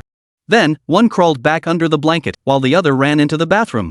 They arrived at a 2-story house with a small courtyard, the interior of which was reasonably well decorated. Gu Qingchen parked the car and knocked on the door. I'm here. After waiting for a moment, an elderly woman with gray hair slowly opened the door. Hello, Mrs. Wei, it's been ages. Gu Qingchen greeted her. You're Qingchen, aren't you? Wei Laonyang's face lit up with joy as she hurriedly took his hand and said, Oh my, come in quickly. You've grown so much in the blink of an eye. The last time I saw you was when you were in 6th grade. That's right. It's mainly because you and Mr. Shin settled in the capital, and Miaoshu's work is in Shanghai, so we just haven't had many chances to meet. Now we're all temporarily settled in Magic City. If you have time in the future, come visit this old woman more often. Wei Laotai wasn't being polite after all, she didn't know anyone in Magic City. Every day, she either stayed home or went for a walk by herself. No problem, but don't mind me coming over every day to eat your meals. Gu Qingchen replied playfully. Of course not, come anytime you like. As soon as Wei Laotai finished speaking, a beautiful figure dressed in a school uniform skirt and white stockings ran out of the house, threw herself into Gu Qingchen's arms, and hugged him tightly. Gu Qingchen smiled affectionately, wrapping one arm around her waist and rubbing her head with the other hand. Alright, I told you, didn't I? Su grandpa has my back, I'll be fine. I know, but I just can't help worrying. Songsi lifted her face from his chest and spoke in a soft, sweet voice. Chapter 139, Must control oneself, at least for 3 months. Wei Lao Tai smiled happily at the affectionate couple and said, Qingchen has truly married a good wife. Of course, Wei Lao Nyang.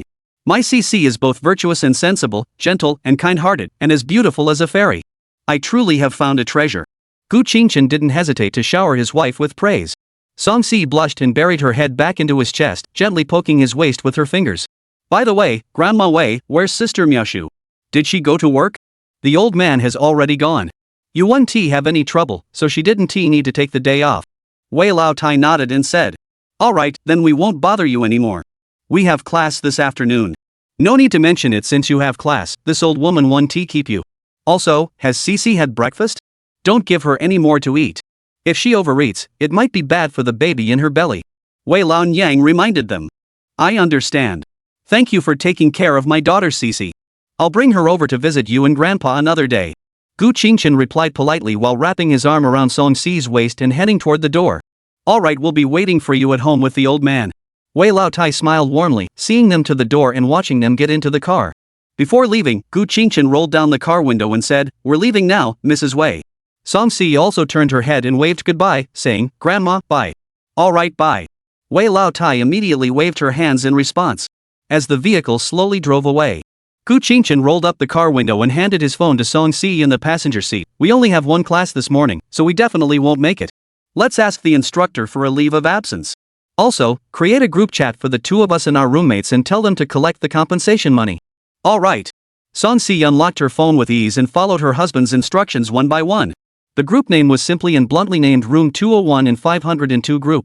Before Song Si could send a message, a system message appeared in the group. Swallow with Flowers has changed the group name to 4 Flowers in Cow Dung. Gu Qingchen, please change all group nicknames to your real names. Swallow with Flowers, okay? Zhang Fian? Zheng Fian, why does Gu Boss's wife sound so girly? Fan Zirua changed the group name to 4 Golden Flowers Against Green Leaves. Fan Zirua, it must be Cece using Mr. Gu's phone, right? Gu Qingchen, my husband said to collect all the money. It was indeed compensation from the other party. He didn't take a single penny from his own pocket. Chen Junjie, received. Thank you for the generosity, Mr. Gu. He Chang changed the group name to, this group is now under the rule of 201. He Chang, received. Thank you for Mr. Gu's generosity. Li Zirwei, received. Thank you for Mr. Gu's generosity. Zheng Fian changed the group name to, the 4 Beautiful Fairies and Their Companions. Zheng Fian, received. Thank you for the gift, Mr. Gu. Fan Zirua, +1. By Xiao Xiao, thank you, Mr. Gu. Chen Junjie changed the group name to, You're So Beautiful, Chicken. Zheng Fian changed the group name to, Magic Fairy Castle. No one is sending messages in the group. Instead, a battle over the group name is unfolding. Yujing Haoding.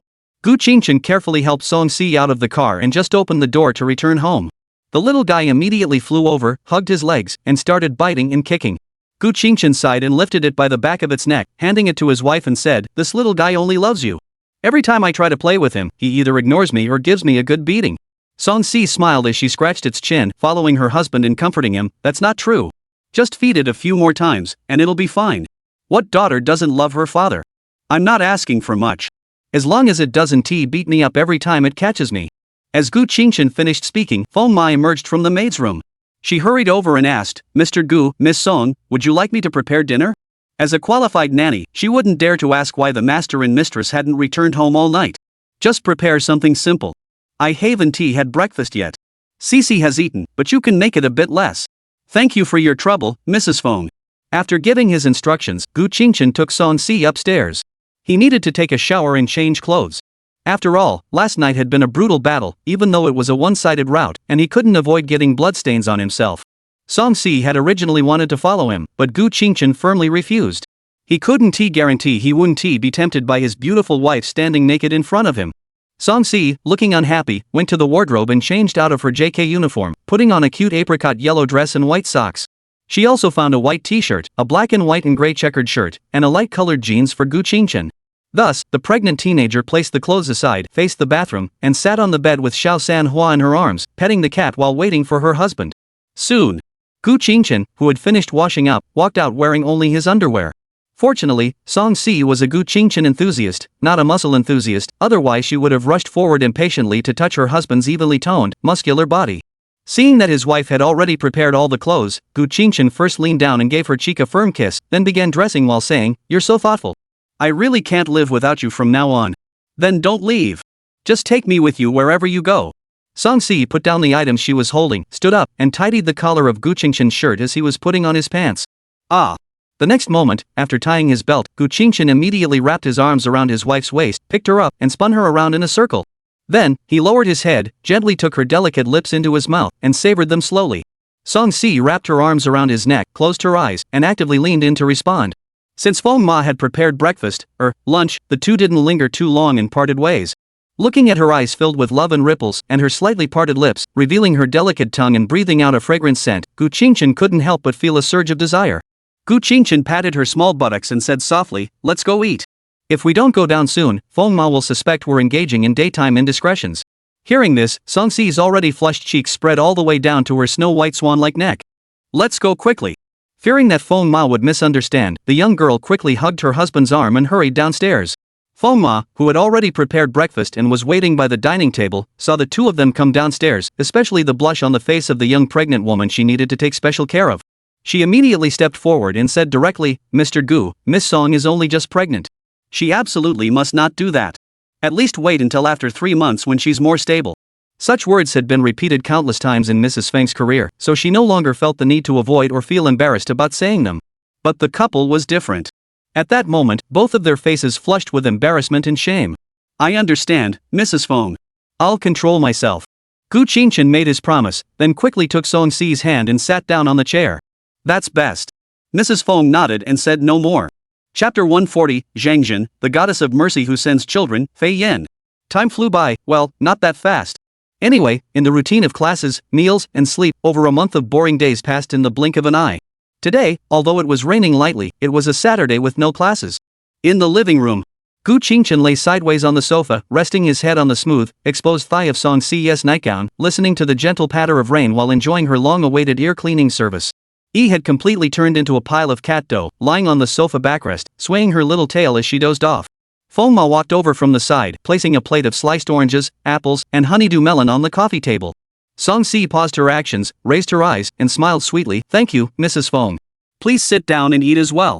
Facing the hostess's invitation, she politely declined with a shake of her head. "Thank you, Miss Song, but I don't want to disturb you and Mr. Gu. There's still some left in the kitchen, I'll get it myself if I'm hungry." "All right."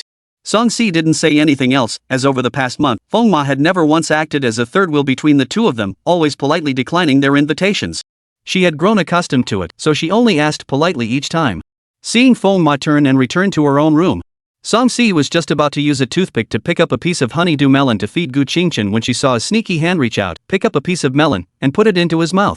She sighed and gently tapped Gu Qingchen's shoulder, teasingly saying, "There's a toothpick on it. Why didn't you wash your hands before eating it? It's fine. A little dirt won't hurt." Gu Qingchen rubbed his cheek against his wife's smooth thigh, unconcerned. "Really? Don't move, I'll feed you." Song Si didn't want him to touch the fruit with his dirty hands, so she began her daily feeding routine, using a toothpick to pick up a piece of orange and bring it to Gu Qingchen's mouth. Gu Qingchen naturally didn't refuse and ate it directly. But he furrowed his brows slightly before quickly switching to a surprised expression and said, "Oh, this orange is super delicious. You should try one too, wife." Song Si didn't suspect anything and obediently picked up a piece of orange and put it into her mouth. Instantly, a tangy yet slightly sweet juice flowed over her taste buds, causing her beautiful features to scrunch up. Ha ha ha. Gu Qingchen couldn't help but laugh at the sight. After getting used to the taste, Song Si puckered her lips and rubbed the cheek of her annoying husband, who was lying on her lap, complaining in a playful manner, "You're so mean, no way, you have to eat another one." As she spoke, she was about to feed Gu Qingchen another orange when his phone rang. He picked it up and saw that it was a group call from Chen Junjie. After answering, Zheng Fian and He Chang were already in the call. Chen Junjie's voice came through, "Alright, everyone should be here now, right?" Zheng Fian replied from her end, "Everyone's here. Ro is by my side." He Chang also said, "My little wife is by my side." Gu Qingchen said the same thing, "My wife is above me." Suddenly, the five of them shouted in unison, "Ah!" Song Si, upon hearing this, pinched her husband's cheek, snatched his phone, and hurriedly explained, "You don't get the wrong idea. He's just resting his head on my leg." "Oh, whatever," the five of them said in unison, sounding disappointed. Zheng Fian added, "Boring. Song C. Alright, just say it. Why did you suddenly call? Gu Qingchen interrupted. Oh, right, I have something to tell you. Get ready. But no one responded. Chen Junjie asked in confusion, huh? Is my internet down? Why isn't anyone responding? We're all listening. Go ahead and say it.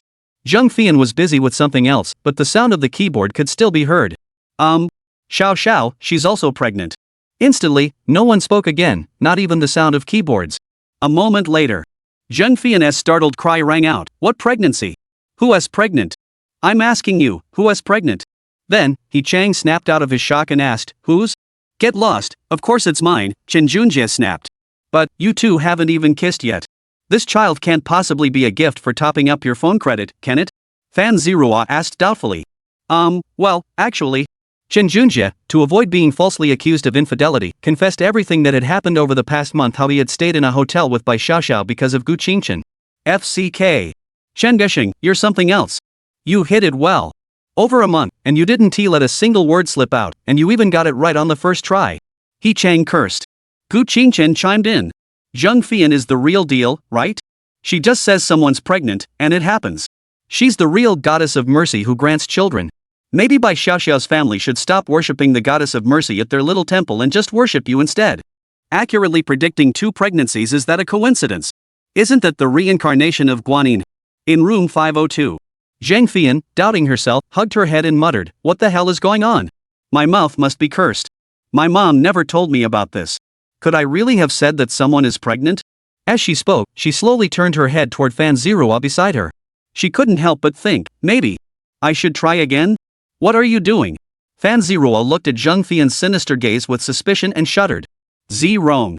Before Zheng Fian could finish speaking, a slap landed directly on her mouth, and the hand clamped tightly over it.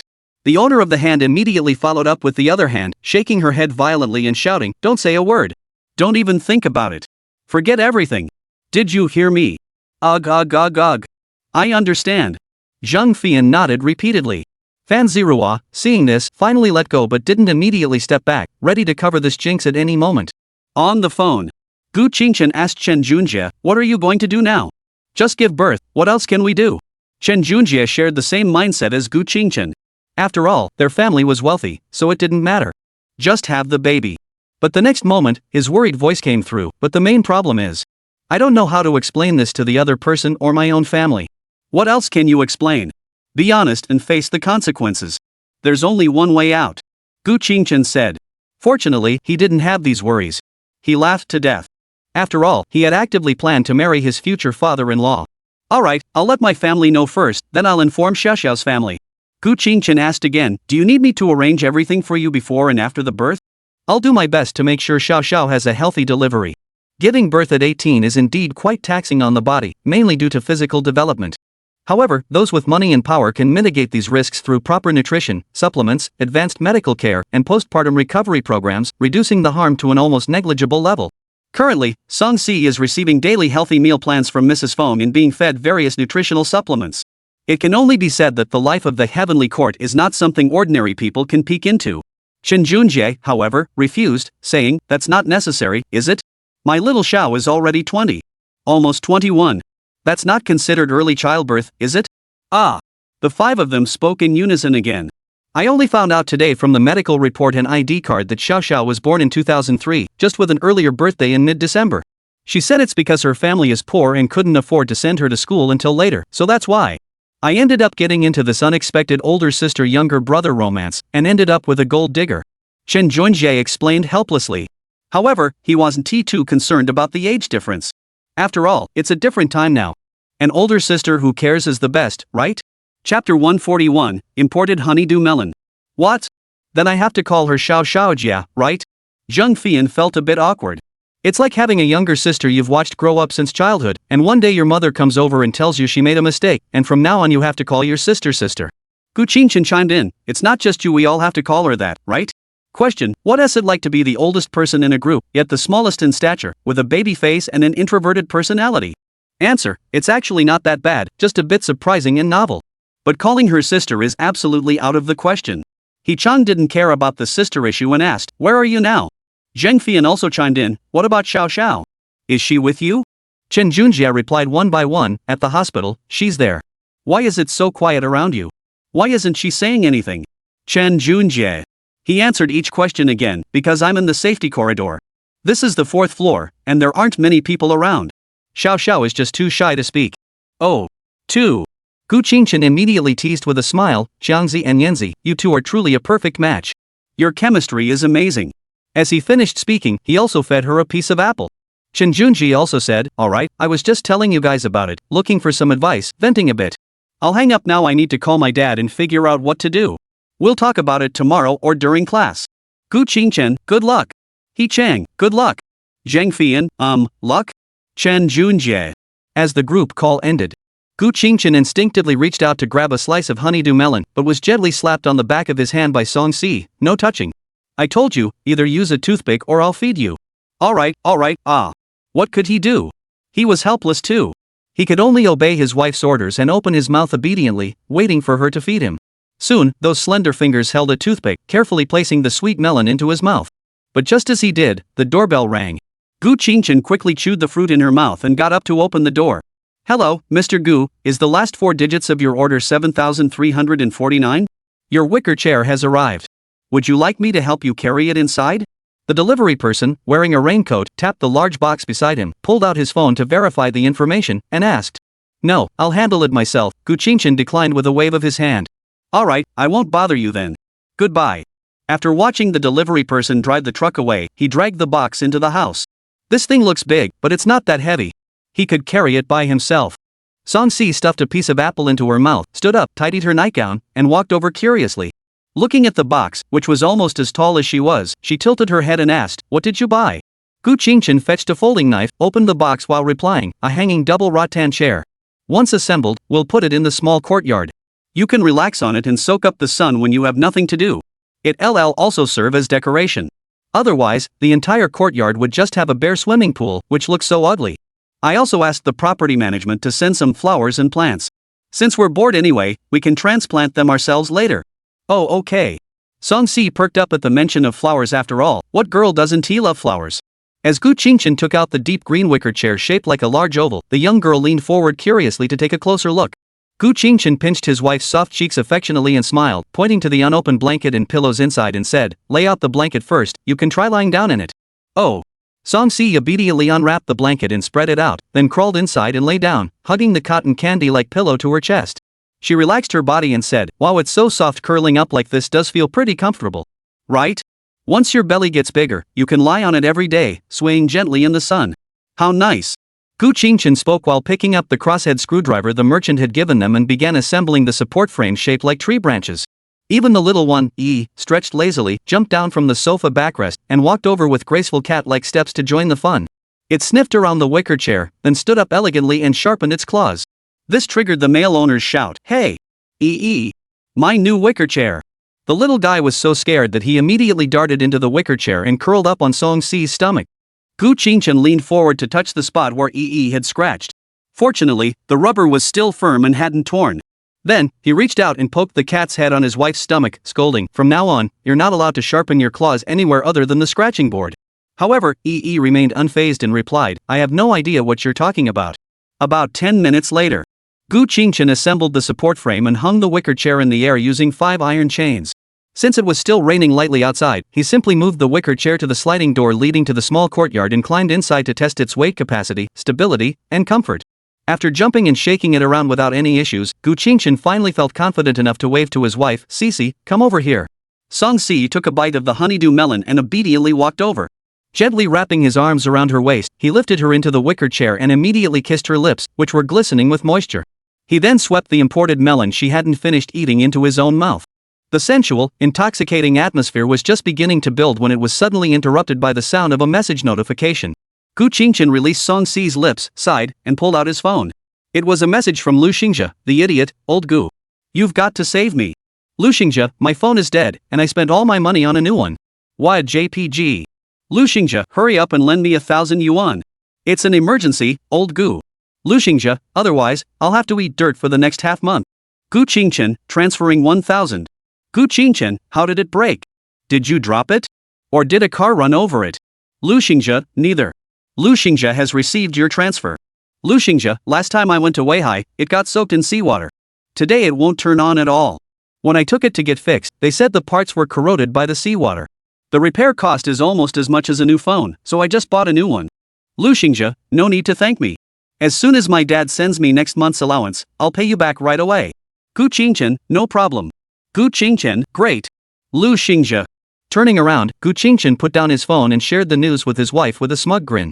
However, Song Si grabbed his hair, pressed her face against his, and kissed him passionately, demanding more. Clearly, she wasn't interested in this. Chapter 142, Planting Flowers. The rain outside is gradually letting up. However, the sound of rain dripping off the eaves could still be heard. Gu Qingchen closed his eyes, tightly hugging his wife's shoulder, pressing his cheek against her smooth forehead, and gently swaying his body, causing the wicker chair to rock lightly. Song Si snuggled into his embrace, her pert nose buried in his neck, inhaling the fresh, reassuring scent of her husband.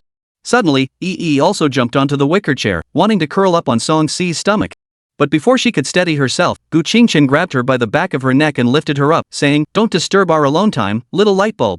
Saying that, he tossed it down. Meow. The little one meowed a few times at the wicker chair, then wagged its tail tip a few times and climbed the stairs one step at a time, returning upstairs. Song Si smiled, using her lotus bud toes to gently tickle Gu Qingchen's thigh, her voice soft and sweet. "Why did you chase it away?" "It's just a cat. It doesn't understand anything. It's just that it's too much trouble." Gu Qingchen shifted slightly, tightening his grip around her waist, pulling her into a face-to-face embrace. He smiled and kissed her soft lips, pulling away just as they touched. "See? If Yi were here, I'd have to throw it down." Song Si's face flushed red, her bright eyes fixed on him. She had already forgotten about Yi, and unconsciously leaned in to suck on his lower lip. Just as Gu Qingchen turned the tables, the doorbell rang again. Why does this always happen at the worst possible moment? He had no choice but to release Song Si, wipe her lips, and say, "Go downstairs." It must be the flower delivery. All right.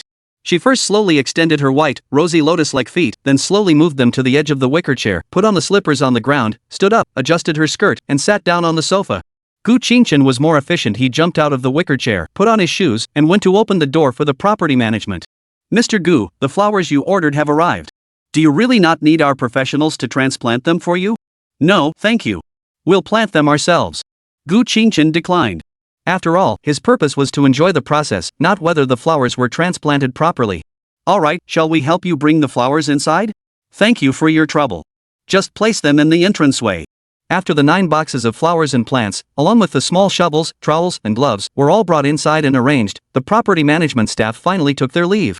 Song Si, seeing everyone had left, also came to the entranceway, dazzled by the vibrant flowers in the foam boxes. Gu Qingchen knelt down and picked up one of the plants. She noticed that the base was wrapped in a black plastic pot the size of a paper cup, which came off easily, so she felt reassured. Otherwise, forget about transplanting them, just digging each one out would be a hassle. He looked at his wife beside him, stood up, and patted her small buttocks, saying, "Let's go upstairs and change into some clothes. We'll plant all these flowers in the garden."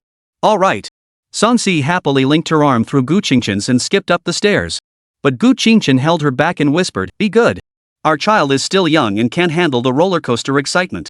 "Oh, okay." Song Si also remembered that she was pregnant, so she immediately placed her hands on her stomach and stopped skipping.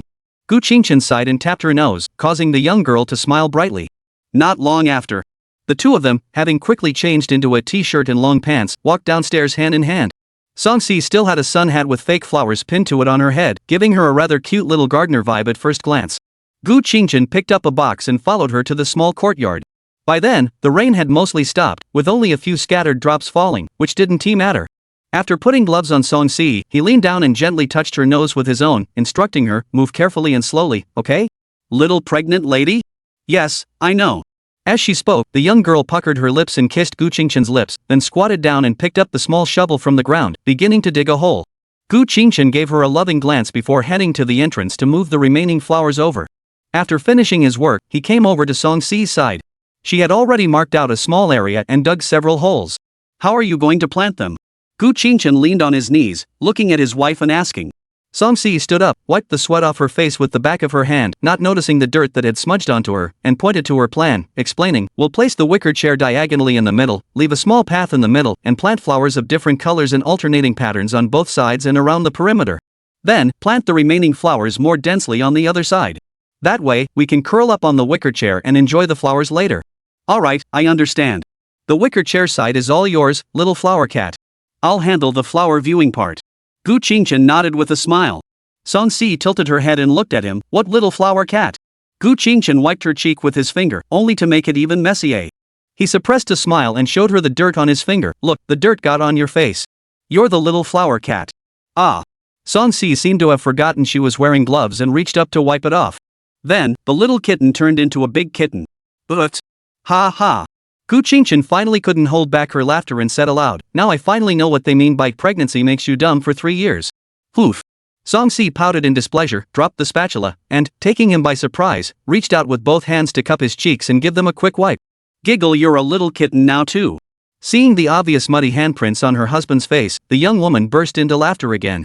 Gu Qingchen was more than happy to play along with his wife, squatting down to pick up a handful of mud, getting his hands dirty, and smiling at her. Alright, you dare to drag your husband into this? Watch out. Ah, husband, spare me. Song Si immediately turned and ran away. But before she could run far, she saw Manhwa standing at the courtyard gate, looking at Gu Qingchen with a calm expression and saying, Mr. Gu, Miss Song is pregnant. The young lady doesn't know any better, but you should be more considerate and avoid causing trouble. Cough cough. Gu Qingchen awkwardly stopped in his tracks, scratching his cheek and said, alright. I understand. Although he was the master of the house, Mrs. Feng's words were indeed beyond refutation. Song Si also walked up, tugging at her sleeve in a playful manner, defending her husband. Mrs. Feng, it was my fault, I'm sorry. There's no need to apologize, Miss Song. I was just doing my duty to advise you. Go wash your face, it's time for your nutritional supplement. Ah, can't I skip it? Song Si actually really didn't want to drink that stuff, it tasted terrible. For your health, no way. Come with me. It'll only take a moment. Feng Ma refused without mercy. Oh. Song Si looked at Gu Qingchen pitifully, but all she got was a shrug of helplessness. Chapter 143, Wedding Surpass. Song Si pinched her nose, furrowed her brows slightly, and drank the mixture of various nutritional supplements. Then, in a rather adorable manner, she stuck out her little tongue, grabbed Gu Qingchen's finger, and headed back toward the courtyard.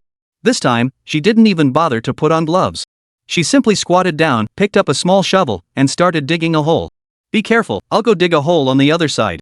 Gu Qingchen took the straw hat hanging around his neck and placed it on his wife's head. Song Si adjusted the hat and replied without looking back, I know. Gu Qingchen silently watched her for a moment, admiring her increasingly curvy figure due to her recent nutritious diet, before turning around and heading to his own area to dig a hole. They worked busily for a while. After the two had mostly finished digging the holes, Gu Qingchen selected over 10 flowers from the phone box used for packaging flowers. He didn't know what variety they were, but they were quite pretty and approached Song Si. The young girl had never handled flowers before and couldn't name them, but as long as they were pretty, that was fine. They smell so good. Song Si first brought the flower buds close to her nose to smell them, then carefully planted them along the sides of the small path they had intentionally left open. As for the area around the wicker chair, she didn't bother with aesthetics. She simply made sure to separate the colors, planting 1 or 2 flowers of a different color between every 2 flowers of the same color. Planting flowers was much easier than digging holes. In just a few minutes, with both of them working together, they had planted all the flowers. Then, Gu Qingchen brought out the wicker chair and placed it right in the center of the flower wreath, taking a moment to admire the effect. At first glance, it did indeed have a fairy tale-like, ethereal beauty to it, and he thought it looked pretty good. However, Song Si felt it was still a bit empty. She immediately pulled Gu Qingchen over, dug holes around the wicker chair, and took the flowers that were supposed to be planted in the flower viewing area, planting them there instead. Another round of busy work followed. Looking at the dense flower beds surrounding the wicker chair, Song Si satisfiedly wrapped her arms around Gu Qingchen's arm and happily rubbed her face against his shoulder. However, if one looked behind them, one would notice that in the originally planned flower viewing area, there were only 6 lonely flowers, 3 of which were the same color. Of course, none of that was the most important thing. The most important thing was that Gu Qingchen had dug all those holes for nothing.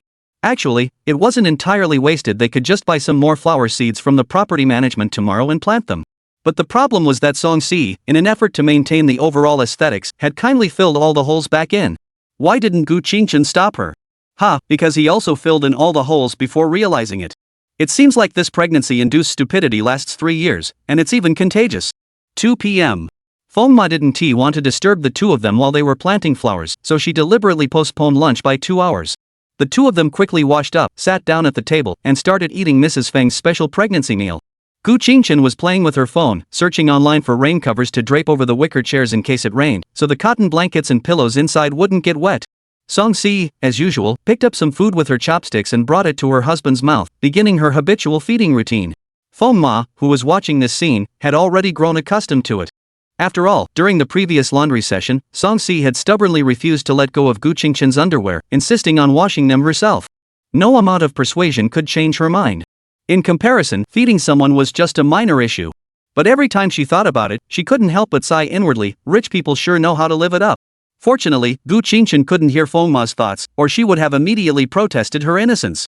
It's like Zhou beating Huang Gai, one willing to hit, the other willing to be hit. How did it turn into such an extravagant game? After eating their fill, Song-si was fed some vitamin fish oil supplements by Fengma. The two of them finally returned to the wicker chairs in the small courtyard to enjoy the fruits of their labor. They felt the warm sunlight after the rain and the fragrance of flowers in the fresh air. Song-si closed her eyes, curled her lips, sat on the edge of the wicker chair, and gently swayed her two slender legs and her cute, fair little feet. Gu Qingchen, meanwhile, was lazily curled up in the wicker chair, his head resting on a pillow, idly scrolling through his phone. Perhaps feeling tired from sitting, Song-si simply lay back, landing on Gu Qingchen. Looking at his wife lying on his chest, Gu Qingchen helplessly swept her bangs aside, placed his hand on her smooth forehead, and said, "Be gentle. What if you hurt her? The cushion is so soft, and you're catching me. How could I get hurt?" As she spoke, Song-si shifted her body upward, squeezing herself into Gu Qingchen's embrace. Then, she wrapped her arms around his neck and pressed one of her legs against his stomach, holding him like a large stuffed animal. Her soft, plump cheeks were pressed tightly against his cheek, as if glued there with super glue. Gu Qingchen, accustomed to this, casually placed one hand on her waist and held his phone with the other, scrolling through short videos with her. However, before they could watch for long, the group chat for the 8-person dormitory rang again. Gu Qingchen answered, and He Chang was already there, followed by Zheng Fian, who brought with her the clatter of a keyboard. "What's going on? I'm in the middle of a game." Zheng Fian's voice was muffled, as if she had something in her mouth. Chen Junjie spoke up, there's been a development with me and Xiao Xiao." "What? Just a few hours? That fast?" He Chang exclaimed in surprise. Gu Qingchen quickly asked, "What happened?" Chen Junjie hesitated for a moment before saying, "Xiao Xiao and I are getting married." The entire room fell silent for the umpteenth time, and the 5 of them spoke in unison for the umpteenth time. "What?" Song-si was also surprised, but more than that, she felt hopeful. If they could get married, maybe she could too? Xiao Xiao is old enough, but you're not yet, right? How can you get married? Gu Qingchen asked again. Chen Junjie explained, "It's not about getting a marriage certificate, it's just a simple wedding ceremony. Xiao Xiao's village has a custom that strongly disapproves of having children before marriage. So, my father and Xiao Xiao's family discussed it and decided to hold a simple wedding in the village first to formalize the relationship and avoid any gossip from the villagers." "That makes sense, but did your discussions go smoothly?" He Chang asked. Chen Junjie sighed wryly, "Xiao Xiao's family is fine. In the village, many people hold wedding banquets at 14 or 15, so her family didn't think much of it. But my father gave me a good scolding. Luckily, Xiao Xiao's family came to my defense, otherwise my father would have flown over and given me a proper lesson." "That was quick," Gu Qingchen remarked. He and Song-si had actually been overtaken by those who came later and got married first. Life is truly unpredictable, isn't it? Chapter 144, A Girl Who Has Content Even If It's One-Sided. "When are you planning to get married?" He Chang asked. Chen Junjie thought for a moment and replied, "According to Xiao Xiao's family, it seems like it'll be within this week. We'll just take a few days off then." Zheng Fian was puzzled. "What? Why the rush? Let's get it over with while Xiao Xiao's belly isn't showing yet. The sooner, the better." In just one day, Chen Junjie felt a bit dazed. First the child, then the wedding, it felt like a dream. "Will we still attend your wedding?" Gu Qingchen asked. Chen Junjie refused, "Let's not. It probably won't be a big deal. We're just following tradition to give the village a proper account. We'll record a video for you. And when I return to Sichuan Chongqing for the big wedding, you can come then." Then he asked Gu Qingchen, "Fourth brother, when are you and Si planning to get married?" Gu Qingchen and Song-si exchanged glances and said, "Anytime is fine. Sisi has no relatives, and our family already knows our situation. It's just a matter of saying the word." "What? Sisi is an orphan?" Fan Zirua asked in surprise. She had always assumed that since Song-si was so beautiful, her family must be well connected, otherwise how could she have ended up with Gu Dashi? But it turned out she was just a Cinderella? But, the Gu group is such a large family conglomerate. How could they possibly agree to let a woman with no background into the Gu family? Zheng Fian closed her mouth, which had just opened, and poked Fan Zirua's waist playfully, saying, "Ruoro, why are you stealing my lines?" "Oh, stop it. Haha, watch out." Taking advantage of the two girls' playful banter, Gu Qingchen thought for a moment.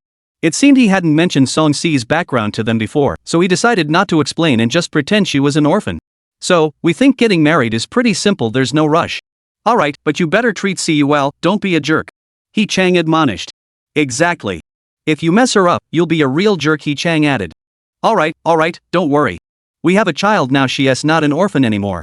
Gu Qingchen assured him, simultaneously planting a kiss on his wife's cheek. What else could he say? Say that Cece was abused by her abusive father since she was a child, and then he personally sent her father-in-law to his grave? No need for that. This kind of white lie is just fine. Cece. From now on, I'll protect you. If anyone dares to bully you, I'll beat them until they're begging for mercy. Zhang Fian declared boldly, slapping his chest. Okay, thank you, Yanzi. Regardless of whether she could actually fight him, Song Si still felt compelled to express her gratitude for the gesture. However, Gu Qingchen teased Zhang Fian on purpose, what if I bully Cece? The next second, the voice on the other end went silent. Pft, ha ha ha. He Chang immediately started mocking her. Zhang Fian retorted, what are you laughing at? If Gu Qingchen bullies Cece, that's not my business. I have to hand her over to the authorities. The silence was deafening. Upon hearing this, Song Si blushed and buried her head in her husband's neck. In the dormitory, Fan Zirua gave Zhang Fian a thumbs up and said, Yen, the way you drove that car really caught us off guard. He Chang also said, I thought you were afraid of the fourth brother's strength, but it turns out I was wrong.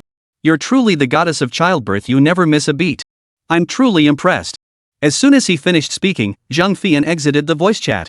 Alright, one's embarrassed and left. Let's all go. I'll rest with Cece too, Gu Qingchen said.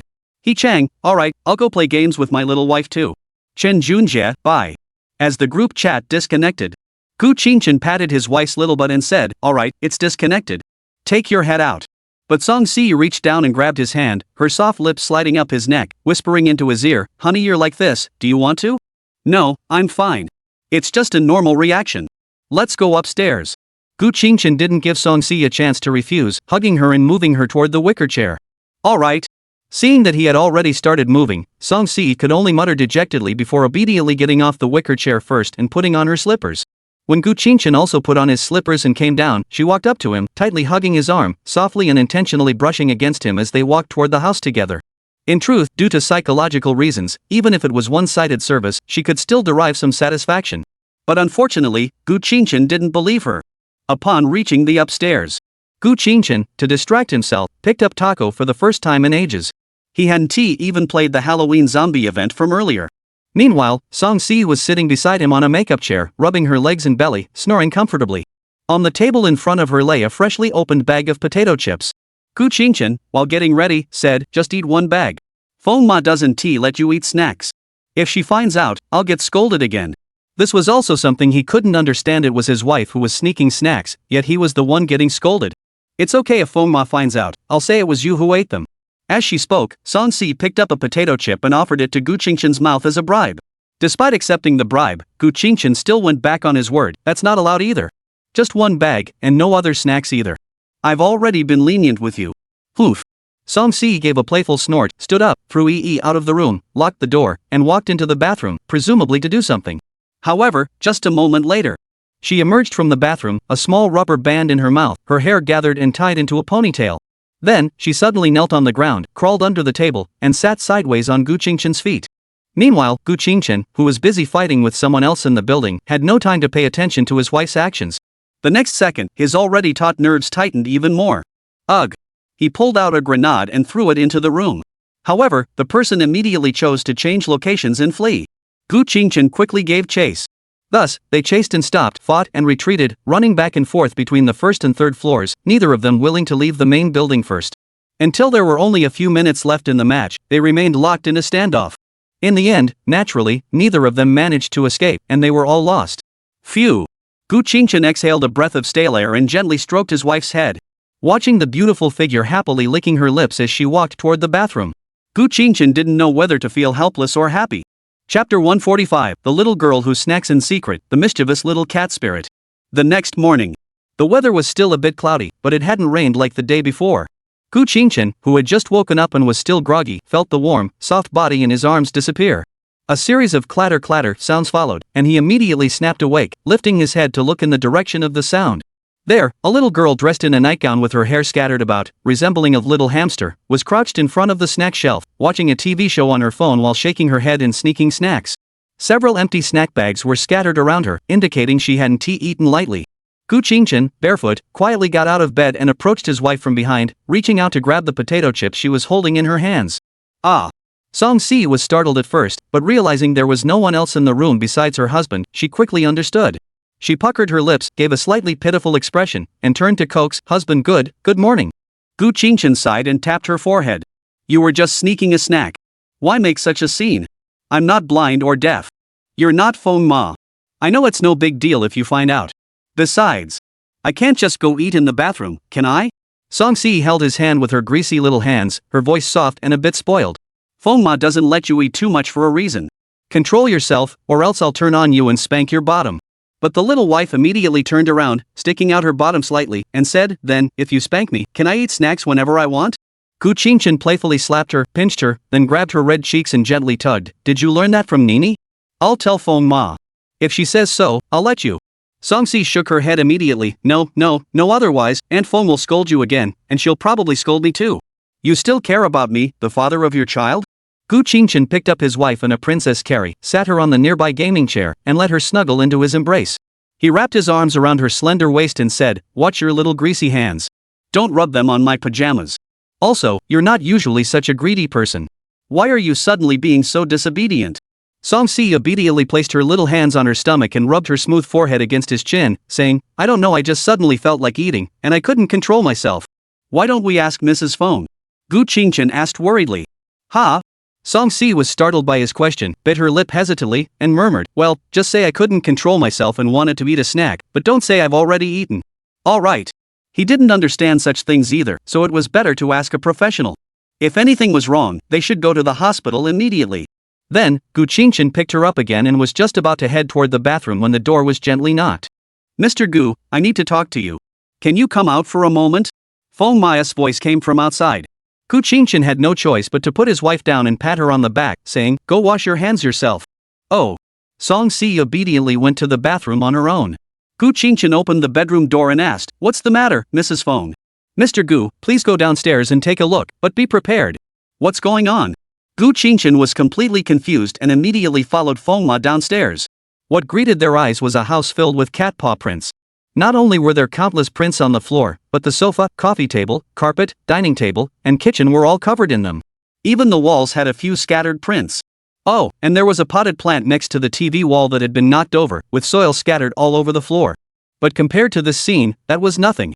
This scene made Gu Qingchen's forehead veins bulge. Soon after, Song-si also came downstairs.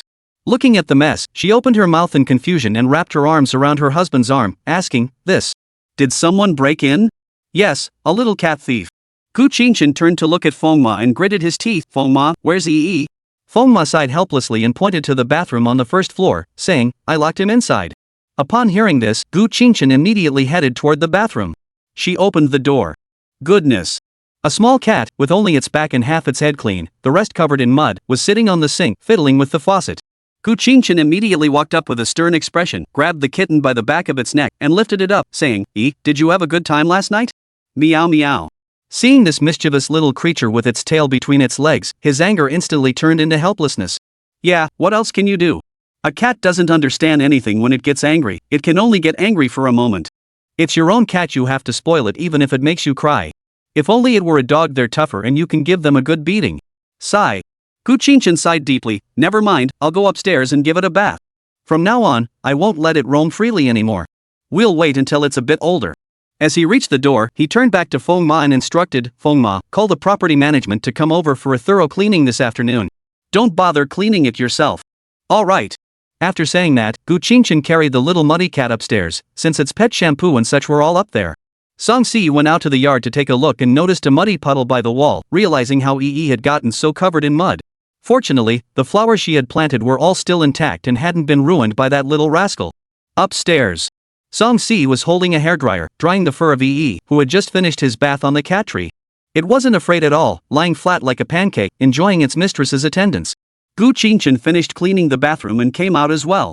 First, she filled the automatic feeder and water dispenser with food and water, then walked behind her wife and hugged her into her arms, giving Yi a gentle tug on its little ear and said, "From now on, just keep it inside the house, especially on rainy days. Under no circumstances should you let it go downstairs." Song-si turned her head and kissed him on the cheek. "It's okay. Once Yi grows up a bit, it'll be fine. Besides, just make sure the courtyard gate is locked. It won't be able to open the sliding door." True, but just to be safe, it should stay inside for now. As he spoke, Gu Qingchen patted Yi's little head. Soon. After finishing blow-drying the cat, the two closed the door and went downstairs. They saw Fengma, who had already cleaned up all the cat paw prints on the floor, table, and kitchen, and was now cooking. Gu Qingchen led Songsi to her side and said helplessly, "Mrs. Feng, didn't I say you could just clean it up for the property management?" Mrs. Feng shrugged indifferently, "It's no big deal. I just did what I could. The sofa is the only thing I can't clean properly. We'll have to ask the property management to handle it." "All right." Gu Qingchen didn't think much of it and asked, "I also wanted to ask you, Cici always wants to eat snacks and can't control herself. Is that normal?" Mrs. Feng raised her eyebrows and turned to look at Songsi, smiling and asking, "Is Cici sneaking snacks?" Upon hearing this, the young girl blushed immediately, hid behind Gu Qingchen, and peeked out with her little eyes, looking guilty. Gu Qingchen looked at his wife with affection and replied, "Yes, I knew I couldn't hide it from Mrs. Feng, but I still wanted to ask you about it. Otherwise, I wouldn't feel at ease." Mrs. Feng shook her head and said, "It's okay. During pregnancy, a woman's taste buds change, and it's normal to have a sweet tooth. Occasional sneaking is fine, but don't let her eat without restraint. Just keep an eye on your wife, it's not a big deal." "All right then." Hearing Feng Ma's reassuring words, Gu Qingchen nodded in relief. Chapter 146, Time Flies, the Eve of the Lunar New Year. Afternoon. Mrs. Feng called the property management for a thorough cleaning. In the evening, Gu Qingchen played some games, caught Songsi sneaking a snack again, and then went to bed to rest. The days that followed remained peaceful. On Monday morning, Chen Junjie and Bai Xiaoxiao were both absent from class. After everyone asked in the group chat, they explained that tomorrow was their wedding banquet and they would send a video then. It wasn't until Tuesday evening that a video was finally shared in the group chat. It wasn't very long, just 11 minutes, showing the wedding banquet. However, the venue was quite simple. A few large tables were set up with neighbors and villagers sitting around them. The village chief was sitting with both sets of parents, and there weren't even any red decorations hanging around. Chen Junjie and Bai Xiaoxiao weren't even wearing proper wedding robes, they were just wearing plain red cloth garments, standing right in the middle of the room. The process was also unusual. First, they toasted each table, and then they bowed and knelt before their parents. Finally, the village chief walked up, hung something resembling branches on their chests, announced that they were now husband and wife, and that was it. Rather than a wedding banquet, it resembled a religious ceremony, likely a village custom. Though it seemed unnecessary, what could they do? Chen Junjie had gotten Bai Xiaoxiao pregnant. Even if it seemed like a farce, they had to go through the trouble of accompanying the parents and the village. On Wednesday, the newlywed couple returned to school, still wearing the branches on their chests, saying they had to wear them for a week, or else. I don't understand it, but I respect it. Anyway, in a certain sense, the two of them are indeed married, since they were witnessed and approved by their parents and relatives. Time flies like the blink of an eye. Months of classes, meals, and rest followed. Songsi's belly gradually grew larger, and of course, so did Bai Xiaoxiao's. The university students were naturally amazed to see the two pregnant women.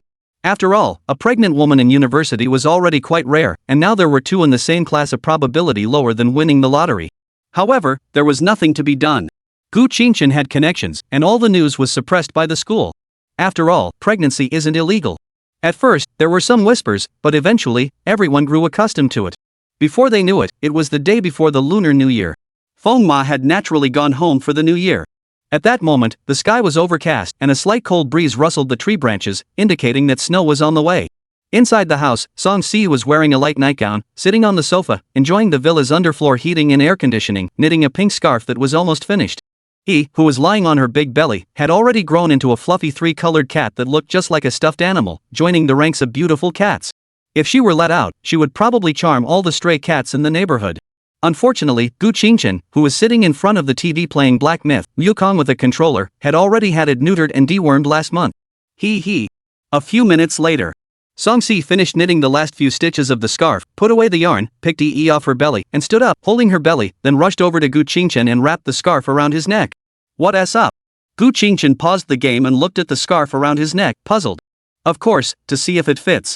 Songsi tilted her head, not understanding why her husband was asking such a silly question. Gu Qingchen picked up a corner of the scarf and said, "Pink? You made this for a grown man? Do you think it's appropriate? It's pretty nice, isn't it?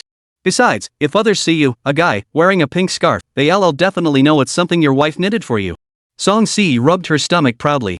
Gu Qingchen sighed helplessly with an indulgent smile. "All right, my dear wife's grace is too great, how dare I disobey?" Suddenly, Songsi caught a glimpse of white snowflakes falling in the courtyard. She immediately became excited, holding her stomach as she ran to the door. Seeing the snowflakes falling like flowers from the sky, her eyes sparkled. Gu Qingchen also stood up, walked over, and embraced his wife from behind, gently rubbing her belly and saying softly, "Let's go upstairs to change clothes and go out to play." All right. Soon. In the small courtyard. How beautiful. Songsi peeked out from under her scarf, holding her right hand up halfway, watching the snowflakes melt quickly in her palm. She exhaled a puff of white vapor and marveled. Gu Qingchen pulled down Songsi's woolen hat, covering her ears. They've been forecasting heavy snow for the next 2 days. Let's get up early tomorrow, put up the spring festival couplets and blessings, then go downstairs to build a snowman. Okay. Songsi smiled happily and asked, what about Mom and Miaoshu? Are they coming to celebrate the new year with us? Gu Qingchen replied, Miaoshu's family has strict traditions. Before she gets married and there's no major event, she must return home for the new year. Mom is the head of the Gu family, so she has to spend the new year with her relatives every year. I don't want to deal with those relatives, but I should have brought you along. We'll visit Grandpa's place on the 3rd day of the new year, and next year we'll spend the new year at his place. Songsi brushed the snowflakes off her hands, slipped her arm through Gu Qingchen's, and tucked it into the pocket of her down jacket. So, just the two of us for the new year this year? It wasn't hard to hear the hint of anticipation in her voice. Sure. Gu Qingchen nodded. Songsi gave him a gentle smile, tiptoed up, and kissed his cheek. I'll fry you some steak for dinner? No smoke or grease. Sure, whatever my wife wants to eat. Pregnant women aren't that picky, cooking a few times now and then isn't a big deal. Gu Qingchen stroked her soft, supple cheeks and said, too bad fireworks are banned now. Otherwise, I could have treated you to a taste of the New Year's atmosphere. But we could still sneakily set off some silent ones like sparklers or fairy wands. Songsi shook her head indifferently. It's okay, as long as you're with me. Alright, I'll try to arrange it. We'll have a proper New Year's next year. Chapter 147, Building a Snowman. New Year's Eve morning. Snowflakes fell gently, blanketing the sky in a gray haze. Through the window, the world seemed covered in a layer of snow-white velvet. At that moment, Songsi was barefoot, leaning against the windowsill, admiring the snow-covered landscape. Gu Qingchen, who had just woken up, instinctively reached out to hug the girl in his arms but found nothing. He rubbed his eyes and sat up. Fortunately, there was underfloor heating and air conditioning, so it wasn't cold. He yawned, stretched, and then saw Songsi, her little bottom sticking out, leaning against the windowsill. So, Gu Qingchen put on his shoes, walked over, and gave her a gentle pat on her pert little bottom. Songsi turned around with a smile. You're awake? I'll go make breakfast for you. As she spoke, she held her stomach and walked toward the door, her feet making a soft tapping sound on the floor. Gu Qingchen saw this and quickly picked up the girl who was passing by, lifting her into a princess carry and placing her on the bed. What's wrong? Songsi tilted her little head and asked. Gu Qingchen gently swept his hand over her delicate pink soles, massaging the arch of her foot for a moment while putting her socks back on. Even with underfloor heating, you can't go barefoot. It's cold in winter, and there might be spots where the heating didn't reach. Oh, I know. Songsi wiggled her cute toes, gazing tenderly at her boyfriend who was putting socks on her. After putting them on, Gu Qingchen gently tapped her playful toes with his fingers. Alright, put on your shoes and let's go cook. After dinner, we'll go downstairs to build a snowman. Okay. Songsi, upon hearing this, happily put on her shoes and hurried downstairs to the kitchen to start cooking. After finishing a simple meal of fried eggs, toast, and milk, she hurried to her bedroom to change clothes. Gu Qingchen simply put on yesterday's down jacket and cotton pants, leaving the front open, and held 2 pairs of snow gloves at the entrance, waiting for the girl to change. Songsi wrapped herself in a scarf, put on a cotton hat, and emerged from her room in a thick white down jacket. Seeing Gu Qingchen's outfit, she approached him with a pout and said, "It's snowing outside. You're not wearing a hat or a scarf. You really don't know how to take care of yourself." As she spoke, she reached out to zip up Gu Qingchen's jacket, then hurried to his bedroom to fetch the pink scarf and hat she had knitted the previous day. After coming out, she carefully wrapped the scarf around him, made sure his hat was on properly, and only then felt reassured enough to take his hand and lead him out the door. Since the courtyard wasn't very large, the two decided to go play in the snow in the neighborhood. Gu Qingchen carefully put the gloves on Songsi's hands and then led her to roll snowballs. Honey, can we make it this big? Soon, Songsi pushed a snowball as tall as her waist toward them. Gu Qingchen nodded immediately and said, "That's enough, stop pushing. It's too big." As he spoke, he made his own snowball smaller, gently picked it up, and placed it on top of the girl's large snowball. Then, he found 2 branches and 2 stones, and stuck them on either side of the snowman and on its face. Songsi pinched a triangular cone and placed it on the snowman's head as a hat. How about it? She stood with her hands on her hips, her belly sticking out, as if showing off her masterpiece. It just needs a nose. Where can we find a carrot? Gu Qingchen looked around but didn't see anyone else building a snowman nearby. The clever Songsi simply rolled a snowball and smacked it onto the snowman's face. This will be the nose. It's a bit ugly. Gu Qingchen looked at the large snowman and criticized it without hesitation. Song Si pretended not to hear and walked up to the snowman, using a twig to write on its chest, Chin. Si. She clapped her hands, lifted her chin, and looked at her boyfriend, saying, isn't it ugly now? Gu Qingchen couldn't argue with her. Though he still thought it was ugly, he went along with her, saying, it's beautiful. It's the second most beautiful thing in the world. Then who is the most beautiful? Of course it's my wife. Gu Qingchen squatted down, made a snowball, and said. Upon hearing this, Song Si smiled contentedly, but the next moment, a snowball flew toward her, hitting her forehead. Ah! She didn't feel any pain, but the girl still covered her forehead with her hands, her eyes brimming with tears. Gu Qingchen quickly stood up and ran over, rubbing her forehead with a mix of laughter and exasperation. Sorry. I didn't expect it to hit so accurately. I thought it would only hit the clothes. Song Si pouted, squatted down, and made another snowball. Gu Qingchen saw this and took off running. Don't run, let me hit you too. Hearing her innocent, clear voice, Gu Qingchen ran for a short while before suddenly stopping and turning around to hug Song Si, who was chasing after him. The snowball in her hand naturally fell off. Feeling the warm embrace, the girl immediately settled into his arms and stayed still. Alright, stop playing around. You're pregnant, and if you slip and fall, it'll be trouble. Let us go home and put up the Spring Festival couplets. Gu Qingchen rubbed his chin against her forehead. Alright, Song Si mumbled, burying her face in his chest. After that, the two of them returned to the villa, leaning against each other. He rummaged through the storage room and found several Fu characters and couplets bought years ago in Linjiang. Gu Qingchen climbed onto a stool, holding the couplet steady with one hand, and reached out to Song Si beside him with the other. Help me tear off the tape. Song Si quickly bit off a piece of tape with her teeth and handed it to him. One more piece. The girl obediently did as she was told again. After some effort, Gu Qingchen, who had finished hanging the couplets, jumped down from the stool and clapped his hands, all done. Upper couplet, red plum blossoms bloom to welcome the new year. Lower couplet, auspicious snowflakes foretell a bountiful year. Horizontal inscription, welcoming spring and bringing blessings. It was just an ordinary pair of couplets, nothing special. Song Si felt a new joy of the new year, smiled, and wrapped her arm around Gu Qingchen's arm, saying, you've worked hard. What's so hard about that? In the neighborhood, we just put up some Spring Festival couplets. Back in the old days, in the courtyard houses, we had to welcome the door gods, set off firecrackers, and hang colorful flags. There's nothing we can do. The festive atmosphere is fading year by year. This is all we can do now. Gu Qingchen's words were filled with regret and nostalgia for past New Years. Those were truly happy times. Though his family didn't treat him well, the festive atmosphere was strong, and he still managed to receive a few red envelopes. He would gather a few close friends to set off firecrackers and run around everywhere, having a great time. But now, times have changed, and he's grown up. The few friends he used to play with rarely keep in touch anymore because of his past escape. Song Si noticed her boyfriend's mood, slowly hugged him, and said softly, whether it's New Year's or not doesn't really matter. As long as the important people are by your side, that's what counts. Gu Qingchen smiled slightly, hugged the girl back, and rubbed his nose against her hair, inhaling the refreshing scent of her hair. Let us go. We'll have hot pot for lunch, and in the evening, we'll make dumplings with filling and dough. All right.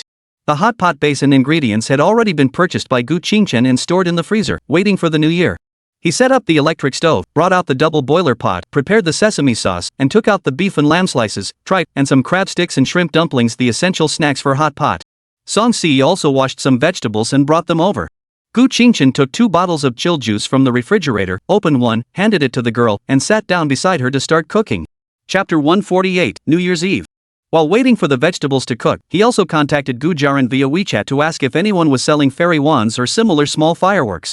He quickly got the contact information of a fireworks vendor, who said he would deliver them in the afternoon. However, he had to pay a little extra as a tip. After all, it was the new year. Gu Qingchen agreed readily. Eat quickly, the meat is almost overcooked. Song Si picked up a large piece of lamb and placed it in Gu Qingchen's bowl. Alright, you eat too. Don't worry about me. The girl nodded in response, but her actions of serving him food didn't stop. Gu Qingchen could only smile helplessly, saying nothing more, and enjoyed being fed by his wife. After a hearty hot pot feast, the uncle who had delivered the fireworks arrived.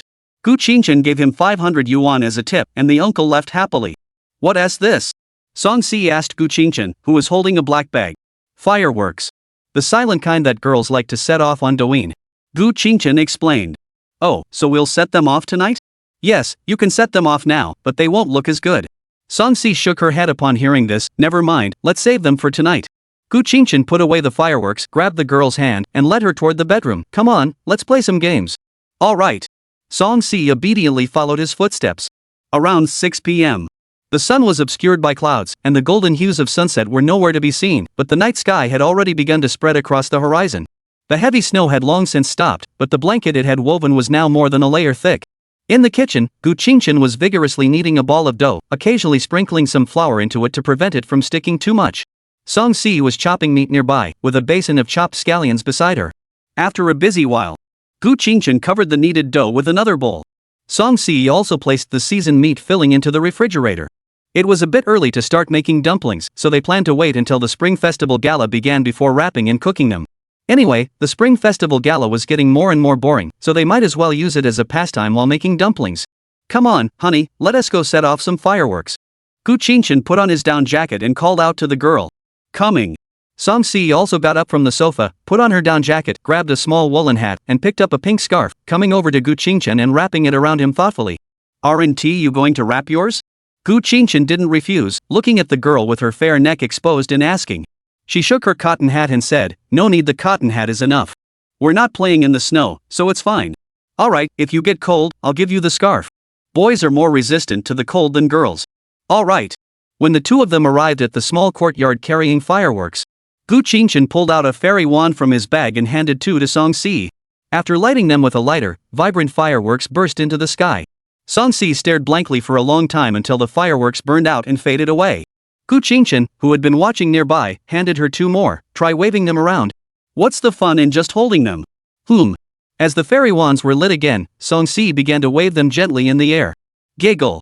Gradually, the girl relaxed, took a few more fairy wands for Gu Qingchen to light, and then, with a joyful laugh like silver bells, danced through the snow like a beautiful fairy. Go slower, don't fall. Gu Qingchen said worriedly. Okay. After running wildly for a while, Song Si finally returned to Gu Qingchen's side, panting heavily, her face glowing with joy. Gu Qingchen was afraid his wife would catch a cold from sweating, so he quickly took off his scarf and wrapped it around her neck. Then, he gently pulled Song Si into his arms, cupped her chin, and kissed her. The sudden kiss caught the girl off guard. But she quickly wrapped her arms around his neck, parted her lips, and let her warm tongue intertwine with his. The small lantern in the courtyard illuminated the two of them standing in the snow, their intertwined figures resembling a beautiful painting. If only it could snow a little more, it would be even more beautiful. After a long while, the two slowly parted, a silver thread of saliva connecting their lips, and their exhale breath adorned the bridge of love. Song Si's face flushed slightly as she stuck out her cute little tongue and rolled the thread into her mouth. Gu Qingchen, seeing this, couldn't resist and once again captured her moist lips, savoring them freely. After a while, Song Si buried her head in his chest, biting her lips and speaking in a playful tone, You're sucking so hard, my lips feel swollen. Gu Qingchen curved his lips, raised his hand to stroke her soft, delicate cheeks, and said, Let's go cook. Haha, you wrapped it so badly. Song Si, who had changed back into her nightgown, picked up a flat dumpling and burst into laughter.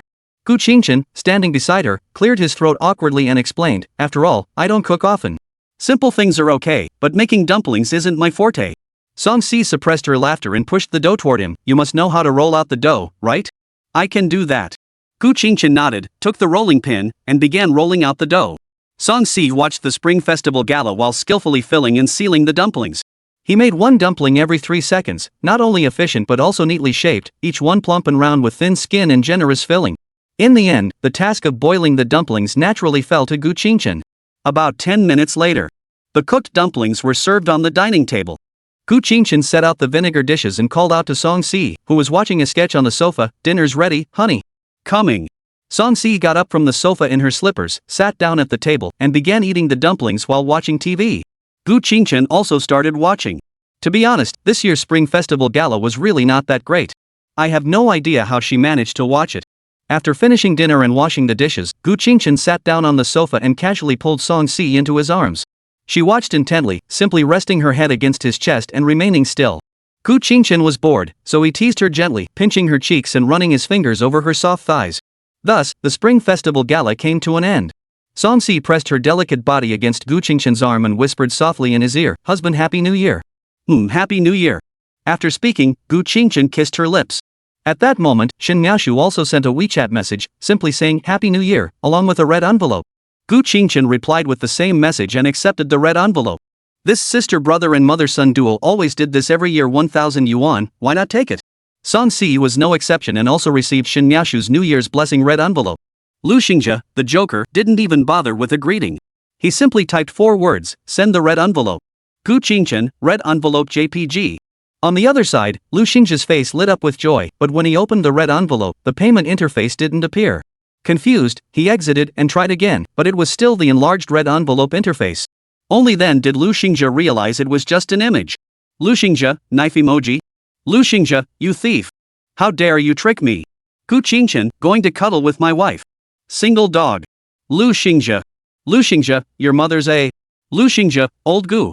You. However, Gu Qingchen didn't even glance at his message. He sent a 5,000 yuan red envelope to Song Si on WeChat and then tossed his phone aside. Song Si had been watching Gu Qingchen's phone screen the entire time and naturally saw him send her the red envelope.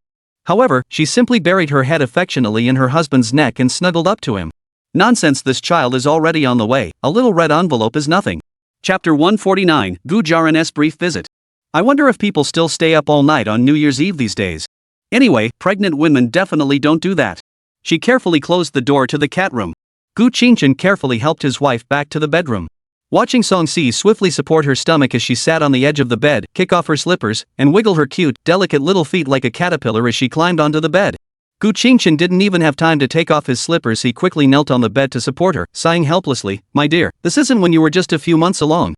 Can we please move a little slower and gentler?" Song Si gave a sweet smile, patting the spot beside her and said, "It's okay, I'm not that fragile. Come on up, I want a hug." Alright.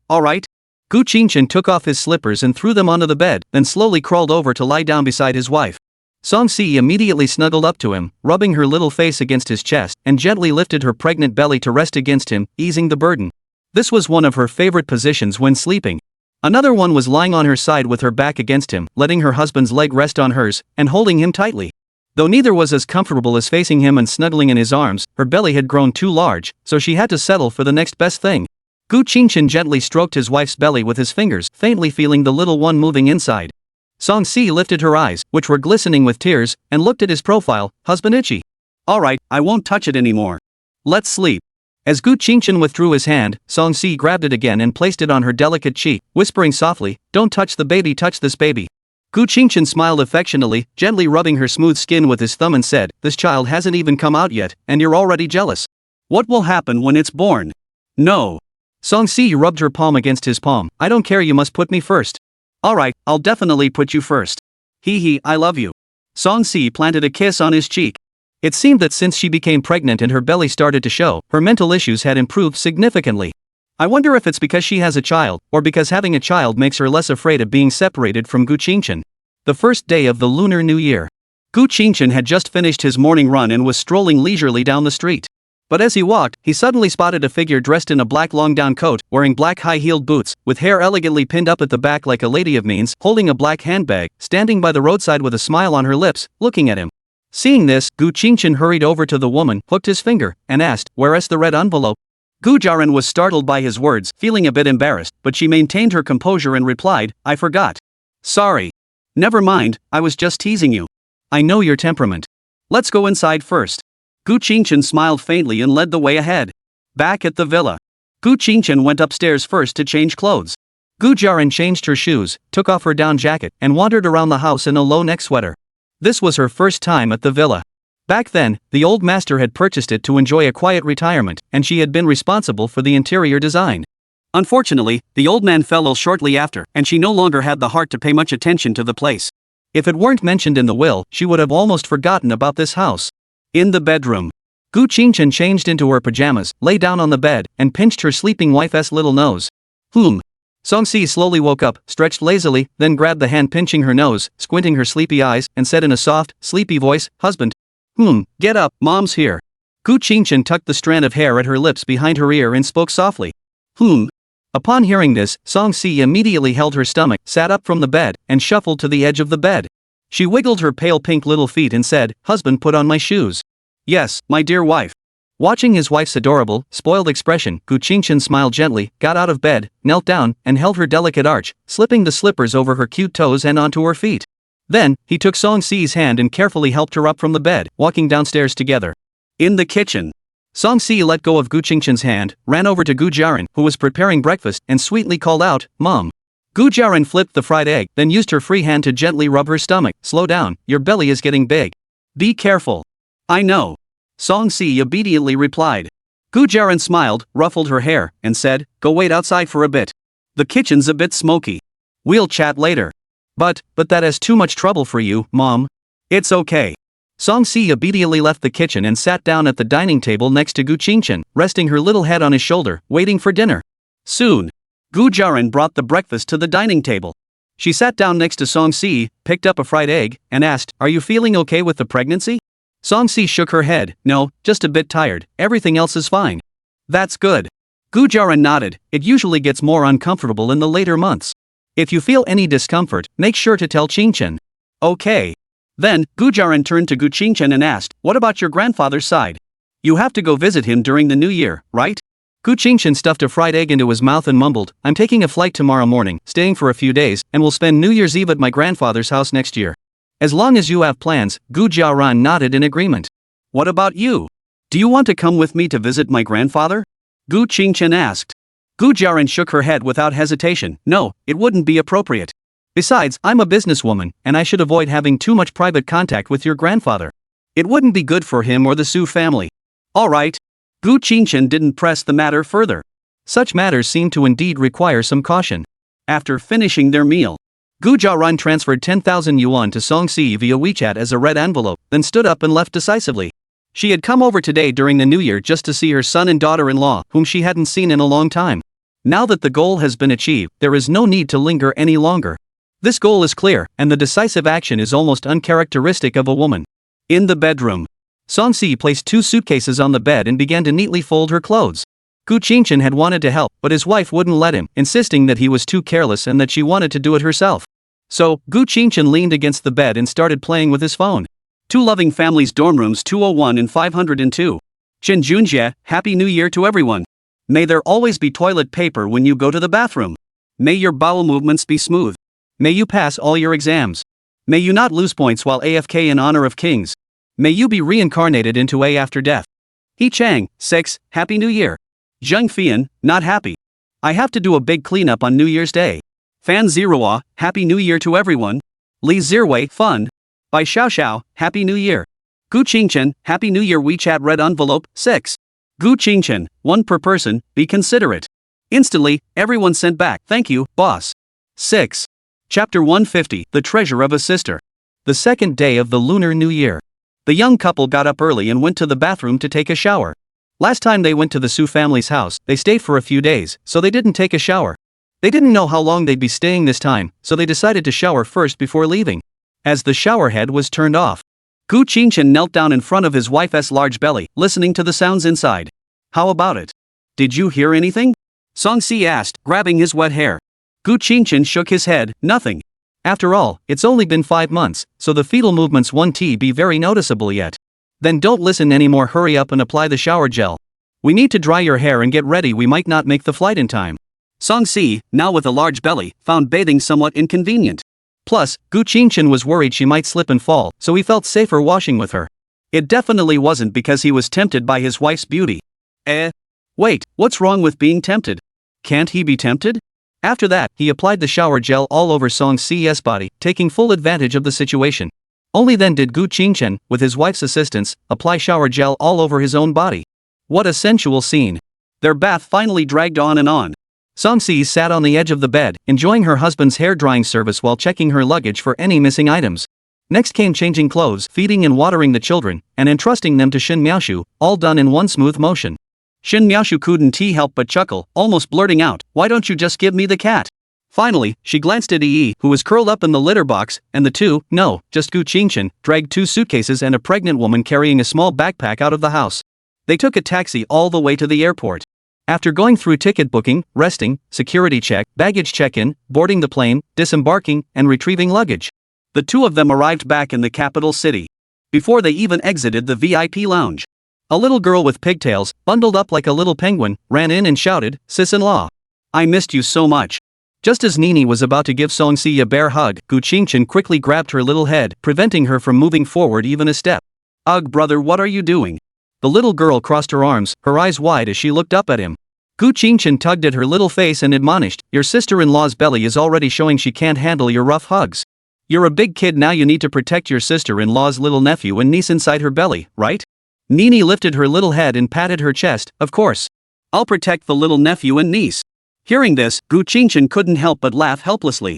Nini was indeed raised by Su Yahwan. This mother-daughter duo was like two peas in a pod. Before he could say anything, Su Yahwan walked over and gave her daughter a Buddha's palm on her little bottom. Su Yurua. Don't you know your sister-in-law is pregnant? How dare you be so mischievous and reckless? Fortunately, Nini was dressed warmly and didn't feel much pain. But upon hearing her name, she reflexively hid behind Song Si, peeking out with a pitiful expression and pleading, "Auntie, save me." Song Si couldn't help but laugh as she stroked her little head and pleaded on her behalf, "Auntie, she's just a child. It's okay. That's not acceptable. What if you get hurt? This girl won't learn her lesson unless she gets a good spanking." Saying this, Su Yahwan was about to roll up her sleeves. But Gu Qingchen stepped forward to hold her back, leading her toward the exit. "Enough, Auntie. Let's go back to my grandfather's house and talk about it later." Nini watched his imposing figure and felt deeply moved. "Don't worry, big brother. I'll use my New Year's money to buy you 10 ice creams to repay your kindness." In the distance, Gu Qingchen, who had just stepped out of the VIP building, wrapped his down jacket tighter around himself and sneezed. "Ha? What's that? I must be catching a cold." Song Si also took Nini's small hand and followed behind. This time, there were no airport officials or soldiers surrounding them. There was just a simple white-plated Hongqi car parked there, driven by Su Yahwan herself. Gu Qingchen helped Song Si into the back seat before getting into the front passenger seat, fastening her seatbelt, and asking with concern, "Auntie? Are you sure you can drive?" Su Yahwan rolled her eyes in annoyance and said, "What kind of question is that? I've been driving for over a decade, you know." "All right then." Immediately after, Gu Qingchen turned to his wife in the back seat and said, "Cici, fasten your seatbelt. If we crash, keep your hands over your head." Su Yahwan. Nini also cooperated by hugging Song Si's pregnant belly, resting her face on it and rubbing it gently, saying, "I'll protect my niece and nephew." These words from her own daughter were like a knife in the heart of the old mother. "Hey, since I can drive here, I can drive back. I won't let you see my driving skills today." Saying that, Su Yahwan started the car and accelerated away from the airport. On the road, Nini remained lying on Song Si's belly, innocently and enthusiastically telling how much she missed her sister-in-law. She used every nice word she knew. Though some of the words didn't quite fit, her adorable little expression only strengthened Song Si's resolve to have a daughter. Anyway, this one isn't hers, so she'll just have another one. Gu Qingchen cut to the chase. "You just want your ice cream, don't you? After all, there's no such thing as a free lunch, and especially not when it comes to the only person willing to take her out for ice cream." Su Yuru. Su Yahwan drove while coldly saying, "Don't try to flatter your sister-in-law to buy ice cream. It's summer, so I'll let it slide, but in winter, you better behave yourself. Otherwise, don't blame your mom for spanking your little butt." Nini was no fool either. She immediately retorted, "Mom, keep your eyes on the road. Otherwise, I'll call the police and report you." "Hey Su Yurua. Fine. Once we get there, just wait and see how I'll deal with you." Nini didn't say anything, just climbed off Song Si's stomach and quietly moved to the car door. Soon, as they chatted, the car passed the soldiers' checkpoint and stopped in front of the compound. Before anyone could react, the little rascal Nini had already opened the door and jumped out of the car at lightning speed. She ran while shouting loudly, "Grandma! Your daughter is going to hit me." This scene made Su Yahwan's face turn dark. She turned off the engine, pulled the handbrake, unbuckled her seatbelt, and handed the keys to Gu Qingchen in one fluid motion. As she opened the door and got out, she reminded Gu Qingchen to lock the car before chasing after Nini. Gu Qingchen held the keys and shook his head helplessly, then got out of the car and carefully helped his wife out of the back seat. He then retrieved the luggage from the trunk, locked the car, and entered the compound alongside Song Si. Chapter 151, Forever a Child. As soon as they entered the house, looking around the room at all the aunts, uncles, and sisters, along with two unfamiliar men, Gu Qingchen greeted each of them with his wife, wishing them a happy new year. Then, he made a gesture inviting them forward and asked, "Who are these two?" Su Igwa immediately pointed to one of the men with a scholarly appearance, faint dark circles under his eyes, and glasses, and said, "He is your uncle Su Zishue. He mentioned himself in the group chat before." "Hello, Uncle Su. Happy New Year." 2. Gu Qingchen and Song Si greeted them. "Happy New Year, you too," Su Zishue replied with a smile. Then, Su Igwa pointed to the last man, who had a stern expression, slightly tanned skin, and looked relatively young, and said, "This is my son, Su Xiang'an. I won't mention his position or job, it's confidential. Hello, cousin. Happy New Year." 2. But Su Xiang'an merely nodded indifferently and said, "All right." Suddenly, Su Igwa stood up, slapped him on the head, and said angrily, "Say it again." "Yes." Su Xiang'an immediately straightened his back and said, "Hello, everyone. Happy New Year. That's more like it. Stop pretending." Gu Qingchen and Song Si saw this and merely exchanged a smile. Suigwa was about to sit back down when Su Zhongshan interrupted him. Don't sit down. Second and third sons, go get chairs for the pregnant woman to sit on. Since the old man had spoken, how could the sons disobey? They obediently got up and went to fetch chairs. Thank you, Uncle 2 and Uncle 3. After thanking them, Gu Qingchen helped Song Si sit down on the wooden sofa. Suigwa glanced enviously and immediately elbowed his own son. Can't you hurry up a bit? Look at others, they already have children. What about you? You're almost 30 and don't even have a girlfriend. Su Xiang sighed wryly. Dad, you know my line of work. How am I supposed to find one? All excuses. I want to see a grandchild within 3 years, or else I'll transfer you. After some casual chatter, Mu Xiai and Su Yawan also came out one by one, each holding a dish. Nini kept holding onto her grandmother's skirt, afraid her mother would turn around suddenly. Enough chatting. Come over and eat. Mu Xiai finished calling everyone and immediately went to Song Si's side, intending to help her up. Gu Qingchen quickly waved her hand to refuse. No, Grandma, I'll do it. Saying this, he quickly helped his wife to her feet. Actually, there was no need to help. Even if the pregnancy was full term, a pregnant woman could stand up on her own, let alone someone who was only halfway through. Mu Xiai smiled tenderly as she stroked Song Si's belly. Your belly is already showing. You must take good care of yourself. Eat more today. I made the meal according to the pregnancy diet plan. Alright, thank you, Grandma. At the dining table, Gu Qingchen returned the car keys to Su Yawan and, as usual, started drinking with his uncles. Song Si, meanwhile, was being fed by Mu Xiai while chatting with her cousins.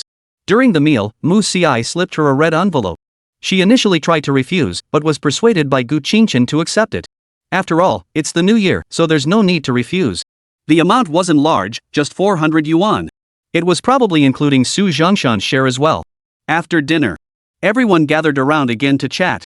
Nini, the little thief, took advantage of the chaos to sneak over to Song Si and tiptoe up to her, whispering, Sister-in-law, take me out to play. I'll treat you to ice cream with my New Year's money. But don't let Mom find out, okay? Before Song Si could respond, Su Yaruo's gloomy expression silently emerged from behind Nini, and she said in a low voice, Su Yaruo. What red envelope money? How do you still have red envelope money? Upon hearing this, Nini's little body trembled violently. She turned around sheepishly and said, Hee Mom, what red envelope money? I didn't say anything. Ah. Su Yawan didn't bother listening to her daughter's excuses, she simply picked her up and searched her thoroughly. Then, the 200 yuan red envelope was now safely in her own pocket. Seeing that Nini was about to cry, Su Yawan quickly knelt down, cupped her little face, and said, You're still too young to have money, so the red envelope is naturally something Mom is saving for you. When you grow up, Mom will give it back to you. Nini held back her tears and asked in a pitiful voice, When will I grow up? Su Yawan wiped the tears from her eyes and said gently, Silly child in Mom's heart, you'll always be a little kid who never grows up. The next moment, the little girl burst into tears and ran to Mu Si's side to complain, Wawa Grandma. Your daughter is bullying me. Su Yawan didn't bother to respond to her daughter who was tattling on her. She called all the younger relatives over, holding the temple fair tickets and said, Do you want to go to the temple fair and have some fun? Don't listen to them, it's no fun. Su Xiangyan waved his hand and said, I'm not going. I have to leave this afternoon. Is that so? Alright then. Su Yawan turned her gaze to the remaining four. What about you guys? Let us go. We've never been to the temple fair before, Gu Qingchen said, holding Song Si's hand. Su Jingwan cousin and Su Shiyu younger cousin also nodded in agreement. Although they had been there many times as children and were quite familiar with it, it was still better than listening to a bunch of elders chatting endlessly. They might as well go and enjoy the delicious food. Alright, go ahead then. Su Yawan handed all 6 tickets to Gu Qingchen, then walked over to Mu Xiai and pulled Nini over. Ugh! Grandma! The little girl thought her mother was going to spank her for hiding her New Year's money and was about to call for her mummy's guardian beast when a delicate hand covered her mouth. Alright, I won't hit you. Go with your older brother and sister to the temple fair and play. Don't bother me here. Saying this, Su Yawan still gave her a light slap on the butt. Instantly, Nini puckered her lips, covered her bottom, and ran behind Song Si, tugging at her skirt and whining, Let us go, big sister, we're not playing with the bad mom. Alright, let's go. Song Si smiled as she took her little hand and walked out of the living room with her cousins. Gu Qingchen was about to follow, but Su Yawan pulled him back and whispered in his ear, Don't buy Nini any ice cream. Gu Qingchen made an okay gesture and hurried after them. They exited the courtyard gate and reached the roadside. As expected, they heard Nini persuading her wife and 2 older sisters to buy her ice cream. Gu Qingchen sighed and walked over, pulling her little pigtail and saying, Enough, stop being so clever. Forget about the ice cream, it's impossible. Ah no, big brother mom's not here, just one please. No way. Gu Qingchen shook his head in refusal. Grandma might spoil you, but your older siblings definitely won't. Dog head emoji. Nini puffed out her little face and started punching Gu Qingshan's stomach with her little fists. While muttering, bad brother, I hate you, I hate you. After enjoying her massage, Gu Qingshan picked her up, tucked her under his arm, and said, that was nice. Let us go. Giggle 3. This scene naturally elicited a soft laugh from the 3 women present. Nini wasn't having any of it. She wriggled like a little carp, kicking her legs and squirming, stinky brother let me down. Stop fooling around. I'll put you down once we reach the roadside. Chapter 152, Temple Fair Fun. That's how it was. The 3 adults and 1 child slowly walked out of the checkpoint and hailed a taxi by the roadside. After getting into the car, Nini, who had been stuffed into the back seat in her cousin Su Jingwan's arms, was still restless, secretly coaxing her 2 older sisters and her sister-in-law to buy her ice cream, clearly showing how much she loved it. They arrived near the temple fair. Due to traffic restrictions, taxis could only park on the side of the road. Gu Qingshan had no choice but to hold his wife's hand, while his wife held Nini's hand, and the 2 sisters walked hand in hand, making their way on foot to the temple fair site. The further they went, the more crowded it became. By the time they reached the temple fair site, they were truly speechless. The crowd was so dense that even the term sea of people couldn't begin to describe it. Everyone hold onto my hands or grab onto the hem of my clothes. Just don't let go. Gu Qingshan held Song Si and Nini's hands and instructed them. Then, she turned to her cousins beside her and said, you 2 keep an eye on Nini too. Don't let her run off. I'm afraid she'll get lost. Don't worry. Su Jingwan smiled. Nini is pretty smart. She is a bit mischievous, but she is still very obedient. Su Shiyu defended Nini. That's fine, let's go. Line up and go in. They followed the crowd through ticket inspection and security. Gu Qingshan protected his wife's belly throughout the entire process. Nini obediently held Su Jingwan's finger. Upon entering, what greeted them was a street filled with food stalls. Nini immediately shook Su Jingwan's hand and said, sister, I want to eat meat skewers. Su Shiyu also raised her hand and said, me too, I want some too. All right. Su Jingwan nodded and turned to Gu Qingshan, asking, do you want to eat? It's crowded here, so I'll go buy some for you. You watch over Cici and Nini. Sure, thanks for doing that, sis. Gu Qingshan didn't refuse. After all, his wife was in the mood for something delicious, so there was no need to ask. He took Nini from Su Jingwan's arms, protected Song Si's stomach, and stayed put, waiting for his cousin to feed him. Soon, the 2 women returned with 10 skewers of meat. Here, 2 skewers each. Su Jingwan handed 4 skewers to Gu Qingshan. He took them and gave them all to his wife. Song Si happily took a skewer and, out of habit, held it up to her husband's mouth. Gu Qingshan took a bite and then asked Su Jingwan, sis, how much are these skewers? I'll transfer the money to you. After all, having power doesn't mean having money. At a temple fair like this, prices are definitely not cheap, and he didn't want to make her spend too much. Su Jingwan couldn't possibly accept her younger brother's money. She hurriedly waved her hands, no need. It's not that expensive. I know you have money. When your sister buys a house or a car in the future, you can give me some money then. This was mostly a joke, she just didn't want to haggle over such a small amount with Gu Qingshan. Alright. Gu Qingshan sighed and didn't argue further with his sister. It wasn't worth it. As they strolled along, Gu Qingshan also gradually noticed how ridiculously expensive everything was here. Old Beijing-style beef tripe, 30 yuan per serving, and it's terrible. Lamb skewers, just a bit bigger than those at a regular barbecue place, 30 yuan per skewer. Cotton candy, 40 yuan per serving. Little windmills, 45 yuan each. Luckily he's rich, otherwise he really couldn't afford it. On the way to the folk performance, Song Si took a sip of the newly purchased Xinjiang milk tea and stuck out her tongue slightly, finding the taste unfamiliar. Although it had the aroma of milk and tea, the salty taste was indeed a bit off-putting. She handed the milk tea to her husband and said, I'm too full to drink anymore, you have it.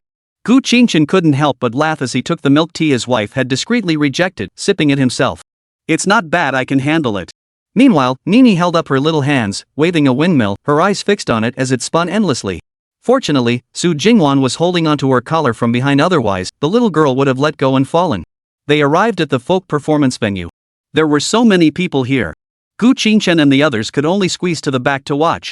In fact, he even picked up Nini, who could only see the backs of others, and placed her on his shoulders. The little girl was over the moon. She grabbed his hair and started playing horseback riding. Song Si smiled as she watched the brother and sister, leaning her head against Gu Qingshan's shoulder to watch the performance. It was now the acrobatics performance segment. First came balancing bowls, balancing pots, and kicking objects. Then came ball juggling, plate spinning, twisting their bodies into various shapes, picking up flowers or small objects with their mouths, and rolling lit lamps around their bodies without letting them go out. It was always so astonishing that people couldn't help but exclaim, that's impossible. But the performers did it for real. After watching for a while, they continued on and went to watch the lion dance. Just then, they witnessed a playful lion luring a child into the center of the arena. However, the child refused to cooperate and started crying loudly, scaring the lion into quickly returning the child. Those who weren't interested in the performance then headed to the entertainment area. Here, there were mostly ring toss games, target shooting, dart throwing to pop balloons, and other small games where you could play with game tokens. However, buying coins cost 30 yuan for 9 coins. Really, you could have just taken my 30 yuan, but you gave me 9 coins instead. You're so kind. Gu Qingchen didn't bother with that and simply took the 4 girls to play ring toss. The prizes were just some small crafts, probably not even enough to cover the cost of the ring toss. 50 yuan for 30 rings, Gu Qingchen paid 30 yuan per person. In the end, after everyone threw their rings, they only managed to win a small airplane toy. Damn it, lost 250 yuan. They then switched to playing airsoft guns, 20 yuan for 10 bullets. Gu Qingchen started by letting the younger kids go first, holding Nini in his arms and letting her hold the gun to shoot. The first 2 shots missed, but the remaining 8 hit the target. She happily received a toy, not knowing if it was Happy Lamb or Beautiful Lamb. Seeing that her cousins had taken the remaining 2 spots, Gu Qingchen put Nini down and held her between his legs to prevent her from running around. He then pulled his wife over and taught her how to hold the gun and aim. Song Si was quite talented, missing only 1 shot and winning a larger plush bear toy. She happily planted a kiss on Gu Qingchen's face, just as she was about to pout for praise, when Nini tugged on her finger, holding up her own plush toy and said, "Sis, can I trade with you?" Song Si didn't care about the stuffed animal at all, she just wanted her husband's praise, so she quickly stuffed the plush bear into Nini's arms. "It's yours." Yay! Sister-in-law, you're the best. Unfortunately, the little girl was tightly held between Gu Qingchen's legs and couldn't jump up. Chapter 153, Mom, how could you think of such a good thing? Song Si looked back at Gu Qingchen, tilting her little head up, her words brimming with anticipation. How about it? Am I amazing? No wonder you're my wife. You only missed 1 shot on your first try with a gun. That's amazing. Gu Qingchen gazed at his wife with adoring eyes, praising her.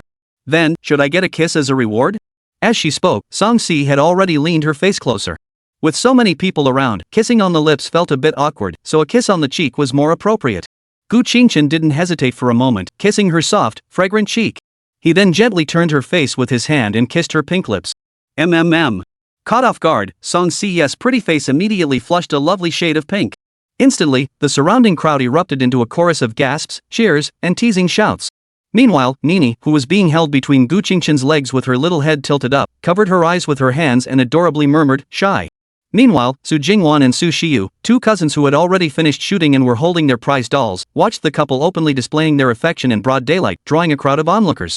They didn't even have time to tease them, rushing over instead, one person holding Nini's hand, the other leading Gu Qingchen and Song Si, who had just parted lips, hurriedly leaving the scene. Once they were away from the crowd, Su Shiyu immediately gave Gu Qingchen a light punch. "Don't you know where you are? You're kissing like that. Now it's ruined." Cough, cough, sorry, I couldn't help myself.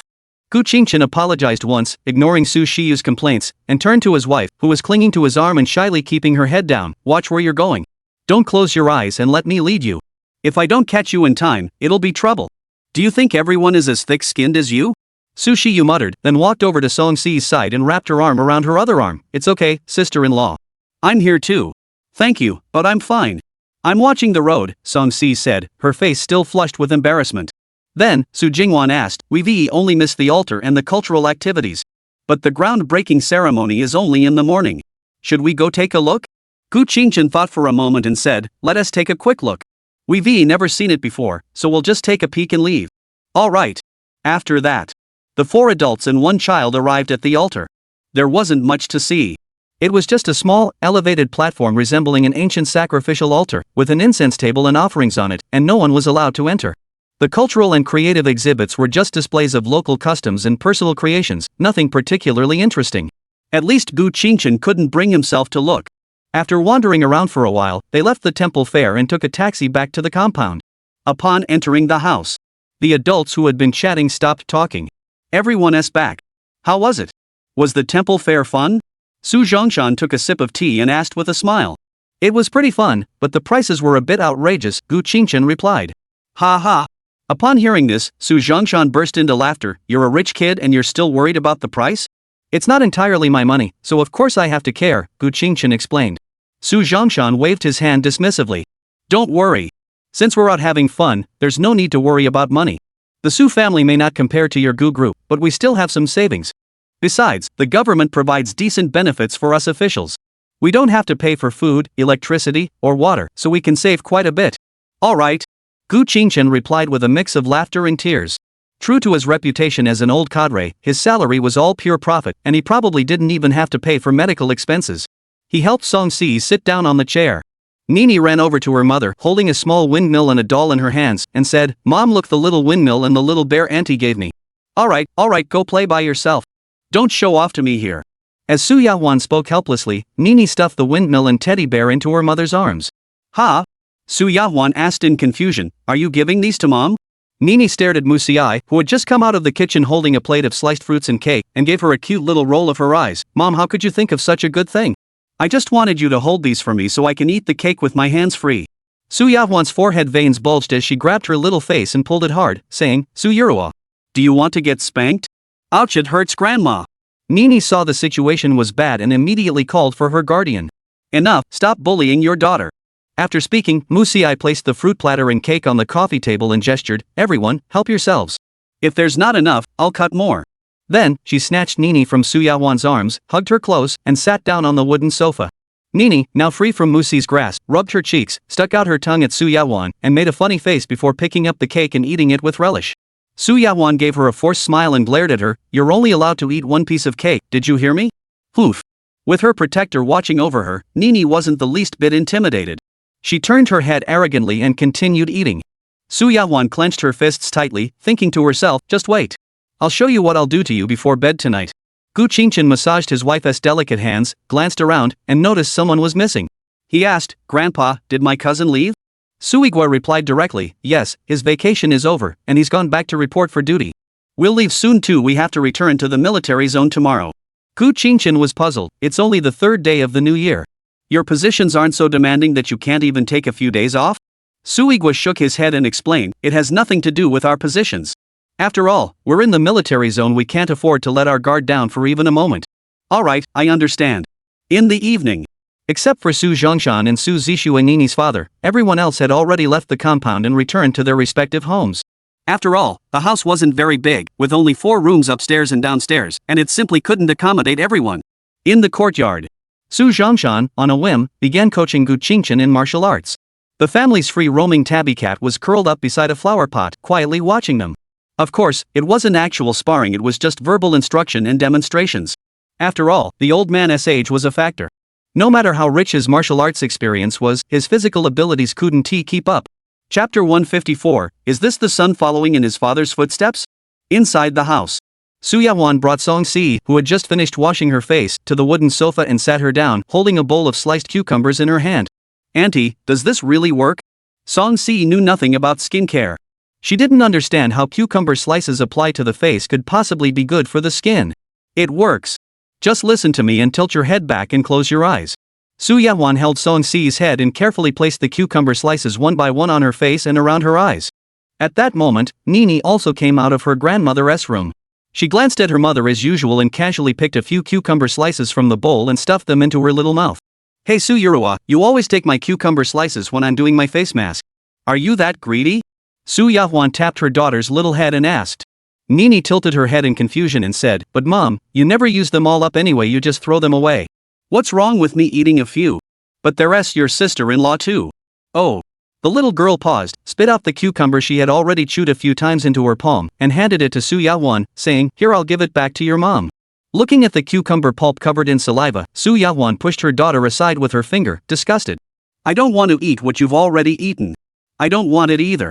Nini also found it disgusting and threw the cucumber mush into the trash can, then hugged Su Yahwan's leg and whined, "Mom, I want to put it on too." "What do you want to apply? Stop causing trouble." She continued to apply cucumber slices to Song Si. But Nini kept begging her mother insistently. Reluctantly, Su Yahwan said, "Be a good girl. After I finish applying it to your aunt, there will be some left for you." "Okay." Upon hearing this, Nini finally settled down. After finishing with Song Si, she helped her lean against the wooden sofa backrest. Su Yahwan applied the remaining few pieces to her own daughter, then picked her up and sat her on her lap, holding her close. About half an hour passed like this. Song Si removed the cucumber slices from her face and placed them in a bowl. She felt her skin was indeed a little better, but she wasn't sure if it was just a placebo effect. Meanwhile, Su Yahwan also removed the cucumber slices from Nini's face and discovered that the little girl had fallen asleep.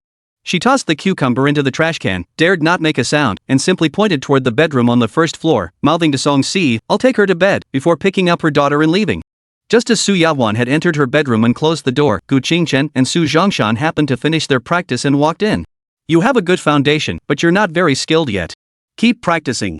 Gu Qingchen exhaled and said, "Grandfather, you're too strict. It's really not that I'm not skilled. What a pity. You would have made a good soldier," Zhongshan sighed as he sat down on the single wooden sofa. Gu Qingchen, also tired, sat down beside Song Si, took a sip of water, and waved his hand. "Forget about joining the military, Grandpa. What about my wife?" After saying that, he directly grabbed a handful of cucumber slices from the bowl. "Hey, don't." Song Si hurriedly grabbed Gu Qingchen's arm to stop him. Unfortunately, it was too late. Her own husband had already put it in his mouth. Gu Qingchen and Su Zhongshan both looked at her in confusion. "What's wrong?" Song Si's hands, wrapped around his arm, had their index fingers pressed together. She lowered her head, looking a bit wronged, and said, "That was the cucumber slice I used for my face mask." Gu Qingchen stopped chewing immediately. He didn't know whether to swallow or spit it out. "Ha ha." Su Zhongshan seemed to think of something and burst into laughter. Gu Qingchen decided to just go for it, chewed it up, and swallowed it down, then said softly, "Grandfather, is your grandson's embarrassing story really that funny?" No, I was just reminiscing about some old funny stories." Su Zhongshan waved his hand and continued, "Back then, your aunt was still a young girl and also liked to use cucumber slices as a face mask. Your grandmother didn't know, so she fried the cucumber slices she had used for her face mask with eggs. Your father, your second uncle, and your third uncle were all at home, so we just ate it. Then, your aunt came out after washing up and asked where the cucumber she had used for her face mask was. At that moment, the four of us men looked at the cucumber and egg stir-fry in front of us and were all speechless. We couldn't even finish our meal. So I guess I've followed in my father's footsteps." Gu Qingchen ruffled the hair of his adorable wife snuggled beside him. "By the way, if you want to visit your father, have Yahwan take you tomorrow. It's the Martyrs' Cemetery, not far from here. Of course, it's okay if you don't want to go. It's the new year, there's no need to visit a dead person." Su Zhongshan's words lacked the earlier humor, but he didn't seem particularly emotional either. Yet there was a faint sense of sadness lingering in the air. "I'll go visit tomorrow. Don't worry, Grandpa." Gu Qingchen could tell exactly what the old man meant. Besides, it's just a quick visit. It's not some ancestral worship ceremony, and it's a martyr's cemetery. Even staying overnight wouldn't be out of place. Do as you wish. After all, you're the old Su family's child, it can't be changed. Old people need their rest. I'll go to bed now and not disturb the two of you." With that, Su Zhongshan stood up and walked into the bedroom. Gu Qingchen glanced at Song Si, gently rubbed her soft cheeks, and whispered, "Shall we rest as well?" "All right." He gently helped his wife to her feet, and the two returned to the room on the upper floor where they had stayed during their previous visit. After rummaging through the suitcase, Gu Qingchen found a relatively conservative pink cotton nightgown for Song Si. Now, wearing a nightgown was definitely out of the question, or rather, it just felt uncomfortable. They could only wear the nightgown or not wear anything at all. But the latter was only acceptable at home, for her own eyes only. He carefully helped Song Si remove her loose dress, undid her bra, and briefly massaged her breasts before trying to slip the nightgown over her. Song Si didn't notice his actions at all and cooperated by arching her back. After all, he was her husband, she could do whatever she wanted with him. But when she saw him trying to put the nightgown on her, she grabbed Gu Qingchen's hand and placed it on her waist. "Underwear too. My stomach is too big, it's uncomfortable to wear." "All right." They were an old married couple, so Gu Qingchen skillfully removed her underwear and kissed her stomach. He then folded the underwear neatly and placed it in the suitcase before putting the nightgown on her. After that, Gu Qingchen changed into his own pajamas, climbed into bed, and hugged Song Si, who had already curled up at the head of the bed and was lying comfortably on the pillow. "By the way, did you wash your face before applying the cucumber slices?" Gu Qingchen asked. Song Si instinctively placed her stomach on his, rested her head against his chest, and relaxed her entire body, saying, "I did." "That's good, at least it's cleaner." Gu Qingchen hugged the little one in his arms a little tighter. "Go to sleep, we'll get up early tomorrow to visit my dad at the Martyrs' Cemetery." But Song Si lifted her head, pouting her little mouth and refusing. "You kissed the baby earlier, I want a kiss too." Gu Qingchen spoiledly ruffled her hair and kissed her jelly-like lips. Chapter 155, The Sneaky Couple. Late at night. Song Si slowly opened her eyes. Her bright eyes showed no signs of sleepiness, she hadn't slept a wink. She then moved extremely gently, supporting her swollen belly, and slowly emerged from Gu Qingchen's sleeping embrace. Seeing that he showed no reaction, she continued to inch forward, like a caterpillar, until she reached the edge of the bed. Next, Song-si extended her white, delicate feet, slipped on her slippers, then glanced back at her still sleeping husband before exhaling softly. She covered her stomach, stood up, and moved toward the door at a pace of 1 step every 3 seconds, gently pushing it open. She arrived downstairs. Song-si gently pushed open the kitchen door. The dark environment was illuminated by a warm orange glow. She peered inside and, as expected, saw the refrigerator door wide open. A cute little figure was crouched on the floor, sneaking a bite. "Nini?" Song-si called out uncertainly. Suddenly, the little creature, who had been stuffing a piece of cake into its mouth, jerked back, instinctively shoving the cake back into the refrigerator. But just as she was about to close the refrigerator door, she realized something was wrong. She hadn't been called by her full name, nor had she been scolded, so it couldn't be the tiger mom. Nini turned around and saw it was Song-si. She patted her little chest as if she had been pardoned and said, "Sis, you scared me to death. I thought mom had woken up."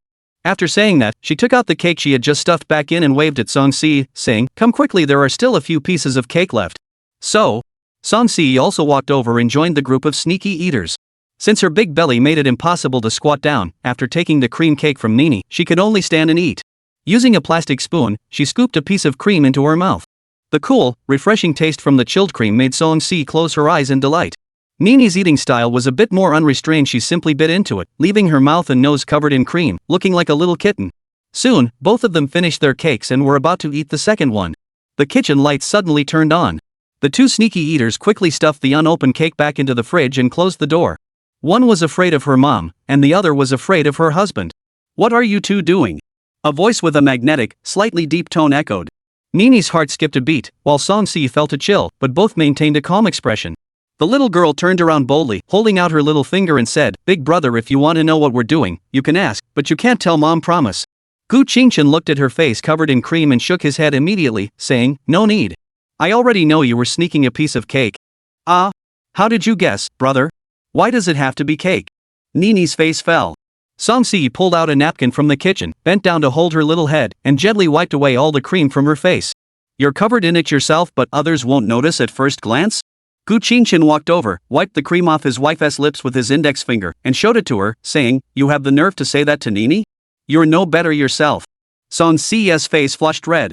She opened her cherry-red lips and sucked his finger into her mouth, using her expert tongue skills to lick away the evidence before spitting it out. Then she gave him a look that said, "What are you talking about?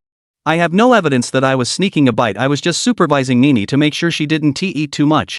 "Ah. Sister-in-law, you, Nini sensed the adult's cunning and tried to speak up, but Song-si quickly covered her mouth.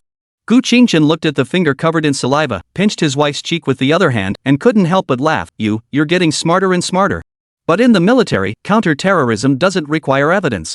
I don't need any to keep an eye on my own wife." Song-si let go of Nini, looking all innocent and wronged, and murmured, I just ate a piece of cake." After saying that, she turned her gaze toward Nini, seeking confirmation. However, Nini was displeased with her sister-in-law's betrayal and merely snorted disdainfully, "Sister-in-law, you're bad." Gu Qingchen naturally believed his wife's words. As long as she didn't eat too much, there was no need to make a big deal out of a piece of cake. If she had been too greedy, then a spanking would be in order. He knelt down, pinched Nini's little nose, and asked, "What about you? How much did you eat?" Nini silently held up 3 fingers, then hugged Gu Qingchen's neck and whined, "Brother, don't tell mom, okay, you're the best." As she spoke, she playfully kissed his cheek. Gu Qingchen wasn't swayed by her tactics. He pulled her little face and scolded her, "Counting the one you ate earlier today, you've already had 4 pieces. How can your little belly hold so much? This time I'll let you off, but if you get sick or I catch you sneaking food again, I'll tell mom exactly what happened.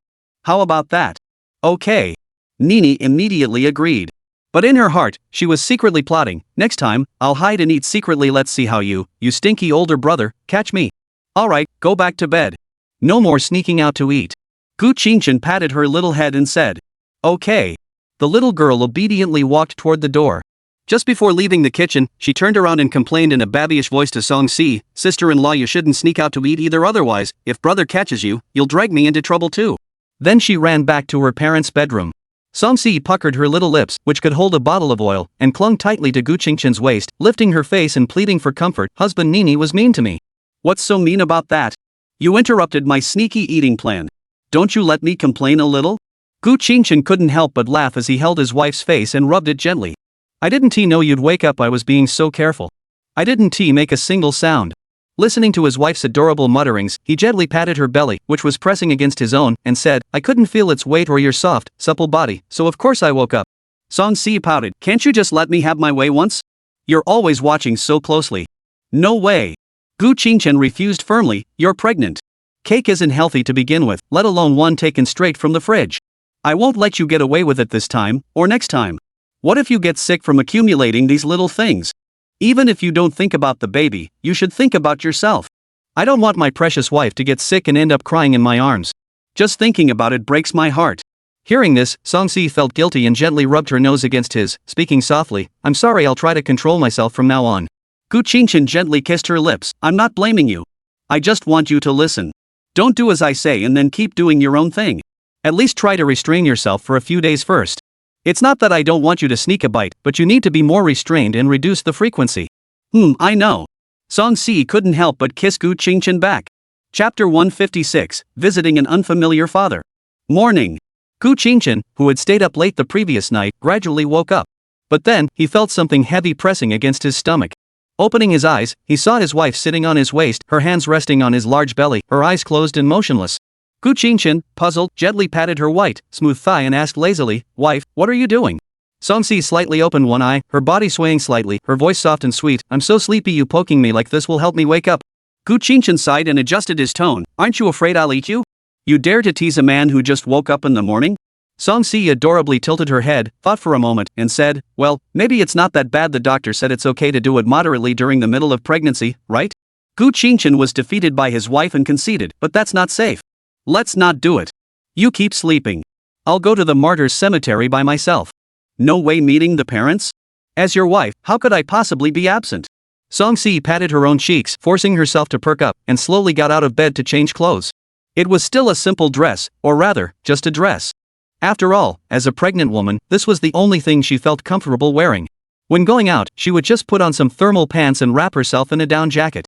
The courtyard house was still fairly warm, but compared to the villa where she could run around naked, it wasn't ideal. Next, Song-si thoughtfully found a high neck sweater and cotton pants for Gu Qingchen. After changing into their clothes, the two headed downstairs to wash up. Just as they reached the bathroom door, they encountered Suya-won, who had finished washing up with Nini.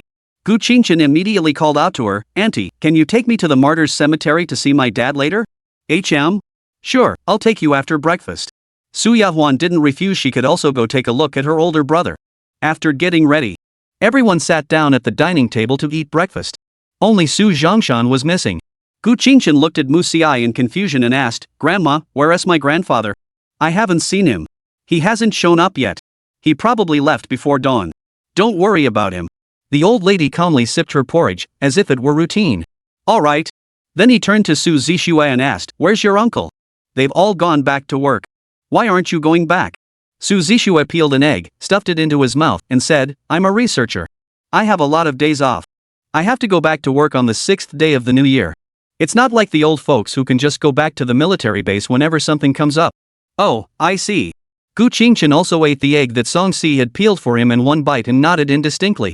Song-si immediately tapped him on the head in displeasure, then brought her bowl of porridge to his lips and said, how can you eat an egg in one bite? What if you choke? Drink the porridge. Su Zixue was startled and looked at his wife, why aren't you this concerned about me? Suya-won rolled her eyes at him, you're always rushing to finish your work, eating like a pig. I never said anything to you, but do you even listen? You're used to it anyway, you won't choke to death. After saying that, she broke the egg into small pieces and put them into Nini's porridge, saying, finish it all, or I'll spank your little bottom. Oh. Nini obediently replied, but whether she actually listened was another matter. After a simple chat, they finished breakfast. As expected, Nini's bottom received a few swats before she reluctantly finished her porridge. They then rested for a while. Suya-won drove Gu Qingchen and Song-si to the martyrs' cemetery. Originally, her own daughter had also insisted on going, but she had ruthlessly refused her. Because the little girl hadn't done her winter homework yesterday, she had to be supervised by Su Zixue today to finish it. Poor thing, a top graduate from the Chinese Academy of Sciences and the chief engineer of a major project, yet he had to teach his child the simplest addition, subtraction, multiplication, and division, and he couldn't even teach her properly. They arrived at the martyrs' cemetery. Gu Qingchen held a bouquet of flowers and a bottle of white wine in his left hand, while holding Song-si's small hand with his right, following Suya-won to a tombstone. The black and white photo of a person in military uniform bore a strong resemblance to Gu Qingchen, but there were also noticeable differences. Brother, hee hee, I forgot to bring your son to see you earlier. You always spoil me the most, please forgive me. Su Yahwan seemed to have regained the feeling of her teenage years as she gently tapped the tombstone and spoke. Gu Qingchen placed the flowers before the tombstone and bowed silently. Song Si followed suit, bowing slightly. Su Yahwan casually draped her arm over the tombstone, pointing at the young couple and introducing them. Brother, this is your son, Gu Qingchen, and your daughter-in-law, Song Si. And this, I don't know if it's your grandson or granddaughter yet, I'll introduce them later. The woman who gave you children is very beautiful and incredibly wealthy. You can rest in peace in heaven now. Gu Qingchen knelt down, opened the bottle of wine, and poured it gently in front of the tombstone. I don't know if I should call you dad. It just feels so awkward. After all, who calls someone dad on their first meeting? So, you'll just have to wait until I get used to it. Su Yahwan smiled and patted his head. It's okay, no rush. Whether you call me dad or not is fine. Given my brother's personality, he wouldn't care about such things. Alright then. Gu Qingchen bowed again before the tombstone. I just came to visit you today. I don't know what to say. As he spoke, he looked around the area, then wrapped his arms around Song Si's waist and said, at least your comrades can see that you didn't die childless, you're even about to become a grandfather. That way, you won't have nothing to talk about with them when you're down there drinking and chatting. Alright, it's too cold. I won't let my wife and child freeze. I'll come visit you again later. Su Yahwan waved at Sui Feng and said, I'm leaving, big brother, I need to go back and supervise Nini with her homework. Zixue doesn't know how to take care of kids at all. Song Si hesitated for a moment before bowing slightly once more and murmuring softly, don't worry, I'll take good care of Qingchen. Gu Qingchen smiled tenderly, placing a kiss on her blushing, adorable face. Let's go. Okay. Song Si smiled sweetly, wrapped her arms around her husband's arm, and walked toward the exit of the cemetery. Su Yahwan gave a sour smile, glanced back at her brother's tombstone, and teased, how about you? Did you get a mouthful of dog food too? She then hurried to catch up with the couple. In the car. Gu Qingchen rubbed his wife's cold little hand and asked, Auntie, when is my father's anniversary? The 25th of the 8th lunar month. Su Yahwan raised an eyebrow and said, what? Are you planning to come back next year to burn some paper money and pay your respects to your father? Yes, I plan to. Gu Qingchen nodded. Alright, by then, the baby in Cece's belly will have been born, and we can bring it to my brother to see. Alright. Chapter 157, Nini, who will do anything to avoid doing her homework. Time flew by. Only 2 days remained before the winter break ended and school resumed.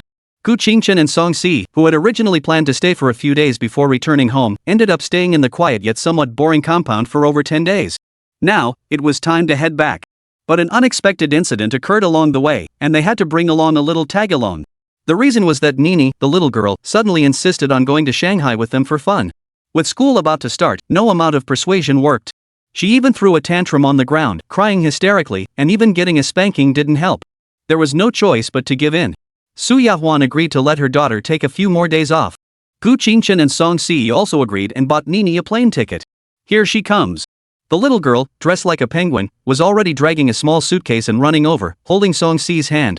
Su Yahwan sighed and walked over, adjusting her daughter's little cotton hat. She looked at Gu Qingchen and said, please take care of this disobedient little brat for a few days. Don't worry, Auntie. We'll just treat it like we're taking care of the kids early, Gu Qingchen said with a smile, pinching Nini's little cheek. Musiai also walked over, stroked Song Si's belly, and said, go back and take good care of yourself. If it's really too much, take a few months off school. Don't overexert yourself. Once you're close to giving birth, Grandma will come to Shanghai to visit you. Alright. Song Si held her wrinkled hand and said sweetly, Grandma, you must take care of yourself too. Alright, this old woman is still in good health, don't worry. Then Musiai turned to Gu Qingchen, grandson, take good care of your wife, okay? Of course, Grandma.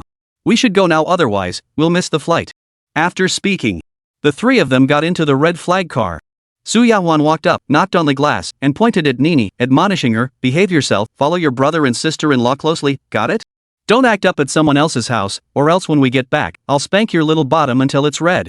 Okay, I know, Mom. You're so bossy. Uncle Zhang, let's go. Nini covered her ears, completely unwilling to listen to her mother's nagging. Gu Qingchen also said, let's go, Uncle Zhang. Uncle Zhang smiled slightly and started the car, slowly driving away. Su Yahwan frowned, watching the receding car, and muttered unhappily, you little brat, just wait until you come back, I'll show you. Mu Sisi smiled and patted her daughter's arm, let's go. She's just a child. Happiness is most important. You weren't much better than Nini when you were little. Mom, I didn't. In the car. Gu Qingchen scratched Nini's chin and asked, tell me, why are you so determined to follow us? But the little devil just played with her fingers and pretended not to understand. Big brother, what are you talking about?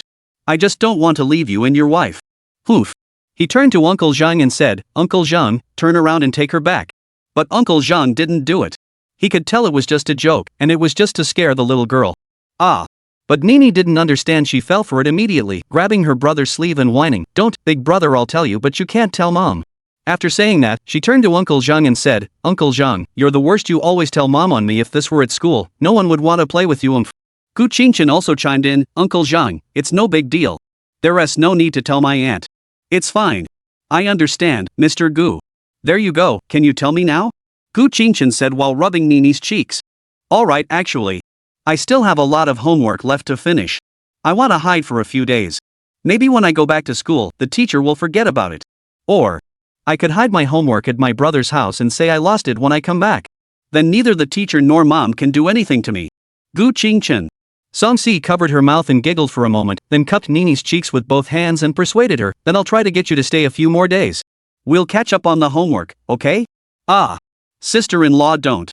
Upon hearing this, Nini immediately puckered her lips and shook her arms in a playful manner.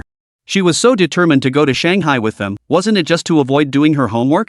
If she had to catch up, wouldn't all her efforts be in vain? Gu Qingchen wasn't going to spoil the little girl.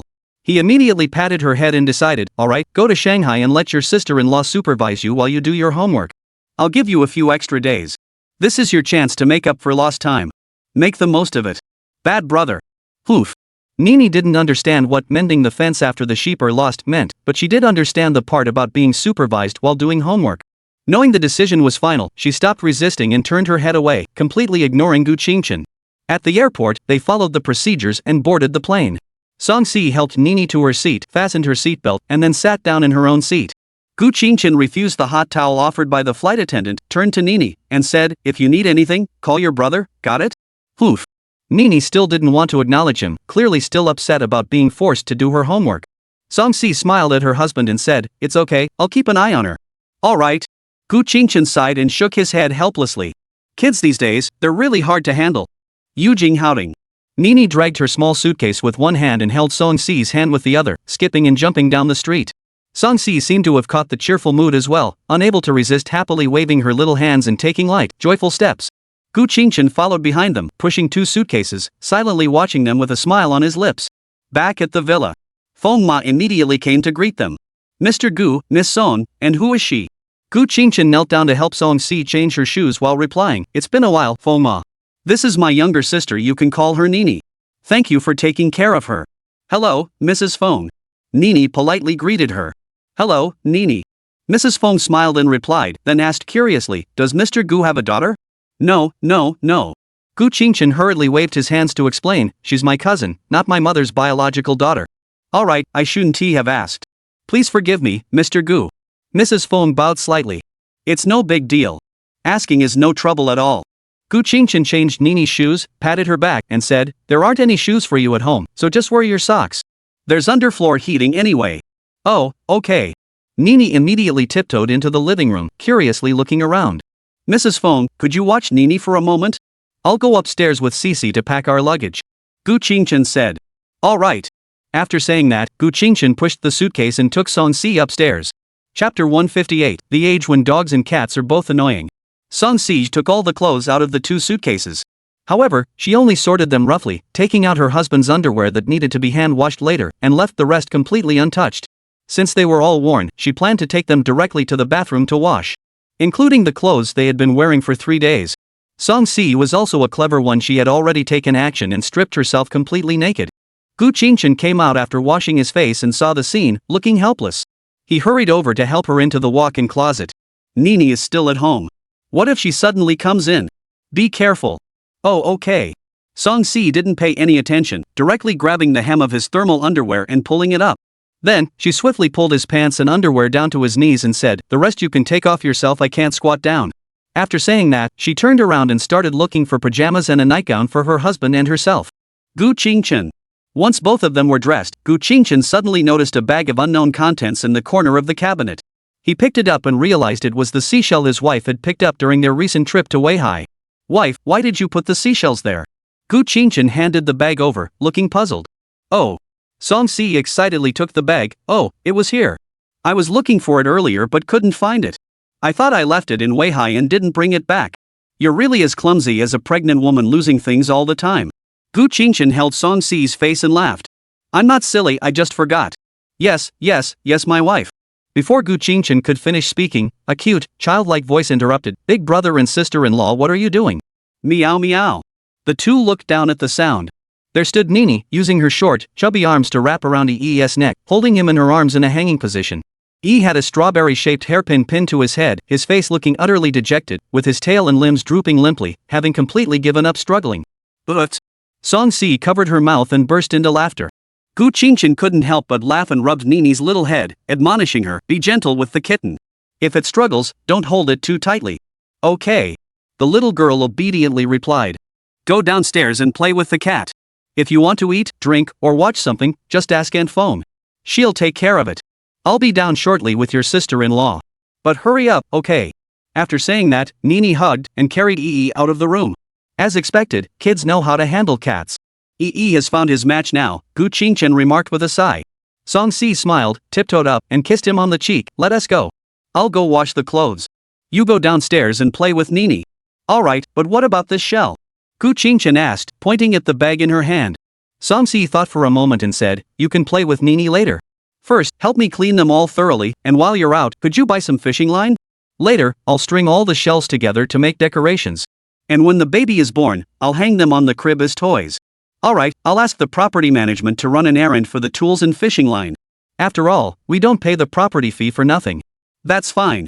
So, the couple carried the dirty clothes and shells into the bathroom, beginning their clear division of labor. Gu Qingchen placed an errand request with the property management, then fetched 2 plastic basins and began washing the shells with hot water.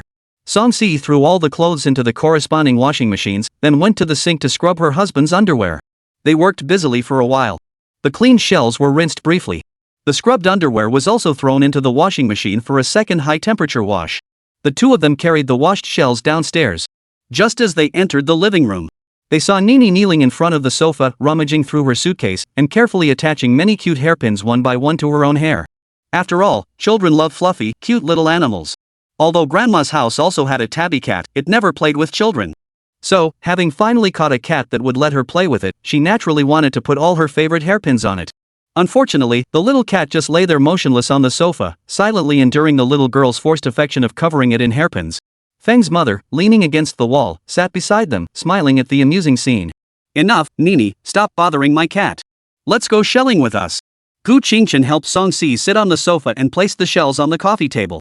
Wow. Nini, upon hearing this, immediately shifted her attention and began picking out her favorite shells. Big brother, this one is pretty. Big brother, that one is pretty too. Meanwhile, Ee didn't hesitate at all. She immediately jumped off the sofa with her hair adorned with sparkling hairpins and ran upstairs. Sure enough, Nini had reached that age where she was a nuisance to both dogs and cats, poor thing. Before long, the property management brought over the fishing line and tools. It was a small electric drill about as thick as 2 thumbs and index fingers held together, with a pointed tip for drilling very small holes. The fishing line was just a roll of ordinary thread. Nini picked out about 10 shells she really liked and stuffed them into her pocket, then went back upstairs to play with the cat. Feng Ma naturally followed her. Gu Qingchen didn't interfere, handing one of the drill bits to Song Si and showing her how to use it. Then, the two began drilling holes in each shell. However, later on, Song Si put down the drill pen and focused on stringing the shells. It was pretty simple: thread the fishing line through the hole, tie 2 knots, leave a small gap, then thread another one, repeating the process. In the end, they strung a total of 9 strands, each approximately 50 centimeters long. Song Si then secured one end of each string together to form a large cluster. She then stood up, holding her stomach, and shook the wind chimes made of shells arranged in a neat pattern, listening to the crisp sounds they made as they rubbed against each other. It sounded pretty nice. Honey, how's it look? The expectant mother, full of anticipation, pressed her belly close to his face and asked. My wife has such skillful hands. Gu Qingchen leaned in and kissed her stomach. Keep the remaining shells. Let's go to the street tomorrow and buy some nicer string to make a bracelet for Nini. Alright, let's go. Let's go upstairs and see what that little troublemaker Nini is up to. Gu Qingchen stood up and wrapped his arms around Song Si's waist. Alright. Chapter 159, The Little Girl Selling Nuclear Bombs. Evening. After playing all day, Nini finally let go of the exhausted Ee, removing all the hairpins from its body. She even thoughtfully stroked its fur against the grain. The first thing the little cat did after leaving was climb to the top of the cat tree and fall asleep soundly, zzz, not even bothering to lick or groom its own fur. In the master bedroom. Song-si held a nightgown in one hand and led Nini to the bathroom to take a shower. Gu Qingchen was tidying up the bed in the next room. Less than half an hour later, Nini emerged from the bathroom wearing a cute pink fluffy nightgown, bouncing and skipping. Over here, dry your hair first. Song-si followed closely behind, holding the back of her dress, guiding her to the vanity table to blow dry her hair. Meanwhile, Gu Qingchen was leaning against the bedhead, typing away and reporting every detail of her daughter's situation to Su Yahwan. Of course, this didn't include the fact that she had come here to hide from her homework, as she had promised the little girl not to tell. Soon, after finishing drying her hair, Nini ran over, jumped onto the bed, and rolled around non-stop. Wow, so soft and big, much more comfortable than at my house or my grandmother's. Song-si walked over, patted her little bottom, and said, "Good girl, it's time to sleep." Okay. Nini obediently crawled onto the pillow and lay down, patting Gu Qingchen beside her and saying, "Brother, tell me a story." Gu Qingchen raised an eyebrow, confused. "Do you want to sleep with us?" Nini looked even more confused. "What else? Mom always holds me while I sleep." Song-si also climbed into bed, lay down, and hugged Nini, speaking softly, "It's okay, just sleep with us. Hee sister-in-law, cuddle." The little girl directly pressed her face against her full chest and rubbed it gently. Song-si, filled with maternal love, stroked Nini's little head and looked at her husband, saying, "Husband, tell us a story." Gu Qingchen, who couldn't enjoy his wife's warm, delicate body, could only speak up dejectedly. Once upon a time, on a cold winter night, in a small mountain village, there was a little girl selling nuclear bombs.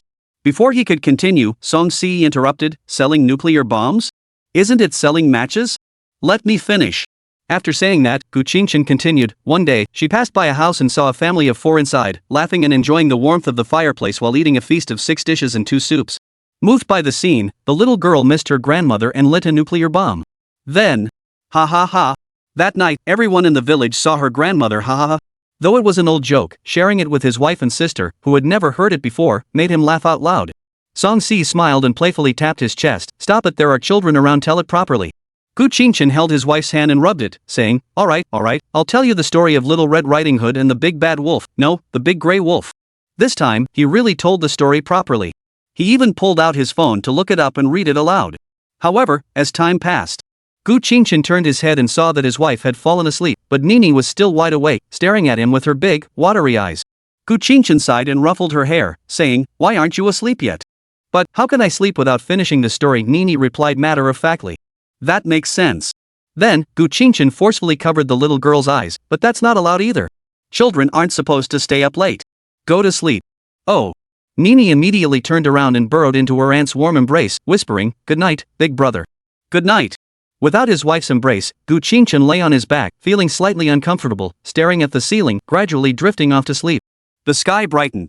Nini twisted her legs and stood up from the bed, groggily making her way toward the bathroom. However, along the way, her tiny feet accidentally stepped on Gu Qingchen's stomach. A proper stomach, really? Ah!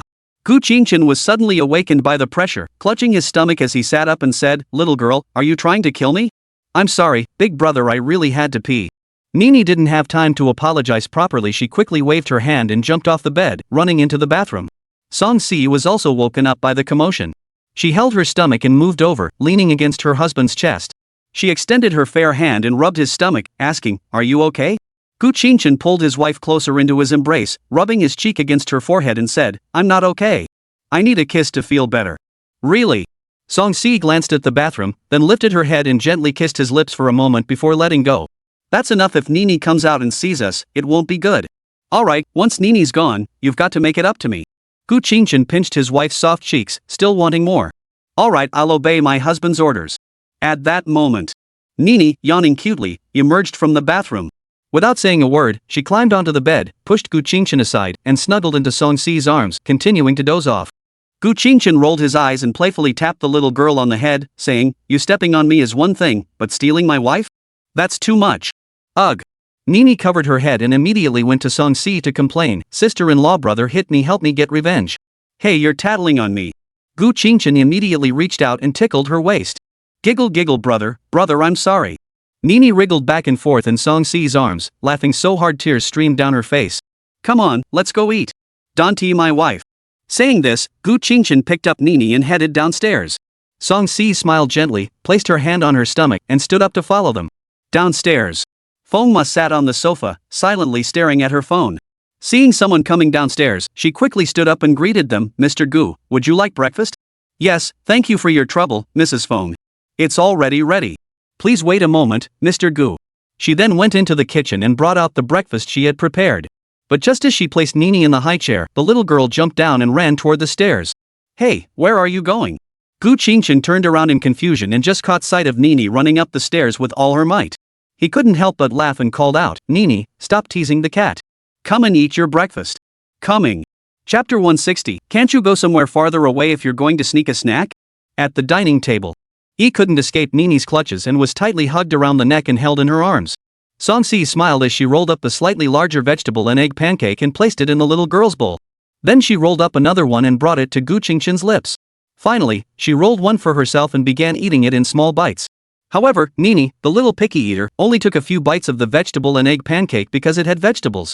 She only ate the egg whites of the fried egg, using her hands to feed the yolk to Yi. Whether it was picky eating or hygiene, Gu Qingchen now had to take responsibility. She stood up, rescued Yi from her arms, and tossed her aside. Then she picked up another fried egg and placed it in her bowl, saying, no picky eating. Eat the pancake, eat the yolk. If you're choking, drink some milk. Also, you touched the cat. Don't touch it with your hands. Either wash your hands or use a fork and chopsticks to eat. Big brother no. If Songsi had been the one whining, it might have worked, but a child's whining had no effect on Gu Qingchen. He deliberately frowned, I'm not your mother. Eat, or I'll send you back home. Hearing this, the helpless Nini dared not argue and obediently picked up her fork to eat.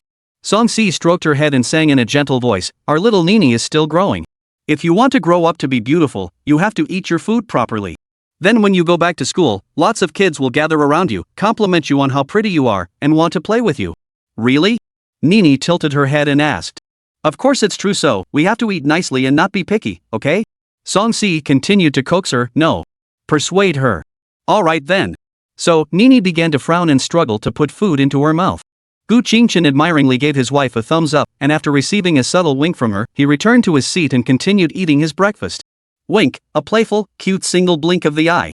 After finishing breakfast, Feng Ma began clearing the dishes. Nini played with the cat for a while. Seeing that Gu Qingchen had gone upstairs to wash up, she quietly approached Songsi, who was sitting on the sofa eating an orange, and said, Sis, you said before that if I ask you to play with me, you'll take me to eat 3 ice creams, don't tell mom. Adults never lie to children, right? Songsi thought about it and realized she had indeed made that promise. She couldn't help but laugh and cry at the same time, saying, of course I'll keep my promise, but your brother won't let us. If we go out to buy ice cream, we'll definitely get scolded. What if he tells mom? That'd be terrible. Nini doesn't want to get spanked by mom, and she doesn't want to see auntie get spanked by her brother either, right? Ah, then let us sneak out and eat it secretly. Don't tell your brother. Songsi seemed convinced, rubbing her little face and saying, then let's sneak upstairs to get some clothes, then go out, but we can only eat 1 ice cream. Otherwise, if we get a stomachache, we'll be in trouble. Alright. To be able to eat the ice cream she had been longing for, Nini reluctantly agreed. Let us go. Immediately, Songsi took Nini upstairs. While Gu Qingchen was brushing her teeth in the bathroom, she secretly grabbed the clothes and went to the next room to change into her down jacket. Before leaving, she quickly told Feng Ma, we're going out. Then, the two of them slipped away and ran off. Hey, what are you two doing? Feng Ma heard this and came out, but before she could finish speaking, their figures had already disappeared from the house. There was nothing she could do, so she went upstairs to inform Gu Qingchen. On the street, Songsi held Nini's hand and started walking and browsing around. As they passed by a $2 store, she happened to buy a white elastic band, intending to go home and string the remaining shells into a bracelet. Then, the two bought a few pan-fried buns and pork rib rice cakes to eat. They walked and stopped along the way. Finally, after trying various snacks, they bought 2 ice cream cones at Milk Tea City. They sat down on a bench under a tree by the street, and the two of them, big and small, happily stuck out their little tongues to lick the ice cream. But as expected, an unexpected incident occurred. Just as the 2 girls were enjoying their ice cream, nearly halfway through, 2 large hands suddenly pressed down on their shoulders. At the same time, a deep voice echoed from behind them. Ladies, is the ice cream delicious? 2. Songsi turned around with a sheepish smile, handed the ice cream to him, puckered her lips, and said in a pitiful voice, honey, I told you I bought this specially for you. Do you believe me? Look at the smooth surface of the ice cream, and the sparkling droplets on top. Who told you to be my wife? Of course I believe you. I won't be polite then.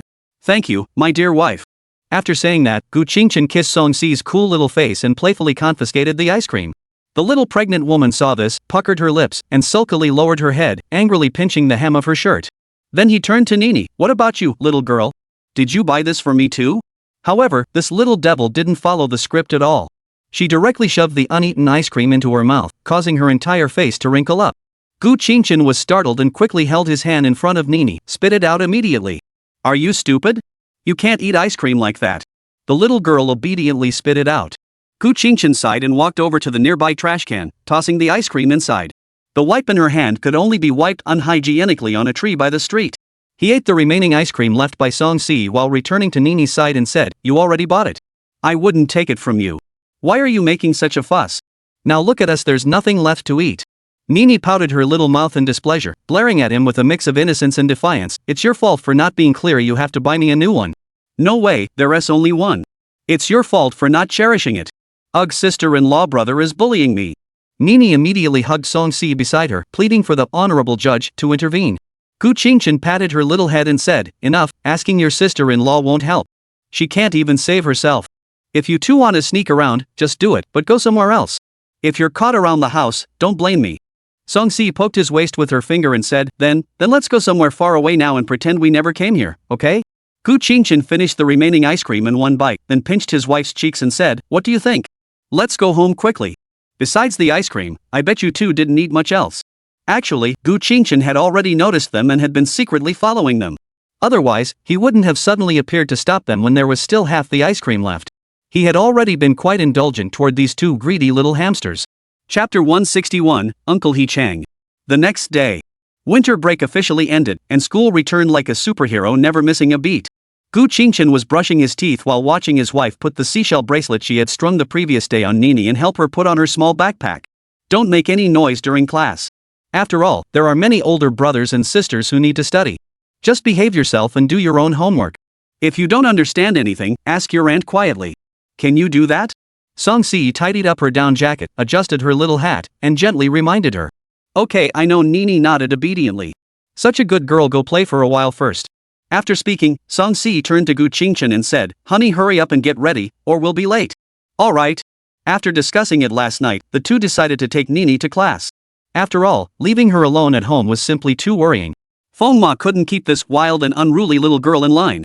It was better to keep her close and keep an eye on her. After all, university was much more relaxed, and as long as Nini didn't cause any trouble, there wouldn't be any issues. Plus, they had connections to fall back on. Gu Qingchen, dressed neatly, bent down slightly. Song Si wrapped the scarf around him and gently patted his cheek. "All set. Let us go." Holding his wife's hand, the two of them walked over to the neighboring cat house. Watching the little girl playing with Yi, Gu Qingchen knocked on the doorframe and said, "It's time to go, Nini." But Nini wrapped her arms around Yi's neck and ran over, saying, "Brother, can we take the cat with us too?" "No, be good. Come back and play with it later." "Oh, okay." Nini obediently let go of the cat, then tugged on its tail as a farewell, saying, "Wait for me to come back." After saying that, the three of them walked downstairs together, waved goodbye to Mrs. Feng, changed their shoes, and pushed open the door to leave their warm home. After placing Nini in the back seat, he helped Song Si into the passenger seat, then drove straight to school. He parked the Cullinan under the school building. Gu Qingchen first helped his wife out of the car. Just as he was about to go get Nini, she had already jumped out on her own. As the three of them entered the classroom, many people's gazes turned toward them. "Is that the eldest daughter of the department's flower? Is this her second child? You're so bold. The department flower is only how old? Your wife had a child at 12 or 13, right? Wow, that kid is so cute." Amidst the buzz of conversation, Gu Qingchen and Song Si made their way to their usual seats.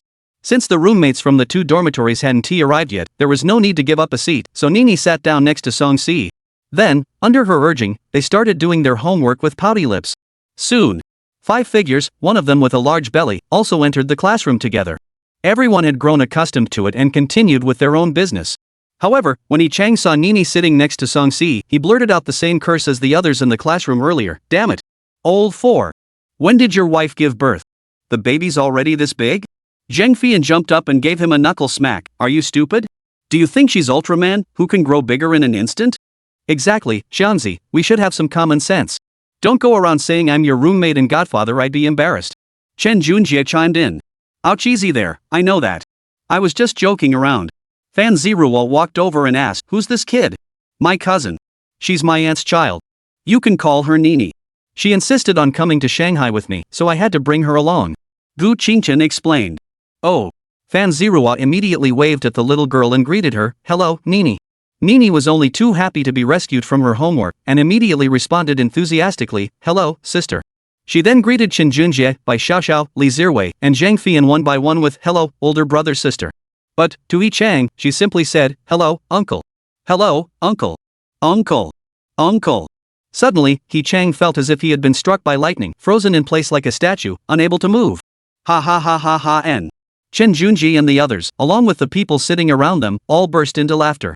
There was no way to avoid it, they were too close to not hear. Zheng Fian laughed so hard tears came out, her slender hands slapping Yi Chang's back repeatedly. "Ah, uncle. Yi Chang, congratulations. You've been given seniority, ha ha ha. Why? Little Nini, why are they brothers and sisters, and I'm the uncle?" Yi Chang leaned on the desk, his big face coming right up to her, asking in confusion. Nini, a bit scared, hugged Song Si's arm and timidly said, because mom said that the younger ones should call the older ones older brother and older sister, and the older ones should call the younger ones uncle and aunt. That's right, isn't it? Do I look that old? Yi Chang touched his face, doubting his own appearance. At that moment, Nini explained again, because uncle looks so fierce. So he's an adult, right? Shouldn't we call him uncle? Children don't understand family hierarchy. In their eyes, only adults are scary, so if you look scary, big and burly, you automatically get classified as an adult. Gu Qingchen smiled, reached out, and ruffled Nini's hair. "That's right, he's an uncle. You didn't call him wrong. Hurry up and do your homework. Don't pay attention to them, or you won't finish and will get spanked by mom when you go back." Oh. The little girl, not wanting to get spanked, obediently let go of Song Si's arm and picked up her pen to continue writing. There was no choice but to hurry. The winter vacation homework workbook, except for moral education, had nearly half of each subject, Chinese, math, and English, left blank. The workload was enormous, so they had to rush to finish it. Sigh. Uncle is uncle. Nephews and nieces, take your seats. Yi Chang shrugged and took advantage of the situation. Zheng Fian, go to hell. Chen Junjie, you'll always be the son, okay? Fan Zirua just gave him a disdainful glance. Li Zirwei and Bai Xiaoxiao were more laid back and didn't even bother to respond. After the commotion died down, they all went to their seats and sat down. Zhang Yanfei, sitting next to Nini, was the happiest. He immediately started chattering away, revealing the answers to the questions. However, before Nini could even enjoy herself for a moment, Gu Qingchen stopped her and said, "Don't tell her. Let her figure it out herself. If you do, her homework will be for nothing." Zhang Yanfei immediately covered her mouth and made a zipper gesture. "Ugh. Bad brother. I hate you." The little girl immediately glared at Gu Qingchen in displeasure, then pouted and continued working on her homework. As the subject teacher arrived, Zhang Fian, the class monitor, also handed over Gu Qingchen and Song Si's textbooks. The teacher glanced around the classroom and naturally noticed Nini, the little girl who stood out like a sore thumb. However, seeing that she was quietly writing, he didn't bother her. As long as she didn't disrupt the class, that was fine. Chapter 162, The Adultery Scandal Erupts. The morning passed. As the teacher announced the end of class, the students in the classroom began to stand up and leave in groups. At that moment, Zheng Fian took the textbooks handed to her by Gu Qingchen and Song Si, put them in her backpack, then stood up and reached out to Yi Chang, saying, "Oh, Yi Chang, give me back my gloves." "Oh. Right, I almost forgot." Yi Chang rummaged through his backpack and handed her a pair of off-white cotton gloves without fingers. Gu Qingchen, standing nearby, couldn't help but ask in confusion, "Why are your gloves in his backpack?" "It was during the spring festival when I went to the ice and snow world with Zheng Fian. She forgot her gloves in my backpack before leaving, but I had already boarded the high-speed train. I couldn't go back to get them, so I told her I'd return them after school started." Yi Chang explained. "Gu Qingchen, huh? Fan Zirua, huh?" Chen Junjie exclaimed, "Huh? There's something going on." Li Zirwei and Bai Xiaoxiao were their usual laid-back selves. Nini was about to look up to join the commotion when Song Si pressed her little head down and said, "Write your own, it's none of your business." "You." Pointing at the blushing Zheng Fian, Gu Qingchen continued, "Go with her." "Did you go to the ice and snow world? Just the two of you?" Yi Chang was confused and said, "Yeah, Zheng Fian said she invited you guys, but you all thought it was too far, plus we have to visit relatives during the new year, so we refused. But she had already bought the tickets, and I happened to be closer to her, so I just took a high-speed train over to join her. Besides, someone's treating, so why not go?" Fan Zirua was about to ask Zheng Fian what was going on when she saw her grab her bag, leap over the desk, and run out of the classroom. Her speed was so fast that it left everyone speechless. 5. Song Si just glanced up briefly before continuing to watch Nini do her homework. She wasn't very interested in gossip. Gu Qingchen exchanged glances with the others and asked, "Did any of you receive Zheng Fian's invitation?" The answer was a unanimous shake of the head. Then, everyone turned their gossipy, teasing glances toward Yi Chang. But the person in question was clueless and asked, "What do you mean? What do you think? A man and a woman alone? Nothing happened? Gu Qingchen asked. He Chang immediately shook his head and said, how could that be? She doesn't like me. What could possibly happen? We're completely innocent. Don't slander an innocent person. 5. Is that the point? You deserve to be single. Chen Junjie, frustrated with Bai Xiao, took her hand and stood up, heading toward the classroom door. Fan Ziruo gave him a thumbs up. You're not even a straight guy anymore, you're an alloy straight guy. After saying that, she went to catch up with Bai Xiao and Chen Junjie. Li Zirui stood up, patted He Chang on the shoulder, and said, Zheng Fian likes you. It's so obvious. Can't you tell? You're such a mouse.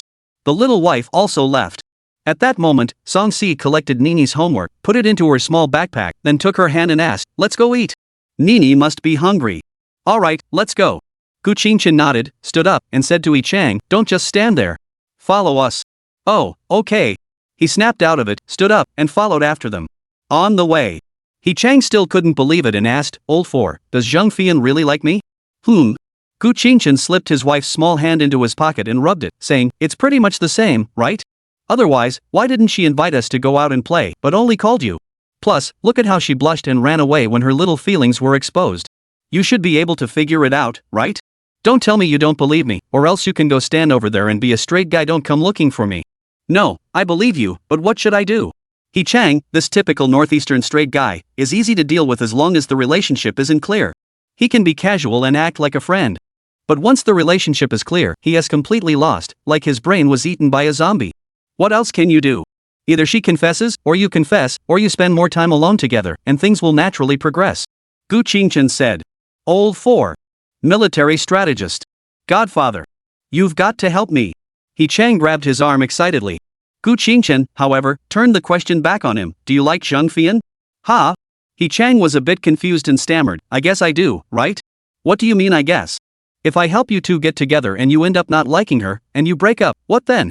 There's at least 3 more years left, and you'll see each other every day. Won't that be awkward? Gu Qingchen said helplessly. He Chang lowered his head and thought for a moment before decisively saying, I do like her. Help me out, old buddy. Alright, do you want to take the initiative or play it passive? I'll help you strategize. I want to take the initiative this time. He Chang said. Gu Qingchen immediately gave him a punch on the chest, you're truly from the northeast, you're a real man. That's simple then. Just confess your feelings. You choose the place, and I'll cover the expenses. He Chang shook his head and said, I appreciate the offer, but I'll cover the expenses myself. No matter how it turns out, at least it's my own gesture. You just help out. Whatever works. Just make sure you're sure. Don't back out at the last minute. Gu Qingchen reminded him. Me, back out. Damn it, the worst that could happen is getting rejected and losing face. Saying that, He Chang clenched his fist and declared, let's do it. Nini didn't understand what they were talking about, but seeing the fierce uncle so excited, she followed suit, raising her little fist and echoing. Damn it, let us do it. The cute little swear word caught everyone's attention. Song Si quickly covered her mouth and scolded, children shouldn't say bad words, spit it out. Oh, spit spit spit. Nini obediently followed her mother's instructions. But whether she would say it again in the future remained to be seen. Gu Qingchen glared at He Chang, can you watch your mouth? Don't corrupt my child, okay? Sorry. He Chang gave a sheepish smile and slapped his own face a few times. They arrived at the cafeteria. They found Chen Junjie and the others. He Chang and Zheng Fian exchanged a glance but neither spoke, both quietly shifting their gaze to the side. In fact, to avoid the awkwardness, He Chang even volunteered to help Gu Qingchen, Song Si, and Nini get their meals. Watching his awkward figure, Gu Qingchen could only silently think to herself. I hope you don't mess up at the crucial moment. Chapter 163, He Chang's confession in the works. A few peaceful days passed quickly. But for Nini, they were neither peaceful nor fleeting. Because every day she followed her older brother and sister-in-law to the classroom to catch up on homework, finishing in the morning, then in the afternoon, and after returning home in the evening, she still had to continue. She was truly immersed in the ocean of knowledge every single day. And today, after Nini's relentless efforts whining to Song Si to get the answers directly, her winter break homework was finally finished. Coincidentally, it was also the day Su Yahwan came to pick her up to go back to school. The little girl didn't seem the least bit reluctant to leave. After all, going to school to slack off was better than staying home to do homework every day. Who knows how she managed to get through the past few days. In the living room, Nini was kneeling on the sofa, rubbing her belly, and lying back on the sofa backrest, saying, I'll be leaving soon, remember to think of me. The little cat spirit merely gave a half-hearted flick of its tail, as if to say, Ancestor. You're finally leaving. Soon. Gu Qingchen, dressed and dragging a small suitcase, and Song Si, holding Nini's clothes, came downstairs from the upstairs. Nini, come change your clothes. We're heading to the airport. Coming. Hearing her sister-in-law's gentle call, Nini immediately jumped off the sofa and ran over with her little legs.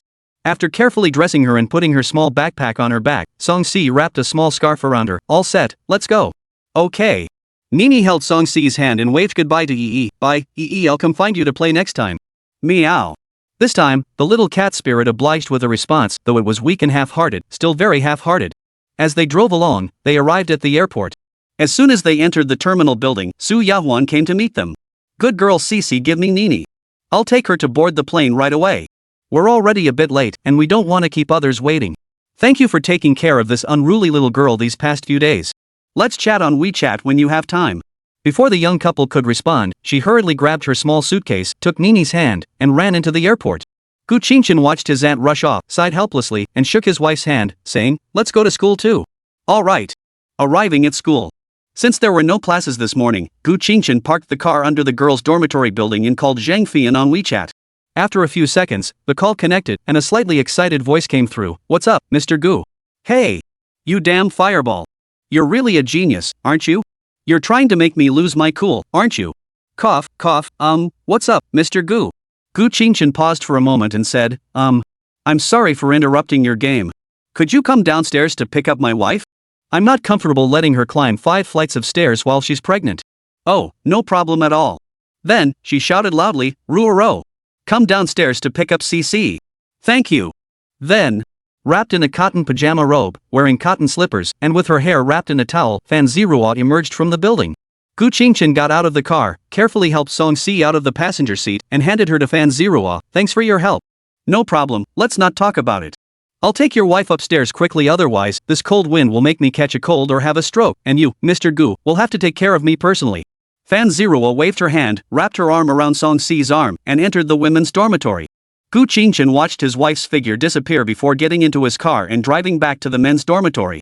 As soon as he entered the door, he saw the 3 musketeers gathered around, playing Honor of Kings. Gu Qingchen walked over silently and kicked He Chang's, but you still have the mood to play. It's been so many days, haven't you decided when to confess to Zhang Fian yet? Ever since Zhang Fian's little feelings were exposed, she had completely ignored He Chang. He Chang, being the stubborn one, had also started playing Cold War. Now it had become this strange atmosphere where no one spoke to each other, yet they still spent every day together. 2. Xiao Zhaoqi and Chen Junjie heard this and simultaneously looked up, speaking in unison. What confession? Gu Qingchen sighed, you cowardly romantic, I thought you'd already told them everything and were secretly planning something. After saying that, he briefly recounted how He Chang had been waving his fists the other day, full of ambition and determination, ready to confess his feelings. He Chang's face turned red with embarrassment, and he immediately lowered his head and started frantically typing, as if none of it had anything to do with him. Gu Qingchen, seeing his expression, sighed and said, are you going to confess or not? Give me a straight answer. Don't make me not help you, then turn around and say I didn't keep my promise. I'll do it. Budget, 3,000. Tomorrow afternoon after class. You handle everything for me. I'll just make an appearance. Hey, coward. I'm recording this, don't back out on me. Gu Qingchen waved his phone. Don't worry. I'll do it. He Chang clenched his teeth and said. Fourth brother, take me with you. Chen Junjie wouldn't miss out on the fun. Alright, Zirui, there's another task for you. Li Zirui didn't refuse and nodded, go ahead. I'll go rent a camera at school. You'll be in charge of filming. Don't miss a single frame. You never know when it might come in handy. He. Gu Qingchen gave a sly smile. Li Zirui understood his intentions and smiled knowingly, I'll complete the task. Chen Junjie raised his hand and asked, what about me? What about me? What should I do, old for? Gu Qingchen shrugged, I don't know either. That's why I'm asking you guys. Should we buy a gift and just go confess our feelings? Or set up a scene and bring Zhang Fian over to confess? Or something else? The second one. Chen Junjie replied without hesitation. He was a romantic at heart. He had regretted how hastily he had confessed his feelings to Bai Xiaoxiao. But upon second thought, Xiaoxiao's shy and sensitive personality probably wouldn't appreciate a grand gesture. A simple, understated approach would be perfect. He could save the romance for the official wedding ceremony. His little wife also agreed with Chen Junjie's idea, or rather, she didn't have any thoughts on the matter after all, it wasn't her confessing, so whatever worked was fine with her.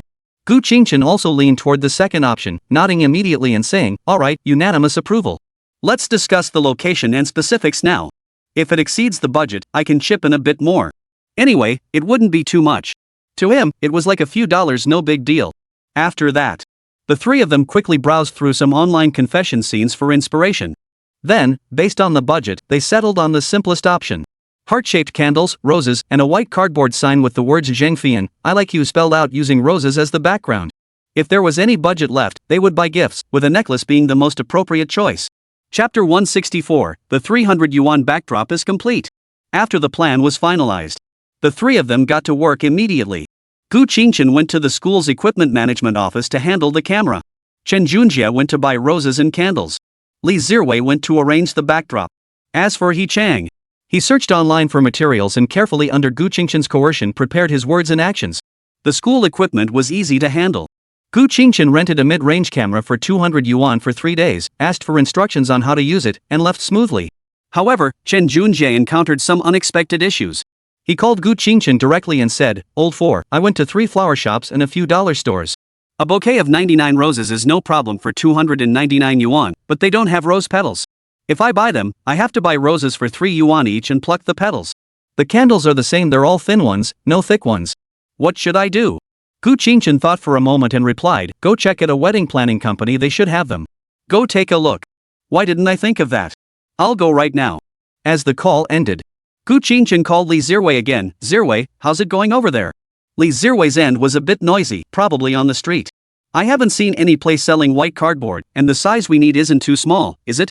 Why don't I just buy some old cardboard boxes, glue, and white paint, and make a backdrop? It'll be cheaper."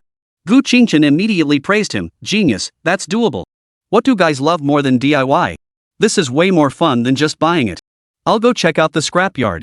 Alright. Before heading to the cafeteria for lunch, the four gathered on the lawn behind the dormitory building. Chen Junjie was holding a sack as tall as his shoulder, with 4 firecracker sticks tucked under his arm and a plastic bag in his hand. He said, "The petals are plastic. A sack costs 100 yuan. Fresh ones need to be ordered in advance, and we can't get them in time. Let us make do with these. There are 50 thick red candles. Here they even specially sent 4 fireworks that spray out petals. A bouquet of 99 roses will be ready tomorrow afternoon and delivered then." The young wife tapped the 2 bundles of scrap cardboard next to her and the plastic bag hanging from her wrist, saying, "The scrap cardboard, 5 tubes of white paint, a brush, and 5 tubes of strong glue, that's 150 yuan total. Oh, and an extra 50 for transportation. Alright, just throw it in the corner for now. No one will steal it. We'll deal with it after class." Gu Qingchen said, then slapped He Chang again. "After class, take Zhengfian out. Coffee or milk tea is fine, but don't bring her here. Tomorrow after lunch, take the remaining money and buy a necklace or something, just not a ring. Got it?" "Oh, okay, got it." He Chang replied dumbly. Sigh. Let's go to the cafeteria to eat. For the sake of this love-struck fool's happiness, the 3 old fathers in the dormitory were also worried sick. Afternoon. After the teacher announced the end of class, Gu Qingchen immediately kicked He Chang and gave him a meaningful glance. He Chang hesitated for a moment before obediently standing up and saying, Zhengfian, I want to buy you some milk tea. Is that okay?" 3. Gu Qingchen was speechless inside. "You're not my buddy. Your excuse is so flimsy, but at least your tone is natural. Why does it sound like you're confessing your feelings?" "Ha?" Zhengfian froze for a moment, her face turning slightly red as she nodded. Alright, let's go." Although she had been the one to initiate the Cold War for so many days, being suddenly spoken to made her feel shy. But He Chang must have known her feelings, so now that he was asking her out, could it be a confession? So exciting. Watching the two walk out of the classroom side by side, Gu Qingchen also stood up and said, "Ladies, please come with us. We're in a hurry and have a lot to do." Saying this, he took his wife's hand and led the way. Li Zirwei and Chen Junjie, who was holding hands with Bai Xiaoxiao, followed closely behind. Only Fan Zirua tilted her head, muttering in confusion, "What's going on? So mysterious." But her legs obeyed her and began to move in the direction they were heading. They arrived at the lawn behind the boys' dormitory building. Gu Qingchen and Li Zirwei used strong adhesive tape to merge 2 pieces of cardboard into a slightly thicker sheet. They then showed it to the others. "It's basically like this. Come help us." Except for the 2 pregnant women who were unable to help and stood by to assist, the remaining 2 joined in the work. Fan Zirua asked while helping, "What are you guys doing?" Gu Qingchen explained the plan to confess his feelings to Zhengfian, then warned, "Don't let it slip, or the surprise will be ruined, and the effect will be ruined. We'll have wasted all our effort today. Wow, this is what college life is all about, don't worry. We'll keep it a secret." Fan Zirua, the spoiled rich girl, immediately became interested and started working more carefully. After combining all the cardboard pieces into pairs, Gu Qingchen laid the 2 cardboard pieces flat on the ground, aligned them, and applied glue to one of them. He then folded it over and stuck it into the gap between the 2 pieces, reinforcing and thickening the connection. The text may not describe it clearly, it's similar to the character. Repeating this process of assembling and trimming, they eventually created a large cardboard structure approximately 2 meters tall and nearly 4 meters long. Then, the tedious process of applying paint began. During this time, Song Si and Bai Xiaoxiao kindly bought some bottled water. After nearly an hour of hard work, a rather odd-looking white backdrop was finally completed. Gu Qingchen stood with her hands on her hips, admiring it for a moment, and said, "Let's just make do with this for now, it's not a big deal." After speaking, he pointed to the sack of flower petals and said, "Next, we need to glue those plastic petals onto the cardboard to form the 7 characters Zhang Fian, I like you. This delicate work is for the girls to handle." Fan Zirua rolled her eyes at him, "Don't try to slack off. Saying detailed work is just an excuse. I'll draw the outlines of the characters, and you can just stick them on top." "Hey! Right, old 4, how did we not think of that?" Chen Junjian nudged Gu Qingchen with his arm. It really was. Their minds hadn't caught up yet, and they'd forgotten such a simple technique. Once Fan Zirua had sketched out the outline of the characters, everyone else stepped forward to start attaching the flower petals, including the 2 pregnant women. As they say, many hands make light work. Soon, the petals were arranged into the characters. "Do you think the characters look a bit crooked?" Fan Zirua looked at the messy backdrop and couldn't help but ask. Gu Qingchen didn't seem to mind, "It's fine. For something that cost 300 yuan, this effect is already pretty good. Alright, place the side with the characters against the wall. Those who need to go home, go home. Those who need to return to the dormitory, go back to the dormitory. Those who need to eat, go eat. Dismissed."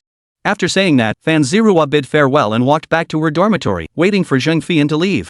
Li Zirwei did the same, but he was waiting for He Chang. Gu Qingchen and Song Si drove home for dinner.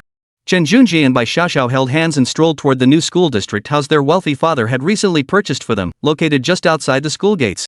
Although he had bought the house for his daughter-in-law and grandchild, Chen Junjie's father still adhered to the old-fashioned way of raising his son in poverty. As a result, he now transfers his monthly allowance directly into Bai Xiaoxiao's bank account, truly the youngest son of the family. Chapter 165, A Warm and Cozy Evening Routine. Yujing Haotong.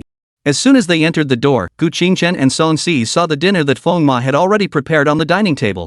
He knelt down to help his wife and himself take off their cotton boots, put on slippers, and then removed each other's down jackets and tossed them onto the sofa. The two sat down at the table to eat. "Honey." Song Si picked up a piece of lean meat and held it to Gu Qingchen's lips. He instinctively ate it and then pinched his wife's cheek affectionately, saying, "Don't feed me. You've been busy all day. You should eat too." "All right." Song Si gave him a sweet smile and obediently started eating on her own. Feng Ma, standing nearby, suppressed a pang of jealousy and urged the pregnant woman to finish her fish oil, folic acid, and vitamins. After the simple dinner, the young couple held hands and returned upstairs. In the walk-in closet, Gu Qingchen, having changed into her pajamas, emerged wearing a white lace nightgown. Returning to Song Si, who was sitting quietly by the bed, he removed her clothes one by one, from the outer layers to the inner ones, with the utmost naturalness and skill. His large hands roamed freely, caressing and admiring her for a moment before he slowly knelt down and removed her long cotton socks. However, upon holding her pale pink feet, he furrowed his brows. "You've been home for so long, why are they still so cold?" The girl's feet felt as though they had been soaked in snow, almost devoid of warmth. After speaking, he cupped her delicate feet and blew a warm breath onto the soles, attempting to ease the chill. Song Si's face flushed pink, her eyes glistening with tears, and she shook her head gently, her soft voice tinged with a seductive undertone. "I don't know, it's okay, it'll be fine in a moment. This isn't something that'll be over in a moment. Go lie down, I'll warm your feet for you." Gu Qingchen helped his wife into her nightgown and gently patted her small buttocks. "Oh, okay."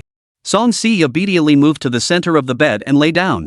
Gu Qingchen sat down by her feet, cradling her snow-white feet in his lap. Feeling the warmth from her feet, the pregnant woman playfully rubbed her toes against his skin, her voice tinged with concern. "Maybe we should just skip it?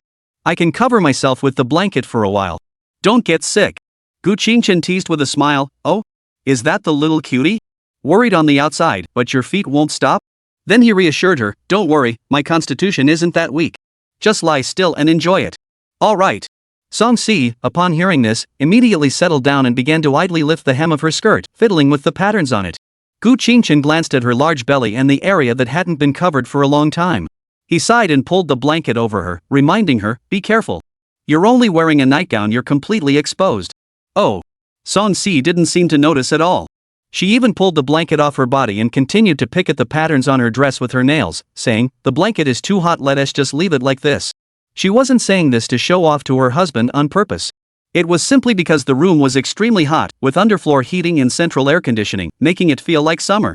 Gu Qingchen didn't say anything else. They were an old married couple, so he let his wife do as she pleased. After all, there was no one else in the house, so she could do whatever made her comfortable. After a while, Song-si gave up picking at the print and let the skirt drape over her stomach, staring blankly at the ceiling as a glimpse of skin peeked through. She wanted to play with her phone, but her husband was warming her feet. She really didn't want to leave for even a moment. Gu Qingchen felt her feet, which were still a bit cold, and took them out of his embrace. "I'll go get some hot water to soak your feet. Wrapping them like this won't do much." After saying that, he got up and went to the bathroom.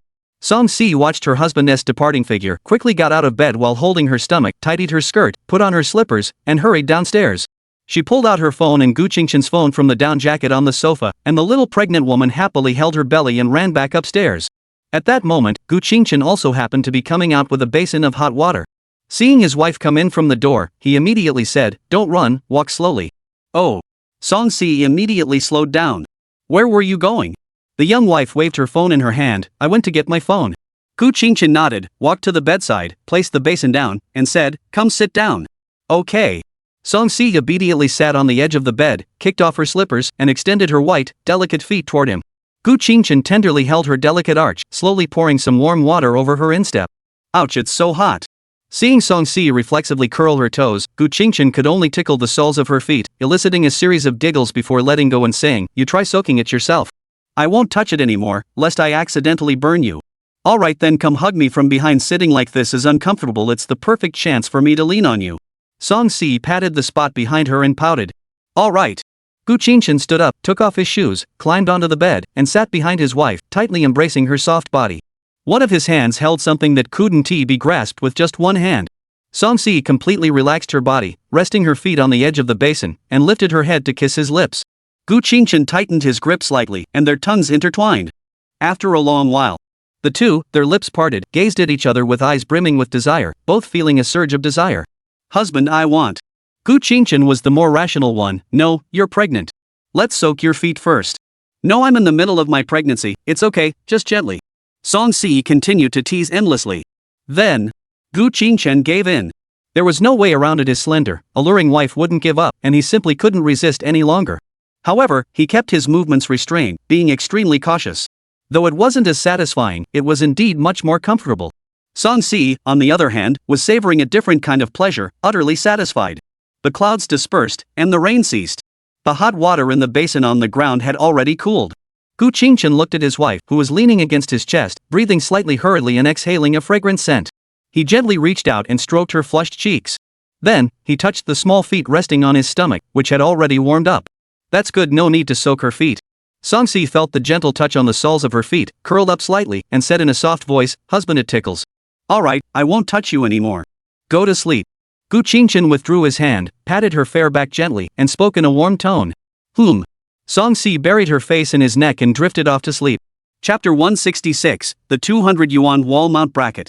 The next morning, after finishing breakfast, Gu Qingchen helped Song-si put on her down jacket while asking, "I have a task for you today. After school, take Zheng Fian out for a stroll. Don't leave the school grounds, but also avoid the playground. When I call you, bring her over." "Oh, okay."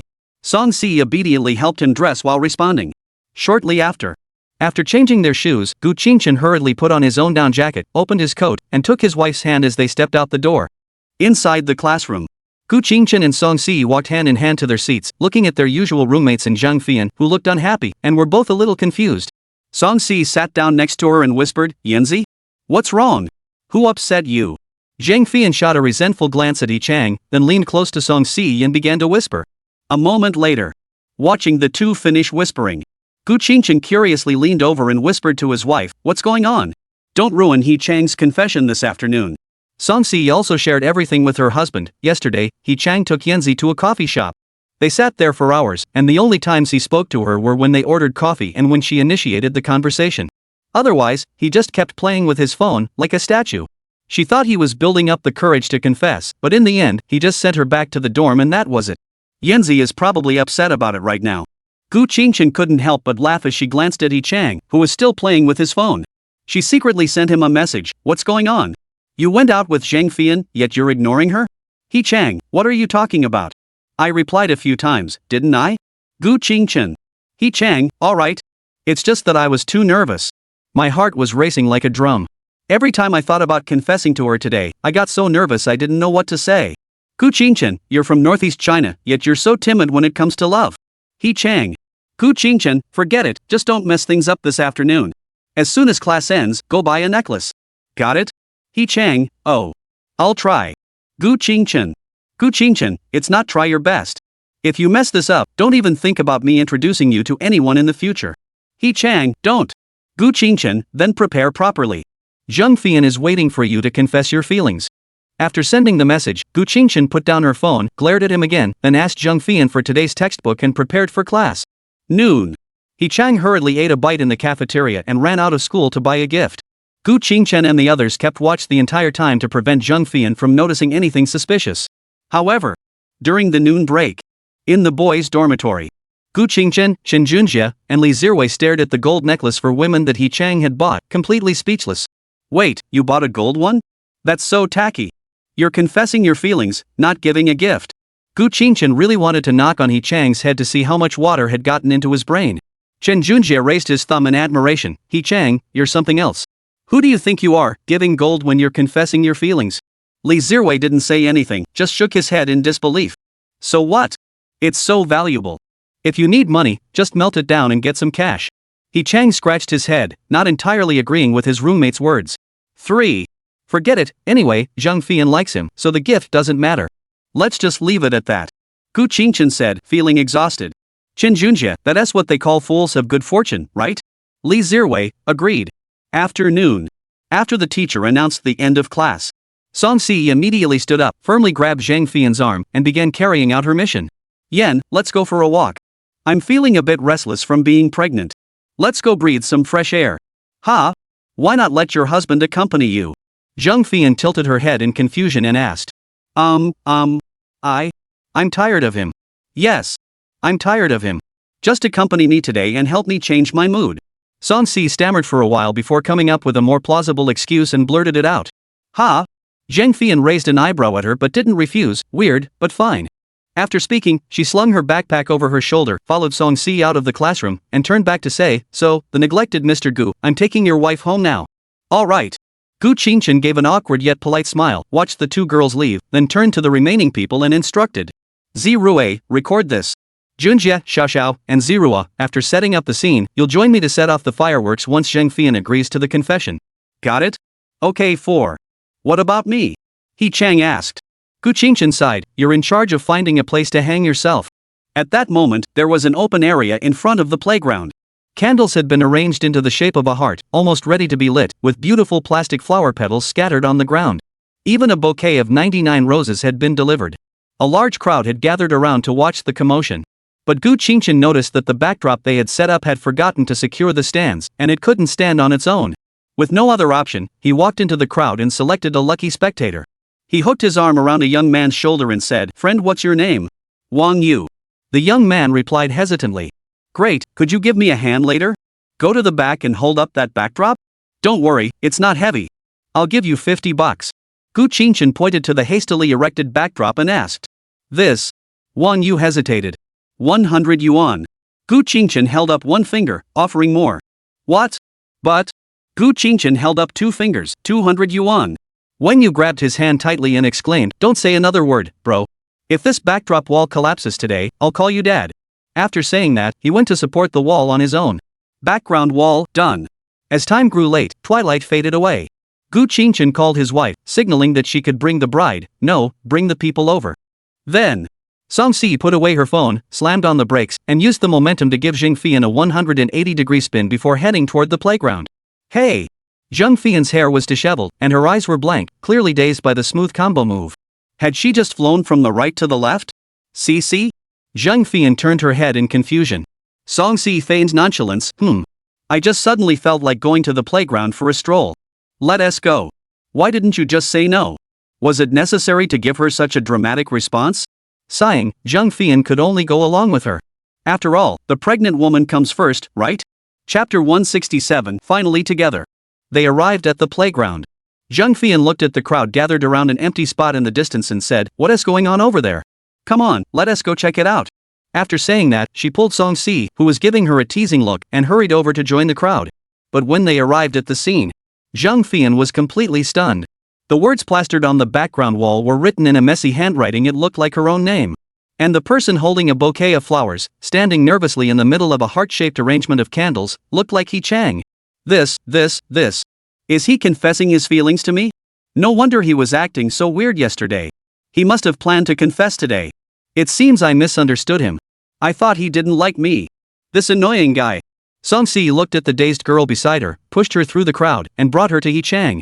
After delivering a perfect assist, she gracefully exited the scene and slipped over to Gu Qingqian's side, wrapping her arms around his arm and smiling broadly at the couple to be in the center of the field.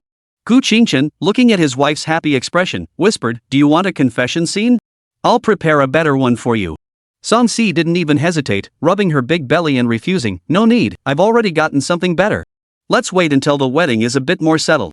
Then we'll have the baby deliver the rings. How romantic." "Alright, whatever you say." Gu Qingqian gently rubbed her soft cheek with the back of his hand, then turned back to look at He Chang and the others. In the crowd, Li Zhiwei held a camera, recording everything meticulously. Gu Qingqian, Fan Zirua, and Chen Bai, the couple, held fireworks, ready to walk out and set them off when Zhang Fian accepted the proposal. He Chang began his confession. He pulled out the gold necklace from his pants pocket, leaving everyone present speechless, including Zhang Fian, who couldn't help but smile slightly despite her excitement. They had never seen someone give a gold necklace as a proposal before, but it wasn't a big deal.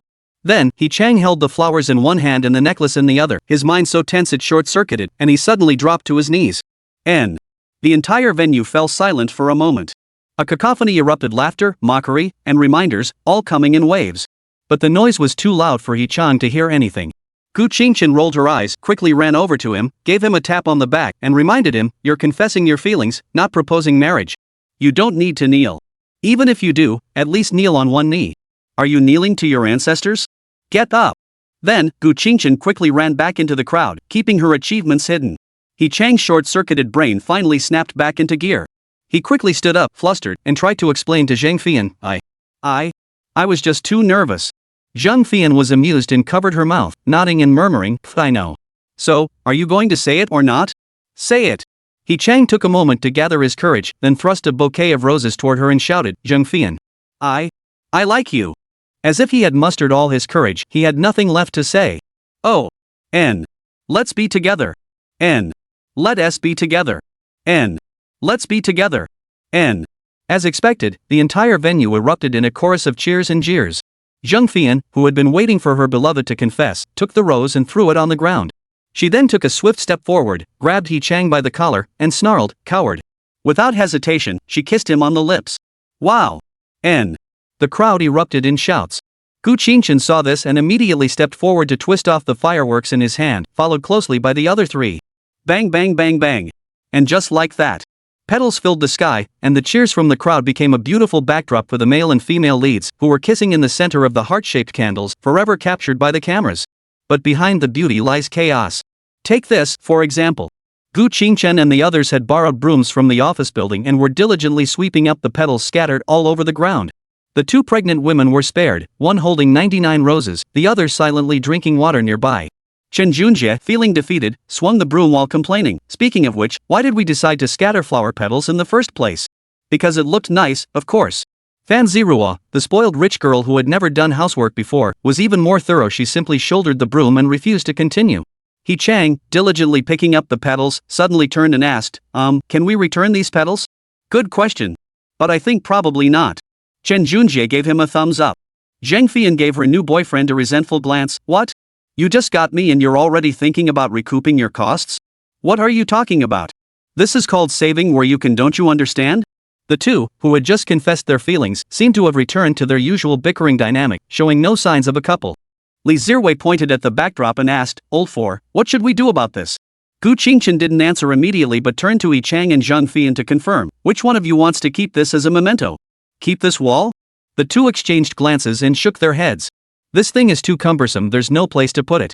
"Then let's destroy it and sell it back to the scrapyard," Gu Qingqian said to little wife. "All right." Zhang Fian added, "Oh, and make sure to clean off the writing on it too. It's too embarrassing." "Got it." Li Zirwei made an okay gesture and dragged the background wall toward the office building, probably to borrow scissors or something from a teacher.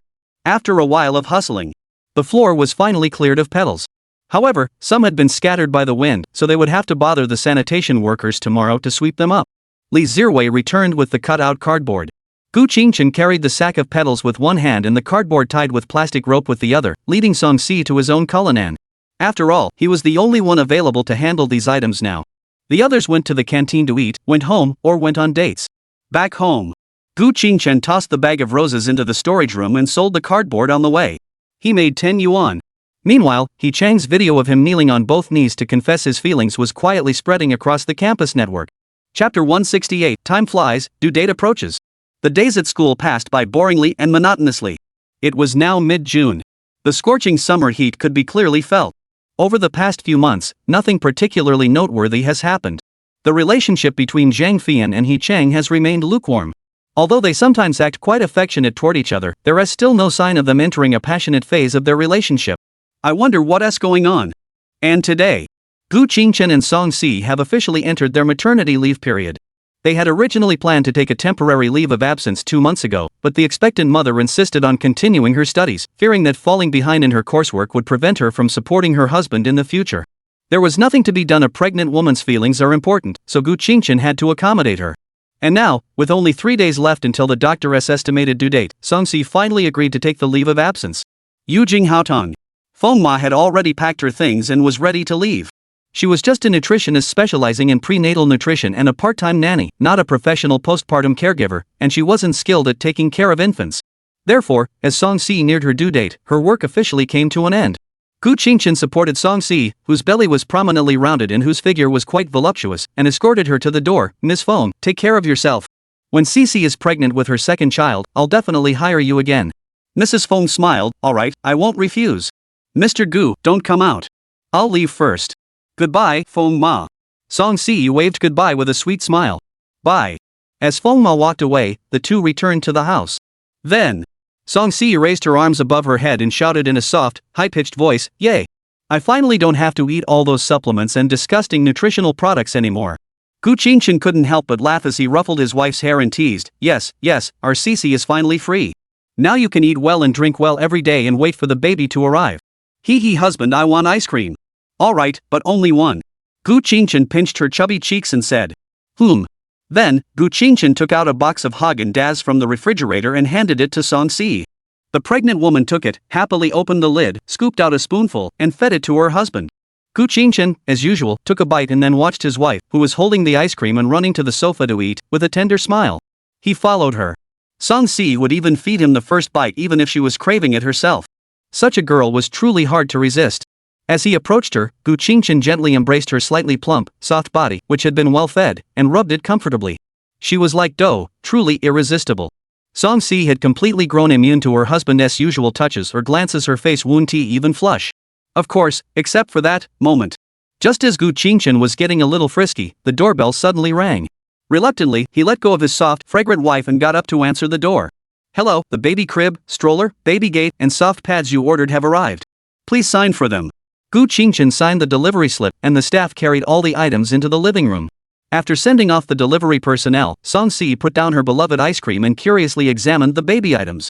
That's the baby crib, stroller, car seat, the safety rails around the bed, and the soft mats on the floor. Gu Qingchen closed the door, then walked back into the living room to explain. Oh, I see. Song Si nodded, still a bit confused. You've prepared everything so thoroughly. After all, it's a child's safety precautions must be taken seriously.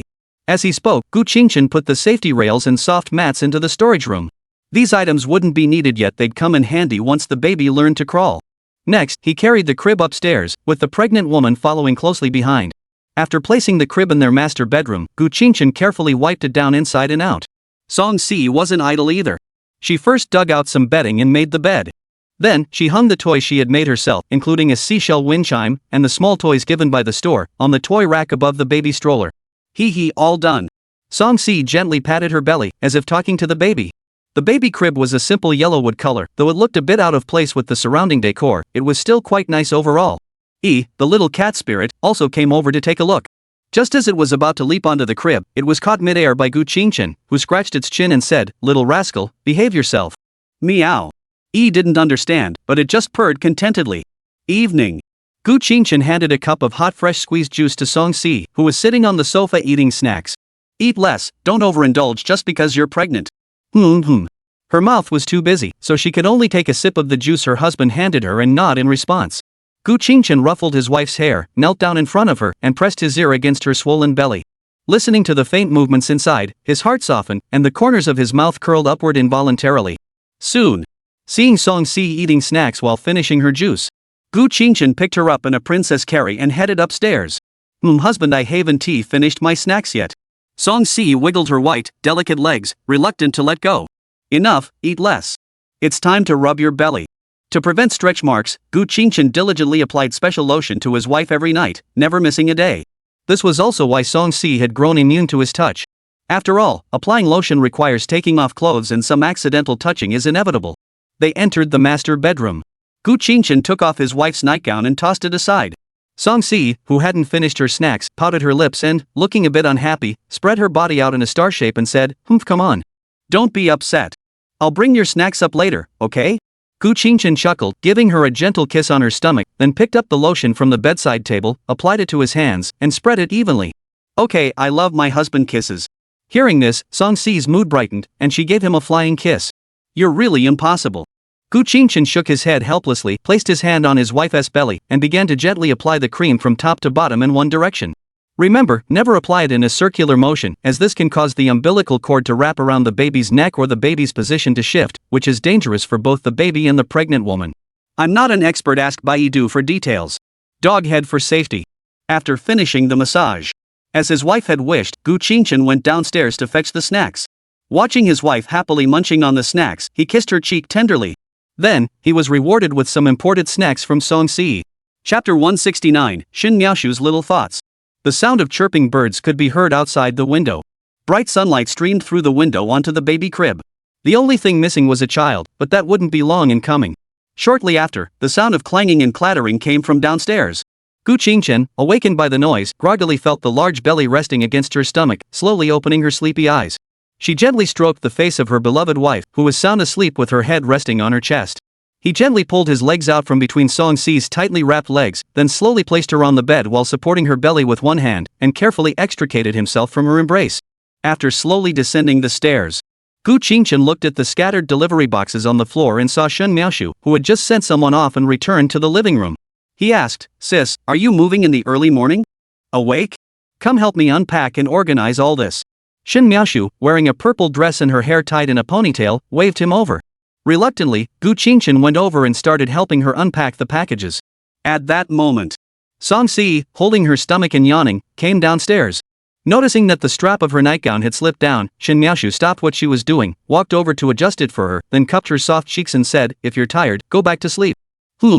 Song Si let out a cute little moan, shook her head, and said, "No need, Miaoshu. What did you buy?" Shen Miaoshu curved her lips into a smile, "All sorts of things you and the baby will need in the future." And that was indeed the case. As one delivery box after another was opened, there was a UV sterilization box, a temperature-controlled water heater, a breast pump, nursing pads, diapers, bibs, formula, and more. Fortunately, the storage room at home was spacious, otherwise, there wouldn't have been enough space for all these items. That's good. Now I won't have to buy anything. Then, Gu Qingchen pointed to the 8 suitcases beside her and asked, "Miaoshu sister, what are these?" "One is for Cece's maternity bag. Everything needed for childbirth will be inside. The remaining 7 are my luggage." Song Si was puzzled. "Are you moving in, Miaoshu?" She didn't mind, anyway. There were plenty of rooms in the house, and one more set of dishes wouldn't make a difference. Your mother-in-law mentioned that the family needs a nanny to take care of the baby, so I specially resigned from my job and volunteered to come help you take care of the child. After all, it's always more reassuring to have someone you know, right? Shen Miaoshu gently rubbed Song Si's belly and said, "You?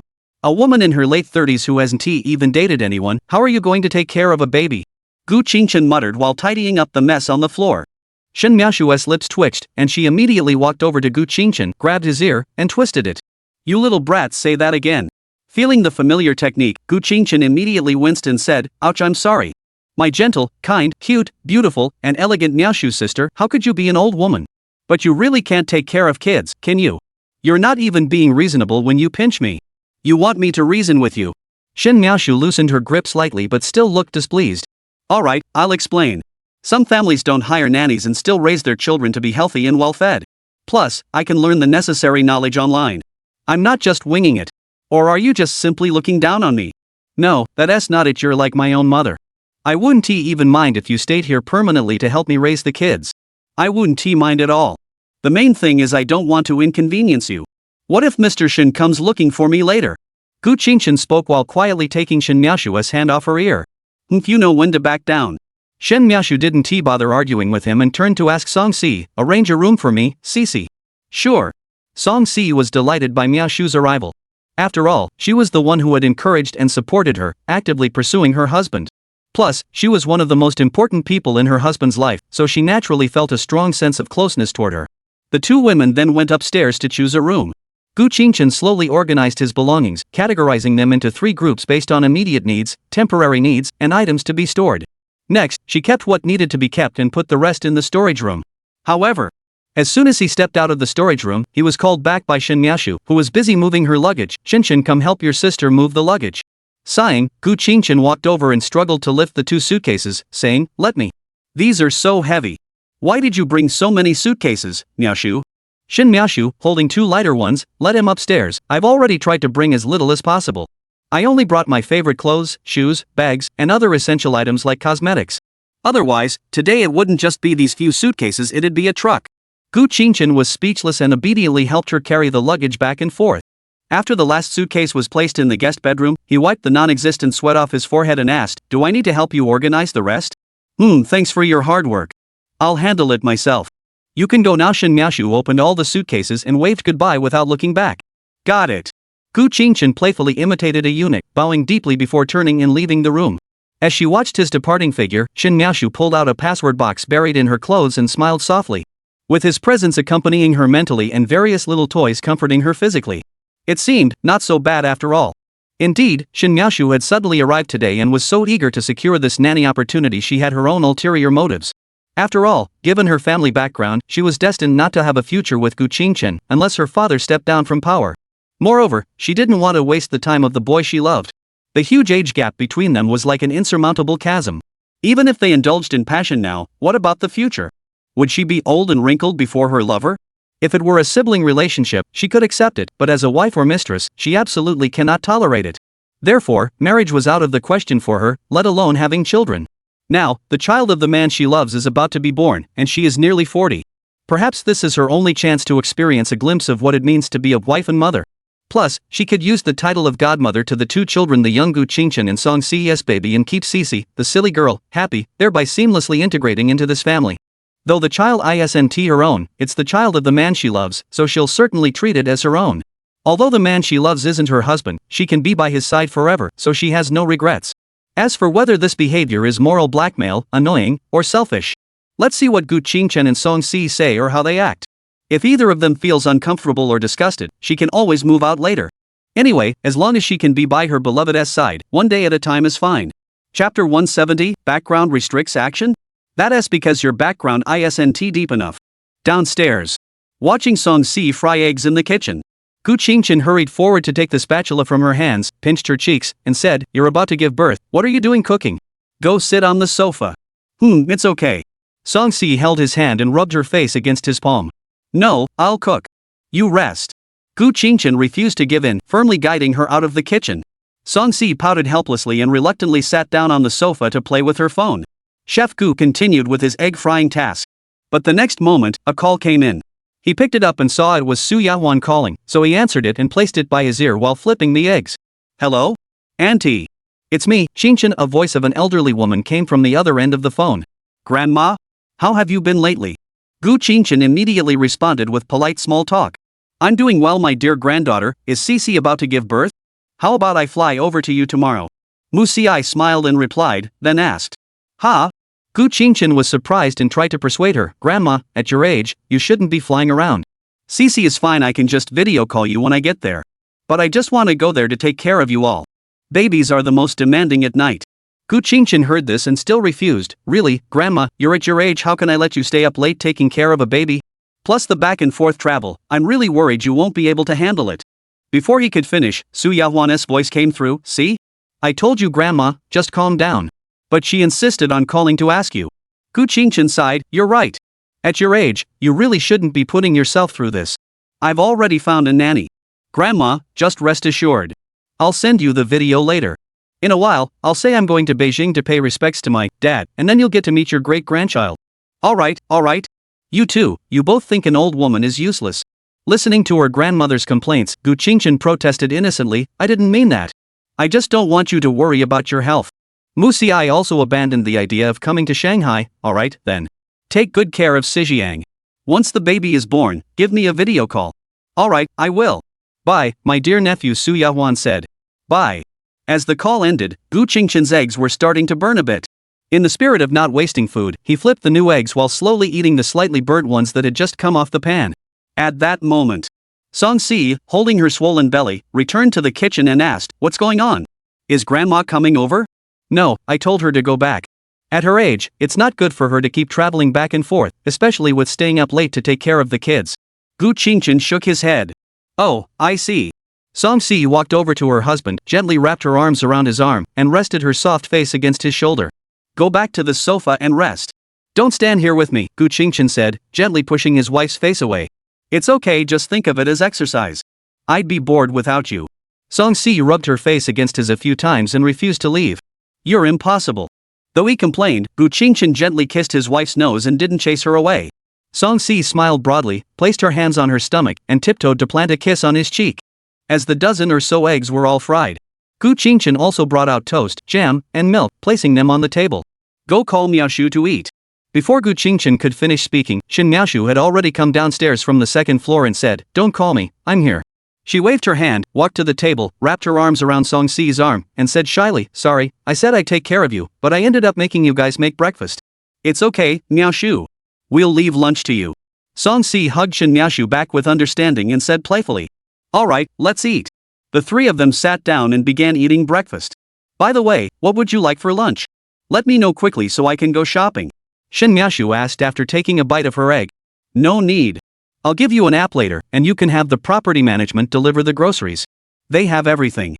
Gu Qingchen said. Shin Miaoshu was completely speechless. Is this what life is like for the wealthy? It seems like it. The Gu family estate where the beauty resides has dedicated staff for procurement. After breakfast. Since Shin Miaoshu didn't need to go out to buy groceries, she naturally went upstairs to change into a more conservative silver nightgown before heading downstairs. In her hands, she held 2 face masks. She sat down beside Song Si and pulled her out of Gu Qingchen's arms. Cici, let me apply the face mask for you. What? Can a pregnant woman use that? Song Si asked in confusion. Don't worry, it's all natural. Close your eyes and look up. Shin Miaoshu said as she tore open the face mask and took it out. Feeling the moist substance on her face, Song Si leaned back against Gu Qingchen and enjoyed the sensation. Shin Miaoshu also applied one to herself, leaning back comfortably on the sofa, her body completely relaxed. Ah, it feels so good not to have to go to work. Upon her reminder, Gu Qingchen snapped out of it and asked, Oh right, Miaoshu, if you don't go to work, won't you have no money? What will you do then? Shin Miaoshu replied irritably, Can't I have some savings? Besides, if I really have no money, will you stop supporting me? Take care of you? I was just joking. I didn't say I wouldn't take care of you. Gu Qingchen said with a mix of laughter and tears. That's more like it. But don't worry, your mom pays me a salary 10,000 a month. Gu Qingchen exclaimed in surprise, Wow, your mom is pretty generous. Of course. Rich people are so envy-worthy. Unfortunately, my family doesn't allow me to be extravagant. Shin Miaoshu sighed. Stop being so humble, Miaoshu. With your background, there are so many people who would kill for your money. Gu Qingchen reached out and took some of the essence from his wife's face mask and applied it to his own face. I'm not trying to be humble, I'm just feeling a bit down. This background may be great, but it comes with too many restrictions. There are so many things I can't do because I have to consider my father's feelings. After saying that, Shin Miaoshu sighed again. You can't have everything. Don't dwell on it. Just live in the moment, Gu Qingchen comforted her. You're the last person who should say that. Not only are you a rich kid, but you also have a grandfather with connections. No one dares to criticize you or your grandfather. Your words sound more like mockery. Just shut up. Shin Miaoshu rolled her eyes. Gu Qingchen, understanding, made a zipper gesture with his fingers. Chapter 171, Pointing at someone with chopsticks is impolite, except among acquaintances. Noon. Gu Qingchen ordered stir-fried pork with sweet and sour sauce, but Shin Miaoshu rejected it, saying she didn't know how to cook it, and changed it to braised pork. Song Si ordered minced pork with eggplant, but she wasn't very good at it either, yet she said she could try learning from the internet. Clear favoritism. After receiving the food delivered by the property management, Shin Miaoshu went to the kitchen to cook. Gu Qingchen hugged his wife close and projected his phone onto the TV to watch the anime movie Your Name. At that moment, Gu Jiaren's phone suddenly rang. Gu Qingchen didn't disconnect the projection and answered the call. A cold voice came through the speakers. Qingchen? Yes, go ahead. Gu Qingchen took a bite of the snack Song Si handed her and spoke. I've arranged everything at the hospital. I'll send you the location shortly. It's a private hospital with experts brought in from abroad, all female doctors. Tell Cici not to resist and cooperate with the delivery. Alright, thank you. Gu Qingchen replied politely. Gu Jiaren continued, did Auntie Miaoshu take care of you guys before? Before he could respond, Shin Miaoshu hurried out of the kitchen with a spatula in hand, pointing at the TV projection and exclaiming, Jiaren. It's your sister. Not your aunt. However, Gu Jiaren didn't even acknowledge her. As long as she's here, that's fine. After Cici gives birth, I'll arrange for a postpartum care specialist to come over specifically to handle Cici's postpartum recovery. Seeing her best friend completely ignoring her, Shin Miaoshu's lips twitched, and she returned to the kitchen. Alright, you handle it. Gu Qingchen smiled as she watched the scene unfold, nodding in agreement. After all, she had given birth to her, yet she still maintained such a healthy body and perfect figure. It was only right to obey her arrangements. Alright, there's a lot to do at the company, so I want to come over to see you. Once CCS water breaks, give me a call, and I'll rush to the hospital to find you. Gu Jiaren said. Alright, that's settled then. As the call ended, Gu Qingchen felt as though she wasn't talking to her mother at all. There was no extra concern or greetings, only meticulous arrangements for various matters, as if discussing business. One could only say that this businessman bloodline was too pure. He sighed and shook his head, then switched back to the movie, continuing to watch it with Song Si while munching on snacks. When lunch was served, Gu Qingchen took a bite without hesitation and praised, not bad, my sister. Your cooking skills are getting better and better. It's okay, but I don't know how to cook many dishes. I just follow the videos online and manage to get by. Shin Miaoshu didn't boast or feel proud, she even thought there was still room for improvement. Gu Qingchen encouraged her, that's still great. A person improves with time. Let us eat. It seemed that the praise from the person she cared about made Shin Miaoshu feel a little elated. Song Si had been feeding Gu Qingchen with her own hands, only occasionally taking a bite for herself. Shin Miaoshu couldn't stand it anymore. After serving her some food, she said, Cici, stop feeding him all the time. He's not that helpless. You'll spoil him so much he'll lose the use of his limbs. After saying that, she gave Gu Qingchen a playful glare. Gu Qingchen shrugged indifferently and began to serve himself. Song Si gave an awkward smile, feeling embarrassed, and pulled Shin Miaoshu's arm, explaining, it's not like that, Miaoshu sister, I just ate too many snacks and wasn't very hungry. Shin Miaoshu furrowed her brows and tapped her forehead with her slender fingers. You don't think you can be so greedy just because you're about to give birth. You need to think about your own health too. Oh, I'm sorry, Miaoshu. Song Si admitted her mistake with a pout.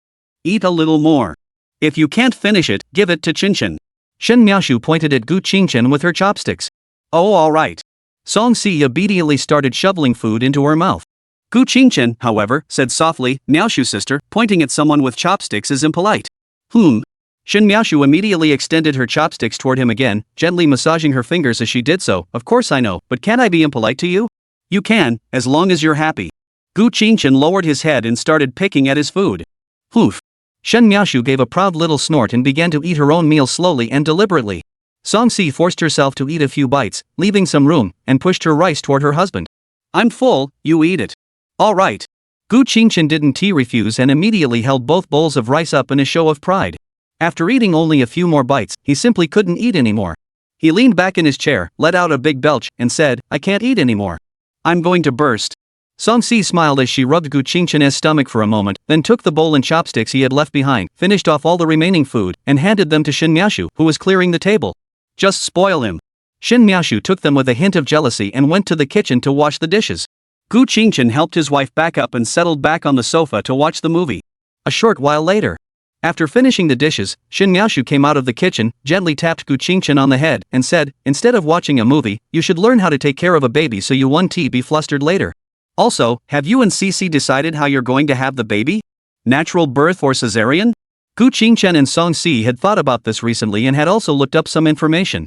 Natural childbirth means enduring some pain initially but having an easier recovery afterward. A cesarean section is easier initially but involves more recovery later. Essentially, there's not much difference. After thinking it over, Gu Qingchen replied, we were planning to go with natural childbirth, but if it doesn't work out, we'll opt for a cesarean section. Song-si nodded in agreement. With natural childbirth, there's not much to worry about afterward. I'm pretty afraid of pain, so I'd rather just endure the pain all at once and have it over with. Shin Miaoshu shook her head. It's not necessarily the case. Natural childbirth can cause tearing, or if the baby is too large, an episiotomy may be needed, which is also quite painful. A cesarean section is better. You only have a single incision on your abdomen. What? Hearing this, Song-si lost her resolve and snuggled into her husband's arms, waiting for him to decide. Feng Ma is controlling Cece's nutrition, so the baby probably won't be too big. Let's go to the hospital for a checkup first and see what the doctor recommends, Gu Qingchen said. Shin Miaoshu nodded, sat down beside Song-si, and joined them in watching the movie. That's a good idea. Let's go to the hospital tomorrow and see what the doctor recommends, natural birth or cesarean. All right. The afternoon passed quickly. After having a simple dinner prepared by Shan Miaoshu, Gu Qingchen and his wife returned to the master bedroom to rest. Due to Song-si's large belly, she had been feeling uncomfortable lately, which had also affected her sleep. Therefore, the two of them had already adjusted their schedules to go to bed early. Shen Miaoshu was a night owl. She was still downstairs on the sofa applying skincare products while watching a TV show. Chapter 172, Song-si's water breaks. Late at night, Song-si suddenly woke up, feeling a gentle warm flow slowly trickling out.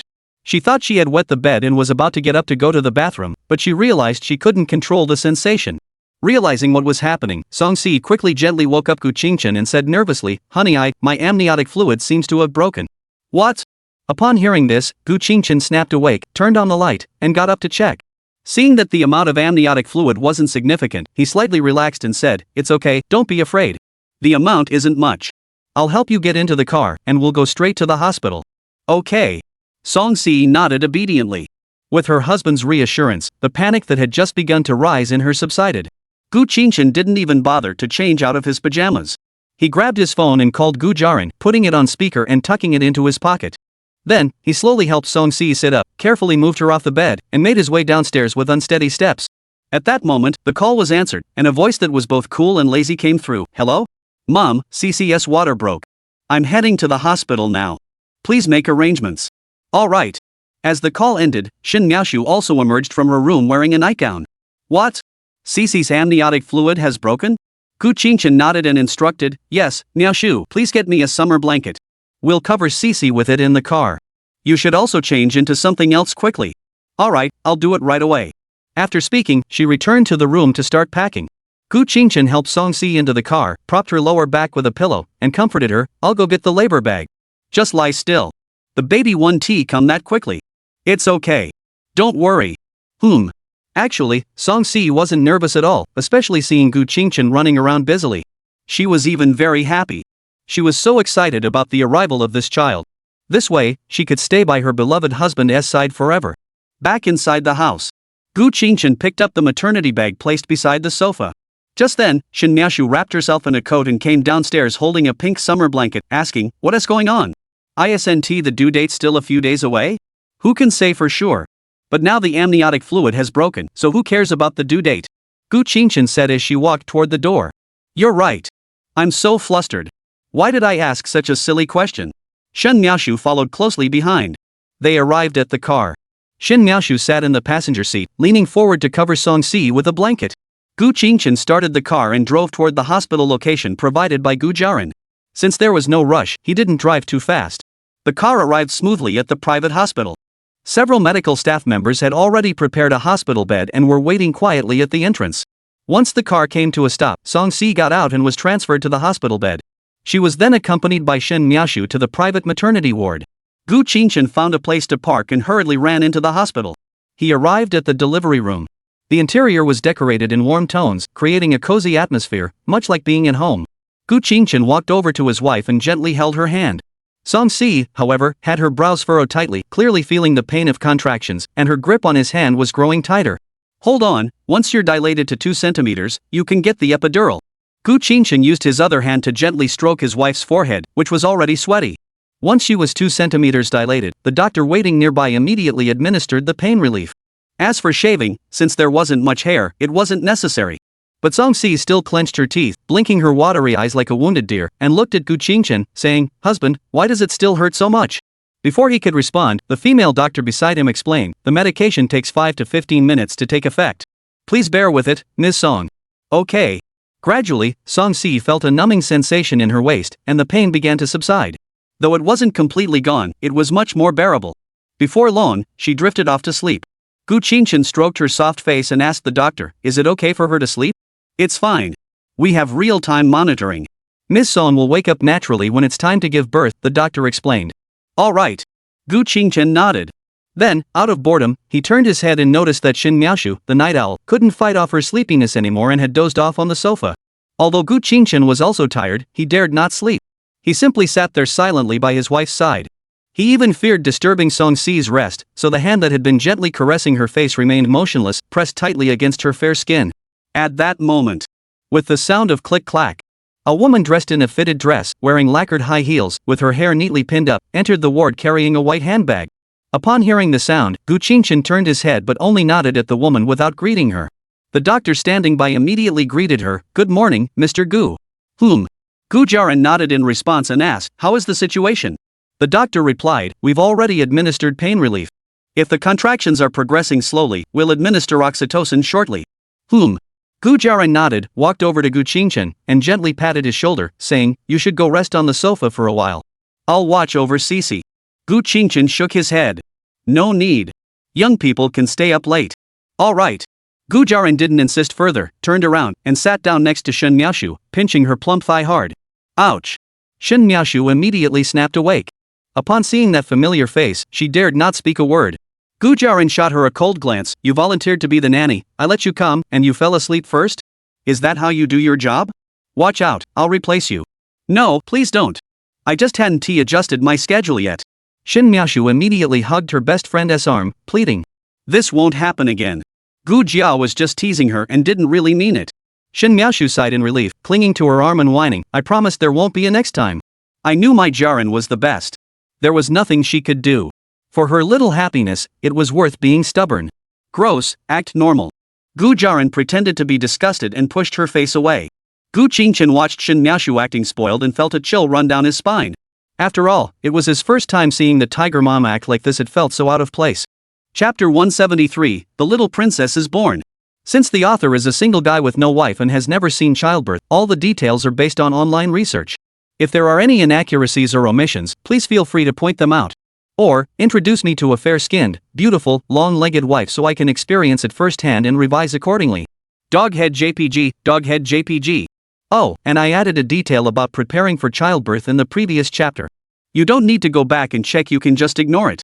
About 2 hours later, the sky was beginning to grow faintly bright. Gu Jiaran sat upright on the sofa, constantly swiping her phone, but there was no sound, so she was probably working.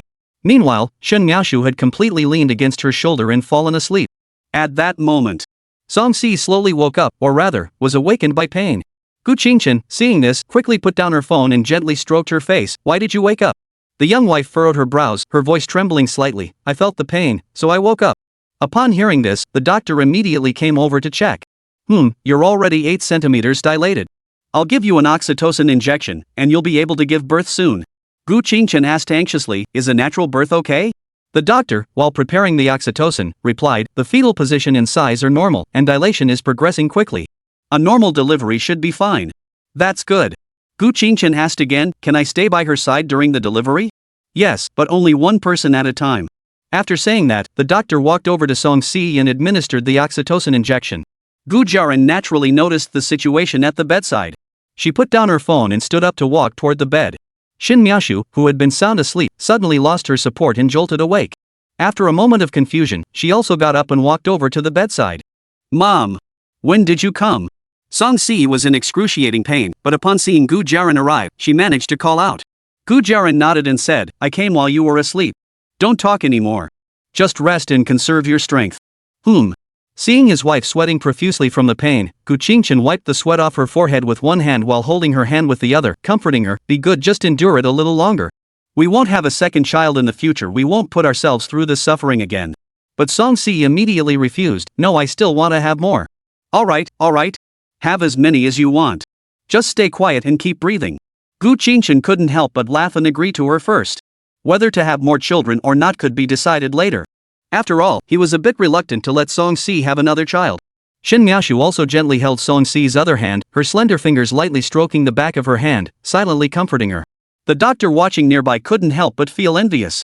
I was also thinking to myself, when will my tall, rich, handsome, and kind husband appear? Not long after. Song-si, who was already dilated to 9 centimeters, was also wheeled into the delivery room next door. Shortly after, 3 female doctors arrived, one of whom was blonde with blue eyes, though slightly older. She must be the expert brought in from abroad.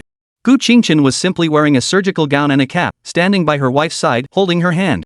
After all, it wasn't an open surgery, so there weren't overly strict sterile requirements. Gu Jiaran and Shin Miaoshu waited in the ward. As time passed, Song-si began the delivery process. Following the doctor's instructions to breathe in, breathe out, and relax, she gripped Gu Qingchen's hand tightly, her grip tightening and loosening intermittently. Even the girl who could endure the screams of a roller coaster ride managed to hold back her cries, but now she couldn't control the pain anymore and let out a loud moan. Though it wasn't heart-wrenching, it was enough to make Gu Qingchen's heart twist in pain. He wanted to speak comforting words, but feared he might disturb something, so he simply leaned close to his wife's ear, whispering sweet nothings, silently enduring the pain of her nails digging into his skin, and gently wiping the sweat from her face. The delivery went smoothly, and within just 10 or so minutes, the baby was born. As soon as the pain subsided, Song-si's body relaxed, her face pale and her breathing rapid. She couldn't utter a word, completely exhausted.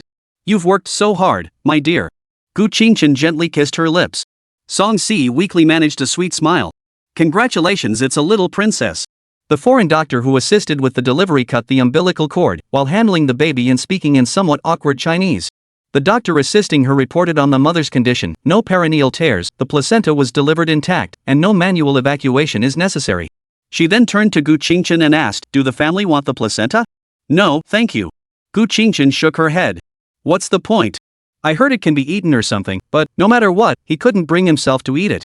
The next moment, Song-si asked weakly, "Doctor, why isn't she crying? This happens sometimes, it's okay." As he spoke, the foreign doctor brought the child over. "Take a look. After I'm done, I'll spank her little bottom to make her cry." Song-si looked at her wrinkled little daughter and couldn't help but gaze at her with a tender expression and a faint smile, exuding the gentle aura of a new mother. But she couldn't help but tease, "She's so ugly. She'll look better in a few days." Gu Qingchen smiled as he gently stroked his wife's forehead. Moments later, the foreign doctor took the baby away and gave her a gentle slap on the bottom. Instantly, the newborn's cries, symbolizing the arrival of new life, echoed throughout the delivery room. In the ward. "Have Miss Song urinate as soon as possible to help the uterus contract back, and make sure to clean up the lochia promptly. Then wait for the baby to wake up and feed him breast milk. That's about it. If anything else comes up, just press the call button. I'll leave you to it now." "All right." With Ms. Gu's permission, the nurse turned and left. After completing all the examinations, the healthy baby weighing 4 pounds and 7 ounces was wrapped in a small blanket and placed beside Song-si. Gu Qingchen then sent the recorded video to her grandmother in the capital and the 8-person dormitory group. At that moment, Shin Miaoshu was kneeling beside the hospital bed, resting her face on her hands as she gazed at the baby's sleeping face, her expression filled with tenderness. Gu Jiaran looked down from above, her usually cold face rare in its smile. "By the way, what's her name? Should we use the name we chose earlier?" Shen Miaoshu suddenly asked. Didn't we already decide? Her full name is Gu Qingyan, and her nickname is Tuanchuan." Gu Qingchen gently stroked Song-si's exhausted face and replied softly. Upon hearing this, Shin Miaoshu nodded, gently touched the baby's face with her fingers, and said softly, "From now on, you'll be called Gu Qingyan, and your nickname is Tuanchuan." "Did you hear that?" Just then, Tuanchuan responded by smacking her little lips a few times, causing Shin Miaoshu to excitedly poke Gu Jiaran's long leg beside her and say, "She responded to me. Did you see? So cute." Though it was merely the child moving her lips, Gu Jiaran still nodded faintly, going along with her best friend's surging maternal love filter. Song-si gently patted her own daughter, murmuring softly, "Good girl, Tuanchuan. Good girl, Tuanchuan." Then, she placed her hand on the child's body, gradually falling silent, clearly unable to resist the fatigue and drifting off to sleep. Chapter 174, Second Child. "Let's go. There's probably nothing else to do here, so you and Aunt Miaoshu can take care of things. I'll head back to the office first. Call me if anything comes up." Gu Jiaran saw that there wasn't much left to do here, so she decided to head back to the office. "It's Miaoshu, not Auntie." Shin Miaoshu turned her head to correct her, then turned back to continue watching the adorable little daughter. However, Gu Jiaran, like during the last video call, didn't acknowledge her. "Alright, I can handle it myself." "You should go rest, Miaoshu," Gu Qingchen suggested. She immediately waved her hands. "No need, I can handle it."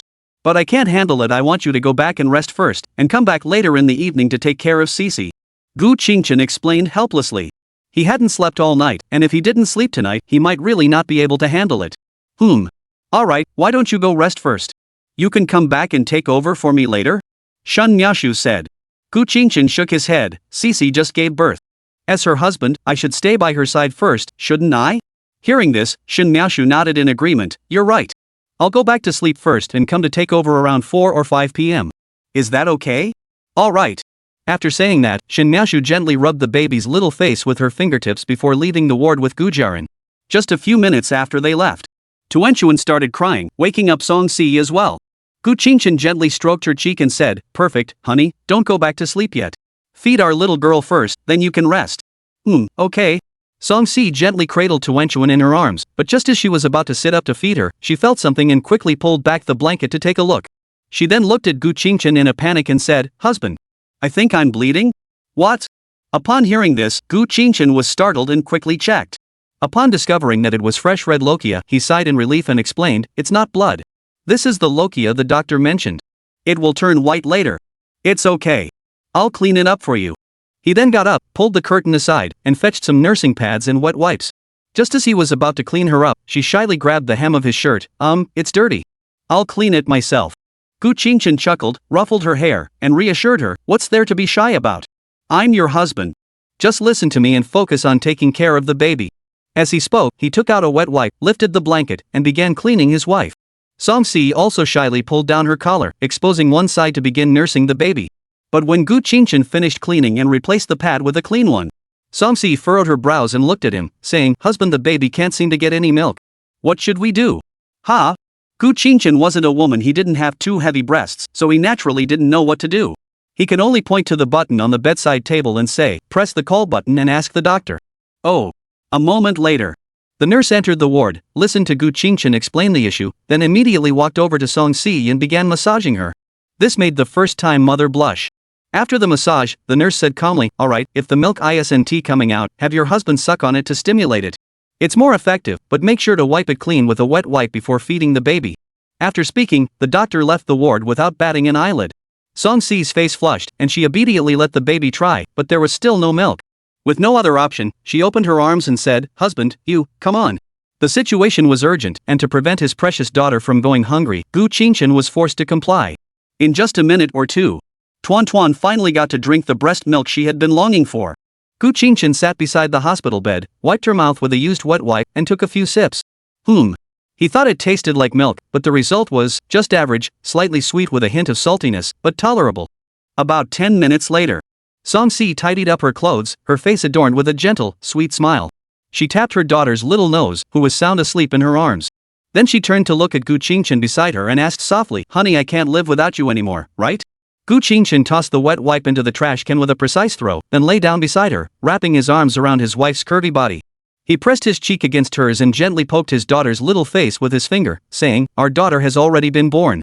Even if you want to run away, I'll have to tie you up and bring you back to breastfeed the baby. Song Si, upon hearing this, couldn't help but turn her head and kiss his lips. Looking at this man who had been by her side throughout her pregnancy and childbirth, comforting her, and now, without any hesitation, cleaning up the mess after childbirth. The burning desire to have a second child for her husband had completely surged forth. Even if her husband refused to cooperate, she wasn't opposed to resorting to the underhanded methods she had used during her first pregnancy. But Song Si didn't want to tip him off. Instead, she placed her daughter beside her, wrapped her arms around Gu Qingchen's arm, and murmured, Husband, I need to pee. All right. Urination was also something the doctor had instructed, so he immediately got out of bed, found the urinal, and adjusted it under the blankets. Done. Song Si whispered softly. Gu Qingchen pulled out a wet wipe, first took out the urinal, then cleaned his wife up, and only then carried the urinal back to the bathroom. Meanwhile, Song Si hugged the little bundle beside her and whispered softly in her ear, My dear daughter, your mother truly loves your father so much. So, to ensure I can stay by your father's side forever, you must grow up healthy and strong, do you understand? Of course, you must also take good care of your younger siblings. That way, even if your father no longer loves me in the future, he won't be able to drive me away. But I believe in him. He will love me forever, right? When Gu Qingchen came out and saw Song Si whispering to Tuanchuan, she put down the urine bucket and curiously asked, Wife, what were you telling our daughter? Tell me too. Nothing, I'm teaching her to be obedient, not to argue with dad, and to study hard so she can get into a good university in the future. Song Si, of course, wouldn't he tell the truth that would easily lead her husband to misunderstand something. Gu Qingchen couldn't help but laugh and said, She's just a newborn. You're already putting pressure on her? No way, I was just talking to my daughter. Song Si said playfully. Alright, you keep talking to your daughter. I'll go buy you some food. If you need anything, just press the call button. Alright. After saying that, Gu Qingchen left the ward and headed toward the hospital exit. Chapter 175, Roommate Visit. Half an hour later. Gu Qingchen returned to the ward carrying a bowl of congee, pork dumplings, and a small bag of apples. She found Song Si using her delicate nose to gently press against her daughter's face, sleeping peacefully. Tuan Tuan, with her little eyes wide open, stared blankly at a spot without crying or making a fuss. He placed the food on the table and gently tapped his daughter's cheek with a loving smile. But who could have imagined? Tuan Tuan burst into tears, waking his wife as well. What's wrong? Song Si, still half asleep, wrapped the baby in her arms and gently patted her tiny body, unsure of what to do. Once she had regained her senses and saw that Gu Qingchen had returned, she looked at him as if he were her savior and said, "Husband, what should we do?" I can't calm her down. Gu Qingchen gave an awkward smile. After all, he was the one who had made her cry, so he took responsibility, took the baby from his wife's arms, laid her gently on the bed, and made up an excuse. Did she pee? As he spoke, he undid the baby's little clothes and removed the diaper. Sure enough, she had peed and pooped. Gu Qingchen could only take out some wet wipes and clean her bottom. Then, he took out a new diaper, changed it while sighing helplessly. They say daughters are their father's little cotton coats. Why did you hold back your cries when mom was sleeping, but as soon as you saw dad come back, you started crying the moment he touched you? Hearing this, Song Si smiled slightly. So it was you who made her cry, wasn't it? It wasn't me. Gu Qingchen refused to take the blame, pointing at the old diaper already thrown into the trash can and said, "It was this little guy who held it in all by himself, waiting for me to come back before crying." That's clearly framing me. How can that be framing? It's just because he saw his dad come back and wanted you to change his diaper, right? After all, babies can't talk, can they? Song Si comforted him. Exactly. You're right. The wife is the real cotton coat, while the daughter's cotton coat will eventually let the wind in, right? Gu Qingchen changed the diaper for Tuan Tuan, fastened her little clothes, then lifted her high into the air and gently swayed her, teasing her.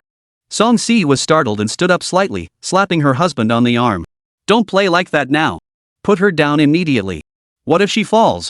Yes, yes, yes. A wife's orders are law, so Gu Qingchen obediently put his daughter back on the bed and turned to prepare breakfast. Song Si also picked up Tuan Tuan and held her in her arms. The little one, free from the burden of diapers, fell asleep immediately. She gently stroked her daughter's little face, her eyes filled with tender maternal love. Not long after, Gu Qingchen pushed a small cart with a tray holding congee, steamed buns, and a half-peeled apple to the bedside. Now it's my turn to feed you. Come on, open your mouth. He scooped up a spoonful of porridge, blew on it, and held it to his wife's lips. Song Si obediently opened her mouth, savoring the feeding from her husband. Then, Gu Qingchen stuffed a steamed bun into his wife's mouth. Ugh, that's too much, don't put it all in. Song Si tapped his hand and spoke indistinctly. Sorry. I usually eat one at a time, I'm used to it. Saying this, Gu Qingchen took out half of the steamed bun and let her bite it off. After finishing a bowl of porridge and nearly 10 steamed buns, Song Si was mostly full. Gu Qingchen handed her an apple and began eating his own breakfast, which had already grown slightly cold. Just then, a shifty-eyed person quietly pushed open the ward door and peeked inside. Gu Qingchen heard the noise and turned to look, immediately saying, "Oh, the big star is here? Where are they?" Chen Junjie chuckled and walked in with Bai Xiaoxiao and the others. They placed the fruit basket and milk on the ground and gathered around to look at the baby. Zheng Fian's eyes sparkled. Wow, so cute. Fan Zirua remained relatively composed but also praised, "Yes, she'll definitely be a little beauty."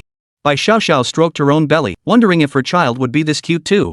The boys were fine, but the girls couldn't resist peeking over a few times before chatting with Gu Qingchen. "Xiaoxiao, you're due soon, right? Should we have the baby here at this hospital? I can arrange it for you." Gu Qingchen looked at Chen Junjie and said, "That'd be great, thanks for taking care of it, old four."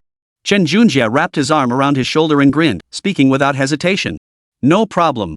As he spoke, he glanced at the 4 fruit baskets and 4 boxes of milk on the ground, unable to suppress a smile. "When you leave, each of you leave one for me. The rest can be returned or taken back to the dormitory to eat." "What's wrong? Don't you like them?" "It's the thought that counts," He Chang said. Gu Qingchen shook his head and explained, "That's not what I meant. If you had bought less or different things, I would have accepted them. But these 4 identical sets. I can only say you really know how to shop. They'll just go to waste if you leave them here. You might as well take them and get rid of them." Meanwhile, Zheng Fian, who had just picked up her daughter and cradled her in her arms, raised her chin toward Yi Chang and accused him, "It's all Yi Chang's fault. He bought everything himself and said 1 set per family, which was just right." After shifting the blame, she began to play with the baby who had been woken up by the commotion. Luckily, this little one doesn't cry much otherwise. If it were another baby, they'd definitely cry to their auntie. He Chang's face turned red with embarrassment as he muttered, "It's a large quantity, so the boss might give us a 20% discount." Gu Qingchen gave him an international friendly gesture, flipping him off, and continued eating her meal. Then, Fan Zirua nudged Zheng Fian and urged, "We agreed to take turns holding the baby for a while." "It's my turn now." "No, let me hold him a little longer." Zheng Fian was completely smitten with the little one. Fan Zero definitely wouldn't agree. She wanted to hold them too, so she pretended to be upset and complained to Song Si, "Sisi, look at her." With no choice, Song Si could only laugh and cry as she said to Zheng Fian, "Alright, Yanzi, give Zero and Xiao Xiao a hug too." Oh. Since the mother had spoken, what could she do? Reluctantly, she handed the baby over. Fan Zirua carefully took the baby and immediately touched the little bundle's soft face with her fingers. "Wow, so soft and bouncy, I wish I had skin like this." The next moment, the little one opened his mouth and tried to eat her finger.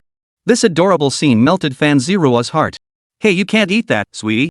She tapped Tuanchuan's little nose, her tone sending a shiver down one's spine. Ew, Zirong gross. Zheng Fian rubbed the goosebumps on her arm and teased from the side. "This is called being gentle, do you understand?" Then, Fan Zirua handed the baby to Bai Xiao Xiao. Perhaps because she was about to become a mother herself, her movements were extra careful. When she cradled the baby in her arms, she instinctively patted the little one gently, lulling her to sleep. Just look at Xiao Xiao, she is such a gentle and loving mother. My Yanzi isn't like that at all. Hey! Jezzy, you're really lucky. He Chang, seeing this scene, said with a touch of envy. Hee that's right. Chen Junjie smiled proudly. But just then, Zhang Fian's gaze swept over, and her voice was cold. He Chang, you, just now, what did you say? Chapter 176, Taking care of a baby is really tough. Since there was another class later, the six of them didn't linger and prepared to leave. Zheng Fian grabbed He Chang's ear first and walked out of the ward without looking back. Elbow, let's settle this properly. Seeing such a brutal scene, Song Si quietly covered Tuanchuan's eyes. Hey. Be gentle. He Chang complied by bending down, turning his head slightly with a wry smile, and waving at Gu Qingchen. Bai Xiao Xiao gently carried the sleeping Tuanchuan back into Song Si's arms, then bid farewell to the others and followed after them. After watching them leave, Gu Qingchen was about to turn back to look at her precious daughter when she realized they hadn't taken the gifts they had given them. Sigh. I told you no one would listen. What should we do with these? Can you get rid of them all? Song Si rolled her eyes at his words. Of course not. Besides, who brings gifts back home? Let's wait for Miao Shu to come and handle it. All right. Gu Qingchen nodded, too lazy to bother, and turned to cradle his sleeping daughter in his arms, admiring her. I'll take a nap first. You watch over Tuanchuan. Song Si couldn't fight off her sleepiness anymore, lay down on the bed, and prepared for a short nap. All right, sleep well.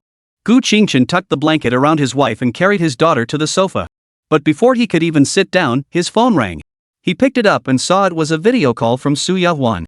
After answering, Musi's kind face appeared on the screen. Dear grandchild? Did Sisi give birth? I just got up and saw it.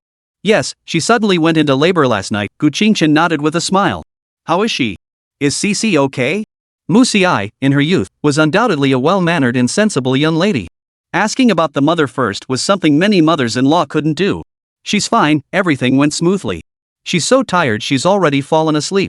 Musi, relieved, continued, that's good. Where's the baby? Let me see him her. Sure. Gu Qingchen flipped the camera around and showed the sleeping baby lying on her lap. Oh, this little one is so cute, a little girl, right? Musi asked. Yes, it's a girl. Have you chosen a name yet? Gu Qingyan, with the nickname Tuanchuan. Gu Qingchen reported both the given name and the nickname. Then he remembered that he had forgotten to tell his roommate about his daughter's name. He would mention it in the group chat later. Musi nodded. What a beautiful name. Who came up with it? Gu Qingchen replied, it was chosen by Sisi and Miaoshu. Musi paused for a moment, as if deep in thought, then asked uncertainly, is that the daughter of Olchen from the Ministry of Education? Yes. That's nice. Seeing the baby makes me happy. I won't bother you anymore. Just bring the kids to the capital city to visit me sometime. Musi said with a smile. It won't be long. We'll be heading there in September, so we won't keep Grandma waiting too long. That's fine. I'll hang up now, my dear grandchild. Mom, don't hang up yet, let me chat for a bit. What else there to talk about? Don't disturb the young couple, and the baby needs to rest. Oh my, how can you? On the other end of the phone, Su Yahuan hadn't finished speaking before the video call was abruptly disconnected. Gu Qingchen was amused and opened the group chat with her roommates, sending her daughter's name to everyone. He Chang, that's a nice name. Chen Junjie, nice. Li Zirwei, nice. Bai Xiao Xiao, nice. Zheng Fian, wow. So nice. Ah, squeal. Tuenchuan creeping in the shadows, hee licking the screen, my Tuenchuan twisted walking. Fan zero, sounds great. At Zhengfian, don't go crazy. Keep in formation. Gu Qingchen. Sometimes silence speaks volumes. Gu Qingchen was already thinking about how to keep his daughter away from Zheng Fian. About an hour later, Tuenchuan started crying again. Gu Qingchen undid her diaper and checked no poop, no pee. She must be hungry. There was nothing he could do, so he picked up his daughter and went to the bed, waking his wife. He kissed her on the cheek and said, "Sorry, our daughter seems hungry. I had to wake you." Songsi shook her head dazedly, sat up, and took the child. "It's okay, it's my duty." Gu Qingchen sat beside her, feeling sorry for her, and asked, "Why don't you make some formula? You should get some rest." "No. If the baby can breastfeed, she should breastfeed. I can handle it." Songsi refused with a tired voice. Gu Qingchen understood the reasoning and didn't press the matter further. He'd wait until his wife couldn't hold on any longer before making formula. Then, Tuenchuan started crying every 2 hours or so, demanding to be fed. Sometimes, there would even be an occasional cry because of a wet diaper. Songsi couldn't get a moment's rest. Every time she dozed off, she was forced to get up and feed her daughter. She even got up to eat lunch in between. This continued until around 5 p.m. Shen Miaoshu, wearing a sleeveless ice silk blouse and an A-line skirt, finally rushed over to relieve Gu Qingchen. Looking at the sleeping Songsi, she said softly, "It's okay, you should go rest. I'll take the night shift." "It's okay, I can stay a little longer." Gu Qingchen didn't leave immediately but held his wife's hand and played with the waking Tuenchuan. "Alright, you've been up all day without sleep. Go back and rest, or have the hospital find you a private room to sleep in." Shen Miaoshu gently slapped him on the back and urged him. Alright, don't rush me. I'll go home and rest." Gu Qingchen helplessly raised his hands in surrender. Shen Miaoshu added, "If that is really not possible, find an empty ward in the hospital and rest for a while." "But I have to go home and change my clothes, right?" he said, showing off his pajama slippers. "Alright, let us go. We need to get there early to take my place." Shen Miaoshu waved him away. "Alright." Just as Gu Qingchen was about to leave, he thought of something and leaned close to Shen Miaoshu's ear. "Miaoshu, if the baby cries and wakes up Cici, just make some formula for her to drink and let my wife sleep a little longer." "Alright, I got it, Mr. Gu." Shen Miaoshu, seeing how much he cared for his wife, agreed with a slightly jealous tone. However, Gu Qingchen didn't notice at all and bid farewell before leaving. Shen Miaoshu sighed softly, cradled Tuenchuan in her arms, and began to play with her to cheer her up. Chapter 177, She'll definitely grow up to be a cool and elegant little beauty. The night sky was completely shrouded in darkness. In the hospital room, Tuenchuan's cries rang out once more. Songsi, feeling tired, opened her eyes and looked around. She didn't see her husband but saw Miaoshu, who was comforting the child. Without needing to ask, she knew what had happened. She sat up and opened her arms, saying, "Miaoshu, give me the baby. She must be hungry. I'll feed her." "Alright, you feed her. I'll go buy you some food. You can eat after you finish feeding her and then go back to sleep." Shen Miaoshu stood up and handed the child over. "Alright, thank you so much, Miaoshu."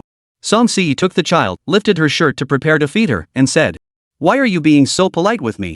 Shen Miaoshu ruffled her hair and turned to leave to buy food. Yujing Haoding.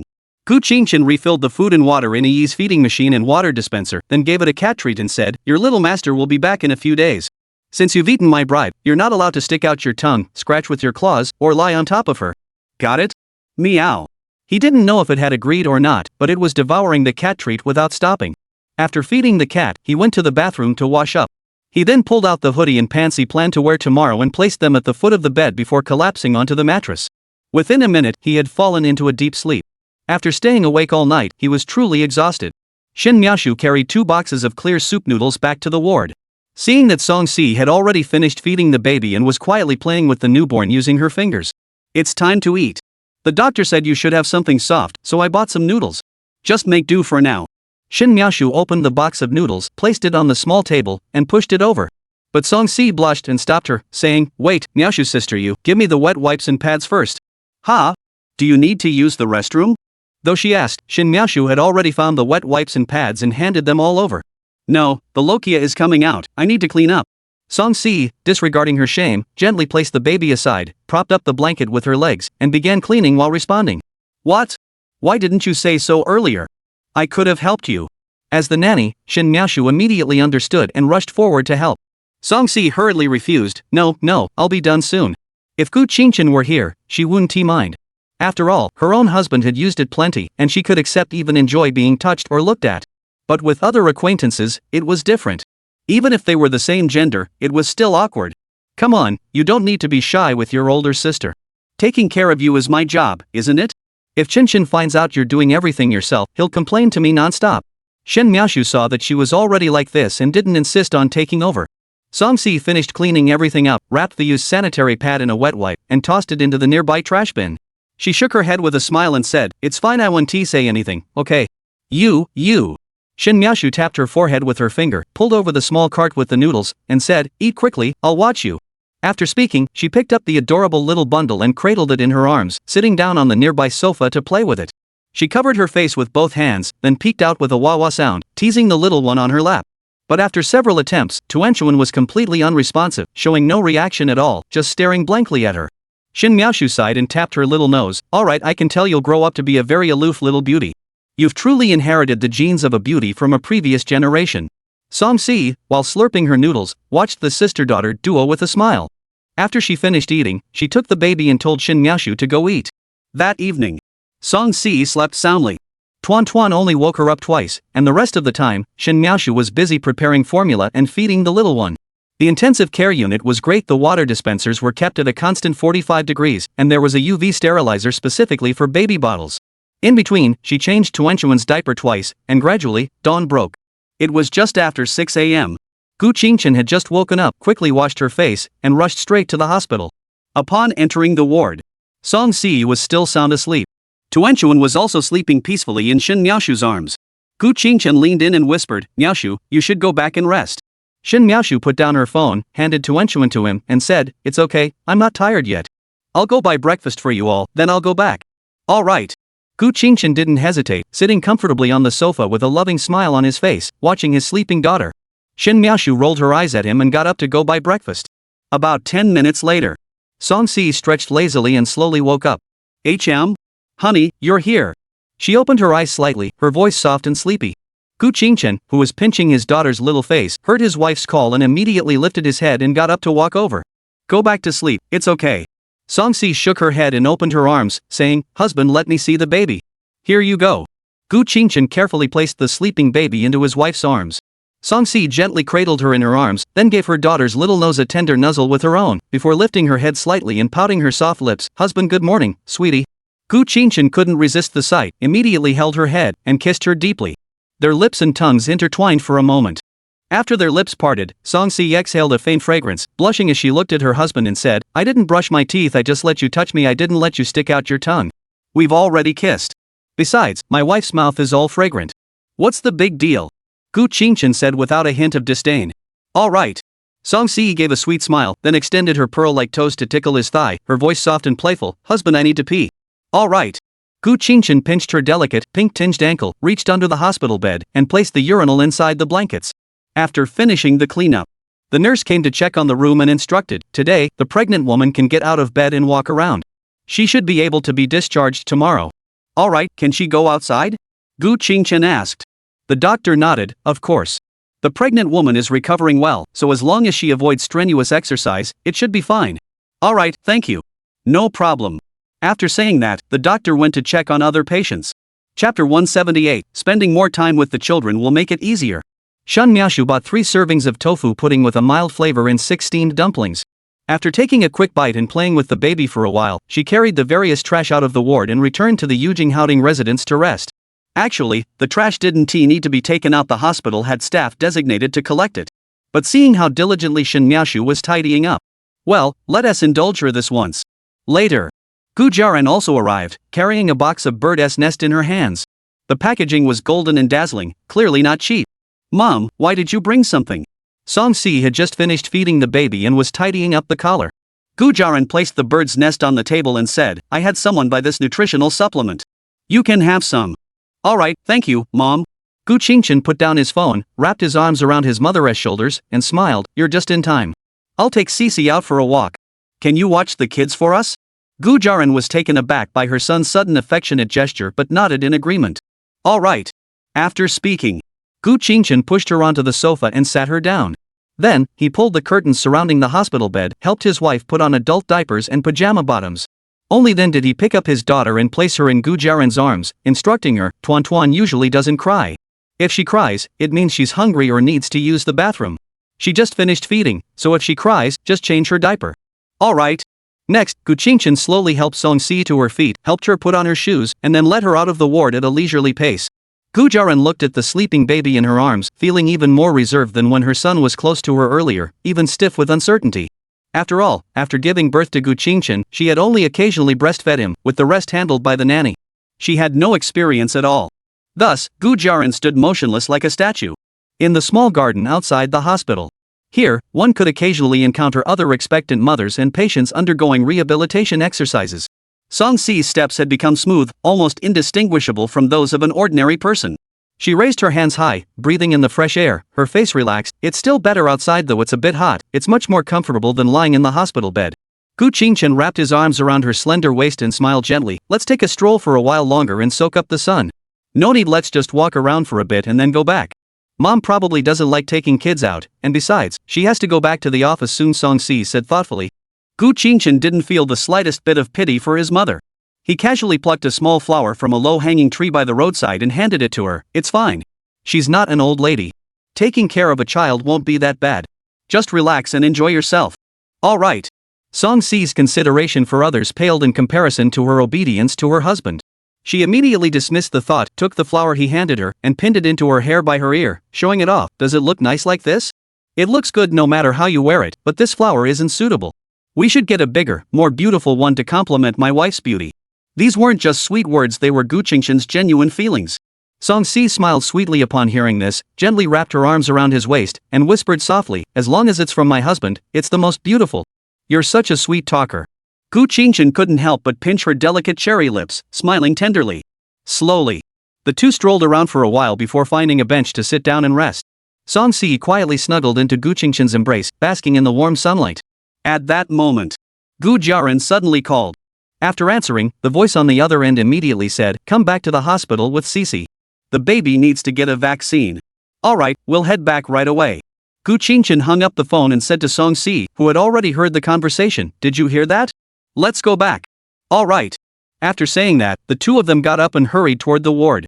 As soon as they entered the room, they saw the nurse already preparing the vaccine. Song-si tapped Gu Qingchen on the waist and whispered, what vaccine does the baby need to get?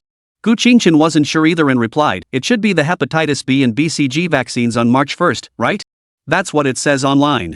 The doctor seemed to have heard him and confirmed, that's correct. Those are the two. There are many more vaccines to come. Once the baby reaches the appropriate age, you'll need to make time to come back for the rest. I'll give you a vaccination schedule later. Just follow the schedule to get the vaccines. Alright. Song-si replied obediently with a cute, dazed expression. This made the doctor smile. Even though you've already had a baby, you don't act like a mother at all. Then, she skillfully inserted the needle into Tuanchuan's arm and administered the injection in one smooth motion.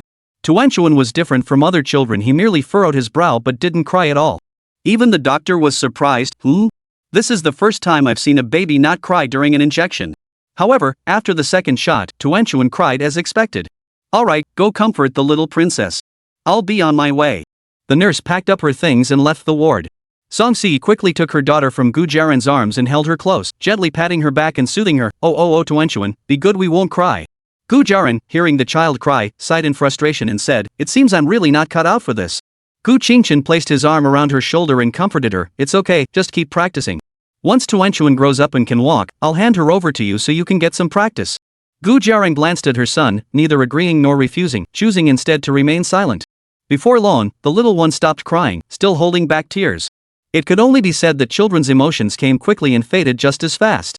Song-si held Tuanchuan and lay back down on the bed, gently patting her little body to help her fall asleep. Gu Jiaran, seeing this, asked, if everything is okay, I'll head back to the office? Alright.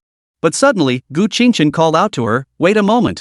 After saying that, he stacked the 3 boxes of milk and 2 fruit baskets his roommate had brought over, picked them up, and placed them in Gu Jiaran's arms, saying, here, take these. Consider them a company perk.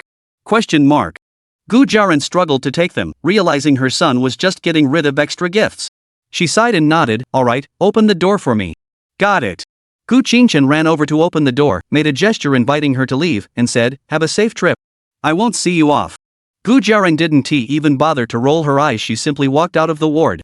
Chapter 179, it's not that the wife is easy to deceive, it's that she is obedient. The next morning, Gu Qingchen obtained the birth certificate and discharge papers from the hospital, then tidied up the scattered items and packed them into the maternity luggage.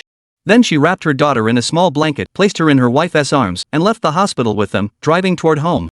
Yujing Houting. After parking the car, Gu Qingchen got out, opened the passenger door, and carefully helped Song Si, who was holding the baby, out of the car. Upon entering the house. Upon seeing this, Shin Miaoshu, who had just placed the soy milk, eggs, and fried meat patties on the table, immediately called out, "You're back just in time, come and eat." Okay. Song Si responded, watching her husband kneel down to help her change into her slippers before carrying the baby and taking small steps to the table. "Miaoshu sister, did you make all of this?" No, I just bought them. Who has time to knead dough and make filling this early in the morning? Shin Miaoshu placed the bowl and chopsticks in front of her, then reached out and said, "Give me the baby." You eat quickly. Okay. A bit hungry, Song Si didn't hesitate, handed over the baby, and picked up her chopsticks to start eating. Gu Qingchen went out again, brought the maternity bag from the car back home, changed into slippers, and came to the dining table. Song Si saw her husband sit down, so she took a bite of the pancake while bringing over a new set of bowls and chopsticks for him, then picked up another pancake and placed it in his bowl. That's enough, don't bother with me. Just eat yourself. Gu Qingchen was charmed by his wife's adorable expression and immediately ruffled her hair. Song Si made a soft nasal sound and continued eating the pancake in her mouth. Meanwhile, Shen Miaoshu had already sat down on the sofa and started playing with Tuanchuan, who had just woken up. Those tiny hands, no bigger than a coin, were surprisingly strong, clinging tightly to her finger, making her dare not pull away. After finishing breakfast, Song Si wiped her mouth, walked over to Shen Miaoshu, and held out her hand, saying, "Miaoshu, can I have the baby? It's time to feed her." "Alright, I'll go wash the dishes." She gently handed the baby back to Song Si and went to the kitchen to tidy up the dishes. Gu Qingchen carried the maternity bag, holding his wife who was holding the baby, and returned to the master bedroom upstairs. After laying out the waterproof pad and nursing pad, Song Si took off her jacket, slipped into a nightgown, and leaned against the headboard, beginning to feed the baby. But after finishing, she still felt full, so she massaged her chest and looked at Gu Qingchen, saying, "Honey, it's still uncomfortable. Why don't you have some?" Although Gu Qingchen was tempted, he shook his head and said, "It's not hygienic. I'll get you a breast pump." "Right." Song Si, upon hearing this, suddenly remembered there was such a thing as a breast pump. After handing it to his wife and showing her how to use it, Gu Qingchen went downstairs to the storage room to fetch the bottles specifically used for storing breast milk. By the time he finished washing and disinfecting everything and returned upstairs, Song Si was already looking relaxed, having placed the full breast pump aside and started playing with the baby. Gu Qingchen walked over, gently pinched his wife's soft cheeks, then took the breast pump and poured the breast milk into a larger bottle. He then took it downstairs, placed it in the refrigerator in the kitchen for storage, and washed and disinfected the breast pump. In the evening, the task of taking care of the baby was entirely handed over to Shin Miaoshu. Fortunately, Song Si had pumped milk again in the afternoon, so there was enough to feed the baby for the entire night. At that moment, Gu Qingchen was cuddling his soft and fragrant wife, snuggled up together watching up. However, as a first-time mother, Song Si couldn't help but worry about the child. She kept asking distractedly, "Is Miaoshu's sister very tired, or will Tuanchuan cry when she leaves her?" and similar questions. This left Gu Qingchen with no choice but to put down his phone, cup her face, and comfort her. "Don't worry, our daughter is very composed, she usually doesn't cry. Besides, Miaoshu came to our home specifically to help us take care of the baby. Everything will be fine, don't overthink it." After saying that, he kissed his wife passionately to be sure. This tactic worked perfectly. As they kissed, Song Si completely forgot about the child and even became more proactive in her advances. The effect was as powerful as the "forget your cub" milk given to pandas. Who knows how long it took? The two finally separated, well, not completely. Song Si, with a flushed face, was nibbling on Gu Qingchen's lower lip, her hands and feet restless, and she murmured incoherently, "Husband, when can we make love?" Their breath mingled, and the sensation of their bodies touching sent waves of tingling pleasure through them, as the atmosphere grew increasingly intimate. It was Gu Qingchen who managed to keep his rationality in check, gently pushing his wife away and saying, "At least wait another month. Be good and stop teasing me."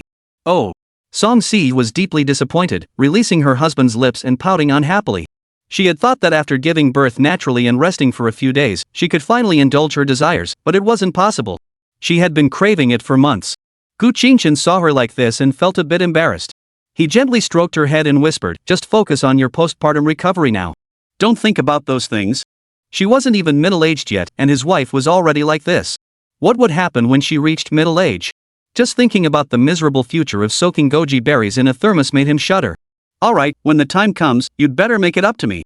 Song Si buried her head in his neck, showering him with gentle kisses while whining. Yes. Alright, let's watch some anime and go to sleep." If you keep teasing me, I won't be so nice anymore. Gu Qingchen slipped his hand into her nightgown, running his fingers along her smooth, white back. Song Si immediately wriggled like a caterpillar, rubbing back and forth. Alright, whatever you want. Gu Qingchen pinched her gently, giving her a harmless little tap on the head. Behave yourself. Ugh, humph. Song Si covered her forehead, gave a cute little whine, stopped moving, and wriggled out of his arms, pouting. If you don't appreciate it, that's fine, but you hit me. Alright, I'm sorry. Come back to your husband's arms and snuggle up. I'll keep playing the cartoon. Gu Qingchen patted her shoulder, took out his phone again, and started playing up. Oh. Song Si responded blankly, then snuggled back into his arms. Even more, she took his hand and placed it on her waist, then held onto the back of his hand. Gu Qingchen couldn't help but sigh inwardly. A silly wife is so easy to please, just one word and it's all settled. Wait. Actually, I didn't really have to coax her at all. She just listened to me. Chapter 180, a wife like this is too lovable. Qingchen. Gu Qingchen got up early. He quietly changed into his workout clothes, kissed Song Si on the forehead while she was still asleep, then left the bedroom to go for a morning run. But just as he closed the door and took a step, Shin Miaoshu opened the door to the guest bedroom, her eyes still heavy with sleep and her hair slightly disheveled, holding little Tuanchuan, who was blinking his little eyes. She handed the child directly into Gu Qingchen's arms and complained, "Now I finally understand why nannies who take care of children are usually older. They get less sleep, which is just right. This little one cries every 2 hours, and I have to get up to warm her milk and feed her, and yes, change her diaper too. By the end of the night, I was completely exhausted. Now the little one is yours. I need to catch up on sleep. Wake me up at 11 p.m. to cook dinner for you. That's it." After saying that, she turned around without hesitation and returned to her own room. Gu Qingchen sighed helplessly and exchanged a glance with her precious little daughter in her arms. He stuck out his tongue and made a des sound to tease her, then whispered, "Your dry grandmother isn't that young anymore. How dare she say that about others? Isn't that right, little Tuanchuan?" Suddenly, Shin Miaoshu opened the door, peeked out, and glared at him with eyes as cold as a venomous snake, coldly asking, What did you just say?" Gu Qingchen jumped in fright, quickly looked up, and stammered, I didn't say anything. Weren't you supposed to be catching up on sleep?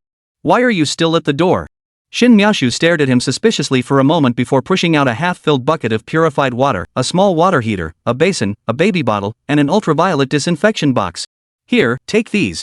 Don't come to my room later and disturb my sleep. Also, the breast milk is all gone. Have Cece save some more. Also, buy a small refrigerator so I don't have to go downstairs to the kitchen every time to get the breast milk. Also, the breast milk in the fridge needs to be thawed in warm water, don't heat it directly. Wait, I'm all mixed up. You can ignore the last one. Anyway, there'll be fresh breast milk once Cece wakes up. Good night." After finishing all the instructions, Shin Miaoshu finally closed the door and went to bed. This morning run is out of the question. Gu Qingchen sighed softly and carried Tuanchuan back to the house. After placing the baby next to Song Si, he changed back into his pajamas, then took the pile of things Shin Miaoshu had pushed out and put them back in the bedroom. He climbed into bed and started playing with his daughter. Hearing the strange cries of Iyo and the words call daddy, Song Si was also woken up by Gu Qingchen. "Honey, the baby has just been born. How could she already be calling for dad?" Gu Qingchen turned her head and shrugged indifferently. "It's okay, let's give it a try. Who knows, maybe it'll work." Song Si was also amused by him and giggled softly. "How could that be? It's too unrealistic." Gu Qingchen moved closer to his wife, gently wrapped his arms around her, and playfully nudged her nose with his own, teasing, "A daughter wouldn't, but what about you?" Song Si blushed at his words, turned her head slightly, and remained silent. Just as Gu Qingchen thought she was too shy and was about to move back to continue teasing his daughter, a very soft daddy reached his ears. Exclamation point. Gu Qingchen suddenly looked at his wife, unsure, and asked, What did you say?" Song Si thought he hadn't heard clearly, so she raised her voice slightly and called out, "Daddy." A man couldn't resist that. Gu Qingchen immediately wrapped one arm around her waist, turned her head with the other, and kissed her fiercely. "Ugh, gently, please." After a long while, it was Song Si who pushed him away first, licking her slightly bleeding lips, gently patting his shoulder, and teasingly said, "It's all your fault you broke the skin. Cough cough. I couldn't help myself. Gu Qingchen gave a sheepish smile. "Really?" Song Si didn't bother to argue with her husband and instead asked, "Did Miaoshu cook dinner?" "No, she's been taking care of Tuanchuan all night and is too tired to cook. She's catching up on sleep." Gu Qingchen shook his head. "Alright, I'll go cook then." As she spoke, Song Si got up to leave the bed. But Gu Qingchen held her back and said, "No, you should rest and take care of yourself. I'll go." Then, he kissed his daughter's forehead and got up to head downstairs. Song Si watched her husband's departing figure, then gently stroked Tuanchuan's cheek, feeling an indescribable sense of happiness. As Gu Qingchen passed by the cat house, he suddenly heard scratching at the door and realized there was still a cat at home. So, love disappears, right? So he quickly opened the door and let it out. Meow meow meow meow meow. The little cat, now free, immediately came out, meowing angrily. Although he couldn't understand what it was saying, it must have been pretty vulgar. Sorry, I really forgot about you. I locked you in for a whole day. Go check on your little master now. Don't stay here scolding me. Gu Qingchen smiled as he bent down to pet its cat head and said. Wasn't he grateful at all? It immediately pounced on his leg and bit it before wagging its little tail and entering the master bedroom. Gu Qingchen saw this and turned around to go downstairs to the kitchen to cook. In the master bedroom, Song-si saw walk in and jump onto the bed, and she unexpectedly exclaimed, "Eh?" She smiled softly and stroked its fur, saying, "I'm sorry I forgot about you yesterday. Come let me see my little girl, but don't stretch out your claws or lick me." Didn't know if it understood or just felt that this two-legged kitten wasn't a threat, so it just kept sniffing around Tuenchuan with its little nose. After a while, it stopped, curled up beside its little master, and began to snore. At that moment, Tuenchuan suddenly started crying. Startled, jumped up, looking at her in fear, unsure of what to do, as if she thought the child had cried because of her. Song-si hurriedly rubbed its little head and comforted it. It's okay, your little master is just hungry, don't get excited." After saying that, she picked up her daughter and held her in her arms, lifting her nightgown to start breastfeeding. The little one, tried to come closer to sniff. But Song-si pushed him away ruthlessly, laughing and saying, "What? You want to eat too?" Meow. Actually responded with a meow. "No way, I'll give you a cat treat later, be good." Song-si refused. After feeding Tuenchuan, she kept her promise, put the child down, and took to the cat house, giving it a cat treat to eat. When they returned, Tuenchuan was still playing quietly with his little hands. Also jumped back onto the bed and curled up beside her little master. Chapter 181, Postpartum Routine. Cici, come down for dinner. Gu Qingchen stood at the staircase and called out to the upstairs. Song-si heard this, tapped little head with her finger, and picked up Tuenchuan into her arms. "Let's go eat." After speaking, she slowly got out of bed and walked downstairs, while followed behind, swaying his little tail leisurely. Upon seeing his wife coming downstairs, Gu Qingchen walked up to her, took the baby from her arms, and pointed to the breakfast prepared on the table, saying, "I'll take care of the baby. You go eat first." "All right." Song-si tiptoed to kiss his cheek, then walked to the table, picked up the simple ugly sandwich, and smiled slightly. "Did you make this? It's a bit special." It was just 2 slices of toast bread, with a fried egg, a slice of fried ham, and a leaf of lettuce sandwiched in between, then spread with some salad dressing or jam, and cut into triangles. There wasn't much skill involved. The only issue was that it wasn't cut neatly, so it didn't look very appealing. As long as it tastes good. Gu Qingchen didn't think much of it. After all, it was going to be eaten anyway. Why bother making it look so nice? Right. Song-si agreed wholeheartedly, then handed him a piece of the sandwich. "Take a bite." Gu Qingchen, who was already used to being fed by his wife, didn't hesitate and took a bite. Seeing that the taste test was complete, Song-si also took a small bite, and even fed some to her husband, who was busy with the child. Sat beside them without uttering a word, but his little eyes never left the sandwich as it moved. Soon after finishing breakfast quickly, Song-si carried her daughter upstairs to sleep, with closely following behind. Gu Qingchen soaked the dishes in the sink and followed them upstairs. Looking at curled up beside Tuenchuan, he grabbed it by the scruff of its neck and tossed it onto the bed. Then, satisfied, he lay down beside his daughter and pinched her tiny hand with his fingers. Meow meow meow. Angrily jumped back onto the bed, hugged Gu Qingchen's leg, and bit his butt. "Ouch, I'll give it to you, I'll give it to you." In pain, he immediately moved aside, shifting over to his wife's side, pouting as he hugged her slender waist, burying his head in the soft, comforting embrace. All right. Song-si hugged his head, stroking his hair and comforting him. "Once we've put the little girl to sleep, I'll take you to the small garden to soak up some sun." "All right. Anyway, the little girl can't crawl yet, and besides being hungry or needing to pee, there's basically no danger. She can stay alone for a while." But he had to take out too. What if it didn't know its own strength and accidentally hurt the baby? Take it slow. Tuenchuan also fell asleep peacefully. Since the room is temperature controlled, I just lightly covered her with a thin blanket. The couple then took downstairs to the small courtyard. The sun was shining beautifully. The flowers they had planted earlier were in full bloom, vibrant and beautiful, with lush green grass as a backdrop, creating a scene that was truly refreshing to the eyes. The only thing out of place was the empty swimming pool, otherwise, it would have been a perfect little garden. Gu Qingchen lifted the rain cover off the suspended wicker chair, tossed it into the corner, and helped his wife lie down on it. So comfortable. Song-si stretched lazily, inhaling the floral scent in the air, and watched the sunlight filtering through the gaps in the wicker chair, casting a few dappled patterns on the ground. She couldn't help but sigh in admiration. Alright, you lie there and play with your phone. I'll go clean the pool and fill it up. Otherwise, it looks a bit out of place. Gu Qingchen gently ruffled her hair and said, Okay. Song Si obediently replied, then asked eagerly, Can I go swimming later? No, you're in the postpartum period. Don't get near cold water. Gu Qingchen refused without mercy. Oh, okay. Song Si wasn't too disappointed, as she knew Gu Qingchen might not agree.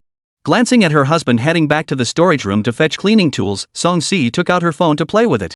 Meanwhile, Yi, lying on the grass soaking up the sun, stretched lazily before slowly making her way to the edge of the pool, beginning to lick her fur and claws. Gu Qingchen returned with various tools, ignored it, and immediately started scrubbing with a brush and mop. When he grew tired of scrubbing, he used the brush as a cat toy and began teasing Yi. Song Si peeked out with her little head, smiling as she watched them play. After giving everything a quick wash and sweeping up the trash, Gu Qingchen started filling the pool with water using a hose. Yi, being clever, saw the water and dashed away quickly. Whether it was afraid of the water or afraid that the male owner might suddenly decide to splash it with water, it didn't stay close. After about 20 minutes, the pool was almost full. Just as Gu Qingchen was about to turn off the faucet in the small courtyard, Song Si put on her slippers, got down from the wicker chair, and called out, Wait, let me use the hose. Gu Qingchen handed the hose to his wife in confusion, asking, What do you need the hose for? To water the flowers. As she spoke, Song Si aimed the hose at the flower bed, using her fingers to block some of the water holes to create a fan-shaped spray, while gently moving her arms to water the flowers evenly. Don't use so much water, the flowers can't handle that much, Gu Qingchen reminded her. Since it was a hose used for filling the swimming pool, the water flow was quite strong. Alright, go bring Yi inside so he doesn't get wet and make the house all muddy. Song Si still remembered the lesson from last time when the entire house was covered in cat paw prints. Alright, I'll go upstairs to watch Tuanchuan. After you're done watering, turn off the faucet and leave the hose over there. Alright. Song Si gave a thumbs-up gesture without looking back, then, like a butterfly, she strolled around the flower bed, watering the plants and giving the grass a quick sprinkle as well. Gu Qingchen picked up Yi from the corner and brought her inside. Just as he was about to head upstairs, Shen Miaoshu had already woken up and was carrying Tuanchuan downstairs, complaining, How could you leave the child alone in the house? Gu Qingchen sighed helplessly, It's okay, Miaoshu. Tuanchuan won't move around, he'll be fine on his own. That's not acceptable. At least someone should stay to watch them. Yes, I'm sorry. Gu Qingchen didn't feel like arguing with her anymore. After admitting his mistake, he asked, It's only a little past 9:30. Why did you get up so early? I woke up, that's all. Alright, you take care of the kid. I'll go prepare the ingredients for dinner. Shin Miaoshu handed the child to him, turned around, took out her phone, and went to the kitchen to check what ingredients were missing and have the property management deliver them. Gu Qingchen also picked up the awake little girl and went to the sofa to play with her. The little tag-along, Yi, as usual, jumped onto the sofa and sat beside the baby, guarding her like a bodyguard. Chapter 182, by Xiao Xiao also gave birth. The following half-month, Song Si spent her postpartum confinement in a peaceful and comfortable routine.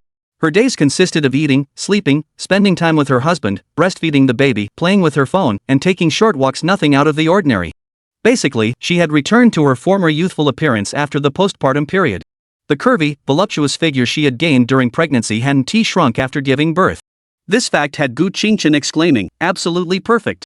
If she could wear a stepmother dress with black stockings, it would be even more perfect. Unfortunately, Song Si can't do that yet, she'll just have to wait a little longer. At that moment, Gu Qingchen, who had just finished breakfast, was planning to rest for a bit before taking his wife out shopping and having some egg tarts. But suddenly, Chen Junjie's phone rang. After answering, he heard an urgent voice on the other end, Fourth brother, Xiao Xiao's water broke. I'm driving to the hospital right now. Have you made arrangements over there? Just go straight there. Tell them your name at the outpatient department, and they'll take you to the ward. Gu Qingchen then asked in confusion, Xiao Xiao isn't due for another half a month. What's going on? I don't know.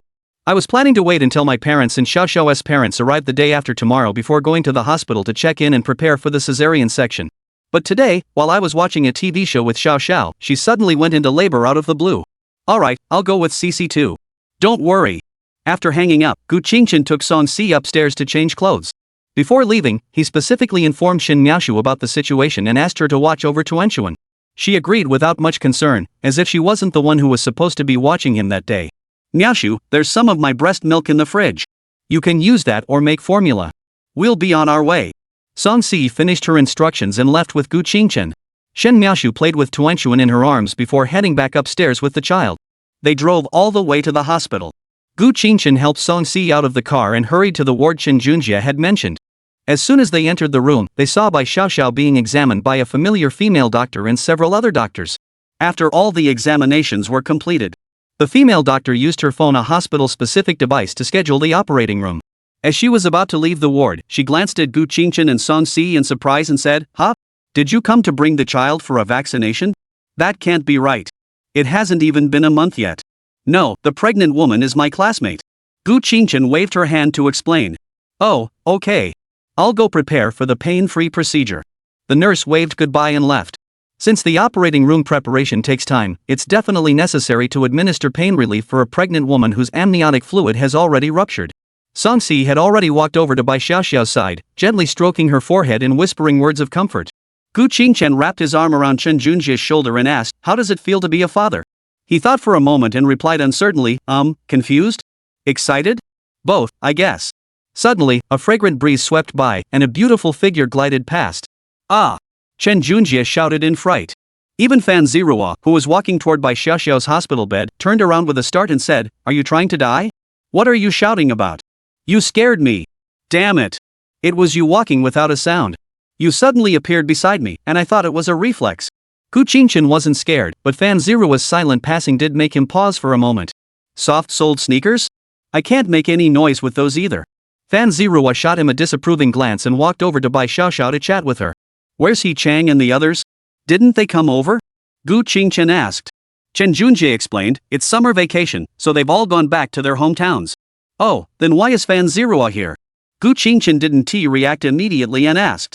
Fan Ziruo, upon hearing this, turned her head helplessly and pointed at her own face, saying, "Mr. Gu, although my family isn't as wealthy as yours, we're not that forgetful, are we? I'm a local, you know." "Oh right, I forgot. Sorry, I just didn't think about it." Gu Qingchen apologized. Before Fan Ziruo could respond, the nurse walked into the ward with a tray and said, "Please ask everyone around the pregnant woman to step aside. I need to examine her." Song Si and Fan Ziruo immediately stood up and went over to the young man. The doctor pulled back the bed curtain and checked Bai Xiaoxiao's dilation. "All right, it's about 2 centimeters dilated. I'll administer the pain relief now." Bai Xiaoxiao clenched her teeth and replied in a slightly flat tone. After all, she was a country girl. Her tolerance for pain was stronger than Song Si's, and she didn't scream in pain to the point where she couldn't speak.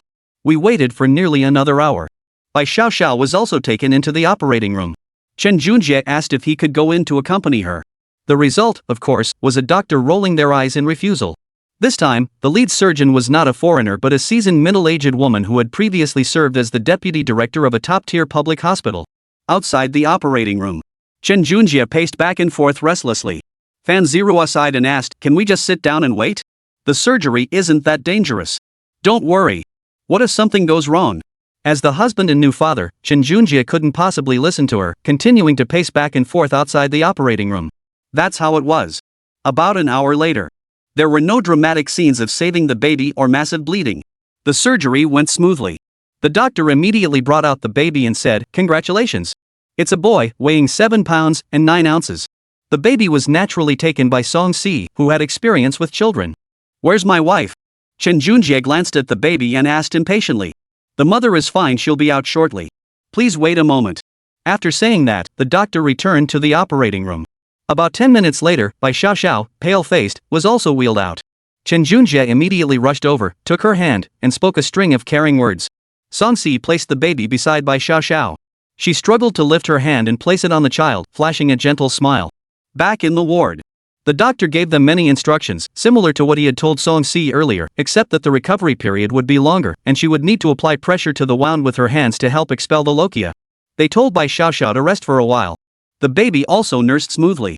Gu Qingchen hugged his wife on the sofa, looked around the ward, and asked in confusion, "Junjie, where's your hospital bag? What will you use to change Xiaoxiao's pads and put diapers on the baby?" "Oh no. I completely forgot. The hospital bag is still in the car. I'll go get it right away." Then, Chen Junjie dashed out of the ward. Gu Qingchen shook his head and said, "This is unbelievable. Where did Xiaoxiao get the sanitary pad now?" "The hospital provided it." Bai Xiaoxiao's voice came from behind the bed curtain. Fan Ziruo, who was by her side, feared her voice was too soft and repeated, "Xiaoxiao said it was provided by the hospital." Gu Qingchen said, "I heard it. No need to repeat." "Oh, why didn't you say so earlier?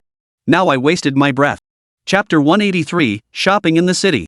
Spent the entire day at the hospital. I had lunch with Chen Junjie. Gu Qingchen and Song Si also said their goodbyes and went home to take care of their child. Fan Zirua, having nothing else to do, decided to stay at the hospital with Bai Xiaoxiao for the night and return home the next day. At that moment, Gu Qingchen didn't choose to go home but parked the car by the roadside and took his wife for a stroll. The city at night had a different charm. They bought some Japanese-style stew and a cup of bubble tea from a street-side snack shop. The two strolled leisurely, taking a look at the lively street stalls that had sprung up without any urban management supervision, wondering what new and interesting things they might find. Honey, there's someone making clay sculptures over there. Song Si took a sip of the bubble tea in Gu Qingchen's hand and pointed to a small stall in the distance. Alright, let's go check it out. Gu Qingchen, seeing his wife was interested, took her over. The stall owner was an elderly man with half-gray hair, but his face was still lively and his eyes were bright. What kind of clay sculpture would you like to make? Seeing them sit down, the old man stopped what he was doing and asked. Song Si wrapped her arm around Gu Qingchen's arm, rested her head on his shoulder, and said, "Can you make this?" The old man smiled kindly, took out a large piece of yellow clay, and said, "If you're not in a hurry, I'll give it a try. I've never made anything like this before." He usually made human figures and animals, and rarely had couples come by. Even if they did, they would be made separately. This was the first time he had made a couple cuddling together. As time passed slowly, Song Si was almost asleep when the old man finally finished. "Come, take a look." Gu Qingchen took it and examined it carefully. It was indeed quite lifelike and well crafted. Song Si also took it and looked at it with satisfaction. "It's beautiful. How much is it, Grandpa?" The old man smiled and said, "Just give me 40 yuan. But Gu Qingchen wasn't stingy. He scanned the code and paid 200 yuan. "Oh, that is too much, young man." "It's fine. This is considered intangible cultural heritage, so it's worth the price." After saying that, he left with Song Si. The old man sighed helplessly, watched them leave, and continued with the work he hadn't finished earlier. Later, the two of them browsed through some small jewelry stalls, DIY'd a bracelet where each bead was different, not expensive, 25 yuan. They also bought an inflatable child for the frog plush toy. Later, the two, feeling peckish, went to enjoy a comfortable hot pot meal before driving back home. As soon as they entered the house, they saw Shin Miaoshu sitting on the sofa, munching on a cucumber while holding a bottle to feed to Wenchuan, who was lying on her lap. Yi was curled up nearby, asleep. Without turning her head, she said in a sarcastic tone, "Oh, Mr. Gu and Mrs. Gu are home? Was the hot pot delicious? Poor me, an old widow, hasn't eaten yet." After speaking, Shin Miaoshu angrily bit into the cucumber again. Gu Qingchen, completely unfazed, handed the inflatable gugu that Song Si was holding to her. "Here you go, you two make a good pair. I'll take the baby with me." Then, he took the empty bottle from Tuanchuan's mouth, picked her up, and carried her upstairs. Song Si hugged Shin Miaoshu's neck, kissed her cheek, and hurriedly followed her husband, calling out, "Good night, Miaoshu." Yi, seeing the little master being carried away, stood up, stretched lazily, and followed after them. Shin Miaoshu glanced at the inflatable frog beside her, which was still croaking, "Lonely, lonely."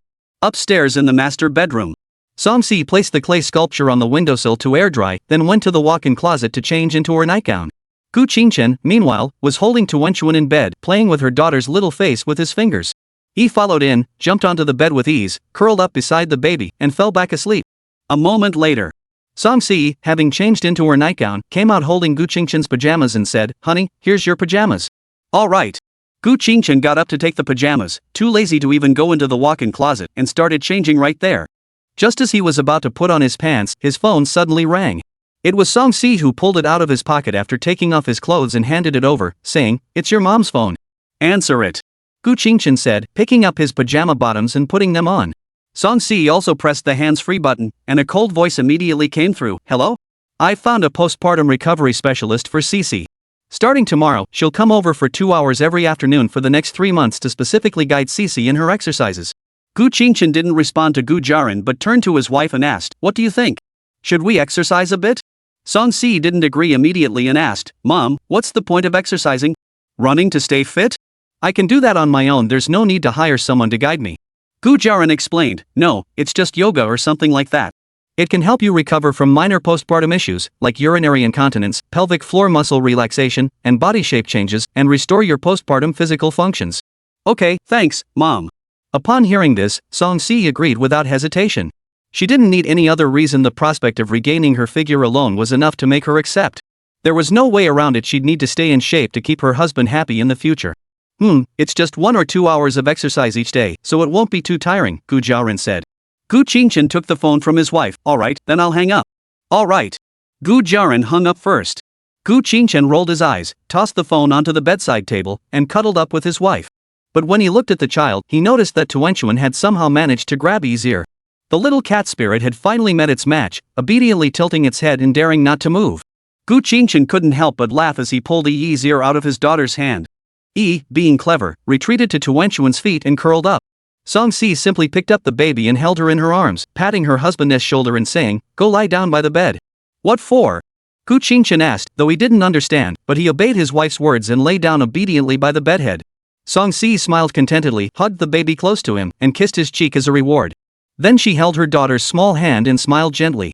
This heartwarming scene caused Gu Qingchen to instinctively wrap one arm around her warm body and place the other on his daughter. At that moment, an indescribable sense of happiness filled his heart. He truly wished time could freeze forever in this moment. Chapter 184, Postpartum Recovery Yoga Exercises. The next afternoon. After finishing his meal, Gu Qingchen sat on the living room floor, holding the controller and playing Assassin's Creed Odyssey. Song Si was cuddling with Tuenchuan on the sofa, playing with her phone. After all, she didn't understand the game her husband was playing. As for Shin Miaoshu, she had booked a beauty appointment and was probably already at the salon by now, and it was all paid for by Gu Qingchen. Not long after, the doorbell rang. Gu Qingchen paused the game, stood up, and went to answer the door. There stood a woman in her late 20s wearing a classical style dress, but with an out-of-place small backpack on her back. "Hello, I'm the postpartum rehabilitation therapist hired by Mr. Gu. Is this the home of Mr. Gu Qingchen?"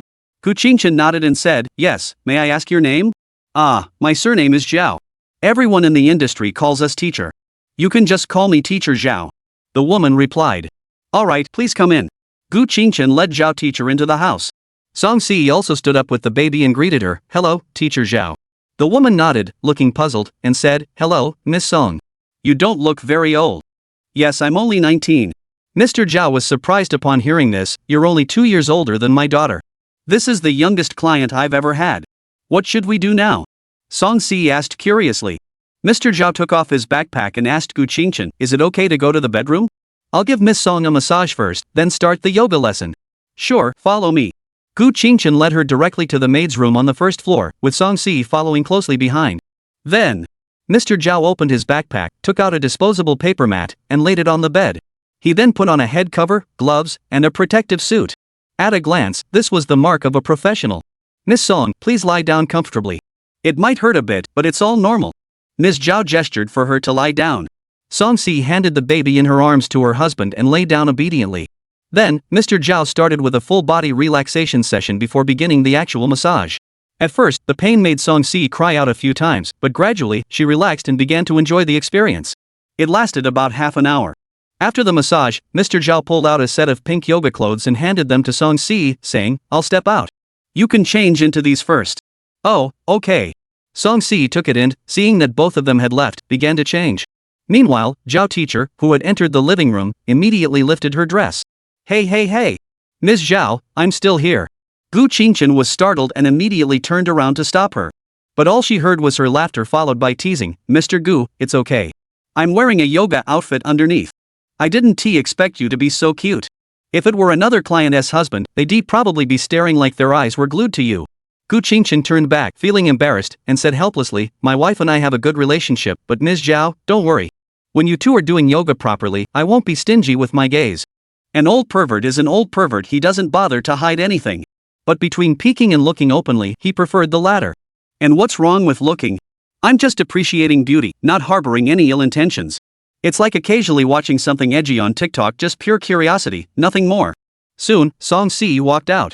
But she also captivated Gu Qingchen. The tight-fitting dress accentuated the curves of her voluptuous figure, creating a perfect hourglass-esque shape. Her fair skin, her innocent, youthful face, and the subtle aura of a married woman. She was the epitome of pure desire. If there hadn't been others present, Gu Qingchen might have already rushed over to kiss his wife. Then, Ms. Zhao walked over and handed her a hair tie. "Tie your hair up, or it'll be inconvenient later." Song Si didn't hesitate, taking the hair tie and placing it in her mouth, then gathering her hair with both hands. The weight in front of her immediately caused two prominent curves to form. Seeing this, Gu Qingchen couldn't help but exclaim in his mind, "I'm dead. I'm dead. I'm dead. Who can handle this?" #@amp#@. Teacher Zhao prepared 2 yoga mats and sat down cross-legged. Song Si, with her hair tied up in a high ponytail, followed suit and sat cross-legged. Gu Qingchen, looking at his youthful and vibrant wife, couldn't suppress the volcano erupting inside him after being starved for months. "Forget it.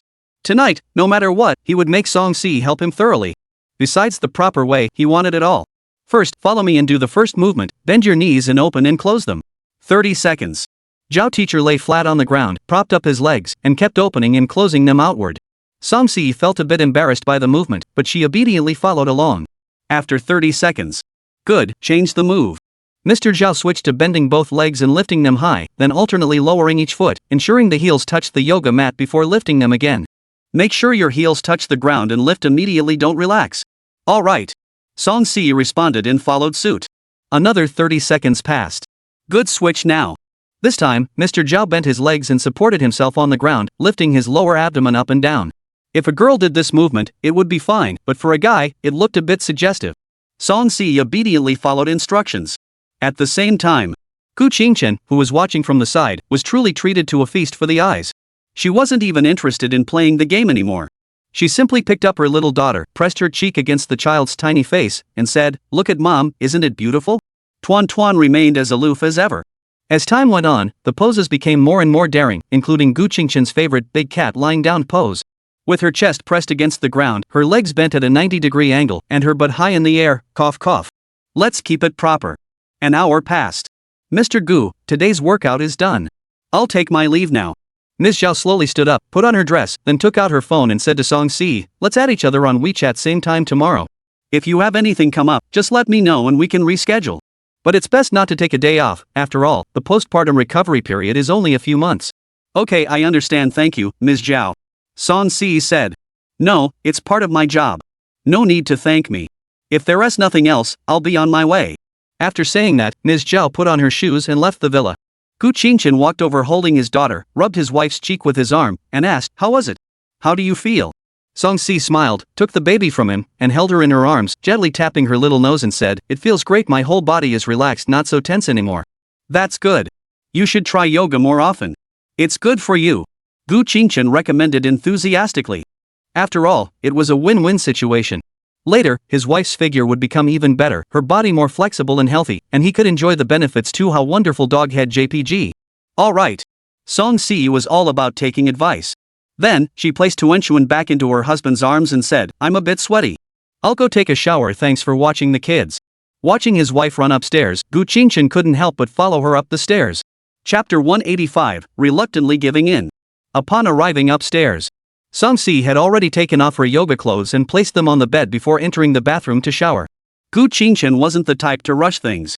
He first placed his daughter in the crib and began to gently rock her to sleep.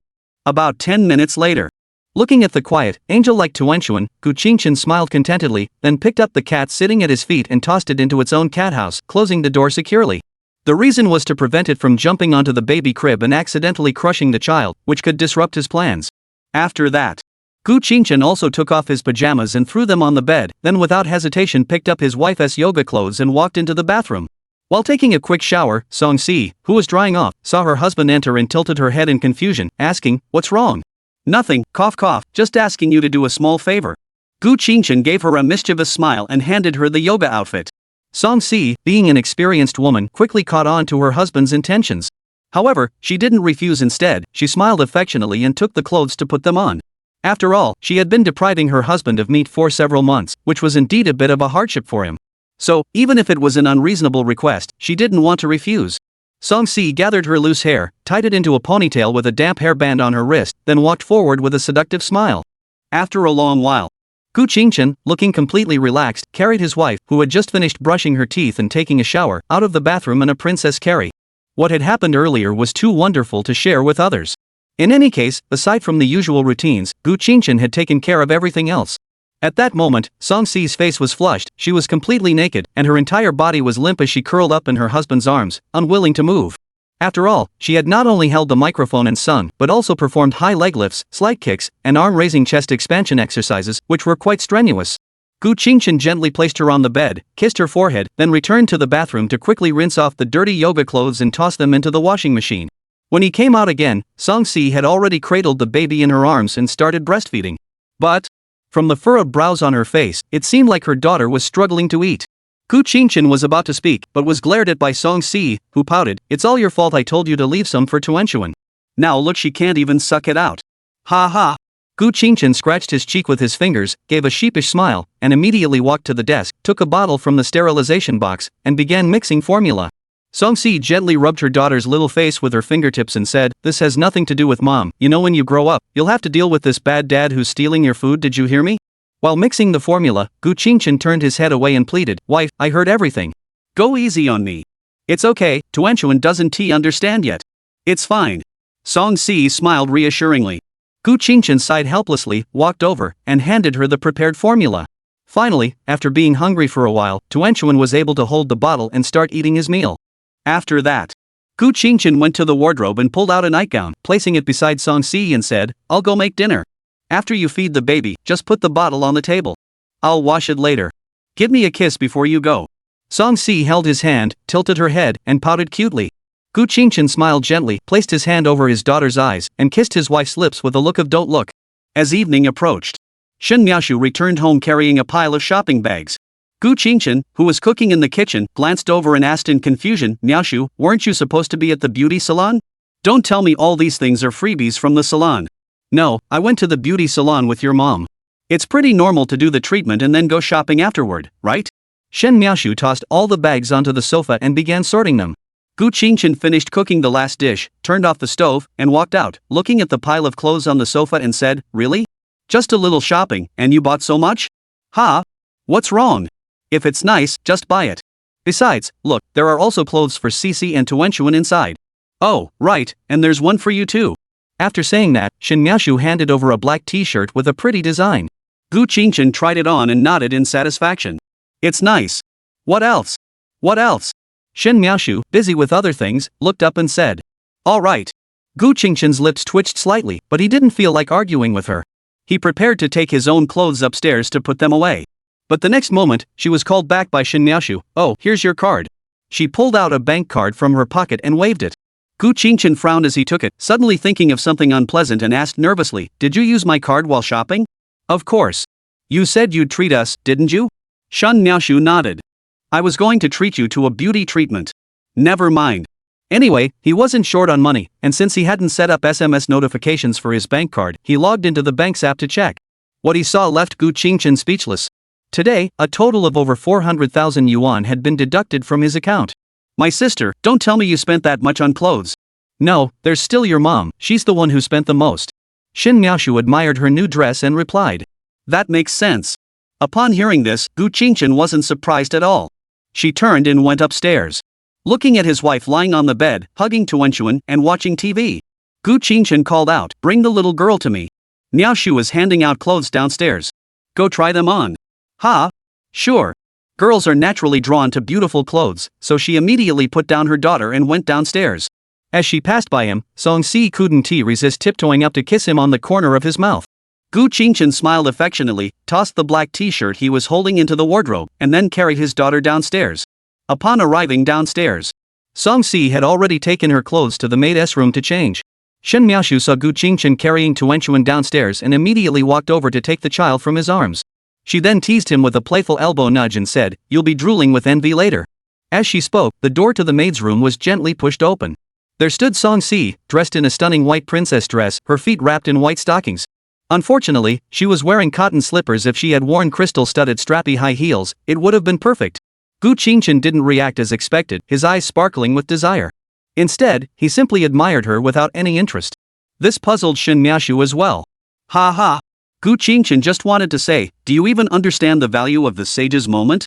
Chapter 186, Chen Junjie is getting married again. Over the next 3 months, Song-si transitioned from a laid-back postpartum lifestyle to a routine of early to bed and early to rise. Although she only practiced yoga for about an hour each day, it still left her suffering terribly. It wasn't the physical pain, but the mental strain.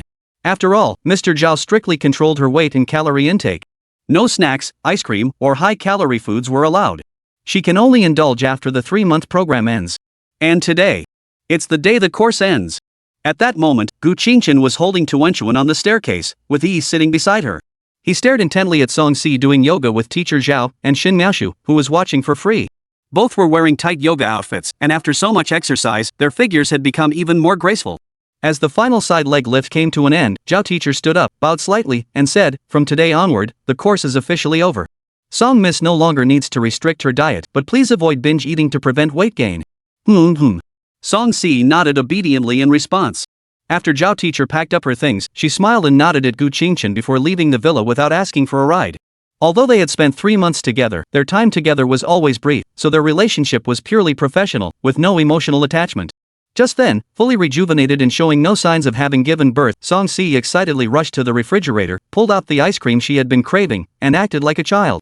Don't eat too much, just 1 box. Gu Qingchen walked over holding his daughter and said. Yeah. The 4-month-old Tuanchuan also cooed and babbled, but could only manage a word or two each time. Gu Qingchen immediately handed her to his wife. Look, your daughter said the same thing. Song Si smiled as she tapped Tuanchuan's little mouth with a spoon, then sighed helplessly at her husband. I know I want to eat too much. It's easier to control now than when I was pregnant. I'm not as greedy as I used to be. That's fine. Gu Qingchen nodded. After speaking, Shin Miaoshu finished her water and walked over, holding out her hand. Let me play with Tuanchuan for a bit. Gu Qingchen handed Tuanchuan over while correcting her. Miaoshu, you can't use the word play for a bit. You, mind, your own business. Shin Miaoshu rolled her eyes at him, then picked up the child and went to play on the sofa. Gu Qingchen rolled his eyes, turned around, wrapped his arms around his wife's waist, and whispered in her ear, Can I have a bite? Song Si obediently scooped a spoonful and held it to his lips. Bigger. She immediately scooped up more. But Gu Qingchen pretended to be dissatisfied and teased, just scoop half of it. To his surprise, Song Si simply withdrew the spoon and started eating herself, completely ignoring him. She had always adhered to the principle that while she could give her husband snacks, she wouldn't let him eat more than half. Hey, dare to ignore your husband? Wait and see. Before Gu Qingchen could finish speaking, his phone suddenly rang in his pocket.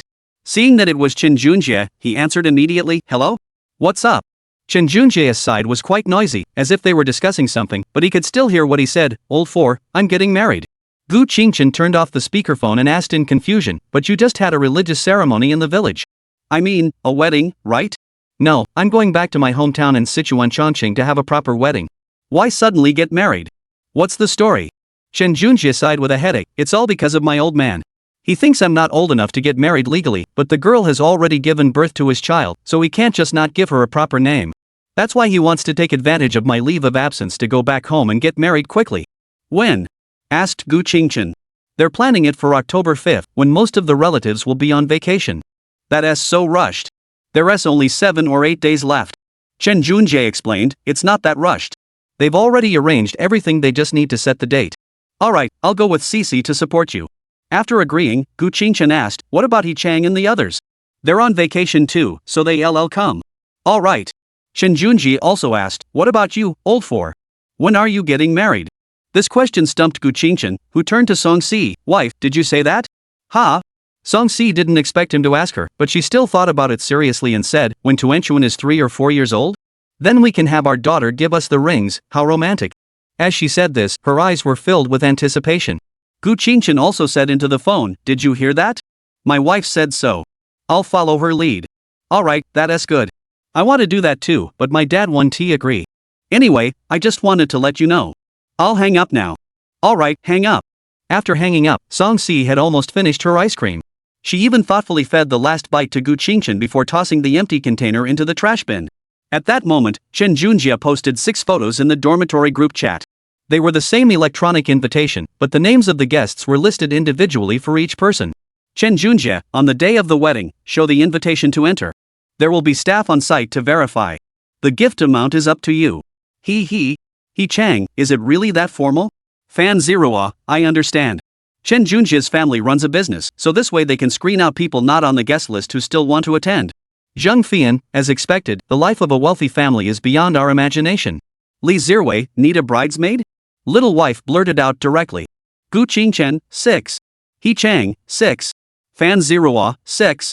Zheng Fian, 9. 6 is better, right? Chen Junjie. I appreciate the offer, but the bridesmaids have a speaking segment. If you open your mouth, the show will be a disaster. I'm worried the venue will get out of control, and my older relatives might not handle it. So I'll politely decline, okay? Li Zirwei, no problem, I'll be dressed in elegant women's attire all day, ready to be used at any time. He Chang, excuse me, is this ready-to-use thing proper? This comment left everyone in the group speechless. Zheng Fian, He Chang, don't you dare tell anyone I'm your girlfriend. Or I'll beat you to a pulp. Li Zirwei, handing over Hammer's JPG. Lee Zirwei, passing 2 hammers JPG. Lee Zirwei, pass a sack of hammers JPG. He Chang. Chapter 187, arriving in Chengdu, Sichuan. A few days later. After breakfast, Song Si was neatly packing her luggage. Since their stay was short, both of their clothes were packed into a single suitcase. Gu Qingchen had also put on the new good dad vest he had bought, which was just the right size to carry the baby on his chest. Shin Miaoshu, unwilling to let go, held the pacifier in her mouth and teased the little bundle. Speaking of which, do you really have to bring the little one along? She's only a few months old. All this traveling might make her sick. Plus, there are so many things you'll need to do, and it'll be inconvenient with her around.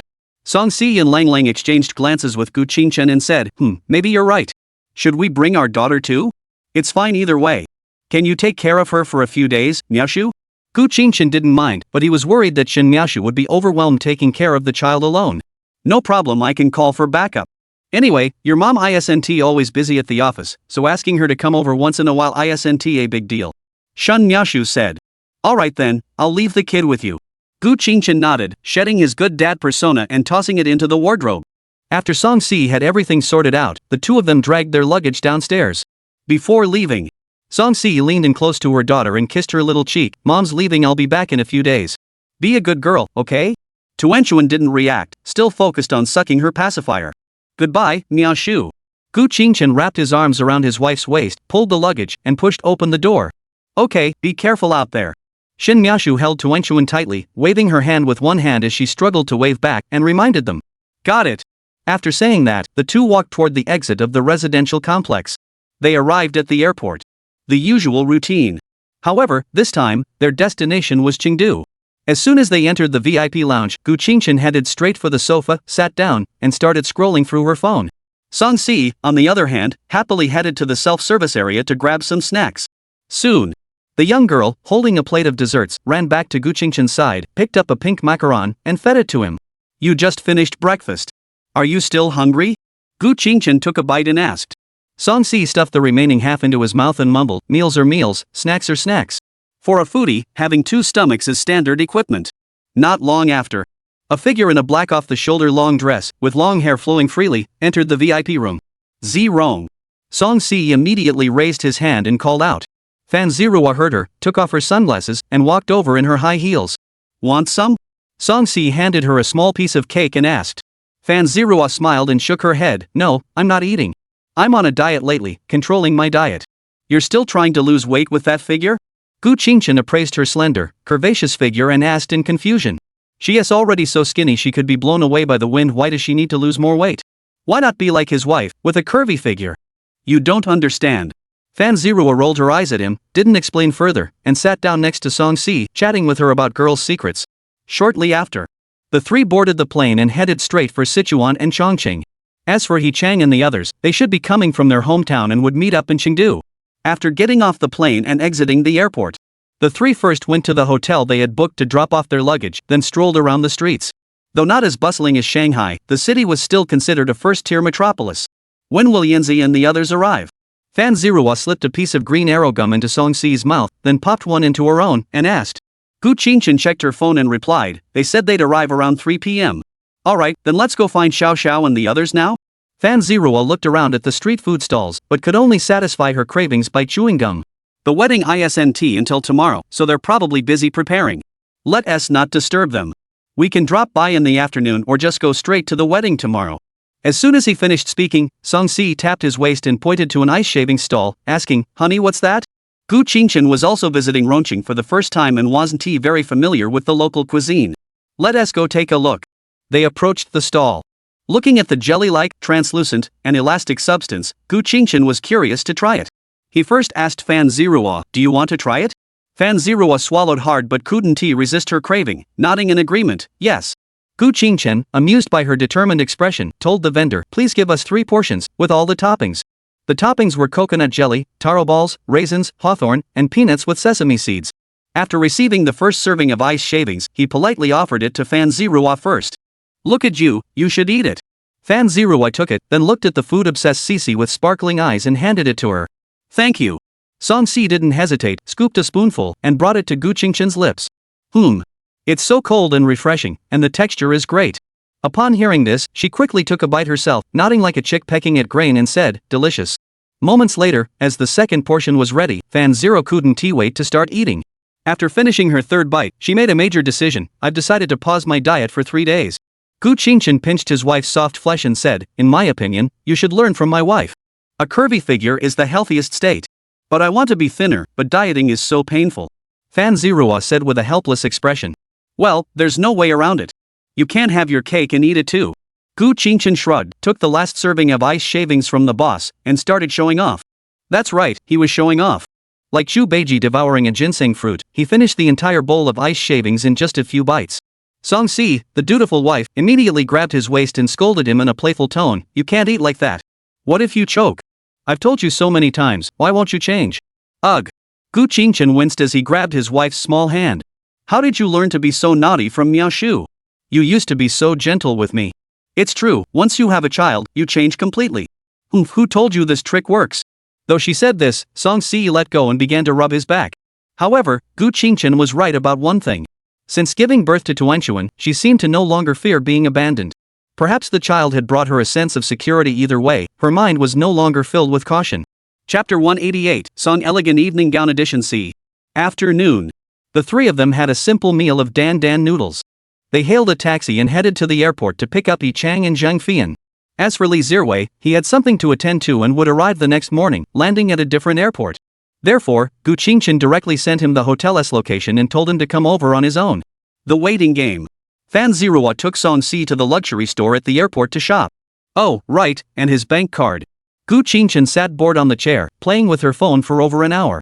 Then, he was greeted by Yi Chang and Zhang Fian walking hand in hand, but not by Fan Zirua, who was supposed to be shopping with her husband. Fourth brother, why did you come to pick us up alone? Yi Chang patted his shoulder and asked.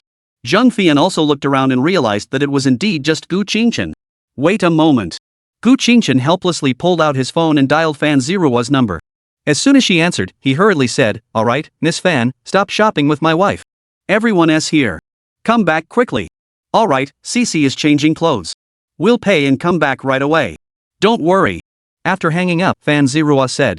Gu Qingchen shrugged his shoulders and patted the spot next to him, saying, everyone, sit down. Let's wait a bit. Yi Chang and Zhang Fian had no choice but to sit down and start playing with their phones. Not long after, Fan Zirua returned with Song Si. Wow.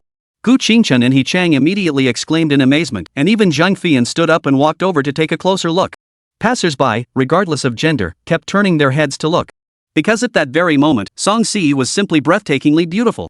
She was wearing a stunning black off-the-shoulder waist-cinched evening gown that perfectly accentuated her graceful, curvaceous figure. The one-shoulder design highlighted her delicate collarbone and elegant neckline, while the waistband tightly hugged her slender waist, making her appear graceful and alluring. The bold high slit at the hem of the dress teasingly revealed her long, straight legs, wrapped in black stockings, adding a touch of mystery and sensuality. Looking down, her graceful arched feet are adorned with a pair of black strappy high heels, with delicate straps wrapping around her slender ankles like jade shoots. Finally, her delicate face is adorned with sleek eyeliner and a subtle blush that softly blushes across her cheeks. Her lips, as red as ripe cherries, are vibrant and irresistibly tempting, making one long to kiss them. She was as stunning as the most beautiful actresses on the silver screen, unforgettable and captivating.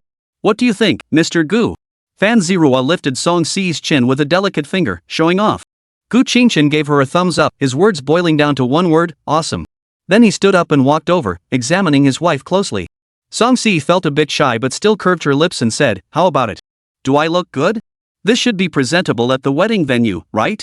Gu Qingchen didn't respond, as the crowd around them had mistaken them for celebrities and began to gather around. There was nothing he could do, so he took his wife's hand and led the others toward the airport exit. While waiting for a taxi, Gu Qingchen said to his wife, let's go to the hotel first to change clothes. We can't wear something this elaborate to the wedding that would be stealing the bride's spotlight. But Fan Zirua looked puzzled and said, really? When I attended weddings before, everyone was dressed in luxurious attire, adorned with jewels, and no one seemed to be stealing the bride's spotlight. Nonsense. What kind of family are you from? Chen Junjia's family may have some money, but they're not at that level. We don't need to do this. It's too much. Gu Qingchen said helplessly. Then he pointed at Yi Chang and Zhang Fian, if we follow your advice, won't they even be able to get into the venue? 2. Yi Chang and Zhang Fian, ha. We'll just laugh and not say anything. Then did we buy CCS dress for nothing? Fan Zirua tilted her head and said. It's fine, just put it away. It'll come in handy for formal occasions or evenings. Sigh. As soon as Gu Qingchen finished speaking, she was hit in the waist by Song Si. Fortunately, the other three didn't catch the double meaning. Soon, the ride-hailing car arrived. Gu Qingchen then took Yi Chang and Zhang Fi into the hotel to check in and unpack their luggage, and also helped Song Si change into a simple t-shirt and skirt. As evening approached, Gu Qingchen found an authentic Sichuan Chongqing hot pot restaurant and ordered a yin yang pot. Chen Junjie and Bai Xiaoxiao finally arrived late. It was obvious they had been busy today, as Bai Xiaoxiao hadn't even had time to remove her makeup. Let us eat. Order whatever you like. Fan Zerua handed the menu to them. Yi Chang and Zhang Fian were completely at ease, engrossed in a game of honor of kings. Chen Junji ordered a few of his and Xiaoxiao's favorite hot pot dishes and started complaining. Xiaoxiao and I are almost exhausted. We've been trying on clothes and doing makeup all day, and we even had to rehearse the wedding ceremony once. Anyway, making it too grand isn't necessarily a good thing. Even the best man and bridesmaids were hired by my dad, supposedly to create a certain family image and enhance the company's influence. Bai Xiaoxiao nodded in agreement. Alright, Xiaoxiao is like a Cinderella marrying into a prince's family. It's okay to be a little tired. Zhang Fian teased with a wink. Gu Qingchen chimed in, may I ask the goddess of childbirth, seeing the couple you blessed with children walking into the marriage hall, what do you have to say? Zhang Fian's face turned red, and she hesitated. Shouldn't they thank me? If it weren't for me, their father wouldn't have arranged the wedding so quickly. 7. Gu Qingchen couldn't help but laugh and cry, what you're saying isn't entirely without merit. Chen Junjie poured himself a drink, raised it, and toasted Zhang Fian, thank you. I'll throw away the Guanyin statue at home and set up an altar for you instead. Zhang Fian's lips twitched, that's not necessary. As the casual conversation continued, the hot pot and dishes were brought over by the waitstaff, and everyone started cooking their ingredients. Since Sichuan-style hot pot is too spicy for most people, Gu Qingchen specially prepared a clear broth for his wife. However, Song Si refused to believe it and insisted on eating the spicy broth. And then tragedy struck. The spiciness made her eyes water, and she had to down an entire bottle of drink to ease the heat. Bai Xiaoxiao had been quietly dipping her vegetables in the clear broth the whole time, clearly having already experienced the spiciness of Sichuan Chongqing cuisine. Apart from Chen Junjie, everyone else was fine, drinking beverages to ease the spiciness, and they could still eat a little. The only one who might suffer a bit was the chrysanthemum. Chapter 189, A Seductive Night at the Hotel. After dinner, Chen Junjie and Bai Xiaoxiao went straight home. After all, tomorrow was the wedding, and they needed to rest up. The others didn't linger either, returning to the hotel to rest. Inside the room, Gu Qingchen sent the hotel's location to Li Zirwei, instructing him to take a taxi directly to the hotel upon landing tomorrow. Otherwise, they'd have to get up early to pick him up, which was really unnecessary. Song Si also took a quick shower and came out wearing a black silk nightgown. She used a towel to dry her hair while asking, honey, aren't you going to take a shower? Gu Qingchen shook his head, I'm too lazy to wash. I'll do it tomorrow morning when I wake up. No need to wash now. Oh, okay. Song Si picked up the hotel hairdryer, sat down by the bed, plugged it in, and handed it to him, saying, then you can dry my hair for me. Holding it myself is tiring. All right. Gu Qingchen put down his phone, smiled affectionately, stood up, took the hairdryer, turned it on, and began to gently comb through his wife's black, silky hair, blowing it dry slowly. The fragrance of shampoo mixed with her unique body scent wafted toward him, and he recalled the scene at the airport when Song Si was wearing a stunning evening gown, gracefully swaying. Instantly, a fiery sensation surged through him, and his anger flared up. Soon, after finishing drying her hair, Gu Qingchen tossed the hairdryer aside, pulled out the off-the-shoulder, high-slit evening gown his wife had just changed out of, and held it in front of her, saying, put it on again and let me see. Song Si obediently took it, slipped off her nightgown, and began to change, but she still asked in confusion, why are you changing it so late at night? Are we going out? Gu Qingchen grinned mischievously, picking up the small umbrella case from the bedside table and shaking it. We're not going out. We're going in. The seasoned couple, Song Si, didn't show any signs of shyness upon hearing this. She merely pouted and made a disapproving sound before hastening to change.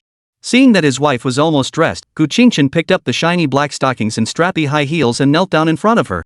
Neither of them spoke during this time, but Song Si cooperated by lifting her beautiful leg and resting her small foot on his thigh, playfully wiggling her toes. Gu Qingchen gripped the curve of her instep, gave it a gentle squeeze, then slipped the black stockings over her foot and slowly pulled them up to her thigh. He did the same with the other leg. Admiring the sensual, slightly tight-fitting legs, Gu Qingchen couldn't resist caressing the smooth surface for a while before slipping the high heels onto his wife's black stockinged feet and tying the thin straps around her slender ankles. Everything was in place. Song Si gave a soft smile, took the umbrella stand nearby, opened it, and said in a gentle voice, honey, stand still, I'll do it. Just as the young woman was about to pull him down onto the bed, Gu Qingchen interrupted, don't rush. After speaking, he took his wife's delicate hand and pulled her up, leading her to the area in front of what could barely be called a floor-to-ceiling window. Here? What if someone sees us? Song-si complied while expressing her concerns. It's fine. It's late at night, no one would be idle enough to look over here. Gu Qingchen reassured her. Then, he hooked his fingers under her single shoulder strap, pulled down a bit of her evening gown, and gently pressed it against the glass. After a long while. Ugh! Song-si's body suddenly went limp, startling Gu Qingchen, who quickly caught her and helped her slowly sit down. Are you okay? Song-si's face was flushed, and she shook her head slightly, breathing heavily. I'm fine, it was just too comfortable, and my legs went weak. You scared me. Gu Qingchen sighed in relief, gently kissed his wife's lips, and playfully teased her smooth, fragrant tongue before picking her up in a princess carry and returning to the bed.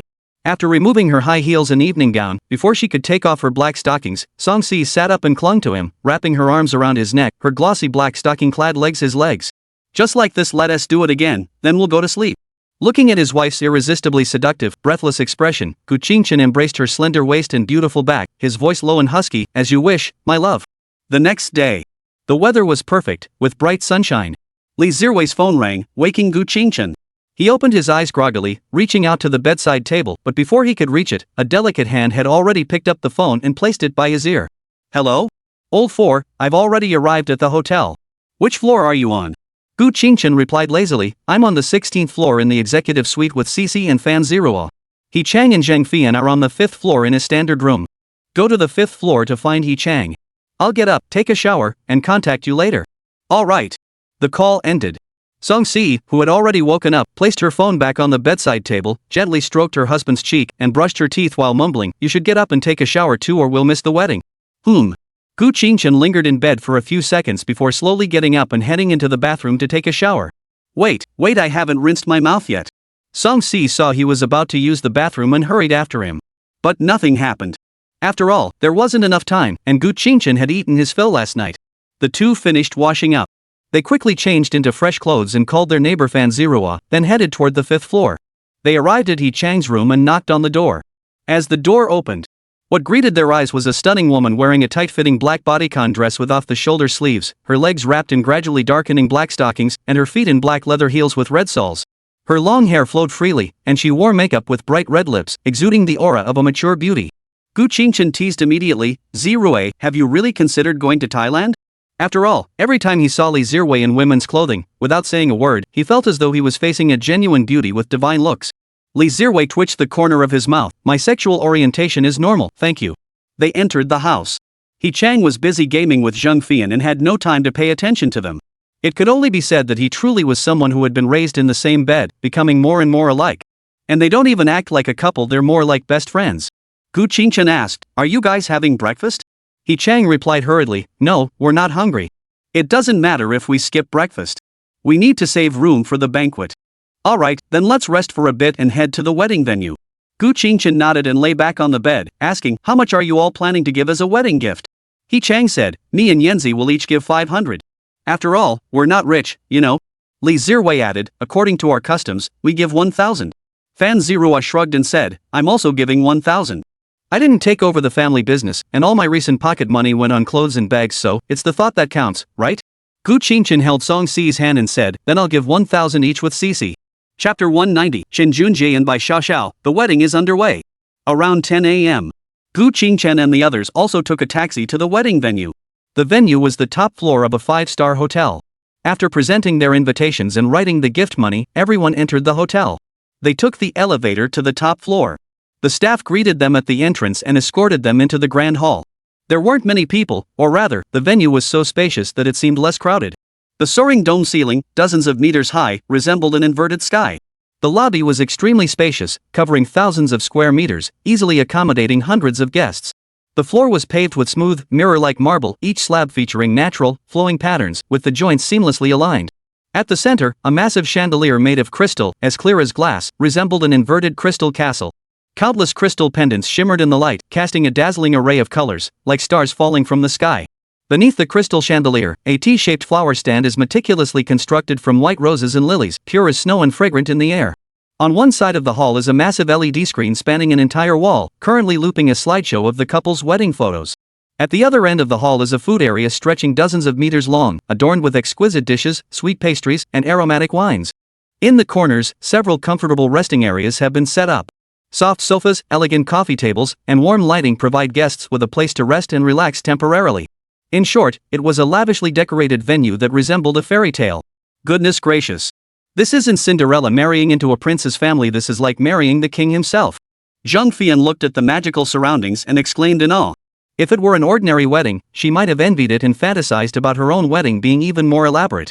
But now, she was left speechless with awe. He Chang frowned and said, "The way you're talking, it sounds like Bai Xiaoxiao is marrying Chen Junjie's father." 5. The crowd fell silent upon hearing this.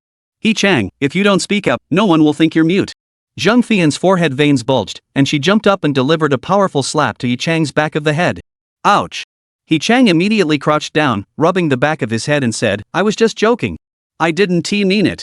However, at that moment, a man in a suit suddenly walked over. He stopped in front of Li Zirwei, bowed politely, then elegantly pulled out a business card from his inner jacket pocket. With a magnetic voice, he handed it forward and said, "May I have the honor of adding your contact information? I am the general manager of an investment company. Li Zirwei." Seeing this, the others didn't hesitate for a moment, quickly suppressing their laughter and moving aside to make room for them. But Zhang Fian, the clumsy girl, couldn't help but let out a little laugh. He Chang, quick on his feet, covered her mouth and forced himself to stop laughing, then turned to the suit-clad man and said awkwardly, sorry, please continue." The suit-clad man furrowed his brows, showing no interest in the ordinary-looking people. Only Fan Ziruan and Song Si could pique his interest, but at that moment, neither of them compared to the stunningly beautiful woman in front of him. Since Li Zirwei was dressed well, he didn't think this beauty was with those people. The man in the suit adjusted his collar and looked at Li Zirwei, continuing, "Why isn't the lady speaking? Don't worry, if you clearly refuse, I won't bother you. What do you think?" Li Zirwei's lips twitched, and he looked to his roommates for help, only to be met with indifference. With no other option, he reluctantly said, "Sorry, I don't add strangers." A deeper male voice echoed in his ears, causing the suit-wearing man to pause. However, the scene was somewhat noisy, and he thought he might have heard wrong, so he asked uncertainly, "Miss, just now, were you the one speaking?" At this point, Li Zirwei no longer felt embarrassed and spoke directly, "You heard correctly. I'm a man, so I don't want to add you. That's all. Thank you." Then, he walked back to his roommate with a clean, decisive stride, causing a burst of laughter from their side. "What the?" The elegantly dressed gentleman's mouth hung open, his eyes wide, unable to stop himself from letting out a curse, completely thrown off balance. Especially when he heard the laughter from beside him, he realized what was going on. It turned out they were all in on it, laughing at him. Instantly, his face twisted in anger as he hurriedly left the area. He felt as though he were about to shatter into pieces. "Ha ha ha." He Chang wrapped his arm around Li Zirwei's shoulder, laughing so hard he could barely breathe. Gu Qingchen teased, "Our Zirui is still so charming. Stop it. Who knows how someone could even strike up a conversation in a place like this?" Li Zirwei said helplessly. "All right." Fan Zirua responded, but she was still trying hard not to laugh. Only Song Si remained calm, with a faint smile on her face. She kept her arms around her husband's arm, resting her head on his shoulder. Clearly, this love-struck girl had little interest in anything besides her husband. Suddenly, the lights in the hall dimmed. A spotlight shone on the stage. The MC, holding a microphone, walked onto the stage while saying, "Welcome, everyone, to the wedding ceremony of the groom, Chen Junjie, and the bride, Bai Xiaoxiao." After the customary opening remarks concluded, he gestured to the right and said, "Now, please welcome our groom, Chen Junjie, to the stage. Let's give him a warm round of applause." The crowd clapped in response. Chen Junjie, dressed in a sharp suit with a slicked-back hairstyle, slowly walked onto the stage. After the groom delivered some more polite remarks, asking if everyone was nervous or happy, and livening up the atmosphere, the MC waved his arms dramatically and rushed toward the main entrance, with the spotlights following suit. "Next, please welcome our bride, Bai Xiaoxiao, with the warmest applause." The applause was even louder than when Chen Junjie entered. The two doors slowly opened. There she was, Bai Xiaoxiao, wearing a white wedding dress with a long train, a white veil on her head, and silver crystal high heels, walking gracefully toward the stage. Four beautiful bridesmaids followed behind her, holding the train of her wedding dress. At that moment, a white veil drifted down from the sky, accompanied by a shower of pink petals. Under the precise guidance of the staff, the veil was perfectly placed on Bai Xiaoxiao's head. Wow, how romantic. Chen Junjie's dad actually splurged on this for Xiaoxiao?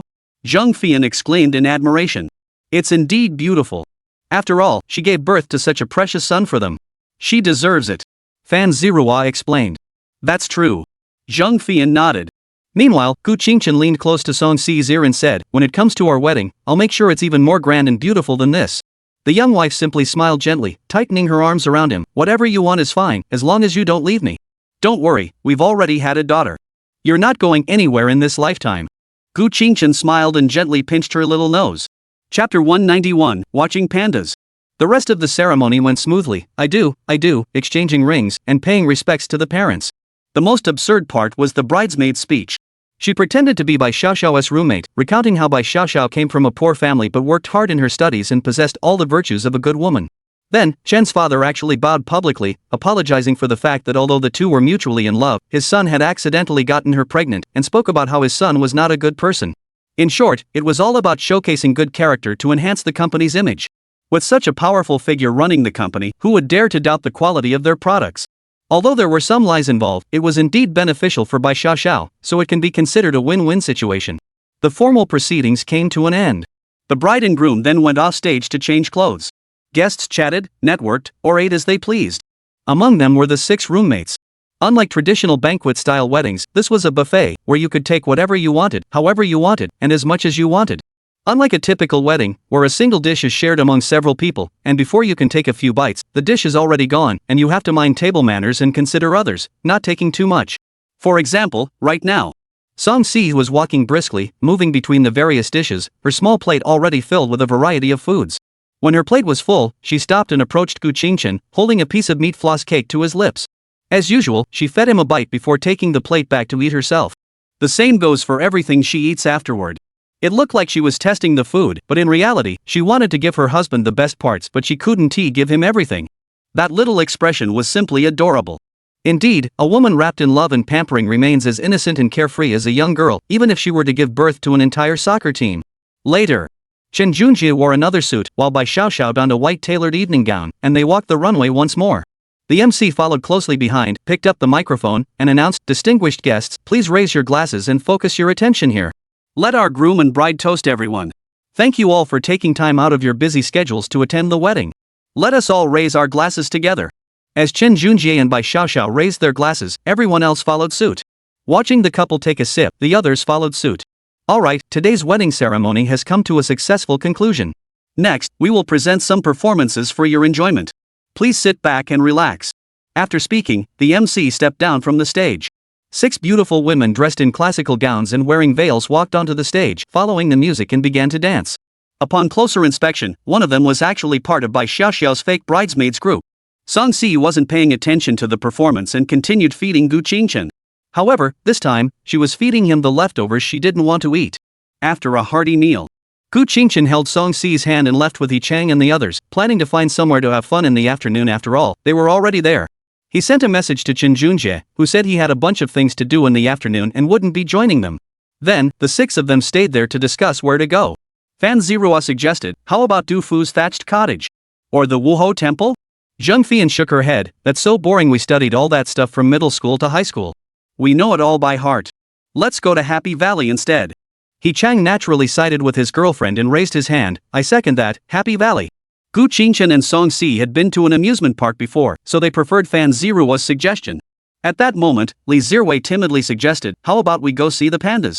The moment he said it, everyone agreed enthusiastically. They decided to act on it right away, but when they went to buy tickets, they hit a snag. Because all tickets were sold in advance. Today's tickets were already sold out. What should we do? If you hadn't mentioned it, I wouldn't have thought about it, but now I can't contain my curiosity to see the pandas. Zheng Fian complained in a pouty voice. Fan Zirua suggested, why don't we ask Chen Junjie? After all, his family runs a local business, he might have some connections. Alright. Gu Qingchen immediately called him. Hello? What's up, old for? Chen Junjie asked in confusion. Can you do us a favor? Get us 6 tickets to the panda base? Chen Junjie was surprised. What? You're going to see the pandas now? It'll be packed. It's okay, can you get the tickets? Hold on, I'll ask my dad and call you back later. In just a moment, Chen Junjie actually managed to get 6 scalp tickets. On WeChat. Chen Junjie, phone. Chen Junjie, I'm at the entrance of the giant panda breeding base. The ticket price might double, but it won't be too outrageous. Gu Qingchen, okay. Soon, the arranged car arrived, and everyone headed toward their destination. Giant panda breeding base. Gu Qingchen found the scalper and, after some haggling, secured 6 tickets at 80% of the original price. Everyone followed the crowd into the base. The environment was lush and green, resembling a park. They arrived at the first panda enclosure. Immediately, they spotted the silhouette of a large panda munching on bamboo. Jung Fian, slightly excited, pulled out her phone to take photos. Fan Zirui tapped her cheek and said, "Don't forget to send me a copy of the photos tonight." The spoiled rich girl wasn't bothered to take photos herself, she was just there to enjoy the free show. Song Si also raised her hand and said, "Me too." Sure. Jung Fian made an okay gesture amidst her busy schedule. Later, everyone visited a few more panda parks. They saw many pandas that looked more or less the same, and even a few hanging from trees. But the park's favorite, the triangular rice ball-shaped panda named Hua Hua, was surrounded by such a crowd that not even a drop of water could get through. After waiting in line for a long time, they finally got to see it. Watching Hua Hua eat bamboo so gracefully, Jung Fian went wild on the spot. Wow! It's so cute! I want to hug it and suck on it. At the same time, the camera shutter on her phone didn't stop clicking. Fan Zirua wasn't as wild as her, but the butterflies in her stomach never stopped either. Song Si, the calm one, remained as composed as ever. The boys were a bit better, just watching silently. Due to the large crowd during the National Day holiday, everyone only had about 10 minutes to look at Hua Hua before moving on. Next, everyone headed to the maternity ward area and saw the adorable little pandas. Ah! This one is even cuter. Jung Fian jumped around excitedly and snapped photos non-stop. He Chang, her boyfriend, helplessly held her back, afraid she might jump into the panda enclosure in her excitement. Chapter 192, Bathing Tuanchuan Ne. As evening approached, everyone emerged from the giant panda breeding center. What do you think? Should we find a restaurant to eat, or go back to the hotel for a bite? Gu Qingchen raised her hands high, feeling a bit tired, and stretched lazily before asking. Song Si waited until he finished stretching before wrapping her arms around his waist again. Jung Fian looked around and said listlessly, "Let's go back to the hotel to eat. I want to rest." The others had no objections either. So they called 2 ride-hailing cars and returned to the hotel. The next 2 days, Chen Junjie and Bai Xiaoxiao had mostly finished their work and joined the group in exploring the Dufu thatched cottage and the Woho temple. On the afternoon of October 7, the 6 of them officially boarded the flight back to Shanghai. The newlywed couple, however, would return to Shanghai a few days later, as they had a young son and needed to discuss whether to take him to school or leave him with his grandparents. Yujing Houting. Gu Qingchen walked into the living room, holding his wife's hand with one hand and dragging a suitcase with the other. Immediately, they noticed the baby gate on the floor, the soft mats laid out, and Tuanchuan sitting up against the gate, holding a small yellow duck in his hands. Shin Miaoshu sat leisurely on the sofa watching a TV show, completely unconcerned about Tuanchuan's safety. "Oh, our Tuanchuan can sit up on her own now." Song Si gently released her husband's hand, stepped into the playpen, and leaned down to gently tap her daughter's cheek with her finger. The aloof two only glanced up at her mother before continuing to play with the duck in her hands. Gu Qingchen, unusually bold, tapped Shin Miaoshu's forehead with the knuckle of his index finger and said, "Miaoshu, is this how you raise a child?" Shen Miaoshu pushed his fingers away and explained, "No, I'm taking good care of her. Didn't you see I surrounded the fence with padding and laid down a soft mat? Plus, Tuanchuan is super well behaved, she doesn't need constant supervision. Give her a toy, and she'll play with it all day." I went to take a shower, and when I came back, she was still playing quietly, not even moving from her spot.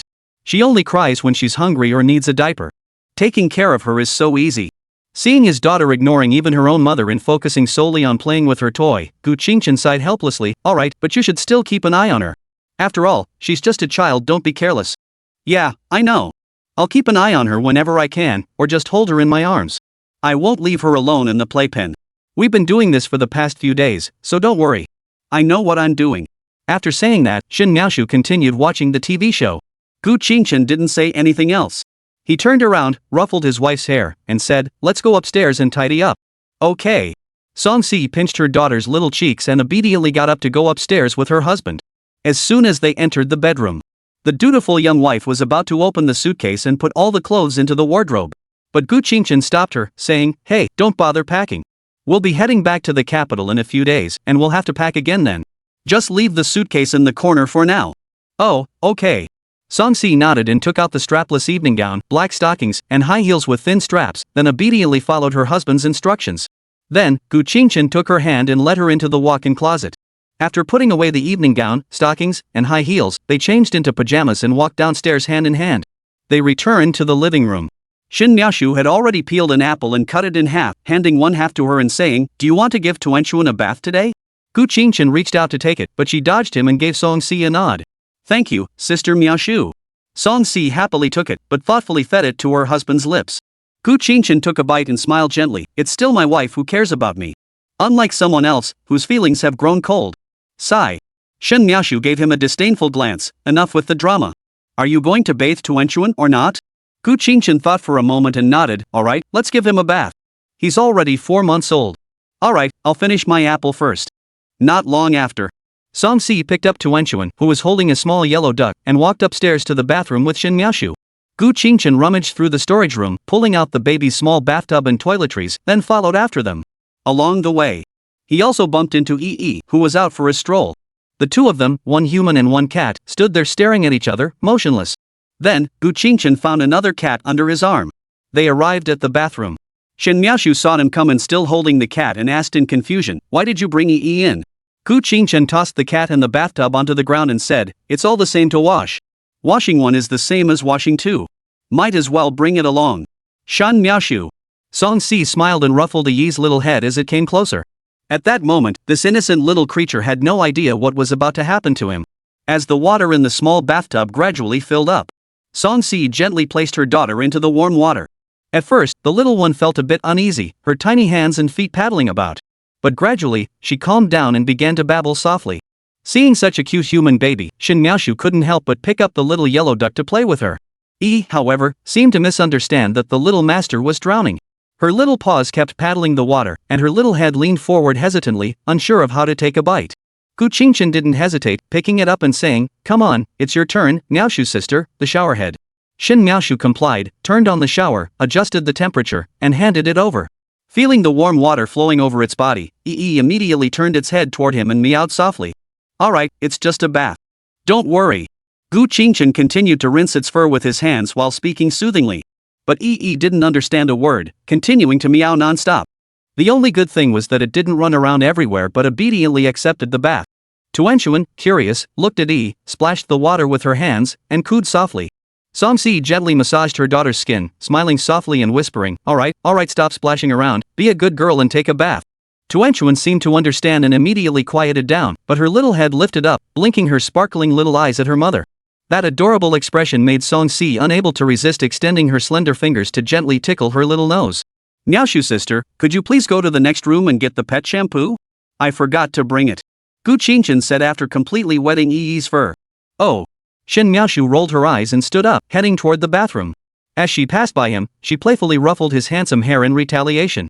Gu Qingchen didn't notice at all, instead turning his head to watch his wife and daughter's affectionate interaction with a loving gaze.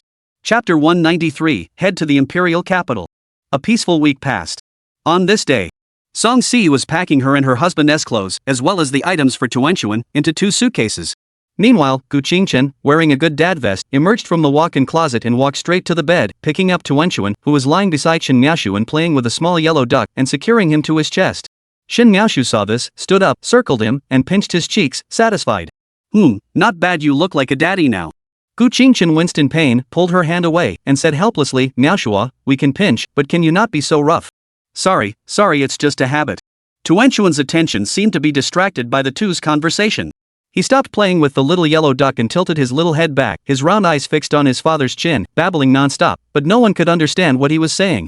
Gu Qingchen heard the sound, looked down at his precious daughter, gently pinched her soft little cheeks with one hand, and kept responding with Shin Miaoshu stood beside them, smiling as she watched the father-daughter interaction. Song Si, having finished packing her luggage, walked over with a smile, bent down, and looked at her husband's little daughter on his chest. She tapped her tiny nose with her finger and asked, "What were you talking about with daddy?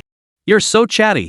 But Tuanchuan only cooed a few times at her before continuing to play with her little yellow duck.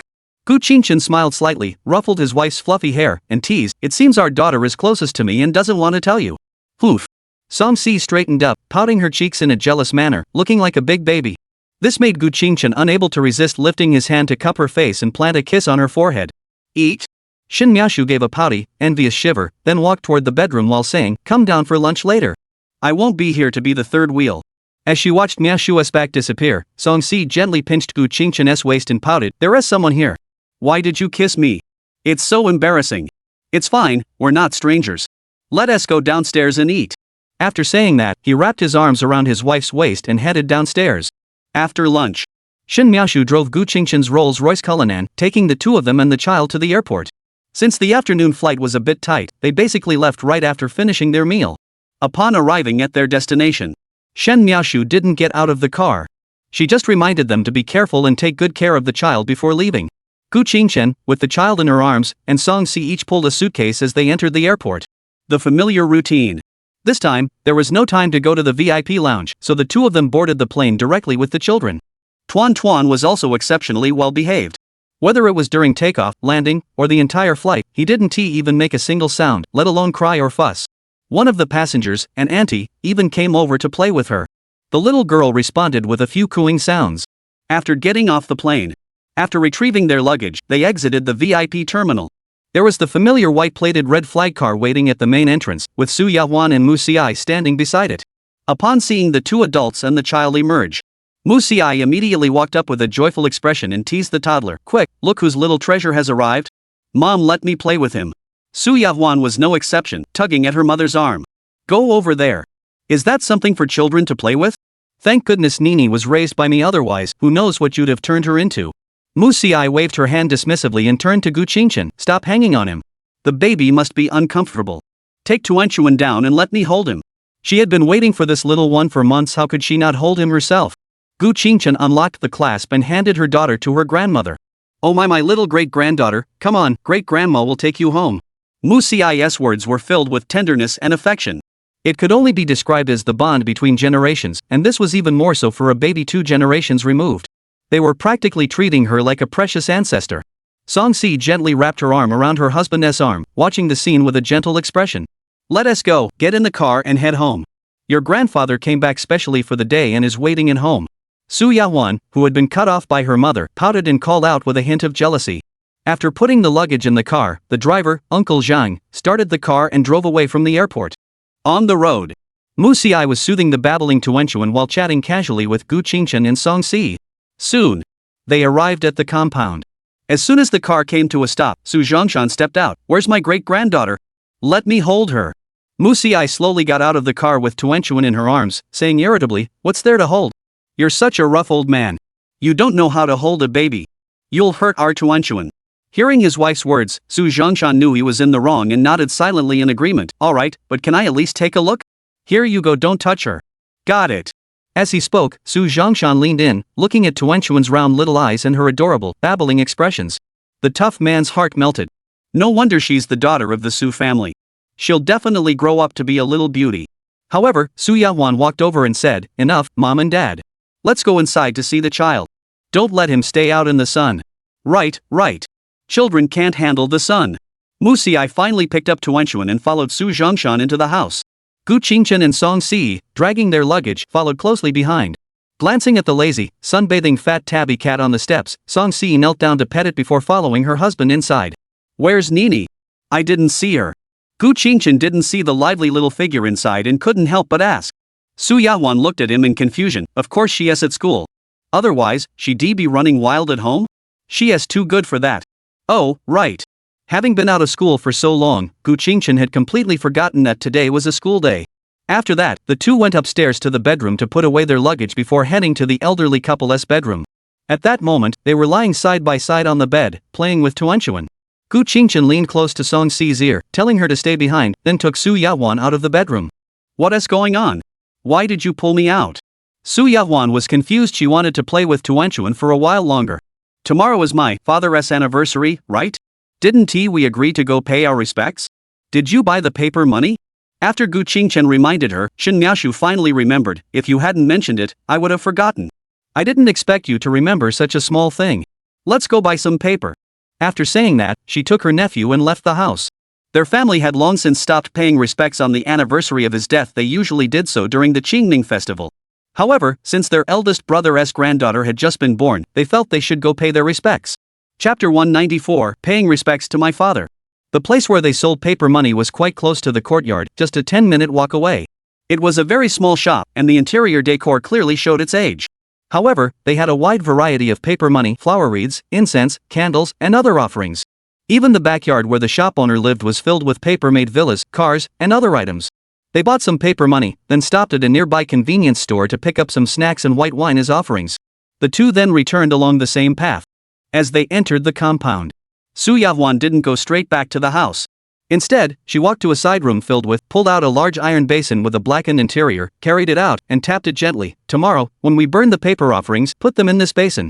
The martyrs' cemetery doesn't allow burning paper directly on the ground for cleanliness. We've been using this basin every year." "All right." Gu Qingchen tossed the paper money and offerings into the large iron basin, temporarily placing it in a corner of the courtyard, then entered the house with his aunt. Su Yahuan washed her hands in the kitchen and hurried into the elderly couple's bedroom to play with Tuanchuan.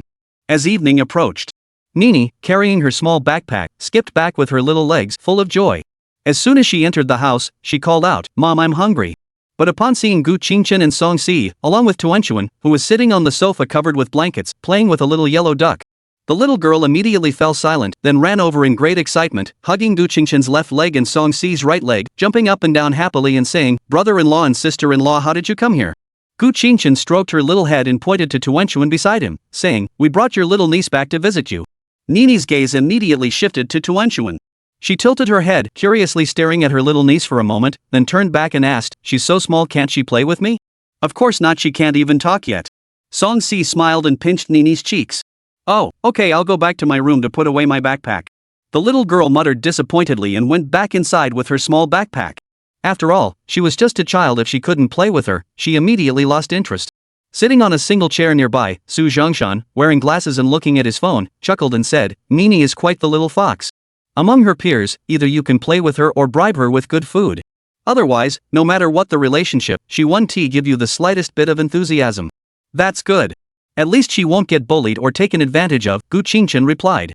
As soon as he finished speaking, Mu Xiai came out with the stir-fried dish, placed it on the table, and called out, "Stop chatting. Come over and eat." Nini, the little girl, heard the sound of dinner being served and ran out immediately, sitting down at the table. Su Yahuan also brought out another dish and placed it on the table, giving her daughter a playful headbutt and asking, "Did you wash your hands before sitting down?" "Oh." Nini covered her head and obediently jumped off the chair and went to the bathroom to wash her hands. Gu Qingchen and Song Si, holding Tuanchuan, joined Su Zhongshan at the table. As various dishes and rice were served onto the table, Mu Xiai smiled and took Tuanchuan from Song Si's arms. "Let me take the child. You two can eat in peace." "All right, thank you, Grandma." Song Si finished speaking and focused on eating, preparing to go take care of the child for the elderly later. Nini, whether hungry or not, didn't pick at her food and kept eating greedily. Su Yahuan tapped her on the head and scolded her, "Eat slower. I told you not to eat properly at lunch, now you're hungry." Nini knew she was in the wrong and dared not say a word. After the meal, Song Si carried Tuanchuan upstairs to feed her. Only at night, if the little girl was hungry, Gu Qingchen would prepare formula milk for her to drink without waking his wife. Nini, with a bitter expression on her face, was led back into the house by Su Yahuan to do her homework. In the evening, Tuanchuan was taken to Mu Xi's room to sleep, with the formula and bottle brought along. Gu Qingchen didn't say anything to stop her. After all, the elderly just wanted to spend some time with her great-granddaughter. Even if she was old, staying up late occasionally wasn't a big deal, was it? The next day, the two got up and went downstairs. They saw Nini standing in front of the sofa, holding Tuanchuan's little hand and playing with her. However, our aloof little one completely ignored her, instead playing with a small yellow duck in the other hand. At that moment, Su Yahuan came out while combing her hair and said, "Nini, stop playing with your little cousin. Hurry up and go to school, or you'll be late." "Oh, okay." The little girl reluctantly let go of Tuanchuan's hand and reluctantly walked out the door in small steps. It was clear she didn't want to go to school. "Auntie, can Nini go to school by herself?" Gu Qingchen watched the little figure leave alone and couldn't help but ask worriedly. "It's fine. The school isn't far. Children should learn to be independent from a young age, you can't spoil them." But Mu Xiai walked out of the kitchen holding buns and eggs, ruthlessly exposing the truth. "It's clearly because you're lazy." "Mom, give me some face," Su Yahuan pouted and complained. "Enough, hurry up and eat. It'll get cold." Saying that, Mu Xiai returned to the kitchen to serve the porridge. After the simple breakfast, Song Si picked up the little bundle wrapped in a small blanket and together with Gu Qingchen, Su Yahuan, and Mu Xiai, they left the house and drove toward the martyrs' cemetery. Since Su Zhongshan had already returned to his unit early in the morning, he did not accompany them. They arrived at the entrance of the martyrs' cemetery. Driver old Zhang took down the large iron basin and paper money, handed them to Gu Qingchen, and then went to find a place to park. Everyone made their way to Sui Feng's grave.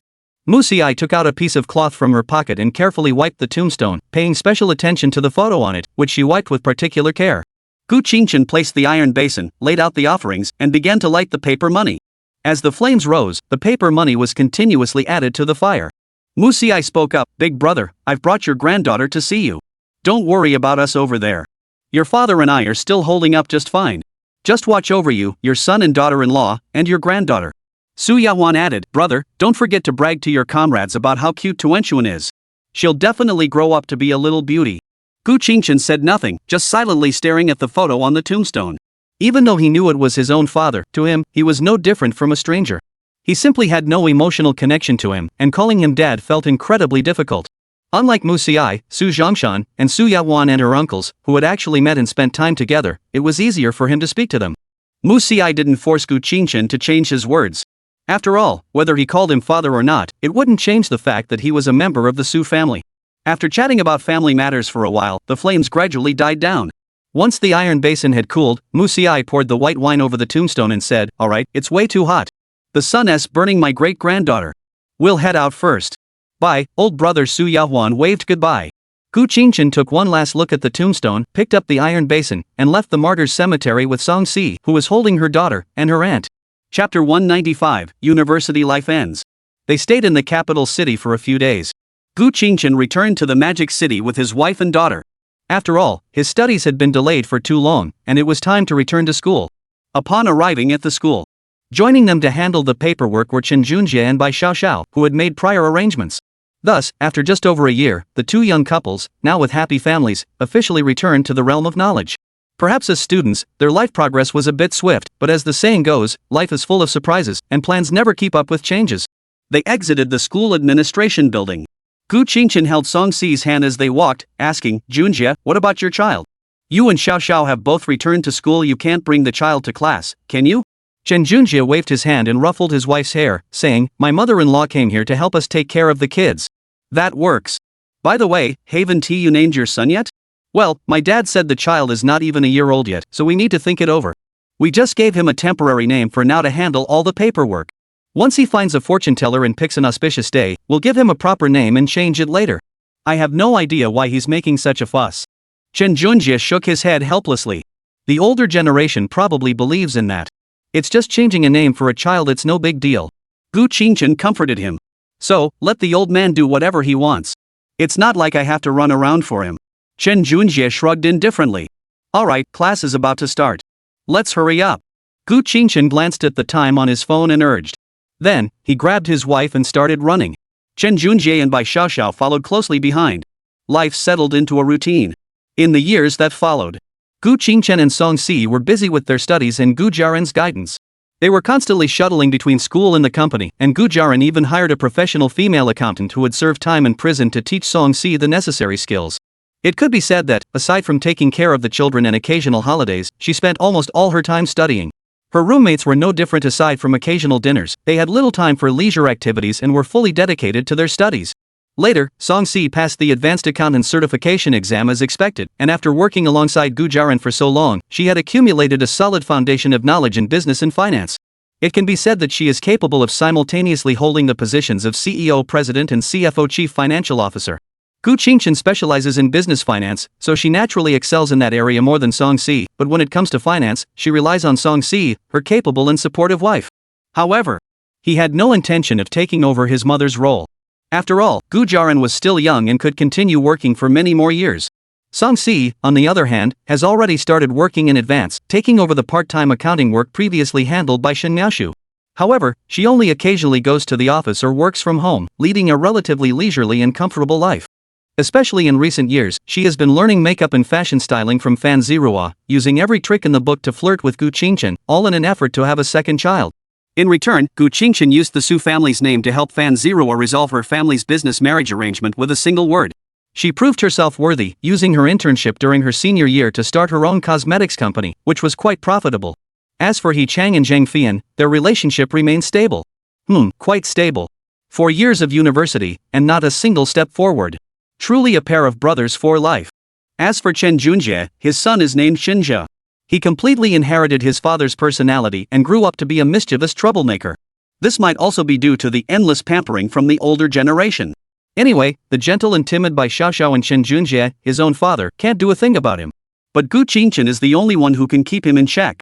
When they meet, he acts like an ostrich, completely act out. It's like he's seen a ghost. Could it be that she's after the little one to please her father-in-law? A child of only 3 or 4 years old shouldn't be capable of that. With no other option, Gu Qingchen had no choice but to take Xinjie as his adopted son and take responsibility for his upbringing on behalf of his parents. And today, with 4 years of study coming to an end, it was time for university graduation. All the students donned their graduation gowns, took the stage one by one to receive their diplomas, and posed for commemorative photos with the dean and teachers, as well as with their close friends. After a busy day, the senior students should all be packing their bags and leaving. On campus, 8 people dressed in academic robes, dragging their luggage, walked along the tree-lined path. He Chang, Zheng Fian, and Li Zirwei had decided to stay overnight at Fan Zirua's house for a graduation dinner, as they needed to catch a flight the next morning. As for why they didn't choose Qin Junjie or Gu Qingshan's homes, it was because they didn't want to disturb the children. Plus, Fan Zirua lives alone in a big villa, so she must be pretty lonely. The 3 of them decided to show some kindness and spend the night with her. That's how it was. Everyone went back to their respective homes first, changed into some clothes, then gathered at a place in the evening before going their separate ways. Yujing Villa. As Gu Qingshan and Song Si entered the house, they saw Tuanchuan sitting quietly on the sofa, holding her phone and watching the latest episode of Happy Lamb and Grey Wolf. At that moment, the nearly 4-year-old girl, with her shoulder-length hair, wearing a delicate black nightgown, had an expressionless face, resembling a miniature version of Gu Jiaran. Yi was lying beside her, silently keeping her company. Though they were both children, she no longer had the timid demeanor she displayed when she saw Nini, hiding everywhere. Just then, Shin Miaoshu came out of the kitchen with sliced oranges, apples, and kiwis, saying, "Finally free? Hurry back to your room to change clothes and come downstairs to eat some fruit." After speaking, she walked over to Tuanchuan, picked up a piece of orange, and handed it to her. "Eat this first. Put away your phone and rest your eyes." "Oh, thank you, Auntie." Tuanchuan obediently paused the animation, took the orange, and started eating it, even leaving a bite to feed to Yi. As for the term godmother, it should actually be godmother, but Shin Miaoshu, like Gu Qingshan calling herself auntie, felt it made her sound old, so she asked them to call her godmother. Under the threat of her 360-degree ear pinching technique, Gu Qingshan agreed without hesitation. After smiling and ruffling his daughter's hair, he threw all his and his wife's dorm supplies into the storage room. Then, dragging the suitcase filled with clothes upstairs, Song Si naturally followed closely behind. The aloof group completely ignored their parents. After finishing their oranges, they picked up their phones and continued watching cartoons. Upstairs, the couple began sorting through the clothes they had brought back from the dormitory. Then, she finally took off her graduation gown and changed into regular clothes. Song Si, wearing only her underwear, took out a strapless dress and a form-fitting pencil skirt from the wardrobe, then approached Gu Qingshan and asked, "Honey, which one should I wear tonight?" "This one." Gu Qingshan pointed with his finger and chose the dress without hesitation. "Come on, a form-fitting pencil skirt is something you can wear out in public? Alright, then I'll just do a light makeup." After saying that, she immediately changed into the strapless dress and rushed to the vanity table to apply her makeup. Chapter 196, Graduation Trip Plans. Taking advantage of his wife's makeup time, Gu Qingshan quickly changed into a short-sleeved shirt and long pants, then stood aside to wait. As Song Si finished applying her makeup, she pursed her lips, which were coated in pink lip gloss, looked up at her husband, and asked, "How do I look?" Looking at her delicate face, which was as radiant as blooming peach blossoms, Gu Qingshan couldn't help but compliment her, "You look stunning. You're already beautiful without makeup, let alone with it." Song Si gave him a gentle smile, stood up, and gave him a kiss on the cheek before linking her arm through his and walking downstairs. They arrived in the living room. Gu Qingshan sat down next to his little daughter, picked her up, and placed her soft little body on his lap. Song Si sat beside him, picked up some fruit from the coffee table, and fed it to Tuanchuan. Tuanchuan continued to watch the cartoon intently, occasionally opening his mouth to eat the fruit his mother fed him, and of course, Gu Qingshan also got his share. At that moment, Shin Miaoshu suddenly said, "I have to go back to the capital in a few days. My father arranged a position for me to try out." "Huh?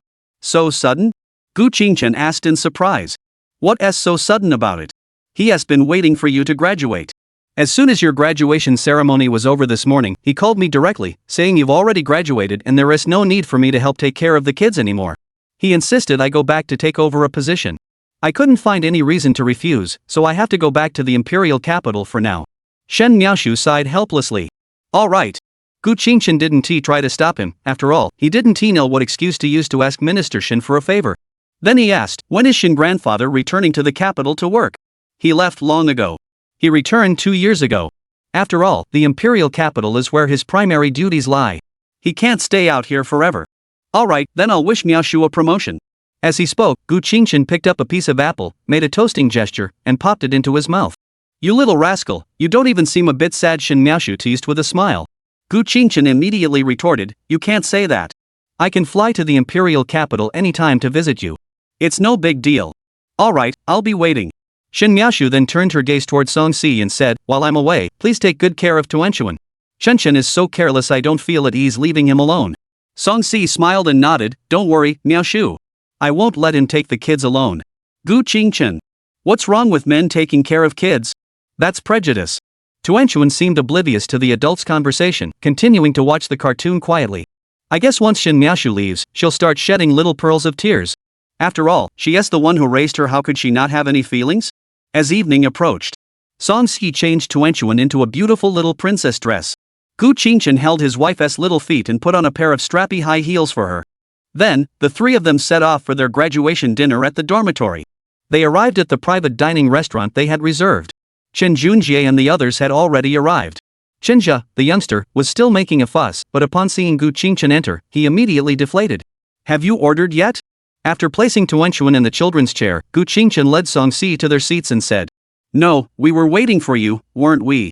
Fan Zerua handed over one of the two menus and called over the waiter. Everyone ordered a few dishes at random, then ordered some dessert for the two children, and began chatting idly.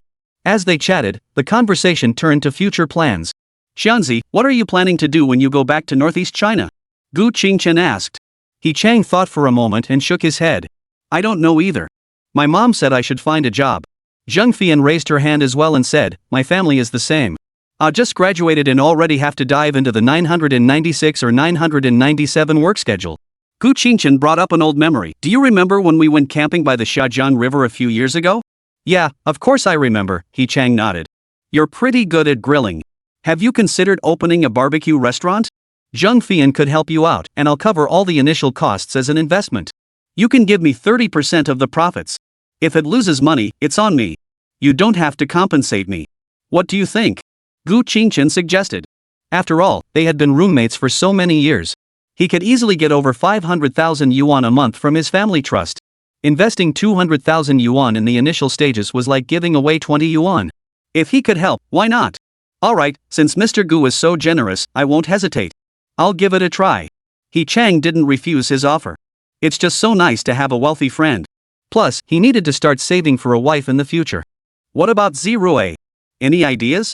I can invest in you too. Gu Qingchen looked at Li Zirui and said. But Li Zirui just smiled and shook his head. No need. My family is quite well off, they can afford to support my startup. Really? Tell us more. We never heard you mention your family before. Chen Junjie asked curiously. Alright, it's not that complicated. My family owns a few stores in good locations. The rent alone is 6 or 70,000 yuan a year, so the rest really no need. He Chang blurted out, are you kidding me? You've been clean, right? How could you keep that a secret? So the whole dorm is poor except me. Hey, watch your language, there's a child here. Zheng Fian poked him hard with her elbow. Cough cough. Sorry, I couldn't help it, He Chang apologized. Zirui hides it well enough. I'm not going to bother with you anymore. Gu Qingchen had barely finished speaking. Fan Zirua chimed in, do you guys have any plans for a graduation trip? I want to go out and have some fun. These past 4 years have been all about studying and working on the company. I'm going stir crazy. I'm fine with anything, but can your company manage without you? Gu Qingchen asked indifferently. Sure, a few days here and there is no problem. The boss isn't the type to work 996, right? Fan Zirua laughed. What about the rest of you? Gu Qingchen looked at the others. Li Zirui, sure. Chen Junjie, we're just hanging around anyway, let's go. Zheng Fian, of course we're going to have fun. He Chang, I'll follow Yanzi. Ignoring by Xiao and Song Si, who were just following along, everyone agreed unanimously. Where should we go to play? Zheng Fian asked. Fan Zirua thought for a moment and said, why don't we go hiking? The suggestion was immediately agreed upon by everyone. Alright, you guys go home first to pack your bags and spend some time with your parents. We'll rest for a while and then go. I'll cover all the expenses, including the plane tickets and everything else. Fan Zirua said. Anyway, it wasn't that much money, and she had suggested the trip in the first place, so spending a little extra wasn't a big deal, as long as they had a good time. Shortly after, before the main course was served, the two little ones' dessert cakes arrived first. However, a dramatic scene unfolded. All she saw was Tuanchuan glance at Chenjia, and the young man promptly pushed his cake toward her. Thank you. Tuanchuan, acting like a little adult, politely thanked him with a soft, childlike voice before devouring both cakes by herself. Gu Qingchen looked at her aloof daughter in confusion and wondered to herself, did I teach her that? However, she still said to Chenjia, don't force yourself. If you want to eat it, just say so. But Chenjia shook his head, it's okay, I'm happy to give it to her. What a little guy, a natural-born sycophant. Chapter 197, Mother and Daughter Competing for Favor. After some casual chat, the meal was finished. Before leaving, Chenju insisted on staying behind with his parents, refusing to leave with them and instead wanting to stay with Tuenchuan at her house for a few days. But Chen Junjie and the others had to return to Sichuan and Chongqing tomorrow. How could they leave their son behind? Moreover, the aloof two didn't even want to acknowledge him. So, under Gu Qingchen's loving guidance spanking, he finally obediently took by Xiao Xiao's hand and left. This left everyone present both amused and exasperated. Watching everyone else leave, Gu Qingchen didn't drive home directly with his wife and daughter. Instead, he carried Tuenchuan to the nearby milk tea ice cream shop and bought 2 egg roll ice cream cones. Is it delicious? Looking at his little daughter, who was sticking out her tongue to lick the ice cream in his arms, Gu Qingchen gently hooked her little face with his finger and asked, "MMM." Tuenchuan simply nodded, her little mouth moving non-stop. Song Si was touched by the heartwarming scene and smiled gently, then handed the ice cream she had licked a few times to her husband's lips. Gu Qingchen didn't hesitate, taking a big bite. "Ah.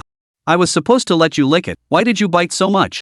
The little wife immediately took the ice cream back, playfully tapping his shoulder in a pout. Tuenchuan, the little rascal, seeing his dad being so naughty, immediately turned his little body away, keeping the ice cream out of danger. But Gu Qingchen deliberately rubbed his cheek against his daughter's ear, teasing her, "Oh, look, Mom let me eat some. Shouldn't you give Dad a bite too?" Tuenchuan hesitated for a moment but eventually handed over the ice cream, though she playfully warned, "Daddy, you're only allowed to lick a few bites. No biting, or else I won't talk to you anymore." "Okay." Gu Qingchen dared not disobey his precious daughter, otherwise she would cry for real, and she really wouldn't speak to him. She was just a miniature version of Gu Jiaran, firm and unyielding, quite a handful. After taking a tiny sip of the ice cream with his lips, Tuenchuan seemed afraid that his dad would try something else, so he quickly pulled the ice cream back and turned sideways to eat it himself. Gu Qingchen couldn't help but kiss his daughter's forehead. Once both mother and daughter had finished eating, he carried his daughter in one arm and held his wife's hand with the other as they returned to the car. Tuenchuan didn't like the child's seat much, so she was usually held by Song Si and sat in the back seat. Upon returning home, Shen Miaoshu was lying on the sofa with a face mask on, listening to a romance novel playing on her phone. Upon hearing someone return, she didn't even open her eyes and asked, "Who will Tuenchuan sleep with tonight?" Tuenchuan, snuggled in her mother's arms, patted the soft fabric pressing against her and said in a soft, cute voice, "With Daddy and Mommy." "Alright, but you have to sleep with your godmother for the next few days, okay?" Shen Miaoshu said. After all, she would be leaving for the capital in a few days, and she needed to hold her sweet, soft goddaughter close for a few more days. Otherwise, it would be hard to hold her like this in the future. "Oh." Tuenchuan obediently replied, but whether he would follow through depended on his mood. "Miaoshua's sister, let's go back upstairs first." Gu Qingchen wrapped his arms around his wife's waist and said as they walked upstairs. Shen Miaoshu only gave a faint hum before falling silent. As the time to leave drew nearer, the sense of reluctance in her heart grew stronger. The current contented appearance was merely a way to hide her unpleasant emotions. In truth, she could have refused to return to the imperial capital and continued living her current life. However, some words from Shen's father had changed her mind. Mr. Su has a century to live, but the Su family's standing is still low. They may not be able to inherit the old master's position. I too will eventually retire. If you want to protect Qin Shoji, you must strive to climb higher. If the Su family truly has no heir, you can still be a valuable asset. At that point, you and the Su family together might not reach the same heights as Mr. Su, but protecting the Gu group would still be more than enough. Of course, these are the worst-case scenarios. Whether or not to prepare for them is up to you. Therefore, for the sake of the people you love and care about most, climbing the ranks is a necessity. If trouble comes knocking, having a sword and not using it are two completely different outcomes. Upstairs bedroom. Gu Qingchen placed Tuenchuan on the bed and stood her up, then removed her clothes and put her in a cute little nightgown. Song Si walked out of the bathroom holding a damp towel. "Give it to me." Gu Qingchen reached out to take it. But Tuenchuan darted over to Song Si, hugged her waist, and said, "No, Daddy wiped it too hard, Mom wipe it." Ever since that one time when they were in a hurry and she had rubbed her daughter's face a bit too hard, Gu Qingchen had never wiped her face again. Song Si smiled gently, pinched Tuenchuan's little cheeks, and said, "Alright, Mom will wipe it for you, close your eyes." As they say, delicate work is best left to women. Her movements were so gentle and careful. After finishing, Gu Qingchen carried her daughter to the bathroom. He placed Tuenchuan on a small stool, took out a butterfly-shaped children's toothbrush, squeezed some toothpaste onto it, and said, "Open your mouth." In this regard, Gu Qingchen did a good job, so Tuenchuan didn't resist. After brushing her teeth obediently, Tuenchuan walked over to the bed with her little legs, climbed up with some effort, sat next to Song Si, and patted her stomach, saying, "Mom, don't watch the TV show anymore, I want to watch cartoons." Song Si sighed and switched the TV to Happy Lamb and Grey Wolf for her. Then, she placed the phone on her daughter's chubby legs and got up to go to Gu Qingchen's side, tugging at his sleeve and saying, "Husband phone." Gu Qingchen smiled affectionately, hugged his wife, and lay down on the bed. He pulled out his phone from his pocket and handed it to her, saying, "Here you go." Song-si gave him a satisfied kiss, snuggled into his arms, unlocked the phone, found the TV show she hadn't finished watching earlier on the video app, and started watching silently. Tuenchuan, the little girl, seemed jealous. She moved over, sat down on her father's side, and lay down, watching the cartoon silently. She even intentionally or unintentionally teased her mother, who was also lying in her father's arms. Song-si naturally noticed her daughter's little antics and patted her on the butt, saying, "Gu Qingyan, what are you doing?" Upon being discovered, Tuenchuan stopped pretending and squeezed herself between her father and mother. Then, she put down her phone, wrapped her little arms around Gu Qingchen's neck, rubbed his chin, and said in a cute yet demanding voice, "Daddy is mine, Mom, can't you lie over there? Why are you lying in Daddy's arms?" Song-si heard this and couldn't help but laugh. "Hey, are you trying to steal my man?" Gu Qingchen quickly stepped in to mediate. Alright, you're both my little treasures. Don't fight. Come on, one on each side." As he spoke, he moved his daughter to the other side and hugged one in each arm. Song-si saw this, pressed her face against her husband's chest, and stuck out her tongue at Tuenchuan triumphantly. Tuenchuan puffed out her little lips, buried her head in her father's neck, and sulked away. Gu Qingchen didn't try to comfort her. Children shouldn't be spoiled. She needed to learn that she couldn't defy her mother. Chapter 198, Getting Married. The sky began to grow slightly brighter. A faint glow of morning light filtered through the window, illuminating the room.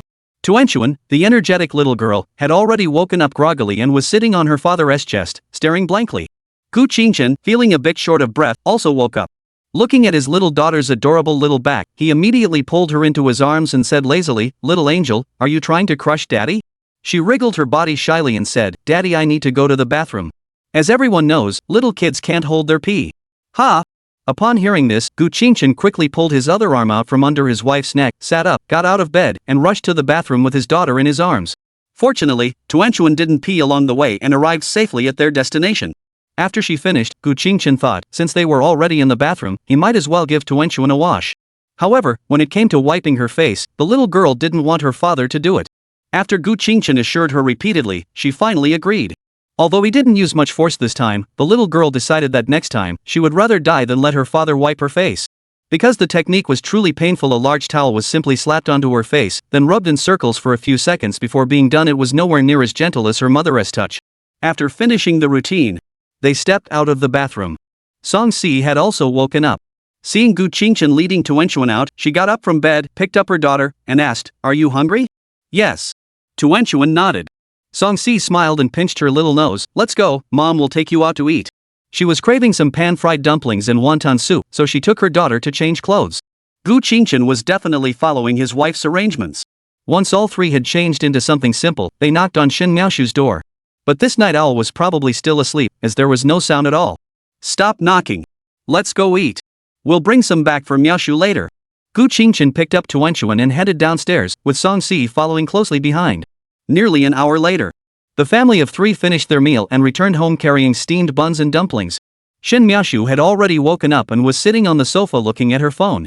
"Miaoshu, come and eat," Gu Qingchen said, waving the breakfast in his hand. "Did you knock on my door this morning?" Shen Miaoshu got up and walked over, looking puzzled. "Yeah." Gu Qingchen nodded and asked, "You're awake? Why didn't you answer me?"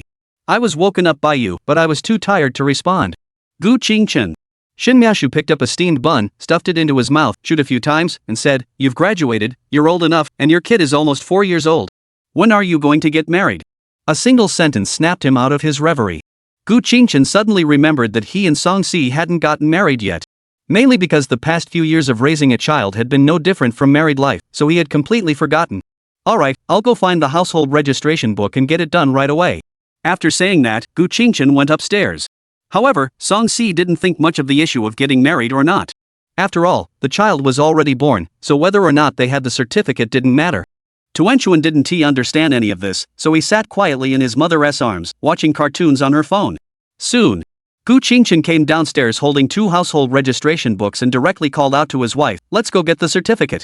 Shen Miaoshu took a bite of her dumplings and said, "Aren't we going to pick a good day? Are we really going now?" "There's no need for such formalities. The sooner we get it done, the sooner we can rest easy." Then, he picked up Tuenchuan, took his wife's hand, and walked out the door. They drove all the way to the Civil Affairs Bureau. There was no one getting married, but there were over 10 couples waiting to divorce. But this didn't bother them at all. They arrived at the marriage registration office. The staff member looked at Song Si, who was holding a child, paused for a moment, but said nothing, silently handing them the registration forms. After filling out the forms, the two went to take their photos. Tuenchuan stood quietly by the side, watching her parents. Though she didn't understand what was happening, she didn't bombard them with endless questions like a curious child.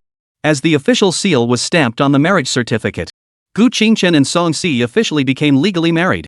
They stepped out of the Civil Affairs Bureau. The morning sun was just right. Tuan Tuan held a red booklet in each hand, as if bathed in a glow, slightly dazzling. The little girl skipped and jumped ahead. Gu Qingchen and Song Si walked behind them, holding hands. How about it? Any thoughts after getting the certificate? Song Si leaned her head against his shoulder, thought for a moment, and said, "To be honest, I don't feel much. Just a little bit of joy, I guess." There was nothing to be done about it. 4 years of married life were far more comforting than any marriage certificate. Gu Qingchen added, "It's okay. I don't feel much either. It's just like completing the necessary formalities. Let us wait for the wedding. That's when we'll really get excited." 2 days later. Since all the luggage had been sent to the capital, so Shin Miaoshu carried a small backpack and prepared to leave.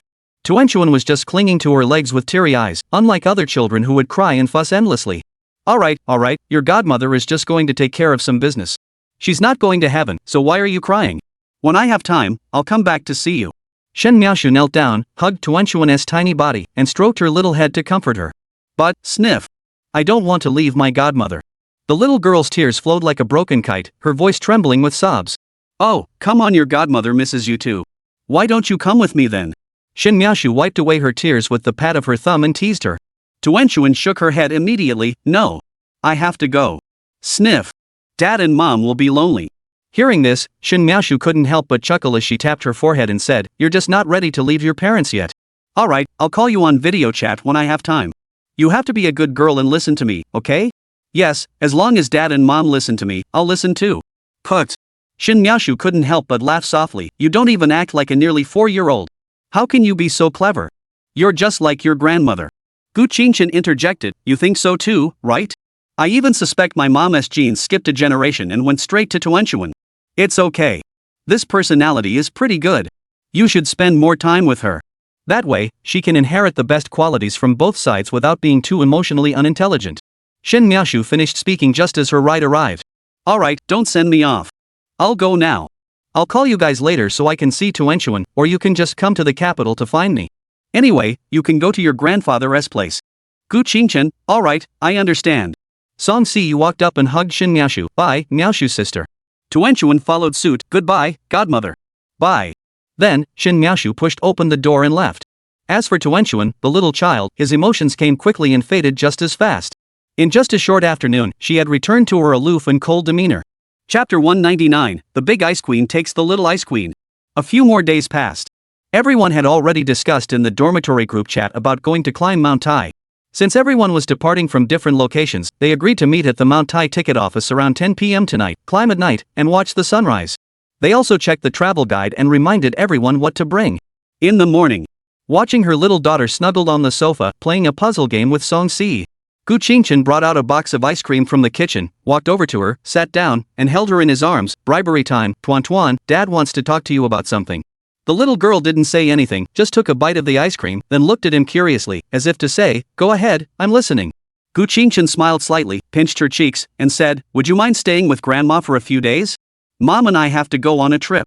We'll be back in 3 or 4 days." "Oh." Tuenchuan obediently nodded, wriggled out of her father's arms, and returned to sit beside her mother, continuing to play her game. The little girl didn't have a strong dependency on her parents. In her eyes, as long as she had good food, drinks, cartoons to watch, and games to play, it didn't matter who was taking care of her. Of course, being a child, she would subconsciously look for her parents after a long time, but a few days wasn't a big deal. "My little girl is so well behaved." Gu Qingchen stroked Tuenchuan's head with a satisfied smile. If this were any other child, they'd be crying and throwing a tantrum by now. So, afternoon. Gu Group, top floor executive office. Gu Jiaran looked down at her granddaughter, who was standing before her, tilting her little head and blinking her big, watery eyes, staring back at her. The two of them stared at each other for a while, neither moving. Finally, Gu Jiaran couldn't help but smile helplessly and said, "Are you hungry? Do you want me to get you some cake?" Tuenchuan, upon hearing this, pretended to think like an adult by pinching her chin, then nodded and said, "Add a glass of juice, please." "Thank you, Grandma." After speaking, she climbed onto the sofa with her little legs and sat down, pulling out the phone her mother had given her before leaving, and began playing with it. Gu Jiaran. This little one, she looks familiar somehow. However, she didn't think much of it and returned to her desk, pressing the intercom to instruct her secretary to prepare the cake and juice Tuenchuan had requested and send them to the office. Two aloof souls sat in silence, as if the room temperature had dropped a few degrees. After a brief silence, the office door was slowly pushed open. It was still the same secretary, who had been fantasizing about being devoured by the spoiled rich kid Gu Qingchen. She walked in holding 5 cream-filled cupcakes and a glass of juice. Mr. Gu, where should I put the snacks? Gu Jiaran, busy with her paperwork, pointed to Tuenchuan's spot without looking up. Got it, Mr. Gu. The secretary responded and turned to the reception area, placing the food and drinks on the coffee table. Tuenchuan saw this, put away his phone, and jumped down from the sofa. He politely said to the woman who was about the same age as Gu Jiaran, "Thank you, Grandma." The young secretary was stunned, unable to believe what she had heard. She touched her face in disbelief and muttered, I'm already old enough for children to call me Grandma? Gu Jiaran couldn't help but laugh as she corrected him. Tuenchuan, just call her Auntie. No need to call her Grandma. Oh, thank you, Auntie. Tuenchuan added indifferently before picking up a spoon and starting to eat the cake. Mr. Gu, if there is nothing else, I'll be on my way. The young secretary left with a dazed expression. Clearly, she thought Mr. Gu was correcting the child just to comfort himself. On the other side, Gu Qingchen and Song Si, along with the late arriving Fan Zirua, boarded the plane heading for Quancheng Jinan Airport. After landing, the three of them boarded a bus and headed toward Ghost City Tai'an. They randomly chose a hotel and had a simple meal. Gu Qingchen said, "Let's go back to the room and rest for a while. We need to get some sleep for the night climb." All right. Fan Zirua nodded.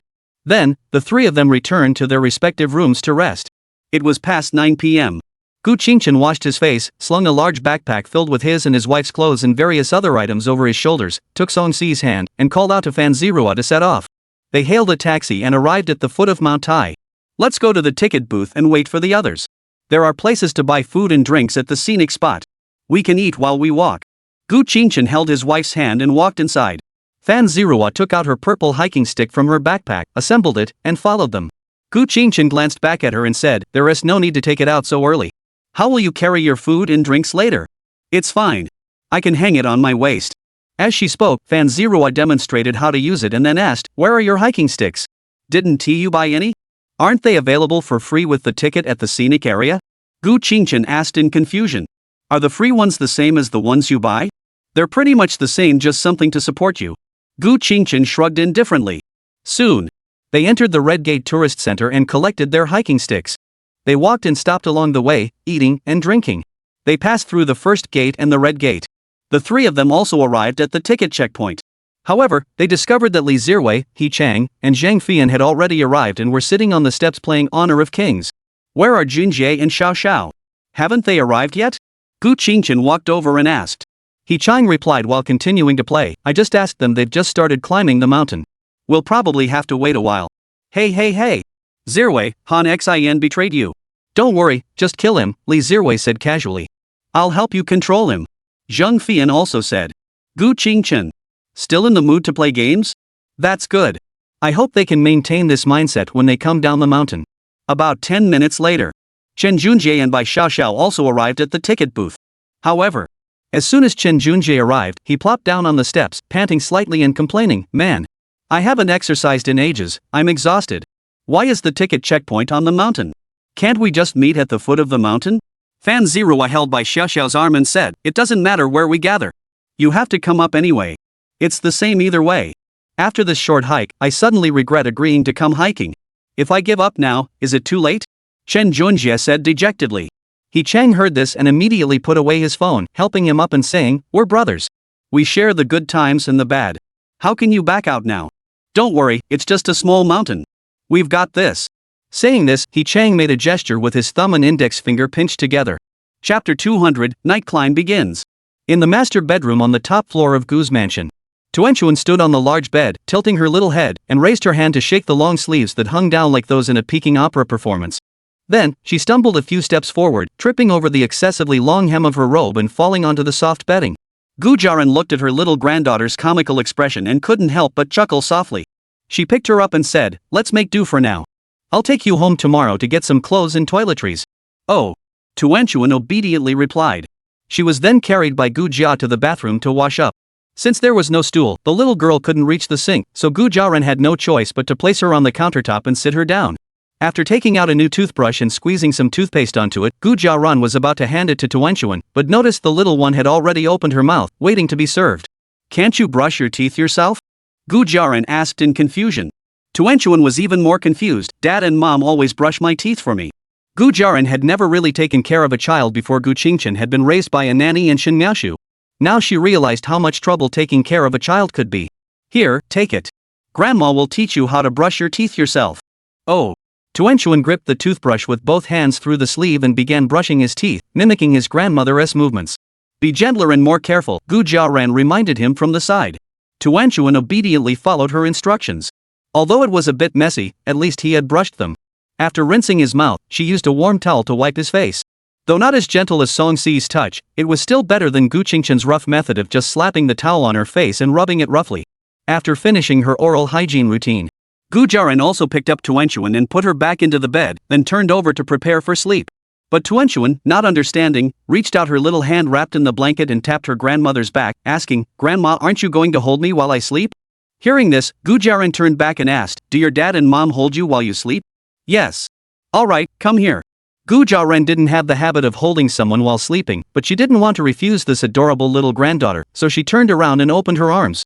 Tuanchuan immediately wriggled into her arms, rubbed her little head against the broad chest, and said softly, "Good night, Grandma." "Gu Jiaran smiled slightly as she stroked the little bundle in her arms, gently hugging her soft little body, and closed her beautiful eyes. On the other side, after everyone had checked in and entered Mount Tai, they began their official night climb. "Everyone, take out your flashlights. Some areas are unlit and quite dark." Fan Zero turned back to remind everyone. Everyone quickly pulled out their flashlights. However, after walking only a short distance, just past the first restroom, He Chang and Shen Junjie, the two of them, ran over to the nearby supply point to eat and drink. Fan Zero aside, "Hey, we haven't even started climbing yet, and you two are already eating? Saving energy. Replenish our energy." The two of them finished their little exchange, and Gu Qingchen also took his wife to eat. The others couldn't just stand there watching, so they joined the main group. Fan Zero even took a group photo and posted it on her social media. The caption read, "The 99 difficulties of climbing Mount Tai, the first difficulty." After eating their fill, everyone officially set off, beginning their night climb. He Chang and Shen Junjie were like wild dogs let off their leashes, dashing out ahead. Upon reaching Dumu Palace, Gu Qingchen and the others immediately spotted the two idiots lying on the ground, who sprang up and started sprinting. "Run! Why aren't you running?" He walked up and poked them with his trekking pole. He Chang waved his hands and said, "I can't go on, I'm too tired, let's rest for a bit." Shen Junjie didn't even bother to wave his hand, "Me too." With no choice, everyone had to take a break there. Once everyone had rested and was ready to set off again, Gu Qingchen warned, "You two stop running. Walk properly. At this pace, we'll never make it to the summit in time for sunrise." "Okay. We won't run anymore. We'll never run again." The two idiots, their excitement having faded, kept promising. They continued on their way without stopping to rest. Everyone arrived at the 4 mulberry trees, panting heavily, and happened to spot a yellow and white cat along the way. Taking advantage of the break, a few girls immediately started playing with the cat. Fan Zero took the opportunity to snap a photo and posted it on her social media, becoming the second topic of discussion. They continued onward. Everyone passed through the Hutian Pavilion. They arrived at a steep slope that was utterly discouraging. Shen Junjie grimaced, "I want to turn back." Gu Qingchen immediately wrapped his arm around his shoulder and reassured him, "Don't worry, once we get past this, it'll be okay." Then, she helped him get back up. This place also became Fan Zero's third challenge. They arrived at the Hall of the Medicine King. Shen Junjie, whose legs were trembling uncontrollably, immediately sat down. The others were also exhausted and followed suit, sitting down on the ground. "Let's rest at the next supply point, take a break, and eat something," Zheng Fian suggested. "Agreed." Fan Zero raised her hand. "All right." Gu Qingchen also agreed. The others were eager to rest, so they naturally agreed. Shen Junjie nudged Gu Qingchen's shoulder. "You said once we get past this hurdle, there won't be any more steep slopes, right?" Gu Qingchen smirked. "What I meant was, once we get past that hurdle, because there are even more hurdles waiting for you afterward, haha. Keep moving forward." Along the way, the group encountered the big yellow cat frequently mentioned in the short video guides. After playing around for a while, they continued on their way and arrived at Zhongtian Gate. Seeing the various food stalls, He Chang and Shen Junjie were so overjoyed they nearly shed tears, and immediately ran over. Fan Zero turned around to capture the city's scenic views. This was Zhongshan, offering a breathtaking view of the ghost city landscape. Zhang Fian and Bai Xiaoxiao were immediately drafted as models and cameramen. Gu Qingchen had no interest in admiring the scenery. He simply held his wife's hand, strolled through the food stalls, bought some carbohydrate-rich snacks, and sat on the steps to replenish his energy. He Chang returned with a pile of food and called out to the girls taking photos, "Stop taking photos, take a break, and eat something." Chen Junjie wasn't as optimistic. At that moment, he looked up to the sky and shouted, "I want to go home." TT. Go home? What home? Just sit down and rest for a while. How could he Chang let his good brother even think about giving up halfway? He pulled him over to sit beside Gu Qingchen, shared some food with him, and began to offer some guidance. Chapter 201, Reaching the Summit. Watching the sunrise. A warm cup of fragrant milk tea went down. Everyone had rested and refreshed themselves, and continued their nighttime mountain climb. They left Zhongshan Gate. After a short, easy downhill section, they arrived at a small food street. He Chang exclaimed in surprise, "Wow, there's a KFC here on the mountainside. Why isn't there a milk tea city?" Zhang Fian chimed in, looking puzzled. Gu Qingchen didn't answer the question but said, "Come on, didn't we just eat? Do you guys want to eat again?" "Of course not. Eating too much makes it easier to get appendicitis while hiking." He Chang shook his head. Chen Junjie silently raised his hand and said, "My appendix has been removed, so I think it's okay." 7. Speaking of appendicitis, it was really just an excuse to rest. Everyone had already seen through his little scheme. Another steep slope with a steep incline. Chen Junjie felt like he was about to die. The others weren't much better off, though Gu Qingchen, who exercised regularly, could endure it a bit longer. Upon seeing a large, welcoming pine tree, Fan Zirua paused briefly to take a photo before continuing onward. Then, another steep slope. Chen Junjie simply gave up and lay down on the steps, motionless.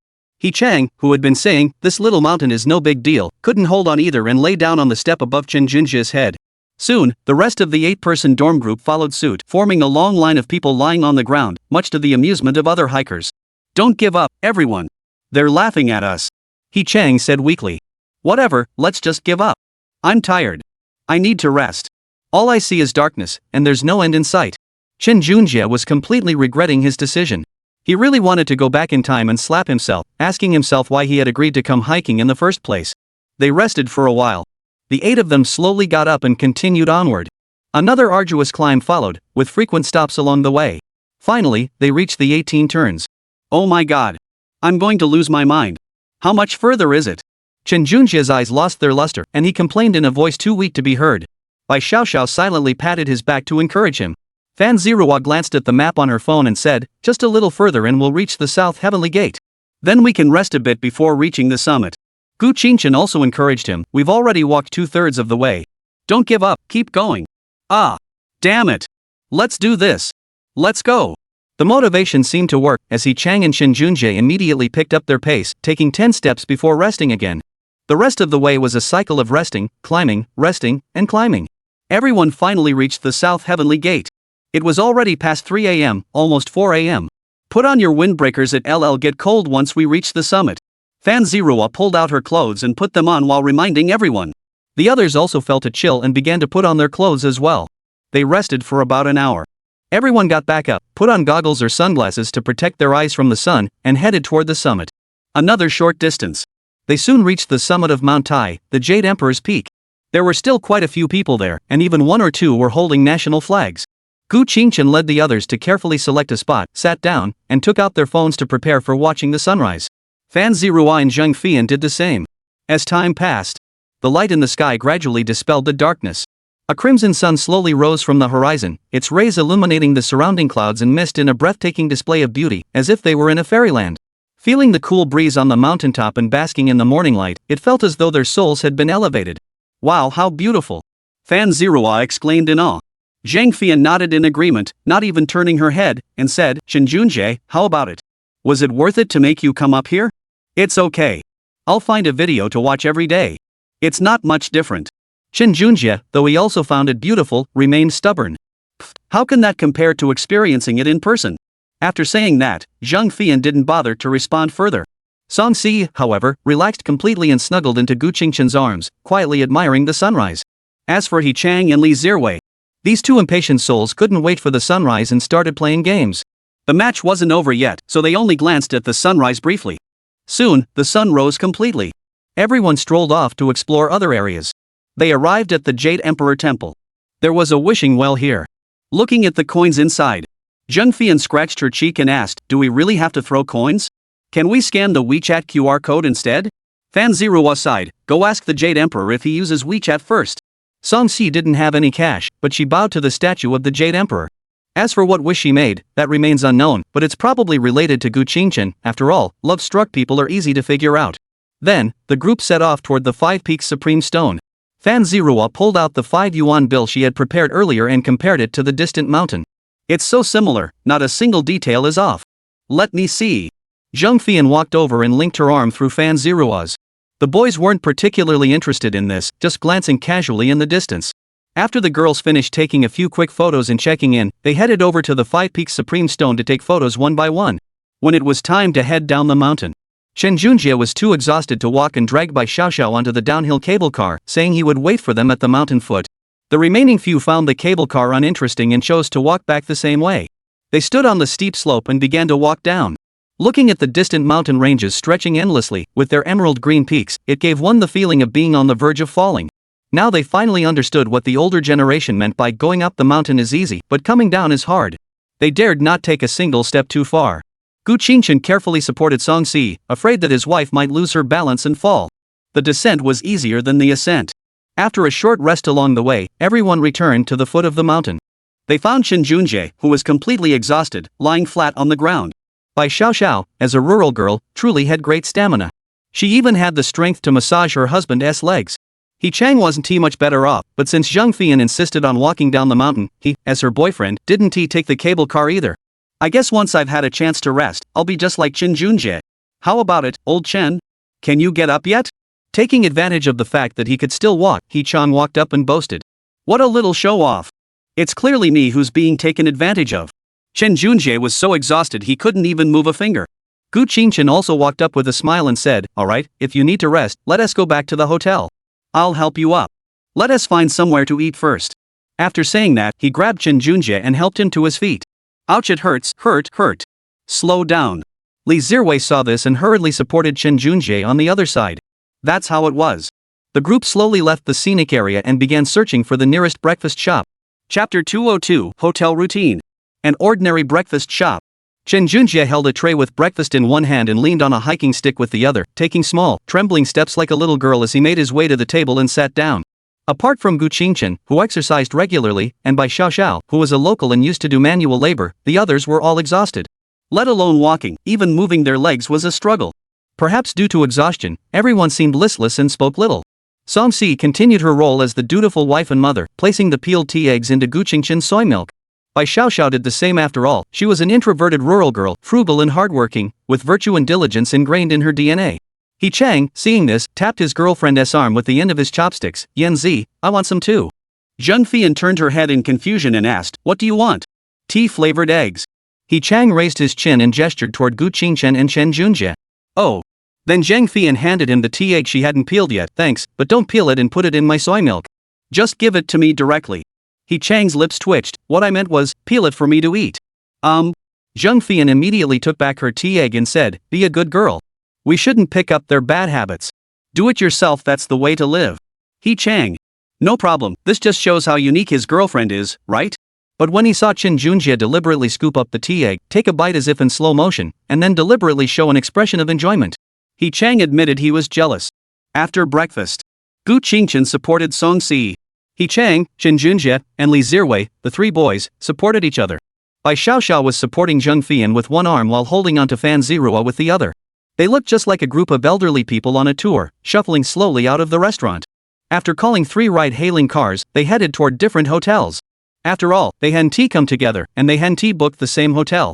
Li Zirwei had come alone, but his hotel was the same as Chen Junjie and Bai Xiao Xiao's, so he saved on a taxi fare. Upon arriving at the hotel, Gu Qingchen, Song Si, and Fan Zirua went straight to their respective rooms to rest. As for the return tickets, they had booked them for tomorrow and planned to rest well for the night. Inside the room, Song Si didn't even bother to take off her coat, she just collapsed onto the bed and lay there motionless. Gu Qingchen tossed his jacket onto the sofa, walked over to his wife, sat down beside her, and gently pinched her soft cheeks, saying, I told you to exercise more. Now you're suffering for it, aren't you? Song Si rested her head on his leg, gazing at his sharp jawline, and murmured lazily, I didn't even climb a mountain. If I'd known it would be this tiring, I would VE started exercising earlier. It's not too late now. Let's get up early and go for a morning run together from now on, Gu Qingchen said as he unzipped her jacket. Song Si naturally helped him take off her jacket, but upon hearing her husband say that, she immediately regretted it. She rubbed her little head against his stomach and pouted, I was just joking, so just pretend I never said that, okay? You don't even practice yoga properly. You're always inconsistent. Be careful or you'll turn into a little chubby girl. Gu Qingchen leaned down and pinched her slightly protruding belly, teasing her. No way I'm keeping an eye on my weight. Once I hit 120 pounds, I'll start dieting. I usually lose weight after a month of yoga. Unfortunately, this tactic didn't work on Song Si. She was the type who could gain weight quickly but lose it just as fast, with no body image issues at all. Whatever. I'm going to take a shower. You rest for a bit.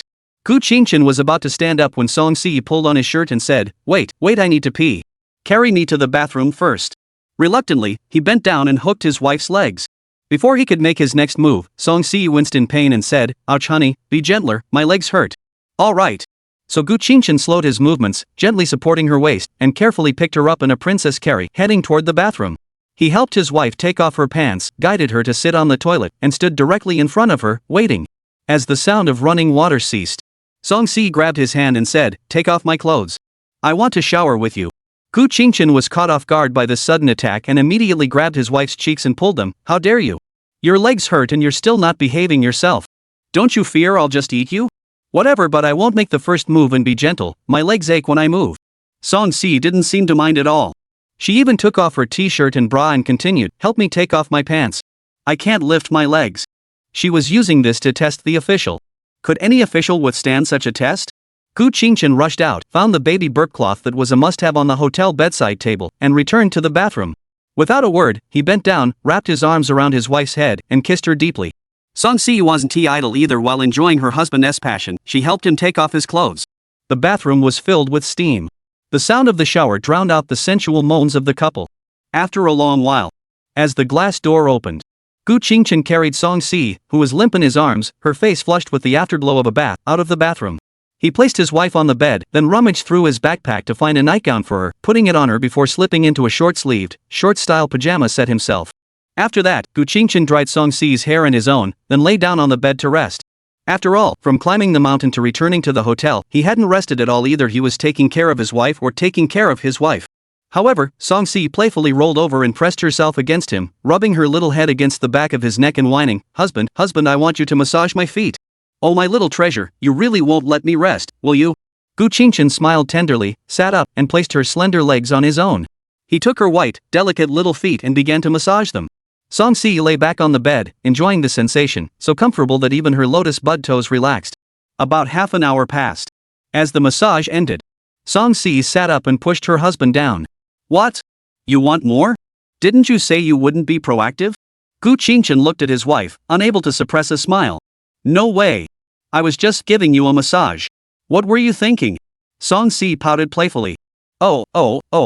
It's my fault. Come on, don't pity me just because I'm a delicate flower. Song Si looked at her husband's playful expression, smiled gently, and obediently sat on his stomach, massaging him vigorously. Chapter 203, the office version of a children's playground. The next day dawned. Gu Qingchen woke up groggily. He pinched the soft cheek of his wife, who was resting on his chest, and got up to go to the bathroom to wash up. Ah! Ouch, it hurts so much. As soon as Gu Qingchen gently pushed the warm body in his arms away, Song Si woke up with a pained cry. What's wrong? He was startled and quickly sat up, pulling back the blanket to check. He saw that his wife's skirt had been lifted up to her abdomen, revealing the familiar spot, and her delicate hands were pressed against her two long, slender legs. Without taking the time to admire the sight, Gu Qingchen grabbed his wife's beautifully arched foot and moved it up and down, asking, Are you cramping? Song Si, hearing this, winced in pain but couldn't help but tease, It's not a cramp, it's my leg, it hurts so much. Gu Qingchen immediately let go of her feet and started massaging her legs, moving his hands up and down to smooth out the muscles while saying, Well, there's nothing we can do. It's probably just muscle strain from overexertion.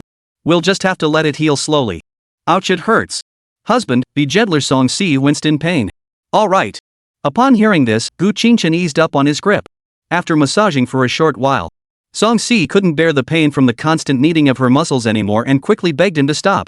Then, Gu Qingchen picked up his wife and took her to the bathroom to wash up together. He helped her and himself get dressed, then picked up the neatly packed backpack and handed it to Song Si, saying, "I'll carry you, and you can carry the bag for me." "All right." After that, Gu Qingchen picked up his wife, who was wearing the backpack, lifted her up, supported her slender legs with both hands, inserted the room keycard, and left the room. They arrived at the hotel's restaurant.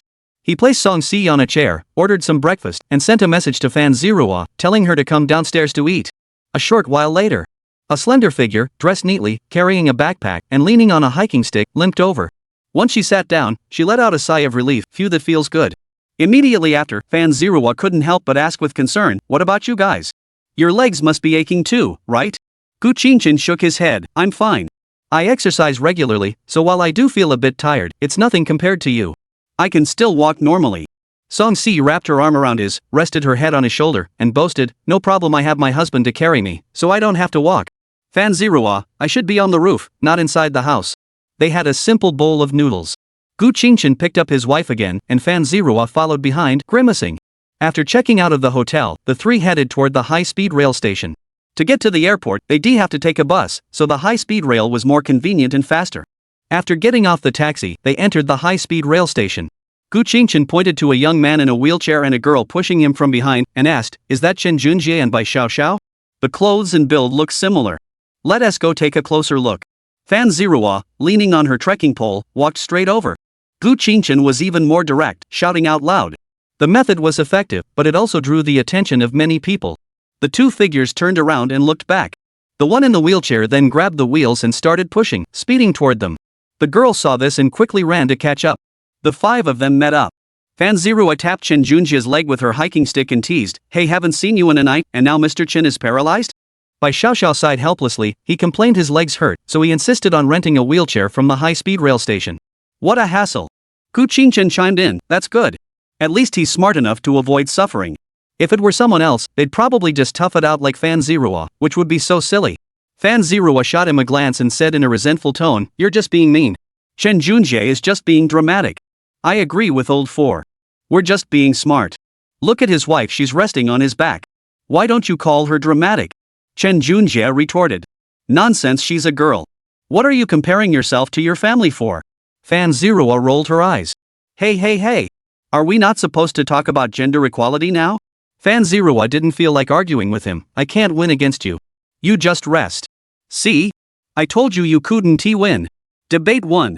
Come on, admit it." Chen Junjie said proudly, lifting his nose in the air. Everyone else watched him like he was a cute little kid, except for Gu Qingchen, who clapped for him in a supportive manner. Bai Xiaoxiao patted her husband's head and said, "Stop fooling around. We need to check in." "Oh, right. Chen Junjie immediately turned the car around. "Everyone, we'll meet again someday. We're heading to the ticket gate first. Let's stay in touch in the group chat. Bye." Gu Qingchen waved his hand. Fan Zirua, having lost the argument, didn't want to acknowledge him at all. Watching Bai Xiaoxiao push Chen Junjie away, Gu Qingchen turned to Fan Zirua and said, "Let's find a place to sit for a while." They still had to wait another half hour before boarding, so they couldn't just stand there idly, especially since he was carrying someone. "Alright, let's go." Fan Zirua didn't refuse. That was only because her legs hurt, otherwise, she wouldn't have wanted to rest. She definitely wanted to go shopping first. Afternoon, around 2:30 p.m. The three returned to the metropolis. Fan Zirua immediately called her family's driver to leave. If she kept walking, she felt her legs were about to give out. Gu Qingchen and Song Si called a ride-hailing service and headed straight to the Gu Group headquarters to pick up their daughter. Upon arriving at the top floor of the group's headquarters, Gu Qingchen greeted his little secretary and then carried his wife into the office. As soon as he entered, he was speechless. The office was filled with scattered building blocks, Barbie dolls, puzzles, and various other toys. The coffee table in the reception area was piled high with cakes, juices, and small pastries. There was also an area covered with foam mats, surrounded by plastic barriers, filled with colorful beach balls. Though not very large, it was more than enough for a child to play freely. It was like an office transformed into a children's playground. At that moment, Gu Jiarun, dressed in a professional office outfit with her long hair tied back, was sitting upright in her office chair, typing away on the keyboard with steady hands, quietly handling emails on her computer. Meanwhile, the little one, Tuanshuan, was lying on the sofa, lazily swinging his chubby little feet, drinking a bottle of yogurt, and watching cartoons on his phone. Gu Qingchen was at a loss for words. Chapter 204, Mother and Daughter Compete for Attention Again. Gu Jiarun stopped what she was doing and looked at her son and daughter-in-law, saying, "Aren't you supposed to be hiking? Why are you back so soon? What else could we do?" There's still a daughter at home, we can't stay out too long. As he spoke, Gu Qingchen set Song-si down from his back and helped her sit on the sofa. It's fine. Tuanchuan is doing just fine. Gu Jiaran said indifferently. Oof. Gu Qingchen twitched the corner of his mouth and looked around, saying, it's obvious. With such grand treatment, it's hard not to be spoiled. It's just a child. As long as she doesn't disturb me, it's no trouble. Gu Jiaran continued working on her computer. Besides, Tuanchuan is very well behaved. He always plays by himself and hasn't caused any trouble. He only calls me when he needs to use the restroom. You're so patient. It's true that grandparents spoil their grandchildren. Why didn't I get this treatment when I was a kid? Gu Qingchen teased. Gu Jiaran. While the mother and son were chatting, Tuanchuan also moved closer to Song-si, tapped her leg with her finger, and asked, Mom, what's wrong? Seeing her daughter's worried expression, Song-si immediately picked her up and held her close, gently pinching her cheek and reassuring her, it's nothing, I just overexerted myself and strained a muscle. It'll be fine in a few days. Don't worry. Oh. Although Tuanchuan didn't fully understand, she could tell her mother was okay, so she wriggled out of her arms and walked over to the coffee table to eat a small cake. Song-si couldn't help but laugh as she ruffled her daughter's hair. So practical, you know, Mom is fine, yet you didn't even want to stay in my arms for a moment? Tuanchuan took a bite of the cake, turned around, and said in a babyish voice, then does Mom still need me to comfort her? No need, keep eating. Song-si smiled and wiped the cream off her lips with her finger, speaking tenderly. Then, Gu Qingchen walked over, took a tissue to wipe her daughter's mouth, picked her up, and asked, did you have fun playing with Grandma? Tuanchuan nodded vigorously. Even a moment's hesitation would have been a disservice to Gu Jiaran's thoughtful care. Then let's go home. We'll come visit Grandma again soon, okay? After saying that, Gu Qingchen gave her daughter a big kiss on the cheek. Tuanchuan wiped the saliva off her face with the back of her hand, muttering, can't we do it tomorrow? No, Grandma has to work. We can't keep bothering her, or she won't be able to buy you little cakes to eat. The little girl heard this and immediately nodded obediently. Then let's go home. Alright, Dad has to carry Mom on his back. Can you hold my hand and walk nicely? Gu Qingchen negotiated with his daughter in his arms. But Tuanchuan suddenly clung tightly to his neck, her little voice full of reluctance. No, Daddy, carry me, and then carry Mom on your back, isn't that fine? If Mom was walking, she could walk too. But if Mom didn't walk, she wouldn't walk either. That's right, it's all about vying for attention. Seriously, just keep bothering your old dad. Gu Qingchen couldn't do anything about his daughter, so he had to give in. After all, Tuanchuan wasn't heavy, so he might as well carry her. At that moment, Gu Jiaran stopped typing and looked at her daughter-in-law, saying, Sisi, should I ask the doctor to come over and check on you? Song-si heard this and quickly waved her hands to refuse, saying, thank you, Mom, it's really not necessary. This is just the after-effects of climbing the mountain. I'll be fine after resting for a few days. Alright. Seeing this, Gu Jiaran didn't press the matter further. Gu Qingchen walked over to his wife and knelt down in front of her. Come on, get on my back. Song-si smiled gently and obediently climbed onto his back. Feeling the softness pressing against his back, Gu Qingchen felt energized as he stood up, holding his daughter tightly. Mom, we should go now. Alright, do you need me to find someone to send you home? Gu Jiaran elegantly picked up the water glass on the table, took a sip, and asked. Sure, I'll save myself the trouble of hailing a taxi. Gu Jiaran, true to her efficient nature, arranged a driver in less than 10 seconds. Alright, the driver is waiting downstairs. Also, next time you bring Tuanchuan over, remember to bring her clothes and toiletries. Alright. Gu Qingchen seemed to realize something. Didn't I give you Tuanchuan's clothes and toiletries this time? No. Gu Jiaran said firmly. Gu Qingchen thought about it and realized she was right. He then smiled awkwardly and said, alright, I'll be more careful next time. After saying that, he had Tuanchuan open the door and left the office. He exchanged greetings with the little secretary once more. He entered the elevator.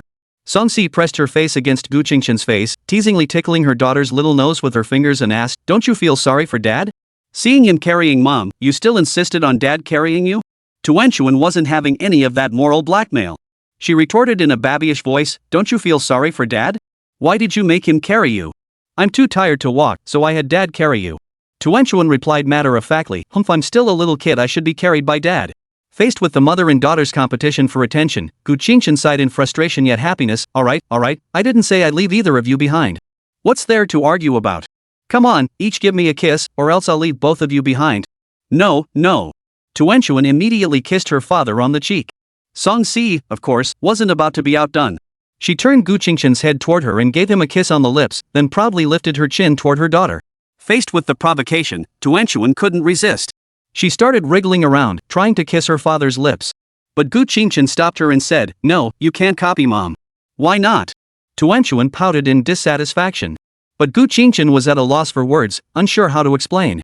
After thinking for a moment, he finally said, "One day, there will be a boy just like Daddy who will be by your side. You can kiss his lips then. Daddy's lips are only for mom to kiss. Do you understand?" "No, I only want Daddy." Tuanchuan didn't understand these words at all. She was just throwing a tantrum because she hadn't gotten mom's attention. Just then, the elevator reached the first floor. Gu Qingchen sighed helplessly. "In any case, it's not allowed. You're still too young. You'll understand when you're older. Be a good girl and stop causing trouble." Then he stepped out of the elevator. Tuanchuan obediently didn't make a sound, but sulked with his little head buried in his father's embrace. Just then, the driver, dressed in a suit, walked over. Seeing the odd sight of his young master carrying one on his back and holding one in his arms, he dared not say anything. He bowed respectfully and gestured, "Master, please follow me." "All right, thank you for your trouble." Gu Qingchen nodded and followed behind. Chapter 205, as expected, even cats don't like human babies. Yujing Villa. As soon as Gu Qingchen entered the house, he didn't linger in the living room. Instead, he carried his wife on his back and held his daughter as he headed upstairs. After placing Song Si on the bed, she didn't rest either. She took the backpack off her back and began to tidy up. "You tidy up. I'll go check on the cat with our daughter." Gu Qingchen ruffled his wife's hair and carried Tuanchuan to the next room. Before leaving the bedroom, the little girl made a funny face at her mother. Song Si saw this and couldn't help but laugh in frustration, but since everyone had already left, she could only take it out on the clothes. Arriving at the cat house, Yi was lying on the cat tree, basking in the sun, with her little tail occasionally swishing back and forth. Gu Qingchen put down his daughter, checked the automatic feeder and water dispenser, and saw that both food and water were running low, so he started refilling them. Tuanchuan slowly walked over to the side of the rack, tiptoed, and reached out to touch Yi. Feeling someone touch her, the little kitten instinctively rolled over and exposed her belly in a playful gesture. But before it could react, it slipped off the platform and landed directly on Tuanchuan's face, knocking her over. "Ugh, bad Yi." The little girl, being too short to see what happened on the platform, thought the cat had intentionally jumped down to hit her. But she didn't think much of it, didn't even cry, and continued petting the cat. But when Gu Qingchen finished filling the water dispenser and came out of the bathroom, Tuanchuan suddenly burst into tears as if possessed by a drama queen, with a few tears rolling down her cheeks. "Wah wah! Daddy, the cat is bullying me. Meow meow." Yi the cat was startled and quickly jumped off her, returning to the cat tree. Gu Qingchen saw his precious daughter crying and quickly put the water basin back into the water dispenser. He walked over, picked her up, and wiped away the tears as they fell, saying tenderly, oh dear, don't cry. What did Yi do to you? Tell Daddy, and Daddy will avenge you." Meow meow. Yi obediently stood on the cat tree, provoking or perhaps submitting to the cat. "Wah wah! The cat jumped off the scratching post and hit me." Tuanchuan clings to Dad's neck pitifully, burying his little face in his arms for comfort. All right, Daddy will beat it for you." Saying this, Gu Qingchen raised his hand and tapped the little cat's head several times while it stood on the high perch. Angry, Yi hugged his wrist, biting it gently, then gave him a fierce cat-like kick. Gu Qingchen ignored its harmless attacks, withdrew his hand, and carried his daughter back to the bedroom. Yi didn't bother to argue with this cat-sitter, jumped down from the cat tree, and sat in front of the automatic feeder, waiting for its meal. In the bedroom, Song Si had already tidied up the mess, leaving a few neatly folded clothes spread out on the bed. Seeing her daughter come back crying, she reached out her hands in confusion and asked, "Why are you crying now?" Tuanchuan rarely cried. No, to be precise, in the past few years, she had only cried when she was a baby, during meals, or when using the restroom. Precisely because of this, the child's sudden crying today, though a common occurrence, puzzled her. Gu Qingchen handed it over naturally. It seems like she jumped down from the cat tree and landed on her, but she is fine. After saying that, he picked up the neatly folded clothes on the bed and went into the wardrobe. Song Si gently patted her daughter's back and soothed her. "It's okay, it's just the cat hitting you. It's soft and won't hurt. You didn't cry when you accidentally bumped into the table earlier, so why are you crying so much now?"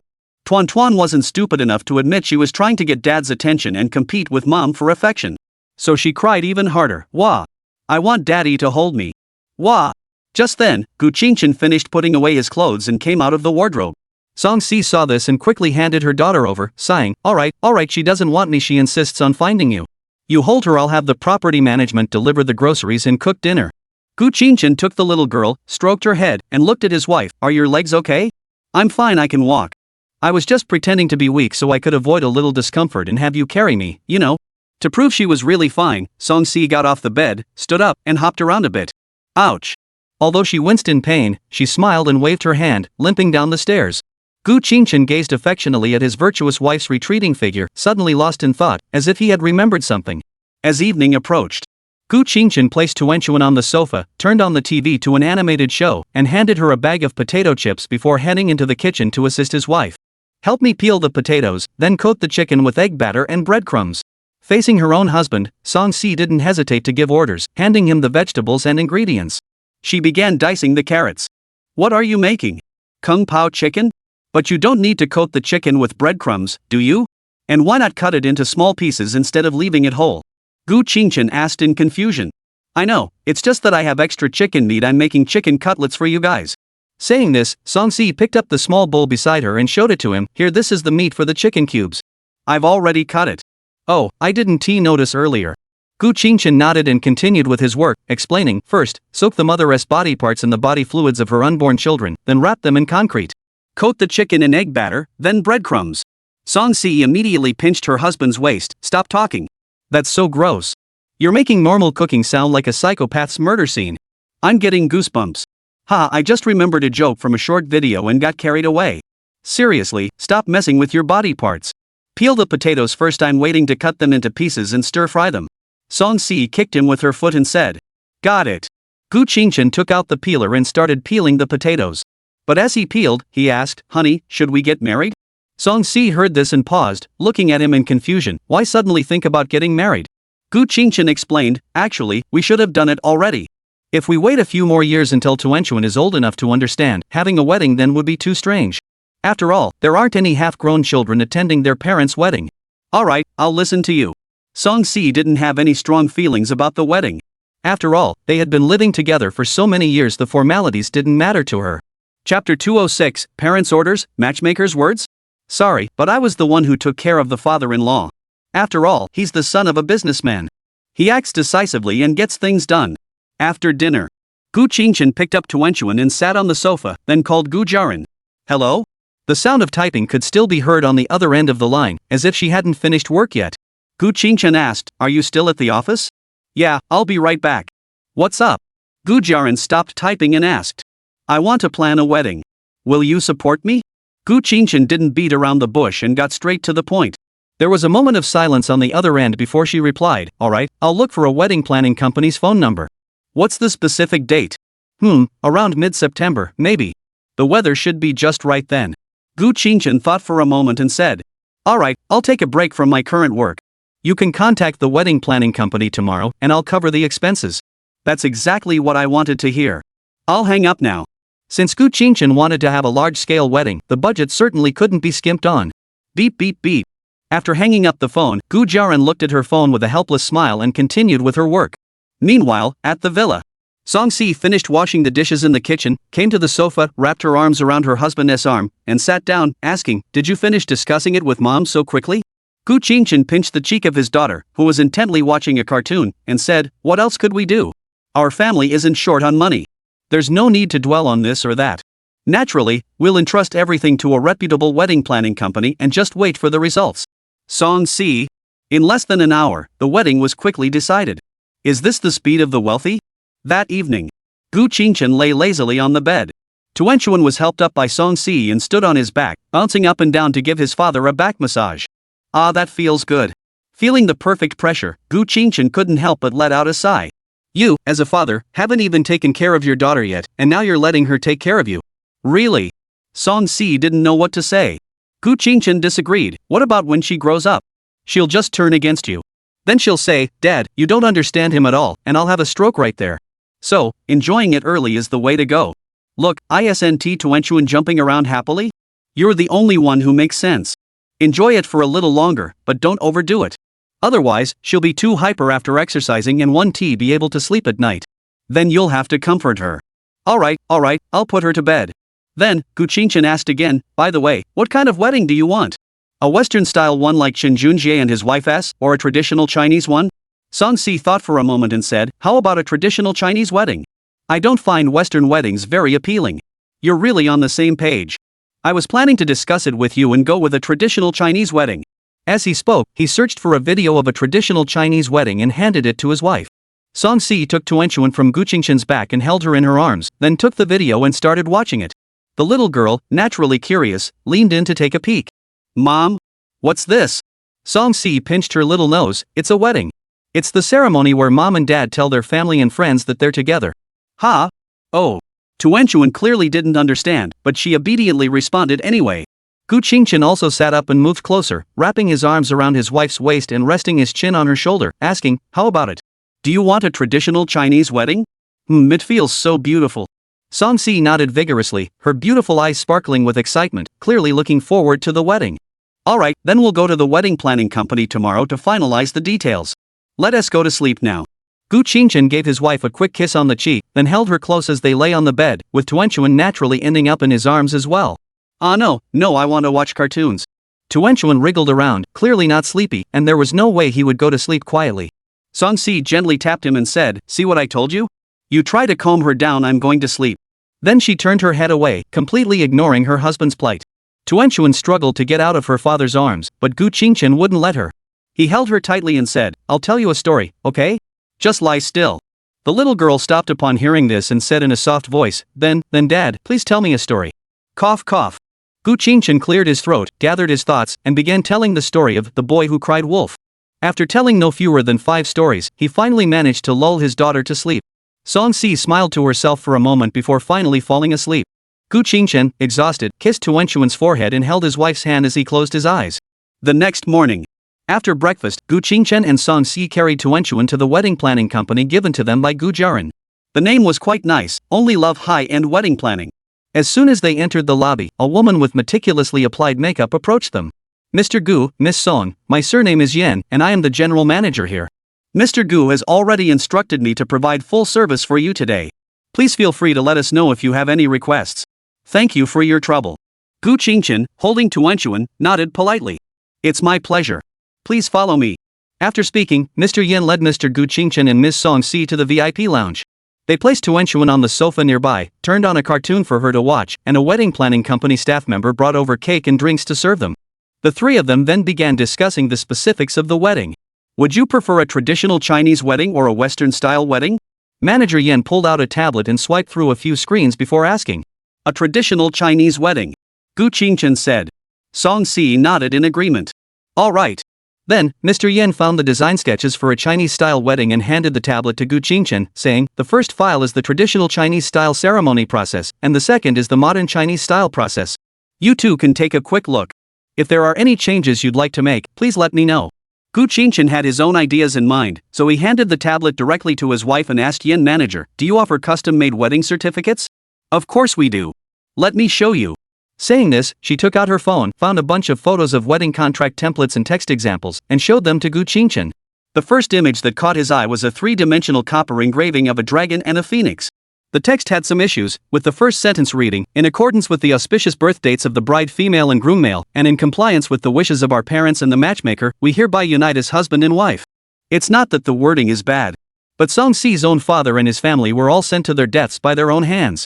How could they possibly follow their parents' orders or the matchmaker's words? This won't do. Gu Qingshan immediately rejected it. Chapter 207, Wedding Details. Finally, Gu Qingshan selected a beautiful piece of copy. Engagement contract.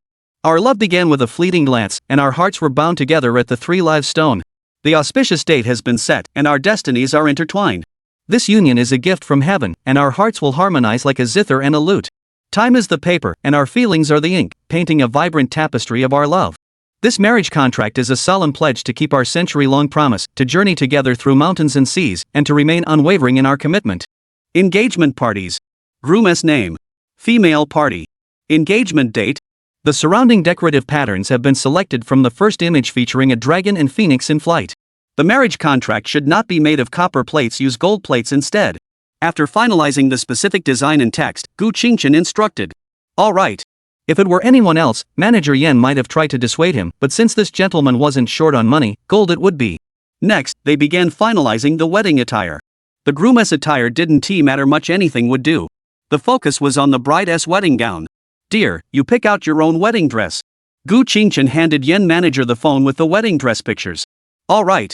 Songsi took it and swiped through a few options, noticing that the wedding dresses with phoenix crowns and scarves were all pretty much the same, so she randomly picked one that caught her eye.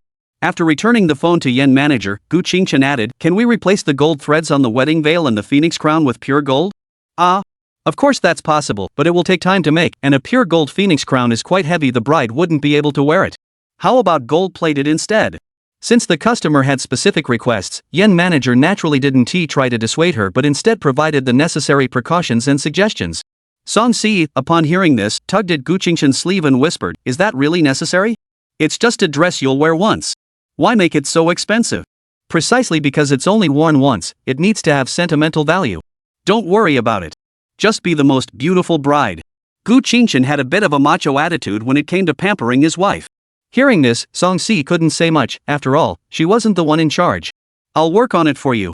It should take about 1.5 months. The matching fan for covering the face will also be made with pure gold thread, correct?" Manager Yen added. "Yes, everything should be made of gold." Gu Qingchen nodded and asked, "What about the red veil? I noticed that many traditional Chinese weddings don't have a red veil, and I really want to add one." Manager Yen explained helplessly, "Actually, it should be included, but nowadays, who would want to hide the bride's face during the wedding? So few people add the red veil anymore. Or they might add it as a formality and then remove it on site, with most opting to use the fan as a symbolic gesture instead. What about a transparent red veil made of sheer fabric? That way, you can see the bride's face clearly without having to remove it on the spot, and it still serves as a veil to cover the face," Gu Qingchen suggested. After all, he had a fixation on lifting the veil again in the bridal chamber. That's a good idea. I'll have the wedding dressmaker make it." Yen manager thought this plan was feasible. Gu Qingchen added, "The veil should also have gold thread woven into patterns. Don't just use a piece of red silk to get by." "Of course. Our family specializes in high-end custom-made items, we wouldn't make such a rookie mistake." Then, the three discussed the venue, wedding date, and on-site decorations. The venue was easy to arrange. The wedding planning company provided an elegant traditional-style courtyard with an artificial stream, a pond, and a small arched bridge, exuding a timeless, classical charm. The on-site decorations would naturally blend ancient and modern Chinese styles. The date was set for September 20th. As for the wedding photos, Manager Yen presented two options. One was to take some photos in different styles first, and the other was to wait until the wedding attire was ready and take them all together. Gu Qingchen didn't feel like going through the hassle, so she naturally chose the latter. Next, there are the details to arrange, such as setting up tables, selecting dishes, designing invitations, and various other tasks. In the afternoon, after having a free meal at the wedding planning company, she finally finalized the basic schedule. Gu Qingchen quickly called Gu Jiaran to make the payment, only to find that it came to 2 million yuan. Plus, it was a refundable deposit, since the golden wedding certificate and golden thread wedding attire weren't cheap. Gu Jiaran was left speechless. It seems like someone is just throwing money around. But it was her son's wedding after all, so what else could she do? She had to pay up. The smaller details would have to be negotiated as they arose. By the way, the window decorations with the character for happiness and the red carpet at the Yujing villa were all rejected by Gu Qingchen. He didn't plan to invite any relatives to help out at home. They would just go straight to the wedding venue, go through the formalities, and then everyone would go home. Things like blocking the door and giving red envelopes were completely skipped. But that doesn't mean he wouldn't decorate the house at all. He still needed to do some simple decorations and prepare red bedding and slippers. However, he didn't need a wedding planning company to get involved. He planned to ask He Chang and Chen Junjie to help out. After all, he couldn't just leave everything to others, he needed to feel involved too, right? After returning home, after a long day, Song Si carried Tuanchuan into the bathroom to soak in the bathtub. Gu Qingchen, on the other hand, sent the wedding news to Shin Miaoshu, the Su family, and the dormitory group. As for the others, Gu Jiaran would handle the notifications. Similar to when Chen Junjie got married, guests would be admitted based on invitations. Apart from those related by blood or marriage, most of the attendees were either eager to curry favor with the Gu family, had connections with the Gu group, or were business partners. Shin Miaoshu wasn't particularly surprised. After all, they already obtained the marriage certificate, so the wedding was inevitable. She replied that she would take leave a few days before the wedding to attend.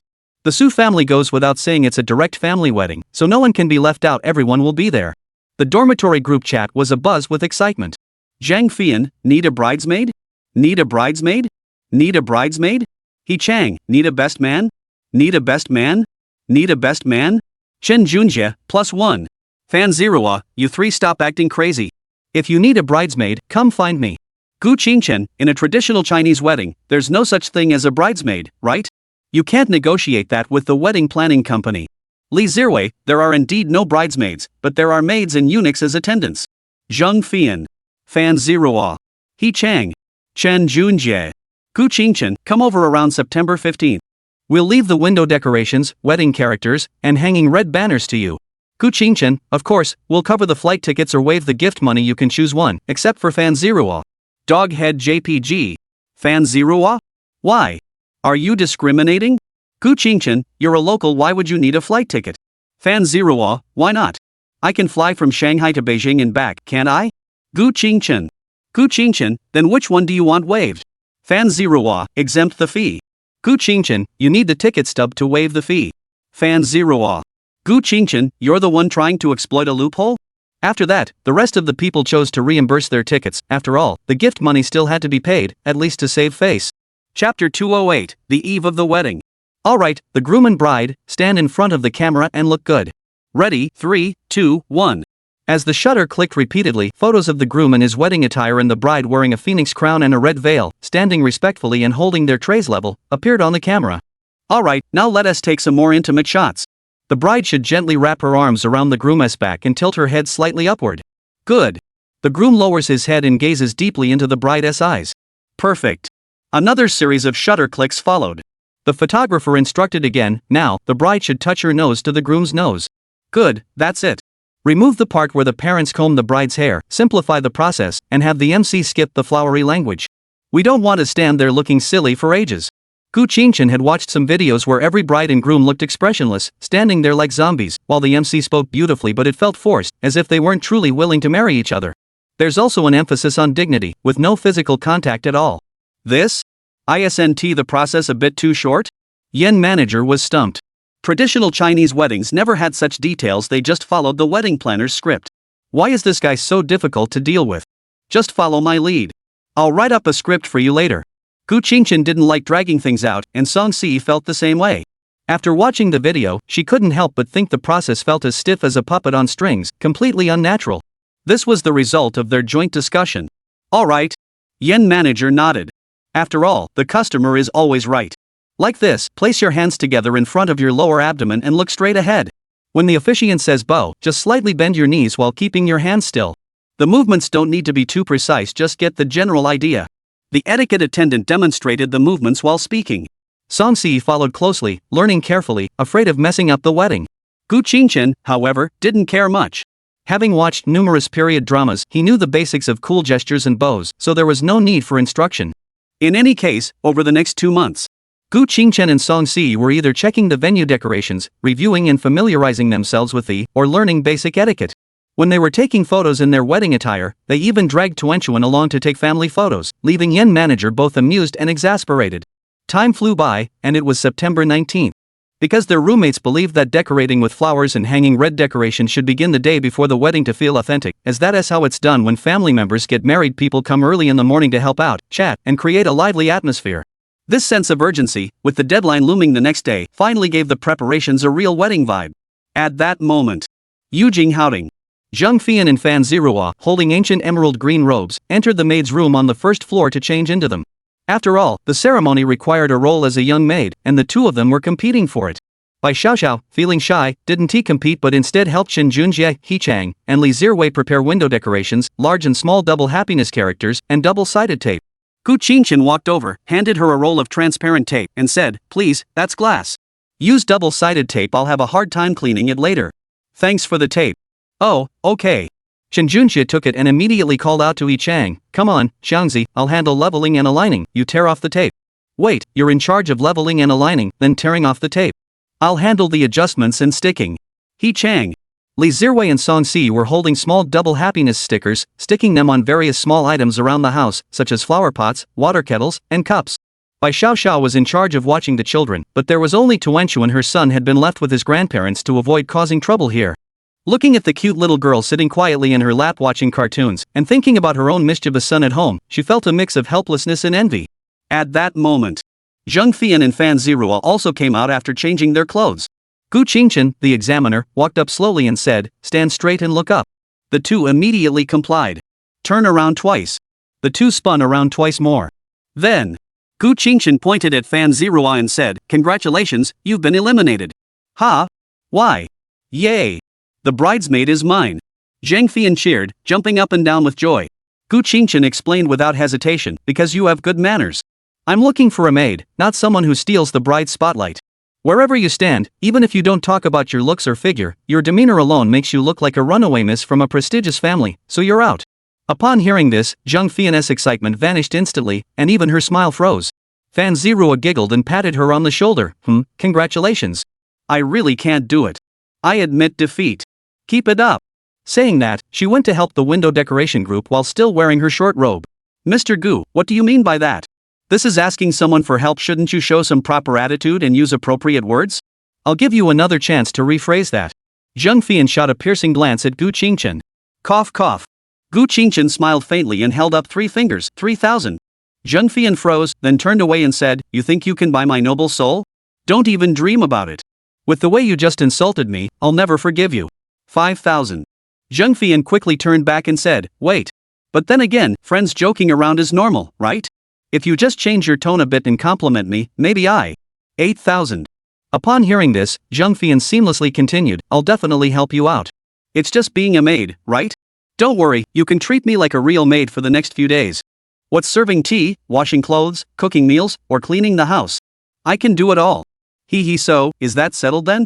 As she spoke, she pulled out her phone and displayed the QR code. Gu Qingchen couldn't help but laugh, then transferred 8,000 to her. Thank you, boss. You're so generous. I'll go help now. Zhang Fian bowed deeply to him and hurried off to find Song Si. Suddenly, He Chang walked over, wrapped his arm around Gu Qingchen's shoulder, and whispered, Old four, do you need a maid? I can do it. I don't ask for much. 5,000 will do. But if you want me to wear women's clothes, that'll cost extra. Get lost. Go ask your wife for money. The two of you are picking on me, do you have any shame? Gu Qingchen pushed his face away in disgust. Before He Chang could speak, Chen Junjie shouted, Shanzi, where have you been? The tape. Oh, here I am. He Chang sighed regretfully and returned to his workstation. Chapter 209, The Wedding Inn's Grand Finale. Noon. Gu Qingchen went out to buy a big meal for her roommates. The others had already finished pasting window decorations and hanging up the large and small double happiness characters, and were now busy hanging red decorations everywhere. At that moment, the staircase banisters, bedroom doorframes, and TV walls were all adorned with red silk flowers. And the last spot the columns on either side of the entrance door. There it was. Chen Junjie was busy working on it while sitting on He Chang's shoulders. Is this okay? Bai Xiao Xiao, holding the baby in her arms, said in a soft, babyish voice, twisted down a bit. Chen Junjie moved down slightly. How about now? Tuanchuan compared the left and right sides and said, twisted a little more. He obediently moved down a little more. All right, tie the rope now, Zhang Fian called out. Upon hearing this, Chen Junjie pulled the red ribbon off his neck and began securing the red silk. Since the patterns on the pillar were uneven, the tape wouldn't stick, so he had to tighten the rope to secure it. Chen Junjie, hurry up. You're taking too long, I can't stand anymore. He Chang urged. Oh, don't rush, I'm almost done. Chen Junjie took his time tying the rope into a beautiful bow, then patted his head, all right, let me down. He Chang didn't hesitate for a moment and crouched down suddenly. Chen Junjie didn't react in time and fell backward. Luckily, his arms were faster than his brain, and he managed to brace himself against the ground. He complained, You big dummy, your legs are so weak. Do you do this with Zhang Fian too? Before He Chang could respond, Zhang Fian walked over and slapped him on the back of the head. Shut up, Chen, there's still a child here. Seeing his wife avenging him, He Chang chimed in, Exactly, can't you watch your language? Oh my gosh, I almost landed on my head and ascended on the spot. I just blurted it out without thinking. Fortunately, Tuanchuan didn't understand and just looked at them with a puzzled expression on her little face. Song Si spoke up at this point, let us go back to the house and rest. Since the mistress had given the order, everyone naturally followed suit. Upon arriving in the living room, they chatted for a while. He Chang and Chen Junjie, the two restless ones, were whispering about something. They picked up the remaining small double happiness stickers and ran upstairs. When Gu Qingchen returned, the two of them were casually sipping tea in the living room. Let's eat, everyone. No sooner had the words left his mouth. He Chang had already jumped over the sofa backrest and ran over. However, upon taking a closer look and realizing it was hot pot chicken, the corners of his mouth twitched. Old four, is this the feast you were talking about? Gu Qingchen gestured toward the takeout container, which was as big as a basin. Isn't it big enough? He Chang. Chen Junjie and the others walked over, patting his shoulder. Enough, be content. Hot pot chicken isn't bad either. As everyone took their seats. After all the hustle and bustle, a hungry crowd finally began to eat. Tuanchuan was handed over to Gu Qingchen to take care of. But suddenly, a small figure with a red and flowery outfit slowly walked over and sat down on the ground. Gu Qingchen furrowed his brows, grabbed Yi by the back of the neck, and lifted him up. He noticed that there was a double happiness symbol stuck on the center of its forehead and on its ears, and the same was true for the backs of its four paws. Its body was even worse, just like when Nini first came to the house and someone had randomly stuck a bunch of small hairpins all over it. The tail was the worst, with a long dragon-shaped sticker attached from tip to tail, making it look like a little lion dance lion. This caused everyone present to burst into laughter. Gu Qingchen sighed helplessly and asked, "Who's the genius who did this?" Then, Zheng Fian and Fan Ziruo pointed at He Chang and Shen Junjie respectively. Gu Qingchen gave them a look that said, "Oh, so it was the two of you, the hidden geniuses. He's the mastermind." Shen Junjie, without a care for brotherly loyalty, pointed at He Chang. "What?" He Chang gave a sheepish smile. "Well, isn't this pretty? It's so festive. Alright, before you go, you're in charge of giving it a bath." Saying this, Gu Qingchen placed Yi down. "Oh." He Chang nodded in agreement, but inside he was thinking, what's the point of washing it? I'll just skip out on it later. That evening, since the villa only had the master bedroom and the cat house, there were only 3 rooms left. To avoid leaving the last person without a room alone, Fan Ziruo kindly invited them to stay at her villa instead, planning to head straight to the wedding venue together the next morning. The roommates had only been gone for less than 2 hours. Shen Miaoshu dragged a suitcase and returned to this home she had left just over 3 months ago. Tuanshuan, upon seeing her, was the most excited, jumping down from his mother's legs and running over with his little arms outstretched. "Godmother, hold me. Oh my dear daughter, you missed your godmother so much." Shen Miaoshu picked up Tuanshuan and rubbed her little face. Then she turned to Gu Qingchen and said, "You're so reluctant to let me go? You only left for a short while, and you already had a wedding to call me back." "Of course not, I missed you so much." Gu Qingchen went along with her words. Your tone doesn't sound sincere at all." Shen Miaoshu patted Song Si on the shoulder, hugging Tuanshuan as she walked upstairs, saying, "Come on, Cici, let's go upstairs and change into your wedding dress so I can take a look." "All right." Song Si smiled brightly, ruffled her husband's hair to comfort him, then ran after them. Sleep was brief. It was around 5 a.m. Gu Qingchen and Song Si were dragged out of bed by the wedding planning company. Both of them didn't have time to wash up, carrying wedding attire bags, makeup boxes, and other items, along with the drowsy Shen Miaoshu and the sleeping Tuanshuan in her arms. They boarded the chauffeur-driven car and rushed to the venue. As soon as they entered the traditional-style courtyard gate of the venue, the vermilion gate stood wide open, with large red lanterns hanging on either side. Warm red electronic candles flickered inside the lanterns, casting a soft glow. The doorposts were adorned with gold-embellished red wedding couplets, written in bold yet graceful calligraphy. The upper couplet read, "A heavenly ordained union, bound by a single thread of fate," while the lower couplet read, "A perfect match, destined for 3 lifetimes of dreams." The horizontal inscription above them read, "Harmonious as the strings of a zither." The wedding certificate, crafted from gold, was displayed on the wall at the entrance, illuminated by the sunlight, so that guests arriving in the afternoon could see it upon entering. Entering the front courtyard. In the center, a wooden platform rises majestically from the ground, its surface covered with brocade. Pearl curtains hang down from all sides, and as the breeze gently blows, the pearls clink together, producing a clear and pleasant sound. At the 4 corners of the platform, there were blue and white porcelain vases as tall as a person, filled with vibrant red peonies in full bloom, exuding an air of elegance and grandeur. Along the corridors on either side, pots of golden orange trees are arranged, their branches heavy with ripe fruit. Among them are ancient-style palace lanterns, their surfaces painted with romantic legends such as the cowherd and the weaver girl and the butterfly lovers. When lit, these tales seem to come to life. Petals are scattered casually on the ground, some as vibrant as roses, others as delicate as jasmine, filling the air with fragrance with every step. The main hall, as the core venue for the wedding, is naturally adorned with a solemn yet romantic ambience. Above the main seat in the hall hangs a large double happiness character, meticulously crafted from gold leaf. In the sunlight filtering through the window lattice, it shimmers brilliantly. Rows of antique-style tables and chairs are arranged on either side, covered with intricately embroidered tablecloths, and adorned with sets of blue and white porcelain tea sets. Where the couple exchanges vows, a carved pearwood table stands at the front, adorned with dragon and phoenix candlesticks. Red candles burn, their wax dripping slowly. Before the table, a pair of cushions are neatly laid out, awaiting the newlyweds to kneel and pay respects to heaven, earth, and their parents. Above their heads, layers of red silk drape down from the ceiling beams, forming full, flowing bows that resemble vibrant clouds in the sky. The backyard is where the guests are accommodated. The scenery here is quite pleasant. By a lotus pond, several elegant octagonal pavilions have been erected, surrounded by sheer curtains as thin as moth wings. When the wind blows, the curtains dance gently, creating a dreamlike scene. In the lotus pond, pink lotus flowers and white lotus flowers intertwine, with lush lotus leaves covering the surface. Occasionally, colorful koi fish leap out of the water.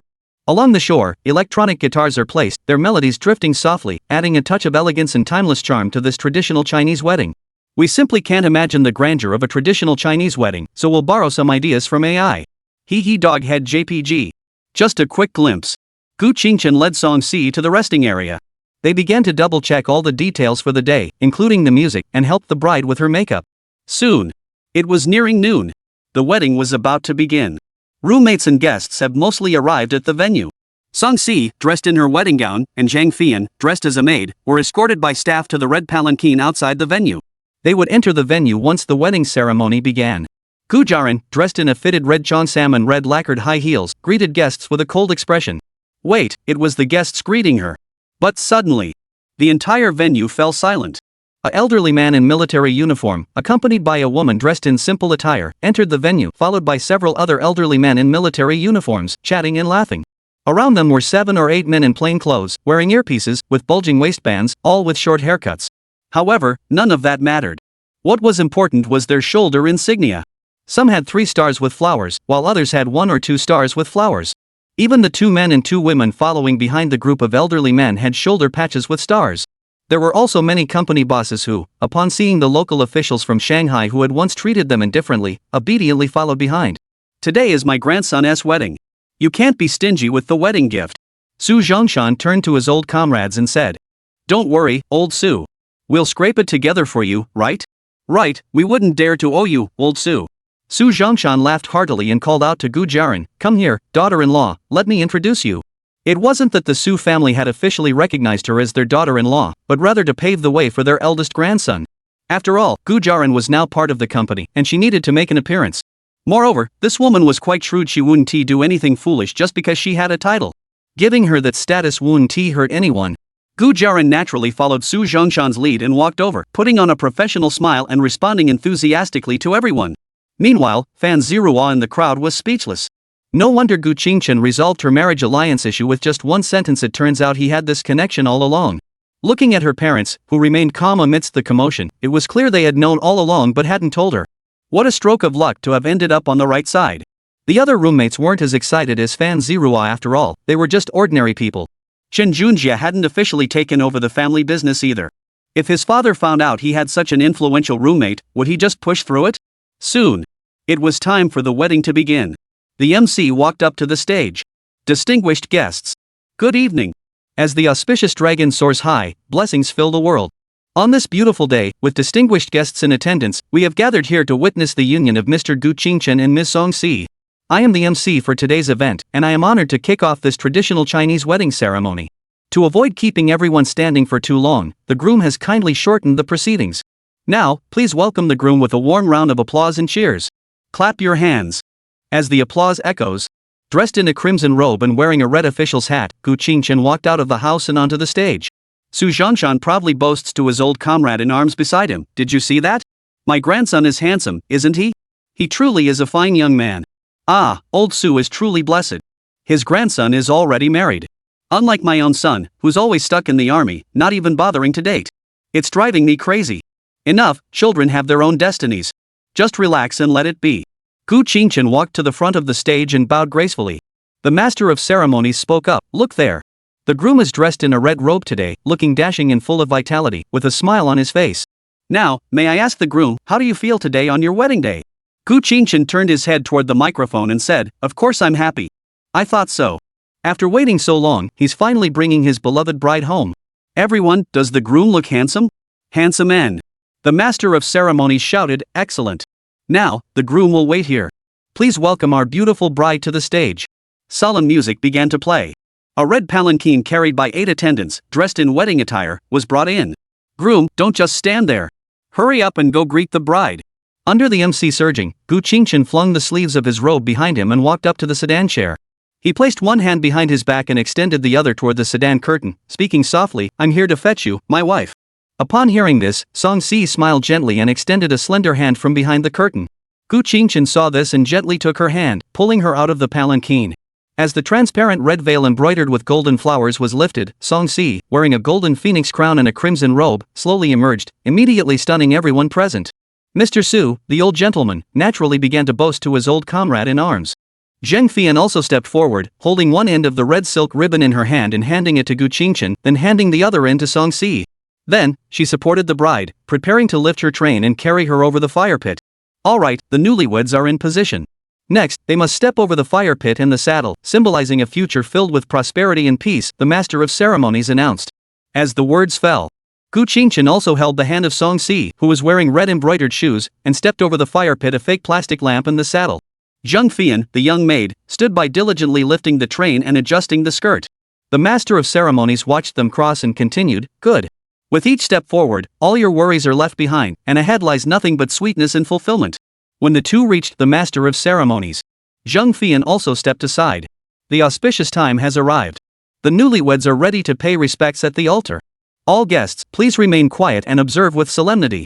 After the reminder, the master of ceremonies began to call out, "First bow to heaven and earth, thank the heavens for this blessed union and the deep blessings bestowed. Please face heaven and earth and bow." Following the officiant's words, Gu Qingchen and Song Si each bowed toward the entrance. Second, bow to your parents, expressing gratitude for their nurturing love, which is as deep as a mountain. Please turn toward your mother and bow. The two completed their bows.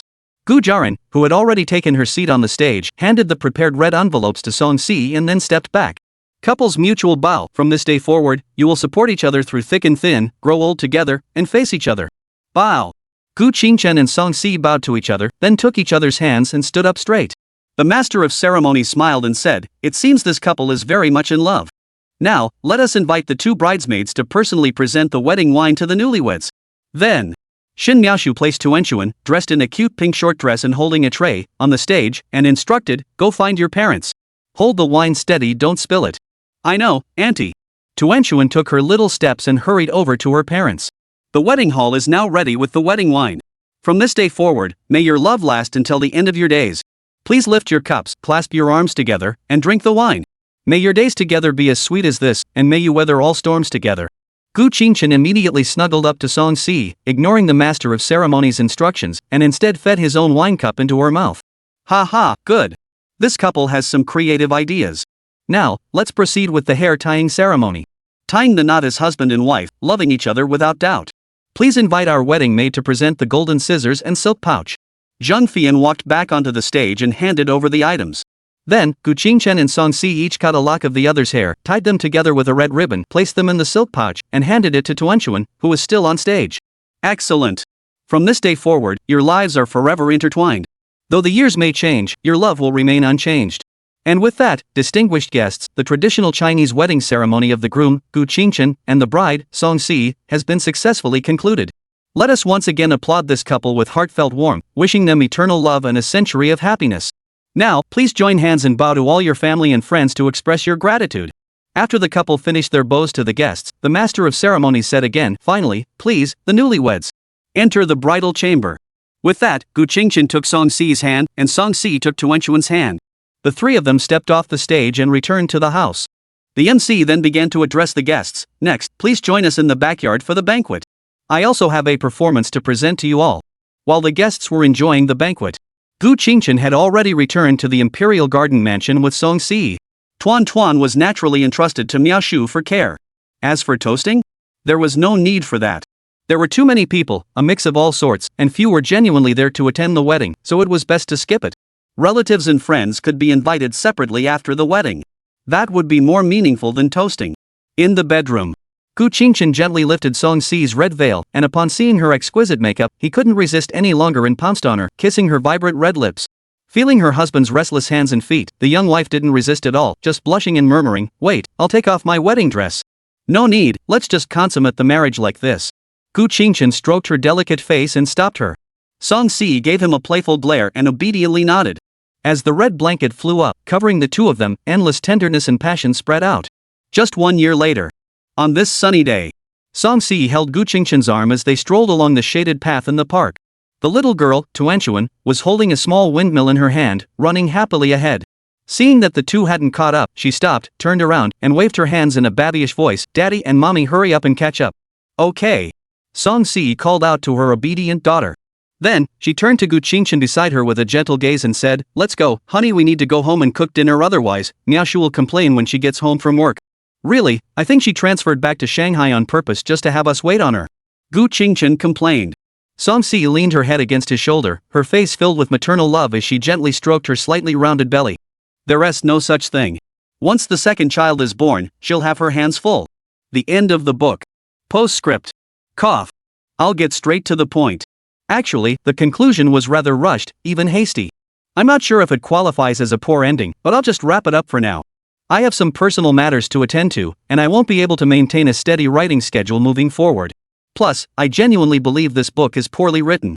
Rather than drag it out with meaningless filler, I'd rather wrap it up and leave it as is, preserving some of the original impression.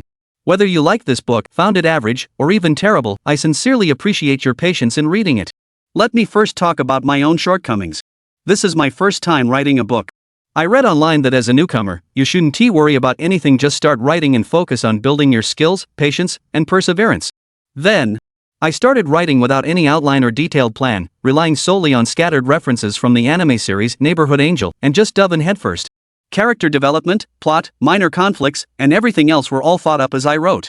Things went smoothly at first, but by the middle to later stages, my enthusiasm for the book started to fade, and without an outline to guide me, sitting in front of the computer left my mind blank, causing me to get stuck frequently and resulting in poor quality in the later chapters. Additionally, due to some past events, I'm not joking, these are serious reasons involving personal privacy, so I won't go into detail. I suffer from severe nervous exhaustion. When I sleep, I can't have anyone near me, and there can't be any light or sound, otherwise I can't fall asleep or end up in a half-awake state. On top of that, I go to bed late, and my sleep is light and filled with dreams. Even the slightest noise from my family in the living room in the morning can wake me up, leaving me feeling exhausted and mentally drained all day. Despite all these negative states, I sit for 6-7 hours every day just to force myself to write 4,000 words, and by that I have no energy left to review the chapters 1v just finished, so there are many typos. Later, I will review what I've written and make corrections. Now, regarding the shortcomings of the book. 1. The female protagonist's characterization isn't strong enough. The story would be better if it started when she was being bullied in high school. Actually, I did write a small portion of her high school life, but due to the fast-paced writing, I locked it away and made major revisions to the plot. Later, I realized I didn't understand the censorship mechanisms of the platform, so the writing was unstable and didn't align with the high school setting. However, I've already made significant revisions and deleted the original draft, so I can only proceed with the changes as they are. 2. Some explanations and details are glossed over through narration or placed later in the story, leaving readers confused and dissatisfied upon first reading. 3. The plot progresses too quickly, with insufficient setup, making the main character's relationship feel abrupt, and the supporting characters' storylines and many details are not handled well. For the most important point is that in a single female lead story, I tried to depict Shin Miaoshu's emotions.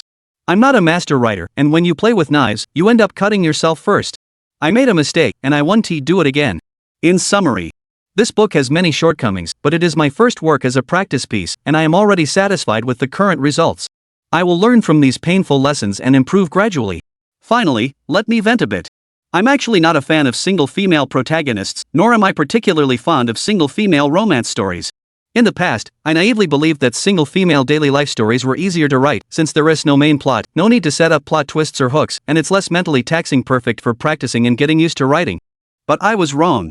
Single female daily life also has its unique challenges, such as delicate emotions and interesting routines, which I struggle with. My emotions tend to be detached and reserved, and I don't have an interesting personality. Additionally, as an introverted homebody with social anxiety, my understanding of the world is limited, and I often have to rely on AI for answers. However, the next book will still be about everyday life. I'll give it another try. Anyway, no matter what the topic is, it's never simple and requires a lot of thought. So, see you all in the next book. Wait, that's not right. Not everyone will see it, hee hee. After all, my next book will feature 2 female leads, and I'll keep experimenting with various genres until I find my niche. So, it's better to say we'll meet again if fate allows. That's all for now. Goodbye.